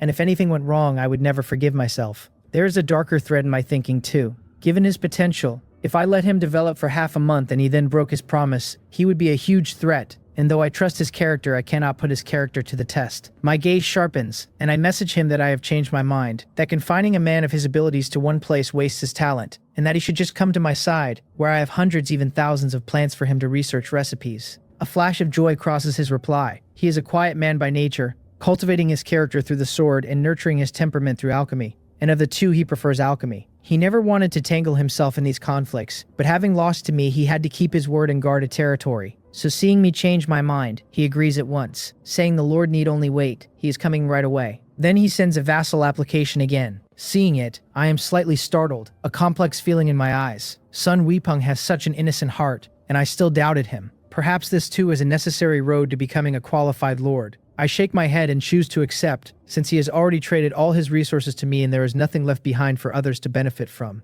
Soon a green-robed swordsman appears beside me, Son Wei-peng himself. I am still in the 5th floor warehouse area, not yet fully renovated. The surroundings a mess, but even so it is enough to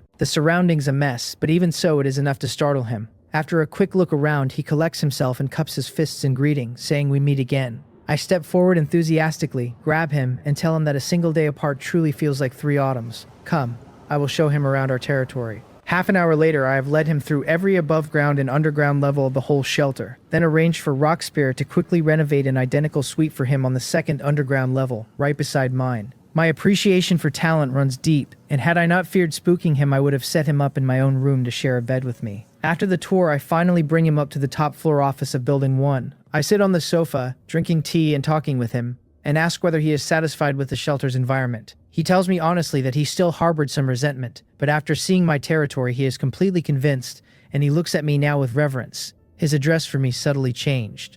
It was not the grandeur and prosperity that won him. What truly made him revere me was seeing my subjects. Every one of them is full of spirit, going about their own affairs, looking less like people in the perilous dark world than people in the peaceful era of Blue Star. And that state cannot be faked. However strong my power, he would not have wholly despaired. But the peaceful state of my subjects convinces him utterly.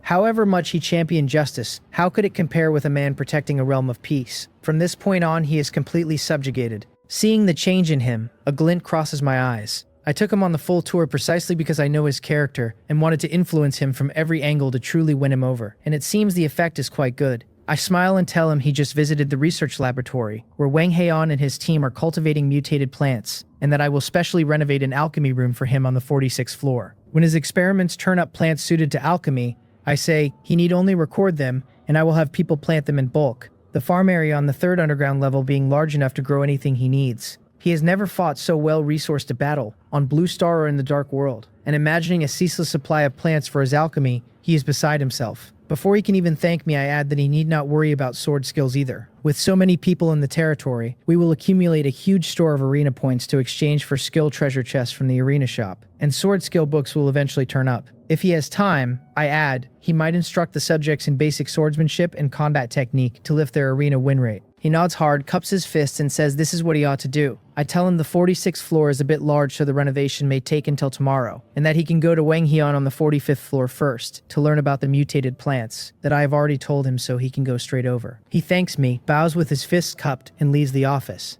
Watching him go, I lean back in the boss chair and let out a long sigh. Swordsmanship, alchemy, this world was already fantastical, but how has it turned even more mystical? Since Widepung's inherited Blue Star arts can generate skills, what about others? Blue Star holds countless legends of Eastern sects, gods, ghosts, and spirits, and the West too has its angels and gods, and if the disciples and inheritors of such beings can awaken matching abilities, the future will only grow more chaotic. Set against these gifted anomalies, ordinary people have it too hard. I shake my head, a bit troubled. It feels like a game where you finally develop well only to discover a swarm of cheaters. Then I tell myself not to be so pessimistic, that there should not be many who can be recognized by the dark world and generate skills, or we would have heard of more than just Sun Weepung by now. Still, better to prepare and take precautions early. Let me go see how 09's preparations are coming, I think, since I wonder whose head is harder, these gods and ghosts and spirits, or the fists of 09's Gundam. I stand, stretch, open the glass door, and leap down, speeding toward the 5th underground level in 09's mechanical laboratory. The old open-air pit is now sealed over with alloy sheets,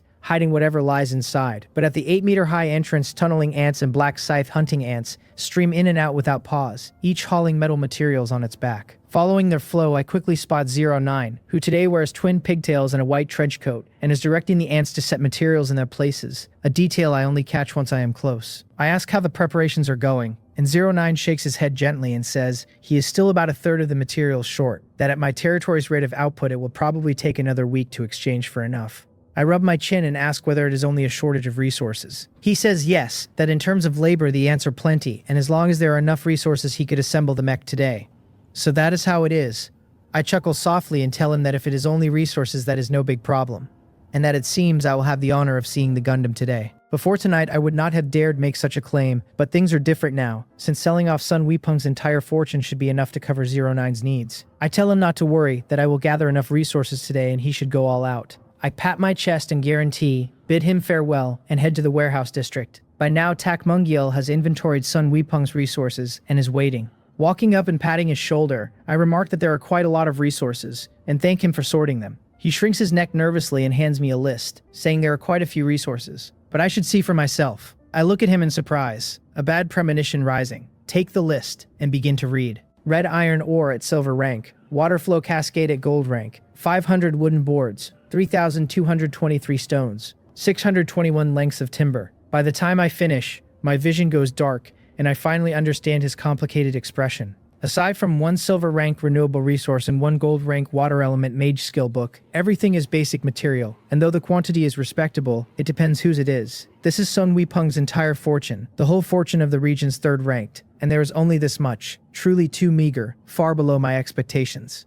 Worse, those 500 wooden boards look oddly familiar, as if identical to the floorboards laid on the first and second floors of my shelter. Did that fellow pry up all the floorboards from the first and second floors of his 4th level shelter? Why go to such lengths? The image of the handsome, dashing Sun Weepeng crouched on the floor prying up boards with a thief's furtive care makes me lose my composure and laugh. This unlucky man, it seems he was genuinely terrified of being poor. I shake my head and tell Takmungyul I understand the situation, and he can go back to his work. And he quickly agrees, wipes the cold sweat from his forehead, and scurries off, leaving me alone with a headache. I truly thought that with his strength as the region's 3rd ranked, however poor he was. How poor could he really be? Who would have guessed he could be poorer than I imagined? When I first saw those silver rank and gold rank items in the trade window, I thought there were plenty of resources. But it turns out I was just sharp-eyed enough to catch the only 2. Now I have really boasted too much, and the resources I promised 09 are probably going to fall through. Among these items, the silver rank red iron ore, being renewable, is valuable, but selling it outright would be too wasteful.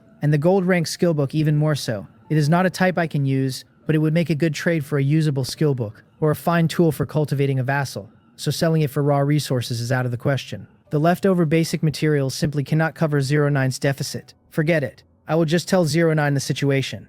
The thought of eating my words minutes after making such a big promise flushes my face, but I choose to face it head on and walk toward the mechanical laboratory. I have just reached the entrance, not even stepped inside, hesitating a moment at the door, when it opens from within. I expect an ant carrying materials, but instead a petite figure comes out. I ask 09 why he has come out, saying I actually have something to tell him. He stops, walking with his head down, looks up at me, and says we'll just message that the resources he helped gather have arrived, and that he was about to find a place to receive them. I am slightly taken aback. 09 did mention Will was helping gather resources, but with no movement for so many days I had forgotten. He asks whether something is wrong. I wave it off and say I only came to see what else he needed. I thought I would have to break my promise, and instead I get this pleasant surprise. With Will supplying resources, it seems this front will not be lacking. I lead 09 off to a spot near the laboratory kept for trading resources, and he takes out his manual and exchanges a few words with Will. Soon, a large quantity of metal materials appears out of thin air in the open space ahead. I had expected Will to trade furs or fresh meat, never imagining he would hand over the exact materials 09 needed. I have exchanged these materials myself, and know the effort it takes to move so many while keeping them cost-effective.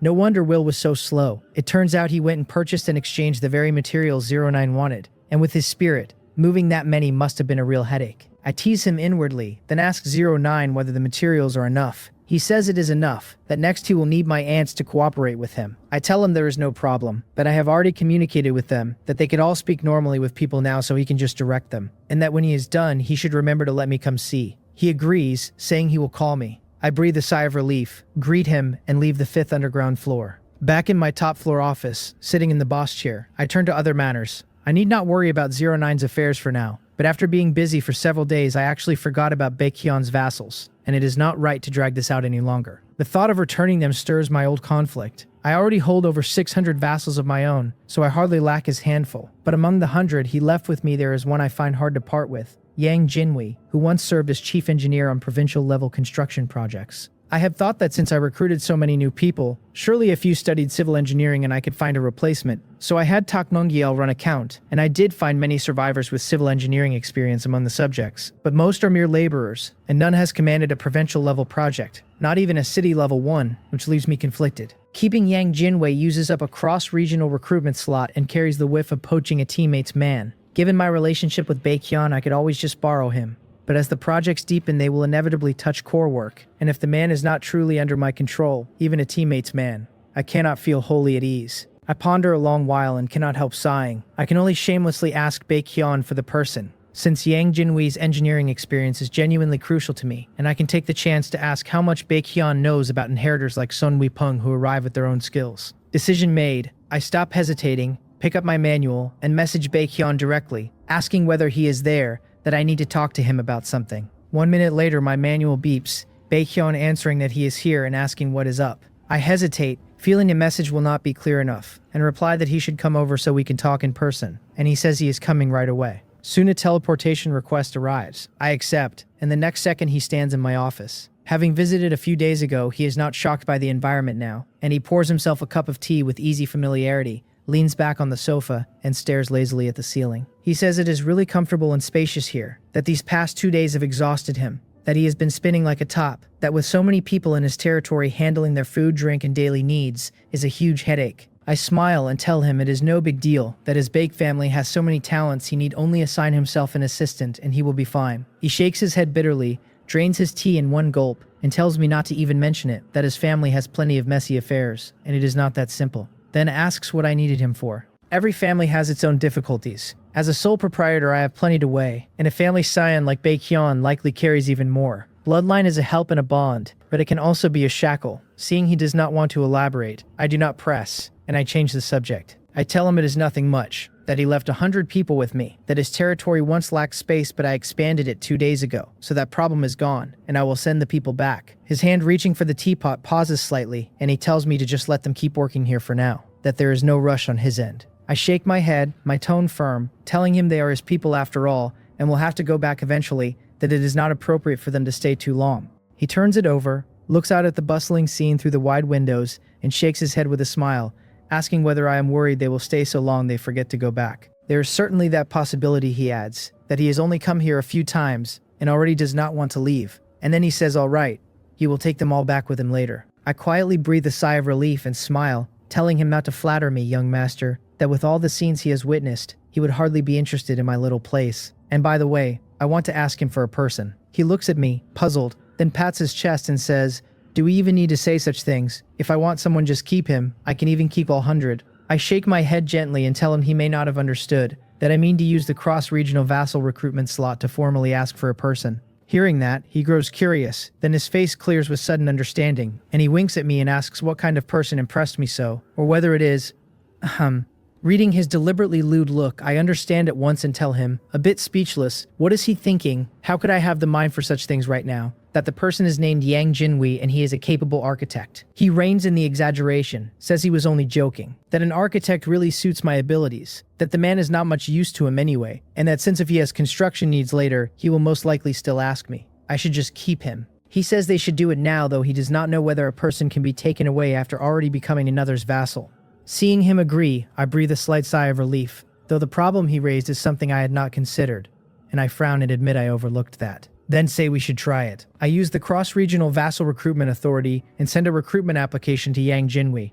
Baekhyun, on the sofa, is momentarily stunned and says the application came to him, that it must be because Yang Jinhui is his vassal, and the ownership sits with him. He immediately agrees, and the next second I get a message that the recruitment of Yang Jinhui succeeded. I look at him with some gratitude and thank him, and he waves it off, saying it is a small matter, and asks me not to stand him up when he asks me to build things later. I tell him not to worry, that I have never once failed to answer a request, and that once the number and quality of my tunneling ants improve further, putting up a structure will be nothing at all. With my word, he is relieved, saying he has no needs right now and will find me when he does, that he still has a lot to deal with at home, and if there is nothing else, he will take the people and head back. I quickly stop him and say, wait, there is one more thing I wanted to ask. Reading his curious gaze, I ask how much he knows about the inheritors of religious sects, and after I ask, I stare at him intently and clearly catch a slight shift in his micro-expressions. It seems Baekhyun does know something. Seeing his conflicted look, I tell him it is all right, that if it is too hard to talk about, then forget it. He hesitates, sighs, and says that information in this area is a family secret, but that I am not just anyone, and since I asked, I probably already know a little, so it is fine to say something.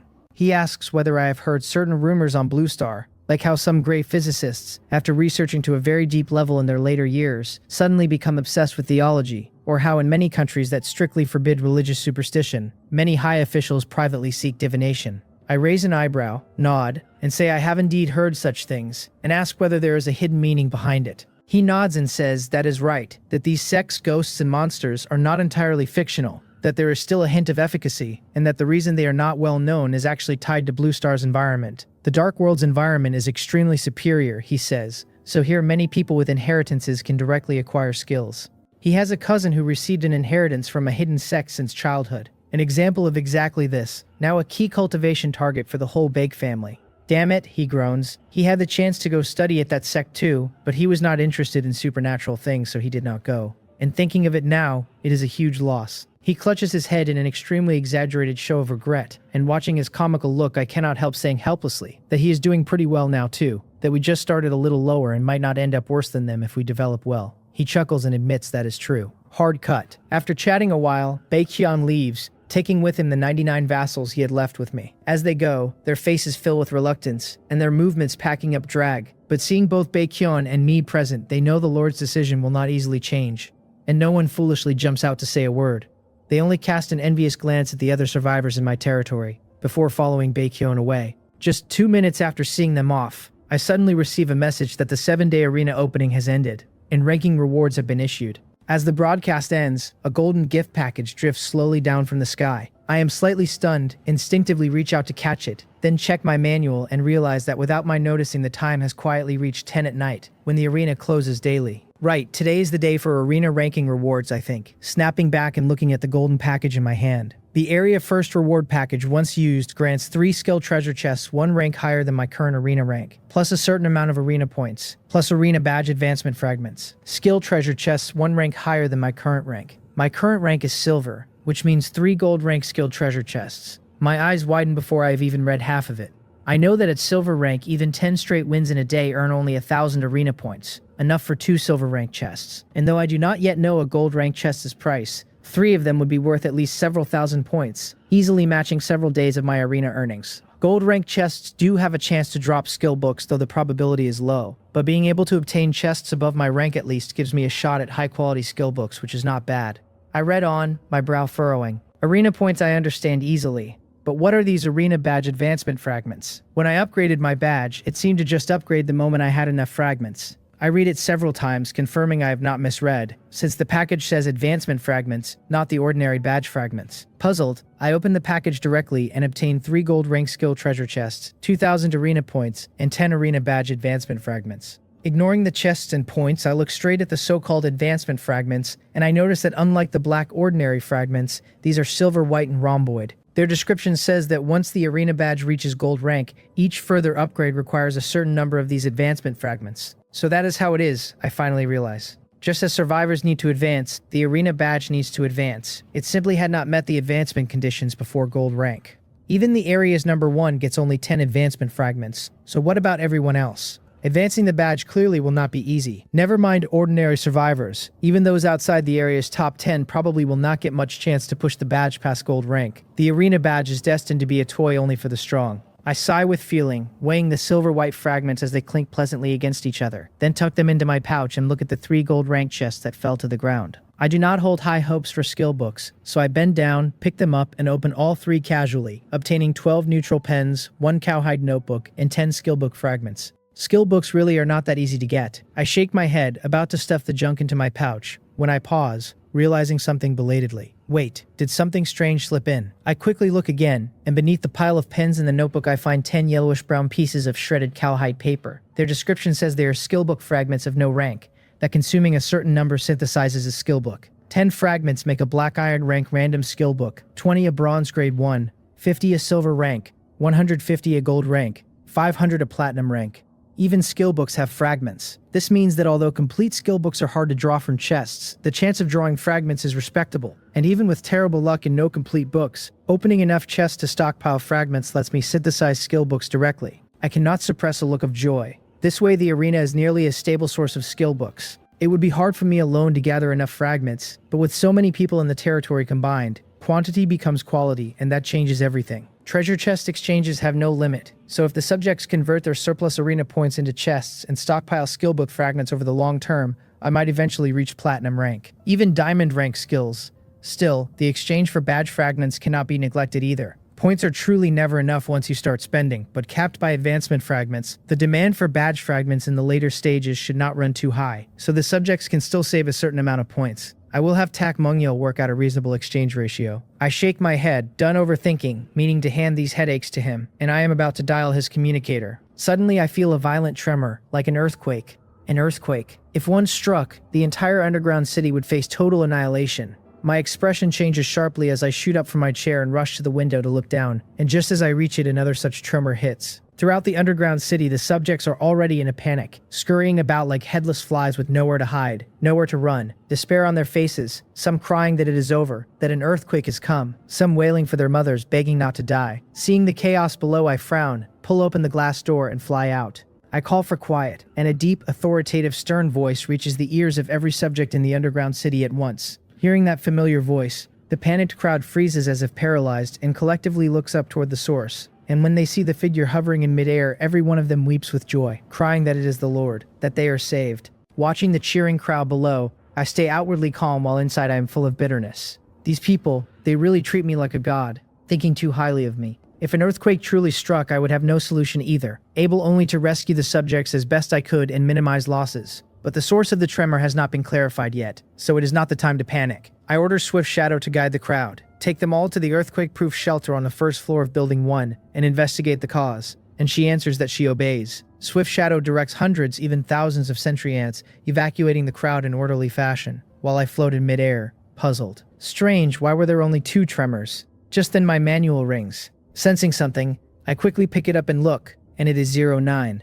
telling me he is sorry, that the tremors just now were caused by him. The tremor felt through the whole underground city was actually caused by 09. Reading the message, my pupils contract, and then I realize it was a false alarm, that it is good it was not an earthquake. Immediately after, joy rises on my face, and I ask whether his mech is finished. He says yes, that he was lucky it succeeded on the first try. I tell him that is great, and that I will be right over, and I fly off toward the warehouse district, incredibly excited, sending Swift Shadow a message at the same time to stop the evacuation and inform the subjects that the crisis has been averted. She answers that she obeys, and under her message, the panic from this misunderstanding dissolves, and the underground city settles back into its usual tranquility. Just as I come out from the entrance of the 4th underground level's warehouse district, I see a gigantic mech giant reaching toward the sky.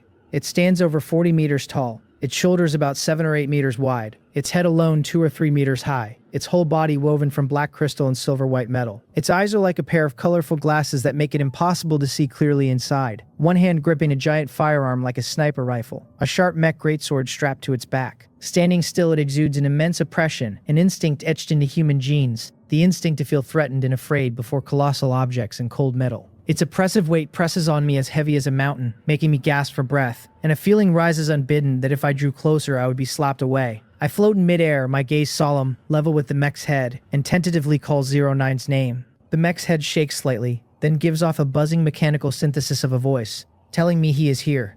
Hearing him answer, I finally breathe out and fly to the side of the mech's head, saying that noise just now startled me, that I thought it was an earthquake. I tell him I did not expect him to finish so quickly, that I thought it would take at least a few more hours. He apologizes for being too engrossed to notify me in advance, saying the materials were all readily available, and with my aunt's helping it did not take much time. I nod and ask curiously about the ritual, whether it was completed, whether by his earlier words he should have advanced successfully by now. The mech's head nods slightly, and he tells me yes, he succeeded. He advanced to the first tier without using a trial scroll. His conjecture correct. His affirmation strikes my heart no less hard than my first sight of the mech. My expression changes, and I feel a surge of excitement, telling him that is great, that from now on advancing will finally not be limited by trial scrolls. Not only that, he continues, the mech buzzing, that after advancing he faintly had a feeling, vaguely saw the path ahead, which did not appear when I advanced using a trial scroll. If he is not mistaken, he says, using a trial scroll makes advancing simpler but is detrimental to later advancements. Hearing this, I break into a cold sweat. I had similar suspicions before but could not confirm them, and now that 09 has truly advanced through his own power, what he says should be true. Seeing my troubled look, he adds that I need not worry too much, that if it is only the first tier the problem is not serious, and I only need to consolidate and make up my understanding of power. What he fears, he says, is advancing 2 or 3 times in a row without an understanding of power to match the tier, which would likely cap the upper limit outright, leaving no possibility of further advancement. After his guidance, I breathe a little easier. Thinking back, I have indeed occasionally had inexplicable thoughts about ants during this period, which should be the insights he mentioned. I have not felt the subsequent path he spoke of, though, perhaps because my understanding of power still lags a bit, and I need to keep accumulating and comprehending.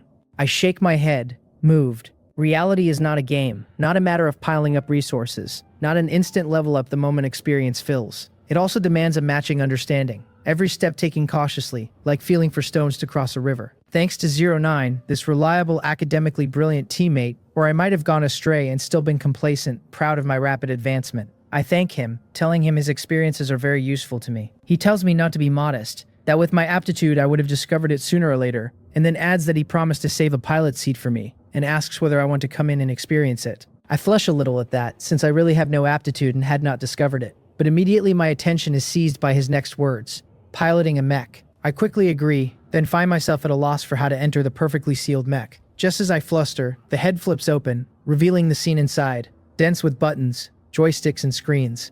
09 sitting in the cockpit. With the hatch open, he points to a seat right behind him and tells me to sit there and buckle up. Seeing the cockpit almost touching him, I pause, feeling a little awkward. Is this distance a bit too intimate? 09 takes it that I find the space cramped and explains that the mech's head is a weak point, that although it can support an energy shield, the larger the volume the more energy it consumes, so to save energy it was made a bit smaller. He asks me to bear with it. I was not complaining about the squeeze, you silly child. But since 09, a girl, does not overthink it, I am being too fussy. I shake my head, push the strange thoughts aside, fly into the cockpit and sit, the seatbelt retracting and tightening to lock me firmly in place. Seeing me seated, the open hatch quickly closes, and the moment I am inside my mind is captivated by the sight before me. A huge, roughly half-circle panoramic glass screen letting me see the outside environment directly. Not only that, the screen displays a complex curtain of light woven from lines and dots, seemingly radar or something like it. 09 sits before me and begins to introduce it, saying the whole mech has 2 combat modes, close quarters and long range, that he can operate it directly through the cockpit and, if necessary,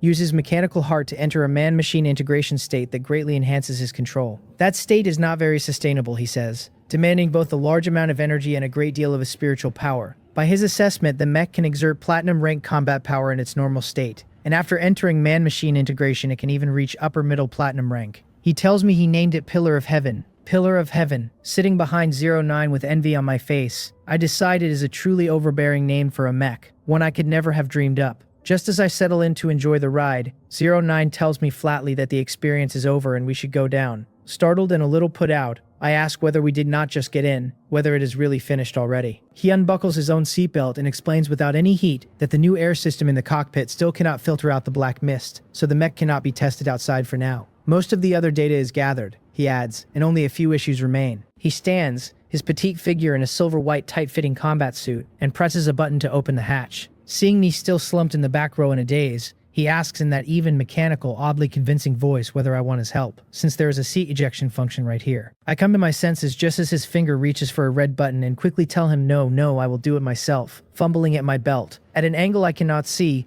the corners of his lips lift briefly before settling back into their usual line. A moment later, I have left the cockpit and hang in the air. 09 stands straight at the cockpit hatch, more than 40 meters up, looking down as though he has no way to descend. I smile and offer to carry him down. He shakes his head gently, and while I am still wondering how he means to manage it, Pillar of Heaven's right hand slowly lifts. He steps onto the open palm, and the great arm lowers him toward the ground. So the mech can move even with no one in the cockpit. This is no mech at all, I say, half in wonder, as my feet touch down. It is clearly a robot. 09 seems to read the doubt in my head, and tells me that without sitting in the cockpit, he can only give Pillar of Heaven the simplest commands through his mechanical heart, that the current model cannot yet act completely on its own. Not yet.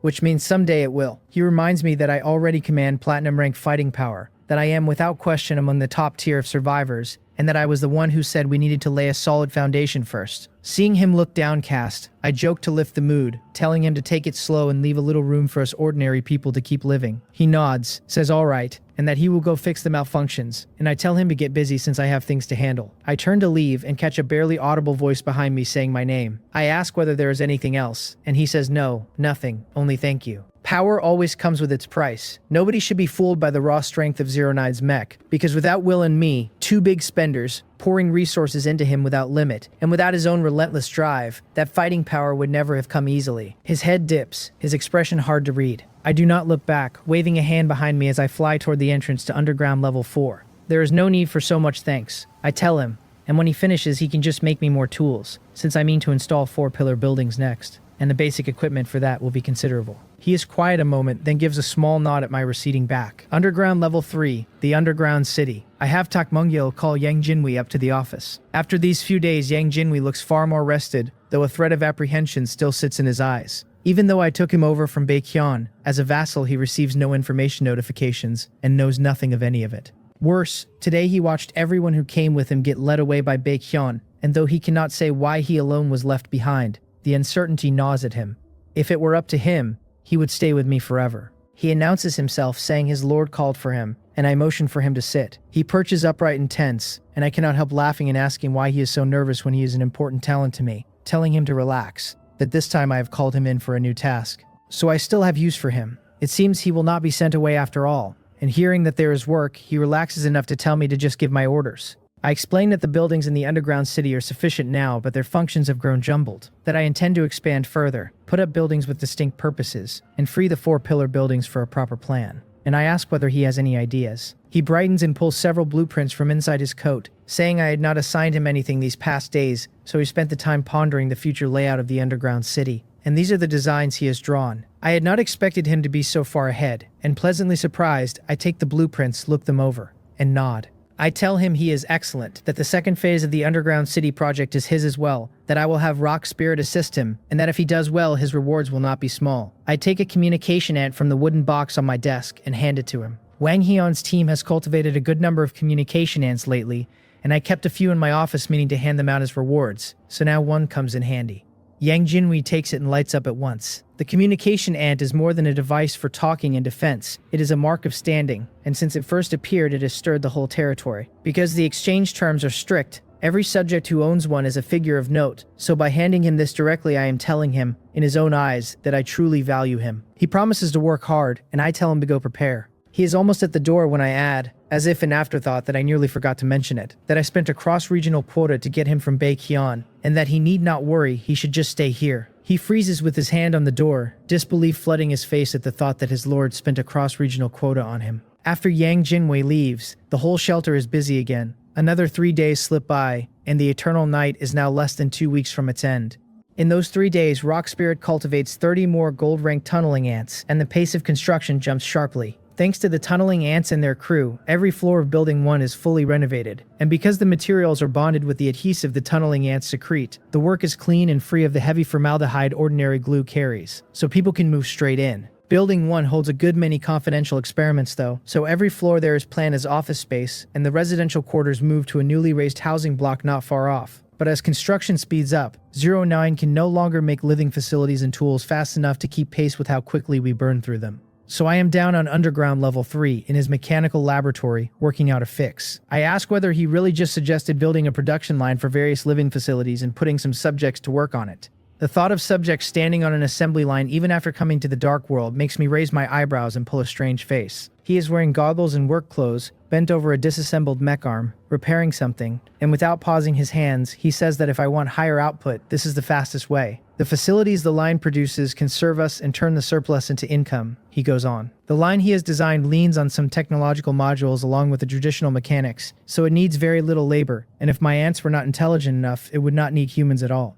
It really is a waste for someone of his caliber to spend his energy churning out basic living facilities. I smile and shake my head and tell him I am not worried the subjects cannot take the strain, only that the territory grows more and more like Blue Star, which makes me a little sentimental. Just do as he says, I tell him, and hand Rock Spirit whatever list he needs, and I will have Takmungyo run recruitment ahead of time. Leaving the mechanical laboratory, my communication ant suddenly rings. Anyone who carries a communication ant now is at least among the top 3 of a department, and they do not ring me directly unless something matters. I answer, and a simulated voice comes through, crowing that it is done, that his lord should hear it, that yours truly, Sun Weepeng, has pulled it off. The communication ant cannot yet copy a user's real voice, so for a heartbeat I cannot place who it is.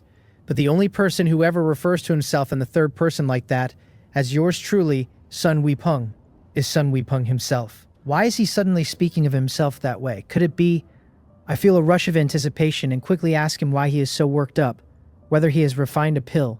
He laughs and says exactly, that with so many plant varieties and a nearly endless supply, it would be an outright scandal if yours truly still had nothing to show. I tell him to wait, that I am coming right over. A legendary pill. What kind of sky-defying effect could it carry? Too excited to bother with anything else, I rush for the underground city on underground level 3, and to save time I fly straight up to the top floor office and take the elevator down to the alchemy room on the 46th floor. I push open the door and find Sun Weepeng fussing over a small ceramic bottle, dark circles under his eyes, a scruffy beard on his jaw, looking like a man who has not slept in days, yet his eyes are blazing. I cross to him in a few steps, grip his shoulder, and shake him, asking how it went.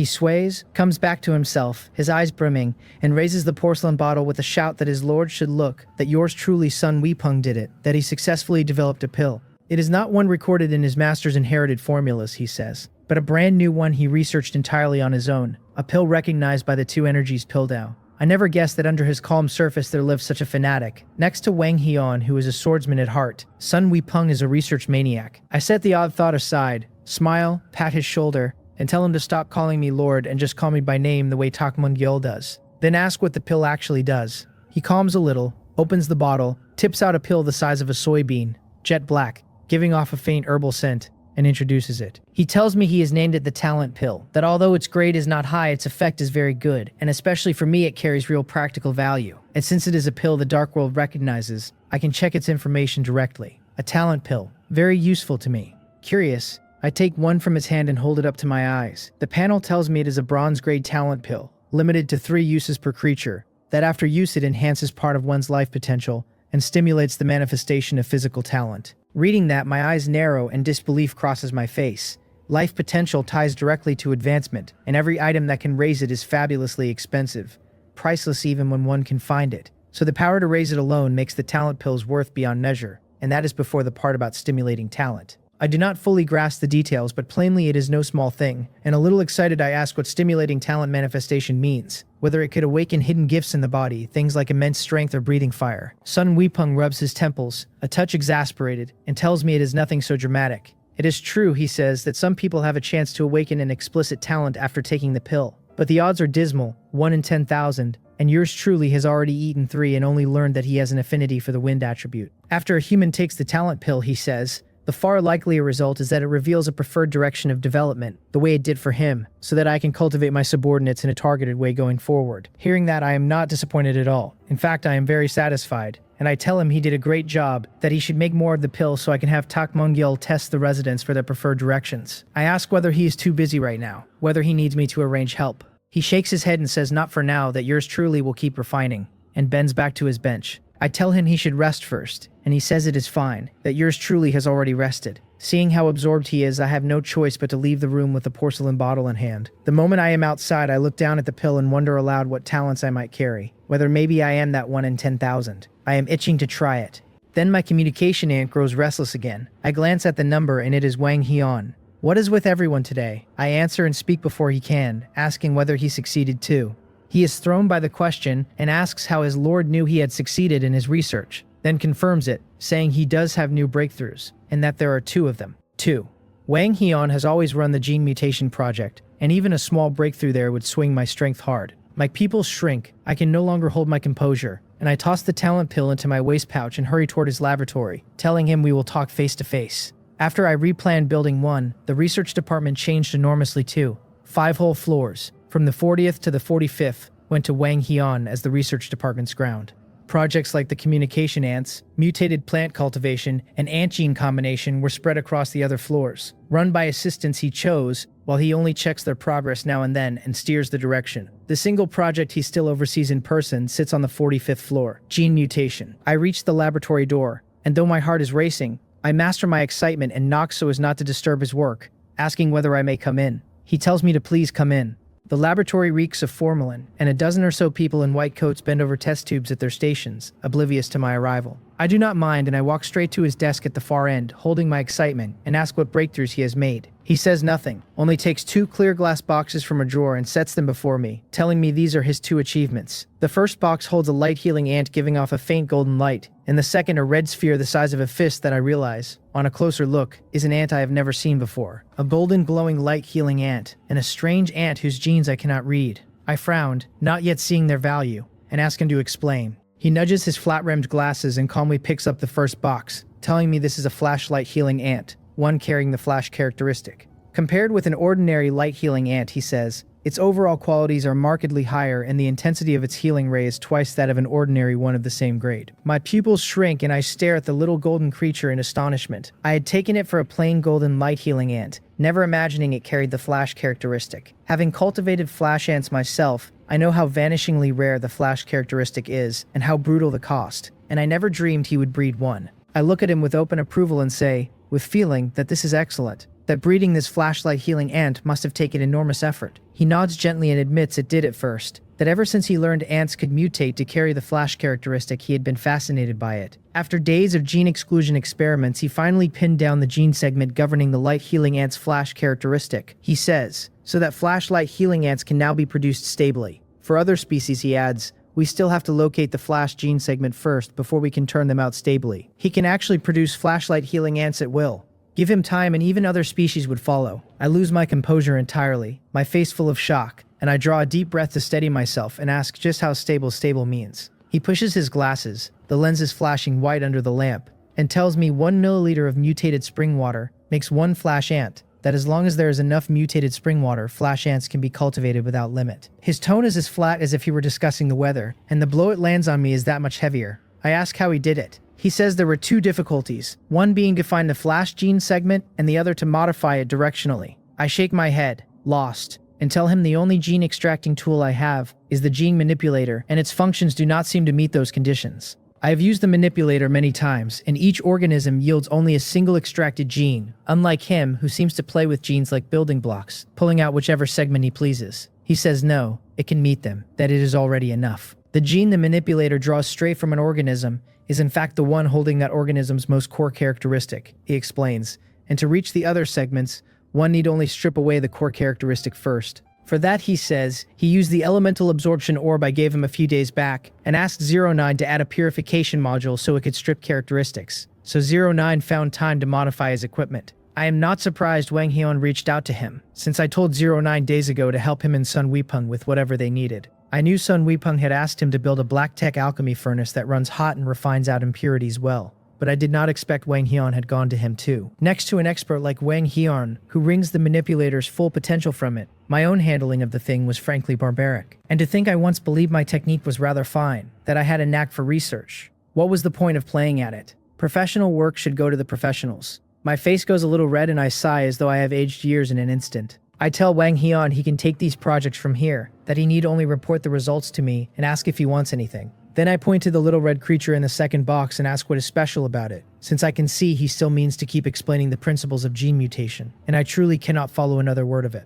He does not mind the change of subject, presses the bridge of his glasses, turns to the second box, and tells me it is called a self-destruct ant, and that, as the name promises, it can self-destruct. Self-destruct. Without meaning to, I take half a step back and ask what kind of species this is, mutated by fusing which genes, and what its original species even was, since I cannot tell. Ant mutations build on an original species, and though fusing many genes can bring huge changes, some trait of the original should stay visible. Yet this self-destruct ant is nothing like a tunneling ant or a black scythe hunting ant, shares nothing with the light healing ants or sentry ants, and shows not a single familiar characteristic, as if it were an entirely new ant. Wang Hyun shakes his head and says calmly that self-destruct is an inherent characteristic of the self-destruct ant, and that the self-destruct ant is a brand new species he researched without fusing any genes at all. A brand new species. I ask whether he means he personally created a wholly new ant species, one on par with the black scythe hunting ant and the tunneling ants, and I stare at him in utter disbelief. He nods and goes on. My 4 most basic ant types, he says, are the combat type black scythe hunting ant, the construction type tunneling ants, the reconnaissance type sentry ant, and the healing type light healing ant. Their type is their foundation, so that no matter how genes are fused, it is always an expansion on the base type, never a fundamental change. So he wondered whether he could cultivate an entirely new type of ant through genetic technology, and his luck held, and that is how he got the self-destruct ant, a weapon-type ant. I am speechless, staring at the red sphere. The panel names it a self-destruct ant at black iron rank, with silver rank potential, a weapon type its ability self-destruct, which stores energy and detonates in an instant for an explosion far exceeding its current rank, the ant dying after use. It has no fused genes yet and can take 1 gene fusion, its current mutation evolution success rate at 0, though feeding it energy-rich materials can raise that rate, and it will most likely evolve into another weapon type with a very small chance of turning into something else. It truly is a brand new species. I draw a deep breath and ask the thing I care about most, whether it can reproduce. He says yes, that there is also a self-destruct ant queen, but her condition just now is quite poor, that she is absorbing nutrients in the culture medium. Hearing she is unwell, I go anxious at once and tell him to take me to see her. I follow him to a room on the inner side of the laboratory, and in an aquarium-like culture medium I find a red sphere far smaller than the one I just saw, lying motionless, ignoring the beast core beside her. He tells me this may be an after effect of the genetic technology, that so far he cannot identify what ails her. So Wang Hyun is at a loss too, and a new species bred with such difficulty would be gone entirely if the queen died. I frown, fixing my gaze on the self-destruct ant queen, and draw a deep breath and say, let me try, that what science cannot solve the supernatural can handle. A purple light flashes in my left eye as I release the eye of taming. With the enormous spiritual power gap and my own very high insect affinity, the self-destruct ant queen does not resist in the slightest and is tamed at once. I feel an intensely close connection to her and instantly understand all her thoughts. So hot, she is crying. The self-destruct ant is afraid of heat, a creature capable of terrifying explosions, and its queen fears heat, which defies all logic. No wonder Wang Heon was stumped, for if I could not read her thoughts, who would ever have guessed it? As she cries out, her body slowly swells, as though she will burst the next second. I dare not dawdle and shout for ice, telling Wang Heon to fetch a piece of ice. Bewildered but quick, he goes to the laboratory freezer and brings back an ice bottle, and I snatch it and set it beside the queen. To his surprise, her body stops swelling, shrinks back to the size of a cherry, and revives, and she crawls onto a nearby beast core and begins nibbling at it in small bites. Relieved to see her safe, I instruct him that the self-destruct ant's living environment must not be too hot, that he should watch that closely, and that for now he should keep her here and raise her rank. He adjusts his glasses, looks at me a long moment, and agrees to take good care of her. I cannot be sure it is not my imagination, but I feel that Wang Heon's tone just now was a shade less even than usual. I shake my head lightly and go on, telling him that if he has time, he should process a batch of the black scythe hunting ants held in war reserve and let them awaken the flash trait. For ant-related questions, he can also ask Tak Mungyel, I add, who has the insect affinity skill and can help, and he should only come to me if he still cannot work it out. Instructions given, I leave the laboratory. Back in my office, I sprawl in my boss chair, full of feeling. Wang Heon is a formidable man, stably activating the flash trait, breeding a brand new ant, and I once had him doing grunt work tallying gene combinations that any college student could do. What a waste. By showing me his achievements, he was also hinting that he wanted more autonomy, was he not? I smile and shake my head. It is perfectly normal for a subordinate to have ideas of his own, and so long as the outcome benefits me, I do not care how much power I grant. I stretch, take from my beast hide waist pouch the little porcelain bottle I borrowed from Sun Weepeng, and tip out 3 dark candy-sized talent pills. I turn them over in my hand and mutter that Sun Weepeng, a direct disciple of a Taoist sect with 20 or 30 years of pure cultivation behind him, could not awaken a talent, so awakening one must be extremely hard. For me, I figure, the pill's most useful effect is probably just raising a slice of my life potential. I shake my head and toss all 3 into my mouth as casually as candy, remarking that they taste a bit like licorice tablets, that this is the flavor and it is rather nice. I chew and swallow them, holding out no hope of awakening anything. Then a wave of heat rises from my lower abdomen and spreads in an instant. It does not fade, it seems to rush straight for my brain. Just raising a little potential stirs up all this. Something is wrong. Before I can think it through, the surge of heat drives straight into my brain. Warmth blooms across my forehead. My body goes limp all at once, and I slump into the boss chair and drop into a deep sleep. In the office, my body keeps giving off flecks of starlight, as if some unknown change is working through me. At the same moment, in every corner of the underground city, the tunneling ants hard at work suddenly shed starlight of their own, their digging speed leaping. None of them can know it is Jang Hyun, slumped unconscious in his chair floors above, whose awakening is rippling out along the mutual aid contract. And Yang Jinhui at the construction site only frowns and wonders aloud why the ants have sped up. After an unknown stretch, I slowly open my eyes. How did I fall asleep? I lie in the chair staring at the office ceiling and take a few seconds to come to myself, then sit up straight, rub my temples, and check the manual. Finding that half an hour has passed, I shake my head with a wry smile, thinking that Sun Weepeng swore the talent pill would not cause any strong reaction. So how could it knock me out for so long, that with my spiritual power at 40 points it should not have? Then it hits me. Could it be that I awakened a talent? I check my status quickly. The panel names it a talent, genetic resonance, which resonates with the mutual aid contract group and raises every attribute of that group, its duration and intensity tied to spiritual power.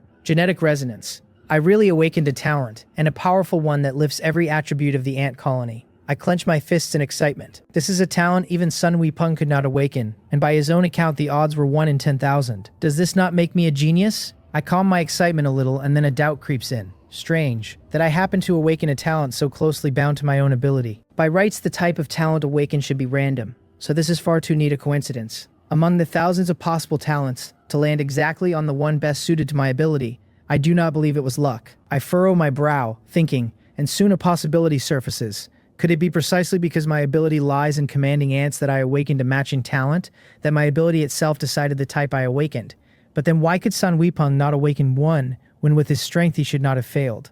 The difference between us, After a moment, I feel my brow smooth out and I slam my right fist into my palm. That is it. It is advancement. The difference between us is that I successfully advanced and gained a deep understanding of my own power, while he did not. But the idea is not yet proven. 09 has only just advanced, so let him try, and if he awakens a talent after taking the pill, my guess is right. If it truly holds, the talent pill's value climbs enormously. Excited, I throw open the window and fly for the mechanical laboratory. 5 minutes later, in the laboratory, under my expectant gaze, 09, half believing, takes the pill. Soon it takes effect, his pupils dilate, he loses consciousness, his body goes soft and starts to fall. I catch him swiftly, and instead of worrying over his state, I show open delight. It worked. By Son Weepung's account, if no talent is awakened, there is no strong reaction, so the advanced 09 can indeed awaken a talent too. That settles it. I have figured out the talent pill's true use. Half an hour later, he slowly wakes, looking at me beside him a little dazed, and after I explain, he understands. I ask what talent he awakened, and he is quiet a moment,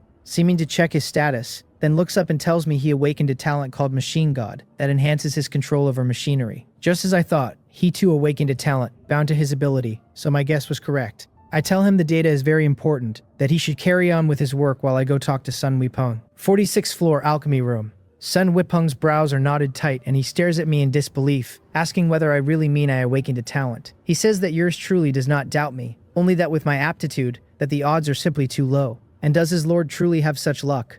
Good heavens, do I look like a man of middling talent? He caught himself quickly enough, but I still heard it. I know he is blunt and do not bother arguing, only shake my head and lay out my conjecture. He understands at once and murmurs, half in surprise that so that is it. No wonder yours truly could not awaken a talent. It is tied to advancement. I go on, telling him that in that case the talent pill has many more uses. For cultivating subjects, we can first use it to test their areas of strength and develop them accordingly. I say, then use it again after they advance to awaken their talents. And since most subjects are still far from advancement, the post-advancement pills can be discussed later. For now, I add, he should refine 1,000 talent pills, which will be enough, and once done, he can start experimenting with new formulas. The talent pill is crucial for subjects to find their direction, so the more the better. He agrees in earnest, and satisfied, I nod and leave the alchemy room. Then dial Tak Mungyel. He answers, asking whether I was looking for him. I tell him Sun Weepung will refine a batch of talent pills next, explain what they do, and say I want everyone in the underground city to get one. He says I am generous, but that he has a small suggestion if he may speak it. And when I tell him to go ahead, he says that the talent pill is such a good thing, so why give it away for free? A pill that can pinpoint one's best path of development means a great deal to the subjects, he points out, and giving things away often makes people fail to value them. If instead we set some conditions, he says, it not only raises the subject's motivation, but also recovers a portion of currency and contributions, heading off inflation in the territory. I am caught off guard and cannot help sighing inwardly. Tak Mungyel really does live up to his past as a capitalist butler. He has a genuine head for this. Each profession to its specialty, and from now on I will simply let him handle anything to do with management. I tell him we will go with his plan. Tak Mungyal is brutally efficient.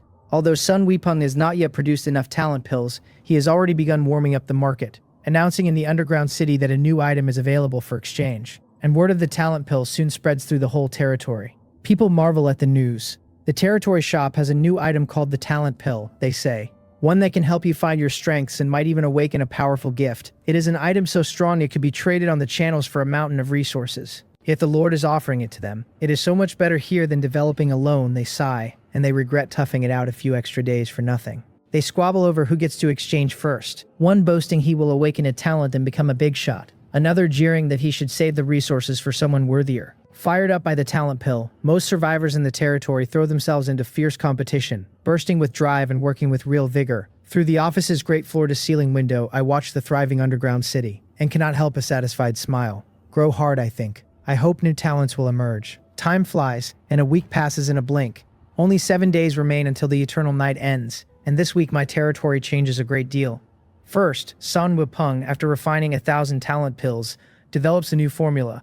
The Blood Chi pill, a pill that improves one's physique, its main ingredient rejuvenation grass, so its cost is extremely low. I try it and the effect is excellent. Used together with training in the gravity room, it gives me a full point of physique after just 3 days of training, bringing my physique to 15. Do not underestimate that single point. As my training deepens, attribute growth has grown very hard, and this 1 point trained purely would probably take 10 days to earn. If it were some scrawny person who had never trained, one blood chi pill could raise his physique by a whole point outright. Given how good it is, by rights Sun Wukong should refine it in bulk, to supply the territory and to sell. Yet I do not, and only have him take some time to make a batch enough for our core members, keeping his main energy on new formulas. Sun Wukong's personal output is too limited, so we must raise his efficiency, I decide. I have 09 develop a more efficient black tech pill furnace, ideally a fully automatic one, and equip Sun Wukong with some alchemy apprentices to handle the simple repetitive work. Black tech alchemy sounds thoroughly unmystical, but as long as it catches my cat as a good cat, mystical or not,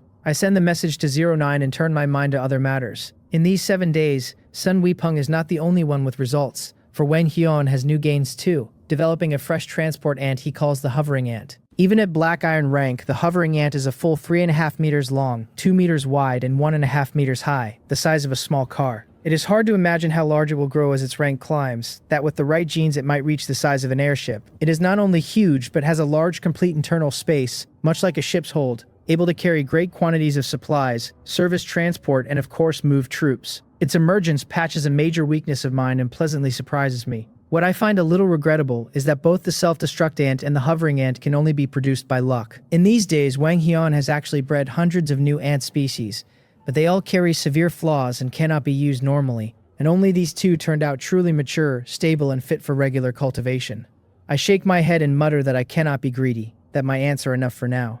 For assault I have black scythe hunting ants, for reconnaissance sentry ants, for healing light healing ants, for construction tunneling ants, and now hovering ants for transport and self-destruct ants for demolition, so my troop types are already very complete. The eternal night is almost over, and cultivating these ants to their full potential is already enough to handle most situations. Of course I am not the only one who made progress this week. Cheongha advanced 5 days ago, and having advanced in synergy with the World Tree, her grasp of power is no weaker than 09's. Will and Baekhyun were a touch slower, but also advanced, and after taking the talent pills I gave them, all 3 awakened talents suited to their abilities. Ever since the Dark World announced the coming regional free-for-all, under the pressure of the looming chaos, everyone has been busy advancing and building up their forces, and we have not gathered since. With everyone advanced, moods loosen and the early urgency eases, and with only 7 days left there is a great deal to discuss about the coming area chief competition, so the 5-person team arranges to meet again. The meeting place is, of course, my place, which boasts a whole magnificent underground city. Less than half an hour before the agreed time, I lounge easily in my boss chair, not scrambling as I was in past meetings. Over the past week I've taken in nearly 300 more vassals, and the number of subjects in my territory has reached 953, leaving fewer than 50 until the 1,000-person mark. More people bring more talents of every kind, and among them are no fewer than 30 certified professional chefs, including a head chef from a Michelin-starred restaurant and a national master chef, covering both Western and Korean cuisine, so I no longer have to worry about meals. Soon my manual chimes and I see Cheongha requesting teleportation. As expected, Cheongha is the most proactive, and even after advancing and gaining power, some things have not changed. I smile and approve the request, and the next second a slender figure in a vibrant green down jacket appears in the office and smiles brightly at me, saying it has been a long time. Looking at her, I feel a moment of daze and a strange sensation rises in me, as though the person before me is not a young girl at all but a tree brimming with life force. The sudden surge of power after advancement really does change a person. Cheongha's aura has gone plant-like. 09 feels like a machine. So what about me? Having mastered the power to command ants, in their eyes I would not look like an ant, would I? I find the thought funny, shake my head, and tell her we still have to wait a bit since the others have not arrived, that if she is hungry she can head to the banquet hall downstairs first and grab something. She has been studying me, curiously sensing the leader-like aura about me, and my voice startles her, her cheeks flushing red as she quickly asks whether she looks like such a glutton, insisting she can certainly wait out this short stretch. Are you not, though? I pull a strange face and let it go. I brew a pot of tea and we chat a while about recent events. Less than 10 minutes after we sit, my manual buzzes again, and I smile and tell her it should be Will and Baekhyun arriving. I check it, and it is exactly as I guessed. After approving the 2 teleportation requests, one after another, 2 figures appear in the room, and the moment they do, I catch a different aura off each. Will carries a wild beast-like ferocity, as if he could erupt any second and tear apart everything before him, while Baekhyun is stranger still, plainly dressed yet giving off a feeling of being decked in jewels.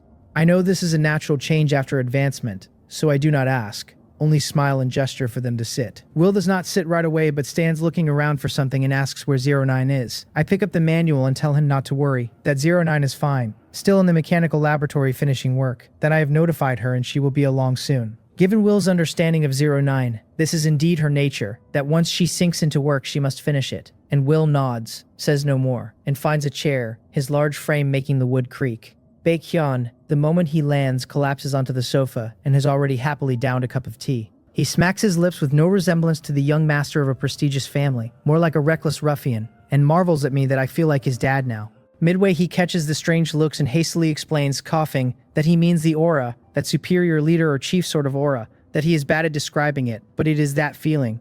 Very magnetic. He adds that ever since he arrived, Chiang has stolen several looks at me. Chuongha, red-faced and furious, asks whether he is begging for trouble again and raps him on the head with her fist. Watching the two of them bicker, I suddenly grasp the truth of my own post-advancement aura and cut in with a smile, telling Baekhyun not to talk only about me, that his aura is even stranger. All flashy and ostentatious, I say. He looks like a big fat sheep, and as his teammate I could barely resist the urge to rob him, let alone anyone else. He covers his head, wearing a mournful look, and groans not to even mention it, that this awakened aura is a real pain, that it does not suit his low-key, profound personality at all, and how is he supposed to do business with people now? I laugh and tell him he does not have to trade face-to-face now, but in the future that might not hold, and he will have to fend for himself, then say 09 has arrived and we should go downstairs and chat while we eat. 30th floor, banquet hall. The group follows me curiously out of the elevator into the hall. The first thing that catches their eyes is a round table like the one we used at our first meeting, only far larger, its wood carvings more artful, altogether much more upscale, with little else in the way of furnishings. I smile and wave them to their seats, saying the territory is too big and there are too many places that still need decorating, that I have not gotten around to this one. Baekhyun says enviously that I should come off it, that I am just showing off to make us poor folk feel small, that this is far better than his place. And with his interjection, the mood loosens at once. Just then 09 arrives and sits with us, and I clap my hands to signal the chef. Plate after plate of combined Western and Korean delicacies come out, filling the whole table, and the group's eyes are dazzled, unsure for a moment which dish to start on. I smile and urge them to eat first, freely, that there is plenty of time and we can talk after. Soon they set to, sweeping the table like a storm. However strong they are, at this moment they become pure diners, lost in the lavish feast. They are all first-rank powerhouses with physical attributes far beyond ordinary people, and their appetites are just as large, so they eat a full hour and a half before finally stopping. I have someone clear up, and then the meeting begins in the banquet hall. It is called a meeting, but it is not so grave. Only a discussion of our views on the coming area war. That is right, it is a war. And this is the first key point the five of us establish, to treat the fight for area chief as a war and take it seriously. I take a sip of the tea Tak Mungyel poured and speak first, saying let me state my opinion. Speed is paramount in warfare, I tell them. Either do not move at all, or if you move, remove the hard bones in the area as fast as possible.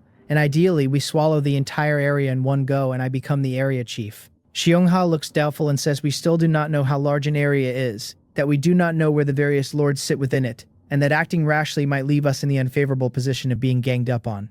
I nod and smile and tell her she is right, that knowing yourself and your enemy ensures victory in every battle, that intelligence is the most important weapon, but not to worry, since I will handle it. By the existing data, I say, a level 4 shelter's territory spans 5,000 meters, already enough to gradually turn up other shelters, and I expect the distance between two shelters will not be too outrageous. My sentry ant has reached gold rank, so with its speed and detection it will soon map the area's situation. Hearing that I can solve the intelligence problem, Cheongha nods, reassured. But then Baekhyun beside her asks whether long-distance offensive operations will leave us with little strength, and how we can then ensure a quick resolution. I smile and tell him, that is simple, that we will attack together. Work together. Everyone looks puzzled, and Cheongha asks, a little confused, whether we each contribute a portion of our strength to help one person defeat their rivals and become an area chief first. I shake my head and tell her not a portion of our strength but almost all of it, that we will nearly empty our own territories to pour everything into another battlefield, all of our strength.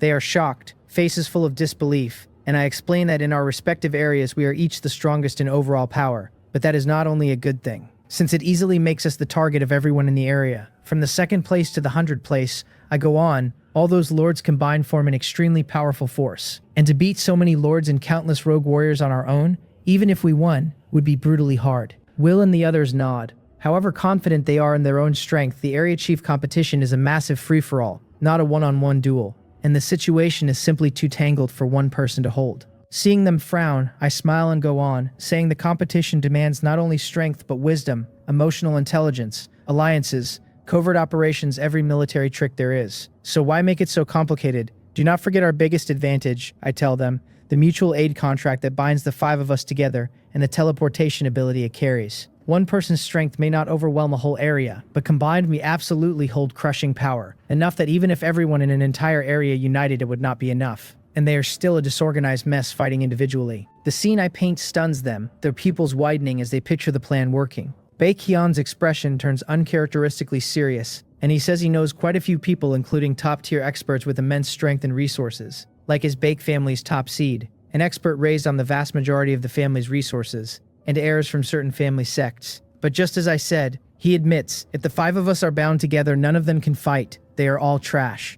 Seong-ha nods and agrees that her earlier thinking was too narrow, that she only imagined fighting individually and cooperating to a point, never going all in and combining every scrap of our strength. If the plan runs smooth, she says, we might resolve the regional disputes and become area chief at the fastest possible speed. Will strokes his chin, frowning, and says he has no problem. Only, whose area do we start with? This is indeed a problem, because however we decide there must be an order, and if we truly take all our strength to fight in another area, the safety of our own stronghold plummets. Should someone with ill intent strike our home, all our effort would benefit others and we ourselves would become vassals, controlled by whoever took us. On the matter of our territory's safety, however good our relations, no one takes it lightly. Seeing them sink into thought, I speak up and say I have some ideas on this. First and foremost, I tell them, gathering intelligence is crucial, that only with enough of it can we ensure accuracy, and that after my sentry ants have scouted our several areas, at least the situation around our territories, we can then decide which one to start with. Shiona is still a little puzzled and says that even if my sentry ants scouting is extremely strong, surveying the areas of all 5 of us will take a lot of time. Time after the eternal night is very precious. She warns, and delaying so long will introduce too many variables. I smile and shake my head at her and ask why I would wait until the eternal night ends, telling her not to forget this, and under their curious gazes I point to the manual and say the word, glory. The glory function, I explain, comes with an ability granting immunity to the black mist for 30 minutes, and this is only the effect of level 2 glory. I need only a few dozen more people to raise my glory to level 3, I say, at which point the immunity extends far enough that my sentry ants can scout an 80,000 meter radius around our territories. Even so, 80,000 meters still cannot cover an entire area and can only thoroughly scout the ground near our homes. The others nod, having nearly forgotten the glory function. Among the 5 of us, only Baekhyun and I currently hold enough vassals for such high glory, but in reconnaissance ability, no one compares to me. Seeing me hit a snag, everyone speaks up. One says he has a rare item that can extend the duration of a single effect, that he has tried it and it can lengthen the immunity to darkness, and he will fetch it for me later. Another says she has cultivated a mutated fruit that boosts movement speed, that eating it can raise my ant's speed by at least half. A third offers a potion of boiling blood that greatly enhances various attributes for 1 hour, though it leaves a half-day weak period after use. The last says he can build a device that widens the biological radar's perception, increasing the sentry ant's detection range. I am greatly invigorated. How reliable that everyone actually has abilities that can improve the sentry ant's scouting efficiency, raising their detection range, movement speed, and scouting time. Combined, they should let me scout the general situation of a whole area within the immunity window, and marking the coordinates of the various territories would be no problem at all, so we could draw full regional maps of all 5 areas before the eternal night ends. I clench my fists and say good, that I will strengthen the sentry ants in other ways too. By tomorrow, my glory will also be close to level 3, I tell them. And at that point I will start scouting directly, 1 area a day, so that by the day before the eternal night ends, we will have all the intelligence for our 5 areas. Baekhyun is excited too and exclaims that just thinking about it is awesome, that this is like having a full map reveal, that it is practically cheating and far too underhanded. I laugh and tell him to stop chattering, that everyone should go back and prepare since these last few days are crucial, and that if time permits we might even absorb the shelters around our territories before the eternal night ends. Everyone is deeply invested in the accuracy of the sentry ant's intelligence, so after the meeting the group heads home to prepare items that enhance the sentry ant's detection. I return to my office checking the state of my contracted ants through the mutual aid contract, and organizing the data in my notebook. Mowell has currently stockpiled 1,652 black scythe hunting ants, all gold rank, though because of Mowell's inherited traits their genes are locked to 3 types, and any adjustment would require disassembling and fusing genes again. There are simply too many places that need mutated spring water, so although I had Wang Heian focus solely on the black scythe hunting ant, the number bred is still not very large. Limited by the amount of mutated spring water, Wang Heian has so far cultivated only 150 black scythe hunting ants with the flash characteristic. I frown a little, Write the number down and mark a star beside it. 7 days remain until the eternal night ends, I reason, so we should manage another 50 flash black scythe hunting ants, making 200 in total, and the total number of gold rank black scythe ants should reach 2,000, which is sufficient. After tallying them, I check the tunneling ants through the mutual aid contract. Because of the engineering expansion, and since tunneling ants only need to eat soil to sustain themselves, making them extremely cost-effective, I have cultivated 200 of them, all currently deployed on construction. I tap the desk lightly and mutter that it is a shame to use tunneling ants, with their bulk and digging power only for moving soil, that they could also play a huge role in war. We could launch tunnel warfare outright, hollowing out an enemy shelter from below, then coordinating with the black scythe hunting ants for the assault, which would surely catch the foe off guard for miraculous results. Let us breed another 100, I decide. Since we do not yet have enough territory, and any more than that, even eating only soil, we might not be able to support. Next I tally the sentry ants, whose importance in the coming events is self-evident as the main players. Having prepared in advance, I did not spare resources and bred a large number, and their current count has already reached 6,000. Sentry ants are smaller and consume far fewer resources than black scythe hunting ants, but unfortunately, among my current ant species only Mole has awakened the War Reserve's ability. My other ant queens, even on reaching gold rank, have not awakened that divine skill and only gained a skill that raises cultivation speed. So although sentry ants use much less energy than black scythe hunting ants, for lack of war reserves, 6,000 is already the limit my current resources can support, and any more would push expenditure past income and disrupt the healthy cycle of the whole territory. I stroke my chin and ponder a moment, deciding that if the tools and resources Will and the others provide are powerful enough, 6,000 sentry ants should suffice for reconnaissance. If the effect is good enough, I reason, we could even fight on several fronts at once, surveying 2 or 3 areas in a day, which would leave more time to clear the shelters around the territory. I nod and set aside the idea of adding more sentry ants. Finally, I tally the light healing ants, along with the new self-destruct ants and hovering ants. Since light healing ants need only receive light to survive and evolve, after I fuse the lamp fruit gene into them, they can illuminate one another, surviving and evolving at no cost. An absurd bootstrap sort of feeling. So I did not deliberately control their number and let them multiply freely and boldly.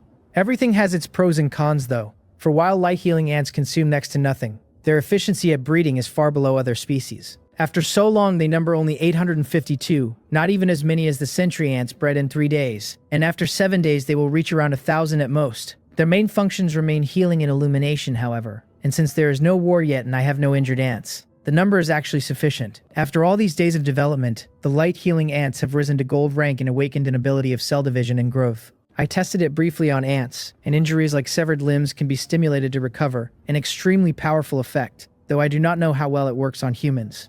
After Wang Heon heard about the gold rank light healing ant's new ability, he took a few to assist his experiments, and whether he has results yet is unknown. As for the self-destruct ant and the hovering ant, through Wang Heon's diligent cultivation both have already reached silver rank. The self-destruct ant has awakened 2 abilities, at bronze grade and silver rank, energy reserve and chain detonation. Energy reserve raises the amount of energy the self-destruct ant can store, greatly boosting its explosive damage. And chain detonation lets explosive damage stack through mutual detonation, currently stackable up to 7 times. I had Wang Heon test the explosive damage, and by his testing, 7 silver rank self-destruct ants with their energy storage at maximum, initiating chain detonation, can generate an intensity capable of directly killing a typical gold rank mutated beast. And this is no simple 7-for-1 trade, since as long as targets fall within the explosion range, it can kill a whole group. Although the self-destruct ant ceases to exist after exploding, being able to deal such damage at silver rank makes it extremely cost-effective, and I very much look forward to its terrifying power once it ascends to gold rank. It is a shame, I mutter, that cultivating so many ants at once has drained the territory's resources, so I can only wait to make a fortune from the coming war, and then cultivate more to raise my strength. I shake my head and finally record the hovering ant's data. It truly lives up to its name as a transport-type ant, for on reaching silver rank its body length hits a terrifying 10 meters, a length the gold rank tunneling ants have not even reached. Its cultivation speed is not fast though, and I have bred only 30 so far, currently serving as buses in the territory. And once the war begins, I plan to pair them with the self-destruct ants to deliver a wave of heavenly justice to the enemy. Having tallied all the ant data, I gathered the papers and walked toward Wang Heon's laboratory. Wang Heon is a biology student and also an engineering doctor, I reason, so handling some data should be a piece of cake for him, and I will have him run an analysis, so we can adjust the ant numbers in the final days. After processing the data, I hand the sheet to Wang Heon and glance over his recent research results. Time has quietly reached 8 at night, and the arena opens on schedule.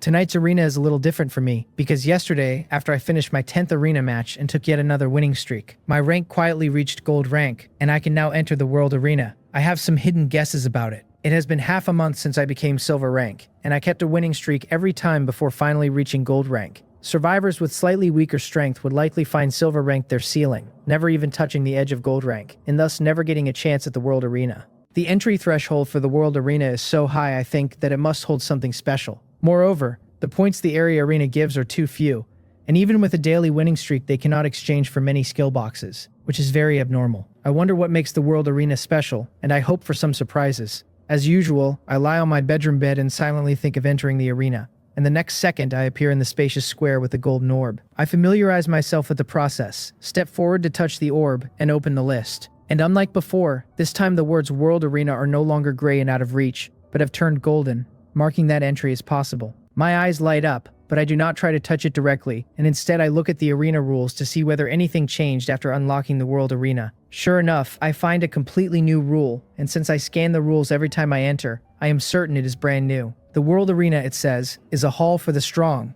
accessible only after reaching gold rank, where the strong will gain more and the weak will lose everything. First, more arena points can be earned there, with a chance to obtain arena badge advancement fragments. Second, rankings settle monthly. Survivors in the top 10% receive rewards of varying degrees, while survivors in the bottom 10% receive penalties and are kicked out of the world arena, losing their qualification to enter. Third, the area arena will close once the area chief is decided in the top 10% of areas. Reading the rules, I cannot help raising my eyebrows. The first rule is simple, stating the world arena's advantages over the area arena, and the second explains the settlement rules, but what surprises me is that only the top 10% receive rewards, while the bottom 10% not only get nothing but face penalties and expulsion. If there were no third rule, I could just hunker down in the area arena and earn some arena points, but the third rule makes it even more brutal, since the area arena will actually close. I frown slightly and murmur that I originally thought the arena was a long-term activity, yet it seems there is a sign of it closing, so I must quickly raise the level of my arena badge or I will miss this opportunity. If the area arena closes, I reason, the vast majority of people in an entire area will lose the qualification to earn arena points. It is impossible for me to quickly upgrade the arena badge fragments on my own, so this rule clearly rewards those who can become area chief fastest. This does not conflict with my plan. I carefully reread the rules, then enter the world arena and begin matching. Anonymous. I can even choose anonymous mode, which is quite thoughtful and handy for the sneaky sort.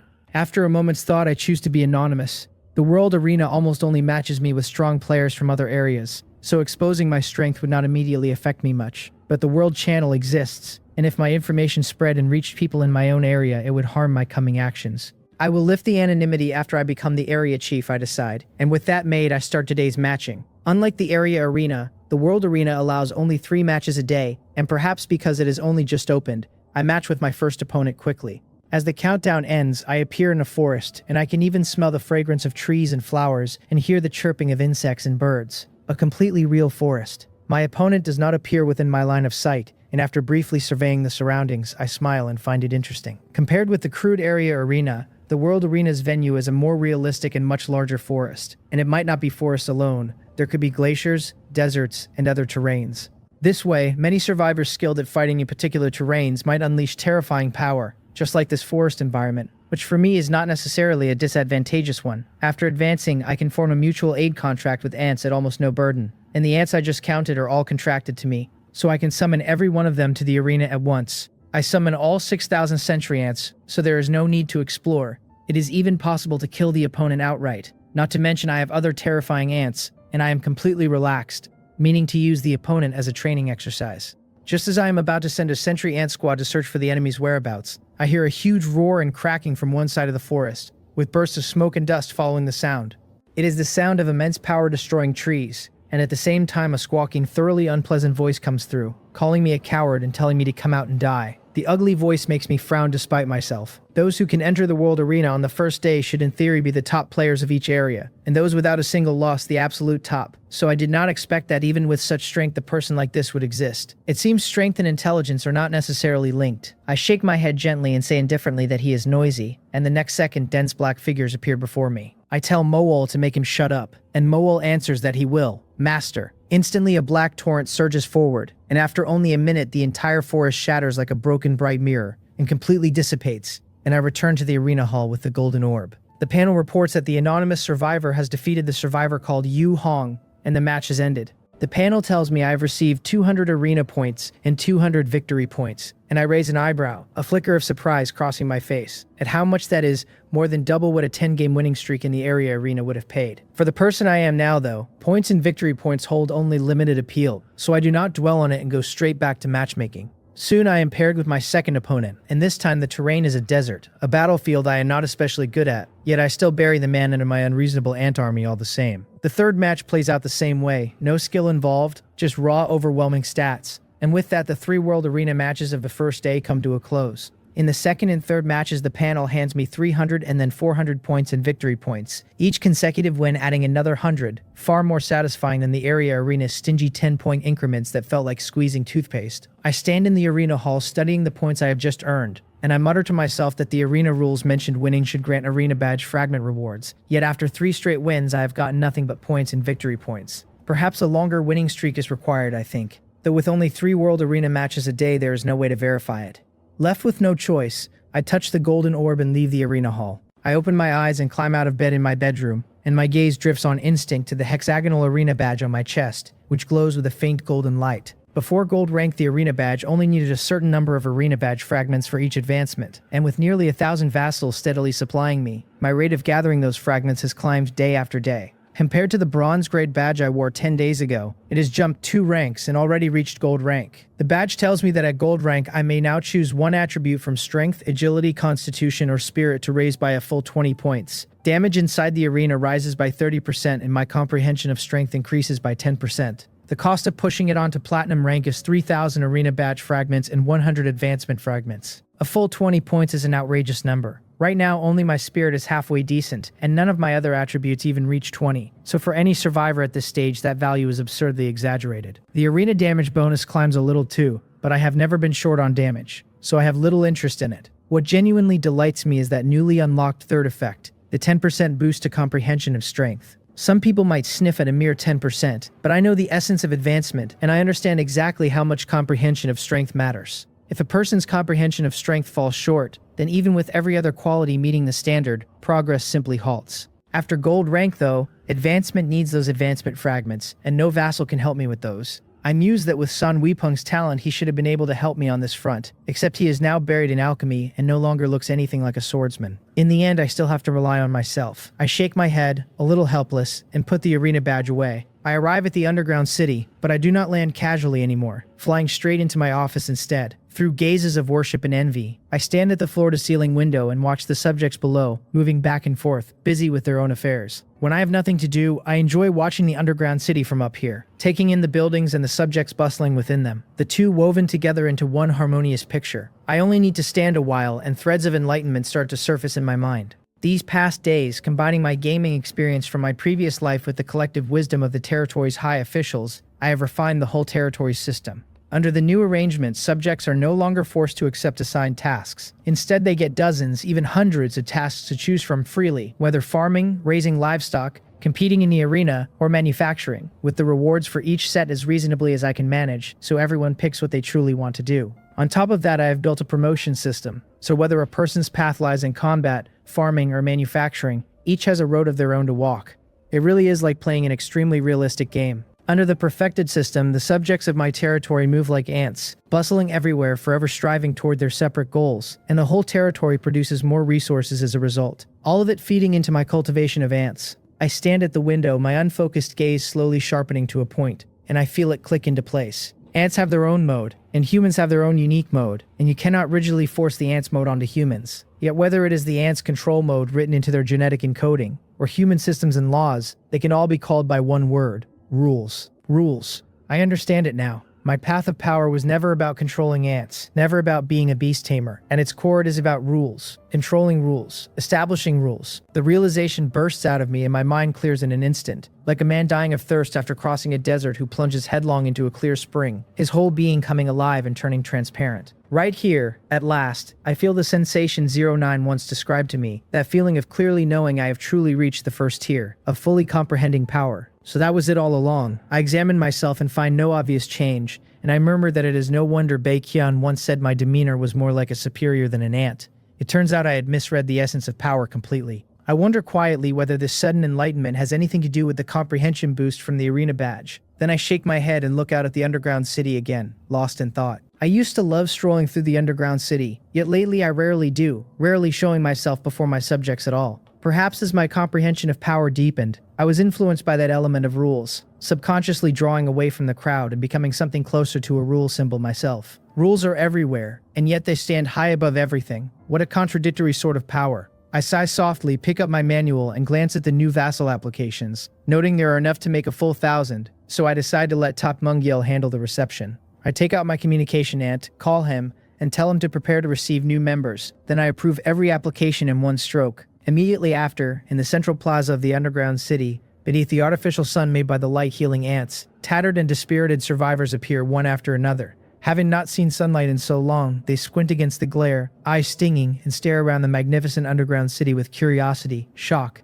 ecstasy, and flat disbelief. Skyscrapers reaching the ceiling, giant flying ant buses, subjects clutching communication ants like walkie-talkies and shouting non-stop. All of it feels like a dream to them, and once they rub their eyes and confirm this is no dream but a fantastical reality, they weep openly for joy. One of them cries that he never even ate any mushrooms, so why is he hallucinating giant flying insects? Another moans that if he had known it was this good here, he would never have bothered fighting so hard, that surrendering earlier would have been the smarter move. Watching the newcomers carry on so undignified, the old city residents passing by wear open looks of disdain. One clicks his tongue and remarks that the quality of this batch is mediocre, far worse than their own crowd back then. Another shoots back that if the manual were not gone, he would love to have filmed the first man the day he was so shocked he wet himself. The first sputters that he is talking nonsense, and the second only laughs, saying he was joking and that they ought to go easier on the newcomers, since they might pick a few good prospects for their own team out of the bunch. Once the newcomers have mostly pulled themselves together, Takmungyel leads a group of administrative staff forward.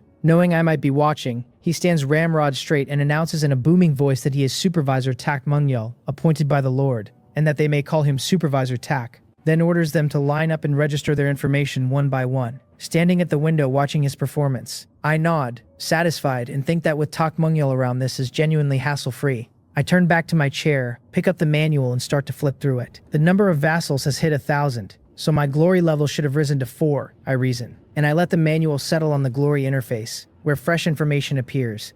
It reads that I am now at level 3 glory, 1,008 of the 3,000 needed for the next rank. Survivors along with their summoned creatures and pet beasts can be immune to black mist invasion for 2 hours a day, with immunity time rising as glory level rises. I may select one occupied shelter as a sub-base and teleport between it and my main shelter, and upgrading unlocks more functions. Interesting. After reading the level 3 glory information, I sit up a little, a faint smile tugging at my lips, and fall into thought. Level 3 did not unlock a new ability, I note. It only strengthened the effect of the first function. But compared to the 30 minutes of black mist immunity at level 2, level 3 jumps straight to 2 hours, an increase almost too exaggerated to believe. For me right now, this is simply the perfect effect, since it can vastly extend the sentry ant's detection range. The Dark World could not possibly know I need to scout area intelligence and then obligingly strengthen exactly this effect, I think, and give myself a wry smile at the joke. It really is a bit coincidental, like being handed a pillow the moment I got sleepy. But I am only teasing myself, since I am hardly the Dark World's favorite son, and do not believe for a second it would coddle me like this. The glory function is inherently something the Dark World designed to push us to recruit and conquer vassals. The 1,000 people demanded for level 3 sits right at the extreme edge of what is reachable, likely meant to hand a head start to whichever lords race to level 3 glory before the eternal night.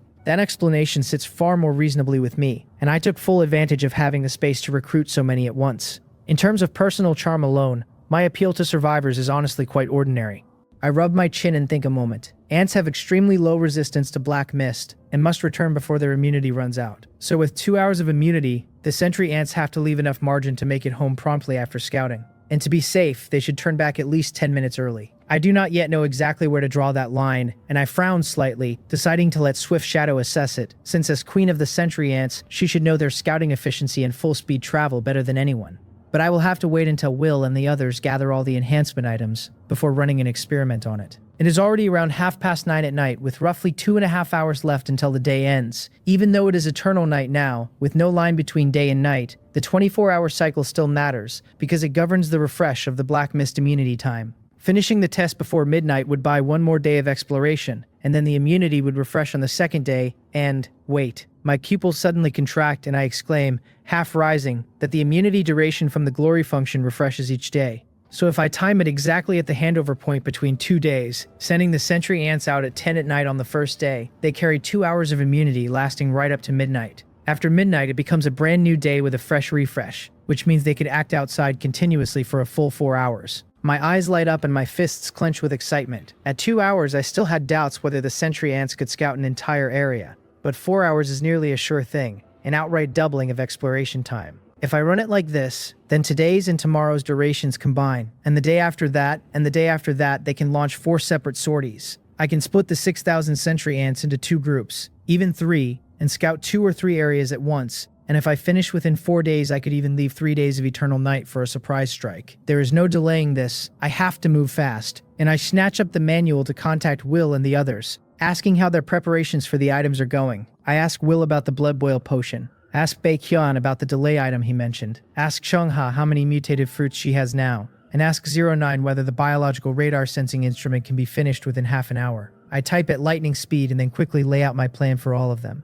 In an instant, everyone grasps the idea and the urgency of the moment, and trade requests come flying in, one after another. One of them tells me to take these for now as an emergency, that they should be enough for a single operation, and that we will sort out future operations tomorrow. 09 reports the biological radar still needs to be soldered again, and will take another 20 minutes, while Will says the blood boil potion is already sufficient for one operation. The others gather fast and trade the prepared items to me at top speed. Baekhyun, however, runs into a snag, apologizing that the item he promised is still with his family and he needs to arrange its transfer, which might take another half a day to reach his hands. Another half a day would certainly miss this operation. Still, this whole thing was a spur-of-the-moment decision on my part, so it is hardly his fault for being unprepared.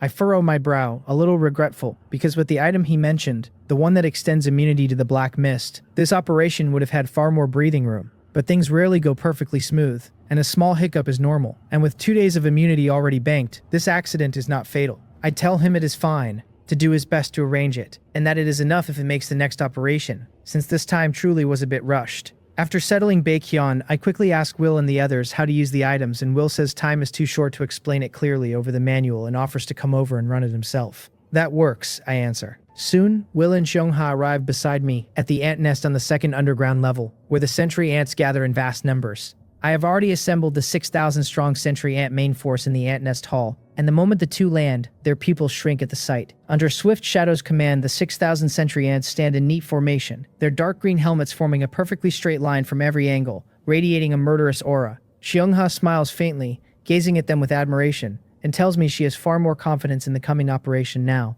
while Will nods gravely. Will asks how much longer until 09 is ready, and I tell him about another 20 minutes. Perfect, he says. We can use the items in advance in that time, and Chungha agrees. I nod to the two of them and tell them that if they need any cooperation from me, they only have to say so. Then let us begin. The items they just traded are piled to the side. The blood boil potion Will mention sits in a small sealed wooden barrel of 6 liters, packaged less like a potion than like beer. And Chungha's mutated fruits are individual fruits, entirely purple and somewhat resembling winter melons, numbering about 120. Chungha speaks first, telling me to simply let each ant take a bite, that the mutated fruit raises movement speed by 50% and lasts 6 hours, more than enough for an operation that runs only 4 hours total. The method is convenient, but the effect genuinely surprises me, and glancing at the fruit I notice it is only bronze grade. So I raise an eyebrow and ask how a bronze grade item can boost movement speed by 50% for 6 hours, and why I have never seen her use it before. She shakes her head and smiles, explaining that the mutated fruit was something she developed, inspired by Wang Hian, by splicing in some ant biological genes, to trigger its mutation. The catch is that its bonus only applies fully to insect-type creatures, and its enhancement for humans is extremely limited, lasting nowhere near as long with a speed increase of only 10%. She adds that she just cracked the cultivation problem, so she will hand me seeds later to plant in my own farmland. So that is how it works. I nod in understanding, thank Chungha, and quickly instruct Swift Shadow to have the sentry ants eat the mutated fruits. The sentry ants do not swarm forward. Instead, they lift the fruits with their heads, each one 5 times larger than their own bodies, take a bite, and pass it backward. One after another, the winter melon-sized fruits roll backward at blistering speed, a fresh bite mark blooming on each with every turn, until the fruit vanishes entirely. In under 5 minutes, all 6,000 sentry ants have taken their bite, with a dozen or so fruits still left uneaten on the ground. A faint purple glow settles over every sentry ant, the sign that the fruit has begun to take hold. Chungha exclaims in astonishment that there are still some left, that she clearly prepared the fruits for exactly 6,000 ants. She marvels that the amount each one consumed was controlled with such precision. right at the boundary where the effect can take hold. Not a scrap wasted, almost like a machine. It is truly incredible, she breathes. The sentry ant's performance surprises even me, their owner, let alone anyone else. I feel a quiet flush of pride inside, though I keep my face impassive as I remark that the sentry ants are indeed excellent. After the mutated fruit comes Will's turn with the blood boil potion, and he asks whether I have any grain here, rice or wheat. Not much, 7 or 8,000 grains would do. To consume the potion, why would he need grain? Yes, I say, puzzled but not slow. And since I cannot exactly eyeball 7 or 8,000 grains, following the principle of rather too much than too little, I simply have the ants haul 2 large sacks of wheat from the warehouse. Will says nothing, draws his bloodthirsty battle axe, splits a burlap sack open with one swing so the wheat spills out, then lifts the barrel one-handed, pops the lid and pours the bright red liquid straight over the grains. The red seeps through the gaps, soaking every grain into a vivid blood color, and if that soaked wheat needed a name, nothing would fit better than blood wheat. Seeing the blood wheat take form, Will explains that grain absorbs and stores the potion beautifully, and only swallowing it and letting it meet stomach acid for digestion activates the potion's effect. The blood boil potion lasts only 1 hour, he warns, after which a state of weakness follows. He tells me to have each ant carry 1 soaked grain and swallow it when needed, adding that if a grain is not completely soaked to solid blood red, its effect on consumption drops sharply. I nod, filing his words away, and instruct Swift Shadow to have every sentry ant carry a single blood wheat grain. The tiny grains prove far harder to manage than the huge fruits, and it takes a full 10 minutes for the sentry ants, under Swift Shadow's command, to each tuck one into the crevices of their carapaces, those seams that look like dark green helmets. At that point, every sentry ant stands ready, and 09 finishes the biological radar at exactly that moment. 09 rides in swiftly on a black scythe hunting ant, draws a pouch from her beast hide waist bag, and hands it to me, telling me flatly that the biological radar is ready. At her indifferent tone, Will, standing beside me, knits his brow tightly and lets out a heavy breath, which makes Chung-ha glance over a couple of times, looking thoughtful. Eager to depart, I miss the small exchange entirely and quickly take the pouch, the discs inside clinking against one another with a crisp metallic sound. I open it to find dozens of metal discs, close to coins in shape and size, and I cannot begin to guess what strange technology 09 used to make such unremarkable little discs greatly amplify a sentry ant's biomagnetic field and expand its detection range. Before I can even ask, 09 explains that there are 60 biological radars in total, that not every ant needs to carry one, and that one for every 100 ants dispersed in a net-like pattern will do. The radar's effects can stack and reinforce one another, she adds, at the very least doubling the detection range. Thank you, 09, I tell her, and quickly have Swift Shadow distribute the radars, so convenient to use and so powerful in effect. Once the arrangement is complete, there are fewer than 10 minutes left until 10 at night. Since several ant passages lead straight outside from the nest, there is no need to stage the sentry ants on the first floor, and under Swift Shadow's command they divide neatly and swiftly into 60 small teams, lining up at each passage mouth to wait. They need only the hour to arrive, and at my command the sentry ant army can pour out. After handing over the radars, 09 does not head back to her mechanical laboratory. Instead, she stays perched on the black scythe hunting ant, holding a small instrument, saying she wants to test the radar's data parameters, while Will and Chung-ha stay too, wanting to witness this moment with me. Seeing there is still time, I look at Swift Shadow, standing ramrod straight, and tell her to send the sentry ants out to scout, but to remain in the shelter herself and command the operation through the species contract. There are too many variables inside the black mist, and to me every ant queen is precious beyond measure, so I will not put Swift Shadow at risk. To my surprise, Swift Shadow does not answer in her usual decisive tone. She freezes in place, seemingly unsure what to say, and I look at her silence with some confusion and ask what is wrong. She sways her body slightly and quickly replies that she wishes to go out with her kin and scout the area for intelligence herself. I look at her with real surprise. Although ant queens gain considerable autonomy after gold rank, whether from the ant race's inborn obedience or from the influence of my mutual aid contract, no ant queen has ever raised an objection to me until now. I never expected the first to do so would be Swift Shadow, who usually follows orders like a soldier.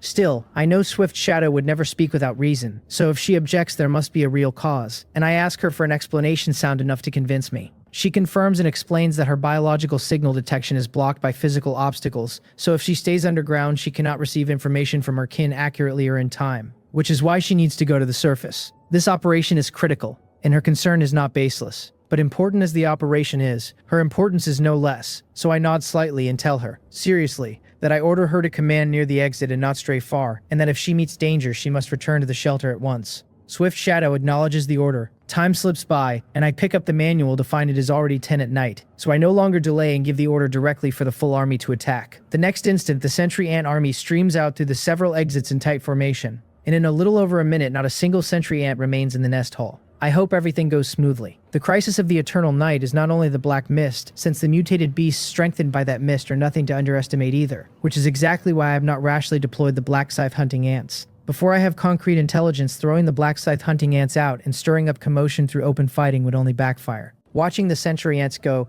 I silently offer them my blessing, then look at Will and smile that Swift Shadow and the others will be in action a full 4 hours this time, and ask whether they want to sit a while. Will gives a small shake of his head, saying no, that this operation has drained his stock of blood boil potion, and he may need to run 1 or 2 more, so he has to go back and brew new batches. Chungha follows, saying she needs to plant more mutated fruits as backup, and reminds me I can plant some too, and that she will fetch me the seeds. I nod and do not press them to stay, telling them these next days are the critical stretch, that we will all work hard, and that once we become area chiefs we should have a little leisure. After seeing the 2 off, I find 09 showing no sign of leaving, still expressionlessly fiddling with the instrument in her hand, though her pupils keep flickering, as if her mood is anything but calm.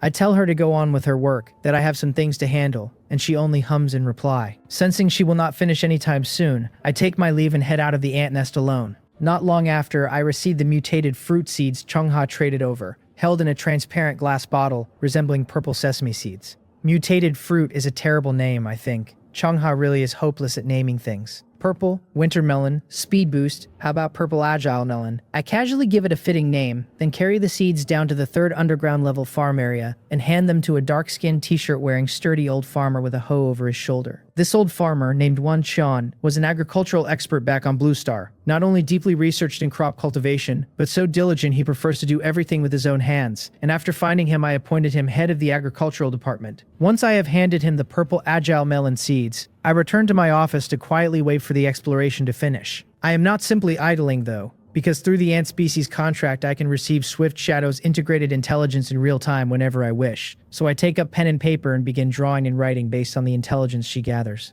a rough map slowly taking shape. In the center I doodle a 5-pointed star to mark my own territory, with small circles hollow or solid scattered around it. Hollow circles are ownerless shelters, where the survivors either died earlier or already pledged allegiance to other lords, while solid circles hold people still living. The larger the circle, the stronger the survivors within. Now and then I pause and frown, as if some grim piece of information has come in, and then draw triangular symbols on the map. By midnight I set down the pen and paper, take a deep breath and survey my finished masterpiece. 6,000 sentry ants dispatched all at once, and it still took a full 2.5 hours to scout the whole area. I murmur, and had I not banked 2 days of immunity I truly could not have finished it in one go. But it was Swift Shadow's first time operating outside at night for so long, so she is still a little rusty with the many surprises out there, and next time I likely will not even need 2 hours to finish the scouting. The 2 days of immunity totaled 4 hours, and only 2.5 have been used, leaving a full hour and a half. The return trip needs little scouting, so it will go much faster, and even the sentry ants farthest from the territory would take under an hour to come home at full speed, with plenty of margin.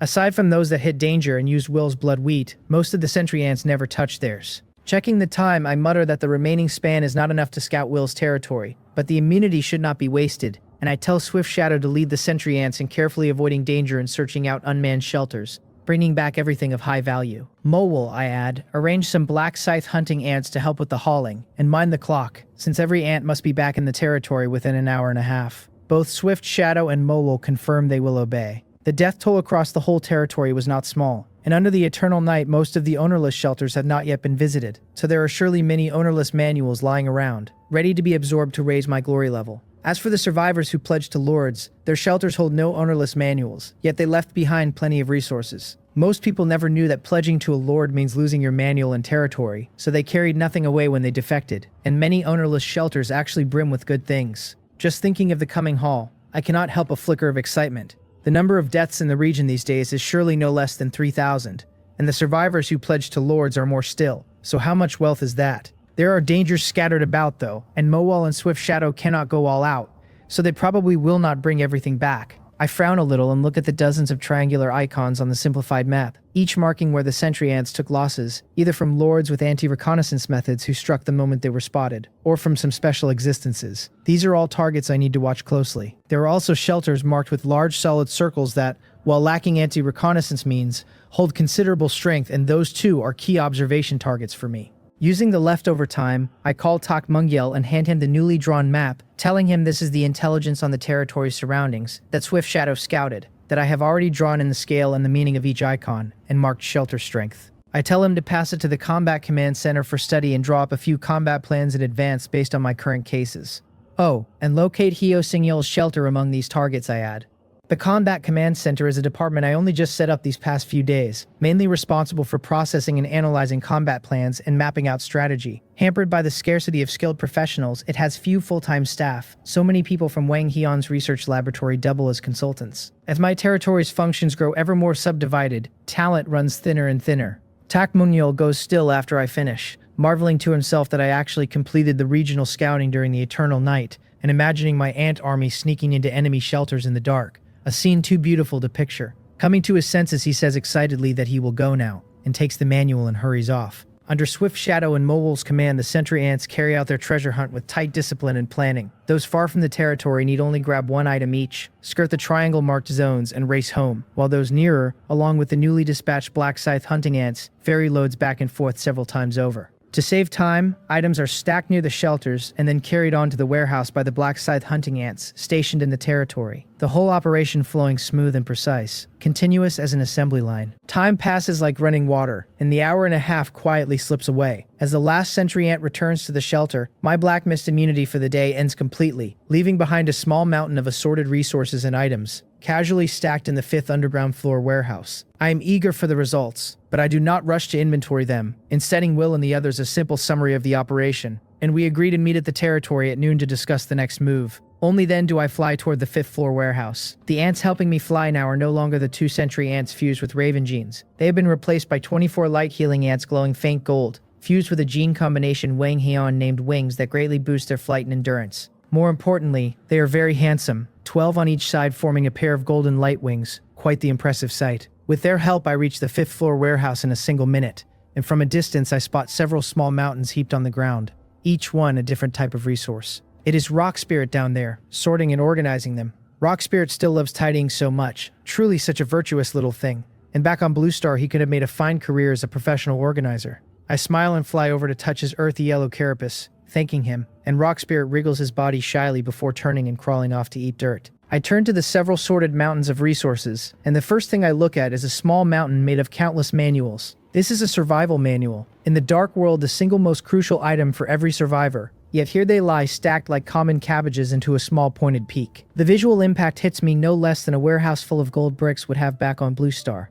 Pleased as I am with the haul, my mood turns complicated when I remember that each manual represents a former Blue Star human who lost their life. I walk forward slowly and touch the one at the top, as if making a final farewell, murmuring that it is a pity, that if only they had held on a little longer, until the eternal night descended, they could have come to live in my territory. Rest in peace, I tell them. I will carry on for all of you. I sigh softly, take out my own manual, and gently set it on the peak of the ownerless mountain. In the next second, the whole mountain begins to burn from its summit, rapidly turning to ash and being absorbed into my manual, the pile collapsing as the manuals burn away, and my own sinking with it. 5 minutes later, the entire mountain has vanished as if it never existed, leaving only one manual resting quietly on the ground. I bend to pick it up, my pupils dilating, my attention seized instantly, because after absorbing that mountain, the original black cover now carries a silver border, making it look more mysterious and luxurious. Why does it feel like my bank membership just leveled up and I got handed a gold card, or a black gold card? All this flash, the glory level really must have climbed, so there were actually 2,000 manuals in that pile. I had only just raised my glory to level 3, at 1,008 of 3,000, and upgrading needs at least 2,000 manuals. So I smile, shake my head, and flip straight to the glory function page. It reads that I am now at level 4 glory, 3,553 of 8,000. Survivors and their summoned creatures and pets can be immune to the black mist for 3 hours a day, and I may still choose one occupied shelter as a sub-base to teleport between. Newly added, a popularity value now exists that boosts every attribute of the Lord and their vassals. Summoned creatures and pets, tied to the number, quality, and satisfaction of the territory's subjects. My current popularity value sits at 61,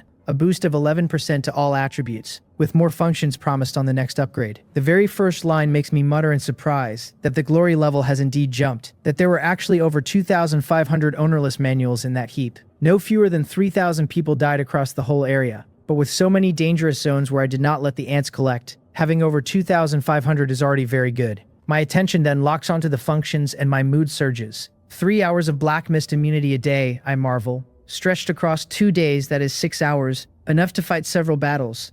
And with the delay item Baekhyun mentioned, conquering the entire region is not even impossible. The number of sub-bases in the second function has not changed. But the new third function, this popularity value, raises all my attributes and all my subordinates the higher it climbs, which is fascinating. My territory in both hardware like buildings and housing, and software like laws and reward and punishment systems, should sit above the baseline, so I frown a little, wondering why the popularity value is only 61, and only relax my brow at the last line. Popularity value ties to the number, quality, and satisfaction of my subjects, and while their satisfaction is probably not low, there is still plenty of room to grow in quantity and quality. Let us take it slow, I tell myself. This cannot be rushed, since an all-attribute boost is never easy to earn, and the current 11% is already a real gain. Fortunately, I had already inferred, from the Dark World's repeated announcements, that it encourages taking vassals, and looking at the glory functions confirms the guess. The Dark World really is steering us to become lords.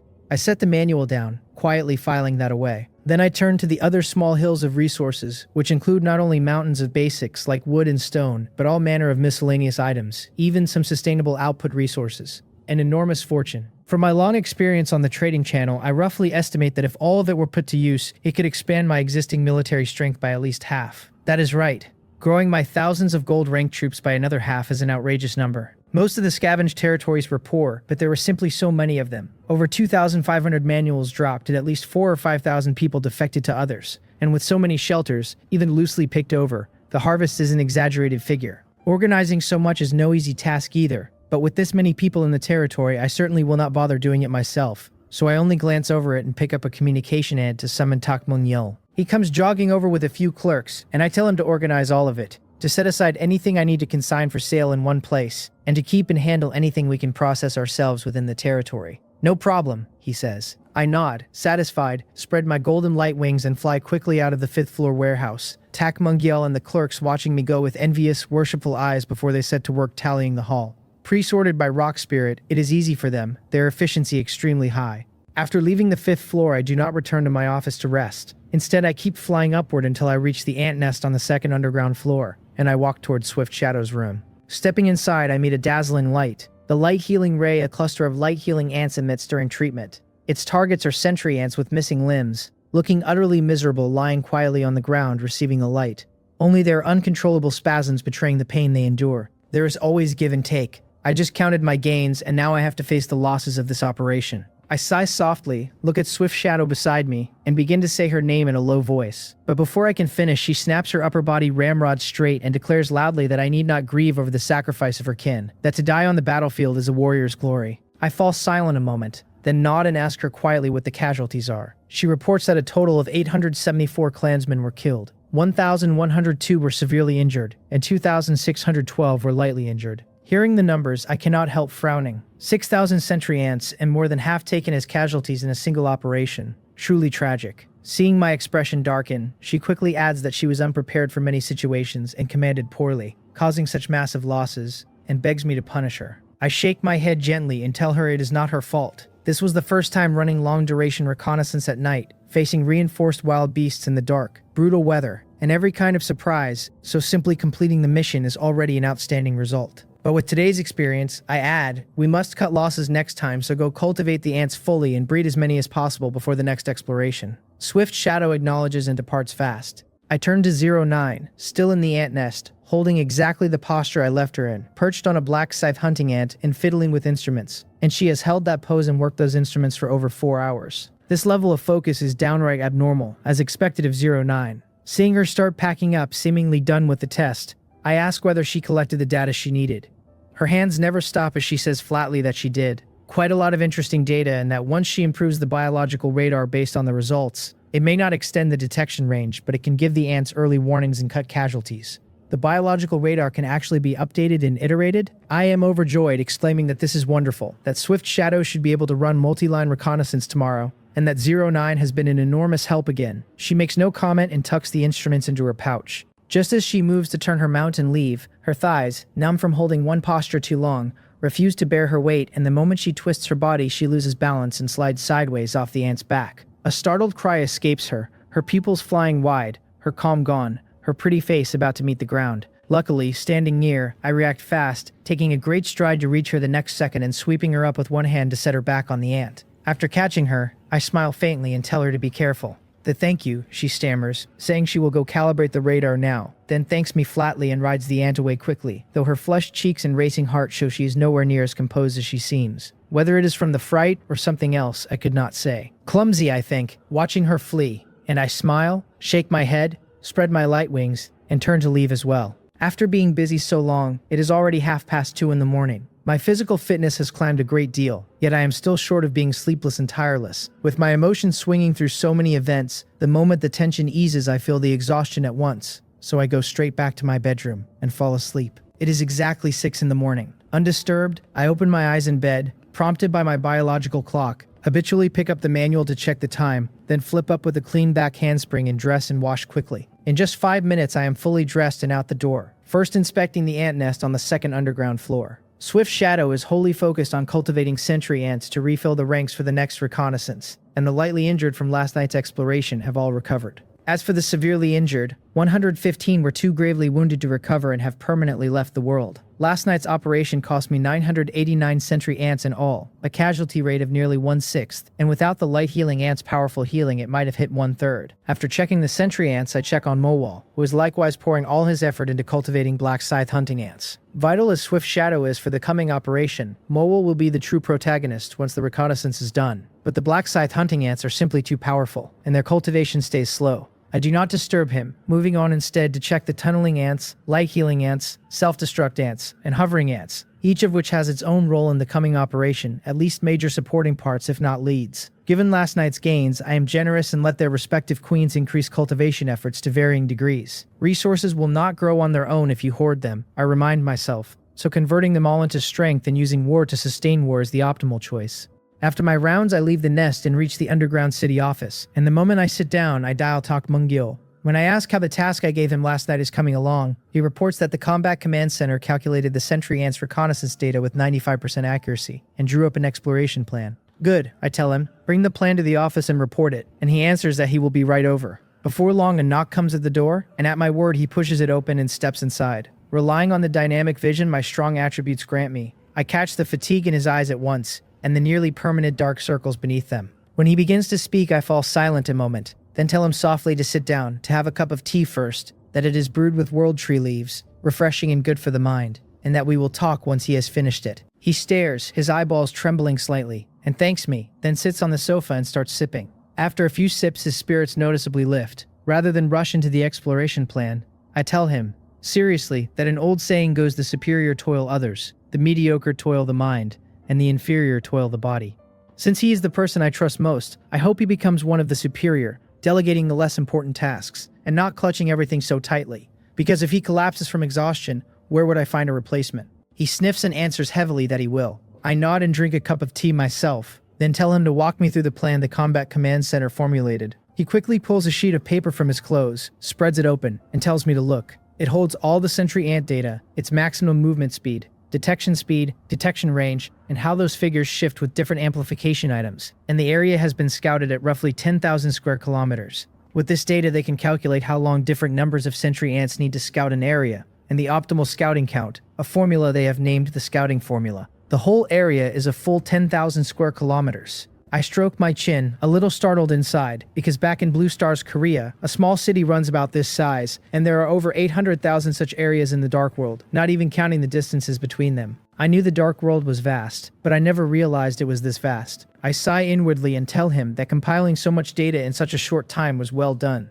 and to record the staff's contributions, and he answers that he already has. Good, that is good, I say, and add that I still have a question. 09 will modify the biological radar parameters today, which will further improve the scouting effect, and I might acquire other items that raise the sentry ant's scouting efficiency too. So would that not make this data obsolete, and force a recalculation? He smiles and tells me not to worry, that they built the formula on these parameters precisely so it can absorb them all, and that simply changing a few variables yields accurate data. Extremely convenient. Oh, so they thought it through this thoroughly. I nod in approval, saying very good, that once 09 finishes debugging the radar we will retally the statistics, and that if it is only parameters she should provide them within an hour. Since Will and the others come at noon, he should recalculate the data on the new radar parameters and adjust the scouting plan beforehand, so I can discuss it with them. He agrees, saying he will go ask 09 for the data later, then stands and leaves quickly. Although 09 needs some time to modify the radar, she had in fact already estimated the parameters, and in under half an hour Takmungyol obtains the brand new radar data and hands it to the Combat Command Center. With the scouting formula, plugging in the radar parameters yields the new data,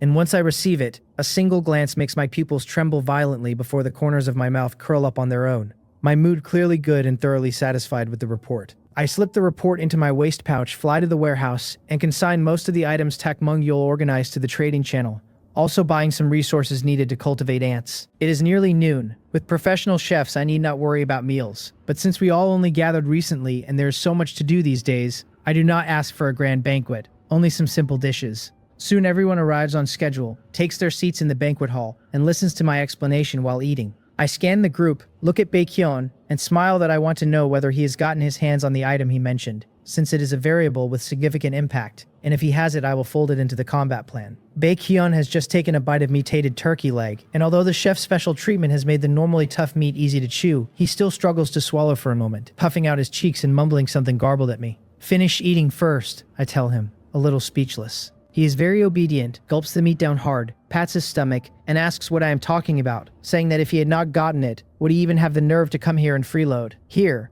for you," he adds, taking a small dressing mirror from his storage ring and tossing it over. I catch it and examine it, and it reads Reinforced Magic Mirror, Platinum Rank, a special item that lets me choose any ability and extend its duration by 50%. My right hand tightens on it without meaning to, a look of surprise crossing my face. As a platinum rank item, the Reinforced Magic Mirror has only the simple effect of extending an ability's duration, but used well its effect might far surpass some platinum rank items, since in the current situation, amplifying the glory function of Black Mist immunity duration carries obvious strategic weight. Coming back to myself, I set the mirror on the table and joke in a relaxed tone that the item's effect is excellent, that Baekhyun should come freeload more often, and that I will get him a monthly meal pass. "That is great," he crows, "that I said so myself." I smile and shake my head, not wanting to bicker further, and say seriously that I will lay out the coming arrangements. At my serious expression, everyone sets down their utensils and listens intently. According to my subordinates' calculations, I tell them, the optimal number of sentry ants for scouting sits around 2,500 to 3,000. A team of that size I have named the optimal scouting team.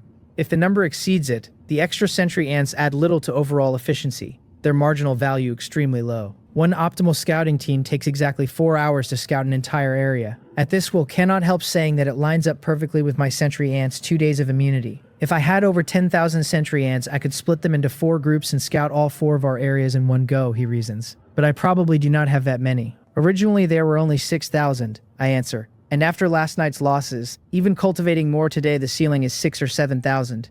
Cheongha shakes her head and says no, that was before. Now, with Baekhyun's Reinforced Magic Mirror, timing it for the 2-day interval should stretch the Black Mist immunity to 6 hours. So even if the ants are too few, we can scout in batches, enough to survey all 4 of our areas in one go. It would be as though we spent only 4 days scouting all 5 areas, with 3 days of eternal night still left, though there probably will not be time to find and haul materials within the areas. Everyone's face is light with excitement, and if they make good use of those 3 days, they might even seize an area directly before the eternal night ends. Watching their joy, I smile and then drop another bombshell, telling them there is information I have not had the chance to share yet, that my glory rank has reached 4, and that Black Mist immunity is now 3 hours a day. 3 hours, level 4 and when. Do not read level 4 glory as merely 1 extra hour of immunity over level 3, because factored across the 2-day interval and combined with the extra 50% from the Reinforced Magic Mirror, that is the difference between 9 hours and 6 hours, an enormous gap. The others startle at my words, all breaking into joy, and Cheongha, quickest to react, swiftly grasps a possibility and asks with some surprise whether I collected enough ownerless manuals when I explored the area today.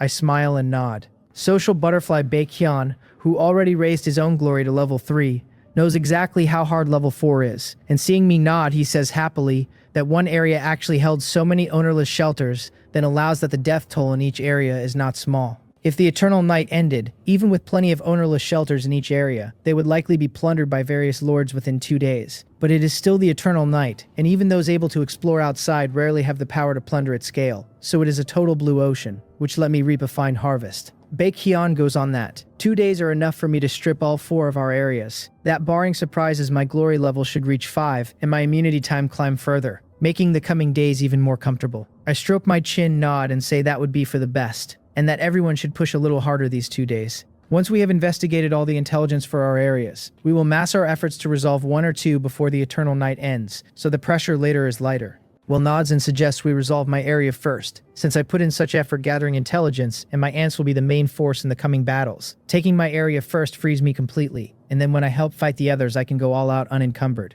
I have no objection, I say, and Baekhyun declares it decided. Their agreement carries the resolution unanimously, and since we all know one another well, I do not feign modesty and nod along. Alright, I tell them, that Hyo Sin-yeol in my area has the whole Heo family behind him. His path is that of a fire mage with large-scale destructive power, which somewhat counters me, so taking him out before he reacts will save a great deal of trouble later. Everyone accumulates strength these 2 days, I add, and in 2 days we officially act. They agree readily, saying they will leave the intelligence gathering to me these 2 days and thank me. Will and the others finish lunch quickly and head back to prepare for exploring their territories and gathering resources for later development. I return to the warehouse too, selling items in exchange for the resources I need to cultivate ants. While my companions and I labor for the coming area battles, others are not simply hibernating in their shelters either, especially some lords, many of whom likewise discovered the 2-day boundary trick for stretching black mist immunity and tentatively probe their surroundings. Most, though, are limited by the harsh environment, their own insufficient strength, and low glory levels lacking enough immunity time, so very few can explore a large area. But Hyo Sin-yeol, with his formidable strength, is naturally not among them, and had he not run into a monster like Jang Hyun, his strength and resources would have let him firmly hold the top spot in most areas. Having prepared amply, he too begins to attempt scouting area intelligence. Hyo Sin-yeol sits on a large, exquisite mahogany chair, women on either side, turning his head to the several rows of figures kneeling before him. He says indifferently that they are the elites he carefully selected, survivors of the survival of the fittest, and that with the family-backed berserk potions and various items they are enough to walk in the dark night. He emphasizes once more that this mission has 2 main tasks. First, plunder the resources of the surrounding shelters, focusing on ownerless manuals. Second, use the detector to remotely test the energy of owned shelters, recording the coordinates of any with sufficiently large energy fluctuations, especially Jang Hyun's. Do not disappoint him, he warns. His voice is calm, but to the kneeling subordinates it is cold as a glacier, and their bodies tremble as they swear to complete the mission. Time flies, and in a blink, 2 days pass. Although I hit some minor incidents while exploring the territories of Will and the other 4, they did not affect the overall situation, and I followed the original plan, investigating the intelligence of the 4 areas and drawing a simplified map marked with key information. What surprises me even more is the vast trove of resources gained, so much that if I used it all myself, my existing military strength could at least double. But my rate of resource consumption has its ceiling too, and even developing freely I could not burn through such a haul in a short time. To quickly digest it into immediate combat power, I distributed more than half of what I gathered to Will and the others. Beyond that, this operation yielded a staggering number of ownerless manuals, reaching a terrifying 11,231 copies. Even though upgrading glory level from 4 to 5 demands no small number, it cannot withstand such an exaggerated infusion, and it instantly fills my glory experience bar, pushing me to level 5, after which the manual's silver border turns to matte gold, looking far more luxurious. The page tells me I am now at level 5 glory, 14,784 of 40,000. Survivors and their summoned creatures and pets can be immune to black mist for 4 hours a day, and I may now select 2 occupied shelters as sub-bases and teleport among them in the main shelter. The popularity value still boosts all attributes of the Lord and their vassals, creatures and pets, tied to the number, quality, and satisfaction of subjects. My current popularity value 63 for an 11% all attribute boost, with more functions promised on upgrade. Level 5 glory did not change much, only raising daily black mist immunity by 1 hour to 4 and adding 1 more sub-base. But the experience needed to reach level 6 leapt from the original 8,000 to a terrifying 40,000, and even after consuming the ownerless manuals of 5 areas, with nearly 15,000 experience, I am still far from level 6. I shake my head gently and put the manual away. It seems in the short term I should not think about pushing glory to level 6, I tell myself. But 5 hours of black mist immunity a day, enhanced by the magic mirror, can reach 7.5 hours, which is completely sufficient. Wang Hyun just came looking for me, I recall, so he should have new results, and I hope they help with the coming operation. I spread my light wings and fly toward his laboratory. I push open the laboratory door and come quickly to Wang Hyun's desk, asking how it is going and whether he has any new breakthroughs. Focused on recording data, he is startled by my abrupt voice, his pen tip scratching the paper, and he frowns before turning, seeing me, and letting his brow relax. He adjusts his glasses and stands, telling me I have come at a good time, that it is not exactly a major breakthrough, just the fruit of accumulated repetitive work. Then he hands me a piece of paper and leads me into the inner room.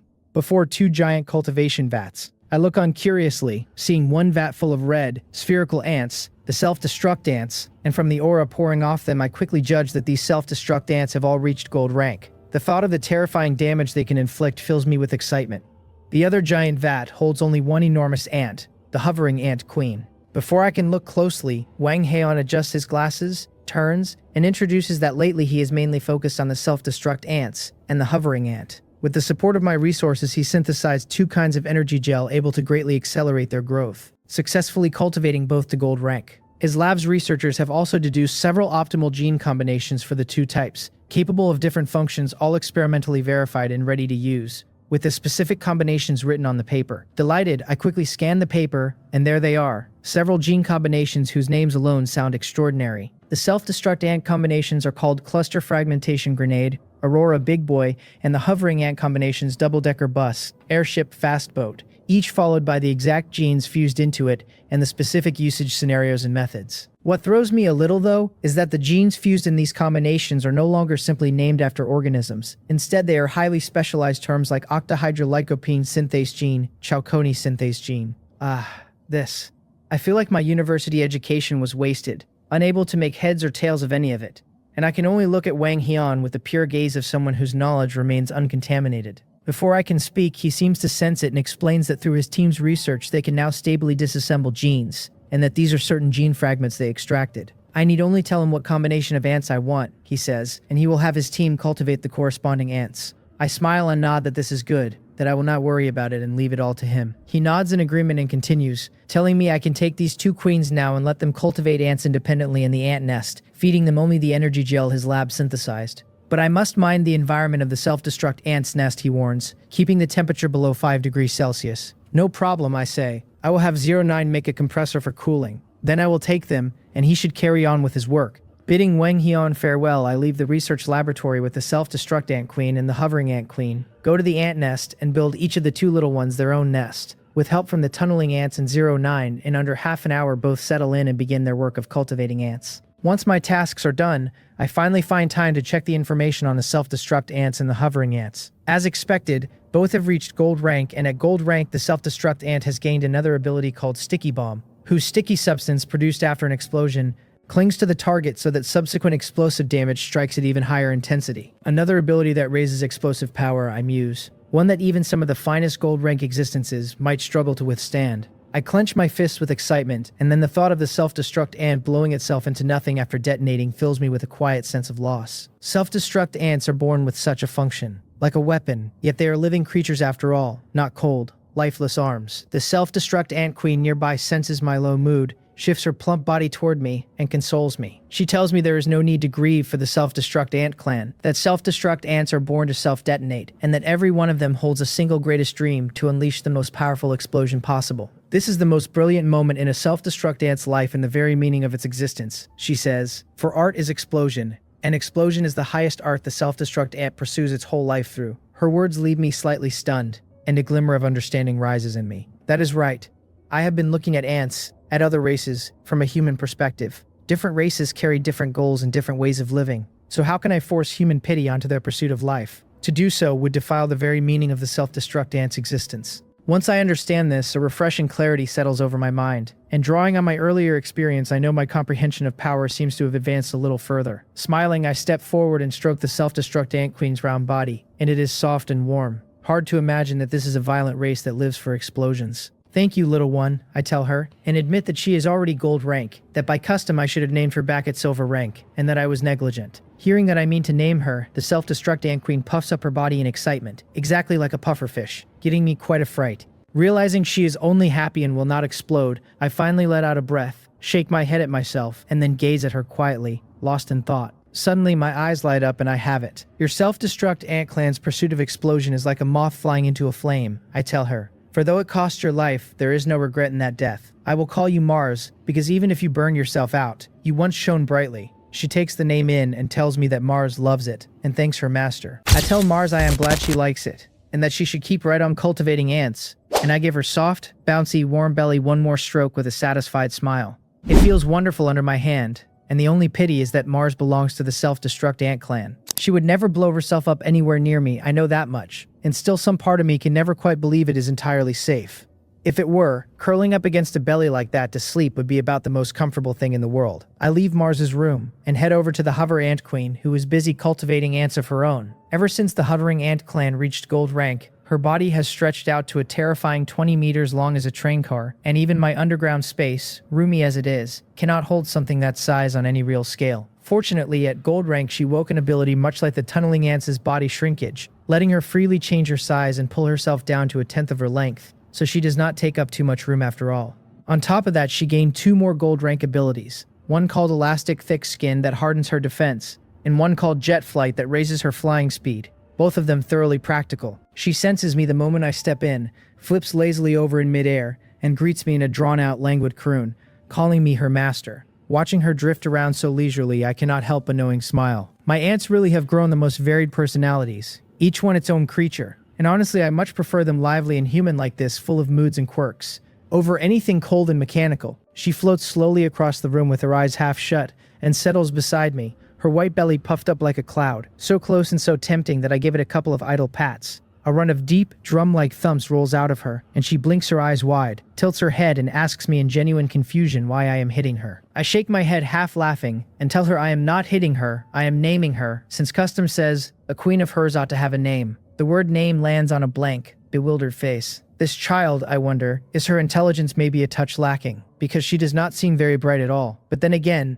perhaps it is exactly that placid, unhurried nature that makes her willing to serve as a flying carriage, holding herself steady in the sky, and the thought softens my whole look at her. I tell her that her belly is like a puff of fluffy cloud, and her disposition is easy and free, drifting wherever it likes, so I will call her Leisure Cloud, a cloud that floats along at its own gentle pace. At the name, her dull eyes suddenly brighten. She spins a full circle in the air, plainly in a fine mood, and marvels aloud that now she has a name of her own. I tell her I am glad she likes it, and remind her to cultivate plenty of hovering ants and not oversleep and forget. She hums back that Leisure Cloud will remember, and thanks her master in that hazy, half-dreaming voice of hers, which leaves me a little uneasy. I linger, watching her a while longer, then turn and go, telling myself she should be reliable enough. Should be. Back in my office, I sit quietly at my desk, twirling a pen, turning over the next arrangements in my head. The further along this all goes, the more vassals every regional lord will collect, and the more likely their glory rank climbs, which stretches out their black mist immunity time. Even if most lords cannot gather intelligence at the pace I can, all it takes is a little scouting of their surroundings for them to notice that the ownerless shelters have already been swept clean by me, and then they will grow wary. So whatever I do, I have to do it fast. The trouble is that after scouting the areas belonging to Will and the other 3, today's black mist immunity time is already spent. To move again, I would have to wait past midnight, and one single day's immunity is not entirely safe either, which means waiting until midnight tomorrow night. I frown, a prickle of urgency crawling up in me. Back on Blue Star, I was nothing more than an ordinary college student, no seasoned general, and this is the first time I have personally commanded a battle on this scale. Even with strong forces in hand, and 09 and the others backing me to the hilt, I still feel a knot of uncertainty. Then it occurs to me that I have overlooked something, and my eyes light up.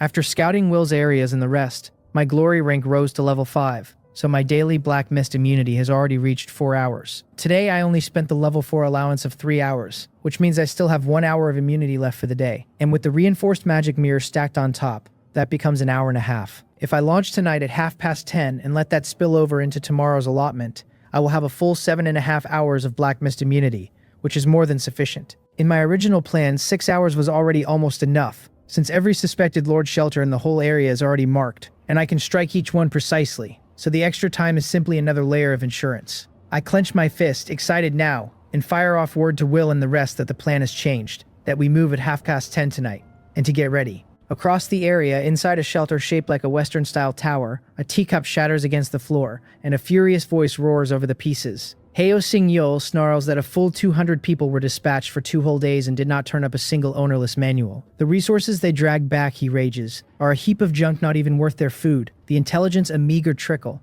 and not one high-ranked shelter was found, never mind mine.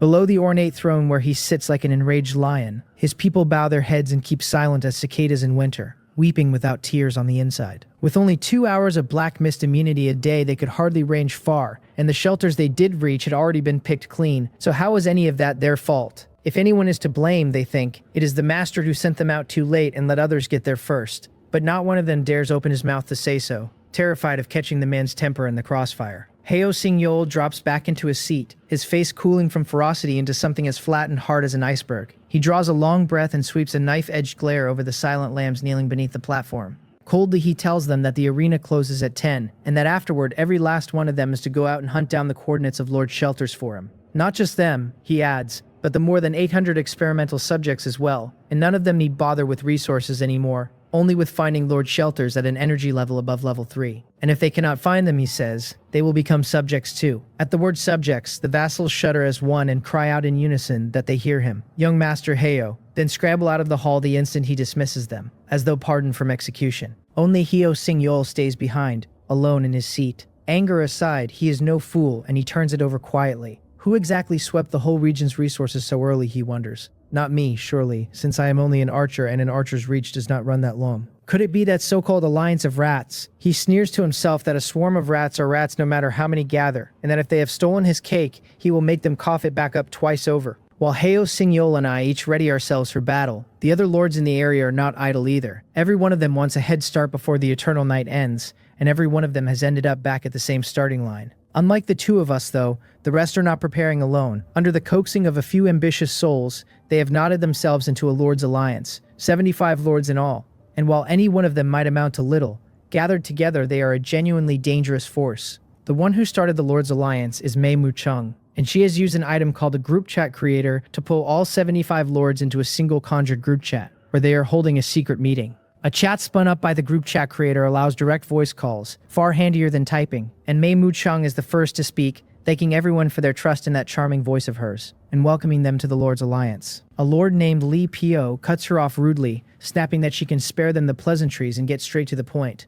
that he is busy. Another lord chimes in that she had better not play games or lure them along with so-called secrets and plans, because if she cannot deliver they will walk out any time. Mei Mu-chung does not lose her temper at the doubt. She stays perfectly composed and answers sweetly, telling Brother Biao not to be cross and promising that since everyone is anxious, she will be direct. She explains that every lord they could reach in the area is already in the group, and the rest are either stubborn fools or people to whom something unfortunate has happened. Even Son Weipeng, she says, who once ranked third, has now gone missing, which is truly a shame. At that, a chill settles over the group, and hushed, uneasy words pass among them, because many of them face Son Weipeng in the area arena, and know how strong he was. And if even he could vanish so silently, without a trace, then what hope have they? Seeing them start to fret over their own necks, Mei Mu-chung covers her mouth and laughs softly, then goes on. She says plainly that the only true powerhouses in the area, beyond any argument, are Jang Hyun and Heo Sing-yeol. For ordinary people like them, she goes on, if they do not want to be ground under someone else's heel and turned into vassals, an alliance is the only road left.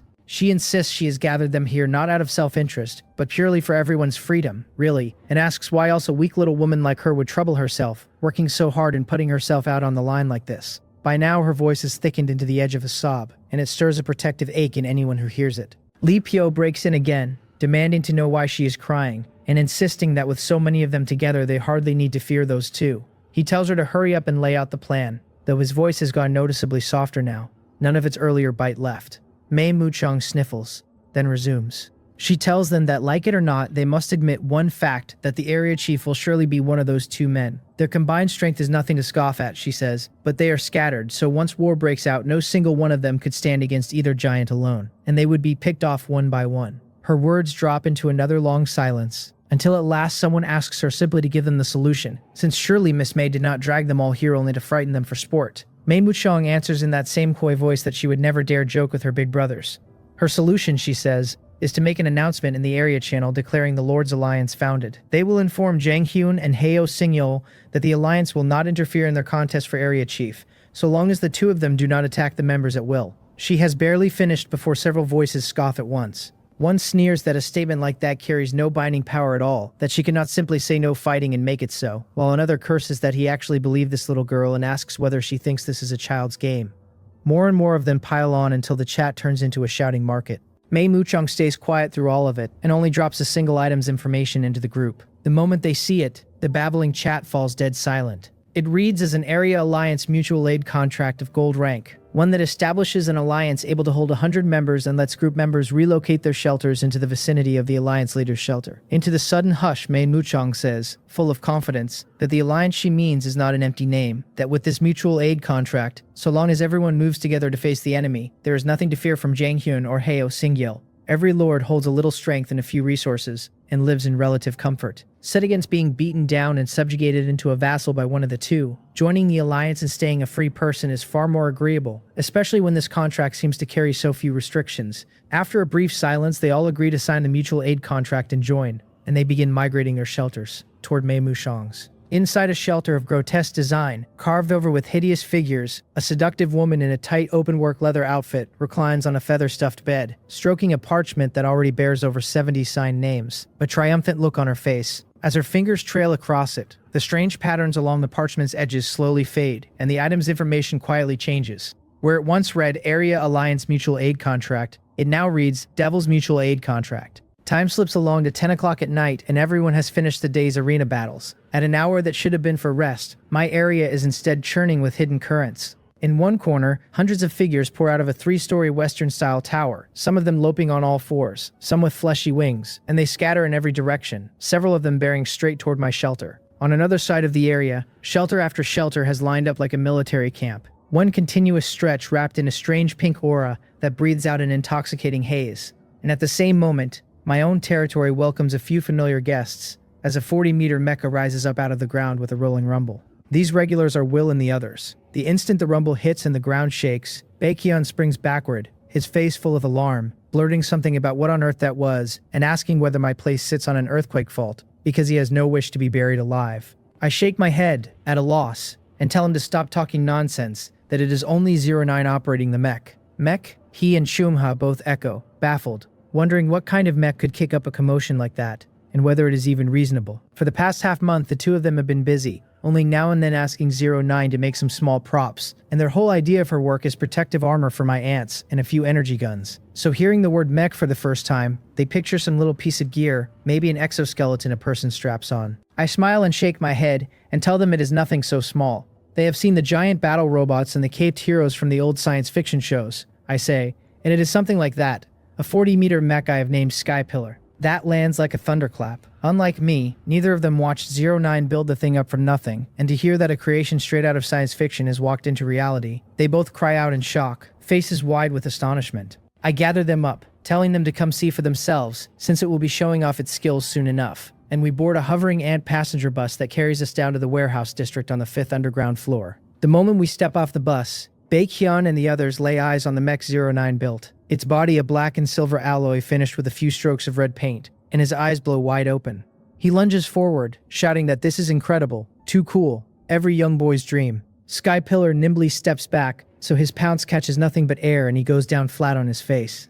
Cheongha's expression darkens. She marches over, grabs him by the ear, and hauls him aside, scolding that he is nearly 30 and asking whether he is not ashamed to still call himself a young boy. He yelps that men are forever young and begs Cheongha Nuna to let go, because it hurts. Watching that lively fool get dragged off by the ear, I shake my head with a smile and look up at Skypillar's head, asking 09 how the debugging is going. Skypillar's head dips twice in a small nod, hydraulics hissing, and a low mechanical hum answers that everything is normal. Then the cockpit cover on its head opens, and 09 climbs out in a silver tight-fitting combat suit, Skypillar's great hand cupping her gently and lowering her to the ground. She hops down from that huge palm, her silver-white twin ponytail swaying, shakes out her slightly mussed hair, and comes over to us with a face that shows nothing at all. She tells me, flat and quiet, that she has activated my driving authority, that if anything confuses me I can talk to her through the cockpit's voice system, and that if it comes to it she can switch on her mech god talent and assist me remotely. My black mist immunity only extends to my vassals, my summoned creatures, and my pet beasts, and certainly not to a companion like 09,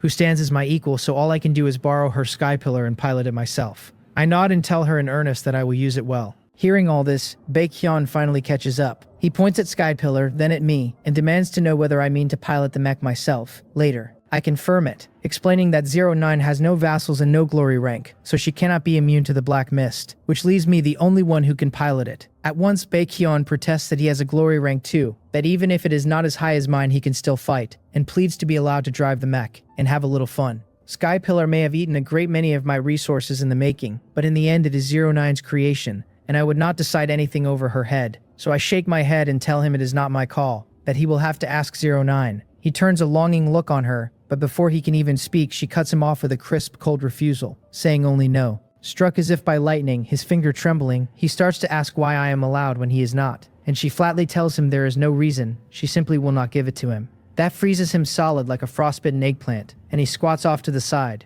muttering to himself and drawing little circles on the ground. The rest of us trade smiles and pay the small tantrum no mind, carrying on with our preparations. And after he has performed a while and seen that nobody is watching, Baekhyun slips back into the discussion as if nothing happened. Only 09 lowers her head a fraction, a flicker of confusion crossing her eyes. Sky Pillar is bound to her by a mechanical heart, a deeply personal thing. So why does she feel no resistance at all to letting me pilot it? A strange feeling, she thinks, and lets it go. 09 has offered up Sky Pillar for the coming fight, and the others have brought out plenty of good things of their own. Cheongha goes first, drawing several full sacks from the pouch at her waist and introducing them one by one. This bag, she says, holds cage thorn seeds, which sprout the instant they touch soil and grow at a furious rate into a cage, and if you scatter them beside an enemy's shelter, they will fence the whole thing in. The more seeds, the sturdier the walls. She adds, with a glance at me, that I have a new ant that can self-destruct now, and that the two ought to pair beautifully. Hearing her, I picture it at once, hovering ants drifting over an enemy shelter with self-destruct ants aboard, the enemy scrambling to flee and finding themselves penned in by the thorns, and my look at her turns rather odd. You look so gentle and kind, Cheongha, I think, and yet your heart runs this cruel. But I like it. I nod, satisfied, and tell her it is a fine idea and that I already know exactly who to try it on, then take the seeds and look over the rest of what she has brought.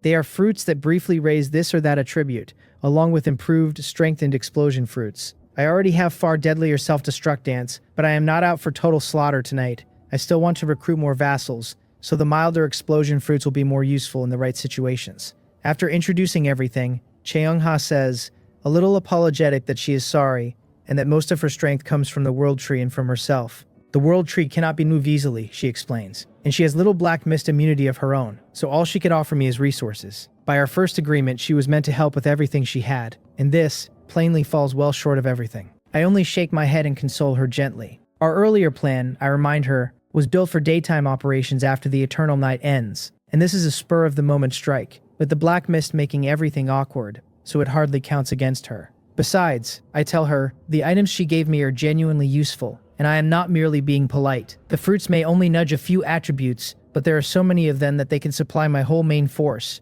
And for ants whose base attributes are already fierce, an extra boost shows very obvious returns. It is the same principle as always, flowing output resting on solid support. Then Will hands me a great many items of his own. If Cheongha's fruits are dietary supplements, Will's gifts are medicinal tonics, potions of every kind.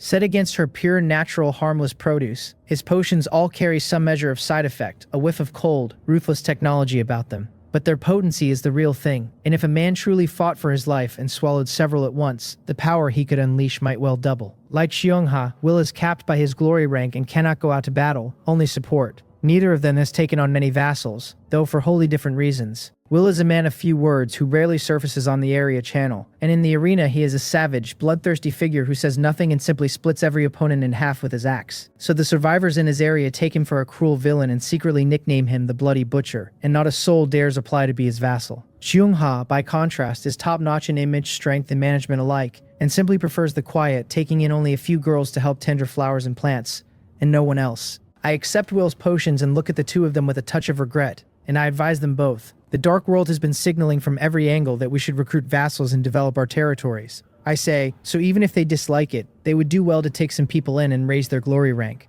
Finding suitable subordinates to manage really does not take much effort. They exchange a glance and nod seriously, and seeing them agree, I smile and tell them to simply take over their own areas, and then accept the survivors already living there.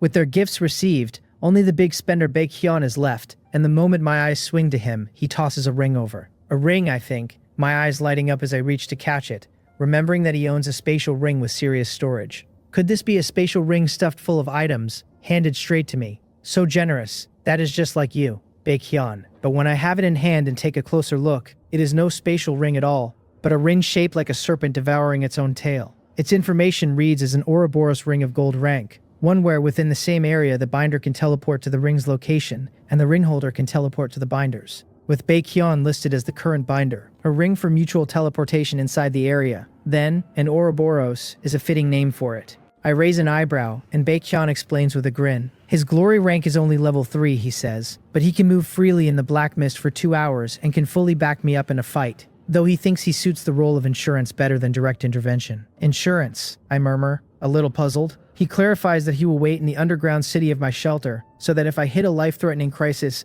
I can use the Ouroboros ring to teleport to his side and dodge the blow. Or if I run into a nasty opponent, he says, I can use it to summon him to me to lend a hand. He scratches his head and gives a bashful put-on little smile, insisting that he is actually quite good in a fight. And he is not joking either. This is the man who solo killed gold-ranked mutated beasts back when they first appeared, so I do not take it as a boast. I rub the Ouroboros ring with my thumb, look up, and tell him that is good, that my current strength should already be enough, but a bit of insurance will set me more at ease. The truth is, I already have my own means of survival. After I broke into the first tier, my species contract evolved into a platinum rank skill and unlocked a new ability called damage transfer. And though I have never once used it, it lends me no small confidence. Still, whoever complained about having one more way to save his own life? I slide the Ouroboros ring on, smile around at all of them, and thank them for their help, telling them to simply wait for good news in the underground city. I parcel out the items the four have given me to each ant queen to be handed on to the ants of their colonies. Then I board Skypillar and, under Baekhyun's envious gaze,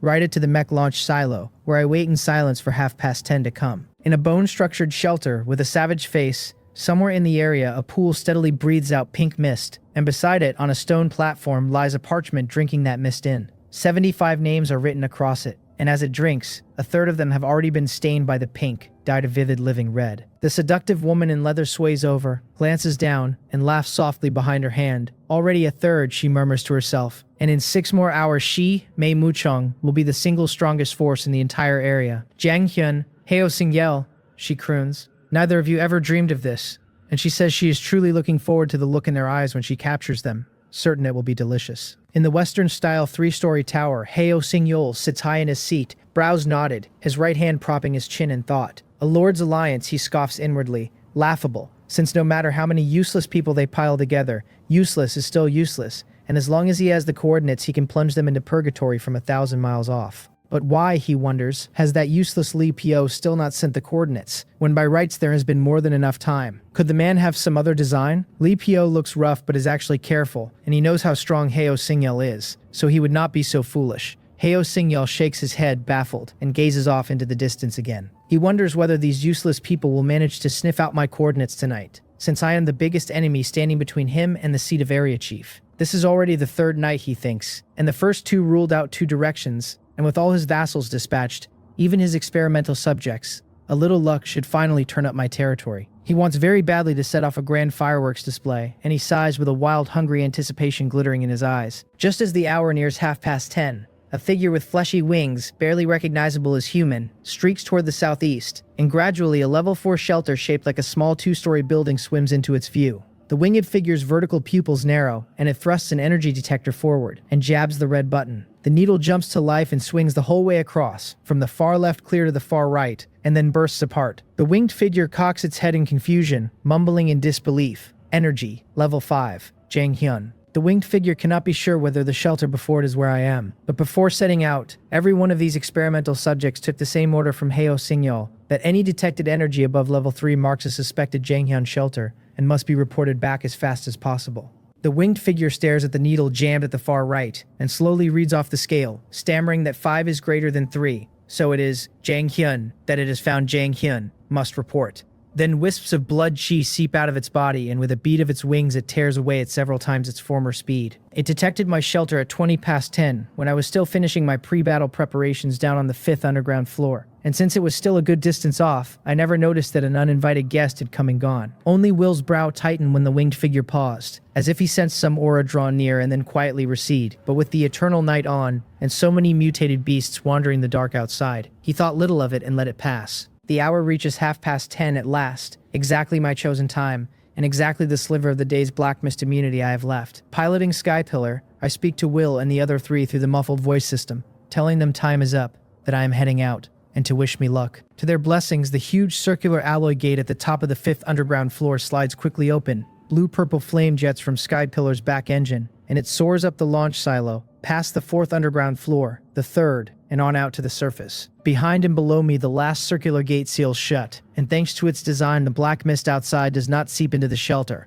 Out in the open, I sit in Skypillar's cockpit, study the light screen, and nod, satisfied. All the map data my sentry ants gathered has been fed into Skypillar's map system, so there is no fear of getting lost, and I have to admit high technology is a fine convenience. Now, which friend to call on first? I settle on starting with the shelters my sentry ants flagged as high in energy, the ones suspected of belonging to lords, since the only real threats are those few, and the rest can wait. Still, I do not simply follow the energy readings in order, but weigh distance against energy together and start with the nearest suspected lord shelter, while smaller shelters get taken down by little ant combat teams, so that great targets and small are all scooped up at once. It is the steadiest strategy, balancing speed against stealth, because if my army marched past every minor shelter, the noise alone might rouse the enemy. My gaze falls on the several giant dots nearest my own shelter, and since speed is everything, I lock a target and drive Skypillar racing toward one of them. At the same time, I issue commands through the mutual aid contract. Mole, Swift Shadow, and Rock Spirit will serve as commanders of the Ant Army, with Mole as overall commander jointly directing the Composite Brigade and the Composite Squads and attacking freely according to each target's energy.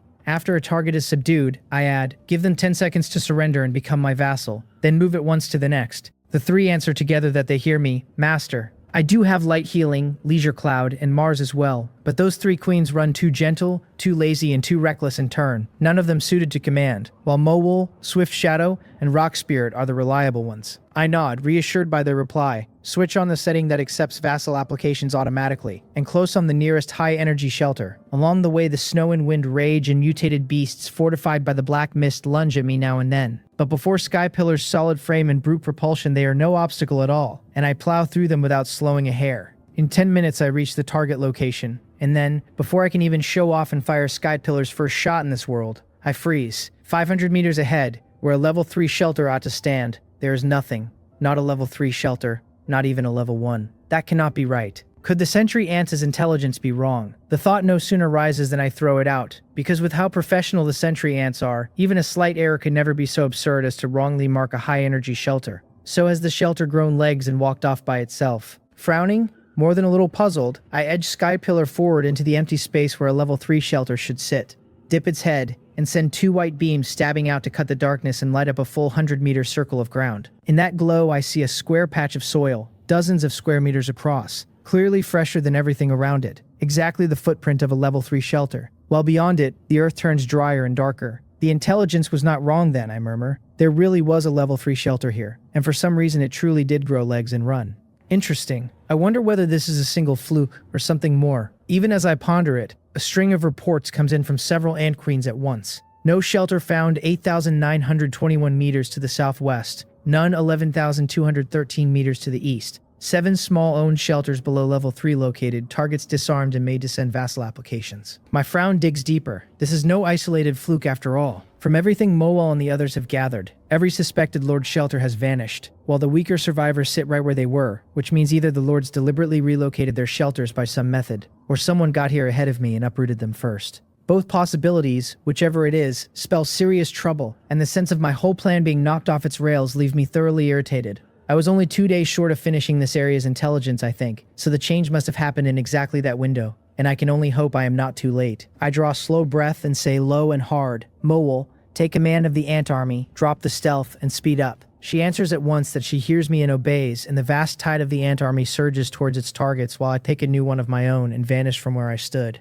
While I am still combing the surrounding shelters, that same winged figure who scanned my shelter is streaking down a sideline toward Heo Signol's. Having overdrawn its life force to squeeze out every drop of speed, it takes only a little over half an hour to reach the 3-story western tower. It is brought up to the 3rd floor and made to kneel beneath the platform where Heo Signol sits, and it manages, with enormous effort, to force out that it has found Jang Hyun. Its mind is fogged from overdrawing its life, and blood runs steadily from its body, staining the marble floor a deep red. Heo Signol frowns, paying its wretched state no mind, and asks coldly what energy intensity it detected, privately suspicious that so many searched for 2 days and turned up nothing, yet a brainless experimental subject found the mark in under an hour. Master, it coughs. Energy, level 5, then hacks up bloody foam and trembles out a blood-smeared detector from its pocket, setting it down before itself. Level 5. Heo Signol's pupils shrink hard and his lounging, half-reclined body shoots upright, his face full of disbelief. The energy detector the winged figure carries was gear the Heo family provided him, able to read energy intensity with very little error,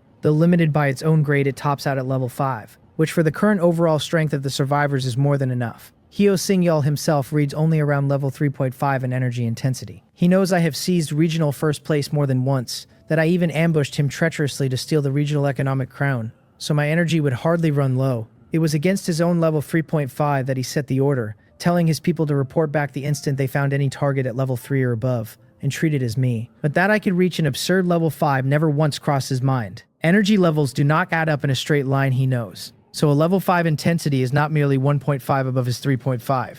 It is more than 10 times greater. If my energy truly stands at level 5, then he is fighting a battle already lost, and had better run while he still can. Impossible, he mutters. Level 5, Jang Hyun, an archer. Does he think he is the legendary archer who shot down the extra suns? He does not believe the winged figure is lying, since his experiments have left these subjects 100% loyal, with no room for deceit. Utterly horrified, his composure gone, he walks unsteadily down from the platform toward the kneeling figure, and his eyes drop to the blood-smeared detector on the floor. When he sees it clearly, he suddenly goes still, and his trembling stops. The needle does sit at the far right, at the level 5 mark, but it is not resting there properly. It is fixed there, jammed hard against the stop, as if it caught an energy far beyond level 5 and swung so fast it stuck. That is only one possibility, of course. The other is simply that the detector is broken. And set against the first, the second is far easier for him to swallow, since a level 5 reading is already unbelievable, let alone something higher still, that could break the scale and shatter the needle outright. He bends, snatches the detector up, and shakes it a few times, but the needle stays pinned to the far right and will not spring back. Damn it, he curses. It is broken, and it scared him half to death. He hurls the detector to the ground so its parts scatter everywhere, then raises his right foot and stamps and kicks savagely at the dying winged figure kneeling before him. This useless trash he spits, dared frighten him with a broken detector, dared falsely report military intelligence to him. Kick after kick, the winged figure, already barely breathing, grows fainter under his heel, until it makes no sound at all, and it simply lies there with its mouth open, its confused, empty eyes staring at the scattered detector parts. Even in death it could not understand why. Having brought back the correct information, its master punished it all the same. Take it away, Heo Singyul orders once he has vented, shaking the blood from his shoes and straightening his clothes, telling his attendants to haul the body off and scrub the floor. He walks back toward the platform, muttering that regardless, this is the first suspected coordinate for me, so he will treat it as a preliminary target and take it seriously if nothing better turns up. He wonders aloud how things stand with Li Pio, since no word has come back for so long that Mei Muchung is surely up to something. If she really does knit that mob of flies into one force, he thinks, it will not threaten him, but it will be a nuisance. Reaching the seating area, though, he does not sit. He walks on past it to the red curtain behind the platform and pulls it aside, revealing a staircase that climbs to somewhere higher still. So the third floor is not the top of his shelter after all, for above it hides a fourth. He ascends expressionlessly to a cramped little room that is, from outside, the very spire of the western tower. Hardly a true fourth floor, more like a floor, 3 and a fraction. Inside sits nothing but a single cylindrical stone seat, and Heo Singyul slots the snake-headed staff he carries into it. At once a ring of red magical formation rises up out of the whole stone seat, throwing its light across his face until he looks like a demon crawled up from the abyss, and he rubs his trembling hands together with a glint of madness in his eyes. He has no idea that the very Jonghyun he keeps turning over in his mind is at this moment closing on him at a furious pace, less than an hour from his doorstep. Meanwhile, the other survivors in the area dimly feel that the air has gone wrong. The regional chat channel is eerily quiet tonight, and those who are usually loud seem to have agreed all at once to disappear without a trace. Someone tries to coax an old neighbor out to chat in the late hour and gets nothing back, wondering aloud whether the man has really gone to sleep this early. At first a few voices spoke in the regional chat, but as the minutes pass the messages thin out and then stop, as if the whole channel had been muted. Mei Muchung notices the strangeness too, and she is not rattled.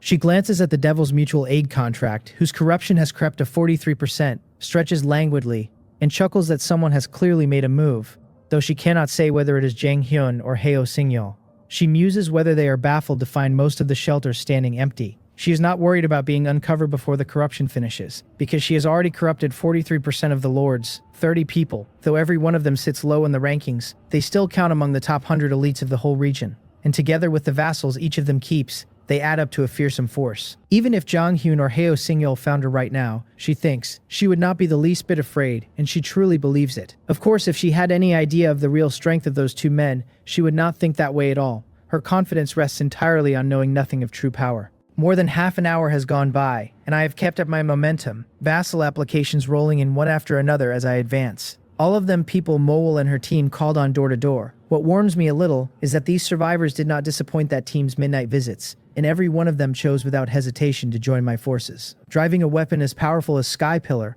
I would hardly waste a cannon swatting flies, so I bypass the non-lord shelters entirely and steer for the high energy points marked on the map. To my frustration though, most of those high energy points are not just empty of people but empty of shelters altogether, and I turn up only a single level 4 shelter, whose lord fails to satisfy me as well. He is not like the weak survivors who never even sense me coming at least. But the moment he shows resistance, I drive Skypillar up and kick the second floor of his shelter flying, and his attitude flips a full turn on the spot. Once he and his subjects have joined me, I press on, exploring away from my own territory. Then Molwall sends a message that 5 humans have been spotted ahead. Humans. 5 people out here at this hour must be another lord's vassals. But whose? I frown, stop short and ask whether they noticed us first. She reports that they did not, and I tell her that is good. To subdue all 5 at once and find out whose vassals they are, but to disarm and pin them first, and not let a single one send a message back. Vassals have no survival manual, yet that does not leave them without ways to communicate. Since I myself equip my vassals with communication ants and other lords may well have their own tricks. So to be safe, I have Moel's team take all 5 in the same instant.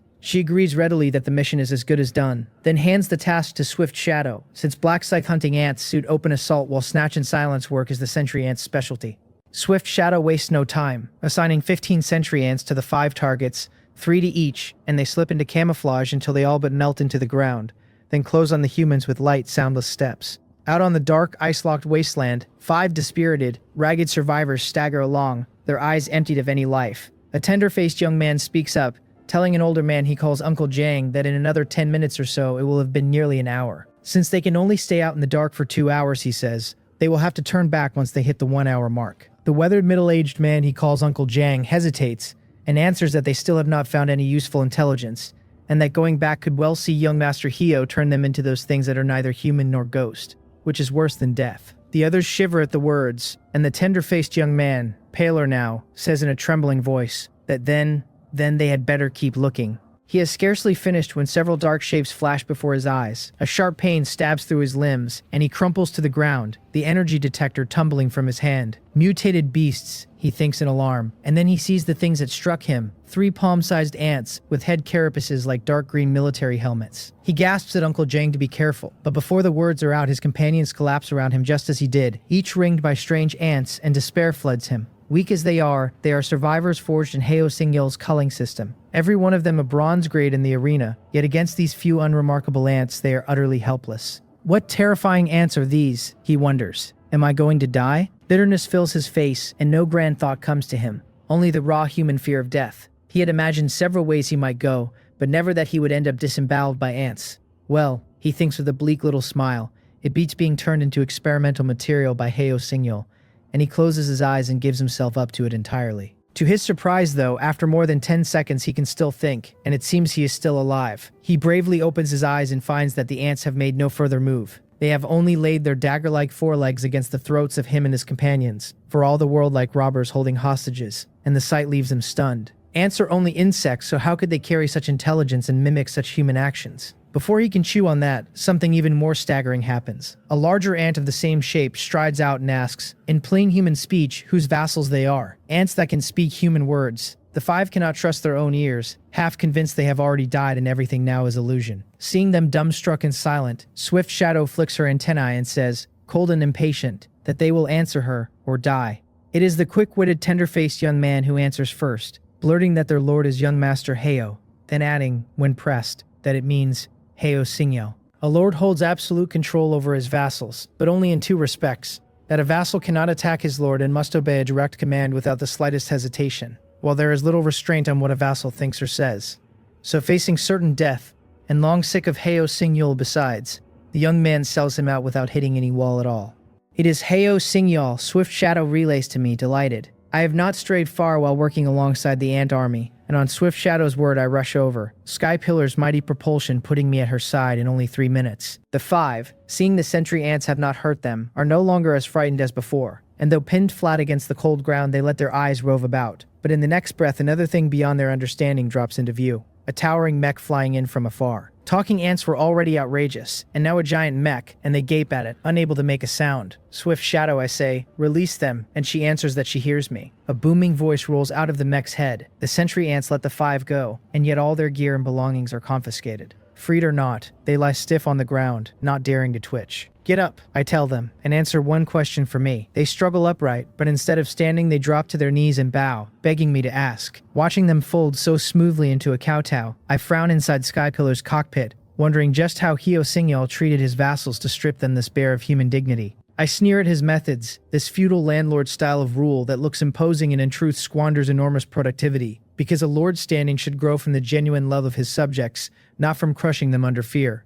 Get up, I say low. Do not kneel. They look up in confusion, staring at Skypillar, so cautious after their long grinding down under Hyo-Sing-yeol that they still do not rise. Frowning, I raise my voice, telling them that Hyo-Sing-yeol used brutal methods and a lord's rules to force them to their knees, but that I am telling them to stand. When I have beaten Hyo-Sing-yeol, I say, they will all be my people, Jangyun's people, and my people live with dignity. Startled by the rebuke, they climb to their feet at last, expressions tangled and stirred, stammering their yes sir over and over. I nod and ask them the location of Hyo-Sing-yeol's shelter. The five trade glances, and the tender-faced young man bravely offers that it lies to the northwest, some 20 to 30 kilometers off. I raise an eyebrow and check the map on the light screen, but across the whole northwest, out to 50 kilometers, there is no dot that reads like a lord's energy signature. Given Hyo-Sing-yeol's strength, his signature should be anything but low, and 50 kilometers swallows their 20 to 30 range whole, so there ought to be no mistake. I ask whether he is certain of the direction, and he swears he would never dare lie to me. I nod and ask when they set out, then reckon that people reinforced as heavily as these, their bodies far past ordinary, could still cover more than 20 kilometers in nearly an hour even at a night-slowed pace. If they are not lying, then the problem lies with Hyo-Sing-yeol's shelter, and it is very likely he has some means of fooling the sentry ant's detection. So I ask whether they know what his shelter looks like. The young man replies that they were teleported straight to the outside world and never saw its face, though from its inner structure, they gathered it holds at least 3 layers of space.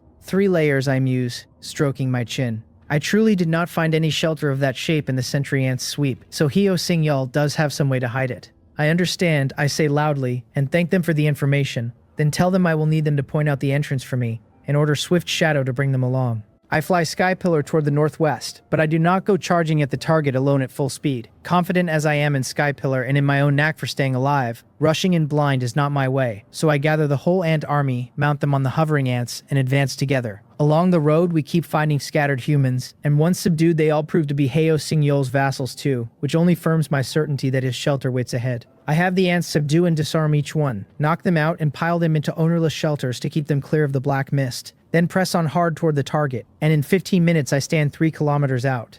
There I halt the ant army and sweep ahead with Skypillar's radar, and still find nothing that could be Hyo-Sing-yeol's shelter. Frowning, I turn to the 5 and ask why. If this is where they say his territory sits, it stands empty. Sir, the young man explains hastily, every time they leave the shelter they appear right here, and going back they stand over there, lose consciousness and wake up inside again. Point out the exact spot, I tell him, and he gestures at the patch stamped thickest with footprints. With prints that dense, they are surely not lying. Swift Shadow, I say, send some sentry ants to comb the open ground ahead, a carpet search. Hundreds of them pour over the footprint-covered area, but they touch no presence at all. Not even any hidden invisible thing. Not on the ground then. It cannot be in another dimension, but besides the ground there are other places to hide. Underground. Or the sky. I lean toward the sky more than underground, tilt Skypillar's head up over the open ground, and let the radar sweep, and there, at 200 meters up, I finally catch a bizarre ripple in the air. Found you, I sneer, and point at the shimmer overhead. Mowal, I order. Ready the compressed energy cannons and fire on the target. All this while 09 was not only debugging Skypillar, she also set up a production line for compressed energy guns on the 5th underground floor. Lured by generous pay, the line workers were quickly hired and run at full tilt, turning out 100 compressed energy guns a day, so that after 12 days of operation, the line has made 1,200 in all. The technology behind the guns is not especially complex, and there is every capability to open several more lines, but only one runs, purely because raw materials are short and such output would be pointless anyway. The compressed energy cannon is a different matter, for 09 cannot set up a line for it at all, only forge each one herself, and limited by her own time, she has given me 12 cannons, at a ratio of 1 to 100, without over-equipping. So I've armed the ant army with those 1,200 compressed energy guns and 12 compressed energy cannons, handing the guns to certain black scythe hunting ants and sentry ants, and mounting the cannons on 12 hovering ants alone. The instant my order to fire goes out, the 12 hovering ants carrying the cannons fly to a kilometer from the target, turn their heads and aim every muzzle at the coordinates I marked. The barrels roar, and bright white spheres of compressed energy gather at the mouths, and in a little over 30 seconds they swell to their fullest, pulsing faintly ready to loose at any second. I drop Sky Pillar to hover below the hovering ants, raise my right hand and swing it down hard, calling fire. The barrels roar as 1 and 12 blinding spheres the size of basketballs streak out at lightning speed. So fast, the tender-faced young man and his 4 companions breathe, catching only a flash before the spheres slam into the target a kilometer off. By any common sense, that stretch of dark empty sky should have let them fly straight through. Yet instead they strike something like a wall, and a run of thunderous muffled explosions rolls out. The 5 clutch their aching ears and stare, dumbstruck at the fire blooming in the sky, one of them stammering that Hyo Sing-yeol's shelter is actually up in the air. Even they never knew its true place, and never dreamed I would uncover it in an instant. I watched the fire above calmly, in no hurry to close in, because every sign says Hyo Sing-yeol keeps a good many tricks up his sleeve. So I hold my position and send a squad of flying sentry ants to reload those 12 cannon-bearing hovering ants with silver-rank beast cores. A compressed energy cannon's barrel can support 3 shots in a row, after which it must cool or risk bursting, and for tonight's work I laid in plenty of ammunition,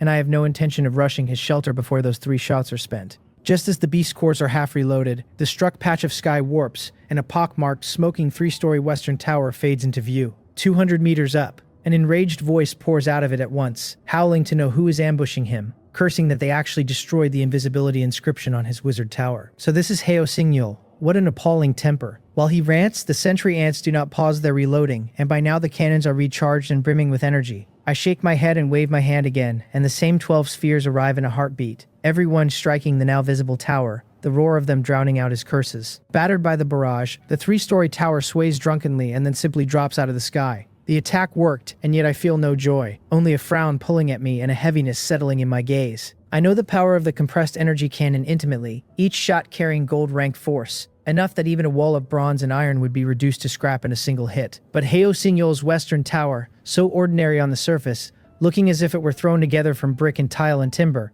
weathered a full 24 cannon shots without shattering, taking only some surface dents before it was knocked from the air. His shelter is not simple. I say nothing, but my hand does not stop, and I wave once more. The last 12 cannons all fire into the tower already crashed to earth, and the western tower, just barely landed, is blasted straight down into the ground. The sight sets the tender-faced young man and his companion shivering, their eyes filling with fear of me, this lord gentle on the outside and in truth a ruthless thing, who on meeting his enemies said not a word and simply loosed 36 cannons. For some reason, these people who ought to hate Hyo Sing-yeol to the marrow feel, for the first time, a flicker of pity for him. Under a full 36 cannons, Hyo Sing-yeol inside the tower is left numb and reeling, jarred into some internal injury. He shakily pulls a bottle of red potion from his ring and drinks it, and only then claws back a little strength, wipes the blood from the corner of his mouth, coughs, and crawls out of the crooked tower. Damn it, he snarls. Who exactly is ambushing him? And if not for the wizard tower's stout defense, he would truly have been finished here. His 3-story tower shelter is in fact a growth-type item called the wizard tower, boasting not only fearsome defense but a great many powerful functions. He had thought himself idle anyway, and had been about to use its abilities to cast a spatial fire composite spell and snipe,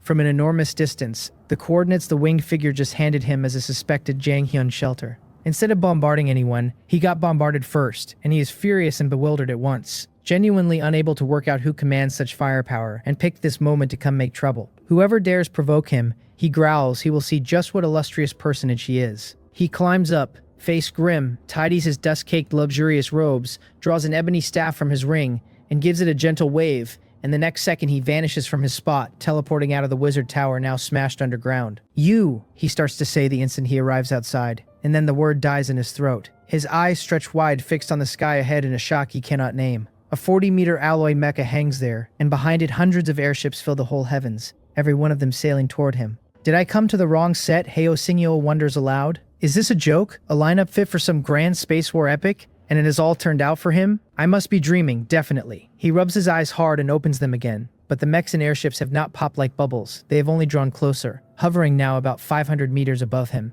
hemming him in on every side. At this range, he finally makes out the true form of the airships, that they are insects with antennae and 6 legs, though it hardly matters, for insect or airship they stand for a power he cannot resist, and despair fills him.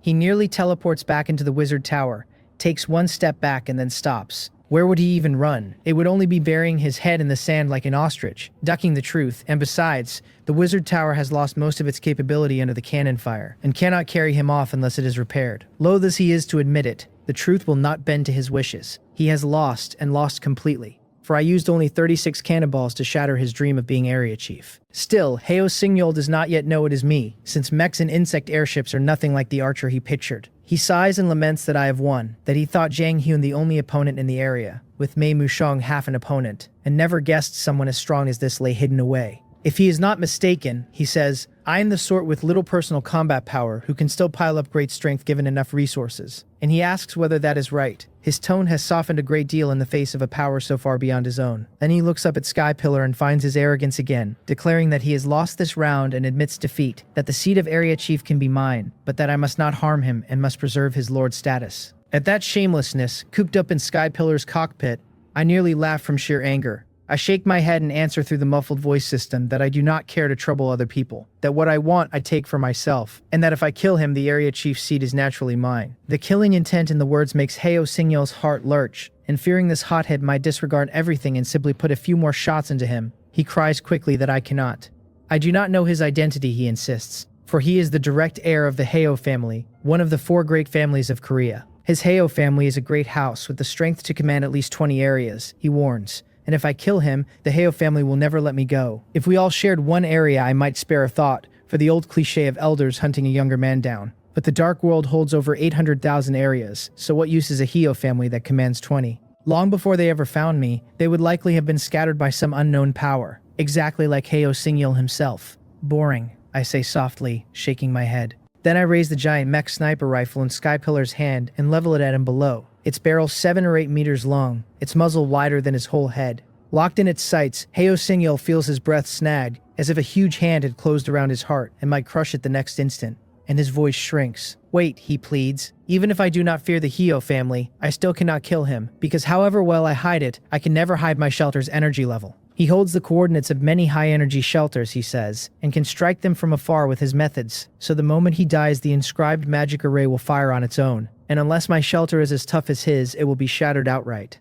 It is the eternal night, he presses, and without a shelter no one, however strong, can hold off the black mist and live to see morning. He admits the coordinates he holds are incomplete, that perhaps my shelter's location slips through the gaps, but he demands whether I dare to gamble. More and more worked up, he throws out his chest and lifts his head like a hero bravely facing death, thrusting it toward me. I frown slightly. The next second, the sniper rifle in Sky Pillar's hand lowers, as though he has talked me around, and Heo Singyol breaks into a victor's smile. What does it matter that the man is strong, he thinks. The soft fear the hard fear the reckless fear the crazy, and the crazy fear the ones who will throw their lives away. He, this young master, dares to stake his life against mine, so as long as I do not dare, he is invincible. Proudly he tells me I may go, and that so long as we do not trouble each other from now on, he will not trigger the spell. Sky Pillar, with me at the controls, only shakes its head a little and stays silent. The next moment a hovering ant sets down, and countless black scythe hunting ants come pouring out of its abdomen and stream toward Heo Singyol. Hey, wait, you!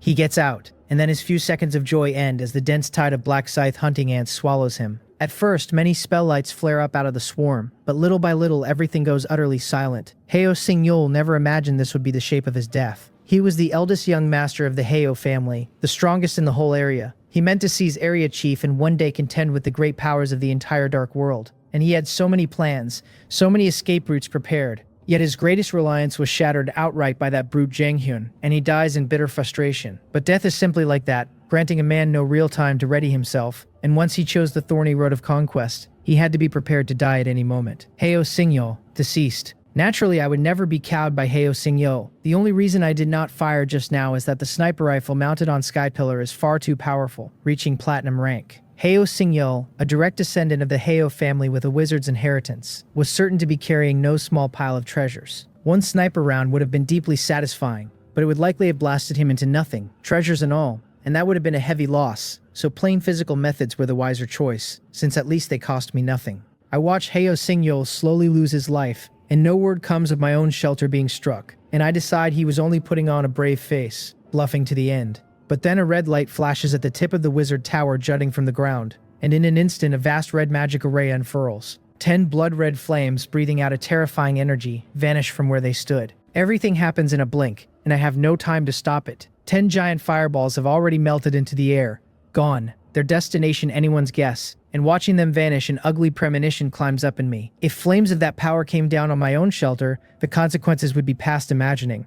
I tell myself that even if Heo Singyal was not bluffing, he does not necessarily know my coordinates, and I have barely finished the small comfort when my manual starts up with a rapid string of alert pings. The only people who can reach me with an alert tone are Will and the other 3, and all 4 of them are inside my shelter right now. The fireballs disappear, and a heartbeat later one of them messages me, and I do not think that is coincidence at all. I snatch up the manual and read. Xion Ha asked me what that violent tremor and rumbling from overhead just now was, adding that they felt the shaking even down on the 4th underground floor. Tremor, rumbling. It has to be the fireballs. Heo Singyal's dying spell cast at the price of his own life. With the force those things carried, if all 10 had struck home, the 2-story building of my level 4 shelter would not have survived a second. It would have been flattened outright, and the ground beneath it very likely punched clean through. And it is the eternal night now, so a wrecked building is trivial, but if the black mist pours down into the underground city, that becomes a very large problem indeed. Heart in my throat, I reach through the mutual aid contract to the dozen or so tunneling ants still holding my territory and tell them to check the damage fast and start emergency repairs.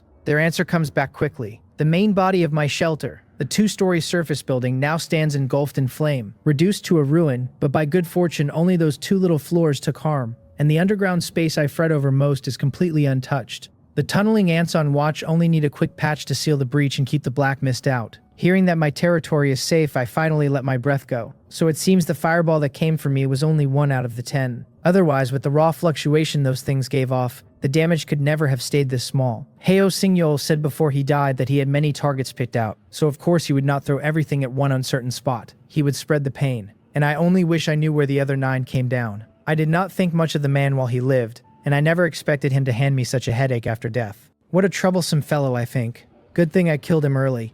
I frown out toward my territory and sigh. The shelter has no real crisis, yet the main structure of a genuine Dark World level 4 shelter has just been blown to dust, and I do not like unknowns. Still, my biggest enemy in the whole area is already dealt with, so the pressure is off, and I could simply go home and rest. The whole run just now cost about 2 hours all told, and even counting the ride back it is only 2.5. That leaves me a full 5 hours of black mist immunity for the day, more than enough to confirm the shelter is sound, and then sweep up the remaining lords in the area at my leisure. So I send word to Mowal, telling her to have her subordinates loot Heo Singyal's items and haul his tower back, and to bring every last one of his vassals along too. Heo Singyal kept over 1,000 vassals, and that is no small resource.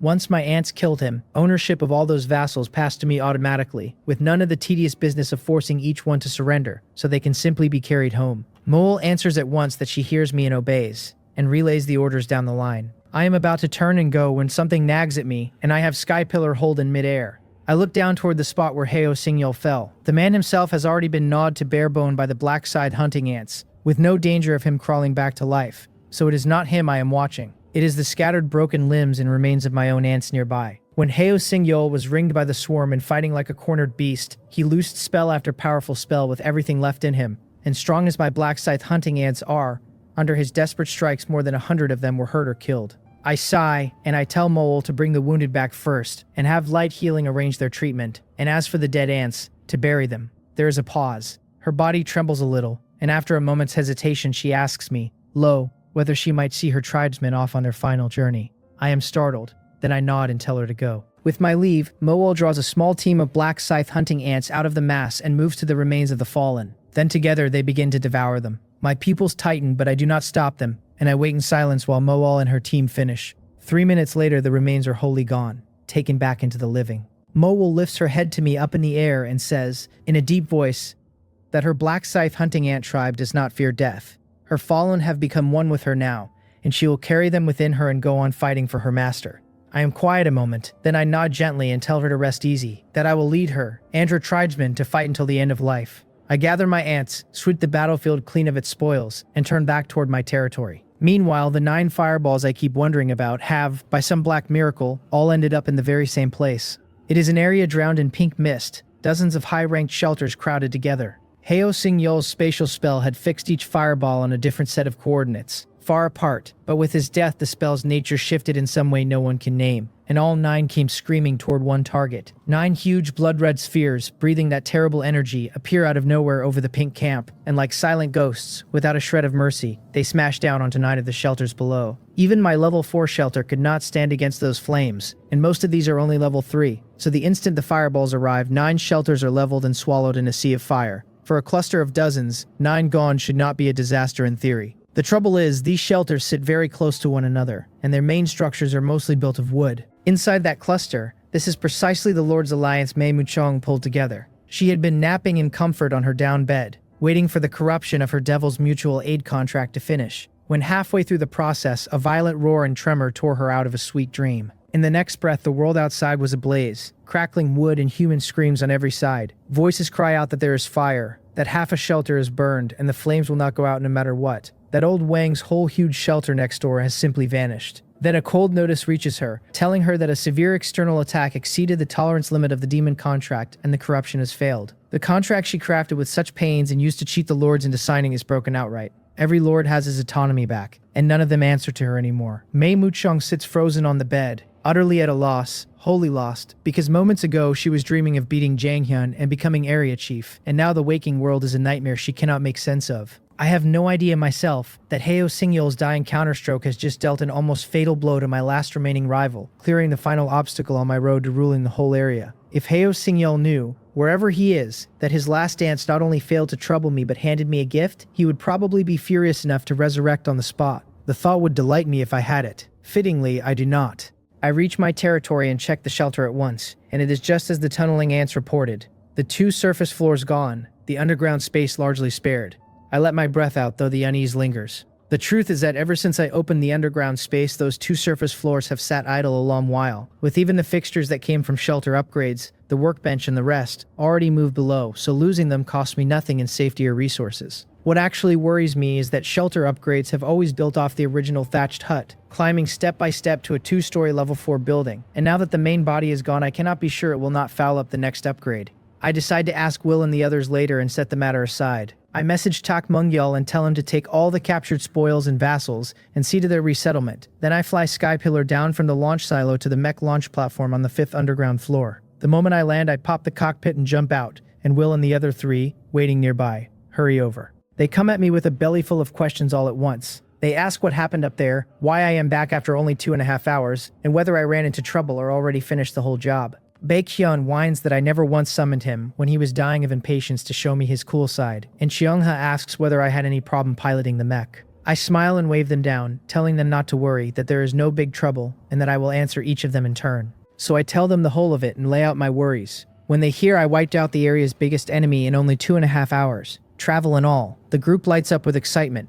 But the moment I add that the main body of my shelter was destroyed, the joy curdles back into worry. Cheongha frowns and comforts me gently, saying that since no extra information prompt came, it should not be a serious problem. Then she reminds me that the manual has an upgrade page, and asks why I do not simply check it to see whether the shelter upgrade options have changed. Her words startle me awake. That really is a good idea, and in my earlier rush, with 100 things to arrange, it never crossed my mind. I take her advice, pick up the manual, and turn to the upgrade page under everyone's watching eyes, and the next second my pupils shrink and I go still. The panel reads that my shelter is a damaged level 4, and that the conditions to upgrade now list control of the area core and a shelter main body. The upgrade conditions have actually changed. Before, the requirement for a level 5 shelter was simple, only control of the area core. But now, with my surface shelter gone, a new line has been added, that I need a shelter main body as well. I have an entire underground city beneath my feet, and that does not count as a main body? Then what does? Those 2 flimsy wooden floors. It stumps me, and I share the conditions with the others, wearing a bitter face and asking whether I am meant to go dig up somebody else's level 4 shelter and haul it home. They study the shared information, frowning too, finding it thorny, and it is Baekhyun with all his family lore who speaks up. He tells me the method I joked about might work but does not sound reliable, and that he has 2 other ideas. I am a little surprised since this carefree fool turns out to be dependable at the pinch, and I feel a rush of gladness and ask him quickly what they are. First, he says, does my Glory Functions extra feature not allow me to set up subbases? And he wonders whether seizing a subbase and then promoting it to my main base would work. And second, he has heard his family speak of certain special items that can be turned into shelters and carry many powerful abilities. Such items are exceptionally rare though, and even the Bake family have only heard of a few top powers owning one, so they are truly hard to come by. His voice fills with admiration for such treasures and regret at their scarcity. Special items that convert into a shelter. His words snag at something familiar in me, and all at once my eyes light and I cut in, asking whether the thing he means is like this.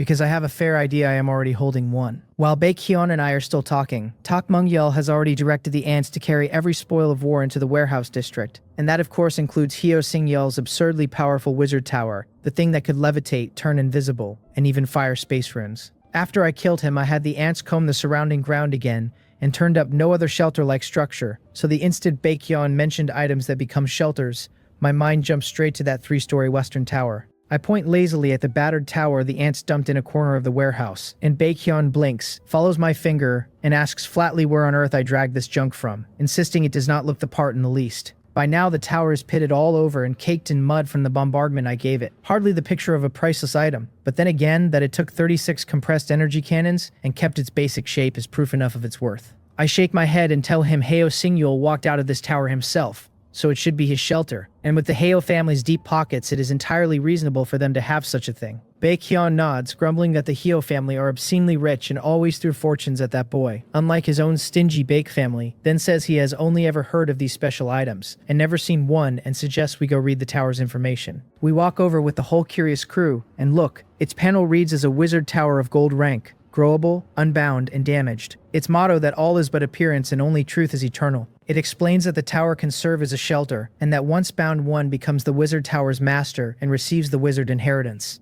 Upgrading, it adds, unlocks new floors and new inherited knowledge. It really is an item that turns into a shelter, and more than that, an entire inheritance, a complete and thoroughly orthodox system of power, which leaves Baekhyun and the rest speechless. Unlike the 4 of them, cobbling together whatever skills suit the road they want to walk, thinking themselves clever, this would have handed a man everything in one piece. Baekhyun stares at it with open envy, cursing that no wonder that idiot Hyo Singyul strutted so, since he plainly had the capital for it, and calling it a waste of heaven's gifts to fall into such hands. He adds, with a grin at me, that it is a good thing I sent the man off early, before he could grow into something truly troublesome. The others nod along, agreeing that Hyo Singyul was strong but simply unlucky to run into me at this stage. My own strength is already monstrous, and I have several helpers besides. 09's mech alone an unbeatable thing. Then Cheongha voices a worry, saying that the tower may be strong but I damaged it, so we do not know whether it still works, and if not, she has no idea how to repair it. I nod and tell her I will try first, and I attempt to bind the tower, but the panel answers that it is damaged and cannot be bound, and that I must repair it before binding, just as she feared, and the tower's information carries no repair method either. Hyo Singyul himself, who took the wizard inheritance, would surely know how to mend it, but the man is dead and gone. Not so much as a speck of dust left, and I can hardly summon his soul back for a chat. I frown, but I do not panic. My right eye flares with golden light as I turn my Eye of Delusion breaking on the tower, the one skill I have left for this, since the eye can dredge up hidden information, and if even it fails, I will have to find another road. It does not disappoint me. Under the golden glow, fresh lines surface on the tower, telling me it currently stands at 3 floors, with its unlocked abilities being the levitation inscription, the invisibility inscription, and the space rune, and that its damage level sits at 53%, and that repair requires magic metal. So the eye lays bare not just its powers but the very thing I care about most, the damage level and the repair condition. And though I have never laid eyes on magic metal, I have several well-informed teammates, so I am not much worried. Getting exactly the answer I wanted, I feel a surge of good cheer, and on its heels a whole new line of business. If the Eye of Delusion breaking can see through even top-shelf items like this tower, then all across the dark world there must be no shortage of high-grade treasures cracked in battle. I could gather up a batch of discarded ones, mend them, and turn trash to gold. Or I could simply sell paid consultations, reading repair conditions for others.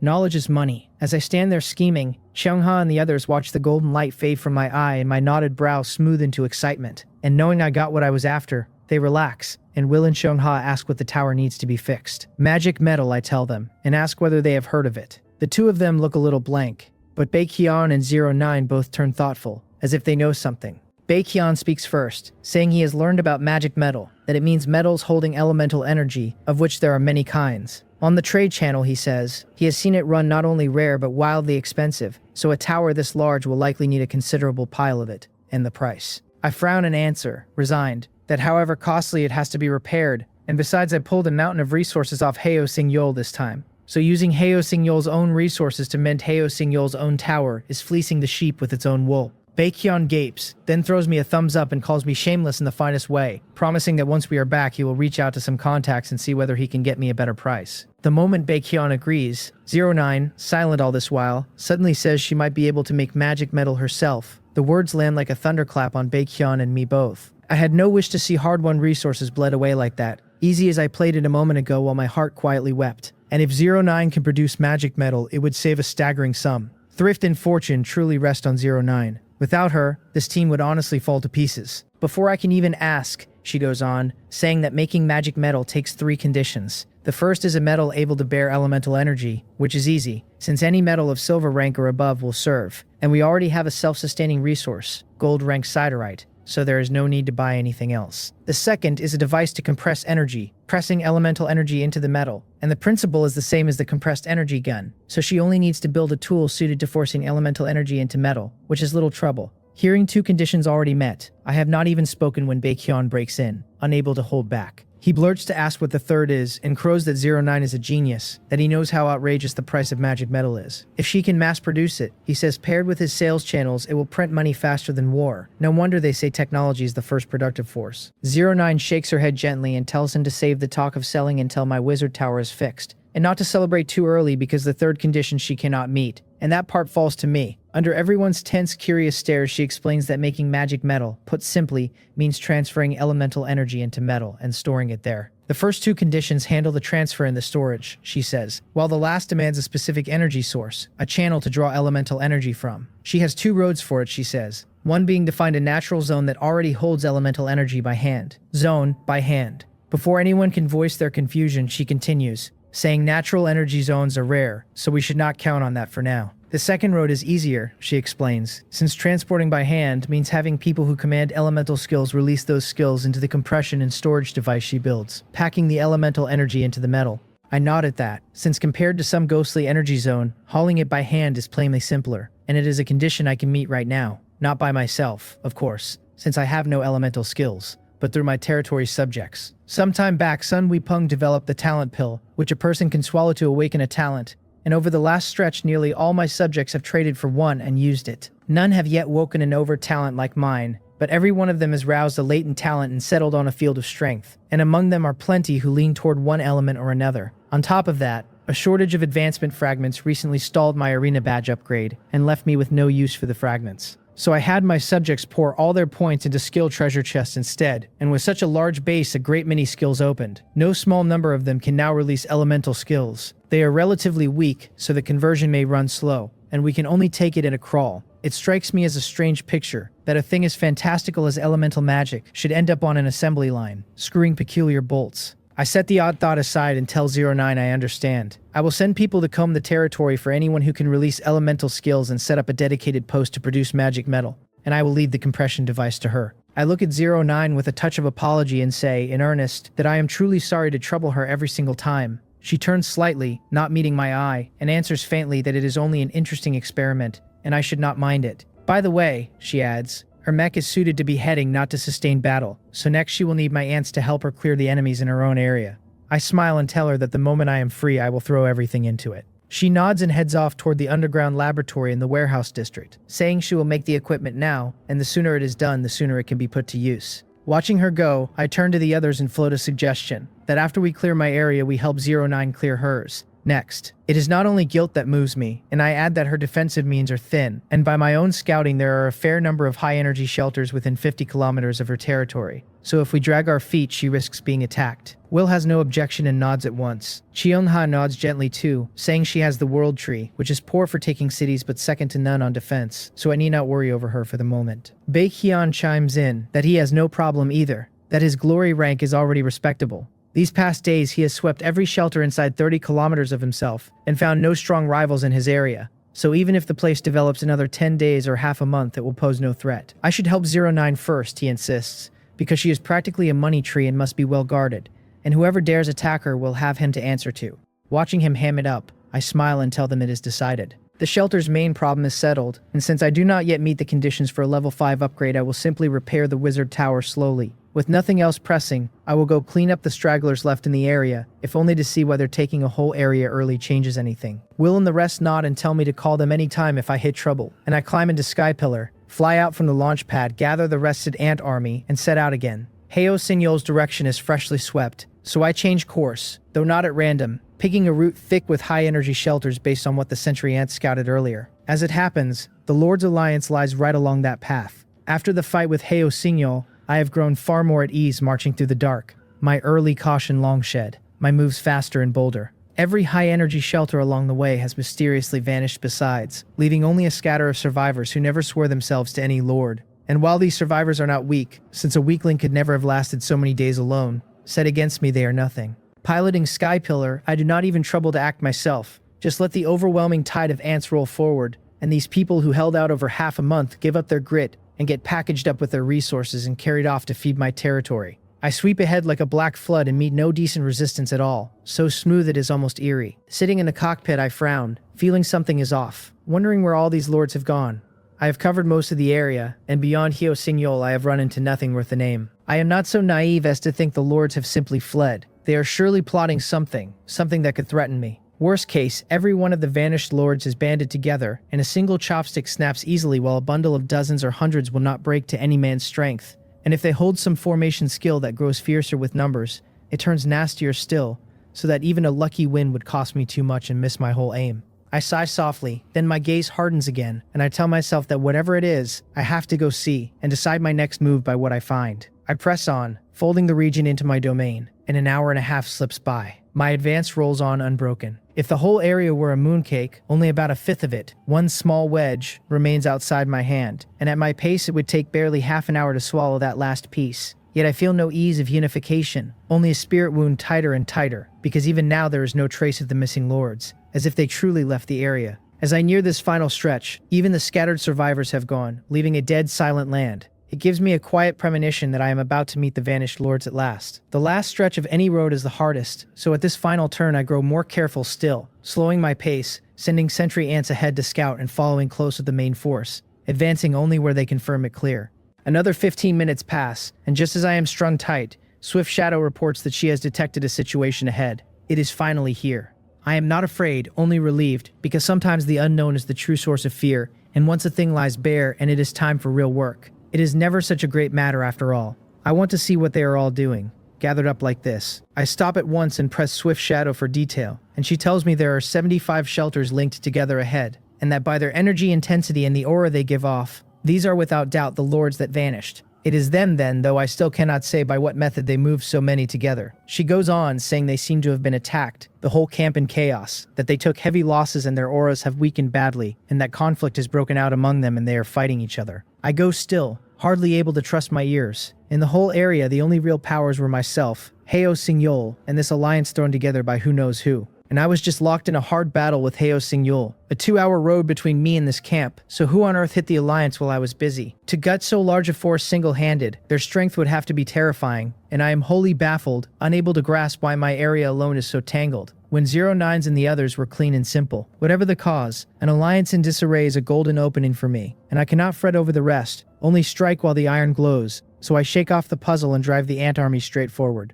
By now the Lord's alliance is in total ruin. The lords had just been under the corruption of Mei Musheng's demonic mutual aid contract, and though the corruption broke in Hyo fireball, falling from the sky midway, jolted them awake, their minds are still fogged, their thoughts not fully their own. Rather than suspecting Mei Mucheng, the one who founded the whole alliance, they turn on the rivals they always feuded with, cursing one another in the alliance chat, and some lords with black mist immunity even run out to strike their enemies' shelters directly. Mei Mucheng shouts herself hoarse, begging them all to calm down, to no use at all. And just as she is faltering, a savage premonition falls on her, heavy and solid, pressing the breath from her chest. She knows with sinking certainty that of all moments it had to be this one. Her flustered heart settles into flat despair, and she collapses onto the down sofa with a bitter face. Mei Mucheng holds a skill called Sixth Sense, not the vague woman's intuition, but a real silver rank ability that can dimly gauge the weight of a threat. And the threat it just read is enough to crush her hope, an intensity beyond anything she has felt. In this area, only 2 people could bring such pressure to bear, and she cannot tell whether they found her by chance or whether the 2 of them have already settled which is stronger. Whether the one coming is Jang Hyun or Hyo. She sighs and gives up the struggle whole, forces her limp body up,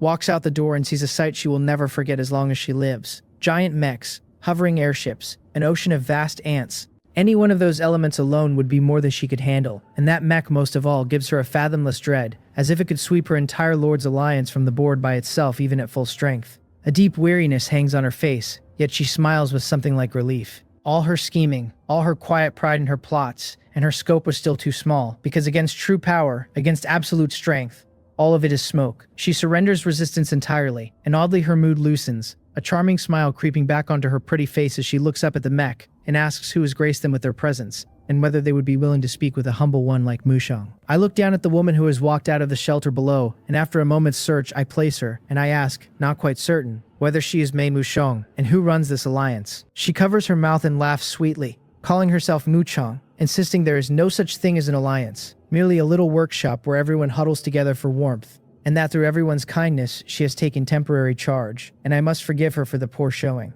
Her words surprise me a little, and I give her a long look. In my memory, Mei Muchang is still that minor lord playing coy on the area channel to reel in survivors, hardly worth a glance. I never guessed she had quietly pulled off something this grand, a coalition of nearly every lord in the area. I nod and grant her that I underestimated her, that she is impressive. She keeps that alluring smile and says, with great tact, that Muchang has only a scrap of cleverness, that before a great one like me she is a mantis raising its arms at a chariot. Then she asks why I have honored them with my presence, and whether there is anything she can do for me. Her manner pleases me, and I say plainly that since she is so understanding, we can spare ourselves any real conflict. If she wants to live, there is only one road, to submit to me, not shallow submission but a direct application to become my vassal. I ask whether she objects. She lowers her head a fraction and says softly that Muchang has no objection at all, that it is her greatest honor to serve a strong one like me, but that she has a small suggestion if she may be allowed to offer it. A suggestion.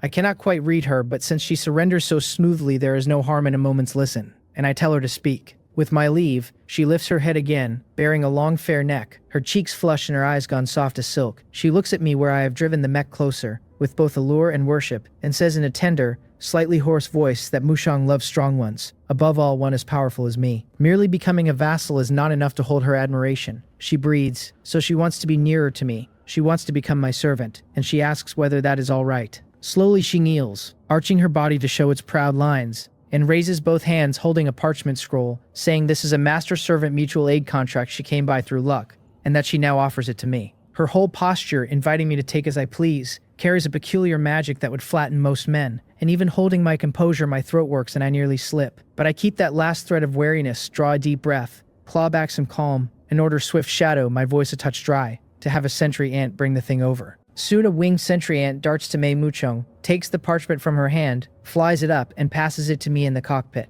I take the scroll and read it close. Its panel calls it a master-servant mutual aid contract of gold rank, one where you choose a target and upon signing, a master-servant bond forms, the master holding absolute control over the servant, able to peer into the servant's inner thoughts and command the servant to do anything. Around the text runs a ring of strange, lovely patterns, and below sit two areas, one for the master's signature and one for the servant's. The information is simple and clean, and it looks like there is nothing wrong with it. Reading it, though, I cannot help puzzling. Could Mei Muchang have some peculiar taste that she would willingly hand over so binding a contract? I look down at her, still holding that kneeling pose, seductive and yielding, as if she were truly and wholly conquered. Would things really go this smoothly? I frown, sure something is off, and I run back over everything she has done. A woman who quietly knit 75 lords into an alliance does not surrender this easily, and if this is not a backup plan, then what is? And yet under so strong a contract, one that lets me read her heart at will, how could she work any plan at all? Unless signing the master-servant contract and becoming my servant is itself the plan. Wait, something clicks, a glint sparks in my eye, and I look at the scroll again, only this time not merely reading it, my right eye flaring gold as I turn the eye of delusion breaking on the parchment. The information shifts. It now reads as a master-servant mutual aid contract of gold rank, modified, with a note that the contract's rules were altered through demonic script, swapping the master and servant signature areas, modifying the very rules of a contract. Such a method exists. A cold sweat breaks over me on the instant, and looking down at her kneeling there, soft and inviting, not a ripple stirs in me now. Only a wave of lingering dread. What a vicious little trick, one there was almost no guarding against, and if not for that last thread of wariness and an eye of delusion breaking that pierces illusion to the truth, I would have walked straight into it and been the one bound. Below, Mei Muchang feels her knees going numb, since holding this alluring curve to lower my guard is no easy work. Seeing me go so long without reacting, she peeks up and says, shy and coaxing, that surely I am not ready yet and should hurry, that Muchang wants to be my servant sooner so that she can. She has barely finished her honeyed suggestion when the mech flings a parchment scroll down to her side, and I tell her, flat, that all right, she should sign her name too. She is overjoyed, plainly thinking that no matter how strong a man is, he cannot resist her honey trap, and she nearly fails to master her face, catching a smug smile just in time and ducking her head to hide it as she picks up the scroll. She opens it, and in the next second the smile freezes solid. On the servant's line stand two large characters, John Hyun. The master's line is blank. She swallows the bad feeling and asks, trembling, whether master signed the wrong place. I show her no mercy. After that stunt, I have lost all patience with her, and my voice comes out ice, telling her enough nonsense, sign or die. Before the words even land, I pull Skypillar's giant sniper rifle from its back and level it at her below. I have to say, 09 Skypillar earns its keep, since with that rifle drawn, I have yet to meet a soul who does not back down. And though it has barely been fired in earnest, the sheer deterrence saves me no end of effort. Seeing me draw so huge a weapon without a word, Mei Muchong wilts completely. Her skill is called Devil's Script, letting her quietly rewrite a contract's rules through her own devilish text, which by rights should be a fearsome ability. Yet 2 uses in a row have failed and snared her instead, and for a moment she doubts her whole life. With the great black scythe hunting ants closing another few steps, their scythe jaws nearly at her throat, she dares not stall. She agrees sourly to skip the direct confrontation for now, and simply become a vassal, telling herself she refuses to believe her charm cannot win me over yet. Then she scrawls her crooked name on the master vassal contract. The moment her name is written, she feels a bond snap tight to me sitting in the mech before her, as if her whole soul no longer belongs to her. And I, the instant the contract takes hold, feel a strange sensation too, a flood of information about her rising into my mind from nowhere. If I wished, I could know everything she knows and thinks. A person's full record is vast though, and I have no time to read it all, only to glance over her abilities. Her skills are varied, as if she took a partial inheritance from a creature called a devil, chiefly the Devil's Script that rewrites contracts, the fire element damage skill Inferno Flame, and a handful of auxiliary powers, Excitation Whip, Fanatic Mist, and Devil's Charm. That last one, I realize, is why I was so eager to sign a breath ago, and did not think to turn my eye of delusion breaking on the contract's flaw at once, because I had unknowingly slipped under her Devil's Charm. Her tricks are unconventional, and she just tried them on me. But now that she is my subordinate, all of it will work for me, so I let the earlier offense go.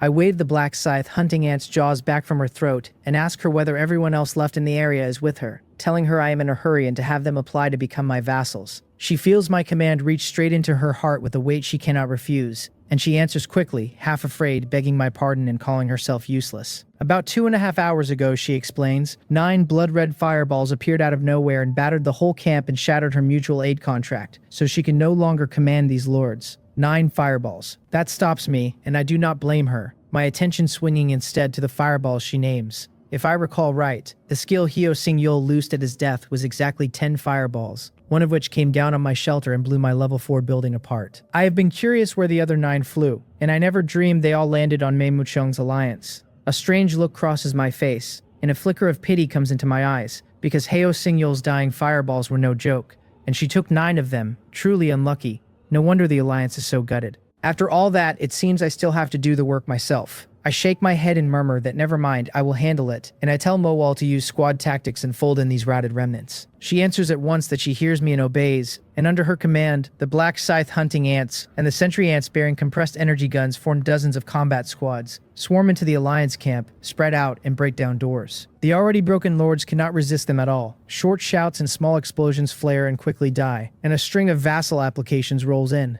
Li Pyo among them, Guak Inwu among them, and I approve them all without a close look. Once the squads finish clearing every shelter, I count roughly, and only 59 people sent applications, well short of the Alliance's original 75, the missing being the unlucky ones killed in the fireball strike and the chaos after. It is a pity, but I do not dwell on it, because without Hyo Sing-yul's heaven-sent divine justice, I would never have had it this easy, going through the motions to conquer a force of 75 lords. I checked the time, only half an hour gone, and with the earlier hour and a half of marching it is 2 hours all told. And adding the ride home, I will still have 2 hours of Black Mist immunity left, which I can pair with tomorrow's window. So I delay no longer and order Mowal to take every vassal and all the resources and return to the territory at full speed. She acts instantly, having the ants load the newly surrendered lords and their own vassals onto hovering ants. Though each lord kept few vassals, together they come to over 2,000 people. Humans being far more fragile than ants, it takes a full 10 hovering ants to hold them all without anyone crushed on the road. Mei Muchong protests that she does not want to be crammed in with all those smelly men,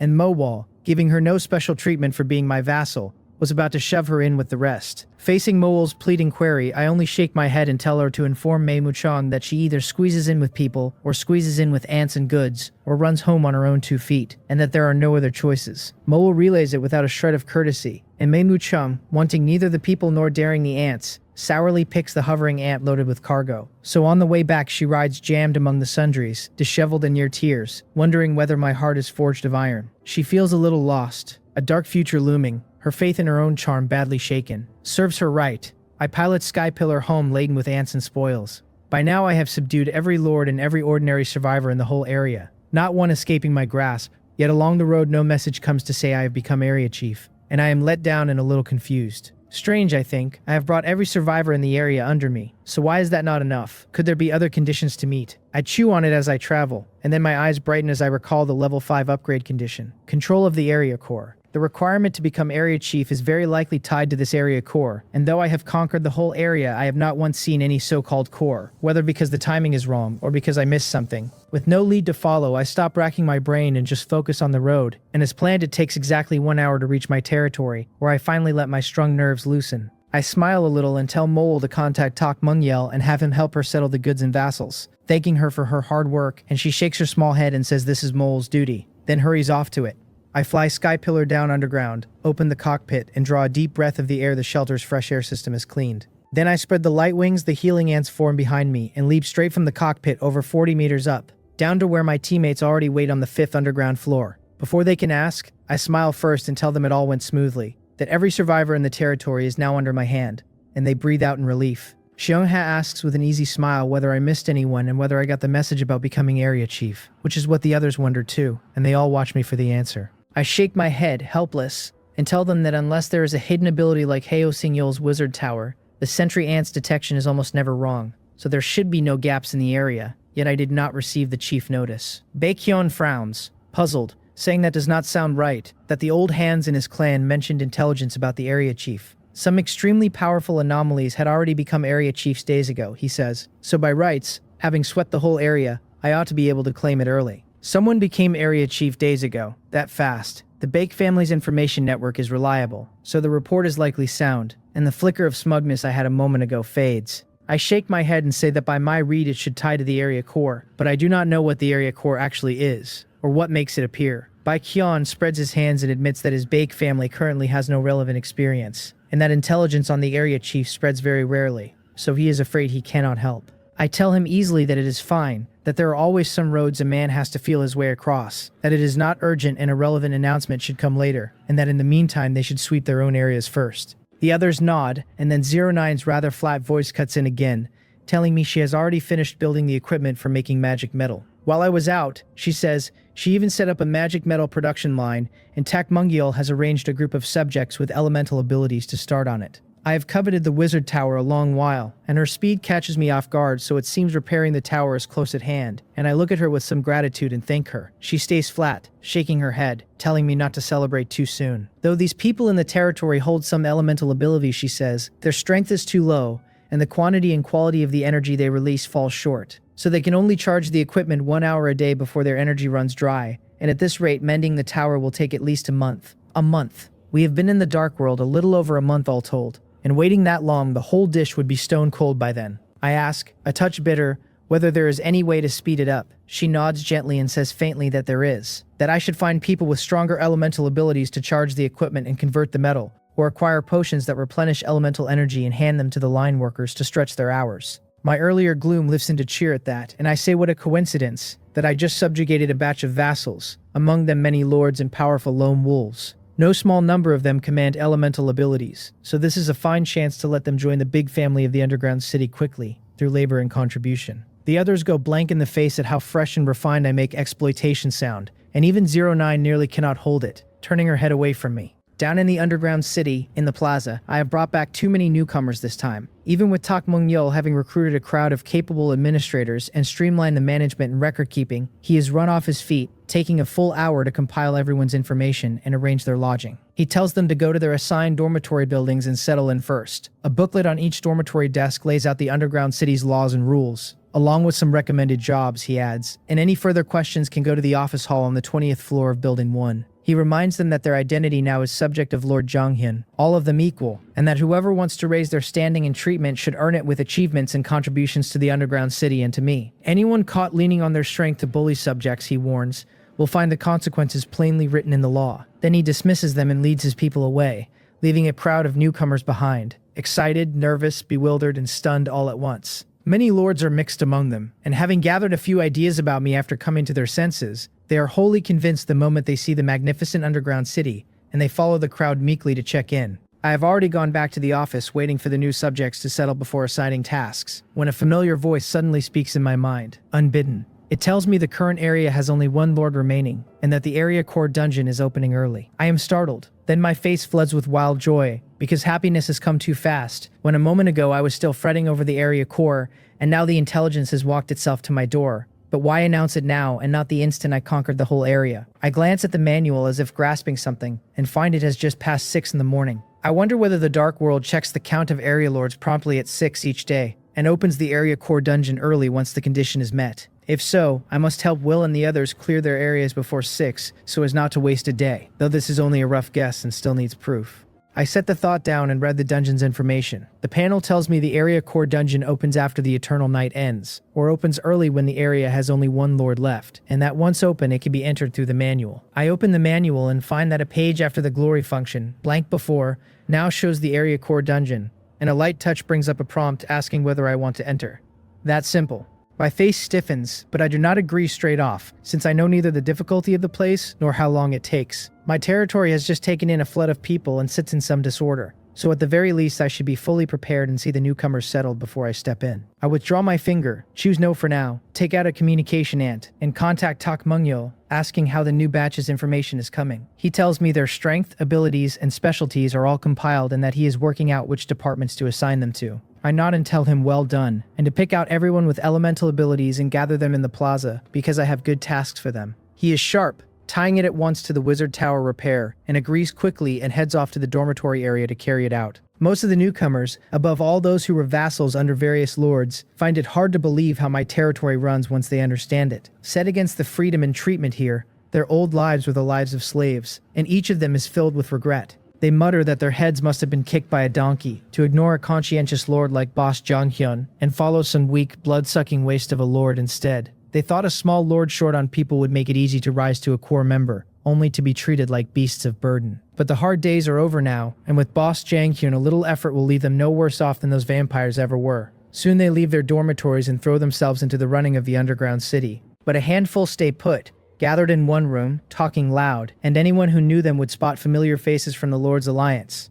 At the head of the table sits a bearded big man, none other than Lee Pyo the mole Heo Singyul had planted inside the Alliance, on whom Heo Singyul's death seems to have left no mark at all. He slams the table, clutching the instruction manual, and rages that setting aside their old lord identities, their strength alone ranks among the best in the whole area, that anywhere else they would be honored guests. Then he demands to know what all this in the manual is. Farming, raising chickens, scrubbing toilets, asking what they are being taken for, and snarling that I go too far. Fired up by him, the others chime in with shared resentment. One says that just talking about it makes him angry. Another fumes that some fellow named Tak Muniel, a mere supervisor, dared glare and scold them without weighing his own strength, and would have been slapped already if not for me standing behind him. A third insists they were beaten by Boss Janghyun fairly enough, but should at least be given tasks that match their strength. And someone suggests the supervisor's own post would suit Brother Pio nicely. The last declares that the Dark World prizes strength, that they have it, so why should they do hard labor, swearing he would sooner starve or be beaten to death than do chores,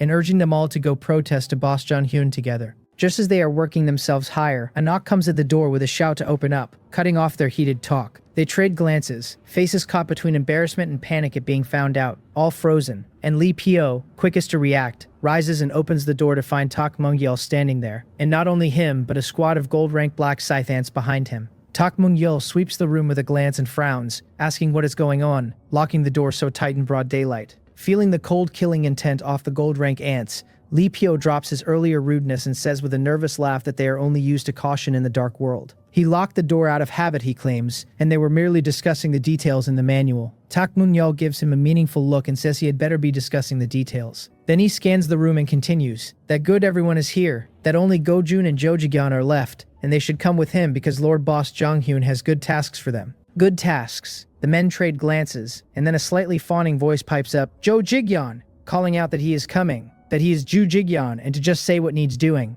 This is the very man who a breath ago swore he would sooner die than do chores, and Go Jun, the one who cursed Tak Mungyel the fiercest. Watching the two follow Tak Mungyel out, the rest cannot help spitting, disgusted that the shameless pair just agreed to protest and betrayed the cause the instant they heard the words "good tasks." Then they recall the cold killing intent of those gold-ranked black scythe ants and shudder, remembering that Boss Jonghyun keeps thousands of the things, and their little schemes evaporate on the spot. One mutters that he will go to the farmland to gather some intelligence and see how Boss Jonghyun feeds so many troops. Another that he will go to the livestock area to do the same. Watching his allies of a moment ago scatter, Lee Pyo doubts his whole life, clenching his fists and slowly opening them a few times. At last he sighs in surrender that he too will go find a job, to gather some intelligence. Tak Moongyel heads for the plaza with Jo Jigyeon, and seeing no odd moves from the two along the way, he feels a little let down. He had brought the squad of black scythe hunting ants on my instruction, since I worried the newcomers might lean on their scrap of strength and refuse to cooperate or even threaten him. He had meant to seize the chance to discipline them, to make an example of one and warn the rest, and ease his later management.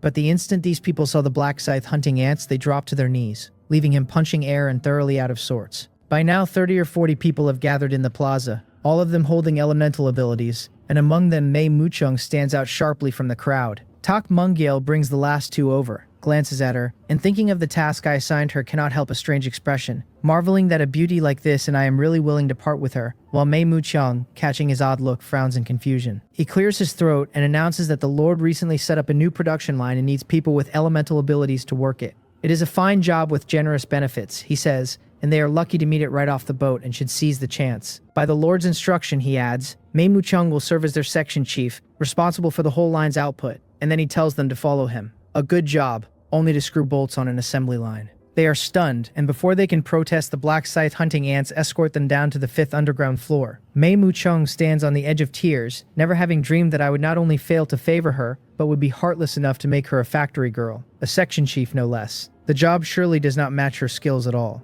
I am not singling her out though. In making magic metal, the stronger the elemental ability, the higher the output, and Mei Muchung with her Inferno Flame holds one of the strongest among all the vassals, which makes her a very fit choice to run a line. With the production line settled, I go to check on the ants' recovery, since in the recent fight for the area core, while few of my ants died, a fair number were hurt, and on returning I had the healing ants treat them at once. My inspection finds that apart from a small few still being pulled back from severe wounds, most have already returned to health, and I breathe out in relief and turn to go somewhere quiet to open the dungeon, then stop short. I wonder about the intensity of the place, and about what forces I can bring in with me, and to be safe I ought to borrow 09 Sky Pillar. So I change course again and fly to the 5th underground floor, find 09 in a mechanical laboratory, and explain my purpose, and I successfully borrow the Sky Pillar and climb into the cockpit. I hold the joystick and shake my head with a smile, remarking that ever since Sky Pillar was built, it seems I am the one always using it, and that I feel a bit guilty about it. I say my piece, then pick up the manual, turn to the dungeon page, and pause a moment on the words, Area Core Dungeon. Telling myself that with my current strength there is nothing to fear, I draw a deep breath and touch the text lightly with my right fingertip. The prompt asks whether I want to enter the Area Core Dungeon, and I confirm it. At once my consciousness drops into a void, and when it returns I look down first and find myself still inside Sky Pillar's cockpit, which eases me a little, since as long as I have Sky Pillar I am at least in no mortal danger.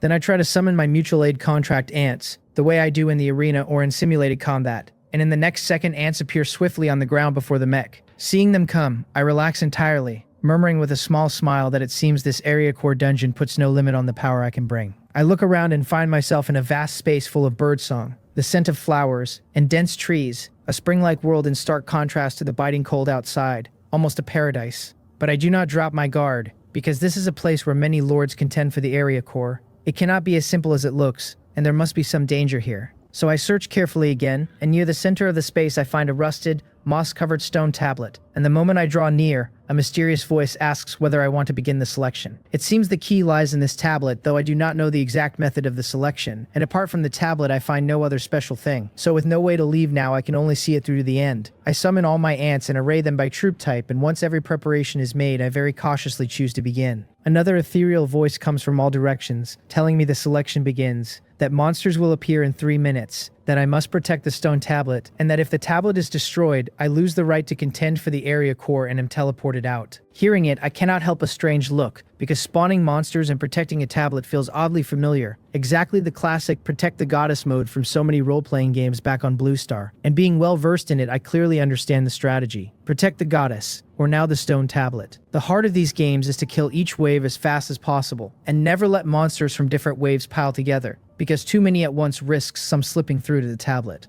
I only wonder whether it is precisely the mode I know. While I turn it over, the 3 minutes quietly pass, and then beast roars break from every side, followed by a run of heavy stomping that trembles the ground. And before I can think further, great wild ox-like beasts, heads lowered and giant horns raised, charge together at the tablet with red in their eyes. In my hurry, I give their information a quick glance. Giant horned wild oxen of silver rank. Seeing so many of them, I do not panic at all. I break into an eager grin. Every one of them is a silver rank mutated beast, and there are so many, and this time I am going to get rich. For any other lord in the area, a stampede of this many silver-ranked giant-horned wild oxen would be cause to panic, maybe even to bolt from the instance outright. But to me, these ferocious-looking things are only cattle filing onto a slaughterhouse line. They come rushing in one after another, to be cut down by my black scythe hunting ants. The ones at the front kill the giant-horned wild oxen. The ones behind them strip each carcass into meat, beast cores, and hides, and the ones at the back haul every scrap up onto the waiting hovering ants. The whole thing flows without a hitch,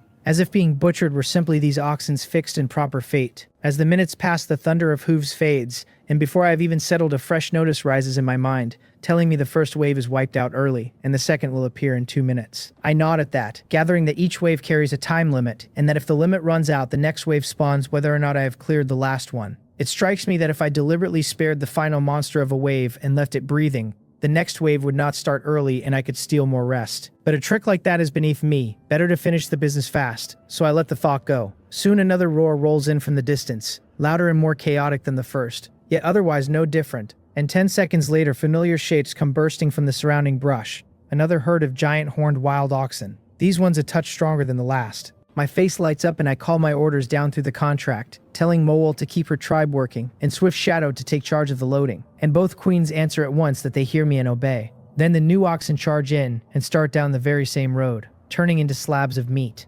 With the first wave behind me, the sight holds no interest at all, so I ease the seat in Sky Pillar's cockpit back, find a comfortable recline, and half lie there while it all plays out. Making money lying down, I think, is a fine way to spend a morning. I am the last lord left in the whole area, which means I am the only one in this instance. Yet an area core dungeon is a large place built to hold who knows how many lords, so guarding one stone tablet cannot be the whole of it, and there must be some competitive element besides. I cannot say what shape it takes, or whether being the only one here has changed anything. With no answer to hand, I set the riddle aside and watch the black scythe hunting ants harvest below through half-closed eyes. 10 minutes on, the second wave lies dead as well, and though I never bother to count the oxen, I know that 31 hovering ants are already brimming with their materials. If I had to raise this much silver rank stock off my own farm, a full month of work would not manage it. So this is an outright bumper harvest. Excellent, I murmur. With all of this, I can keep growing my army. This place is practically a bonus stage, and I look up at the loaded hovering ants in the sky and smile, hungry for the next wave. I do not wait long. A minute after the last ox of the second wave falls, the third wave begins, but this time there is no great roar to herald it, and that oddity puts a frown on my face. I raise the cockpit seat upright again and look hard in every direction, and soon a rustling comes from the forest to the east. I turn and see a giant bull, 5 meters at the shoulder, its pair of massive curved horns and its coat both shimmering with a faint golden luster, its eyes lit with the same gold, the whole of it looking terribly high grade. Before I can study it, more rustling follows, and 9 more of the golden giants stride out to line up beside the first. 10 in all, every eye fixed on my side of the field. Standing shoulder to shoulder, they make a wall, a thick, golden, imposing wall, and even sealed inside Sky Pillar, I can feel the weight of them press against me. My pupils tighten and a golden light flares in my right eye as I read their information. They are golden-horned savage bulls of gold rank, carrying the abilities Rock-Solid Brutal Charge, War Stomp, Light Energy Bullet, and Boiling Blood, and their weaknesses are their eyes, the inner joints of their hind legs, and the groin. 10 gold rank beings then, though given the aura rolling off them it would be stranger if they were anything less. And even among gold rank these plainly stand at the top.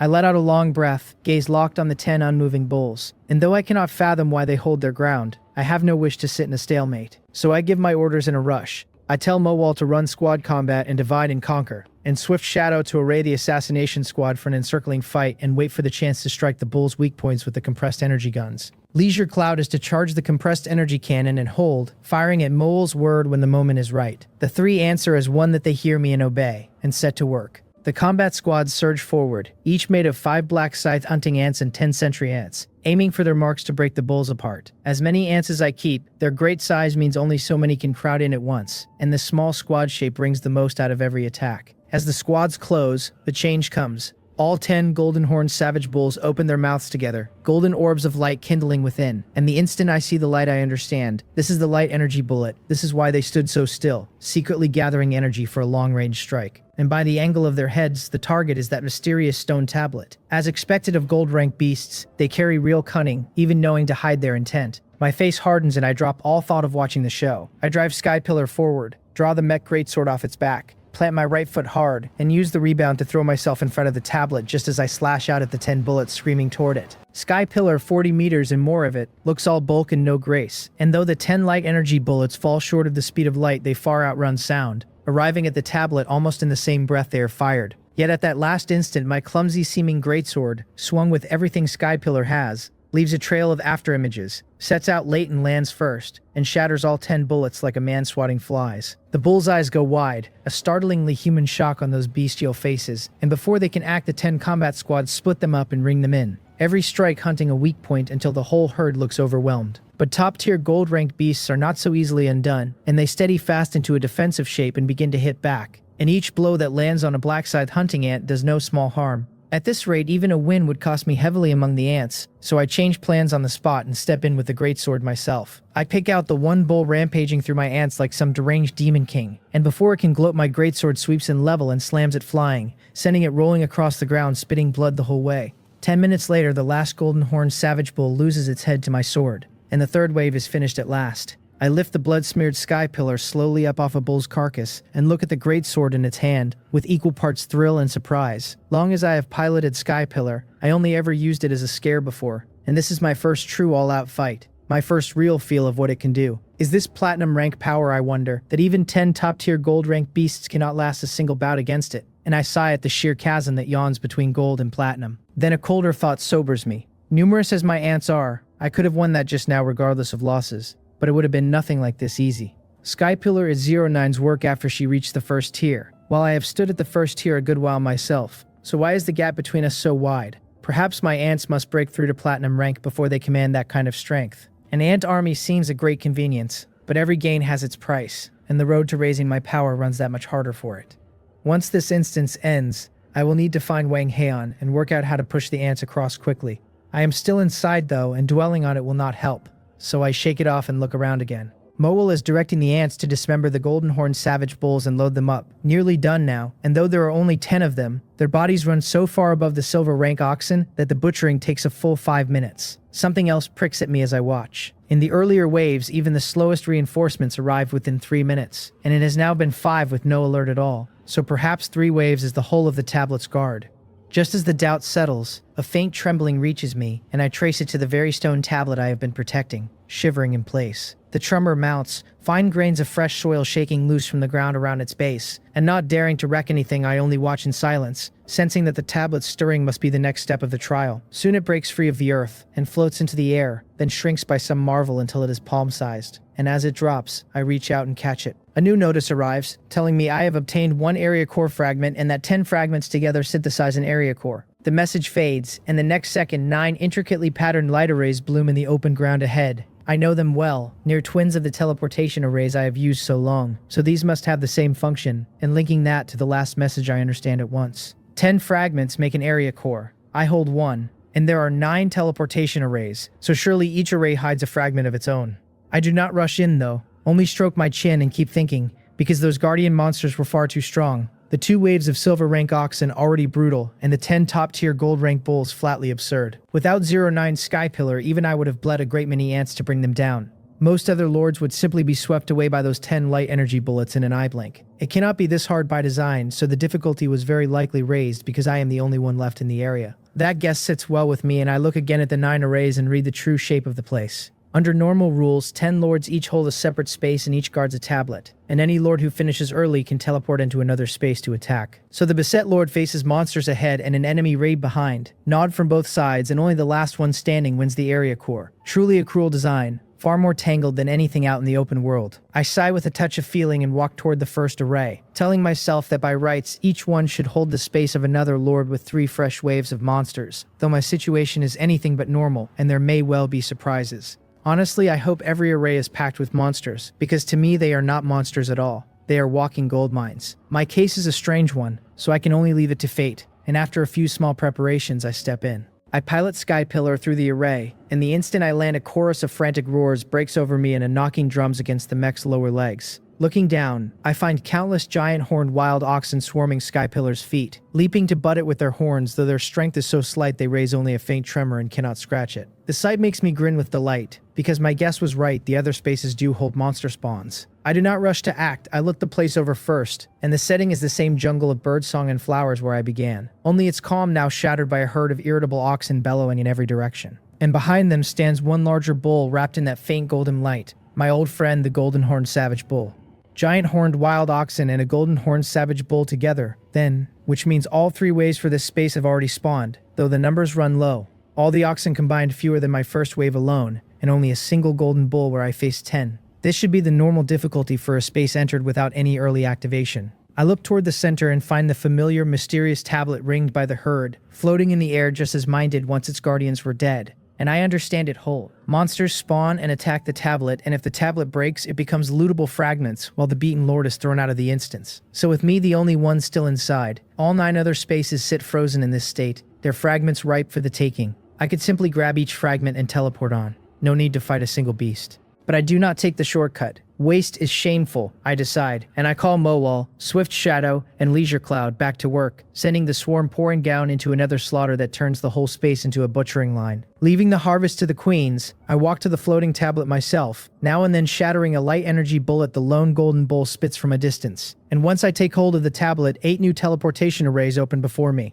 After the ants finish clearing the space and packing everything onto the hovering ants, I step into the next array and repeat it all, over and over. And about 2 hours later I clear the last space at last. The spoils from all 10 spaces need 77 hovering ants to barely hold them, 32 filled from my own opening space, and 45 from the other 9. That alone shows how far my early activation cranked up the difficulty, 7 or 8 times harsher than a normal lord's instance. Yet every ounce of that extra difficulty has become my resources, and I look up at the fat, overloaded hovering ants and smile. I walk to the last floating tablet, take hold of it, and watch it shrink into an area core fragment, then lay out all 10 together. Since experience synthesizing arena badges tells me how this goes, a notice confirms it, asking whether to synthesize the area core, and I agree, and the 10 fragments give off a soft golden light and converge into a bronze-colored stone pillar, about 30 centimeters tall, mysterious runes ringing its sides. I sit in the cockpit and weigh it in my right hand, and even with my strength reinforced so many times over, it feels heavy and dense, denser than any material I have handled. Its panel names it an area core of black iron rank, unbound, and tells me that once bound and inserted anywhere in the area I become the area chief, with the specific functions unlocking only after that. Interesting, that it even wants to be inserted into the ground. I will just seat it in the underground city when I am home. It is a mystery what it actually does, and after all my effort it had better carry some real power or the title is wasted. I get up to leave and freeze on the spot, because looking around I find nothing resembling an exit array. I have synthesized the core and it still will not let me out, so either something is missing or the trial is not done. Truth be told, past the opening assault, the whole run has been a vacation with no real danger, and if I had merely snatched the fragments and fled instead of lingering in the other 9 spaces, it would have been easier still. A thing this good does not exist in the dark world without a catch. My unease proves right the next moment when a notice tells me the area core is synthesized, and the final guardian will spawn in 10 seconds, and only after I defeat it may I leave. A final guardian, of course, it was never that simple. The word final in that title sits ill with me, so I sharpen my focus and draw the mech greatsword from Sky Pillar's back, warning Mowal and Swift Shadow to ready for battle, and they answer that they hear me. As I wait, I run the numbers in my head. Since the golden horned savage bull that spawns here already holds top gold rank strength, this final guardian will be no weaker, which raises an ugly possibility, a platinum rank creature. The thought stands my hair on end, because I have never once laid eyes on a platinum rank existence. And while Sky Pillar's strength is guessed to reach that tier, a guess is only a guess, and whether it can truly stand against platinum rank combat power is anyone's wager. If the guardian is platinum rank, this will be a bitter fight. The 10 seconds pass in my brooding, and a black magic circle appears from nothing in the clearing ahead, a figure heavy with menace rising slowly at its center. I look and my breath catches. It stands a full 18 meters, the tallest creature I have ever seen, a bull's head on a human body swollen with muscle, clad in black alloy armor, wielding a 5-meter battle axe. Its right horn is half broken, and a faint black aura seethes off its whole frame. For all the world, a demonized minotaur crawled up out of hell. Its panel confirms it, a demonized minotaur of platinum rank, carrying Iron Mountain Lean, Parry, Intermediate Battle Axe Mastery, Bull Shadow Overlap, and Demonization, its weaknesses being a weakened state after demonization, and oddly, its navel. My worst fear has come true. The Guardian is platinum rank, and setting aside the strange spot of its weakness, its abilities all look fearsome. Looking at that blazing demonic figure, I let a bitter laugh slip. All I did was clear the area 3 days early. I did not break any law of heaven, so was it truly necessary to hand me a monster this size? Only Skypillar's sturdy frame lends me the nerve to stay, because on foot I would have turned and run without a backward glance. There is no escape here though, so the sole choice left is to fight, and deep down some part of me even thrills at the chance to test myself against a real platinum rank creature, so let me measure its mettle. All these myriad thoughts flashed by in less than a second, and the demonized Minotaur is still standing there in a daze, an opening I would never squander. My gaze locks on it, eyes shut and unmoving, and I raise the greatsword, charge, and swing hard for its neck. At speed, the blade drags a long streak of afterimage and strikes the neck in under a second. Got it, I think. So what if it is platinum rank? A full power swing from Skypillar at that fragile neck will send its head flying, and I can almost see the blood gush. Then my smile freezes as a huge force rebounds through the sword, driving me back 7 full steps before I bleed it off, and when I look up, the demonized Minotaur stands wholly unharmed, its eyes open now, bloodshot and crimson and full of mockery. Impossible. Is its neck made of iron? And even iron would have been cleaved in two by now with no reaction at all. I steady myself and look close, and the black aura on its body is slowly thinning, while the aura wound about its neck has grown much thicker. And a fresh notice tells me the battle begins in earnest only once the black aura disperses. My knotted brow eases as a guess forms. While the black aura holds, the demonized Minotaur is invincible, and in exchange, cannot move, and this is a real-life cutscene. Back on Blue Star, playing games or watching films, I always wondered why the hero waits politely for the monster to finish transforming before he strikes. And now I have my answer. It was never patience but the rules. The hero bound and forced to watch. Reality is no game with a script I must obey though, and I have no intention of standing idle for it. Even if I cannot hurt the thing now, I am far from idle myself. The aura is thinning fast, and by my read it will be free to move in about a minute. So I pull the sniper rifle off Skypillar's back, shoulder it, and aim, the muzzle drinking in energy. The bound Minotaur watches, its pupils shrinking, the mockery draining from its face into something grimmer. With the rifle set, I give more orders, telling Leisure Cloud to charge the compressed energy cannon and aim it at the navel, and telling Swift Shadow to mass the compressed energy guns on that same navel and pour it on the instant the cannon breaks the armor. The navel is the weak point my Eye of Delusion breaking laid bare, and at the cannon's power 12 concentrated shots should punch through the black armor. While the compressed energy gun is weaker, 1200 concentrated shots on a weak point will make it suffer even if they cannot finish it. Watching thousands of ants swing their guns toward its navel, a flicker of panic crosses the Minotaur's eyes, and it strains to twist its body, but the black aura pins it, and it can only wriggle in place, its bull eyes going red as if near tears, utterly helpless. That infuriating seal was set up by the instance to show off the Guardian's dreaded majesty, and who could have guessed it would turn into a fatal shackle for the Guardian instead? I do not stop there. I tell Moel to scatter a pack of cage thorns around it, and tell Leisure Cloud to fly the 5 hovering ants carrying Big Boy 1,000 meters above its head, and release on my word, and the ants answer that they hear me. In moments, a ring of cage thorn seeds falls beside the Minotaur, roots taking hold at once, and in under 10 seconds they rear into a giant cage that wraps it tight as a rice dumpling, and though it does no harm, it adds another layer of restraint. The cage does block my view of the aura thinning off its body, but I have already fed the numbers to Skypillar's built-in calculator, so even blind I will make no mistake. As the moment nears, I cannot help a small smile, murmuring that all the methods I laid up for the coming regional war never got their chance, and I never dreamed this fellow would be the first to enjoy them. I count it down, 5-4, and on down to 1, and I cry out for everyone to move, and instantly the guns roar and the cage thorns thrash and tear open from the thing bursting loose inside. A full bag of cage thorns, and the cage looks impenetrable, but the thorns are too low ranked to last even a second against a platinum ranked Minotaur, and are blown apart at once. A single second of restraint is enough for me though. The instant it regains its movement, I act first, pulling Skypillar's trigger in a heartbeat. The giant sniper rifle, long swollen with stored energy, spits a ball of fire that slams into the navel, its kinetic force ripping through the black armor and blasting out a bowl-sized wound that runs with blood.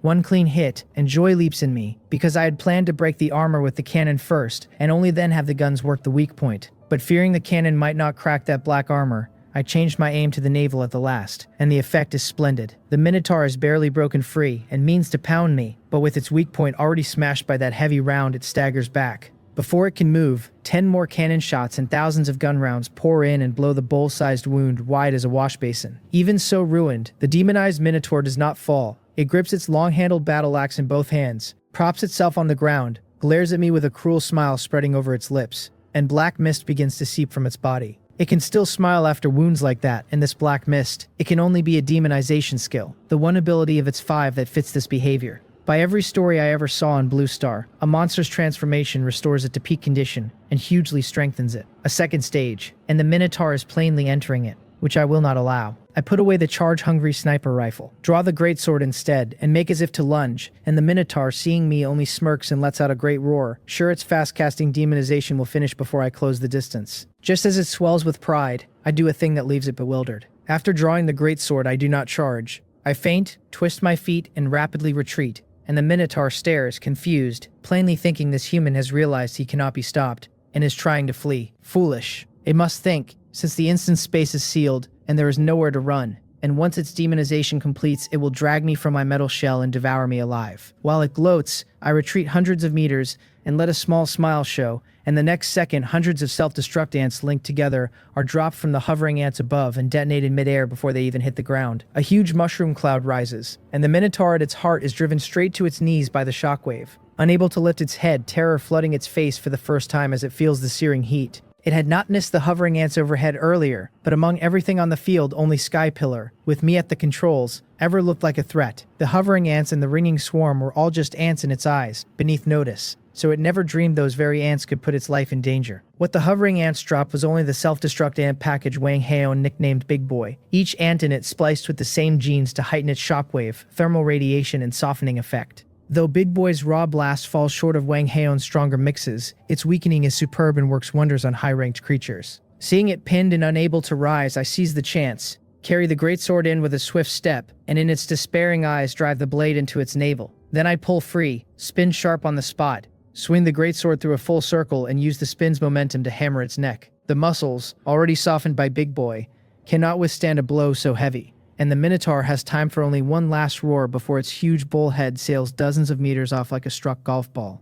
Blood fountains from the stump, while the body keeps its kneeling pose, still propped on the axe. I spin once more to shed the force, look at the headless corpse, and let a heavy breath go. Finally over. Do not be fooled that the fight took less than a minute. It was the most perilous battle of my life. Only because I bent the rules, banked my power in advance, and crippled the Minotaur before it could recover did it end this way, or the outcome would have been anyone's guess. Even a win would have been a Pyrrhic one. Sky Pillar smashed to pieces and no telling how many ants left standing, likely poor again overnight. As it falls, a deep blue magic array appears in the clearing at the center of the space. I take one last long look at the corpse standing like a statue, and sigh that it was truly an indomitable warrior, the kind that on Blue Star, in a war between two armies, even an enemy would praise and bury. Then I say low that Mowell should pack him up, and that we are leaving, and she answers that she hears me. Admire its fighting will as I might, admiration is one thing and a platinum rank body is another, so bury it. Do not be absurd, I have no capital yet to indulge such fine sentiments. Soon the black scythe hunting ants finish packing, taking not only the body and head but even the blood-soaked soil dug up and carried off, and the blue array flashes and the whole space stands empty, nothing left behind. Back at last, and the sight of the empty 5th underground level fills me with a warm familiarity, because after the mind has been stretched so tight for so long it aches for a place it knows. That area core dungeon truly wrung me dry. I pop Sky Pillar's cockpit and stretch, and my whole body feels ready to come apart, aching fiercely, since powerful as Sky Pillar is, piloting it is no small labor, like being an astronaut or a top race driver, demanding real physical toughness. Where before I only took it out for a stroll, this time I actually fought a platinum rank creature. The pounding of high-speed runs, the recoil of the sniper rifle, the jarring of every great sword swing all took their toll. I fish a few red heart fruits from my waist pouch, swallow them in a few bites and let out a long breath of relief. Then I take out a communication ant and reach Tak Mungyal, telling him I am back with the Great Hall and asking him to come to the warehouse district to help sort it. I add that one hovering ant is marked, its contents meant for Wang Heon, so he should remember to hand those over. He answers brightly that it is no trouble at all, and I can leave it to him. With the matter passed off, I cannot spare a thought for anything else. I leave Sky Pillar, spread my light wings, and fly at speed to my bedroom, dive onto the bed, pull the blanket over my head, and drop straight into sleep. I have been fighting since 10:30 the night before, and it is nearly 7 in the morning, and with all the mental strength the instant strain besides, I am wholly spent. The area core is still unbound and there is important news to trade with Will and the others, but none of it can matter to me right now. When my eyes open again, it is 10:30 in the morning. 3.5 hours is nowhere near enough to bring me back to my best, but with 100 urgent things pressing and a little energy recovered, I cannot fall asleep again. So I rub my throbbing temples and force myself up. I pull out the area core I harvested and shake my head with a smile at the dense bronze pillar, telling it that it cost me no end of effort and yet ranks only black iron, hardly living up to its name. I do not hesitate to bind it, but the placement gives me pause, and I weigh it in my hand and think it over. Once the core is set, I do not know whether it can be moved, so I must treat it as fixed. Even without knowing its true function, its very name marks its importance, so it belongs in the safest spot in the area, which is of course my underground shelter. The 4th underground level is too crowded and chaotic with people, so I will open a separate level just for the core. Decided, I hurry to the dungeon and find Yang Jinhui, whom I have not seen in a long while, and the moment he gets my message, he sets down his work and comes to my office. He asks whether I called for him, and I tell him to come in and sit. He pushes in a little out of breath, and I get a clear look at him, disheveled and worn and unkempt, nothing like the head of the engineering department should look. I sigh, my eyes full of concern, but I tease him that he needs to pace himself, that he is my capable right hand and must not work himself into a collapse. These past days he has been buried in the dungeon's expansion, and though he enjoys fine treatment and rich nourishing food in the territory, he still cannot recover the strength he has poured out. Moved by the worry in my look, he swears he will be careful, that he means to work for me for many more decades yet, and then asks whether I called him for a mission. I nod with a smile and tell him there is indeed something, then take out the area core and lay out my thinking. He lowers his head, lost in thought a while, then looks up and says that opening a separate level for the core is a fine idea. But as my territory grows, the 6th underground level may be wanted for other uses, so putting the core there could prove inconvenient. He offers 2 suggestions, the first being to dig deeper still and seat the core well below, so that even later shelter expansions leave it untouched. I nod, granting that it makes some sense, because vast as the whole area will be, the surface is far too complex against the underground, and I would rather keep developing downward, using the surface only as a zone for planting and farming and settling few people there. Then I ask what the second option is. He shakes his head, a little uncertain, and warns that the second is only a guess and may not work. It is that I captured a tower-type item, and while he was helping 09 design the production line, she mentioned the tower can move, and can serve as a shelter. So why not seat the area core inside it, and then even with the core's position fixed, I could move it by moving the tower. Far more flexible. My eyes light up. Is that even possible? And yet it stands to reason, since the core's own information says it may be placed anywhere in the area, and the wizard tower being a shelter-type item, it should be fine. Only the tower is not yet repaired, and I cannot say whether it can hold the core. I tell Yang Jinhui his suggestion is very useful, that I will go experiment first and fall back on the first plan if it fails, and he answers brightly. I take my leave of him, flap my light wings, and reach the 5th underground level, striding into the mechanical laboratory to find 09. She has plainly pulled an all-nighter, slumped over the workbench fast asleep in her lab coat, a dried trace of drool at the corner of her mouth. Seeing her like that, I slow my steps, unwilling to disturb her, and after a moment's hesitation, I decide to let her sleep and turn quietly to go. But a groggy, soft voice sounds behind me, murmuring my name and asking whether something is the matter. I turn to find her rubbing her eyes and yawning as she sits up, her gaze sharpening from hazy to clear, her voice sliding from soft and sweet back to its flat, indifferent register. I stop and apologize for disturbing her rest, then explain that I just cleared an instance and won an area core and need somewhere to seat it, and I ask whether the wizard tower can hold one. She stands quickly, comes over and holds out her small palm, saying to let her see it. I remind her kindly that it is heavy and to be careful. She says she knows, her face still empty despite the warning, but she takes my advice and reaches out with both hands, and when I lay the core carefully into her palms and let go, its weight presses her hands sharply down. Seeing her about to lose her balance, I grab her hands at once to help support the core, and I look at her a touch helplessly and say, "See? I told her to be careful." She says nothing, only glances at me, then slides her hands out from between mine and the core, letting me hold it while she studies it in silence. Soon she looks up and tells me the core should be placeable inside the wizard tower, since a wizard tower counts as a unique shelter, and a shelter sits within an area, but that we still need to test it. Test it, I ask, a little confused, since the tower is not fully repaired. She shakes her head gently and says the tower's damage is mainly external, and does not affect its inner use, though even if the core seats successfully, moving the tower will have to wait until it is fully mended and acknowledges its master. So that is how it is, I say, and I nod that I will go try, and led by her I walk toward the newly built magic metal production line.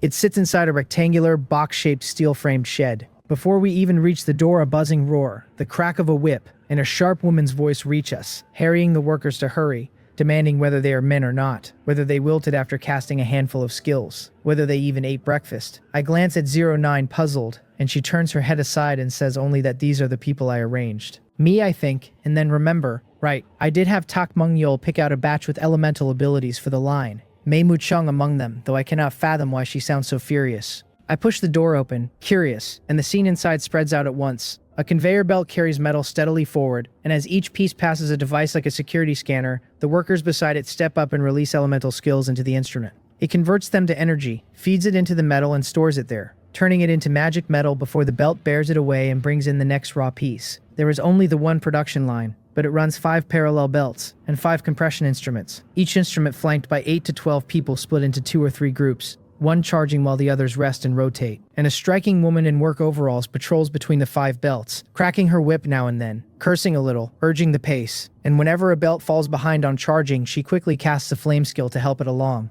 By now she is panting, drenched in sweat, even her cursing gone quiet. I am mildly taken aback, not having expected Mei Mu-chang to prove so responsible, and her excitation whip suits the supervising role perfectly, so I nod, satisfied, and follow 09 toward the interior, where the wizard tower is kept. Mei Mu-chang sees me passing and nearly bursts into tears on the spot, hurrying to block my path and begging me to take her along and keep her at my side, insisting every second in this place is a soul-wrenching torment. I shake my head, casually push her aside, and keep walking, telling her not to always be scheming for shortcuts, that a happy life is earned through hard work, and that she is doing very well and I have high hopes for her, so keep it up. 09 and I move on, leaving her standing alone and disheveled in the draft. At the storage area inside the shed, I see the long unseen wizard tower, and I ask whether I just walk in and place the core.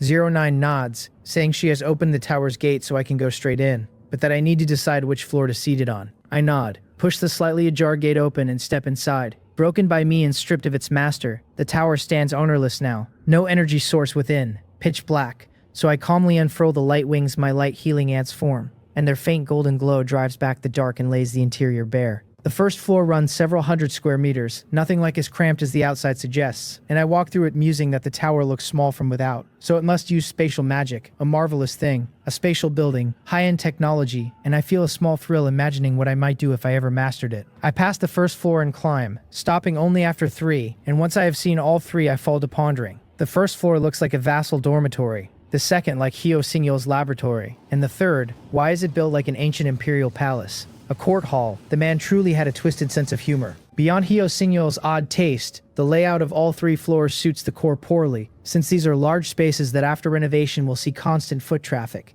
and I want somewhere more secluded. I frown, pacing near Hyo Singyeol's dragon throne, and then I notice a black curtain behind it, all but blending into the dark, and I pull it aside out of curiosity to find a short stair of 10 steps climbing upward. A hidden mezzanine here then. I go up the steps in a couple of strides, and above is only a small mezzanine 2.5 meters high and 10 square meters across, empty but for a stone pillar at its center, with a tongue-shaped staff driven into it. I examine the pillar but can read no information off it, so I decide it must be a fixture that comes with the tower whose function I will learn only after binding, and I stop minding it and look around again, more pleased the longer I look. This place is good, hidden enough and small enough, perfect for the core. This is the one. I take out the area core and place it, and the bronze pillar floats up and slowly grows to 1 meter tall, then hovers 10 centimeters off the floor, a neighbor to the pillar with the tongue-shaped staff. Good that it seats, I think, letting out a breath, and just as I move to inspect it further, a new notice arrives. The panel announces that the area core is placed, and that the survivor Jang Hyun has become the area chief of this area, that I will gain the functions and rights of the area chief, and that the specifics can be checked at the core. I am stunned a moment, then cannot hold back my excitement, and I look quickly at the floating core. It reads now as an area core of black iron rank, bound its owner the lord of the area holding control over the whole area, whoever breaches the core able to replace the chief, and devouring other cores able to upgrade it. Then come 3 functions. The first is black mist dispersion, scattering the black mist throughout the area, though beyond the area's edge the mist remains. The second is transoceanic travel, letting the area be moved through the core, its speed tied to the core's level. The third is universal radiance, raising the growth and yield of crops and livestock within 10 kilometers of the core by 1/10, and the recovery of stamina and spirit by the same. I read it, then read it again in disbelief, and my heart churns. The information packed into that description, start to finish, is simply too vast, far past anything I expected, and each of the 3 functions is a cheat-like power in its own right, while even the plain introduction to the core hints at deep things. Black mist dispersion, I muse, the mist scattered across the whole area. Does that mean the entire 10,000 square kilometers become my plantation and ranch? And where I once fretted over the black mist's reach, I can now develop with a free hand? Still, with universal radiance in play, it is likely wiser in these lean early days to build within the surrounding 10 kilometers, about 100 square kilometers. Then my gaze sharpens on the second function. Transoceanic travel, moving the whole area through the core. What does that mean? Using an entire area, an entire giant island, as a ship, and what kind of power is that? The implications leave me shaken. Becoming area chief was only the beginning of steering an area and drifting across the dark world. I look at the transoceanic travel function and find a phantom sea chart rising off the top of the core. dense with countless white points of light and one faintly flickering yellow point at the lower right. Several directional arrows sit beside the yellow one, as if to say it can be moved. Among them sit far fewer green, blue, and purple points, and not far from the yellow one 3 or 4 white points away glows a single green point. I make my deductions at once. The white points, by their sheer number, must be the individual areas, the flickering yellow one my own, which I can steer in a chosen direction, while the other colors carry too little information to name yet, though one lies close by and I can go explore it. Looking at the chart, I feel a strange pressure settle over me, and only a deep breath eases it. The cold current that swept every area was already hinting that oceans ring us all, and now I see it was all preparation for moving the areas. The core starts at Black Iron rank and can only climb by devouring other cores, and cores rest solely in the hands of area chiefs. So even at Black Iron the effects are this strong, and no chief will pass up the chance to upgrade, nor will I. In other words, the Dark World means for us to sail our area ships and annex one another. And the thought pulls a bitter laugh out of me as I picture the chaos to come. It is as if a pair of giant hands tore the Dark World's continents into countless fragments, and now wants us chiefs to fit the broken puzzle back together. And this perhaps is the truth of the Dark World. The news is too important to sit on, and I decide I must talk it over with Will and the others at once. I stop caring for anything else, walk out of the tower, and message them that it is an emergency and to come to my place for a quick meeting. They take it seriously, since I usually set a time, and this time I am asking them over on the spot. So they drop their work and send teleportation requests one after another, which I approve from the round table in the banquet hall where I already sit. 09 arrives too after getting my message, and Baekhyun, in early, jokes at once that he was just on the toilet when my message came and cut it short to rush over, and asks, "What is so urgent?" I have no interest in bantering, so I only shake my head and tell him to wait, that we will talk once everyone is here, and being perceptive he reins in his grin and sits obediently. Soon the rest appear and take their seats, and with everyone present I finally speak, thanking them for making the time and saying I believe I have grasped the truth of the Dark World. The truth Will and the others echo, sitting up straight and trading startled looks, and Baekhyun guesses at once that I have become the area chief. I nod, telling them that not long ago I cleared the area core dungeon, seeded the core, and became chief, and I share the core's functions with them, since they are the same for every chief and there is no reason to hide it from these 4. They finish reading, and their faces turn grave. The area can actually move. Is that not a ship? Baekhyun pulls a long face, dejected, complaining that I should not be so discouraging, that he has not even made chief yet, and here I am telling him that making chief is only the start, that we must sail our island areas to fight other chiefs. Seong-ha looks at him with plain disappointment and tells him not to sink so low, that these are simply the Dark World's rules, forcing us to devour each other, and since there is no escape, why not give it everything? Will nods and adds, seriously, that we have actually gained no small advantages, and that our biggest trump card is the mutual aid contract, so that on the surface we look like a lone chief, while in truth, 4 others can support us at any time. I smile and agree, saying that this is exactly our greatest card, and that anyone who thinks us easy pickings and moves to swallow one of our territories will get a nasty shock, so Baekhyun need not worry. As their faces relax a little, I put my smile away and press on, saying I called them for 2 things. The first is to lay bare the truth of the Dark World, that against the free-for-all ahead, the struggle for a single area is like children playing house. Every opponent from here on will be a strong one picked out of millions, and some monsters even made chief before us, so with only me a chief so far. The 4 of them must seize the time. They nod, solemn, and I go on to the second thing, which is precisely the making of a chief. The first step is to clear every obstacle in the area and become its sole lord, and the second is to enter the area core dungeon, since only clearing it yields a core. At the mention of the dungeon they look puzzled, so I explained that after I became sole lord I got word the dungeon would open early, and that the early opening spiked the difficulty sharply, and I recount what I met inside. When I reached the platinum rank demonized minotaur, Baekhyun yelps again, asking how he is supposed to fight a thing like that.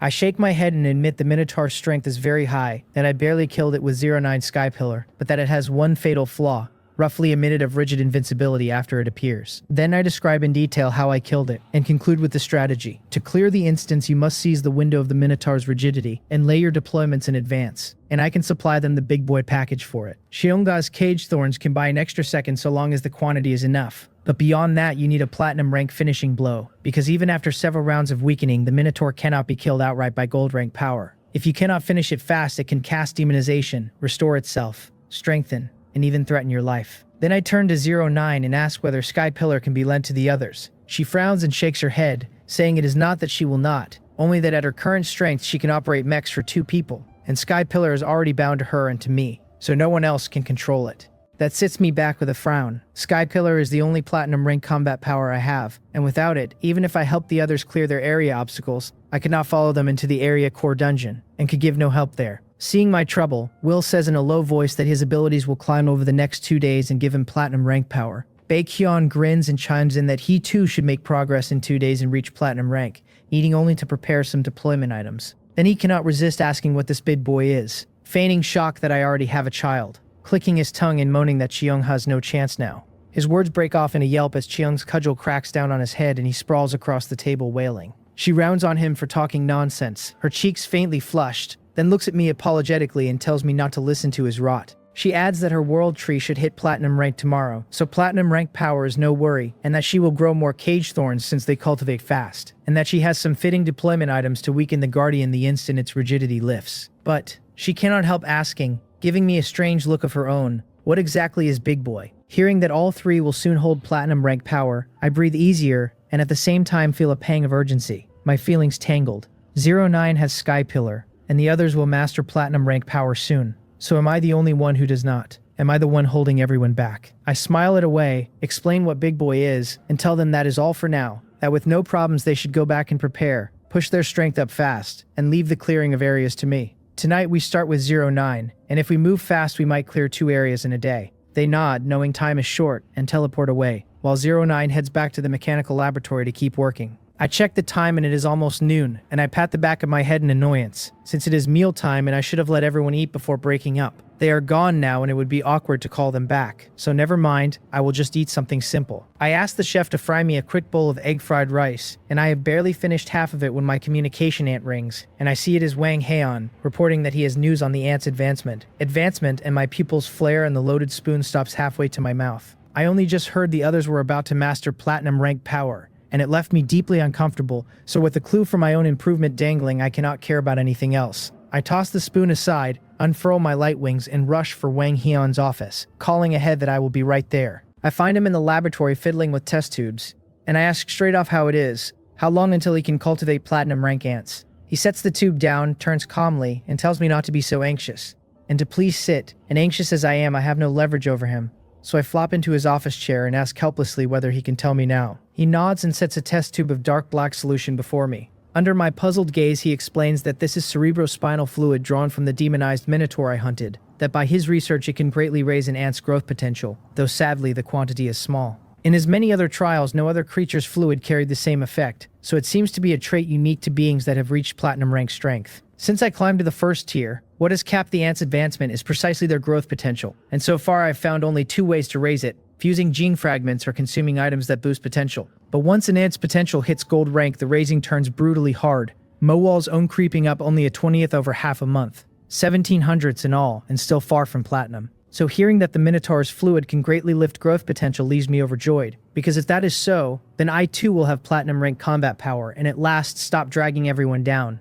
I ask him quickly how many ants one Minotaur's worth of fluid can push to platinum. He hands me a sheet of paper dense with data. He says that for the black scythe hunting ant queen, whose growth potential is highest, replacing 1 gene fragment with a demonized Minotaur gene means only 87 hundredths of the fluid to reach platinum. The Century Ant Queen needs a Minotaur gene and 98 hundredths, and for the other queens, even a Minotaur gene and every drop of fluid would fall well short. I nod and ask whether that means only Mowal and Swift Shadow have a shot, and he confirms it. Mowal or Swift Shadow deciding who gets the fluid. The answer is plain from the standpoint of raw combat power, so I sigh softly and say Mowal is my main strength right now. Let us advance Mowal first. Then I ask whether the leftover fluid can raise Mars's growth potential to gold rank. He nods and says no problem, that merely lifting the self-destruct Ant Queen's potential needs only 8 hundredths of the fluid, or just 3 hundredths if fused with a Minotaur gene. Curious, I tell him I want to cultivate a batch of self-destruct ants with weakening properties like Big Boy, and ask whether self-destruct ants fused with Minotaur genes keep the weakening effect. He says yes, that he has already verified it, that the Minotaur gene carries a corrosive quality, so the weakening runs even stronger than before, and that the new combination will be called. Here he frowns,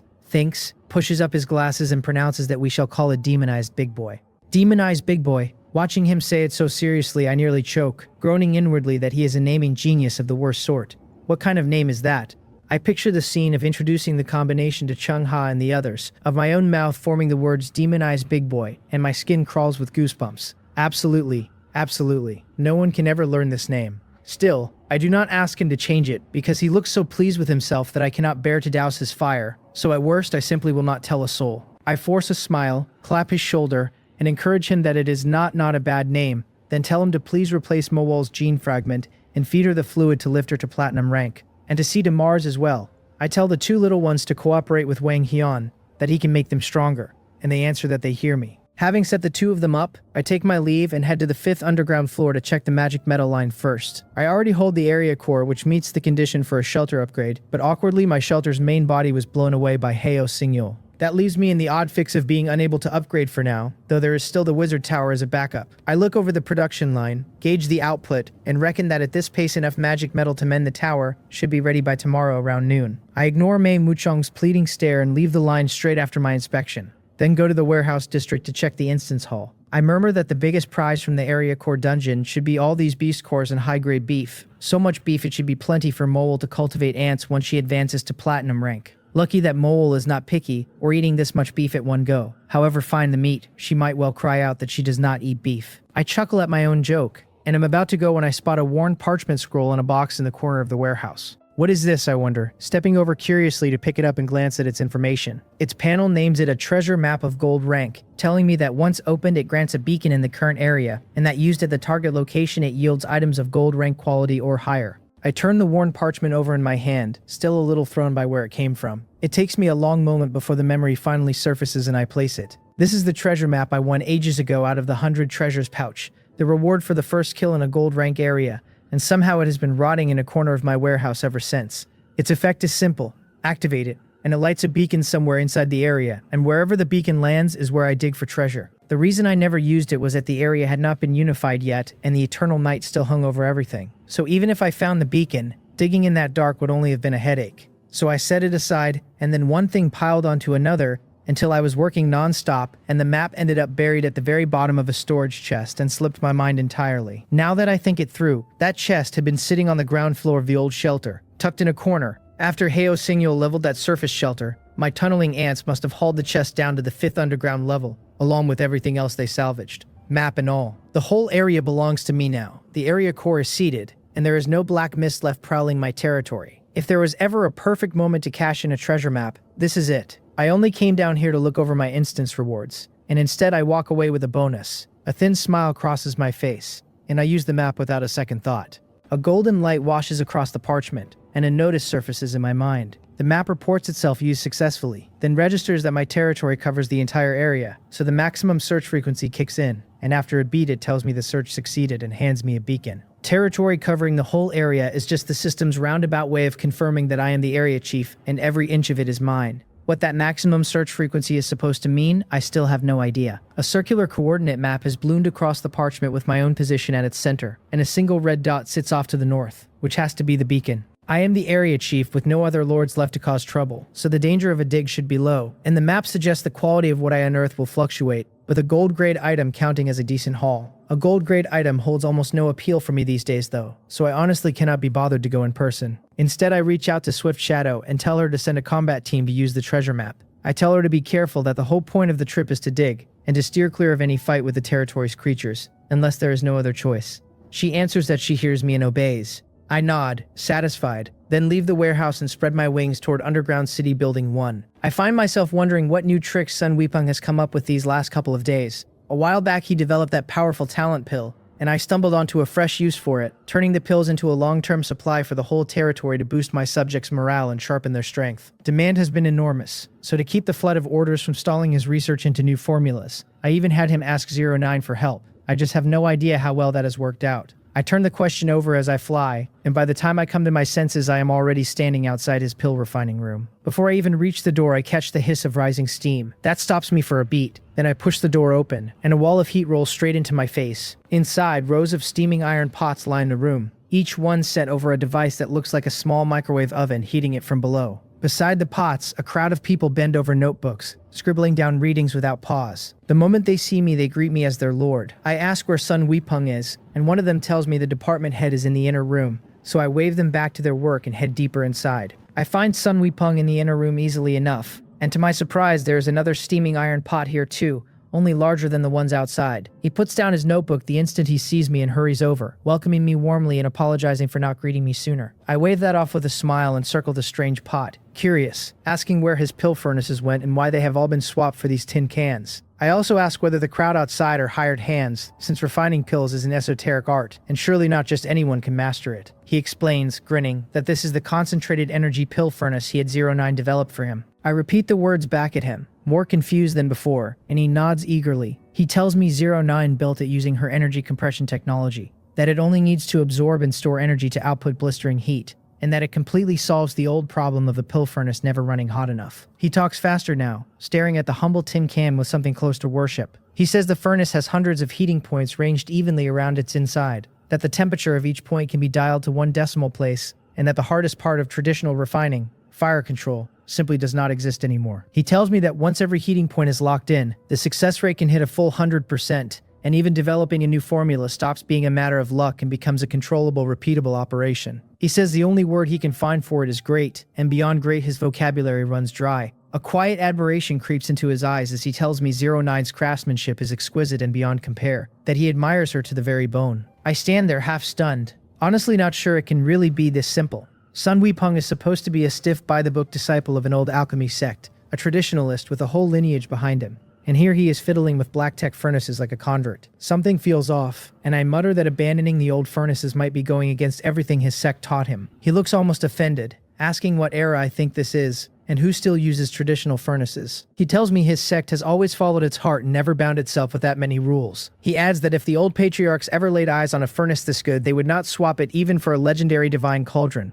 and would wield it far more skillfully than he does. It is really too unorthodox for words. A little dazed, I ask whether that means the workers outside actually have no talent for refining at all. He nods and says that is right, that they are people he borrowed from Takmun, clever and diligent but with no gift for pills whatsoever. He explains that they only need to use the materials he hands them and set each heating point to the temperature his formula specifies, and the pills form every single time, which is wildly convenient, and that every talent pill in the territory now comes off their line.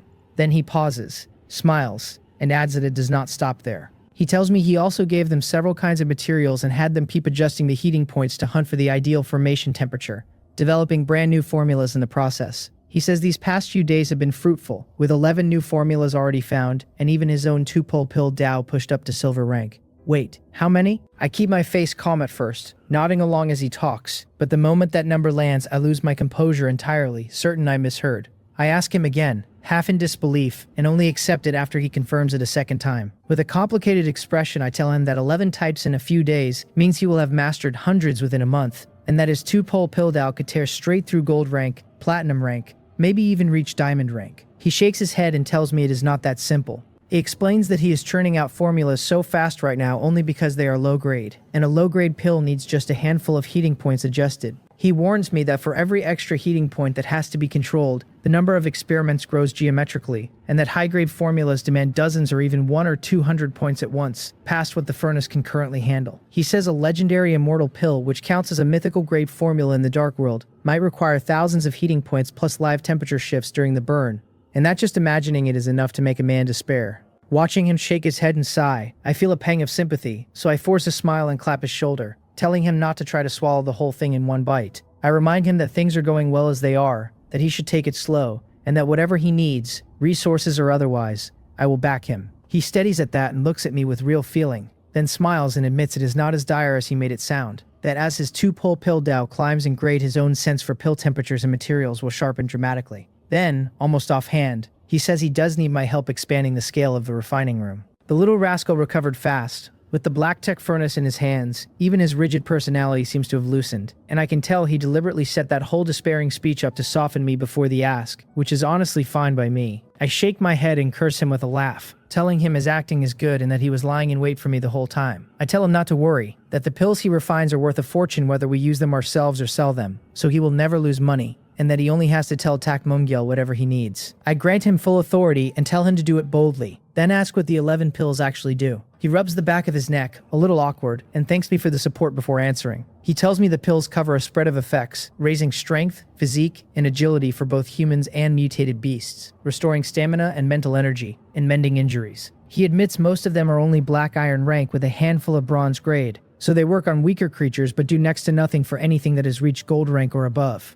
Seeing his regret, I do not mind at all and praise him instead. I tell him this is only the beginning, that low quality and weak effects are normal when you are just starting out, and that the day he develops silver, gold, even platinum and diamond rank pills is not far off. Then I ask him for 5 servings of the pills that work on humans, and tell him to stock some in the territory warehouse later, so Takmungyel can drop them into the exchange warehouse and motivate the subjects. He tells me there is no problem, that he already refined a backup batch after finishing these, and that I can take them directly. Saying so, he pulls several labeled glass bottles from his desk drawer and hands them over. I take them, say my goodbyes, and leave the refining room. Back in my office, I turn it over with some wonder. I never expected Sun Weepung to stumble his way onto a whole path of cybernetic pill refining, and I have no idea whether it can carry him to a breakthrough, though given his obsession with the craft it should not be a problem. Then I look over the information on the bottles he gave me. Among everything he has developed, only 4 pills directly boost physical attributes: a muscle strengthening pill and a body strengthening pill, both black iron rank, a bone strengthening pill at bronze grade,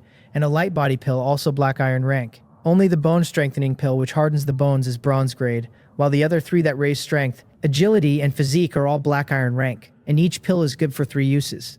I pour out 3 of each, cup all 12 soybean-sized pills in my palm, and swallow the lot in one go with water. Soon a tingling, itching sensation spreads through my muscles, bones, and blood, though it comes and goes fast and fades to nothing. I feel vaguely stronger but cannot be sure, so I turn my eye of delusion breaking on myself to check. My strength and agility have each risen by 1 point, and my physique by 2. It is not much, but it is convenient, since these gains landed in a few seconds when at my current level, wringing out that same increase would mean a solid week of grinding in the gravity room. I clench my fist and nod, pleased. Once Sun Weepung develops more pills and they stack up, the attributes they hand me will add up to something real. I pick up my manual, send Will and the others a pill package each, then call Takmungyel to catch up on the territory's affairs these last few days. The night slides by, and it is nearly 10 before I know it. I have just finished a match in the World Arena, another easy win. My arena badge still has not reached platinum rank, mostly because the advancement fragments are scarce, and with all my time swallowed by area chief business these past days, my attention to the arena has fallen off hard. Soon a row of teleportation circles blooms in my shelter, and Will and the others step through again, handing over the items they prepared. Will frowns and asks whether I really do not need their help. I nod gently, pat his shoulder, and tell him not to worry, that I have the experience now and it is no trouble, and that 09's area has no monster on Heo Singyol's level running things, so it will go far easier. Then I tell him that if he truly cannot rest easy, he should take a look at this, and I smile and step aside to reveal the ants standing behind me. Every last one of them is platinum rank. These are the platinum grade black scythe hunter ants that Mowo began cultivating after she broke through to platinum herself. At the new rank, their bodies swelled another size, and with the several genes fused into them, they have reached a terrifying 6 meters in length. Silver lines have surfaced in the seams along the edges of their dark carapaces, and their overall defense has surged. Their old 100-fold biting force has become a 1,000-fold biting force, and though that is only a 10-fold jump on paper, their physical qualities also climb several times over at advancement, so the two multiplied together make their raw power genuinely frightening. Movable joints have appeared at the base of the great scythe-like mandibles. They are no longer locked to a single clamping direction but can swing and shear through a full circle, like a man wielding 2 scythes and slashing at will. So both flexibility and destructive force have climbed exponentially. A run-of-the-mill gold-level creature would now struggle to breach a black scythe hunter ant's carapace without going all out, and one swing of that scythe would leave even a defense-famous gold creature gutted. Grown to platinum rank, these ants are no longer something an ordinary gold creature can challenge, and their true opponents are only existences that have genuinely reached platinum. The one pity is that even after Mole reached platinum, her old rapid proliferation only evolved into extreme proliferation, which merely speeds up ant cultivation. A single platinum-grade black scythe hunter ant still takes a full 2 hours to grow, so from her breakthrough until now she has managed only 4 of them. Worse, each one devours a mountain of resources. The silver rank bee from the area core dungeon, enough to stuff a hovering ant, only cultivates 3 mature ones, and setting the demonized minotaur materials aside, a single instance's worth of materials makes barely over 100. Still, 4 platinum-grade black scythe hunter ants are more than enough for the enemies ahead, since in Will's and the others' areas each of them is an existence that can stand alone and sweep away everything. Will and the rest all wear the same look of shock and doubt when they take in the 4 giant ants behind me. They have seen gold-rank black scythe hunter ants before, but these 4, with silver patterns tracing their carapaces, have changed too much in size, shape, and sheer presence. Baekhyun's eyes go wide, and he points and asks whether these are platinum rank ants. I nod and admit it with a smile.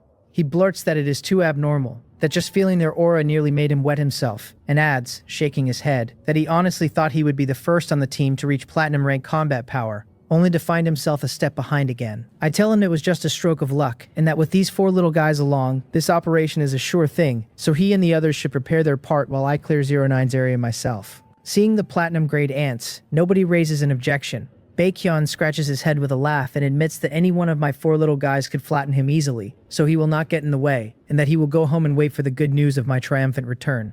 Will and Seongha nod along, saying they will head back and prepare too, and that 09's side is mine to handle. The group sees me off and goes home with real peace of mind, leaving only me and 09 standing there. That is telling in itself. Back when I was fighting through an area, the others always camped in my shelter until I had completely resolved things before they would leave with easy hearts. Their willingness to walk away now is the clearest proof of what these platinum rank ants mean, the confidence they hand the whole team. Once everyone is gone, I turn to 09 and ask why she does not just stay in my shelter, since it is safer here and she could work the manual and accept vassal applications from the comfort of it. She shakes her head gently and looks at me with that calm expression, telling me this is her business after all, so she will go back with me. She adds that she has no glory rank, which means she cannot shrug off the Black Mist's invasion and fight at my side, so she will wait for me at her own shelter. I do not push, and I agree with a smile. 09 says nothing more and turns to look at Skypillar in silence. Her pupils slowly lose their focus, washing to a uniform gray-white. Under her gaze, Skypillar begins to shrink, sinking from over 40 meters tall down to something over 4 meters,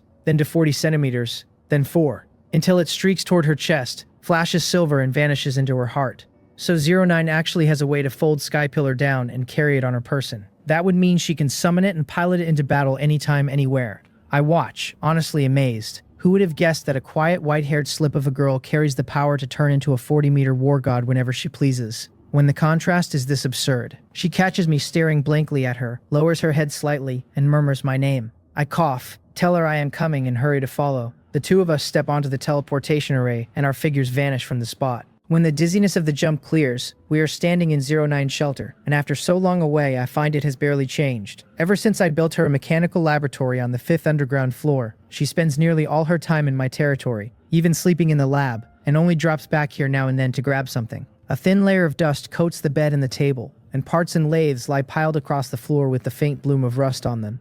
She glances around, her eyes not stirring at all, then looks at me and says there is still a problem.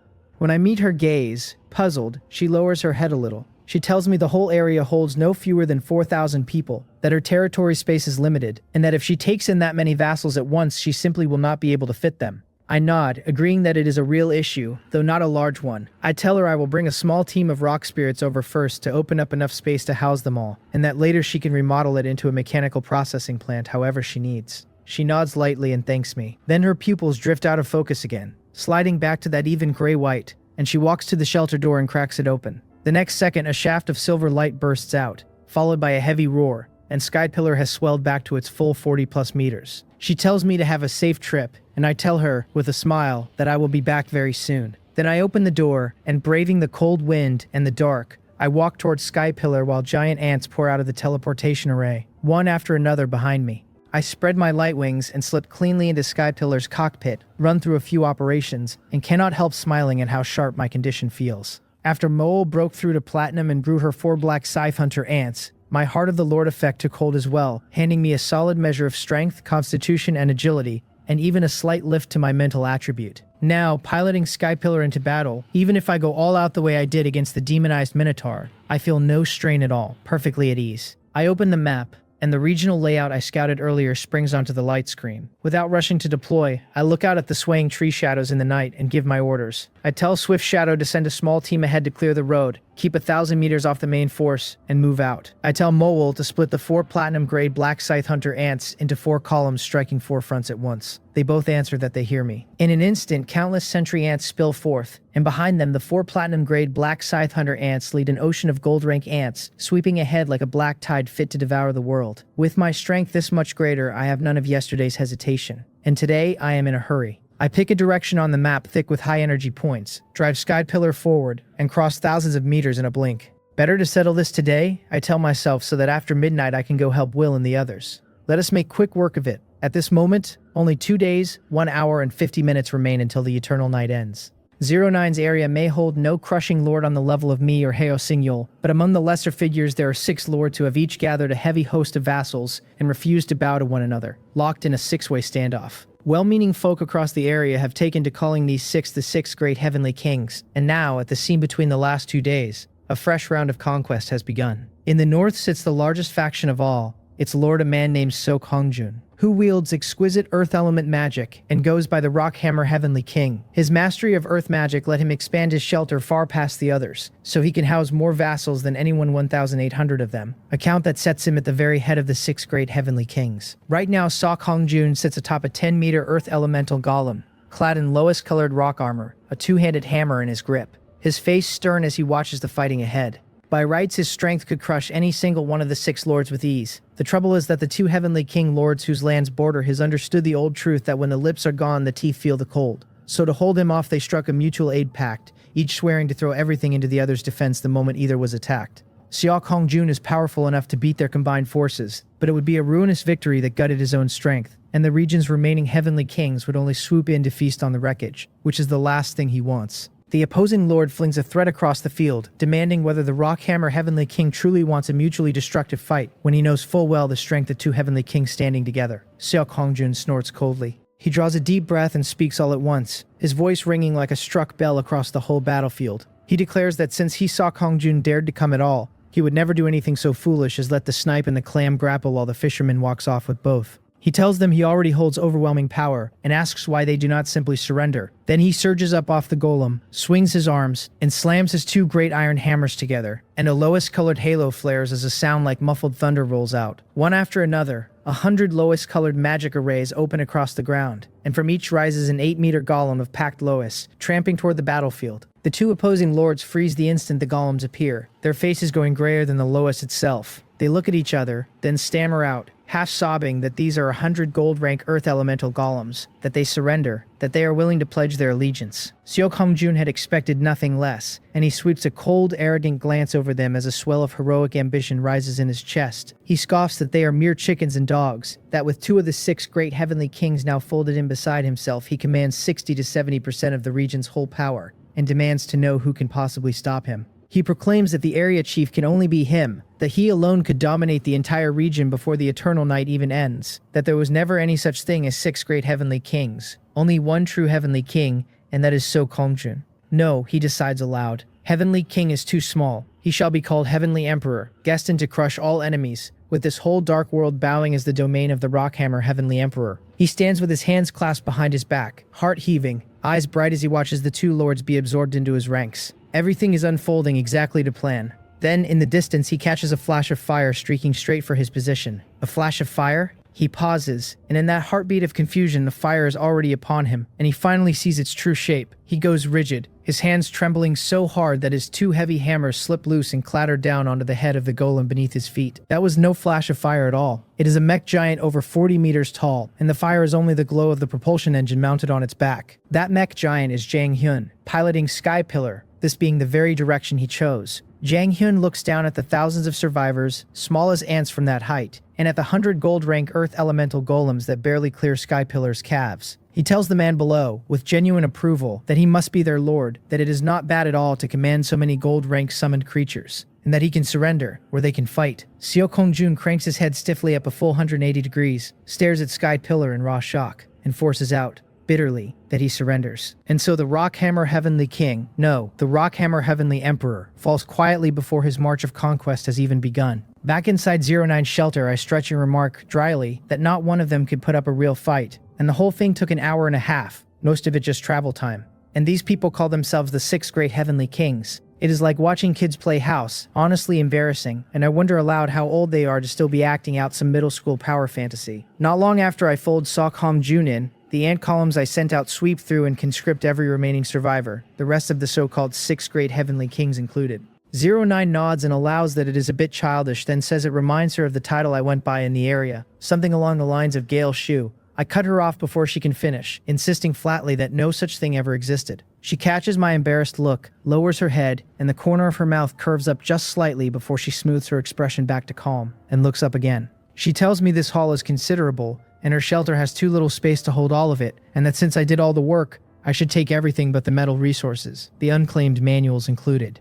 09 has always lived out of my shelter, and whenever she needs anything, I hand it over without a second thought. So as close teammates, the two of us have never bothered drawing hard lines between what is whose. I think it over for a moment, then agree, telling her we will stow it in the warehouse area for now, and she can pull whatever resources she needs straight from there. Checking the time, I rise from my seat. I tell her I will send Tak Mungyol and a team over to help tally the vassal information, and that there is still time on the clock, no sense wasting it, so I will head straight to Baekhyun's area.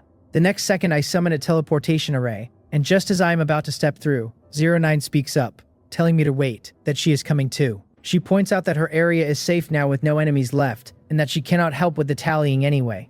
Just now, clearing her area, I subdued a total of 4,125 vassals for her, which drove her glory level straight up to level 4, granting her 3 hours of black mist immunity a day, enough to move around freely in the mist.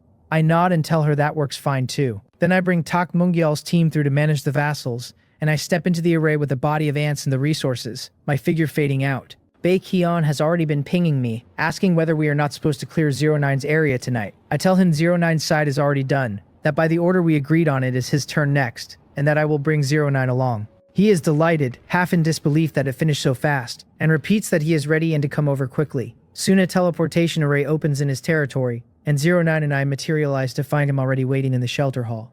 Skipping the pleasantries, I tell him straight that we have 20 minutes left on today's clock and I am starting right now. He says that suits him, that he holds a glory level and can operate outside too, and offers to sweep the nearby areas himself, so we might finish faster, and bank some time. I agree, telling him 09 and I will take the distant enemies while he clears the close ones, and to begin the operation. Baekhyun nods, throws the door open, and calls down to his combat squad, roaring at his brothers to charge, that the area is being unified today. They shout back that they hear him, and well-equipped warriors come pouring up from downstairs, plunging fearlessly into the darkness beyond the door. Clearly Baekhyun is popular around here. I glance at the warriors vanishing into the night, summon my body of ants from the array, and send them sweeping expertly towards his area, then climb aboard Sky Pillar with 09 and rush into the dark ourselves. I tell her simply that we are moving. Baekhyun was already the strongest lord in this area. He had just never bothered to expand before, and compared to 09's territory, the quality of the lords here is even more pitiful. With enough black mist immunity, he could probably have conquered the whole area on his own, never mind my ant swarm and 09's Sky Pillar backing him. The three of us launch together and sweep across the entire territory like a gale, and it takes only an hour to uproot every force in the area and change out their banners. Carrying a heavy load of vassals and sacks of resources, we return to Baekhyun's territory, and even counting travel it ran just an hour and 15 minutes. It is already 5 to 1 in the morning. With no more pressure to refresh my black mist immunity, the urgency drains out of me, and I sink onto the sofa in Baekhyun's shelter to rest a while. What truly wore me out was never these weak lords who topple at a touch, but the bodily and mental fatigue of hauling myself around at maximum load, and I am flatly spent. Baekhyun finishes handing off the vassal intake and tallying to his people, wipes the sweat from his brow, jogs over and starts diligently kneading my shoulders. He tells me it is all thanks to me and 09, and that on his own there is no telling when he would have subdued the whole area. I wave a hand back at him and tell him to knock it off, that with his strength even a little later would not have been much later, and that we only pulled the timing forward a touch. He grins that time is money and pulls out a ring, holding it out to me. When I look at it, puzzled, he explains that this is his reward for the trip, that even close brothers should keep clean accounts, and that this second one here is for 09, handing her another ring as he says it. 09 shakes her head and says flatly to give it all to me, that she does not want it. Baekhyun blinks, stunned, looks from her to me and back several times, then puts on a knowing little smile and laughs that he understands, pressing both rings into my hands. He tells me the ring itself is a storage ring holding 20 square meters of space, with all the resources sealed inside. A storage ring with 20 square meters of space no less, far roomier than the beast hide waist pouch Will handed me before. My attention drops so fully onto the ring that I miss the strange look on Baekhyun's face, and I tell him, grinning, that he is a rascal for sitting on something this good, and not producing it sooner. He hedges, insisting he only just exchanged it through his family's channels. I let him off this time, warning him to speak up earlier the next time he has good stuff, then push up off the sofa. I tell them today's black mist immunity still has over 5 hours left on it, more than enough to clear Will's and Cheongha's areas too, with room to spare. It is 1 in the morning, I point out. The nightlife has only just begun, and we may as well finish the whole thing in one go before sleep. Baekhyun nods that it is a good idea, then offers a suggestion, telling me his glory level has also hit level 4 for 3 hours of immunity a day, that he has used some but 2 hours still remain, and that 09 should be the same. He proposes I split my forces in two so that he and 09 can join the fighting, and we hit both fronts at once, aiming to settle both battlefields inside those 2 hours. I turn it over, then agree, telling him to contact Will and Cheongha, that we will make quick work of it, and that during the day they can all run the area core dungeon again to become chiefs, so we can watch each other's backs. With 4 platinum-grade black scythe hunter ants spearheading, my ants take almost no losses, so weathering one more battle is out of the question as a worry. I act on it at once, pulling out my manual and contacting Will and Cheongha on the spot. By the plan we finalized, I clear 09 first, then Baekhyun, then Will, and finally Cheongha, whose defenses are the sturdiest of the lot. Both of them are startled we are moving this fast, but they quickly recall the platinum rank ants I just picked up and put it together. Cheongha sighs to herself that the strength of platinum rank creatures is clearly no small thing, since with only 4 platinum ants I have sped everything up this much, and she cannot help wondering what more of them would do. Her longing for platinum combat power burns a little brighter. Little Green will advance to platinum too, she reminds herself, probably by tomorrow. Soon I arrive at Cheongha's shelter, with 2 platinum ants and 2/3 of my ant army, having left the other 2 platinum ants and the remaining third under Mowal, who leads them alongside 09 and Baekhyun to clear Will's area. After reaching platinum, Mowal's intelligence climbed sharply, and now, apart from a way of thinking that still tilts toward the ant race, her pure intellect is no less than a human's. So with her heading that column I am entirely at ease. In the dark night stands a giant tree freckled with green light, so tall it seems to pierce the sky. 1 or 2 wooden structures nestled along its main trunk.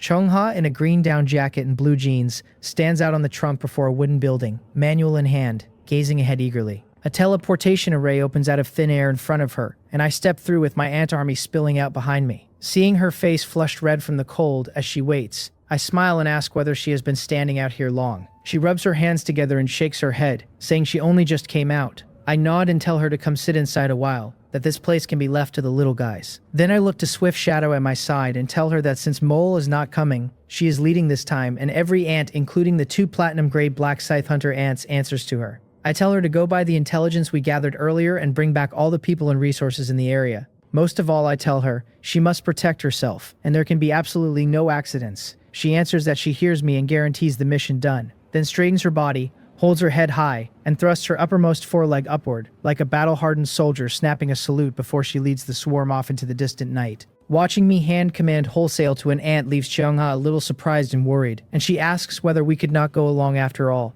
I tell her not to fret, that the map intelligence for her area was scouted by Swift Shadow's own team, in the first place. Unless someone here suddenly spikes in strength through a genetic mutation. I add, the ant army already has the power to sweep the whole area, so whether we go or not changes little. The truth is that back when I drove Skypillar into a fight, both my travel speed and the sheer dread of the thing could help end battles early. But Skypillar has gone with 09 to Will's side now. Even though my own strength has grown a great deal, and I carry plenty of ways to save my own skin, my joining a battle barely moves the situation. If anything, it might light false hope in some cornered lord and spark a rush to capture the king first. I would never actually be taken, but it would only add hassle, so I choose to lie low. Seeing me hold firm, Cheongha stops trying to talk me out of it and nods that it is fine as long as there are no problems. Then she offers that she has been researching plenty of new plant species lately, all growing in the underground farmland I built for her before, and asks whether I want to come take a look, adding that I can carry off some seeds to cultivate if I like. I nod and tell her, with a smile, that I will not stand on ceremony then. Time slips past and nearly 2 hours drain away until it is 3 in the morning. For most people, this is a fine hour to be asleep, but for some, tonight is a sleepless one, above all in the areas where Will and Cheongha hold ground. There, dozens of lords great and small had been clawing at one another, brimming with ambition, when countless giant ants surged up as if crawling out of hell and cut their struggles short. They are told this is no clash of heroes, but a squabble among weaklings, then conscripted and herded into the belly cavities of hovering ants, dozens of them stuffed until they bulge and ride low, overloaded. With that, every lord in both areas loses his sovereignty and switches his allegiance. Both, like 09 and Baekhyun, reach glory level 4 and stand as the last lords left in their respective areas, and both receive the notice to open the area core dungeon ahead of schedule. Once all 4 of them clear that dungeon, they will become area chiefs and gain the full slate of abilities an area chief holds. And there are still nearly 2 days left before the eternal night fully ends.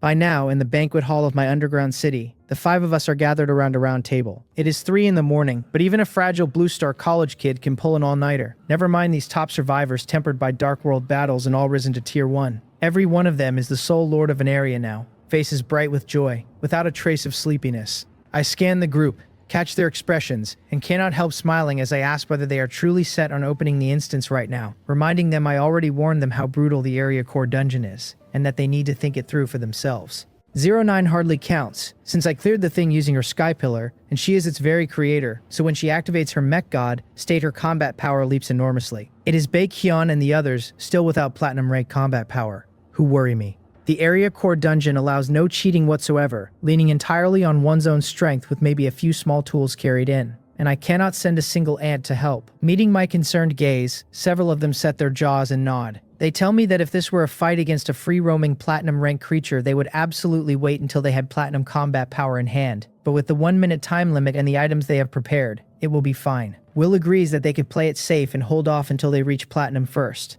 Then he presses the point that one step behind becomes every step behind, and that in the ferocious competition of the dark world, a man who lacks the will to press forward will never go far. Seeing how set they are, I stop arguing and nod, telling them in a low voice that I understand and will not stop them since they have already decided, and that they should take these little guys along, who ought to be a help. I point behind me, where 4 groups, 20 ants in all, sit oozing black gas, each one round as a watermelon. These are self-destruct ants grown to gold rank infused with the demonized Minotaur's genes. The demonized big boy combination I bred not long ago. I explained that they cannot form a mutual aid contract with my ants, and that any other ant carried into the instance would strike out blindly, friend and foe alike. But self-destruct ants have no such issue, because all they do is explode, so there is nothing to control. Baekhyun asks, uneasy, whether that is not actually worse. I tell him not to worry, that these ants carry a special gene sequence, the big boy combination I mentioned before, with a fierce weakening effect. The big boy I used in my own instance was only silver rank and still stripped 20% of the guardian monster's strength, and these are gold rank, so they will shave off at least 40 to 50%. On top of that, they do not detonate on their own, and only blow if they endure a freefall impact from over 100 meters up, so all they have to do is time the Platinum Guardian's awakening, and set them off from 500 meters away. That eases Baekhyun a little, and he steps forward, but the sight of the round-bellied self-destruct ants looking ready to burst at any second stops him cold, so he backs off a couple of steps and shoves Cheongha and the others behind him for cover. I shake my head, smiling, and tell him to just think of them as pressure-triggered bombs. Perfectly safe. He does need to work out how to set the blast off, though, whether by lifting them high for a free fall or by a hard remote collision. If it is the second method, he must make sure the collision force runs high enough, or it will never trigger. Cheongha tells me there is no problem, that she has a safe way to trigger them, thanks me, then walks right past Baekhyun, squats down before the self-destruct ants, and gently strokes their warm soft bellies, telling the cute little guys she is counting on them. Will and 09 step up to claim their own groups as well. Baekhyun, seeing that nobody else is afraid, has no choice but to fake his composure, walking to his assigned group and calling out in a shaky voice that they are not scary in the least. So cute. Clearing my instance took me about an hour and 20 minutes, and since Will and the others lack my strength at mass combat, wiping out all the spatial monsters will run far slower for them. At least 2 hours, maybe 3 or 4. After seeing my teammates off, I rise and head for the 5th floor warehouse area.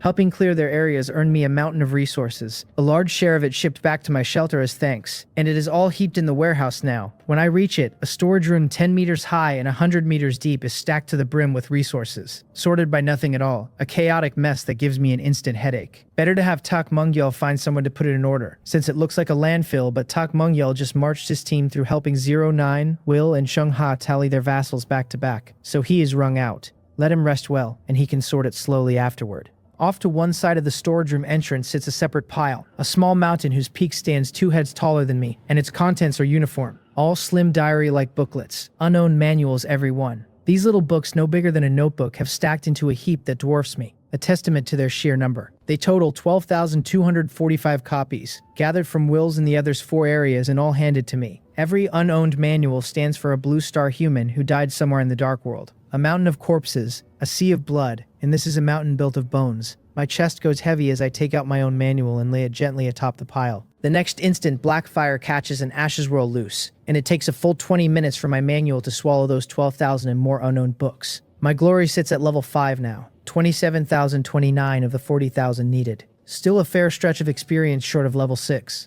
Each area holds 10,000 manuals, and manual experience only transfers rather than vanishing, so even manuals another lord has absorbed come to me the moment I conquer him. At this rate, dragging my glory up to level 6 means attacking at least 2 more areas. I frown slightly and close the manual. I am about to go check the magic metal production line when I stop myself. The metal will not pile up high enough to repair the wizard tower until around noon, so never mind, I should rest first. It is already 3:30 in the morning, and I am worn thin, so I unfold my light wings and streak off toward my bedroom. In the early morning, I open my eyes slowly and check my manual to find it is already 7:30. I sit up, draw a deep breath, and feel instantly wonderfully refreshed. I was grinding away so late last night, and yet after only 4 hours of sleep, I am fully recovered, which would have been flatly impossible before. It seems MOCKED reaching platinum handed me more than those few attribute points. Some quieter enhancements folded in besides. I touch my chest and feel the powerful throb of the heart that is fused with the heart of the Lord. Then pick up my manual and start paging through it, wondering whether Will and the others had a smooth run of it. Their messages are already waiting. One says the job is done, and he will come by after sleep. Baekhyun crows that he succeeded, cleared his instance and seeded the area core, so his area can move now too, though his spot lands more toward the center, and we may end up a bit far apart, which is a shame. Cheongha reports that Little Green is beautifully suited to this guardian mode, that the whole trip was easy, and that she has not had such a satisfying kill in a long time. Seeing that every teammate cleared and checked in, I let out a breath and smile faintly. It is good they all passed, and from the timestamps on their messages, they must have been drained and dropped straight to sleep, so we will hold a meeting to sort out our next moves once they wake. 09 was the quickest to message me, since with her platinum combat power and sky pillar she cleared the instance in 2 hours, while the others ran much slower, the slowest being Will at a full 3.5. Will's ability to clear a crowd is genuinely a bit thin, poorly suited to large-scale fighting. Gauging everyone's recovery, I send around a message to meet at 11. Then I pick up my communication ant and call Tak Mung Yol, telling him to have the banquet hall kitchen prepare lunch. He asks what I would like the kitchen to make, Western, Chinese, or a fusion of both. I mull it over, and in a half daze I remember the days when we first pulled a team together. Still so weak, resources so thin that a pot of hot pot counted as a luxury. Now we are all area chiefs, the sole lords of our own domains. I tell Tak Mung Yol to just make hot pot. Time flies. After breakfast, I tour the territory and listen to Tak Mung Yel's report on the recent affairs of the domain, and before long it is nearly 11. I rise, leave my office, and reach the banquet hall, where the attendants flanking the door bow in unison and greet me as Lord. I nod, and ask whether the dishes are all ready. One tells me respectfully that everything is prepared, that they have set out a 4-compartment hot pot base of clear broth, mushroom, tomato, and butter, with every ingredient the most precious gold-rank meat, vegetable, and fruit the territory has to offer, and asks whether they should serve now. I smile and tell them it is excellent, that they should have Tak Mung Yal log a contribution for the banquet hall workgroup, and to hold the food until everyone has arrived. My territory structure grows more complete by the day, and I have accumulated a great many good things, so every elixir, skill book, dish, and item now trades for contribution points. Hearing that contribution is on offer, the attendants on both sides light up with joy and thank me over and over, unable to keep from marveling at how generous their lord is. Not long after I sit down, several teleport requests come in, and I remark that they are quite punctual. Will and the others surface one after another into the hall in good spirits, and I smile and congratulate them on their triumphant return, telling them they all worked hard and to take their seats quickly. Everyone settles in, the attendant sees the moment to rush the prepared dishes out, and the steaming 4-compartment hot pot arrives alongside plates kept crisp with ice shavings. Shiona exclaims in delight that it is hot pot, that it has been so long since we last had it. Baekhyun jumps in that it truly has, that he has been craving it for ages, and that he just knew I would lay on the food, so skipping breakfast was absolutely the right call.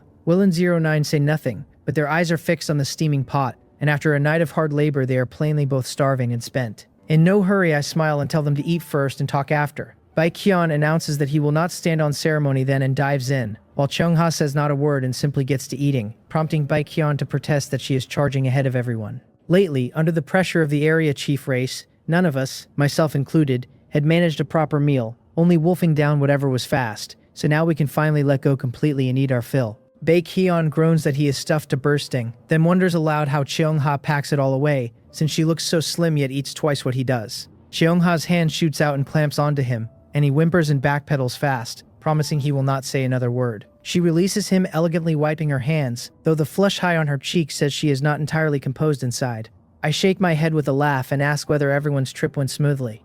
Will nods and admits he was probably the slowest, explaining that to avoid wasting resources he killed every monster across all 10 spaces, and that his bloodthirsty battle axe even broke a rank, sitting only one step short of platinum now. He adds, though, that the final platinum rank demonized Minotaur was truly terrifying, and that if not for the self-destruct ants I gave him, which stripped it of more than half its strength, he might not be sitting here at all. The memory of that monster's power pulls a slight frown from him. Baekhyun chimes in that he was careless too, that a platinum rank creature's fighting power far outran his expectations, and that had it not been restricted, and had his own preparations been any thinner, he really would have fallen this time. He and Xiongha both wear the lingering dread of it, and only 09 keeps her expression even. I nod gently and ask whether the guardian monsters they faced were all demonized minotaurs too, and whether the smaller monsters were not the same two kinds of oxen I ran into. Baekhyun confirms they were exactly those, the silver-ranked giant-horned wild oxen and the gold-ranked golden-horned savage bull, and points to the bright red beef rolls still left on a plate, cut from the golden-horned savage bull. I nod and observe that everyone's area core dungeon evidently holds the same monsters, and that given more time a fair number of people should work out how to handle them. Then I ask whether they all brought back the demonized minotaurs' corpses. They all nod, and Baekhyun says of course, that a platinum-ranked creature is the single most precious thing in the instance, and that he would sooner leave himself behind than leave it. I nod and tell them the demonized minotaur's cerebrospinal fluid is of enormous use to me, and that if they have no need of it, I would like it, and will trade them other demonized minotaur resources in exchange. Baekhyun fumbles the word, stammering something about spine, and Xiongha supplies cerebrospinal fluid for him. Exasperated, Baekhyun brightens in recognition, saying he has no use for the stuff either, that I should just take it, and that talking about trades is far too formal. Everyone nods along, but I shake my head, telling them it is a platinum rank resource they risked their lives to carry out, so we will do it my way. Then I ask whether they check their area cores to see where their areas sit and how many enemies are near. Baekhyun and 09 nod, while Will and Xiongha shake their heads, so I tell those two to go confirm it first and then come back so we can decide our next move. They agree and slip out.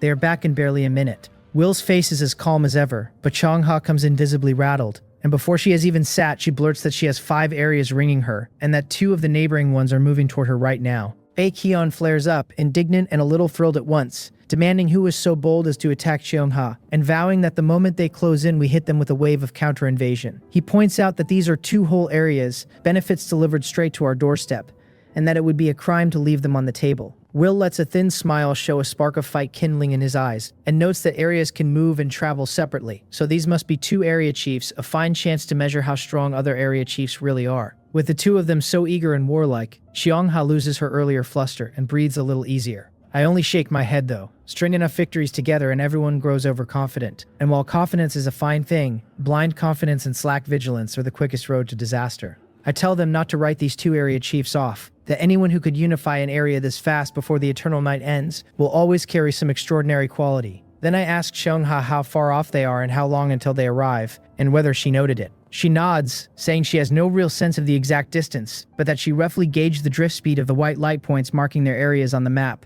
and that they will link up with her area in 2 days at the outside. She came back only a minute ago, spotted that 2 enemies were bearing down on her, and still observed that carefully, which is meticulous work, and I give her an approving look. 2 days, I muse, lands right about when the eternal night ends, and by then the rest of them should all have platinum rank combat power in hand. Baekhyun says he has no problem there, that he needs enough treasures to advance, and that becoming an area chief and firing up his area core lifted his strength sharply. With that and the pile of resources and items he plundered along the way, only 1 step remains to platinum, and he should get there tonight. Will frowns in thought and says he will be a touch slower, needing time to digest his recent gains, but not 2 days, about a day and a half. Xiongha adds that Little Green will make it in time too, and that once Little Green advances to platinum, she will undergo a qualitative change. I survey the group, smile, and nod that our odds have climbed a few points, that even a lion uses its full strength to catch a rabbit, let alone 2 covetous area chiefs. Most people, I point out, would sit back and digest an area's resources for a while after becoming chief, but these 2 attacked outright, which means they are either reckless or working from solid intelligence. Cheong observes that anyone able to break through and become an area chief this quickly is no simple figure, and should have some intelligence behind him.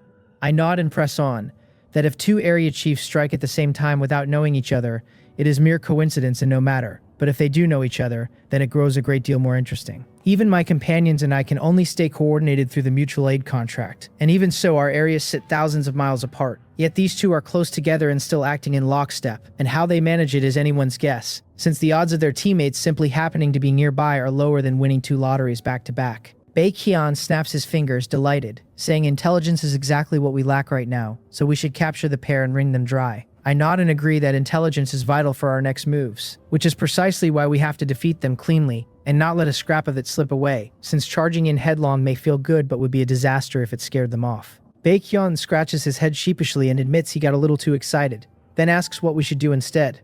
I tell everyone to think it through together, and that I will start us off, then pause, signal an attendant to pour tea, clear my throat, and go on. Their areas are their main strongholds, I say, and even if they are not run like impregnable fortresses, they must hold considerable strength. So we need to lure the enemy in deep, ring them, and at the same moment send a portion of our force to strike back at their shelters, leaving them no way out by sky or by land. Baekhyun nods hard, clapping in approval and calling the plan brilliant, already picturing the enemy wiped out. Cheonga, though, knits her brow, looking a little doubtful, and points out that the idea is good but must be terribly hard to pull off, since the instant those two sense something is wrong, they will likely pull back at once. I nod with a smile and concede that yes, it will be hard to execute, but where there is a will, there is a way, and we can only do our best. If it truly fails, we can always fall back on a frontal assault, which merely costs us more troops and is still a net gain against the rewards. Cheongha frowns and raises one last question, asking who exactly is going to carry out the plan to lure the enemy, and whether it will be Baekhyun. Hearing his name, Baekhyun perks up and thrusts his right hand into the air, but before he can get a word out, Cheongha shakes her head and says he is far too flamboyant and would give himself away at first glance. Baekhyun protests that he won his school's Performance Star Award back in 3rd grade, and that if not for his father's rigid nature, he would have gone into the entertainment industry. Cheongha rolls her eyes and ignores the theatrics entirely, continuing that she and Will are unsuitable too, their mobility too limited and their acting not up to the task, and that my answer simply too strong, sure to tip the enemy off. She does not even name 09 outright, but I catch her meaning. 09's flat, silent, expressionless manner would look bizarre on someone supposedly fleeing for her life, and once she unleashed Sky Pillar, the two lords would be fools not to turn and run, making her completely wrong for the bait. By her reckoning, not one of the 5 of us fits the role. Baekhyun deflates like a punctured ball and slumps across the table, moaning that this will not work and that will not work. So after all this, we still just charge straight in. The group falls quiet for a moment, no better idea in reach. Then I smile and ask whoever said the one playing bait had to come from among the 5 of us. They stare at me, confused, unable to think who else could shoulder the task. I do not string them along, telling them it is a promising talent I turned up by chance, someone who should be able to handle the mission just fine. As their puzzlement only deepens, I stand and tell them to come along and meet him, the leading man of the grand play we are about to stage, and add that this fellow is actually over in 09's territory.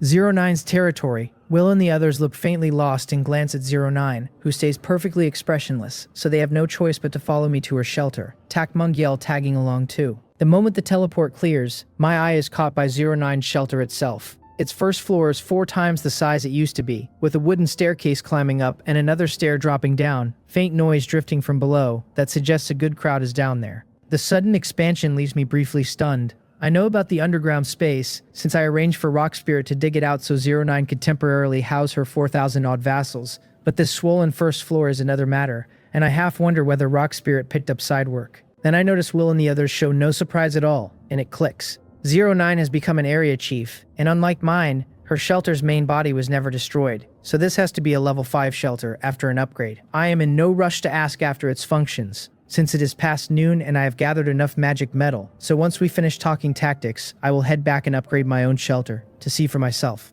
I turn to Tak Mungyal behind me and tell him to go downstairs and call some people up. Seok Hongjun and the rest of the 6 great heavenly kings. He answers at once and jogs down the stairs, familiar with the place after having compiled all of 09's vassal information himself. Baekhyun and the others are startled, asking whether 09's territory really holds characters as fearsome as 6 great heavenly kings. I shake my head with a smile and explain that it is only what the survivors in their area call themselves. They enjoy the role and have sunk deep into character though, with enough acting skill to fool an enemy, and their strength still passes muster, so they should manage the task. 09 was the least involved of us, in her own local area, where most of the regional resources sat locked up by a handful of powerful lords, the so-called 6 great heavenly kings, whose strength naturally outstrips the lords in Will's area. Seok Hongjun above all, a man who could summon over 100 gold-rank earth element golems in a single breath, must already have brushed the threshold of Tier 1. Soon Tak Mungyel leads a group of 6 up from below, urging them to hurry because the lords are waiting, and they file into a row behind him, with uneasy faces, Seok Hongjun at the front.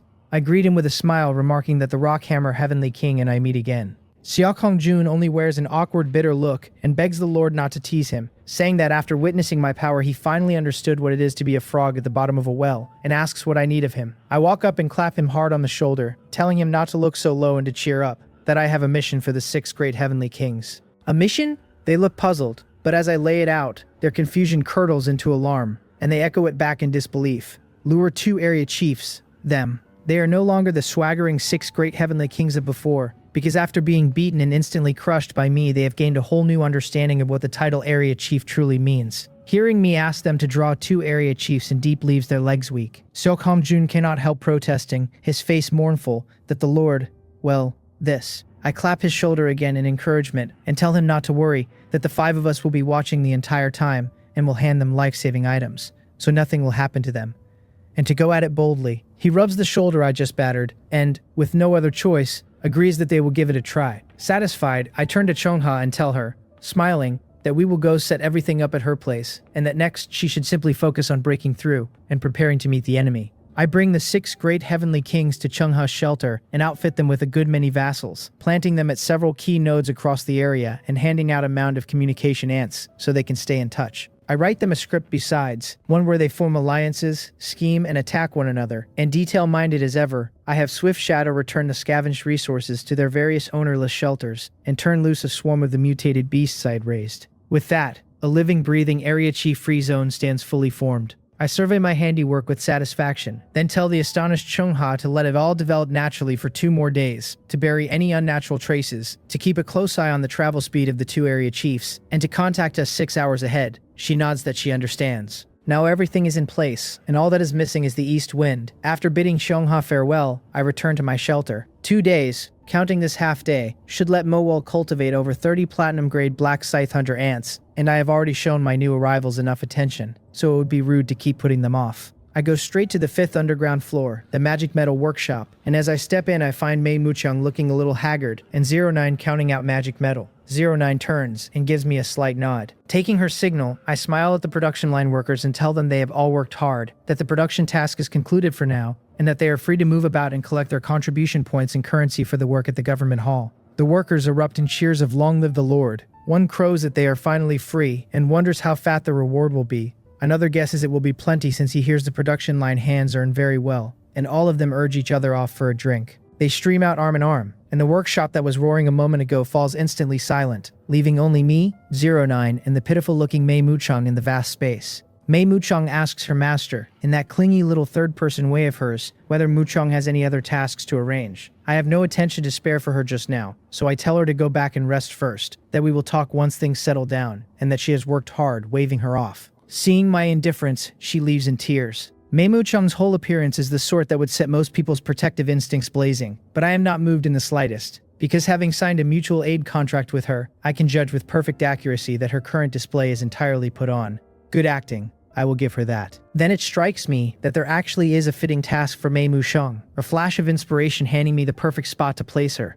At the moment, though, I want the wizard tower repaired more than anything, so I set that thought aside for later. I walk with 09 toward the area behind the storeroom where the damaged wizard tower is kept, and I tell her I am counting on her to repair the wizard tower. 09 stays expressionless, giving a small nod as she walks into the storeroom, and I follow her in close behind. The place is already packed with magic metals, each piece shimmering with flecks of starlight in the dim air, and the whole heap looks faintly mysterious. Behind it stands the ruined wizard tower, hunched deep in the room like a decaying old tree, split and worn down to the grain. As I watch, a line of black scythe hunter ants ferries magic metals over one after another, setting them down at the tower's base, and the moment each piece crosses within a meter of the tower, something strange happens. The tower seems to wake, drawing the metal onto its broken body and devouring it at a speed the eye can follow. In seconds, the metal is swallowed whole, and the cracked stone that took it in mends over, turning smooth as a mirror. 09 explains, without pausing her direction of the ants, that the wizard tower carries a self-repairing function and only needs to be fed magic metals to shed its wear and heal fast. She adds that it is best to have a full supply on hand and mend it all at once, since otherwise the tower will keep sliding back into damage. I nod that I follow, then fix my eyes on the tower as its readout ticks down in front of me. Damage at 52% and asking for more metal, then 50, then lower and lower still. The repair runs so quick that the damage level drops at a visible rate, and at this pace it will stand flawless in maybe 10 minutes. A tower more than half wrecked, patched whole in the time it takes to boil a kettle. It seems that as long as the magic metal holds out, I need never fear the tower breaking down, so I make a note to stockpile a good backup of it going forward. Time slides by, and soon the 10 minutes are up. As the last torn seam knits shut, the whole tower turns complete and without blemish, and its body lights up with the same starlight specks as the metal. Then, with nothing driving it, the tower lifts slightly of its own accord and hovers half a meter off the floor. 09 points to the base and tells me the levitation inscription carved there has taken hold, that I can bind the tower now, and that once bound I can try upgrading the shelter. She says she still has experiments waiting, so I should take my time with it, and I thank her with a nod, turning back to study the tower with real anticipation. Its information reads that this is a gold rank wizard tower, growable and still unbound, and that all is illusion while only truth is eternal. It can serve as a shelter, and after binding I become the tower master and gain the wizard inheritance, with each upgrade unlocking new floors and new inherited knowledge. The tower currently holds 3 floors, and its unlocked abilities are the levitation inscription, the invisibility inscription, and the space room. The damaged state is gone at last, and the thing can finally be bound. Excitement rises in my face as I step forward and lay a hand on the tower's body, and when it asks whether I wish to bind it, I confirm that I do. The instant I make the choice, a sharp pain lances through my brain, as though a needle had pricked deep behind my forehead. Under my spiritual power, it comes and goes fast though, gone in under 5 seconds, and as it fades my head clears and I feel a faint, subtle thread connect me to the tower. A flood of information settles into my mind alongside it, though most of it concerns the tower itself. And about the wizard inheritance and the several inscriptions the tower has unlocked, I remain entirely in the dark. I frown at the tower a moment, then vanish where I stand and teleport straight inside it. With the grip I now hold over the tower, I know at once where to find my answers, and I arrive directly at its spire, the small mezzanine where the area core sits. The space stays cramped, only about 10 square meters, unchanged by the repair, but the stone pillar that held the area core and the pillar that held the snakehead staff have merged into a single pillar, now serving as both area core and wizard tower core at once. Binding the tower has given me a fresh understanding of this mezzanine and its core. Each time the tower evolves, a new floor appears, but it is never added above the current 3, only below the 3rd, which means this mezzanine always stays fixed at the very tip. And the wizard tower core can not only cast space spells but receive the whole of the wizard inheritance. I step forward and touch it, and it asks whether I wish to accept the inheritance, warning me that the inheritance is unique and that once taken no other creature can accept it again. I am about to confirm, then hesitate and slowly draw my right hand back from the core. From what the tower has told me, the wizard inheritance demands hard rationality and the patience to endure long stretches of lonely research, and I cannot help weighing whether it truly suits me. If Wang Hyun's genetic experiments are biology, and Sun Weipeng's two-form elixir Dao is chemistry, then the inscription carving craft of this inheritance is closer to physics. I am no science prodigy like 09, and I have to ask myself honestly whether I could ever really grasp it. Studying inscription work is not only slow and grueling, it demands total focus, and as a lord with thousands of vassals, an ant colony, and a whole team to run, I have far too much on my hands to sink into it. Do not let the 3 unlocked inscriptions fool anyone either, because once mastered in depth this craft would be devastating. Master it shallowly though, and I would end up like Heo Singyol, a half-baked practitioner who only leans on the tower's built-in functions, and never draws out its real power, effectively handing me a free ride. So I set the temptation down. There is another problem, and it is the heavier one. Vassals will not do however tightly they sit under my control, because human hearts stay unreadable no matter what, and this tower is the main body of my shelter, my single most crucial and core possession. I hold ownership of it, but the moment someone accepts its inherited knowledge, they become half its master, so the inheritor has to be a being I trust 100%. 100%. I frown over that, and then my eyes light up, because is there anyone I trust more than Molewall and Rock Spirit who have signed a mutual aid contract with me? An Ant Queen carries absolute rationality by nature, and as her rank climbs, her intelligence climbs with it. This is a far better choice than any human. The wizard inheritance is not bound by species. As long as an ant holds enough intelligence, she can study it and dig into its depths. The dark world is stuffed with powerful inheritances like this, and if I hand one to each ant queen, then with enough queens I could hold any number of inheritances all at once. The more I turn it over, the more excited I get. And yet I catch myself, because however mighty the wizard inheritance is, what suits a person is what serves best. Biting off more than I can chew is a fool's game, and I have long since fixed my road on raising ants. Just deepening my grip on that one path is already headache enough without opening a second. I am no genius, at least not by raw intelligence, but my strength has always been a clear read on myself and a firm grasp of the principle that you give one thing up to gain another. Besides, the ants are my beast companions, and whatever they master is, in truth, mine, so there is no need to draw such a sharp line. Having settled on passing the inheritance to a queen, I start weighing which of my little ones should take it. The queens carry no obvious slant toward one kind of power, so I only need to match personality against the demands of the inheritance. First I rule out Leisure Cloud, that lazy layabout, and Mars, my hot-blooded demolition maniac. Swift Shadow does not fit well either, since her temperament runs like a soldier's, ideal for carrying out orders without flinching but poorly matched to research and study. As for Rock Spirit, her serious nature makes her a natural architectural master and would actually suit research, except that as my territory keeps spreading, there are simply too many places she is needed. That leaves only Moel. Her personality is serious, focused, and good at thought, and she was the first among her rank to try putting her own feelings into words. She was also the first to reach platinum rank, and her intelligence stands highest of all the queens, so giving her the inheritance means she can start studying inscriptions at once. The timing is perfect too, since she has no reason to go out lately and breeding ants asks little thought, so she can study inscriptions and breed at the same time. Mole it is. I reach her through the mutual aid contract and call her over, and she answers that she is coming. When she arrives at the wizard tower, I have her receive the inheritance right away, and a full hour passes before she takes in the whole of it and gains a fresh grasp of the 3 inscriptions the tower has unlocked. Even so, actually learning to carve an inscription, even the lowest grade, will still take a long stretch of steady study. The levitation inscription holding the entire tower aloft is in fact a gold rank inscription, and to carve one of those, even with talent, calls for long learning and practice. Heo Singyol could never have mastered a gold rank levitation inscription that fast, and the several holding this tower up plainly came with it. Leftover work from some past tower master.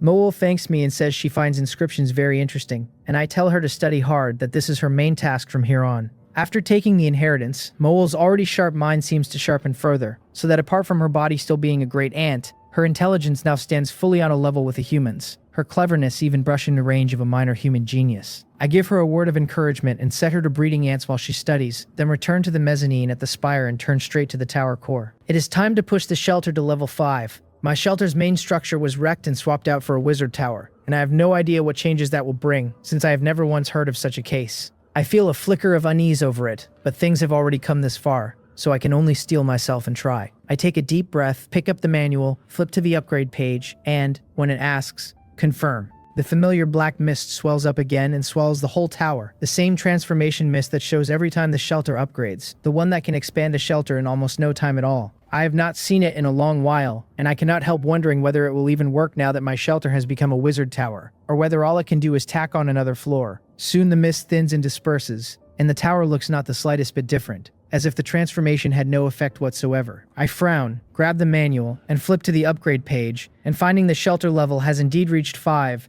I finally let out a small breath of relief. The condition to reach level 6, though, has changed outright, now demanding that I annex 5 areas. The Dark World is not even bothering to pretend anymore, setting the upgrade condition to annexing areas so that everyone tears at everyone else. But what advantage does climbing higher actually give, to make people go for each other's throats like this? That transformation mist nags at me too, since I refuse to believe it did nothing at all, so I study the tower carefully. And at last I find the clue. The tower's evolution progress has jumped a full 20%, up to 31%. From what I understand of the tower, driving its evolution takes 2 things, a large stock of precious materials on one side, and Moel deepening her grasp of the inheritance on the other. So this 20% is precious beyond measure. Measured against magic metal, the amount it would take is no small pile, more than half again what I just spent repairing the tower. Gaining that much progress out of thin air, simply by upgrading the shelter, is a gift I never saw coming.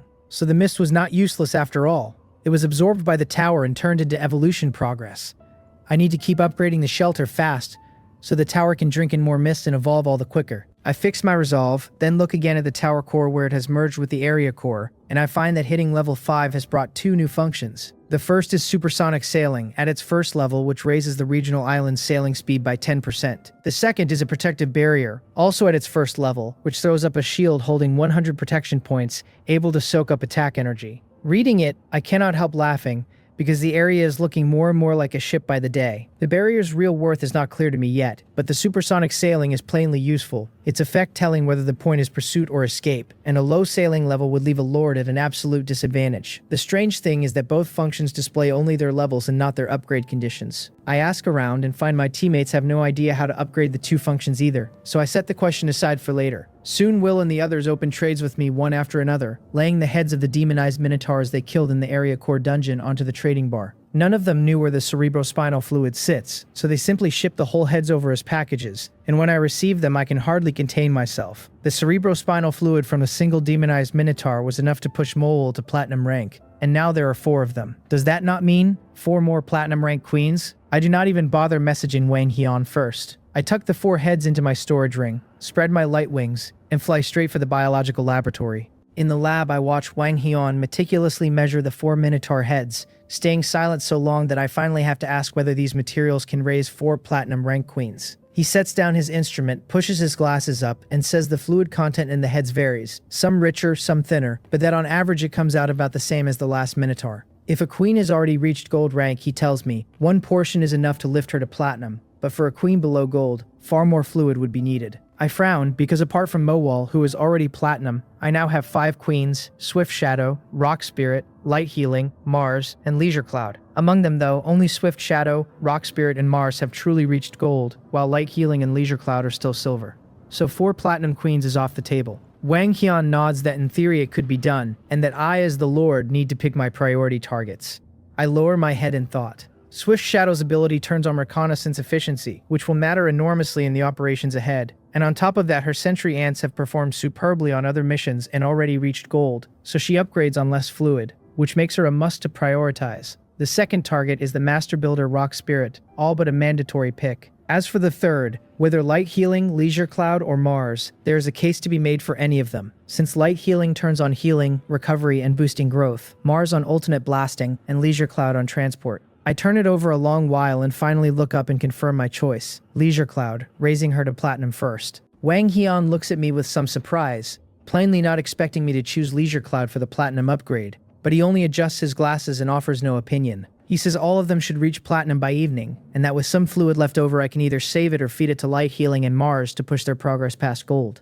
I tell him to feed it all and save nothing, then bid him farewell and leave the lab. Choosing Leisure Cloud as the third target was a calculated call, since I am about to face the invasion of 2 area chiefs. Light Healing leans towards support, post-battle recovery, and lifting production. And while that role matters, taking her to gold is already enough and would add little to the coming fight. Cultivating Mars would raise my blasting power another notch, and sharply lift my combat strength, true. But the self-destruct ants explosion is a sublimation of life that burns all its life energy away, and even a gold-ranked self-destruct ant's power is terrifying, enough that not even a platinum entity can wholly shrug off a chain of gold blasts. Push Mars to platinum and the effect would be far from small, but against these particular enemies the power would simply be overkill. Leisure Cloud, meanwhile, may serve only as transport for now. Yet in the coming encirclement battle, whether hauling troops in bulk or carrying off the spoils afterward, she can play a huge role. Upgrading her would not only raise her flying speed and defense, but expand her cargo space, which makes her strategically vital.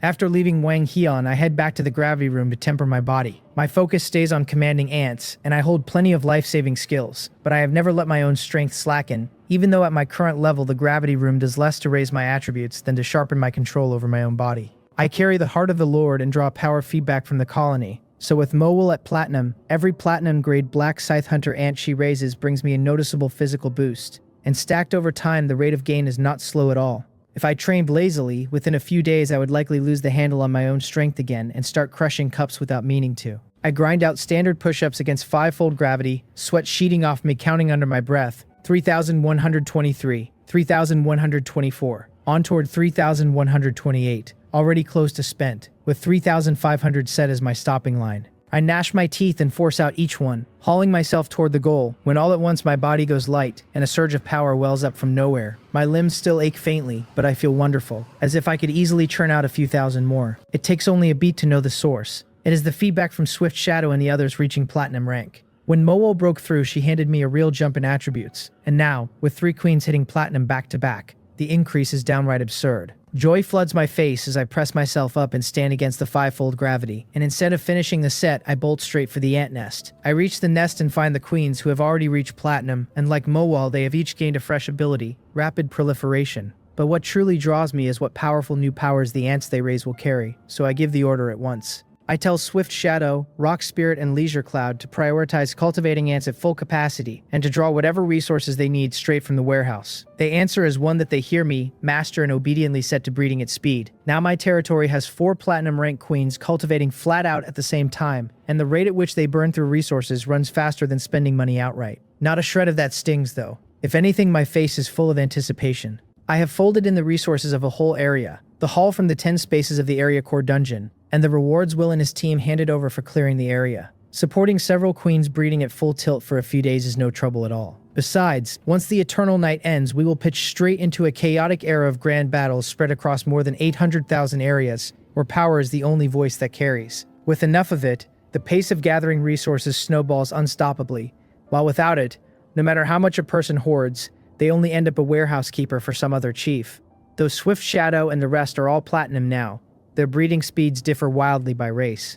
Swift Shadow needs only half an hour to raise a platinum-ranked sentry ant, whose body has barely grown, stretched just to 50 centimeters. Its carapace and helmet now carry a wholly different texture, as if coated in oil so that from different angles the air around it warps slightly. Its new ability is optical camouflage, letting it blend into any environment and jam signals, and the denser the ants pack into one area, the stronger the interference. I cannot help praising it over and over. Sentry ants already had camouflage, but nothing as monstrous as this, since now they merge into the surroundings and scramble signals both, which is invisibility to sight and to sensors alike. Sentry ants are natural scouts and assassins through and through. I stroke Swift Shadow's raised little head and tell her, smiling, to keep breeding and to start with 300 platinum-ranked sentry ants, to form several vanguard teams, and to pair the rest proportionally with gold-ranked sentry ants. She answers that she understands. Master, and off she goes. I turn then to Rock Spirit and Leisure Cloud. As large ants, both need far more resources per ant and breed far slower, even slower than Mowal, who takes 2 hours apiece, so I tell them to message me once they have raised theirs. I do not simply wait around though. After giving the order, I return to the gravity room to train and adapt to the sudden swell in my body's strength. Another 2 hours pass, 2.5 in all, before Rock Spirit finally raises her first platinum-ranked tunneling ants, and Leisure Cloud takes another half hour on top. 3 hours total to produce her first platinum-ranked hovering ant. I only break off training and head back to the nest when Leisure Cloud's message arrives. I look first at the platinum-ranked tunneling ants. Because tunneling ants can control their own size, in their shrunken state they show no obvious change. But according to Rock Spirit, at full size they now swell to 1.5 times their old bulk, already the size of a large excavator. The size gain sharply raises their work efficiency, yet next to the ability they earned at Platinum it looks trivial. That new power is Earth Element Mastery, which greatly deepens the tunneling ants' affinity for the Earth Element. For most creatures, Earth Element Mastery is only a basic elemental knack, needing a stack of Earth-based skills to shine, and limited on its own. Tunneling ants are another matter, since they work mud every day as though they grew out of the soil. So with Earth Element Mastery, their digging speed and building performance are bound to leap in quality. Yang Jinwei should be thrilled, because these evolved tunneling ants will let him bring many of his new ideas to life. I smile and turn to the platinum rank hovering ant Leisure Cloud has raised. On reaching platinum, the hovering ant's body has doubled outright, and if it was a single-deck Airbus before, Leisure Cloud is now a double-decker. Its body has also gone a hazy white, so that high in the sky it would look exactly like a cloud, far more natural than its old color and a huge boost to its stealth. Its new skill is Jet Dynamics, letting it store gas by breathing and eject it in an instant for acceleration and sharp turns, which lifts its flight speed more than threefold. If its body is the size of a bus, then its speed can already rival a high-speed train. With Jet Dynamics, shuffling troops around during the coming encirclement battle will be far easier. I nod, satisfied, and instruct Rock Spirit to breed platinum-ranked tunneling ants with everything she has, since I will need her to help dig traps later. I tell Leisure Cloud to do her best too, that now is her time to shine, though given her breeding pace she likely will not manage many, so just her best will do. They answer that they understand, Leisure Cloud drawling it lazily before drifting off to breed at her own unhurried pace. After looking the little ones over, I finally remember Mei Musheng. Through the mutual aid contract I reach her directly, telling her I have a task, that in a day there will be an ambush in Chengha's territory, that I have set some people to lure the enemy, and that their acting is decent but their details still lacking. As a professional, I say, she is to go guide them and lift the overall quality of the performance so they give nothing away. She answers that Musheng understands, Master, rolling her eyes at the job I have handed her, helpless to refuse and muttering to herself, as she wonders aloud what she has not yet accounted for. After sending her off, I breathe a little easier, though I still fret over whether I have prepared enough. Since these are two chiefs launching an early strike, my aim is not the simple one of beating them, but of swallowing them whole and turning them into fuel for my own growth. Even a cornered rabbit bites, and these are two chiefs. Man proposes, and heaven disposes. Time slips quietly past while Will, the others, and I stay buried in preparation, and in the blink of an eye the day is spent, leaving one full day until the two chiefs reach Chengha's area. That moment is also the end of the eternal night. As the second hand steps a hair past midnight, a familiar voice rings out at once in the minds of every survivor across the dark world. It congratulates the survivors on enduring the eternal night, and declares that every survivor who became a chief before its end will receive one reward treasure chest. It bids each of us to command our Black Island and roam the dark world as we please, and warns that the various nodes scattered across the map are both honey and poison, that the strong will claim the rewards they deserve. Black Island. So that is what they call each regional island. Blunt and simple, exactly the sort of naming the dark world favors. Nodes both honey and poison. So the light spots on the map hold reward and danger in equal measure. It runs about as I expected, though it could stand to be a good deal more detailed. The voice cuts off abruptly, but the news it carried matters, so I shake my head and look up at the sky, where an iron box twinkling with starlight drifts slowly down. I take it and check its information, which reads that this is a reward prepared for the strong who became chief before the eternal night ended, since the strong stay strong. Strange, this thing has no rank listed. Cast iron. Could it be a black iron rank chest? No, that is not right, because at this stage even the worst reward should sit above black iron. I shake my head lightly and open it, and several lines of information surface. I have obtained a temporary item called Race Against Time, which placed in the area core raises Black Island's speed by 10% for 1 hour. I have obtained a temporary item called Harvest Whisper, which placed in the area core raises Black Island's biological growth rate, yield, and cultivation speed by 10% for a full day. And I have obtained a permanent item, the Pioneer's Banner, which after use plants a conspicuous marker for Black Island on the Dark World map. Looking down into the chest, I find 2 fist-sized crystal balls, 1 blue and 1 green, and a palm-sized crimson banner. Both temporary items are quite good, I think. Race Against Time is like a junior edition of supersonic sailing, and though it only grants 10%, that can seize the initiative in the early going. Harvest's Whisper is broad, but for a lord with my productivity, 10% for a day is no small sum. I slip the 2 crystal balls back into my storage ring, then look at the red banner and shake my head with a smile. This Pioneer's Banner is an amusing thing, because using it does advertise one's strength in becoming an area chief so quickly and can cow others, but it also paints a giant target on your back, so surely nobody would actually plant it right now. I put it away and, curious, go up to the top of the wizard tower, find the area core, and open the Dark World map. The moment it unfurls, a strange look crosses my face. Across the map, packed with countless white light spots, sit plenty of small spots flying little red flags. And the flags are even waving. Insufferably smug, they are bold, all right. I wonder whether they are truly strong or simply blind with overconfidence. I shake my head and am about to leave when my manual erupts in a rapid string of beeps, and picking it up I see a message from Chungha. She reports that the 2 black islands headed her way have sped up, by her read about 10%, so they must have burned the Race Against Time scroll from their chests, and adds that they have gone and raised the Pioneer's Banner as well. She asks what she should do now, whether to wait and watch or pull off to the side. My expression turns stranger still, planting flags, spending scrolls. Is that really how these 2 items are meant to be used? I run the situation again and decide the 2 invading chiefs cannot be strong. Cheongha's Black Island has stayed dead still, which most would read as an area where no chief has yet been decided. Even against an apparently chiefless area, these 2 have to strike together rather than act alone,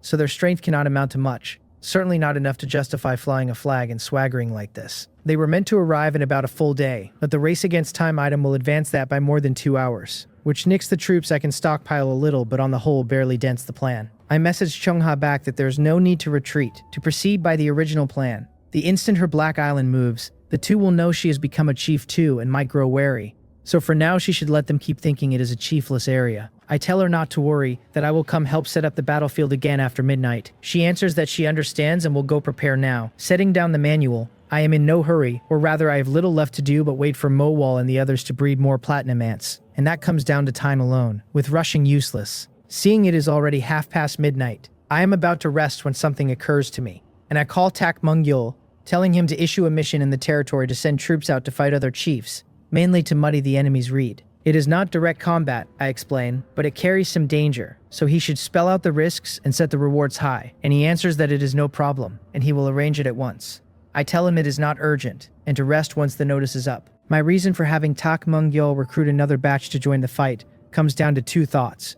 One is a faint worry that the people in Chungha's territory might not be enough. The other is to use the chance to season troops and pick out the true warriors among the territory's vassals. Though I can now solve most problems with ants alone, the Dark World has hinted through various channels that a certain number of vassals must be maintained. Something in me is sure that later matters will demand them, so I have no plan to give up cultivating vassals. After giving my orders, I go to the bedroom and drop straight to sleep, and under a strong biological clock my eyes open again at exactly 6 in the morning. I stretch, rise refreshed, wash up quickly, and eat the breakfast long since laid out for me. Those 2 chiefs still need more than 10 hours to arrive, really quite slow, so I will get ready and head over to Chungha's side to set up around 9. I am about to ask Tak Mungyul how the recruiting went when a message from Mowal lands. She asks whether I am awake and says she has good news for me, and when I ask what it is, she tells me she has successfully crafted an inscription, an invisibility inscription. Though only the lowest black iron rank 1, her voice carries 4 parts shyness, 3 parts joy, 2 parts anticipation, and a thread of indifference as if in her eyes she had done something faintly trivial.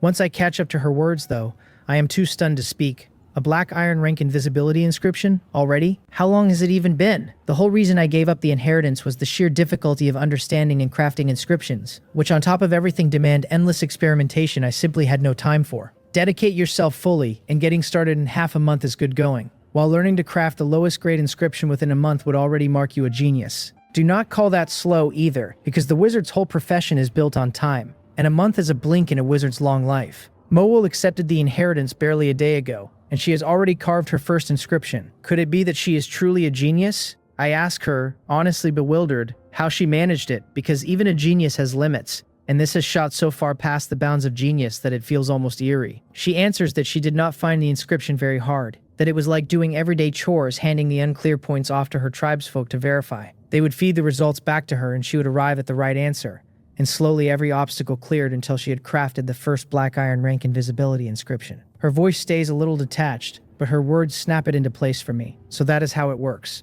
Moel is an ant queen, and a queen can wield the power of the whole ant tribe, and though ordinary ants hold little intelligence and cannot reason for her, they can help her test problems, running through possibilities exhaustively until the correct answer surfaces. In other words, her racial nature fits the wizard inheritance perfectly. I clench my fists in excitement and swallow the outcome fast, then ask, delighted, how effective the invisibility inscription is. She says it need only be fixed to the target to take hold, but that being only black iron, it can hide units under 10 cubic meters in absolute volume, and that the moment they attack or are struck, they turn visible again. The inscriptions can be stacked, she adds, attaching more to widen the hidden volume, but she has not yet mastered the linking method for stacking them, and she says it a little apologetically, only 10 cubic meters. Not large. It cannot cover big ants or buildings, only medium to small ones, though the size of a platinum-grade black scythe hunter ant happens to be just right, so I can raise a batch of invisible vanguards with it. I ask about production, how many she can turn out before tonight. She says the speed is quick, one every 10 minutes so long as the success rate holds, and that she can hit a full 100%, but that the leftover magic metal is thin, only enough for about 20 more. That is enough. I nod, pleased. Platinum rank sentry ants carry optical camouflage and hide superbly, but a sentry ant's calling is reconnaissance, and in raw combat power it lags well behind a black scythe hunter ant, so even creeping up invisible it cannot swiftly put down a strong enemy. A black scythe hunter ant is another beast. Let a platinum grade 1 close in unseen, and its pair of supple scythe-shaped mandibles becomes the reaper's own blade, harvesting a life in an instant. I thank Moel and ask her to craft 20 invisibility inscriptions first, since they may work miracles in the coming fight, and she agrees over and over that she will finish them as fast as she can. At that same hour, in the heart of a black island racing toward a stationary one, a pyramid sprawls across thousands of square meters. Not far from it, thousands of mummies wrapped in coarse yellowish-white bandages haul polished stone blocks on primitive log rollers. They strain without pause to stack them onto a base that already covers more than 10,000 square meters, as if they mean to raise a pyramid grander than the one beside it. These mummies are not fully bound like ordinary ones. Their eyes and noses still bare, and anyone who looked into those eyes would find them full of despair yet still lit with human life. These mummies are living people. Their state can only be called the walking dead. Inside the Great Pyramid, a man in a golden yellow robe sits cross-legged on a lavish throne, a gold and black striped headdress crowning him like a pharaoh, his eyes gloomy, 4 sparsely dressed maidservants attending him. The manual against his chest suddenly rattles out an urgent string of beeps. He frowns, eats a peeled grape a servant lifts to his lips, then reclines on his side, picks up the manual, reads the message, and tosses it aside with a scoff. Ant-like humans, he sneers, daring to call themselves brothers with the king, the son of the sun god. Their only destiny, he says, is to become his mummies and raise an even more magnificent temple for him. Just wait a little longer, he tells the empty air, and in less than a day the sun god's radiance will light 2 new lands and fold new subjects into its globe. At the same time, on another black island, also speeding toward its target, inside a leather tent of hundreds of square meters, a burly bearded man dressed in animal skins eats meat and drinks wine with gusto. He spits a mouthful of bloody foam from the raw flesh in his teeth, spattering the maidservant beside him, and she dares not make a sound, only lifting the wine pot to refill his cup. He raises it and bellows to the 2 rows of savagely dressed subordinates below the tent that when they land on the island later, they are to seize that mummy across the way and take him down hard. As long as the man is captured, he roars they can have all the wine, meat, and women they want, and his subordinates howl their approval, baying to tear the enemy apart, praising the king's wisdom. Watching their frenzied excitement, the bearded man bares his teeth and roars with laughter. These 2 black island owners are the 2 chiefs ready to strike Cheongha's Black Island. Things, though, may run a little differently from what Jong Hyun and his companions imagined, because these 2 do not seem to be jointly besieging her territory at all. They look instead as if they mean to fight each other,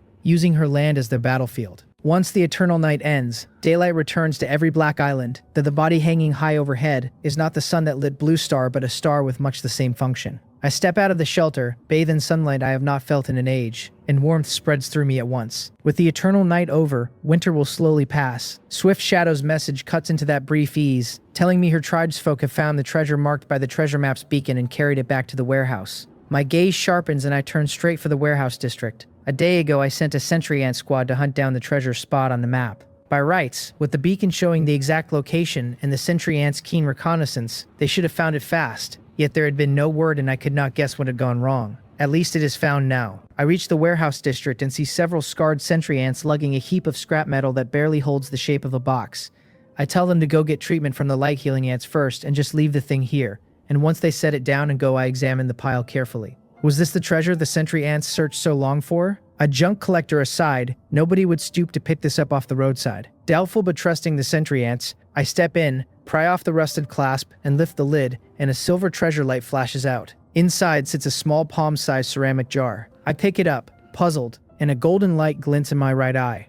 Its information reads that this is a spirit nurturing jar, black iron rank and growable, that placing creatures inside nurtures their spirituality, that devouring creature souls raises its rank, and that the higher the rank the more it can hold, currently 10. An item that holds living creatures, and a growable one at that. I stare at the homely jar with real surprise, never having dreamed the treasure map I held no hope for would hand me a shock like this. The jar gives no space prompt, only a cap on numbers, which must mean that as long as the count stays under the limit, a creature of any size can go in, since ordinary spatial items impose hard volume limits, and here there is only a head count. It does not sound very scientific, or rather, not very fantastical. I hold the jar up toward a tunneling ant team digging downward in the warehouse and try to collect them. A white light flashes, a gap opens in the working squad, and exactly 10 tunneling ants vanish, and when my consciousness probes inside the jar, I find 10 miniature tunneling ants milling about in a daze, baffled as to how they got there. I smile, hold the jar out, and silently will them released, and another white flash later, the 10 tunneling ants reappear on their old spot, ringed by curious companions. I tell them to carry on with their work and walk toward the nest with the jar, thinking that tunneling ants are already medium to large and it still holds 10, while sentry ants run much smaller, so perhaps it can hold more of those. At the nest, I try again with the sentry ants, only to find that small as they are, the jar still takes just 10, not one more. So it truly caps by number regardless of size. That gives it an edge with large ants, and wastes it a little on small ones like sentry ants. But I need to raise its rank fast, because who knows, at a higher rank its capacity might balloon absurdly, and then I would stop fretting over size and simply pack them all in, big and small alike. With this jar, I could carry a squad of personal bodyguards and sharply lift both my combat power and my odds of survival.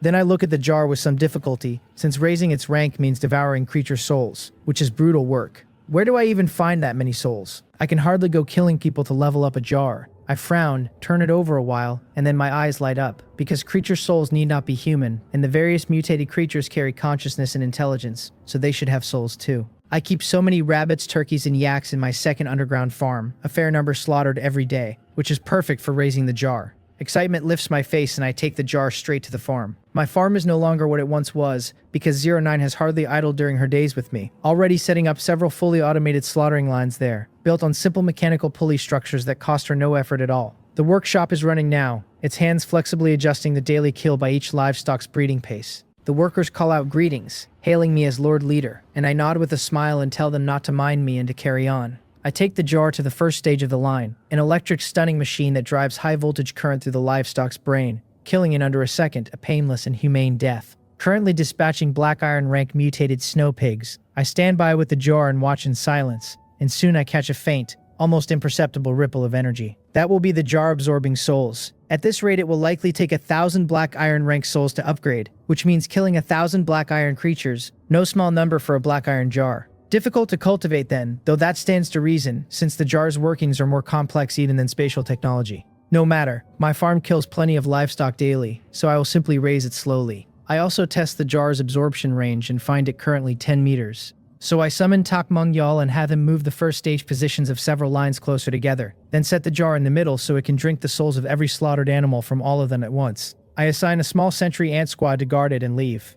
I will nurse it along for now, since holding only 10 ants makes its use limited. Time flows quietly on, and in a blink it is noon, so seeing the hour is about right. I head over to Cheongha's Black Island. I appear inside her shelter, a 3-story building within a level 5 shelter, and look around with curiosity at the floors filled with flowers and plants, so natural and fresh. I remark that it is not bad, that it is a pity my own shelter was destroyed, since otherwise I too could have a 3-story building like this. Cheongha rolls her eyes and accuses me of teasing her on purpose, pointing out that I have a wizard tower far finer than her building, and that next to my magnificent underground city hers is like a bamboo hut in a backwater village. Then she asks why I have come 10 hours early when the two chiefs will not arrive till tonight. I tell her I came early to see how the arrangements are shaping up, and add that she should hold platinum rank combat power by now. She gives a mysterious smile and heads for the door, saying she will take me to see Little Green.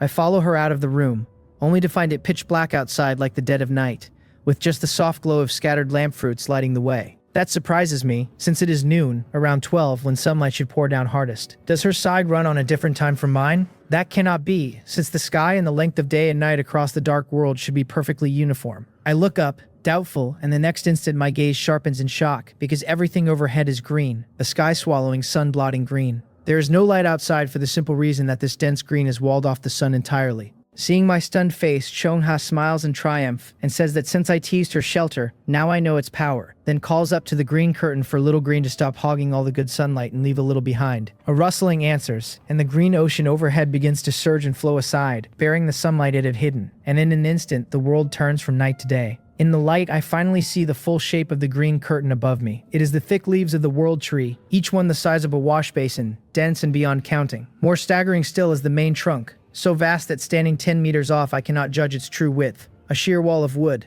Even the branches run as thick as water buckets, so that being struck by one would leave a person not bruised but scattered in pieces. Shaken, I look at Cheongha with a rueful smile and ask whether her world tree is not a bit much, whether she really calls this platinum rank, since with combat power like that I feel scarcely needed.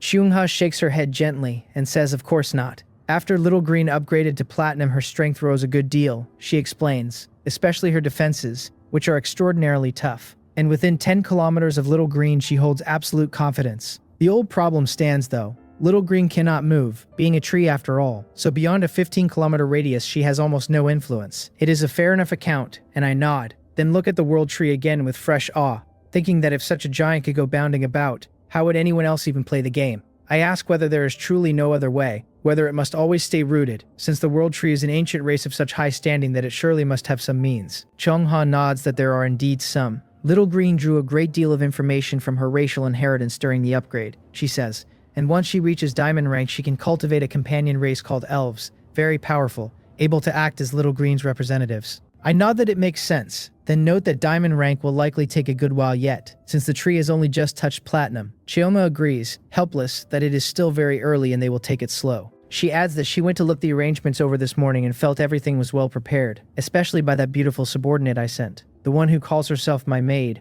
who gave Shok Hongjun and the others plenty of constructive guidance. On the word maid, she throws me a strange look that leaves me distinctly uncomfortable, and I frown, a little helpless, thinking that maid sounds far too odd and that I clearly need to tell Mei Muchang to watch her words and conduct. I explain that she is only an ordinary subordinate, not a maid, and that there is nothing between us. Whether or not Cheongha believes me, I give a casual 3-part explanation and leave it there. I unfurl my light wings and fly toward Mei Muchang, whose location I can sense clearly through our mutual aid contract. And behind me Cheongha smiles as a pair of emerald green wings springs from her back and follows close. Unlike my false light wings made of light healing ants, hers flap back and forth as if she truly bore wings, and seeing my curious look she explains, smiling, that they are elf wings, a skill Little Green granted her at platinum rank. The two of us, one gold and one green, fly side by side over patches of jungle and quickly reach Mei Muchang's spot, and before we even land, we hear her exasperated voice. She is fuming that the performance has to be realistic and natural, demanding to know how many times she has stressed it,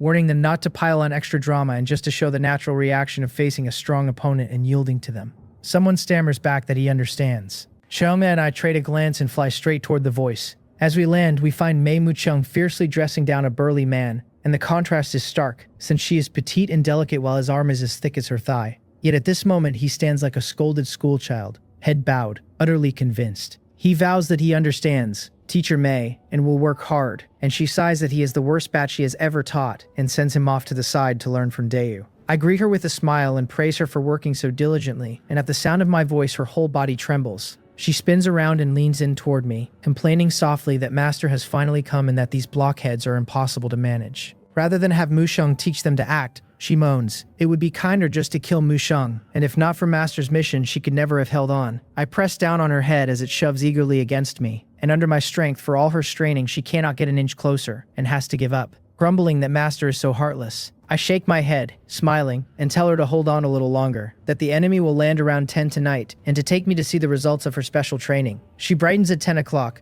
breathes out in relief, and leads Cheongha and me off to inspect the work. The week of preparation proves quite reasonable, nearly restoring the area's original look from before I came to conquer it. I have Sok Homjun and the others act out their reactions to enemies and find their skills smooth and natural. On meeting foes, they first play arrogant and overbearing, then flash into shock and disbelief the moment they gauge the enemy's strength, and finally abandon their subordinates and flee, drawing the enemy deeper into Black Island. There are minor flaws, but harmless ones, and unless the enemy is extraordinarily cunning, they will not spot the cracks in the little time they have. I tell everyone it is very good and to keep it up, that after this battle they will each be a meritorious official and rewards will not be lacking. And hearing the promise, they cheer, brimming with enthusiasm. After the inspection, Cheongha and I return to the shelter to await the enemy walking into the trap. I settle into a rattan chair, sipping the world tree tea leaf she brewed, and chuckle that my ants are still stockpiling troops, so I will have them come over an hour early. I add that I have arranged for some people to train here as well, and ask whether that is all right. Cheongha shakes her head with a smile and says what could be wrong with it, that she welcomes them. We drink together a while longer, and then Will, Baekhyun, and 09 arrive one after another. Though hours remain before the appointed time, this is everyone's first taste of an assault between Black Islands, and a joint strike by two chiefs at that. Without saying it aloud, they still worry a little for Cheongha, afraid of some unforeseen turn, which is why they have come early to lend a hand. The moment Baekhyun arrives and sees us drinking tea, his eyes light up. He complains that he has visited several times and never once seen Cheongha brew tea for him. Yet the instant her big brother figure shows up, she brings out her best, far too biased. Then he plops down, pours himself a cup, and gulps it. Cheongha smiles that Little Green only just got promoted and cannot pick tea leaves yet, so these are all old stock, then asks whether he and Will both hold platinum rank combat power now. Baekhyun puffs up and says of course, that he feels incredibly strong that if he met that demonized minotaur again, he could beat it with both hands tied behind his back. Will nods, confident, and says he only just broke through and feels his combat power has climbed a great deal. I look the two of them over. Baekhyun seems little changed, save for a faint air of preciousness about him that gives the impression of a plump sheep ripe for slaughter, without the hard edge of a genuine expert. But I know his ability turns on the quantity and quality of his treasures, so the more he looks like a fat sheep, the stronger he truly is, and anyone who took him for easy prey would die a wretched death. Will is another matter, since most of his power springs from within himself. Right now his muscles bulge, his veins throb,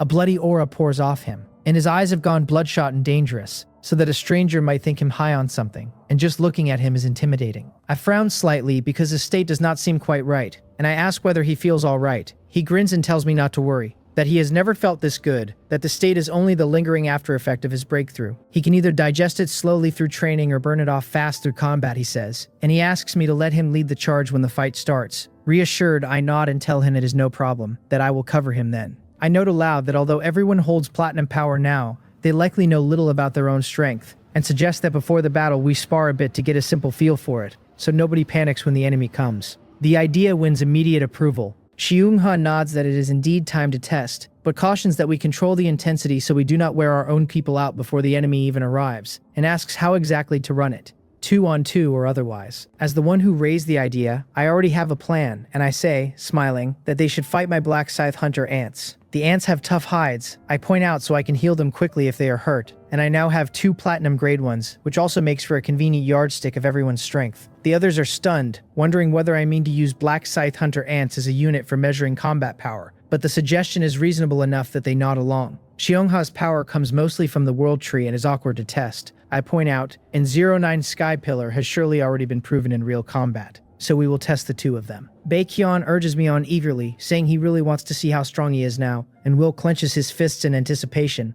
I fetch 2 platinum-grade black scythe hunter ants from the shelter, bring everyone out to the open ground beyond it, and ask, smiling, who wants to go first. Baekhyun volunteers at once, rubbing his hands together, stepping forward, and eyeing the black scythe hunter ant before him with confidence. The platinum-grade ants look imposing, and with 20 of them massed the pressure is immense, but Baekhyun has his own pride. He long ago killed a gold-ranked mutated beast by his own strength, at a time when he trailed only 1 step behind me, and his rate of improvement has stayed swift ever since. His ability one with fierce growth potential that leapt in quality on reaching platinum. Though he still calls me his elder brother, a subtle arrogance has swelled in him. He shouts for me to let him see the strength of my ants, and his clothes flutter without wind as his whole body lifts into the air, a massive golden treasury phantom rising behind him, countless items of every color scattered carelessly across it. Not bad, quite interesting. I nod, stroking my chin, and say we will try 10 black scythe hunter ants first, and the next second 10 of them close in around him together and clash. 10 minutes later the test ends. Baekhyun lies flat on the ground like a dead dog, heedless of the dirt, panting hard, staring at the sky with existential doubt. He lost? Just like that. He held back, and the big black scythe hunter ants did not go all out either. And worse, he did not even lose to 20 of them, only to 6. I nod that it is not bad, lasting this long under the siege of 6 platinum-grade black scythe hunter ants. Will, standing by, has lost his easy air entirely, gazing gravely at the ants, which stand unmoving like elite warriors in black heavy armor. Though it was Baekhyun under test, he quietly measured himself against it, and the result sits heavy in him, since in Baekhyun's place he is not sure he would have fared better. I ask whether he is ready, and Will draws a deep breath, face solemn, and says to arrange 5 platinum-grade ants for him to start. 5 step out from the group, extending their upper mandibles like giant scythes to ring him, and Will's expression hardens as his veins bulge everywhere and he lets out a roar and charges. Another 10 minutes on, Will and Baekhyun lie side by side, both staring at the sky with complicated faces, contemplating life. 5. Will's judgment was not wrong, since handling 5 platinum-grade black scythe hunter ants at once is already his ceiling, and with even one more he would not last a minute, let alone 10. Cheong-ha, watching from the side, is full of admiration now, thinking that though both men are platinum rank, I, who can mass-produce platinum ants, stand far above the rest of them. Fortunate that they are teammates, since the thought of being my enemy makes her heart clench. A few minutes later, everyone sits back inside. The test's intensity was limited by nature, and since Will and Baekhyun knew I would not harm them, they held nothing back, ending merely a little drained and having eaten many restorative fruits Cheong-ha provided. They have mostly recovered. Baekhyun slumps weakly across the table and says feebly that he thought he was so strong, only to find he has no more than 6 ant strength, and that his whole confidence is shattered. If Baekhyun has 6 ant strength, then does that not make Will 5 ant strength? Beside him, Will flushes at the thought, stays silent, and only keeps drinking his tea. I shake my head with a smile and tell them it was just a simple test, that I know full well Baekhyun was merely tanking my ants outright, never once reaching for those powerful items of his with their strange effects. Had he used them, I add, even a win of mine would have left me few good options against him. He chuckles that he only wanted to see how tough he was,